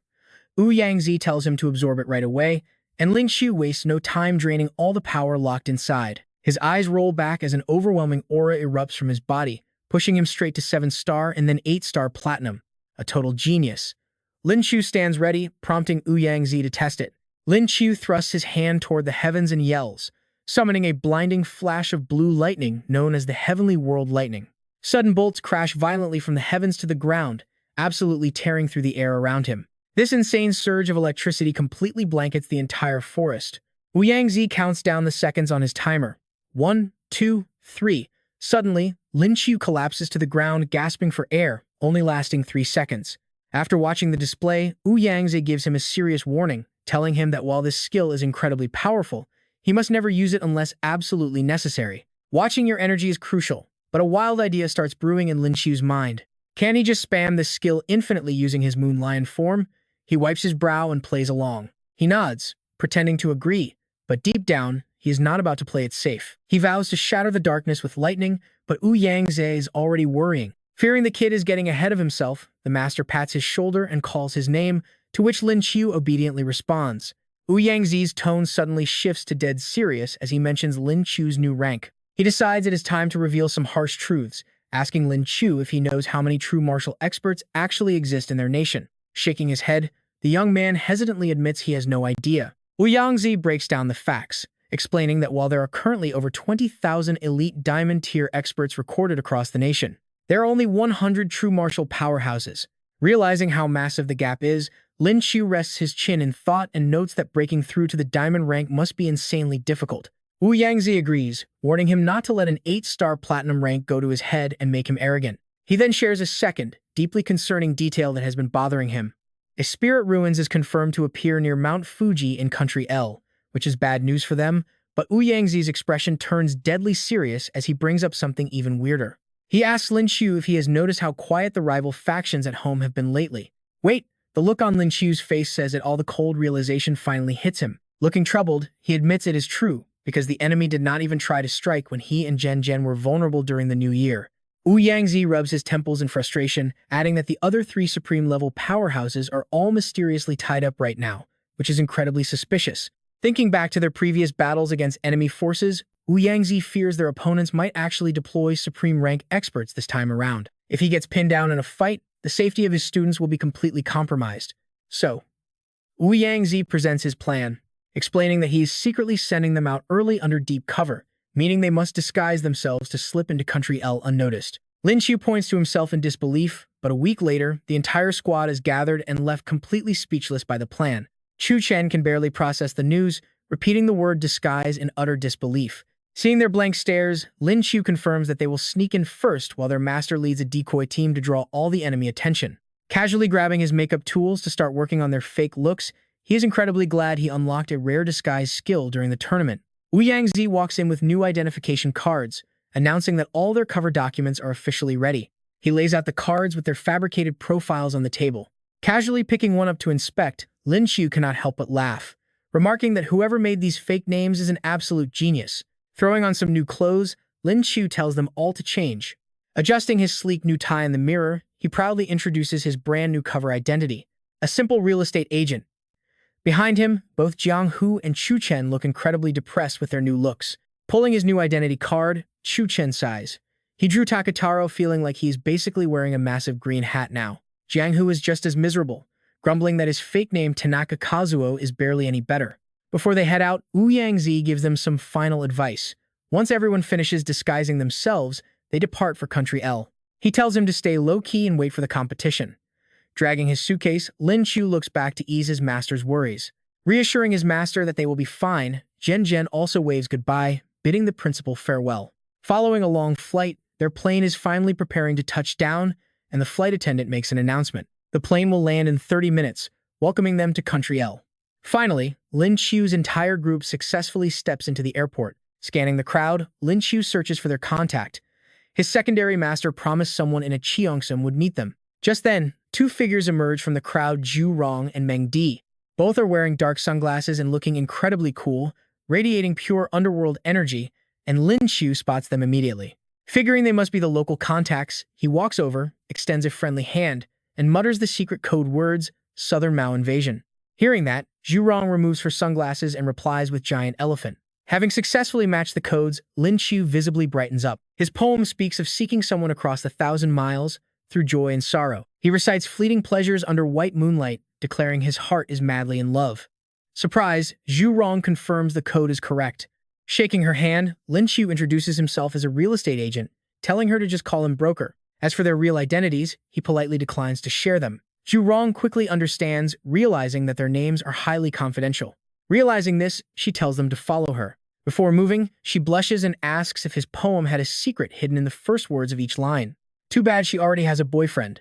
Pointing directly to the handsome man next to her, she introduces Meng Di, telling Lin Qiu he stands zero chance. Lin Qiu is momentarily stunned by his sudden introduction. Meng Di crosses his arms, giving him a deadly serious look and asking what he wants. To clear his name instantly, Lin Qiu grabs Zhen Zhen and pulls her close to set things straight. He clarifies he has zero interest in Zhu Rong, introducing Zhen Zhen under her fake Japanese alias, Kunayuko. Even after the explanation, Meng Di is still curious about the hidden message, asking what the first words of each line actually spell out. Lin Qiu clears up the misunderstanding, explaining where the real secret code was actually hidden. It was never hidden at the beginning of the lines, the real code is at the very end.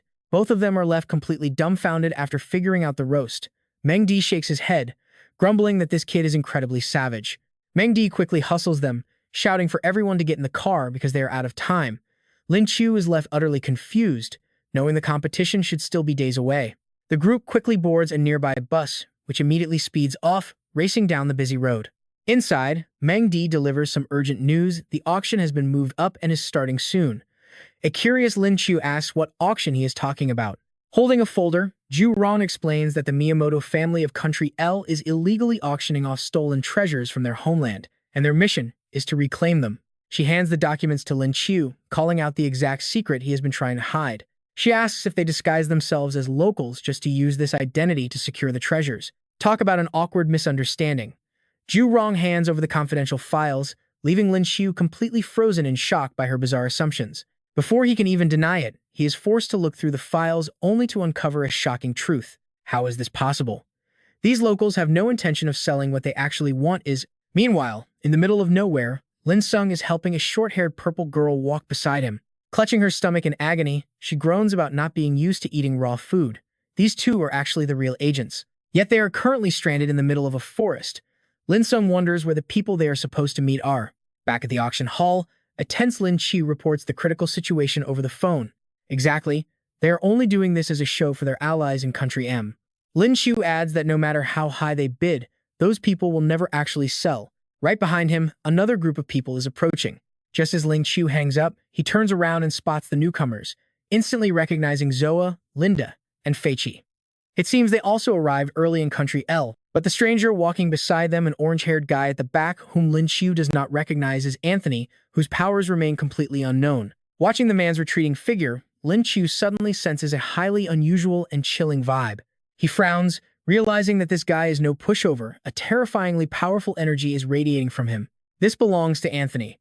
Lin Qiu ponders the current situation to plan his next move, but with the competition coming up, it is probably best to wait and see. It looks like they were completely mistaken for the official operatives sent on this mission. He scratches his head, looking incredibly stressed.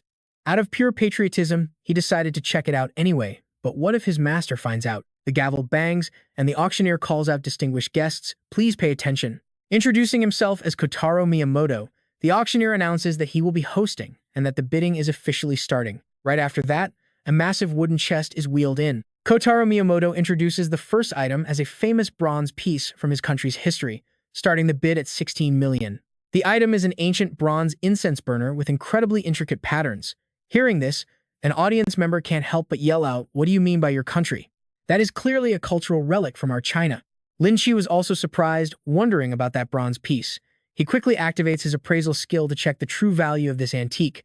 Meanwhile, bids start flying from the crowd, starting at 20 million. Immediately, the butler of the Miyamoto family raises the stakes with a much higher bid of 50 million. He even mocks the crowd, asking if Chinese people are really that poor to only bid this much. This instantly infuriates the previous bidder, who angrily counters with 60 million. The Miyamoto butler isn't surprised at all, casually firing back with 70 million. Bids keep climbing to 80 million, then 85 million, until someone suddenly stands up and yells that they'll pool together 100 million. The old Miyamoto butler is gloating inside, smugly thinking to himself that he won after all. Lin Qiu silently observes from the side, seemingly the only one who sees the truth. The bronze piece is only worth 20 million, and they are artificially inflating the price just to humiliate his country. As the smug butler raises his hand to bid, someone approaches from behind. Determined to give them a little surprise, Lin Qiu quietly stands up to execute his brilliant plan. He turns to Qin Zhenzhen and tells her to keep watching while he visits the restroom. She agrees, completely unaware that over in the relic storage room, the doorknob is turning faster and faster. Finally, and just like that, the door creaks wide open. The hinges rattle loudly as Lin Qiu slowly slips inside and immediately activates his stealth skill. Right before him are highly valuable treasures neatly arranged on shelves. Lin Qiu flashes a sly smile and sweeps all those treasures straight into his system inventory. With the heist complete, Lin Qiu glances around and quickly runs off. Outside, a guard senses something off and unlocks the door to check, but the wooden shelves are completely bare and the treasures are gone. The panicked guard frantically screams into his radio, "We have an emergency here." He has no idea Lin Qiu is peeking out from right behind him, watching him mobilize men while softly laughing that it is already too late. A moment later, Lin Qiu returns to his seat. Qin Zhen turns to him and asks if he is finally back. Just then, a voice crackles through his earpiece. "Hello, is that you, Mr. Broker? Why has he been silent all this time?" Lin Qiu crosses his legs and calmly replies, "Don't rush. You two are about to watch a fantastic show." Gu Xian's on the stage with a grin, announcing that the auction has successfully concluded. He warmly invites the guests to step forward to claim their won items. Behind him, a pale guard rushes over and frantically whispers into Gu Xiu's ear, "Young master, we have a disaster. Our auction items." Before he can even finish, the successful bidders approach, with one holding out a card demanding to swipe it. Instead of answering, Gu Xiu turns and slaps the guard right in front of everyone. A loud slap echoes. He points an angry finger at the guard and screams out, "You absolute fool. With so many guards on duty, how could he possibly report that all the relics were stolen?" The crowd instantly erupts in shock. "Stolen? What about their items? Where's the vase they paid for?" Demanding refunds. The crowd rages while a frowning Gu Xiu calls his general to report an emergency. While the general acknowledges the situation from the other end, Gu Xiu ignores the angry crowd and asks if this could be a trick by Country Z. Gu Xiu immediately pictures an old man smugly mocking him, bragging about his ability to teleport and asking if it makes him mad. He starts speculating. What if Wu Yangzi of Country Z used his teleportation skill to steal all the relics without making a single sound? The general immediately counters that it cannot be him, as Yangzi is currently on a live broadcast. Stunned, Gu Xiu gasps, "How is that even possible? Besides that old man, who else could possibly steal so many items without leaving a single trace?" Suddenly, a loud voice cuts through the chaos, commanding the room to quiet down. Lin Qiu holds a folder high in the air, speaking loudly to the crowd. By contract, if the auctioned item isn't handed over, they must pay a 30% penalty on its value. Is the Miyamoto family seriously trying to scam them? The furious crowd immediately starts chanting for a full refund. Refund! Refund! The mob charges straight toward Kotetsu, who is still standing there completely frozen in shock. Several people gang up on him, delivering a swift physical beatdown. It feels incredibly satisfying since they already hated his face. If they had known, they would have bid a bit higher earlier to get an even bigger payout.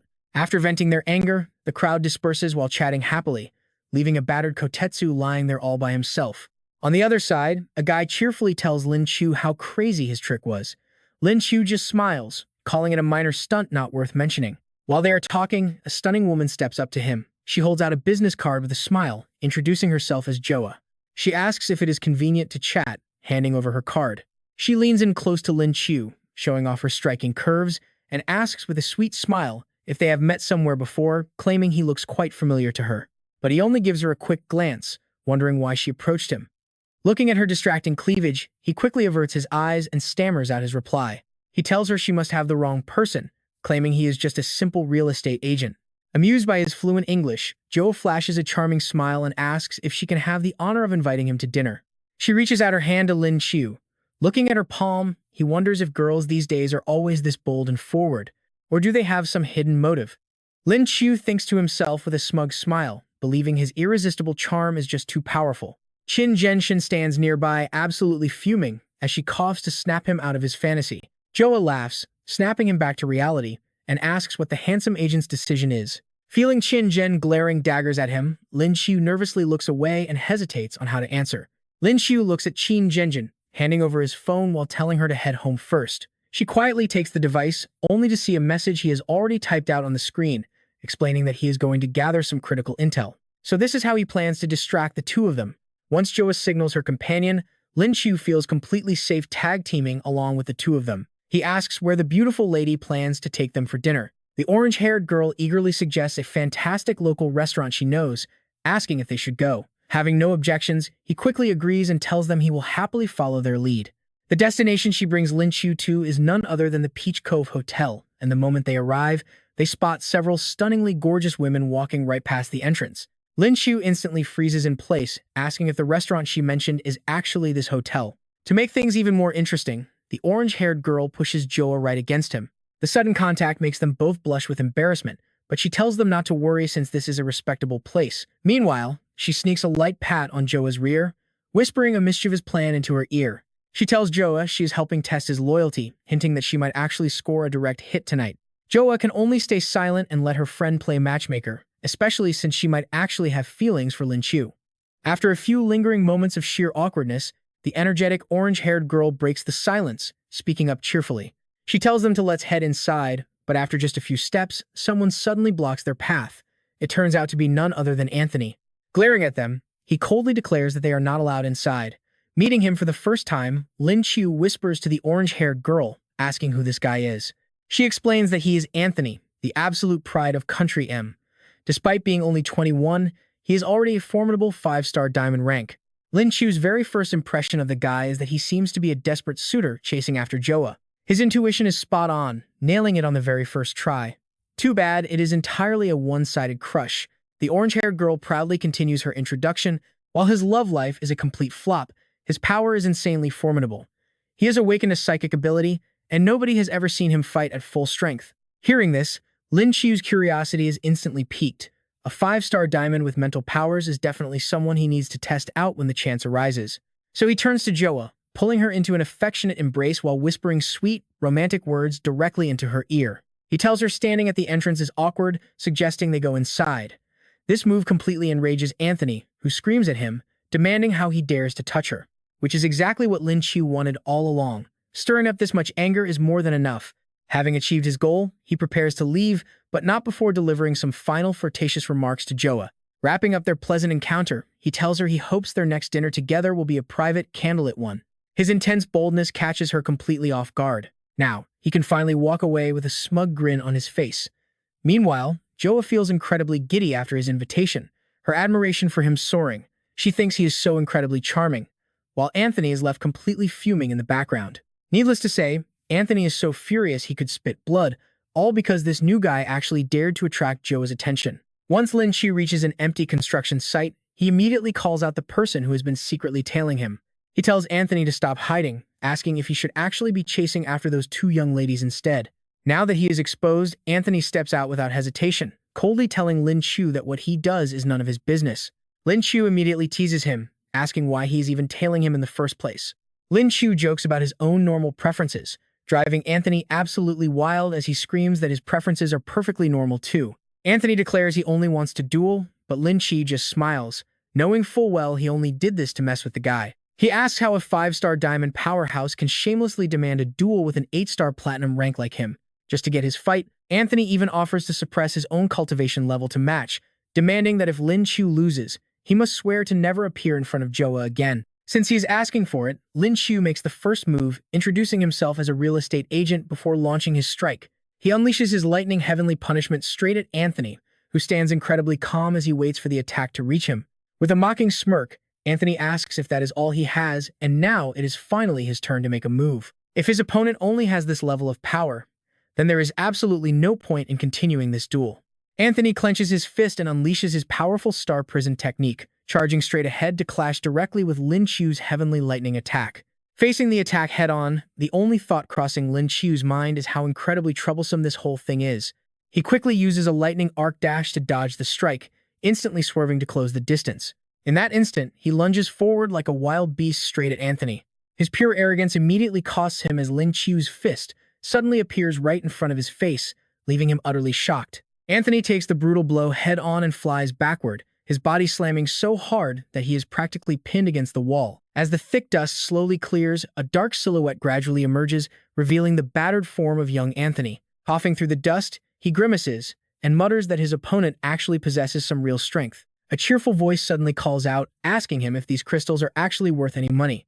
Anthony looks down only to see Lin Qiu casually holding a massive pickaxe in his hands. Slamming it down onto a massive crystal block, Lin Qiu cheekily suggests they team up for a 50-50 split on production and sales. Completely ignoring the offer, Anthony just grits his teeth with eyes full of pure hatred. He immediately powers up to strike. A massive purple dragon surrounded by dozens of crackling violet lightning bolts appears behind him, as he furiously declares that Lin Qiu has successfully pushed him too far. He unleashes his destructive star-shattering dragon subduing technique, sending 3 terrifying bat-like monsters screaming directly toward Lin Qiu, ready to completely tear his body to pieces. Even Lin Qiu did not expect this. Wondering what kind of crazy technique this is, he is forced on the defensive, nimbly jumping around to dodge the beast's relentless strikes. Suddenly, Lin Qiu spots something unexpected, which is none other than a tiny green dragon. He asks Xiao He why he came out, but the little creature simply asks if his big brother needs some help. Lin Qiu quickly tells him to quiet down, stating these crystal lizards are not worth his trouble. Meanwhile, the monsters keep up their assault, with one of them quietly charging up a surprise attack. It takes a deep breath and unleashes a barrage of sharp crystal shards, but thankfully, Lin Qiu manages to dodge just in time. Realizing things are getting messy, he decides he has gathered enough intel and that it is finally time to retreat. Facing a pack of vicious beasts eager to tear him apart, he cannot help but wonder what his next move should be. Meanwhile, Zhou stands in a nearby corner, watching the entire battle unfold with an incredibly tense expression. Spotting her reaction, the blonde girl next to her asks if she actually cares about this guy since she keeps following him around. Making no effort to hide her growing concern, Joa worries that the real estate agent might be completely outmatched by Anthony. Joa suddenly declares that she absolutely has to step in and stop this fight. Hearing his name being called, Anthony turns around in shock to find Joa running up and grabbing his arm to halt the duel, desperately telling him to stop because the winner has already been decided. Annoyed by her intervention, Anthony frowns and asks if she is seriously worried about that kid again. Completely ignoring her plea, he unleashes a powerful purple aura and orders his beasts to show no mercy as they charge furiously at Lin Qiu. Finding himself heavily outgunned, Lin Qiu has no choice but to rely on his agile movements to weave through their relentless attacks. Grimacing at their sudden spike in power, he dashes toward a nearby ruined building while asking his system to analyze the layout, structural integrity, and materials to find the perfect way out. Lin Qiu analyzes the calculations running in his head, smiling because his structural mastery skill lets him pinpoint the building's breaking point. With a smirk, Lin Qiu finds his escape route and confidently shouts that he has got it, launching himself into the air as the monsters watch in shock. His lightning arc strike enhances the leap, creating an immense force that instantly brings the old building crumbling down. Massive chunks of concrete slam into the monsters, pinning them down and completely stopping their pursuit. Anthony grimaces in frustration, cursing how incredibly agile the guy is, while Zoa looks back at the old structure and anxiously warns that the building is coming down. Anthony finally notices the danger and gasps in shock, but before he can react, Lin Qiu suddenly lands right next to Zoa. She stares at him in disbelief, wondering how he got there so fast. Wrapping his arm tightly around Zoa's waist, Lin Qiu ignores his foe entirely and tells the beautiful lady to hold on tight, leaping high into the air just as a massive explosion incinerates everything below. With his lightning arc strike, the two of them instantly vanish. Once the heavy smoke finally clears, Lin Qiu looks over the destruction and notes that using his structural mastery skill to turn the building into a weapon was enough to finish his opponent. Zoa quietly steps up behind him, softly thanking him for saving her life. Blushing, she starts to ask if they could hang out, but Lin Qiu politely cuts her off, saying it is late and they will meet again if fate allows. Meanwhile, amidst the smoking ruins, a weak hand clawingly reaches out for help, revealing that Anthony actually survived. Pulling himself out of the rubble, he fumes in jealousy over the main character winning the goddess's heart, swearing to make him pay if they ever cross paths again. Nearby, Zoa is still completely daydreaming about Lin Qiu, sighing at how incredibly manly her charming real estate agent turned out to be. Valuable antiques are now displayed on a rustic wooden table. Standing in the middle, Lin Qiu listens as the two men admit they had the wrong guy, realizing the actual mission executor is brother Lin Qiu. Lin Qiu readily agrees, turning to Lin Qiu and admitting that without the young man stepping in to save the day, there was no way he could have completed the mission so successfully. Lin Qiu humbly responds that brother Lin is being far too polite. He calls it pure luck, but Lin Qiu frowns, noting that despite Japan suffering a massive loss, they cannot just leave things as they are. Recalling the underhanded Miyamoto family, Lin Qiu chimes in with his thoughts. He argues that the Miyamoto family's greed and crimes will not vanish from losing a single treasure, prompting Lin Qiu to ask if he has a plan in mind. With a devious smirk, Lin Qiu replies that he will need their help to deliver a truly unforgettable gift to the corrupt family. The scene shifts as Lin Qiu grins, pointing directly at a photo. According to the recent news, the Miyamoto family plans to donate valuable antiques to the Liqing Shrine to make up for the auction's heavy losses.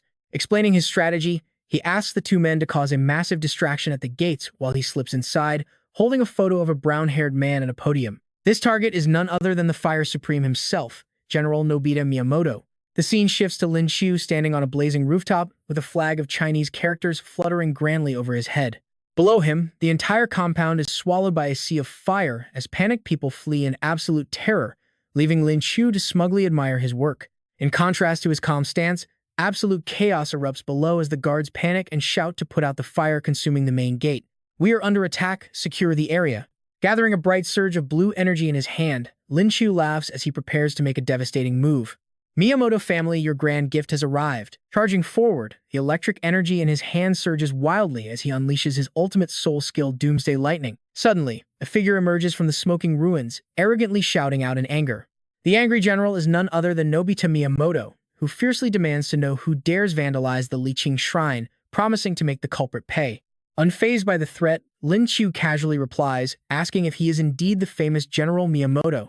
Giving him absolutely no time to prepare, the general summons a barrage of massive fireballs and hurls them relentlessly at Lin Qiu. He fires his great fireball and spark annihilation, but Lin Qiu is far too formidable. With just a few agile leaps, Lin Qiu easily evades the fiery onslaught, landing safely while mentally calculating how to manage his depleted spiritual energy.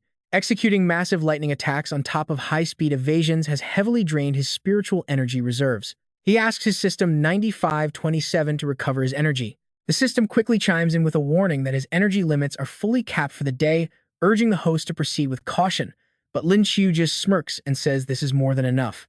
He immediately summons a swirling blue portal that easily swallows all of the general's fireballs. Shocked by this terrifying power, Nobita Miyamoto wonders if the boy has space-type abilities, desperately trying to figure out who this mysterious kid really is. Lin Qiu unleashes his next devastating move, Lightning Strike. Sensing immediate danger, Nobita Miyamoto whips his head around to check. He summons raging fireballs to incinerate his opponent, screaming for him to die as the clashing powers trigger a massive explosion. Thick smoke blankets the area, forcing him to scan the haze. Confused that the brat is gone, he hears a voice from the roof teasing him, "What's the rush? Old man, you've completely lost your cool." He spins around in absolute disbelief, gasping in shock. Realizing he was tricked, he screams, curses, and vanishes instantly, leaving behind only the dying embers of his heaven-devouring fire sea. Standing on the roof, Lin Qiu watches the glowing sparks drift away. Smirking, he decides his work here is done and it is time to escape. Phase 1 is a complete success.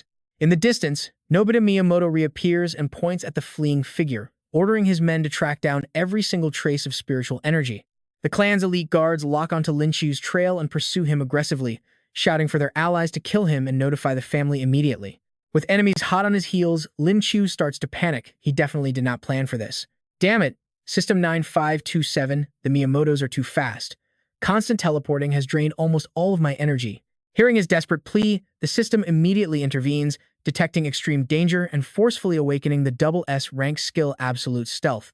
Entering Absolute Stealth completely erases his presence, though his current cultivation level means he can only maintain this state for 2 minutes. Overflowing with gratitude, Lin Qiu praises the system before jumping high into the air and vanishing without a trace. Activating Absolute Stealth, he cannot help but stick out his tongue to mock them one last time before disappearing completely. Nobita Miyamoto catches up, furiously demanding to know where the target is. His utterly baffled guards report that the enemy's energy signature has suddenly vanished within 10 miles. Enraged, he screams into the night, swearing that his family will hunt him down and destroy him. Meanwhile, Wu Yangzi checks in on him after the battle, calling him kid. He mentions hearing about the great things Lin Qiu accomplished in Country L, making the young man scratch his head in embarrassment. Lin Qiu says he is just glad his master isn't mad about the trouble. Patting his shoulder, Yangzi reassures him that since they were disguised, nobody knows who actually caused the chaos. Getting greedy, Lin Qiu suggests skipping the praise and just giving him cash or spirit pearls as a reward instead. Hearing this, Yangzi coughs awkwardly and quickly changes the subject. Then, his expression turns dead serious as he tells Lin Qiu about an important matter regarding the upcoming global tournament. The master explains that the grand tournament starts in just 2 days, warning him that the very first wave of spiritual beasts is massive despite their low level. Just look at those terrifying monsters, they are ready to tear any player to shreds. The master issues a stern warning. He warns that only 50% of participants usually survive this initial wave, and in the absolute worst-case scenario, casualties can easily reach 70%. Yangzi notices Lin Qiu's anxious look and keeps talking. After surviving the first wave, they will get a brief break before facing the second wave, which consists of diamond-tier beasts. Holding up 2 fingers, he explains that this phase offers the highest chance of obtaining precious spirit pearls. Since Lin Qiu possesses a pocket dimension, they can also harvest rare ores found deep inside the realm. He suddenly grows quiet, warning that the hardest part is hunting the true martial-level beasts during the final round. A colossal, terrifying winged dragon beast engulfed in roaring red flames appears right behind him, radiating absolute malice and immense destructive power. Yangzi continues his explanation. Previously, 2 true martial beasts were spotted, and one of them is the absolute lord of the ruins, the Void Demon Dragon. Handing Lin Qiu a densely written parchment, he says his advice for them is simple and already written down right here. The paper lists critical tips to survive every beast wave, but Yangzi adds one final crucial warning: you must keep a very close eye on competitors from other nations. 10% of players end up dying at the hands of other humans, so Lin Qiu firmly promises they will show absolutely no mercy to any foreign enemies. Reassured by this response, the master shares his final piece of advice. He tells everyone to get some rest today, as relaxation won't be an option once they enter the ruins. The crowd shouts back in unison. The scene shifts to a towering mountain range nestled within a dense, sprawling forest. On the day the ruins open, Lin Qiu looks at the massive crowd and whispers to the dean about how packed it is. Zhen agrees, noting that there are quite a few familiar faces in the crowd. He looks over in her direction, sensing that she must have realized his true identity as well. Glaring back with pure hostility, Joa silently declares war, determined to pay back their past grudge twofold. Lin Qiu feels a bit intimidated, realizing how incredibly terrifying she is. The girl definitely did not treat his disguised broker persona this way. Suddenly, he bumps right into a tall, muscular figure. Turning around, Lin Qiu quickly apologizes for his clumsiness, but the giant of a man simply smiles, asking if he is indeed Lin Qiu. This man is Otto, the powerful space element captain leading the team from Italy. With a friendly wave, Otto walks off while telling him to hang in there and do his best. Suddenly, a brilliant blue light flashes open a spatial portal as onlookers shout that the spirit domain is finally here. A massive beam of light erupts from the gate, leaving everyone in awe. Eager challengers quickly spread the word that the entrance is officially open. Some suggest Country E should go first, but others loudly protest. Stepping in to break the tension, the Italian representative offers to have his team take the lead since no one else wants to go first. The crowd immediately agrees, cheering for how cool the captain is. With Italy leading the charge, other nations begin rushing in, prompting Lin Qiu to suggest they follow since half the crowd is already inside. Yangzi warns him that Otto, the Italian space master who entered first, is going to be his toughest opponent. He tells him not to worry about the others, giving a final warning for everyone to return alive. They vow to return, and Lin Qiu orders everyone to move out. He warns them to stay close so he can protect everyone before finally stepping through the glowing portal. But the moment they cross over, chaos erupts. Several challengers scream in absolute terror at the nightmare before them. Ahead, a savage pack of beasts bares its fangs in pure fury. They had just slaughtered a group of challengers, leaving mangled bodies scattered all over the bloodstained ground. Terrified by the sight, Lin Qiu and his companions freeze in absolute horror, realizing they have walked right into a blood-soaked battle zone. One of the beasts steps forward with a bone-chilling growl, eager to feast on these fresh new victims. Lin Qiu glances back, warning his team that these giant tigers have already locked onto them. The tigers leap forward, but his allies yell to leave the beasts to them. With zero hesitation, a solid earth wall rises to block them, though the tigers shatter it instantly, forcing Zhen and Wu Jun to jump into the fray. Moments later, a blast of orange energy strikes a tiger in the neck, making it spit blood. That lethal strike came from Wu Jun, who quickly finishes the beast off with a flurry of rapid slashes. In the end, every single tiger is completely wiped out by Wu Jun. Defeated, the beasts are cleared out as Chen Long smugly holds up his sphere, asking if that was all they had. Their space element skills are nothing compared to Lin Qiu. Hearing this makes him quite skeptical, pointing at himself as he questions the claim. Is he really that terrifying? But suddenly, a voice warns that keeping this up will only cause massive casualties. Turns out, the voice belongs to a crowd walking right toward Lin Qiu. They quickly continue speaking to the group. They suggest uniting, which instantly makes the surrounding crowd cheer. Everyone is praising Italy and agreeing to fight side by side with them. Otto steps up confidently, telling everyone to follow his commands and take their positions. Watching this unfold, Lin Qiu silently judges the guy from behind, noting how sinister it is to keep his own people in the safe inner circle. He quickly shifts his focus to Team E, scheming his next move. Finding allies is definitely a safer bet, and since they are close allies, teaming up makes perfect sense. Meanwhile, the captain of Team E raises his hand high with fiery determination. He warns the beast scum to prepare themselves for the ultimate trial of their warrior nation. The entire squad roars their battle cry in unison. But when a brand new wave of monsters suddenly charges in, Lin Qiu is completely shocked by how insanely tough they look. Even the fierce tigers nearby are left totally stunned, quickly stepping aside to let the new beasts lead the charge. Amid Team E's deafening battle cries, one shock follows another, forcing Lin Qiu and his friends to stare in utter disbelief as they wonder if this is actually happening. Turns out, the savage beasts are actually completely ignoring Team E. Witnessing this bizarre free pass instantly fires up the rest of the crowd, especially the squad representing Huaxia. The captain of Aba raises his fist in sheer determination, declaring that if Country E can pull it off, then a powerhouse nation like Aba can definitely do it too.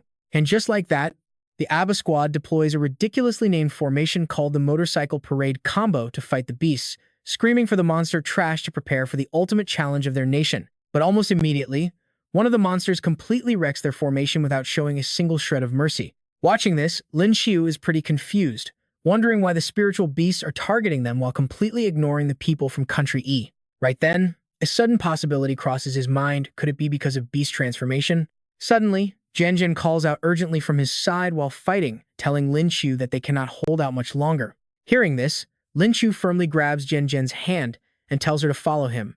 He figures their squad training test is basically complete, and now he just needs to verify a few things himself. A short while later, Lin Qi's group is resting safely under some trees, a solid 6,000 meters away from the chaos.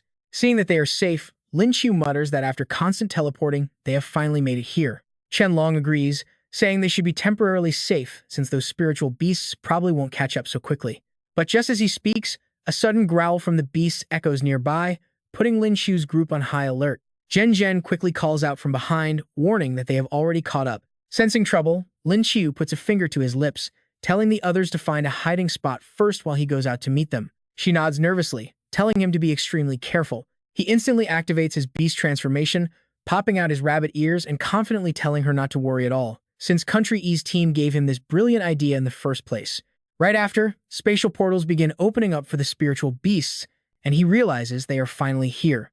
Ferocious lions step out of the portals one after another. Spotting him, one of them asks, without a hint of suspicion, if the little kid has seen a group of humans nearby. Since he is already fluent in their language, he replies that he absolutely did, pointing the lion in a different direction and claiming the humans ran off that way. He silently celebrates, realizing they really can't distinguish humans once they've undergone beast transformation. The lion chuckles friendly, telling him to tag along so they can protect him from all the humans around. Lin Qiu scratches his head, pretending to be thrilled and thanking the big boss. Surprisingly, the lion suddenly gets all shy and tells him not to call her big boss, but to call her big sister since she is actually a female lion. This completely shocks Lin Qiu, who points at the beast and asks if she thinks he has never watched nature documentaries before. Female lions do not have thick manes like that. The lion looks deeply offended, insisting that she is absolutely a female who just has a bit of a hormonal imbalance because she lacks the sweet touch of romance. She then beams with joy, saying she believes that with his help, she will be able to balance things out real soon. Terrified, Lin Qiu desperately tries to change the subject, suggesting they should probably focus on finding those humans first. Unfortunately, she does not pay the slightest bit of attention to his words, immediately turning into a total flirt. She tells him that a single romantic moment is worth gold, and compared to him, nothing else matters at all. Hearing this, her subordinates take the hint and quickly excuse themselves, promising to keep watch so that absolutely no other beasts will disturb the two of them for at least an hour. This leaves Lin Qiu absolutely horrified, instinctively crying out that they are not a good match because her size is just way too massive. Completely ignoring his protests, she gives him an affectionate look and lunges forward, calling him her sweet little bunny, and adding that the more he resists, the more excited she gets. Realizing peace is no longer an option, Lin Qiu snaps and summons Xiao He to take care of business. In the blink of an eye, a majestic dragon is summoned, roaring fiercely to assert its power and warning the lioness that she is not allowed to be rude to his big boss. Witnessing that absolutely overwhelming pressure, the lioness instantly shivers in terror, begging for forgiveness and pleading with him to spare her life. Hearing this, he finally smiles and tells Xiao He to return since he has a job for the lioness, who looks back at him shyly. She promises to serve him until her very last breath, even offering to join his bedchamber without a single complaint. This gives Lin Qiu major goosebumps, prompting him to angrily threaten that if she mentions that again, he will rip her to pieces right now. Meanwhile, deep inside the spiritual ruins, a winged dragon hears the loud roar, suddenly sensing something incredibly special and excitedly noting how remarkably pure the dragon roar's aura is. It seems the perfect opportunity to break through to the Zhenwu realm has finally arrived. Back at the entrance of the ruins, a group of humans is struggling to fight off the monster horde. One of them shouts to keep their spirits up, urging everyone to hold on since the beasts here are almost taken care of. Right as the words left his mouth, another pack of spirit beasts appeared, leaving him staring in complete disbelief. Why is there another wave? Just then, Lin Qiu stepped out from behind a beast and told them to do whatever they wanted. He was only there to collect the spirit beads of his fallen brothers so they would not fall into human hands. Though slightly panicked, the group quickly regained their composure and scrambled to form a defensive line, shouting to prepare themselves. Anthony stared in suspicion, whispering to himself, wondering why Lin Qiu was even standing there. He cursed the sneaky guy in his mind, knowing they had risked their lives for those spirit beads. Then, a sudden realization hit him. Wait, why were the spirit beasts ignoring Lin Qiu? Could it be because of beastification? With that thought, he quickly barked an order. Carter was ordered to try beastifying, and with a quick nod, he transformed himself into a sleek, patterned leopard. Seeing everything play out, Lin Qiu realized they had figured out a trick to handle the wild beasts. He immediately turned to the lion beside him, ordering the little beast to head over there, to which it calmly asked why. He pointed and scolded them, asking if they were blind to the human right in front of them. Unconvinced, the lion shyly responded, asking if that was not one of their own, prompting him to quickly try and persuade it. Just catch him and see if he knows our language. Then he leaned in close to whisper, tempting the beast with the human's incredibly buff body. That guy is perfect to help you resolve your little hormonal issues. Hit right in its sweet spot, the excited lion agreed to make the capture. Over on the other side, the group was secretly celebrating, completely oblivious to the danger. A sudden disaster was about to strike them. The captain was right, they only needed to beastify. The wild beasts would never know they were human. Sure enough, a sketchy-looking lion suddenly lunged and tightly hugged one of them from behind. Whispering a playful greeting, the beast held him tight. Feeling completely trapped, the man shrieked for Anthony to save him. Left with no choice, Anthony helplessly ordered everyone to follow his command. They had to unleash all their spirit skills to break the siege, otherwise no one would escape, before screaming for them to charge. At that moment, Lin Qiu and the Pride leader stood side by side, watching the brutal clash unfold. Once the dust settled and the battle ended, the beast excitedly asked if they should keep chasing the survivors. Lin Qiu pondered for a second before telling them to call off the chase. Instantly, a bizarrely romantic vibe filled the air as the lion stared at its abandoned prey, whispering if it could finally have some private time with its new cutie. It dragged the poor guy away, cooing sweet nothings about them being together. The miserable victim could do nothing but weep in despair. Cries of help echoed from the bushes, but as the chaotic romance settled, the two somehow ended up actually falling for each other. Watching the entire bizarre scene play out from behind the bushes, Lin Qiu stood frozen. He muttered in disbelief, wondering if the guy was some kind of absolute beast. Stepping forward with crossed arms, he asked Carter if he wanted to leave. If he wanted to get out of there, he was free to go. Carter shook his head, saying that the moment Anthony abandoned him, they were no longer teammates, and that sometimes humans were far worse than wild beasts. He then nuzzled against his new partner, admitting that after going through this, the feeling actually was not half bad. The lion then shyly thanked the master for helping him find true love, prompting Lin Qiu to happily congratulate the two of them on their new union. He mentioned needing their help with a few things, and the pack leader firmly assured him that all the brothers would follow him. Traveling alongside the Pride while riding a massive black bear, he curiously asked why they had never once tried to venture outside the ruins after all this time. The beast explained that they were completely barred from leaving due to a strict taboo. Without a spirit beast breaking through to the supreme rank, escaping was absolutely impossible. However, it mentioned that their leader, the demon dragon at the peak of the true martial tier, desperately wanted to get out. This left Lin Qiu completely stunned as he repeated the name of the demon dragon. He reasoned that a true martial beast in a diamond rank ruin was normal, but a peak tier one was just absurd. Just then, a few tents appeared ahead. Without hesitation, Lin Qiu kept advancing with the lions, but they were quickly spotted by the campers in the distance. Spotting them, Xu Yuan turned pale, shouting to Old Gu that a pack of beasts was approaching. Old Gu ordered him to report while everyone prepared for battle, before he, Zhen Zhen, and Xu Yuan charged ahead to lead the defense. Seeing their aggressive stance, Lin Qiu completely panicked. He screamed for them to hold their fire since he was on their side, which made them halt in surprise. He carefully climbed down from the giant black bear, and the pack leader approached, innocently asking what was going on. Hearing that they are humans, he gives a sly smile and replies that they are actually just monkeys who lost all their fur. He reassures them that things will return to normal soon, though Zhen Zhen still thinks Lin Qiu looks like a total scammer. As for the clueless little lion cub, it leaves Zhen Zhen sighing helplessly and wondering how anyone could fall for that. Without wasting any time, he quickly suggests they grab a bite and call it a night since it is getting late. Holding the spirit pearls with one hand and handing a fresh slice of meat to Zhen Zhen with the other, he announces his plan to absorb the day's loot. He promises to help them soon, but Hu Shengrui speaks up and tells their captain to leave it to them. After a period of intense cultivation, he finally manages to break through to 9-star platinum rank. Once his cultivation session is finished, the little lion cub wanders over to ask him, "My lord, what is this? It smells amazing."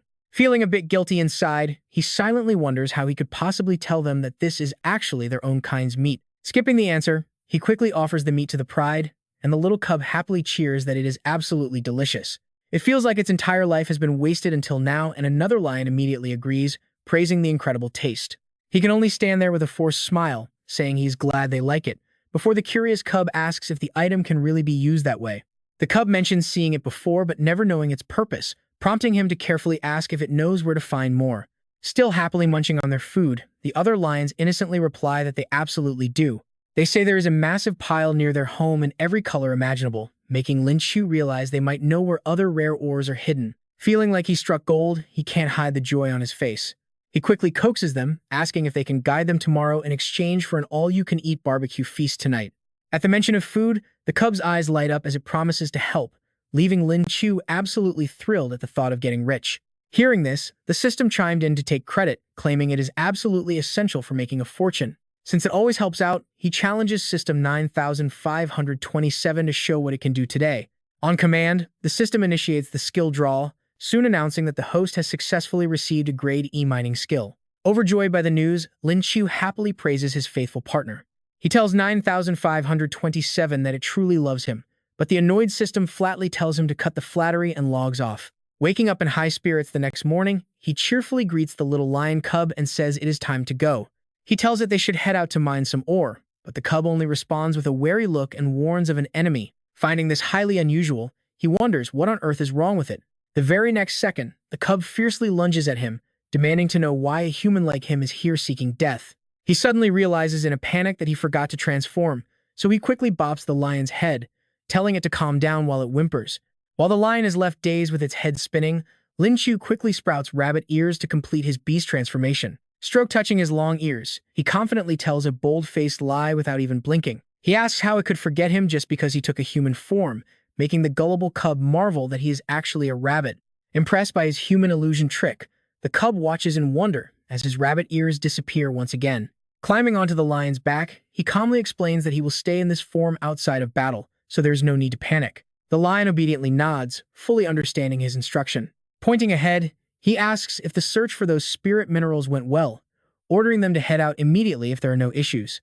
The lion agrees to guide him right away, pulling along a massive pack of leopards that tag along behind them.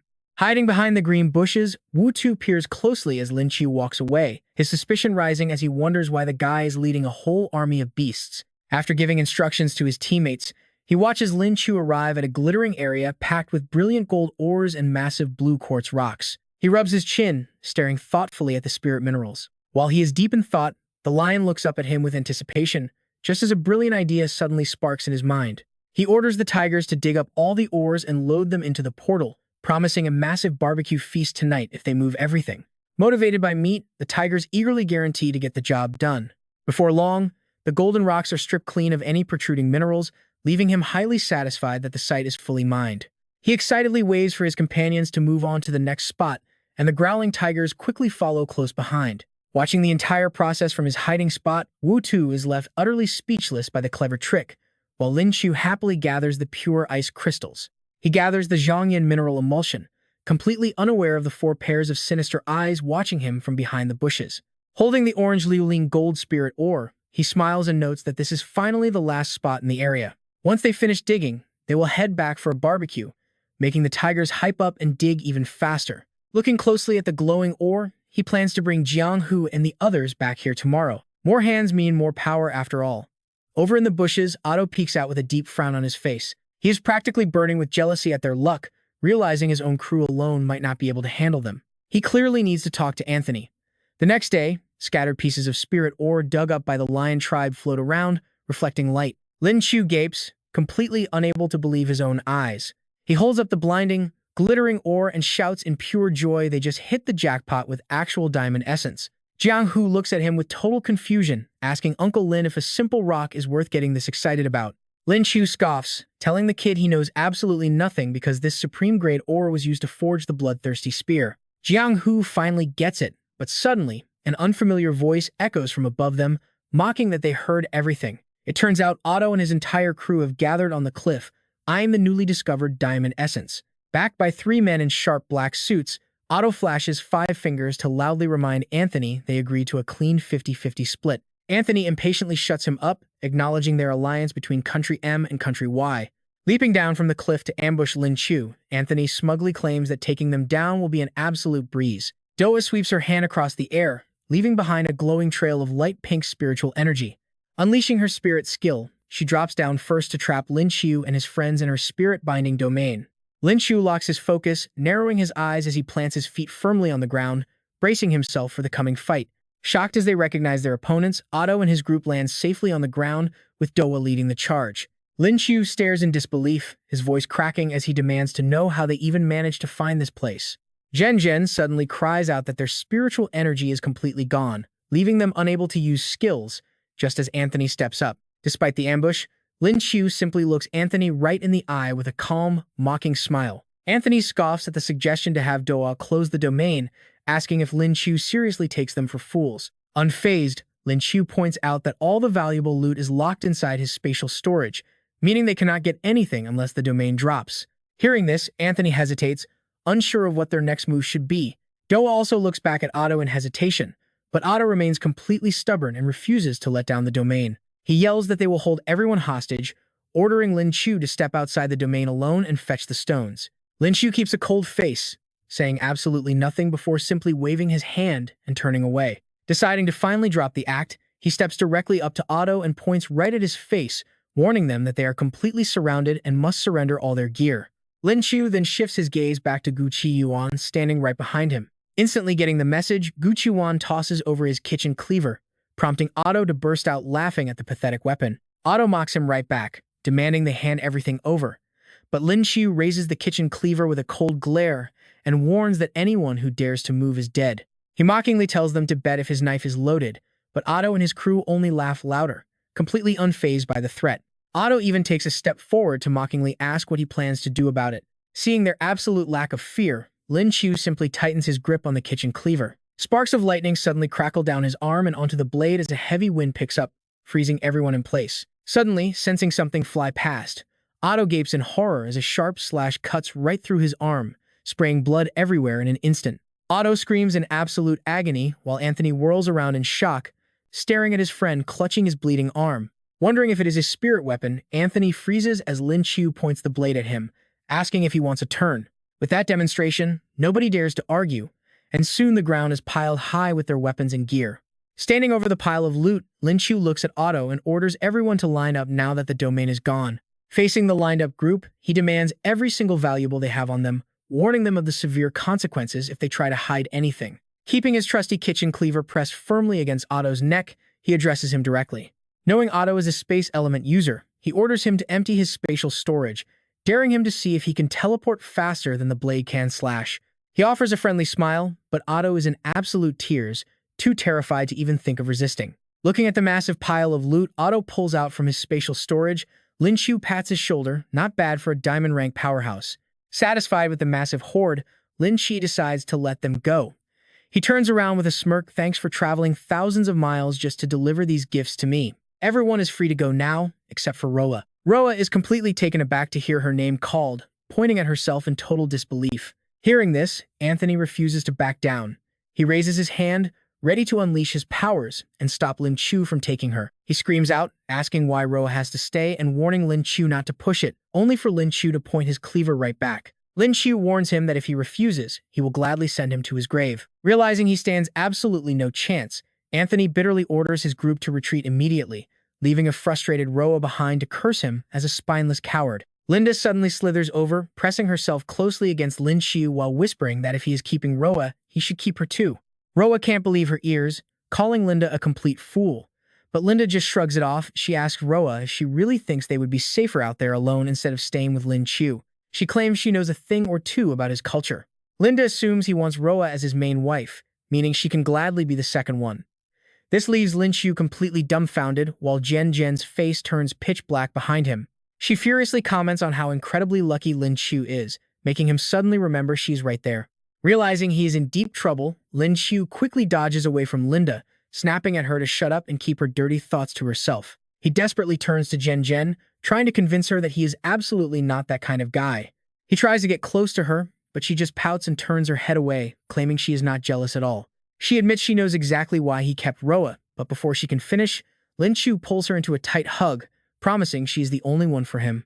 Her face flushes bright red as she stammers a denial, while Lin Qiu happily guides her back toward their base camp. It is finally time to eat barbecue and divide the spirit beads, a plan the following lions roar in hearty agreement with as they head back.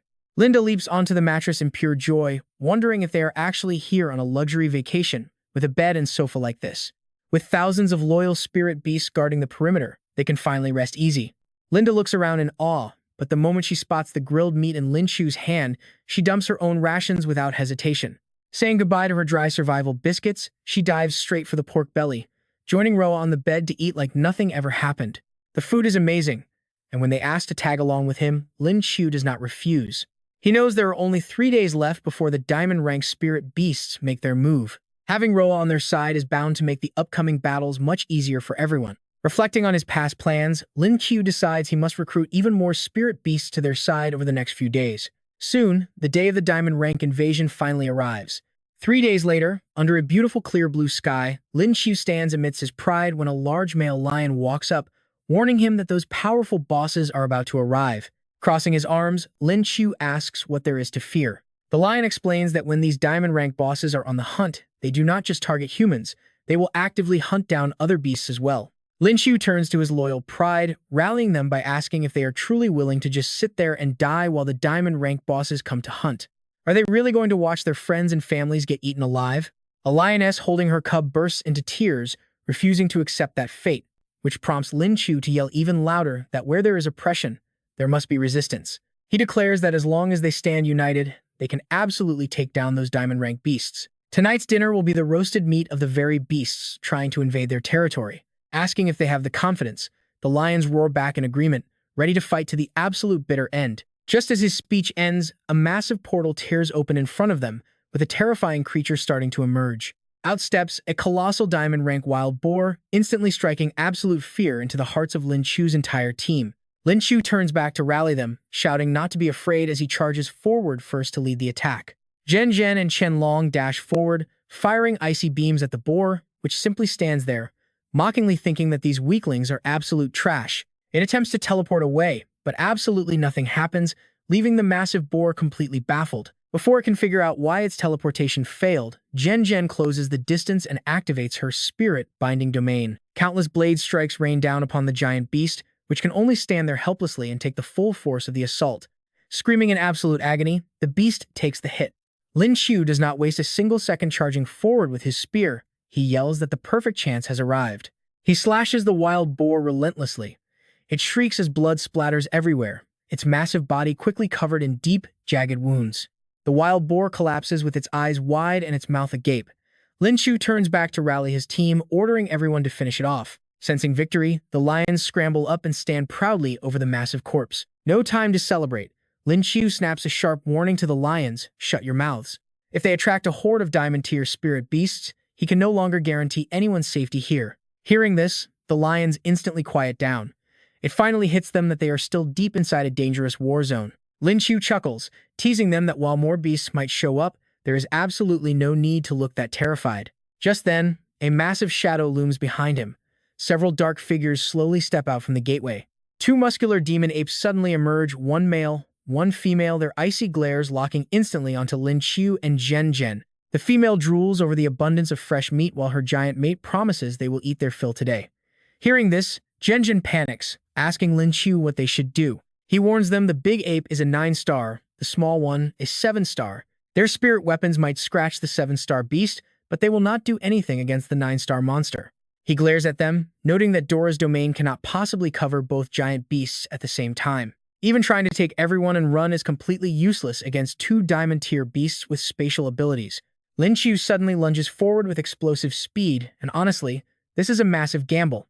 With a fierce glare, he yells for the team to focus on the smaller one while he draws the big ape's attention. Zhen Zhen desperately reaches out to stop him, crying out that going in alone is suicide. Before she can even finish her sentence, Lin Qiu dashes right toward them, leaving her completely stunned. With killer intent, he activates his mind gate teleportation technique, silently deciding that he cannot afford to hold back now. Lin Qiu instantly teleports right onto the beast's massive shoulder. Weapon in hand, he jokingly shouts, "Hey there, ape brother. How about we talk peace?" With a deep scowl, the giant beast turns to look at him. It carelessly swipes at his shoulder to knock Lin Qiu down, completely ignoring him as he calmly glances away. When the male 9-star asks his mate what happened, she casually dismisses it as a bug. That does it. Lin Qiu roars with sudden fury. Armed with his razor-sharp weapon, he glares at them in pure rage and raises his voice, "A bug, you say? Let me show you what this bug can actually do." And just like that, an insanely lopsided battle erupts between a colossal spirit beast and one incredibly small, fearless human. Lin Qiu takes a deep breath, building up speed before launching himself directly at the giant ape. Pure fury burns in his eyes as he plunges his blade deep into its flesh, igniting a strange blue glow across its skin. Roaring in pain, the beast swings a massive fist to crush him, but Lin Qiu easily dodges the heavy strike. He immediately pivots and charges back toward the beast with blinding speed. Giving the beast no time to react, his blade sinks into its flesh once more, causing blood to spray as it shrieks. Absolutely furious, the massive monster snarls, "Where did you come from, brat? I'm going to tear you apart." Completely unfazed by the threat, Lin Qiu continues to charge forward and drive his blade deep into the monster, flashing an incredibly smug smirk while teasing that it cannot even touch him. Mocking the giant beast, he wastes no time. He leaps forward, delivering a brutal slash right across the monster's face while shouting to take this. Blood splatters as the beast grimaces in pain, but to his absolute shock, the freshly torn flesh instantly knits itself back together in a rapid recovery. The male ape roars to his mate, "Go eat first, my love. I will join you after I rip this brat to pieces." His wife quickly nods. The giant ape bellows in pure fury, a massive fiery aura erupting behind him as he screams out in absolute anger. It turns out the beast can use teleportation too, instantly vanishing and charging directly toward Lin Qiu while screaming for him to die. The ape delivers a devastating punch directly to Lin Qiu's stomach, sending a spray of blood flying from his mouth. His face contorts in pure, agonizing pain as he grinds his teeth. But he forces himself to push through, executing his counterstrike to drive his blade deep into the monster's hand. Facing his counterattack, the massive beast raises its fists and sneers, challenging him to see if his spear is any match for a godlike punch. A red light flashes as the massive fist connects, blasting Lin Qiu backward through the air with terrifying force. The sheer shockwave from that punch tears through the forest, snapping massive trees like toothpicks. Talk about terrifying power. Rushing to the scene alongside Lin Qiu, his exact whereabouts are suddenly unknown. Thick smoke rises heavily from the area, revealing a terrifying scene of completely flattened trees. Out of the dense smoke, Lin Qiu finally emerges. His face is twisted in pain as he looks down, and those signature rabbit ears pop out. He lets out a rough cough, cough, cough, cough. Frowning, his gaze instantly turns freezing cold as he glares at the massive 9-star diamond beast. The monster growls, calling him a human with a decent weapon, and tells him to surrender for a chance to live, but Lin Qiu refuses to back down. Wiping the blood from his mouth, he realizes its recovery speed is insanely fast. If he can somehow capture it, he could easily farm spirit beasts forever. Suddenly, Lin Qiu teleports straight through a blue portal, charging directly toward the beast. He thrusts his blade right through its skull, yelling for it to take the hit. Yet, the monster does not even bother dodging, letting the weapon pierce clean through. This completely shocks him, and honestly, who can blame him? His strongest strike did not even register. Despite having a blade jammed in its head, the 9-star diamond beast remains totally unbothered, actively casting its void space skill. Next, the beast raises its massive hand, preparing to counter Lin Qiu with a devastating blow as it drives its fist straight toward him. A blazing, fiery light erupts around the monster. Taking the hit head-on, Lin Qiu feels an overwhelming wave of pure agony. Damn it, his skills are not dealing any damage, yet the monster can hit him perfectly fine. If that is how it is, but before he can even finish, his allies charge in from behind to help take down the fierce, counter-attacking beast. Lin Qiu suddenly shouts out, telling everyone to watch out. He calls out, promising to create an opening for them to land a fatal blow, and Zhen Zhen immediately agrees. Hearing this, the arrogant beast scoffed, asking if a bunch of mere insects actually thought they could pull that off. Despite the monster looking down on them, Lin Qiu stands firm and yells that they will absolutely do it, ordering everyone to charge. As he speaks, he reaches into his pocket for a secret weapon, his eyes burning with absolute determination. Lin Qiu pulls out his own pet beast, the little black bug, and throws it high into the air. Instantly, the tiny creature transforms into a massive blue dragon, letting out a deafening roar. The little black bug now dominates the sky, looking absolutely massive. It looks incredibly ferocious, roaring wildly as a surge of brilliant blue energy wraps around its body. Its immense dragon pressure completely suppresses the terrified demon monkeys below. Caught completely off guard, they freeze up in absolute fear, their jaws dropping at the sight of this godlike entity. This sudden arrival of the little black bug is exactly what they need. Watch closely. With the perfect opening created, everyone shouts together to charge in for the attack. Determination is written all over their faces as they focus entirely on taking down the massive target. They unleash a barrage of powerful skills right at the target. Completely caught off guard, the beast can only stare in confusion as a flurry of relentless attacks rain down upon it. Amidst the rising white smoke, the beast looks utterly exhausted, gasping for air as its head tilts backward. Suddenly, a devastating burst of power pierces clean through the 9-star diamond beast's head, leaving its eyes wide with shock. Nearby, a 7-star diamond beast roars in fury, baring its razor-sharp teeth to the world. Glaring at Lin Qiu with pure murderous intent, she prepares to fight and avenge her fallen mate. She snarls in fury, demanding how these weaklings actually dared to do such a thing. As she hesitates mid-sentence, Lin Qiu refuses to show any weakness. Gripping his spear, he dashes straight toward her with a deadly glare. Seeing him close in, the enraged 7-star diamond beast screams that she will kill him, unleashing a vengeful strike. A violent surge of golden energy erupts from her body, completely blowing Lin Qiu backward the moment he tries to strike.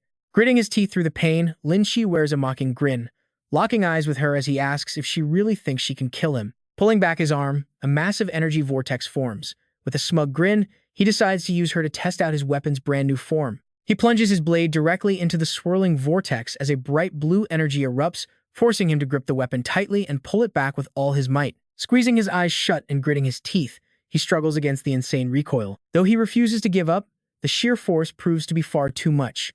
Utterly exhausted, he is violently blasted backward, shattering the stone wall behind him. Now severely injured, Lin Qiu loses consciousness, his head hanging low as his powerful spearhead completely vanishes and blood continues to pool around his body. Witnessing this, his companions panic, with Zhen Zhen screaming Lin Qiu's name in absolute terror. His companions desperately rush over to protect his unconscious body. Meanwhile, the monster stands there completely bewildered, wondering why he collapsed and assuming the kid has just committed suicide on his own. Suddenly, a mysterious blue energy shoots out from the portal behind the beast, drilling straight through its skull and causing it to let out a horrific, screeching scream. With its eyes wide, the blue energy quickly darts toward the unconscious Lin Qiu. In a bizarre twist, his own rogue weapon flies back and stabs him right between the legs with a loud thud. Zhen Zhen and Lin Yang can only watch in absolute horror as she screams out for Lin Qiu. He teases Lin Qiu, joking that he almost lost his chance to ever have kids.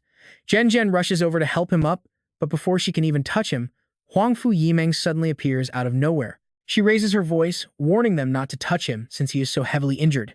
Moving him could cause permanent damage. They carry him to an open clearing where Huangfu Yimeng uses all her healing power to help him recover quickly.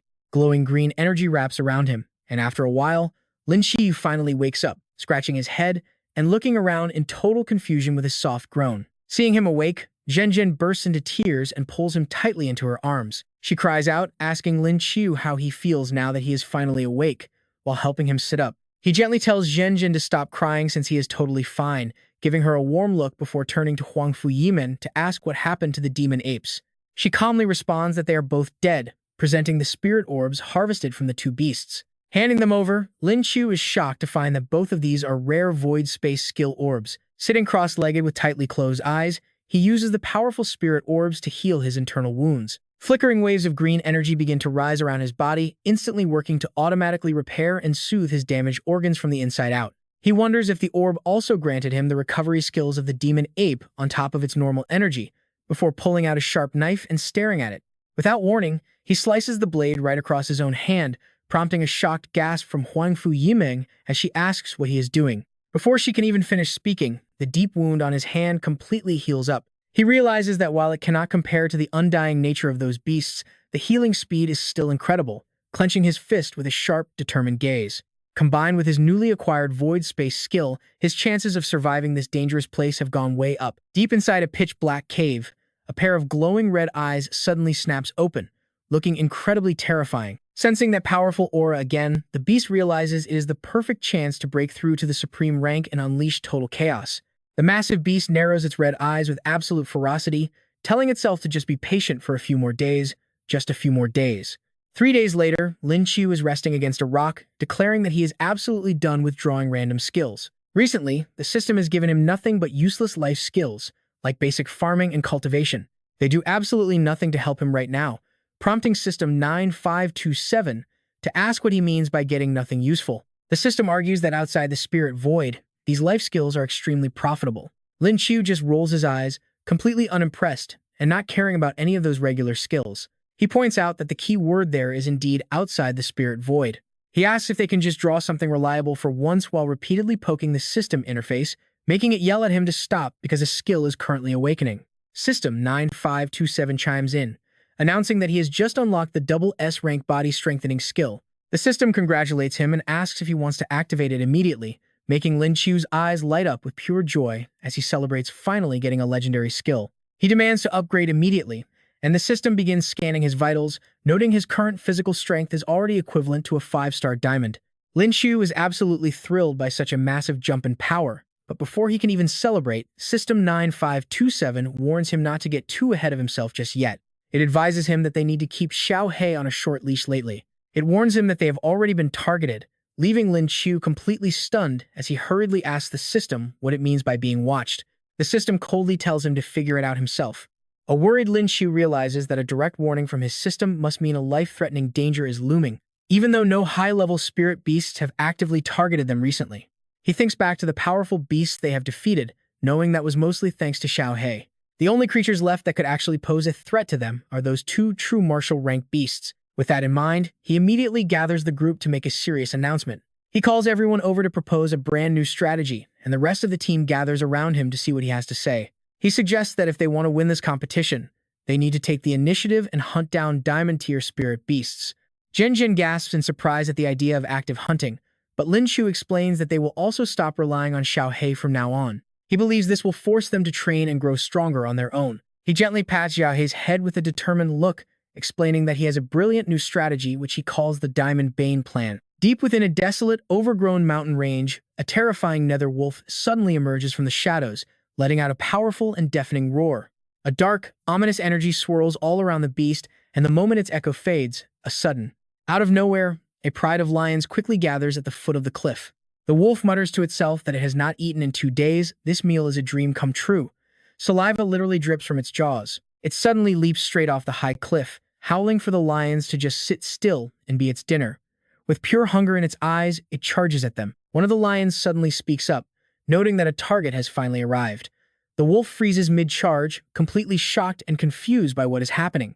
But get this, it was actually a brilliant trap set up by Lin Qiu's squad to lure it out. Shen Xing leaps forward, activating his spirit-binding domain. Immediately, the wolf realizes it fell right into their trap. Time to teleport. But to its absolute horror, its escape skill is completely blocked. It panics, wondering why it cannot teleport. Out of nowhere, Lin Qiu flashes in at a terrifying speed with his blade drawn. The wolf's jaw drops in pure shock right before he drives the weapon deep into its body. A blinding flash of light erupts from its body, and the beast howls in agony, baring its razor-sharp teeth. Lin Qiu turns and shouts to his crew to charge, telling them today's barbecue has finally arrived. Hearing his call, the entire squad charges forward at once, launching a fierce and relentless assault on the trapped wolf just for some fresh meat. They unleash a barrage of devastating skills, leaving the giant beast howling in absolute pain. After a brutal beatdown, the wolf finally collapses, knocked out cold. Dai Huang strolls over, picks up the fallen spirit bead, and hands it directly to Lin Qiu. In his hands is already a massive pile of cores harvested from hunting down spirit beasts. Suddenly, a strange light flashes next to the lion before darting toward the bear, as they panic and cry out that he is the one. Out of nowhere, a massive white wolf emerges, its body enveloped in a blazing, fiery aura. It glares at them with pure rage, looking fully prepared for a massive fight. But Lin Qiu's allies are not backing down either. The tiger roars as they all step forward, their thick killing intent filling the air. Seeing this, Lin Qiu immediately holds them back. He shouts for his crew to hold their fire. Suddenly, the white wolf speaks, asking who their leader is because it wants to talk. Lin Qiu looks the beast in the eye and replies that he is the leader, asking what it wants. The wolf stammers in pure shock, wondering how a human could possibly lead spirit beasts and speak their language. Feeling annoyed, Lin Qiu just scratches his head and tells the beast to stop asking so many damn questions. He demands it just get to the point. The wolf quickly apologizes, admitting it was a bit rude. It represents the diamond rank beasts, begging him to consider a peaceful negotiation instead. This completely catches Lin Qiu off guard, and he immediately asks what kind of benefits this peace would even bring him. The wolf firmly offers to trade valuable intel on the legendary true martial rank beasts. It reveals that there are actually far more than just 2 true martial rank beasts currently out there. This immediately catches Lin Qiu off guard, since he thought there were only 2. Intrigued, Lin Qiu crosses his arms with a confident grin. He admits that it is interesting, but this simple information is definitely not enough. He demands to know how many spirit beads they can offer, and the cornered wolf senses it has 0 leverage. So it proactively names its price, offering 30 beads to seal the deal. But Lin Qiu scoffs, complaining that 30 is way too cheap. Seeing him refuse to budge, the wolf quickly raises the offer to 40, claiming that is its absolute limit. Honestly, Lin Qiu never had any real intention of playing nice with this beast. Crossing his arms, he tells the wolf that it clearly does not get the situation. He points his spear directly at the giant beast, boasting that he could easily wipe out its entire pack alone. He frowns, asking if the wolf wants to be the first head to roll. No more games. As for the intel, he doubts the wolf is tough enough to withstand a brutal interrogation anyway, so maybe they should just start torture. The nether wolf suddenly realizes exactly how deep of a dangerous hole it has dug itself into here. It freezes, thinking fast as cold sweat begins to heavily soak right through its thick coat of fur. Let's be real, if a small bribe cannot solve a problem, an insanely massive pile of money always will. It just needs a bigger bribe. Desperate, the wolf ups the offer to 54 cores, swearing that is every single bead it has. Getting exactly what he wanted, Lin Qiu instantly lowers his spear and grins. Much better. But he is not quite done yet. Presenting his loyal lion pride to the wolf, he demands that they are never to be touched after he leaves. The wolves must leave his beast subordinates alone. Hearing this protective demand, the lions are practically brought to tears. They remain silent, but deep down, they are incredibly touched that their human lord is looking out for them like this. Even though they fully realize he is a human of a completely different species, following a master like this feels absolutely worth every moment. One lion kneels to let him pet its head, tearing up as it declares its loyalty. From now on, whatever you order, we will face any danger to get it done. Lin Qiu happily patted the lion's mane as he replied, "No need for that. We are all brothers now." The nether wolf finished thinking and accepted the terms without any hesitation. No problem, it never expected a human to actually care about spirit beasts. Standing in front of the tent, Lin Qiu heard the wolf's confirmation and agreed that the deal was officially made. Now that they were official allies, Lin Qiu had absolutely no reason not to invite this highly intelligent wolf into his temporary meeting room. He pulled back the curtain to welcome it inside to discuss the intelligence in detail. Inside the large tent sat 2 sides, one consisting of 3 legal representatives. The other side held Lin Qiu and the nether wolf. He immediately started asking if there really were more than 2 supremes around now. The nether wolf did not hide anything, confirming that there were currently more than 2 bosses in the inner circle. A third true martial level beast had recently emerged. The wolf sketched a massive jet-black rat on paper to show him. It had 2 sharp fangs growing on its back. The wolf explained it was the void rat, promoted solely for flattering the demon dragon. Lin Qiu never expected to find creatures in the animal kingdom who could kiss up their way to a promotion. Amused, he thought to himself that it was absolutely wild a rat could actually flatter its way into the true martial rank. Hearing another completely unfamiliar name, Lin Qiu grew curious and asked what kind of spirit beast this void demon dragon actually was. The nether wolf explained that while everyone called it the demon dragon, in reality, it paused to recall before describing that it looked more like a winged snake. The wolf warned him never to repeat this because the boss hated being called a snake. Picturing the strange dragon in his mind, Lin Qiu realized this specific image sounded exactly like a legendary soaring snake. Lin Qiu followed up with one last question, asking why the spirit beasts in these ruins never ventured outside. The question touched on a highly sensitive secret, making the nether wolf hesitate to answer. It only gave a vague response, mentioning that this issue dated back over 50 years. Sensing a grand story, Lin Qiu suddenly snapped his fingers with a loud pop. He pulled a pile of popcorn from his system and smiled, telling the wolf to take its time since he had plenty. It was clear he was not letting this go without a story. Handed a bag of popcorn, the wolf picked up a single fluffy white piece, inspected it curiously, and asked what it was. Munching away, Lin Qiu casually told the wolf that it would find out the moment it took a bite. Trusting him, the wolf tossed the piece straight into its mouth. Its eyes immediately widened in pure shock. Used to nothing but raw meat, this sweet snack was an absolute revelation. It practically glowed with joy, wondering what kind of divine delicacy this was. But the snack was just a distraction. Lin Qiu was not about to let his guest get sidetracked from the actual story. He urged it on, telling it to stop daydreaming and start explaining. The wolf grew thoughtful, explaining that it heard this from its adoptive fox mother. Over 50 years ago, beasts could freely enter and leave the ruins. Back then, spiritual energy outside was scarce, but some curious beasts still wanted to explore the world. Since they all possessed spatial abilities, they could easily warp back home whenever they got bored. Plenty of beasts went out to explore back then, but eventually, the inevitable happened when humans finally noticed these strange creatures carrying spatial powers. The wolf continued, explaining that its great-grandparent had once left the ruins and apparently caused a massive disaster. Hunted down by powerful human experts, it died shortly after returning. That was the day a certain human entered the ruins. That man possessed an incredibly rare sealing-type ability. He floated arrogantly in the air of the ruins, completely fearless even when surrounded by massive beasts that were several times his size.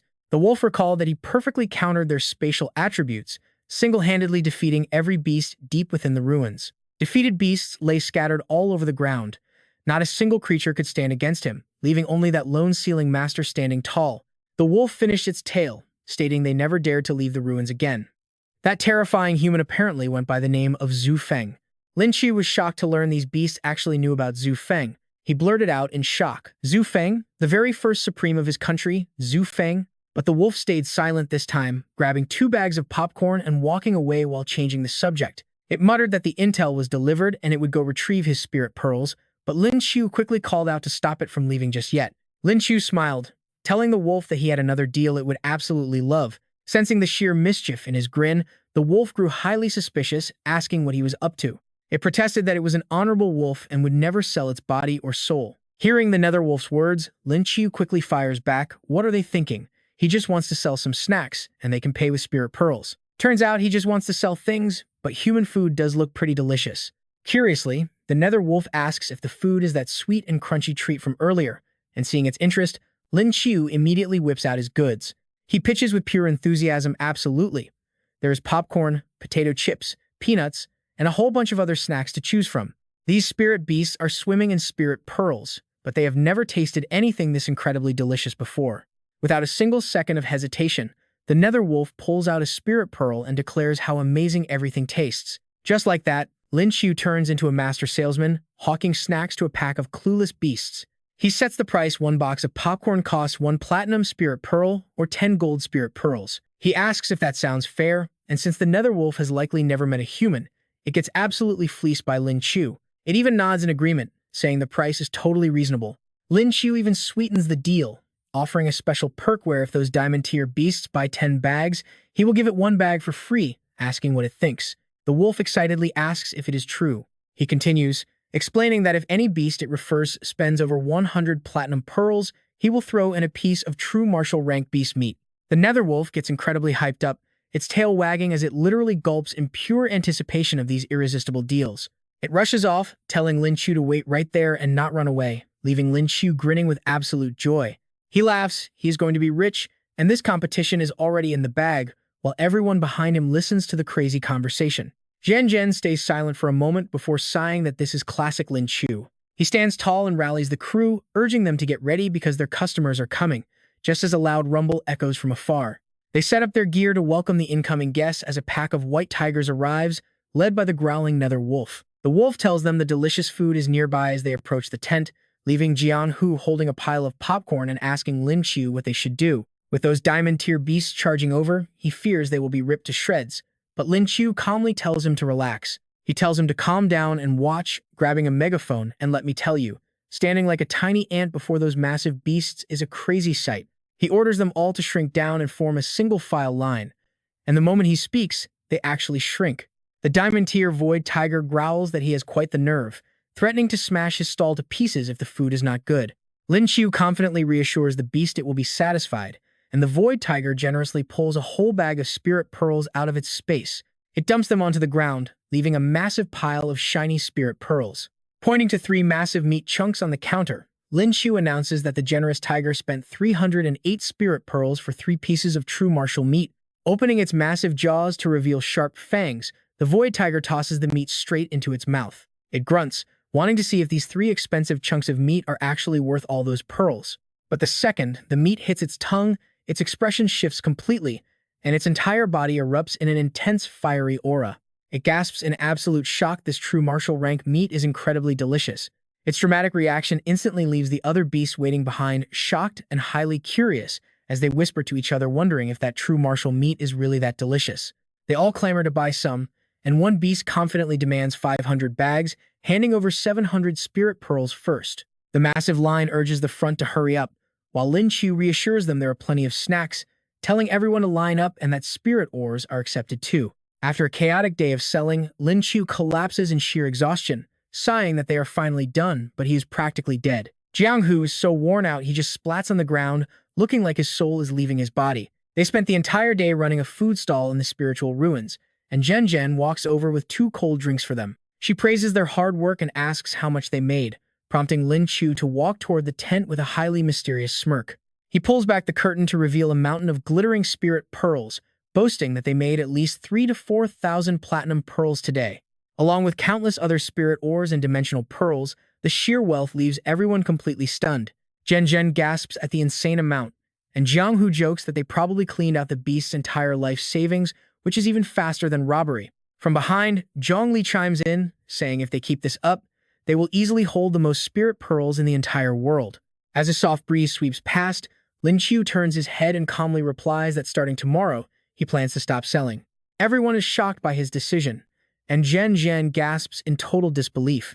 With only 1 day left before the true martial beasts make their move, Lin Qiu closes his eyes in deep thought, waiting for Zhou Mo to lead the Void Tigers. The beasts ask why they were summoned, but Lin Qiu drops a sudden and massive bombshell, declaring that from this moment on, the Spirit Beast army is officially disbanded. The beasts are completely shocked, begging him to reconsider and desperately asking what went wrong.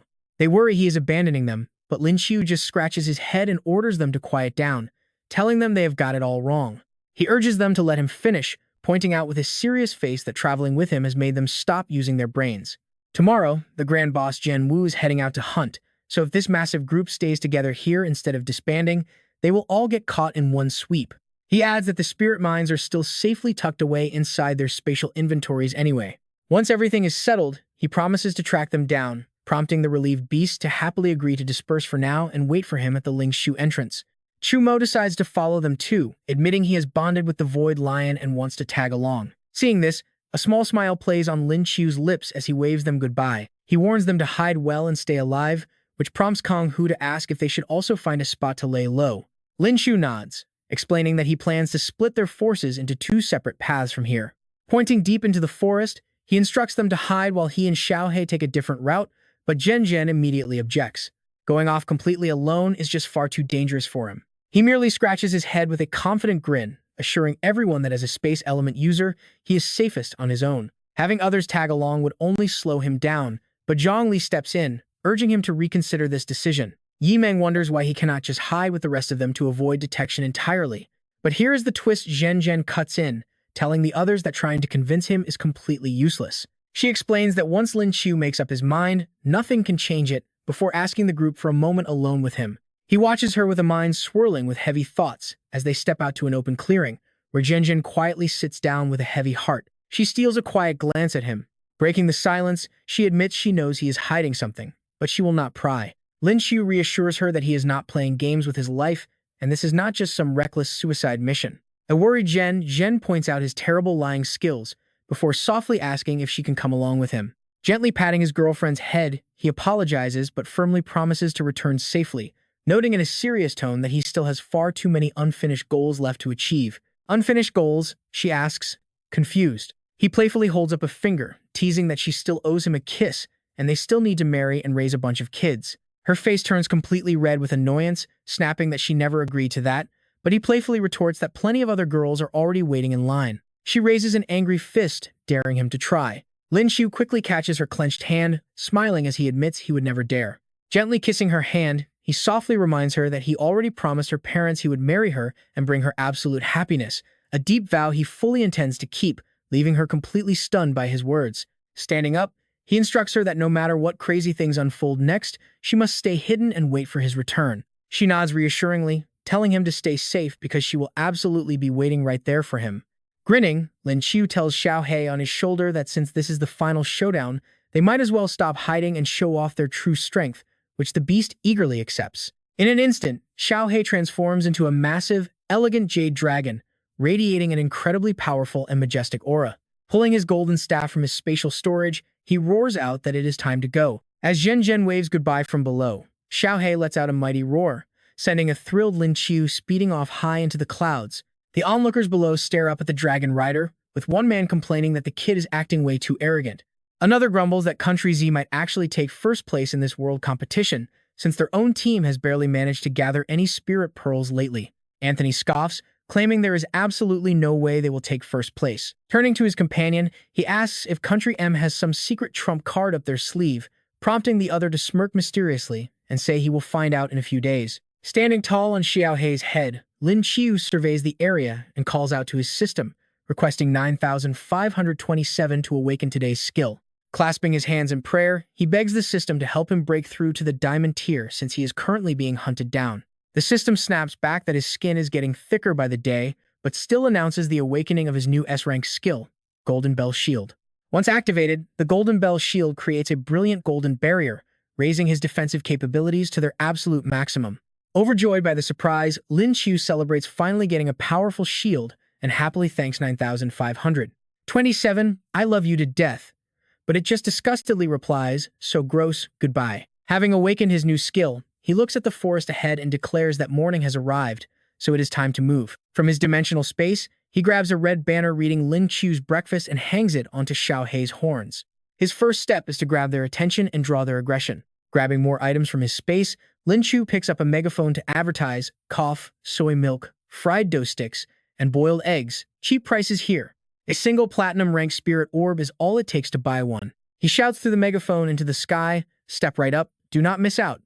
This quickly draws the attention of many nearby spirit beasts. The beasts are quite surprised by this. A void fish mutters in confusion. Huh, they are selling breakfast at a time like this? Even though they really want to bite, they still need to hurry up and escape. A brown bear on the shore agrees, noting that once the true martial rank powerhouses arrive, they will have no chance to escape. Watching the beasts flee without paying him any mind from atop Xiaohei, Lin Qiu judges them with pure disdain. What a bunch of cowards, and he just wanted to make some spare cash. Suddenly, he turns his head in surprise, spotting a void dragon, a spacewalker, and a space mouse flying over from afar. Lin Qiu tracks their flight path and suddenly realizes they are heading straight toward where Zhen Zhen and the others are hiding. Dropping to one knee, he anxiously tells Xiaohei to quickly draw the aggression of those three true martial beasts.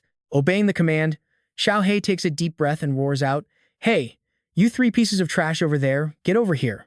Having successfully grabbed their attention, the beasts immediately turn their heads toward the source of the voice. The void dragon recognizes the scent, growling that this is its chance to break through, while Xiaohei quickly shrinks back down. Lin Qiu urgently tells Xiaohei to hide in his pocket before jumping down, shouting that they need to run. The beast stared toward where he and Xiaohei just stood, but once on the forest floor, he activates his absolute stealth. Lin Qiu pulls out the megaphone from his dimensional space just as the beasts land, with the void mouse reporting that there was a space fluctuation right here. The pest who provoked you must be hiding nearby. Still hidden, Lin Qiu uses the megaphone to shout a provocation, calling the void dragon a big dummy, which instantly draws its attention. The megaphone continues blaring, telling the dragon to try catching him, and if it succeeds, he will let it have a laugh. Pointing a claw at the megaphone, it demands to know who made it say that, while the device keeps chanting, "Big dummy, catch me." Furious, it squeezes the device and asks if it understands beast language, yet the speaker simply loops the insult once more. Losing its temper, it bites down on the device and immediately spits out the broken pieces, muttering how awful it tastes, then asks the mouse if it wants some. The void mouse whips around to look at the discarded megaphone and rushes over immediately. Happily nibbling on it, the mouse flatters its boss, saying that since it is soaked in his divine saliva, the taste is uniquely delicious. Watching them from behind a tree, Lin Qiu wonders why they are not leaving yet, as his stealth skill is about to expire. Seeing they have no intention of leaving, he has no choice but to transform, which catches the void dragon's attention. Transforming into a rabbit, Lin Qiu hops out and flatters the dragon, calling it wise, mighty, and incredibly handsome. Claiming to bring urgent news, he points deep into the forest and says a massive black dragon carrying a human just flew in that direction. Skeptical, the void dragon looks down and reaches out, accidentally scratching the rabbit's face to draw blood, demanding to know where it came from. Did you actually see that black dragon? Playing weak, Lin Qiu flatters it further, claiming a tiny beast like himself would never dare deceive such a handsome and majestic lord. Highly pleased with the flattering words, the dragon pulls out a diamond-ranked spirit orb, remarking that such praise proves this little creature is extremely honest. Great! Once those runaways are captured, he promises to reward the rabbit handsomely. They quickly take off in that direction as the dragon orders them to follow the little rabbit's lead. Only the void mouse remains behind for a second, warning the rabbit to stay in its place. Asserting that only it is allowed to flatter the boss, it warns against it next time, while he tiredly complies. Watching them fade into the distance, he sighs in relief at how terrifying that was, glad his trick actually worked. Wearing a sly grin, he activates his spatial portal now that those three powerful bosses are gone. Next up is the second phase of his plan to rob their nest. Hee. Reaching the area, they search around as the void dragon grows suspicious, wondering if they have searched for so long, because that black dragon is somehow faster than them. Looking down, it spots a spirit beast below. The monkey recognizes the true martial bosses landing right before it and cries out in terror, begging them not to eat him. I have an old mother to support and young children to raise. Please spare me.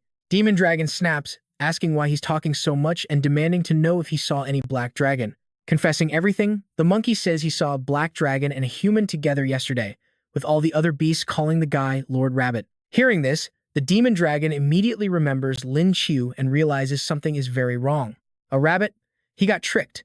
The void demon dragon takes flight, ordering the spatial trappers and void rats to split up and hunt. Forget about the other humans and beasts, focus all efforts on capturing that dragon and rabbit duo. They obey instantly. Meanwhile, deep in the forest, Lin Qiu activates his absolute stealth skill to vanish completely. Watching from behind a tree, he figures the dragon's lair must be this way, then spots a group heading in the same direction. Why is Team E here?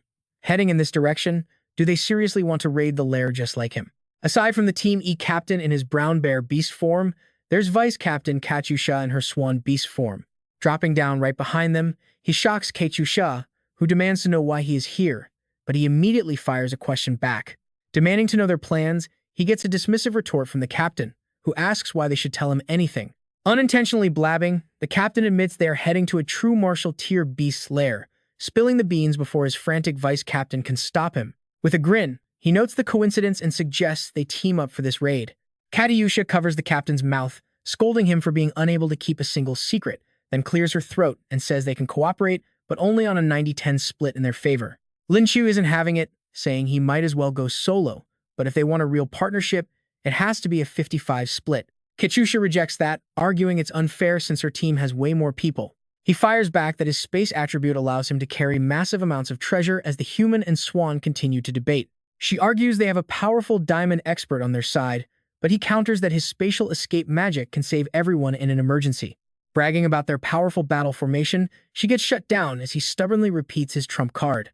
Lin Qiu points at the captain and proposes a simple duel to settle the matter. If he wins, it is 50-50, but if the captain wins, they go with 90-10.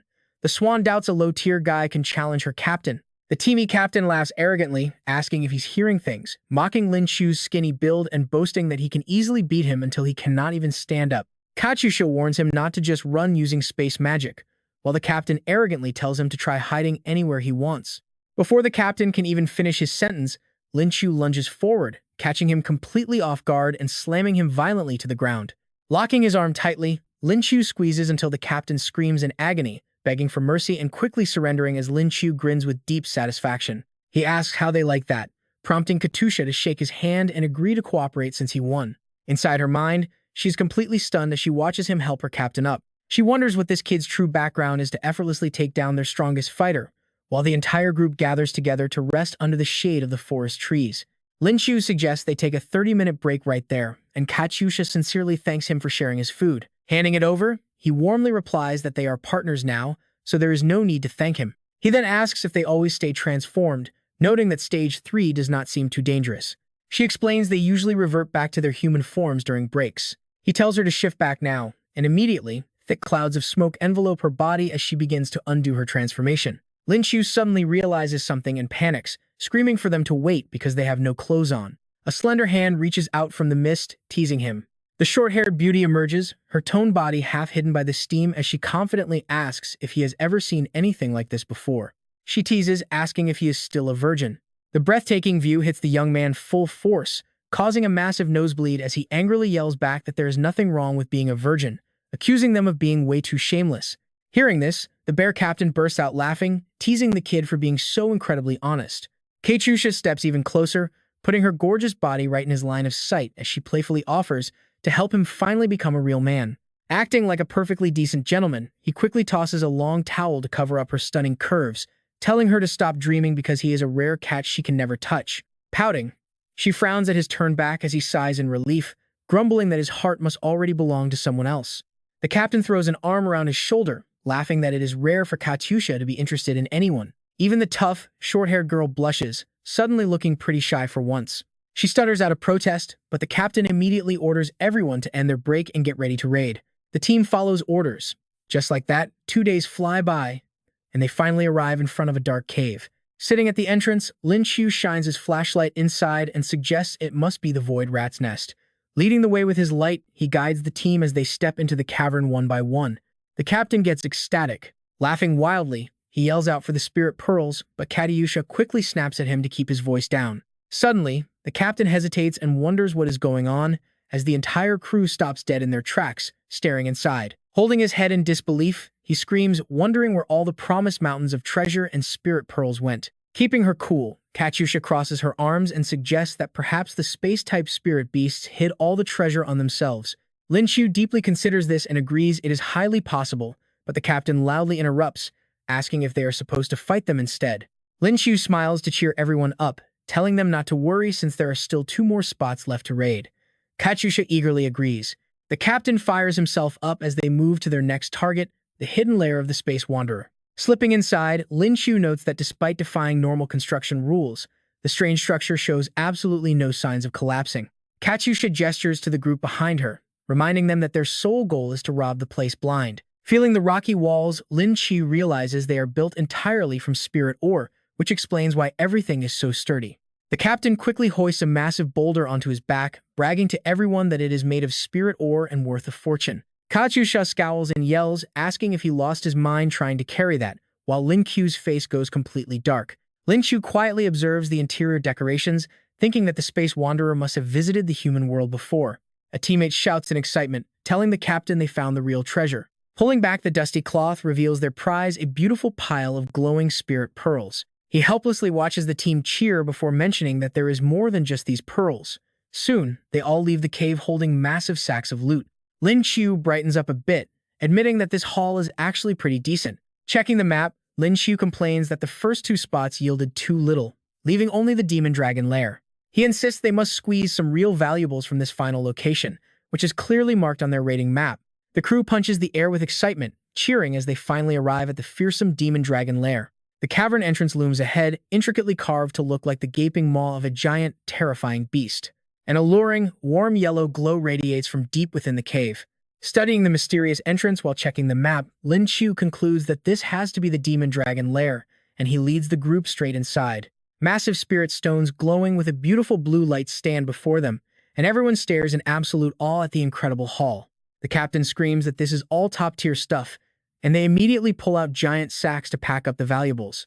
Under Lin Qiu's orders, they quickly search for spirit pearls, leaving anything below platinum rank behind as they move fast. Katyusha smiles and agrees, while Lin Qiu happily holds a mysterious glowing black stone, declaring that they are officially rich. Aside from spirit pearls, this place holds supreme spirit ore, but Lin Qiu is shocked by a system warning that enemies arrive in 5 seconds. His face remains completely blank even as the system frantically screams of danger. Someone yells out to ask what is happening, but thanks to the urgent system alert, they manage to teleport outside just in time. Lin Qiu scowls in frustration, muttering that they will have to settle for today's haul. A ferocious beast suddenly appears out of nowhere, letting out a deafening roar as the team quickly takes up defensive combat stances. Hearing that terrifying roar, both the captain and Katyusha recognize the beast, their mouths hanging open in sheer shock. Lin Qiu sprints forward at lightning speed, screaming at everyone to get out of the way. A mysterious gateway appears with a fiery red frame and a deep, swirling blue-black center, the legendary Gate of Intent. The other two are completely frozen, unable to comprehend why Lin Qiu suddenly ditched them and ran off on his own. The crew panics, wondering if that coward Lin Qiu used them as bait, especially since the demon dragon is about to return. Right next to the demon dragon, an identical mysterious portal suddenly tears open. Lin Qiu flies out of the portal, cursing at the stupid dragon for returning so early and yelling that they need to run. The demon dragon instantly recognizes the fleeing intruder as that annoying rabbit, roaring that his life is forfeit. Spreading its massive wings, the demon dragon lunges directly at him, desperate to crush him. Watching this insane scene unfold, Lin Qiu's teammates can only stare in speechless, dread-filled silence. The captain finally speaks up with a chuckle gone again. Katyusha, the voice of reason in this squad, just cleared his name. You guys totally misunderstood him. He actually used himself as bait. Watching that massive dragon chase him down, she silently prays for Bunny to make it back safe. The demon dragon squeezes through the portal to track him down. The moment it hits the ground, it frantically looks around for any sign of life. The spatial ripples vanish right here. Using absolute stealth, Lin Qiu crouches behind a massive boulder, closely tracking every single movement of the demon dragon. Watching the beast, he scowls in sheer frustration that Winged Snake needs to get lost right now. After a long silence with no leads, the dragon reaches a quick conclusion. Since there is no trace of his breath, there is no point in looking. The foolish beast spreads its wings and flies off into the sky. Even Lin Qiu is caught off guard by this move. Sweating bullets, he wonders how it could give up so easily. Hovering high above, the demon dragon opens its jaws wide, gathering every ounce of energy for a devastating strike. A terrifying blast gathers behind a row of razor-sharp teeth. With a sudden roar, an air bullet erupts, tearing through the sky and locking onto its target with absolute precision. Only now does he realize the truth that Beast is not stupid, it just trapped him. Oh no! The devastating blast hits, shattering the ground and sending rocks flying everywhere. The impact leaves a massive, smoking crater in the earth. The demon dragon lands once more, scanning the destruction to make sure its target is completely wiped out. With the rabbit nowhere in sight, the dragon lets out a frustrated roar. That roar translates to a command for all spirit beasts to assemble. Instantly, gold-feathered birds with glowing red eyes dive down. On the ground, a pack of white wolves assemble to answer the call. The dragon barks a command: hunt down the human, and report any suspicious activity directly to me. Having received their orders, the beasts split up to thoroughly search the area. They quickly pass right by a highly suspicious boulder, but they rush along and notice absolutely nothing. But get this, Lin Qiu is hiding right behind that rock. They missed him earlier, but now that his stealth has worn off, he is completely exposed. Watching this unfold, he frowns in deep concern that was a close call. Nearby, a red-eyed monkey begins emitting a bright golden glow. This is the spatial spirit technique, Void Impermanence. He breathes a massive sigh of relief. Thank goodness he unlocked that void spatial skill earlier, or he would be dead right now. Watching the beast disappear, he silently prays that his companions remain completely unharmed. The scene shifts to a massive cave entrance. A highly dangerous-looking man sits leaning back against the cold stone, while a blue-haired girl keeps her eyes tightly shut, either deeply focusing her energy or just fast asleep. Suddenly, a slightly chubby bird with a sharp beak comes soaring rapidly toward their position. The silent girl instantly senses the approaching spirit beast, her eyes widening in pure shock. Everyone prepares for battle as the alert sounds. He orders Duo to open her domain, and she complies while asking if the ruins are about to activate. The spirit beasts are suddenly in a frenzy, prompting everyone to charge forward with their unique abilities. Everyone is ready to fight. Wu Jun unleashes a storm of relentless attacks, instantly slicing through the wave of monsters. Frowning, the curly-haired guy urges everyone to hang in there. They only need to hold out for 2 more hours until the ruins restart and they can finally escape. Nearby, crows fly through the portals. The crows have their own plans, realizing these humans are too strong and they must notify their boss. Frowning as crackling lightning surrounds him, the curly-haired fighter snaps that only 1 crow is left. A devastating lightning strike sends blood spraying everywhere, instantly ending the life of that unfortunate crow. The bird's lifeless body falls from the sky, landing with a thud right at their feet. As long as they avoid any true void-level beasts, surviving another 2 hours will be easy. Lowering her bow, Jen can only worry about how Lin Qiu is holding up. Dozens of spatial portals suddenly open across the sky. The Black Crow warns the arriving demon dragon and other high-tier beasts that these humans are highly dangerous, but the giant dragon boss only scoffs at the idea of them being strong. The dragon asks if they are accomplices of that rabbit as countless more beasts flood the battlefield. Gritting his teeth, the curly-haired fighter realizes with dread that they are completely surrounded. Outnumbered and surrounded, the four companions prepare to fight for their lives when their six-armed ally suddenly roars a command for everyone to hit the dirt. A whirlwind of crushing punches erupts in a devastating all-directional sweep. Armed with razor-sharp blades in all six hands, he unleashes his ultimate six-arm attack. Rapid slashes slice through the beast horde, leaving them bleeding out on the ground as he calmly stops his onslaught. They fell like flies, with strawberry syrup splattering everywhere. He frowned, calculating that over 130 shots should hopefully keep them under control first. Watching this impressive display, Malong couldn't help but have his own thoughts. Did humans nowadays actually possess weapons like this? Once the Lola horde was completely wiped out, Malong ordered his two premium spirit beasts forward, commanding them to get in there. They immediately obeyed, acknowledging him. They immediately set their sights on the stunning, blue-haired beauty Zhen Zhen. The two-horned beast locked its bloodthirsty red eyes on her, noting that this woman carried the distinct aura left behind when one of his clan's spirit beasts died. Inhaling her unique scent, he immediately recognized it, furious that she actually dared to slaughter a spirit beast of his own clan. Two Horns proposed to the rat beast beside him, demanding that this brat be left for him. Laughing loudly, the rat mocked his weird taste, but both of these hideous creatures charged forward anyway. The rat casually agreed with him, have it your way, since his only goal was to kill. The two beasts lunged with blinding speed, forcing the group to immediately brace for defense. The noble-looking guy raised his hand and yelled, "Spirit skill! Celestial phenomenon!" Two massive monsters slowly materialized before them, formed by interlocking shards of glowing, blue-colored quartz fusing together. Two Horns looked on, asking mockingly if that was all. His hand grabbed the summoned monster as he smugly unleashed spatial banishment, but he froze in total shock, wondering why there was no reaction. No, his spirit energy had truly failed. Seizing the opening, Doa immediately cast Spirit Binding Domain directly onto Two Horns. The monster swung a heavy fist, forcing Two Horns to dodge backward just as a massive shattering explosion erupted. Its sheer power was enough to crumble an entire mountain, prompting the noble guy to cheer that they should finish them off just like this. Doa quickly warned him that their spiritual energy was too overwhelming for her to hold out much longer. Two Horns was proving more unkillable than a video game boss, making his comeback with a wild, savage cackle. He used his insanely strong teeth to bite their summon to pieces, plunging them right back into a chaotic, ear-splitting brawl. Two Horns instantly flew over to strike the noble guy, snarling at the brat for daring to hit him. The rat squeaked mockingly, joking that the attack made for a rather painful massage. Meanwhile, Two Horns grabbed his prey by her slender neck, roaring that he would slaughter the brat first. Molong interrupted the beast's fun, commanding him to wait and hand the girl over.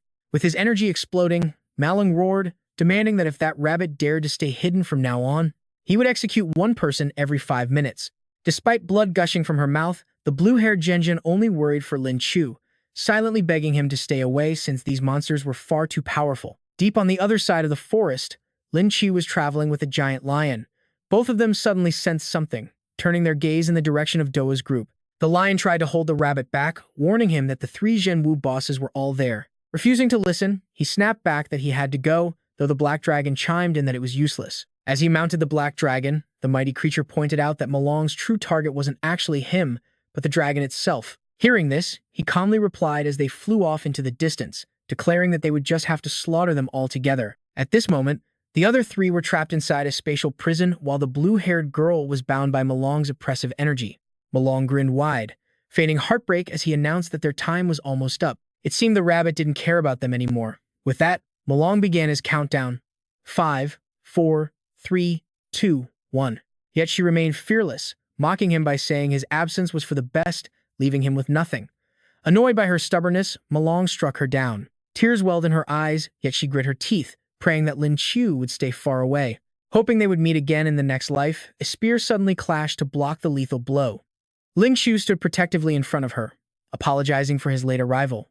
With tearful eyes, she looked up and asked why he returned. He gazed at her warmly, reminding her that they still had an unfulfilled promise, so of course he had to come back. In a cheesy romance moment, she threw herself tightly into his arms. Begging him never to leave her alone again, he gently patted her back, apologizing that he couldn't make that promise. He teleported her into the spatial prison to reunite with the others. Banging on the barrier, she screamed his name, but he ignored her, turning to propose a deal to Malong. He firmly declared that he would not run away this time, on the condition that they leave the prisoners in the spatial cage completely unharmed. Screaming without a cooldown, she pleaded with him to stop while the black dragon quickly shrunk its massive body to a manageable size. Perching right on his head, Ma Long calmly agrees to the deal, but deep down, the beast is already making other plans. The urge is overwhelming. Devouring this black dragon is her ticket to breaking through to the supreme rank. Joan tightly clutches a golden vial, clearly plotting her next move. She tosses the vial over, calling out to Lin Qiu. She warns him that the potion grants a massive temporary power boost but carries severe side effects. Catching the vial, he quickly thanks her. Watching this unfold, Ma Long sneers at the endless toys they keep using to save themselves. He asks if that's how they managed to escape him before. Lin Qiu immediately starts babbling nonsense, claiming it all began on a dark night 18 years ago. Instantly recognizing the pure nonsense, Ma Long barks out an order. He tells his lackeys to stop wasting time and finish the kid off. As they obey, powerful energy erupts around Lin Qiu, sprouting a pair of fluffy rabbit ears on his head. Following Lin Qiu's command, the black dragon immediately slips back into his body. The giant rat beast leaps up with a terrifying roar, shouting that the kid is going to pay for brown-nosing the boss earlier. Lin Qiu rises into the air surrounded by glowing golden energy, but in a flash, two horns blazes directly behind his back with sheer high-speed intensity. Sharp claws clamp down hard on his shoulder. Invoking his void banishment, Lin Qiu whips around and uses a spatial blade to force some distance. But to his absolute horror, the giant rat is already waiting right behind him. Realizing he is trapped, panic sets in as he silently curses his luck. Suddenly, his eyes widen in complete disbelief at what is unfolding before him. Activating his void space technique, he phases away while carefully reading the battlefield. He silently thanks his lucky stars he had this skill, or he would be dead. Two Horns grits his teeth, recognizing the classic void space move of the immortal demon monkey. He notes the move drains insane amounts of energy, meaning the kid can't keep it up. Squeaking furiously, the giant rat charges into strike. Lin Qiu grits his teeth, realizing their tag team coordination is simply too overwhelming. Right behind him, Two Horns pours every ounce of his strength into a devastating strike, calling him a green horn. Unable to dodge, Lin Qiu takes the full force of the blow and goes flying backwards. The sheer impact of the blast sends shattered rock and debris flying everywhere. Leaving absolute chaos in its wake, Lin Qiu is forced back through a thick, blinding cloud of white smoke. He quickly injects a glowing red liquid into his arm. At this point, it is time to bite the bullet and go all out. Instantly, raw power surges through Lin Qiu as a brilliant blue aura completely envelops his body. The rat monster's eyes glow as it grudgingly admits the kid has some skill. Leaping high, it summons a massive ring of fire, aiming to deliver the finishing blow. As for Lin Qiu, he grips his staff tightly, keeping his eyes locked onto the descending beast. Taking advantage of the opening left by its jump, he thrusts forward with lethal precision, forcing the rat monster to cough up a mouthful of blood. Seeing his partner in trouble, the demon quickly triggers his skill, summoning a massive length of heavy chains. Realizing the kid has suddenly grown stronger, he warns the old rat to stop fighting up close and attack from a distance. Whipping through the air under the demon's control, the chains bind Lin Qiu tight. Meanwhile, the rat monster conjures a fiery red sphere in its hand. Squeaking, it hurls the energy sphere directly at him, laughing at his helpless state. But Lin Qiu reacts in a heartbeat. Grabbing the chains binding him, he yanks them back with insane strength, completely catching the demon off guard.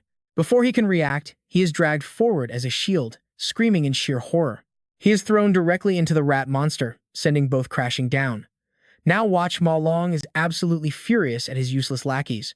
Fuming that they cannot even handle a simple platinum rank, the dragon unleashes an oppressive aura, declaring he will step in himself. The crushing pressure pins Lin Qiu in place. As sweat pours down Lin Qiu's face, the beast casually flicks its wrist, sending a devastating blast tearing toward him. Forced to block the insanely fast strike, Lin Qiu is thrown backward by the impact. Spreading his massive wings, Ma Long demands the boy hand over the black dragon, promising to spare their lives if they comply. Wiping the sweat from his brow, Lin Qiu sneers, asking how the beast dares call itself a dragon. He declares Xiao He is the true dragon, while Ma Long is just a snake. Absolutely furious, Ma Long roars in disbelief at the insult. The defeated demon and rat exchange smug looks, knowing the rabbit-eared kid just crossed a fatal line and is absolutely doomed. Violent purple energy begins condensing in Ma Long's maw as he fumes over being called a snake after all these years. Opening a cavernous maw that greedily sucks in the surrounding spiritual energy, Ma Long commands the insolent rabbit to prepare to face his ultimate doom.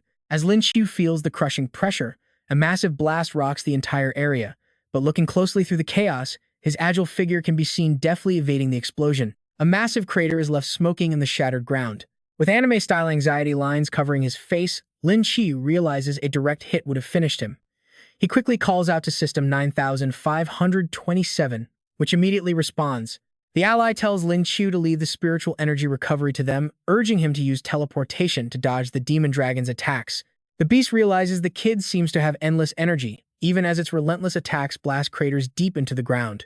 The dragon is highly confident, but its efforts are useless. Lin Qiu is already completely exhausted, gasping for breath after warping and teleporting over 100 times. Barely holding on, Lin Qiu looks up at the demon dragon hovering in the sky, silently keeping track of the remaining time. If he can survive 5 more minutes, the Lin Qiu entrance will restart. But the demon dragon quickly orders its minions to wipe him out. Right at this critical moment, Lin Qiu's body suddenly begins to fail him. The medicine's side effects kick in, causing his body to spasm as his protective aura rapidly fades. Why did this have to happen right now? Xiaohei suddenly crawls up his arm, begging him to hand it over since it is the monster's true target. The 3 smug monsters glare coldly at Lin Qiu as the demon dragon laughs, shouting that heaven is on their side because the boy has suddenly run out of steam. Despite the beast's mockery, Lin Qiu is not about to back down. He smirks and asks them what they are even thinking. He claims he is the one heaven is helping, pointing his blade directly at them before they can even respond. He unleashes his ultimate Dragon King strike. A massive surge of energy wraps around his blade as he charges forward, stabbing the monsters and forcing them to howl in agonizing pain with their mouths wide open. The demon dragon roars out in absolute fury.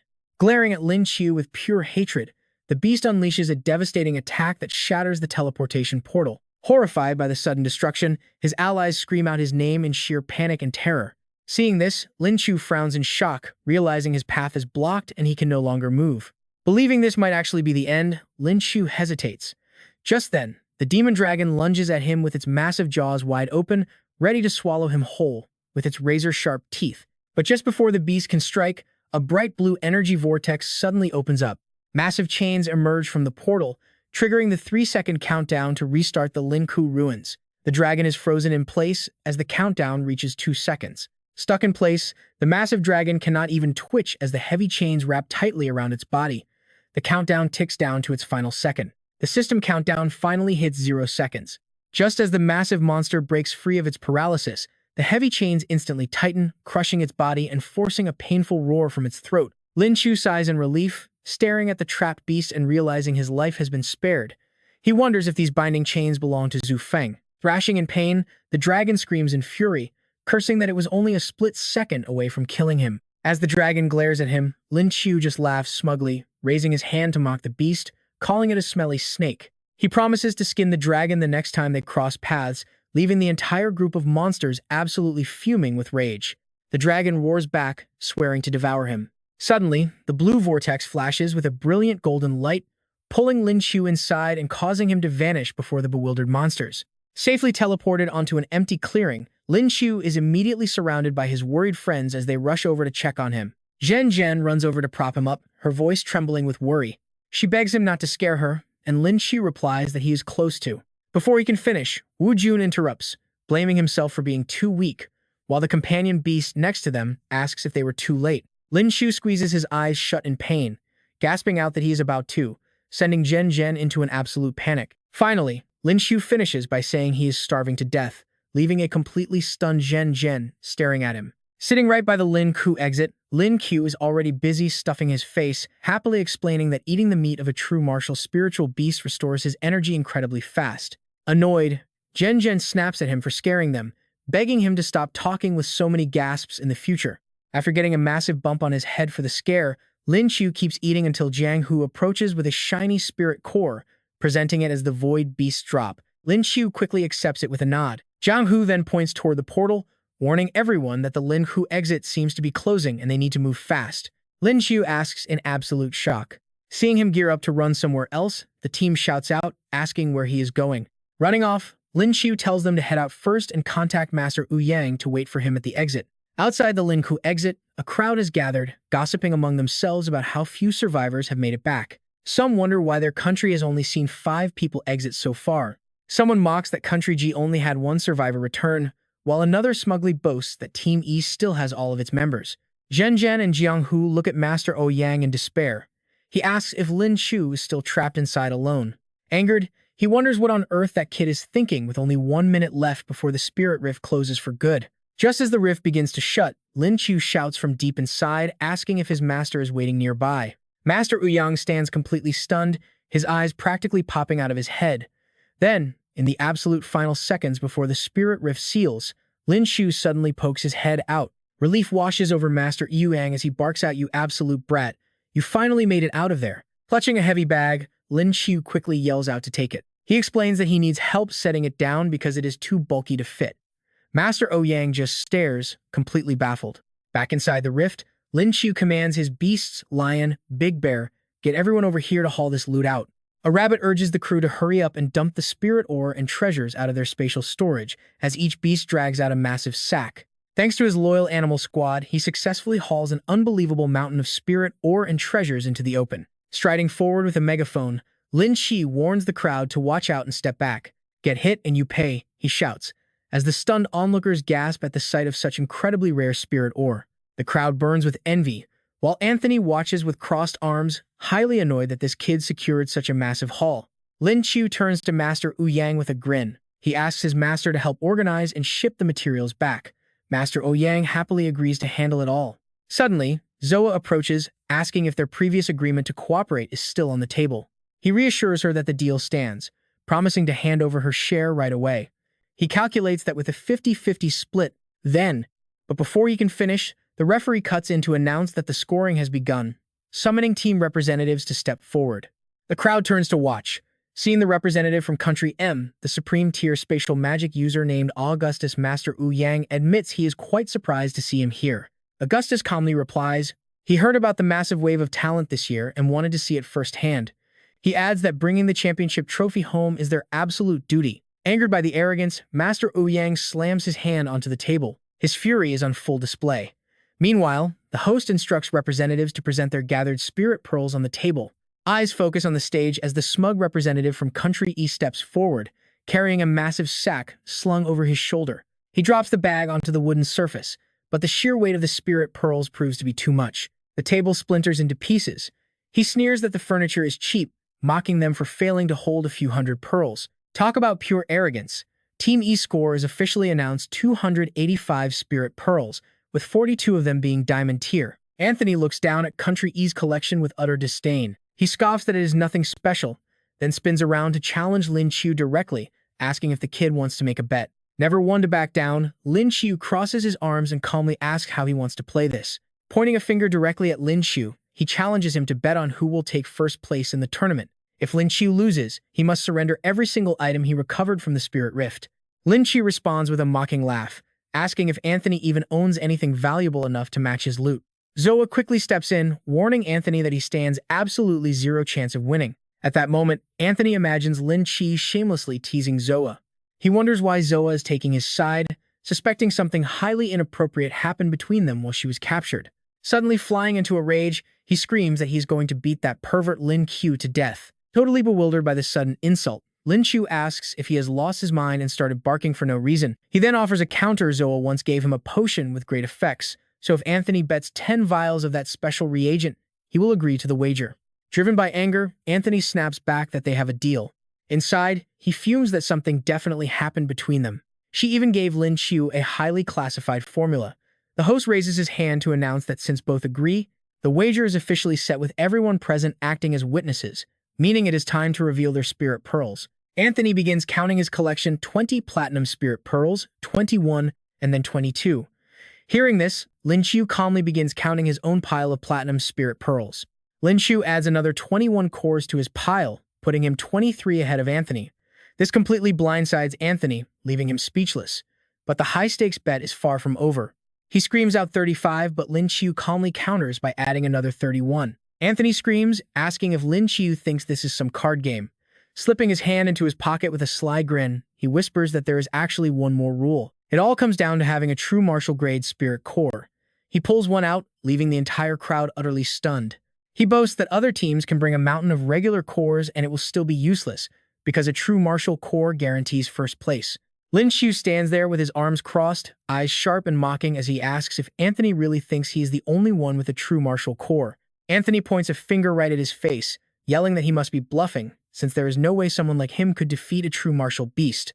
Amused by his sheer arrogance, Lin Qiu reaches into his pocket and pulls out a massive spirit core, sending shockwaves through the entire audience. The representative from Country M stares intently, unable to take his eyes off Lin Qiu's core. He warns that the entire diamond ruins only hold 2 true martial beasts, telling Lin Qiu not to try passing off a fake. But as he examines it closely, his eyes widen. Wait, this actually feels real. Lin Qiu calmly begins explaining how he took the beast down. It was a void rat. The beast he killed was not one of those 2 known targets, but a newly evolved void rat. He then mentions the witnesses who saw him capture it. During the fight, Zoa and Linda from the Country M team were right there. Anthony glares at Zoa in absolute shock, but both girls firmly confirm that Lin Qiu is telling the truth. Master Wu Yang raises his voice, demanding to know where Anthony got his own core from. He demands an explanation. Anthony panics and quickly lies, claiming his core also came from a newly evolved true martial beast, another void rat. Apparently, he has plenty of eyewitnesses too. Plenty of people here can vouch for him. Right on cue, 2 teammates behind him quickly agree that they saw the whole thing. Competitors from Country E and Country V mock him, asking why they did not see a thing, and if he actually fought it himself. Seeing the tension rise, a referee steps forward with a quiet cough to clear his throat. Since they have 2 true martial spirit cores on the table, they must now compare the quality of both. This ridiculous rule instantly triggers Master Wu Yang, who complains about how unfair the system is. Before he can finish, Lin Qiu pats his shoulder and tells his master to relax, because based on what they just claimed, nobody can steal their first place. Lin Qiu asks with a smug grin how they plan to evaluate the quality, perhaps by the total value of the cores. The representative quickly agrees, suggesting price is perfect. He and Anthony exchange a shady look, clearly plotting a fast way to rig the results. All they need is to skew the evaluation slightly in their favor to win. Rubbing his chin, Lin Qiu notes that while they are both true martial cores, there is still a slight difference in value. Reaching into his pocket, he prepares to pull something out. Seriously, watch what he does next. He casually pulls out 1 true martial core after another, asking if they were doubting their value, before apologizing because he has plenty more where that came from. As Lin Qiu lines them up on the table, the entire room is left shell-shocked. Anthony gasps in pure disbelief. Lin Qiu softly adds that if this is still not enough, he has plenty more, but the table might run out of space. Just look at that beautiful, glittering pile. Seeing this, Anthony collapses to the floor in utter despair, whispering that they are finished. Lin Qiu coldly tells the judges to begin their evaluation. While Anthony sits there looking miserable, Master Wu Yang crosses his arms and laughs triumphantly, enjoying every single second of this payback. He turns to the judges with a smirk. It seems the winner is already decided, so there is no need to keep counting the rest, right? Sweating profusely at the sight of the glowing mountain of cores, the judge stammers out that there is definitely no need for that. Trembling, he prepares to announce the champion of this year's world competition. Hesitating with a dazed expression, he slams his hand flat on the table and declares out loud that the winner is Country Z. Lin Qiu's entire team erupts into cheers, celebrating their victory, while Zhen quietly smiles and sighs in relief. As the helicopter arrives to take them home, Master Wu Yang turns around to ask if everyone has let their families know they are safe. Jiang Hu nods, and Chu Chen adds that the academy has already been notified, and everyone is waiting for their return. Zhen sighs in relief, happy that it is finally over. Looking over at Lin Qiu, Jiang Hu thanks him sincerely, admitting they could never have won this entire tournament without his help. With a self-deprecating grin, he admits that when they first met, he looked down on Lin Qiu after hearing his beast form was just a low-tier rabbit. Looking smug and excited, she reminds him that just a year ago, he was still a weak, low-level awakened who got pushed around constantly. Ever since acquiring System 9527, he has crushed countless powerful beasts and enemies. He earned respect and top-tier resources. Turning around, he tightly squeezes Zhen's hand as she softly tells him that she feels the same. She gazes at Lin Qiu affectionately, explaining how his rapid growth and constant changes have given everyone around him a massive boost of motivation. Softly, she adds that even though the future remains completely uncertain, having him around makes her feel completely safe, asking him to keep guiding her in the future. Touched, he calls her name, realizing his growth is finally bringing real strength to everyone around him. Letting out a soft cough, Lin Qiu continues. Apologizing for the disturbance, he summons System 9527 once again. The system responds, asking if the host is ready to awaken a new skill. He confirms that things are far from over, and he must become even stronger.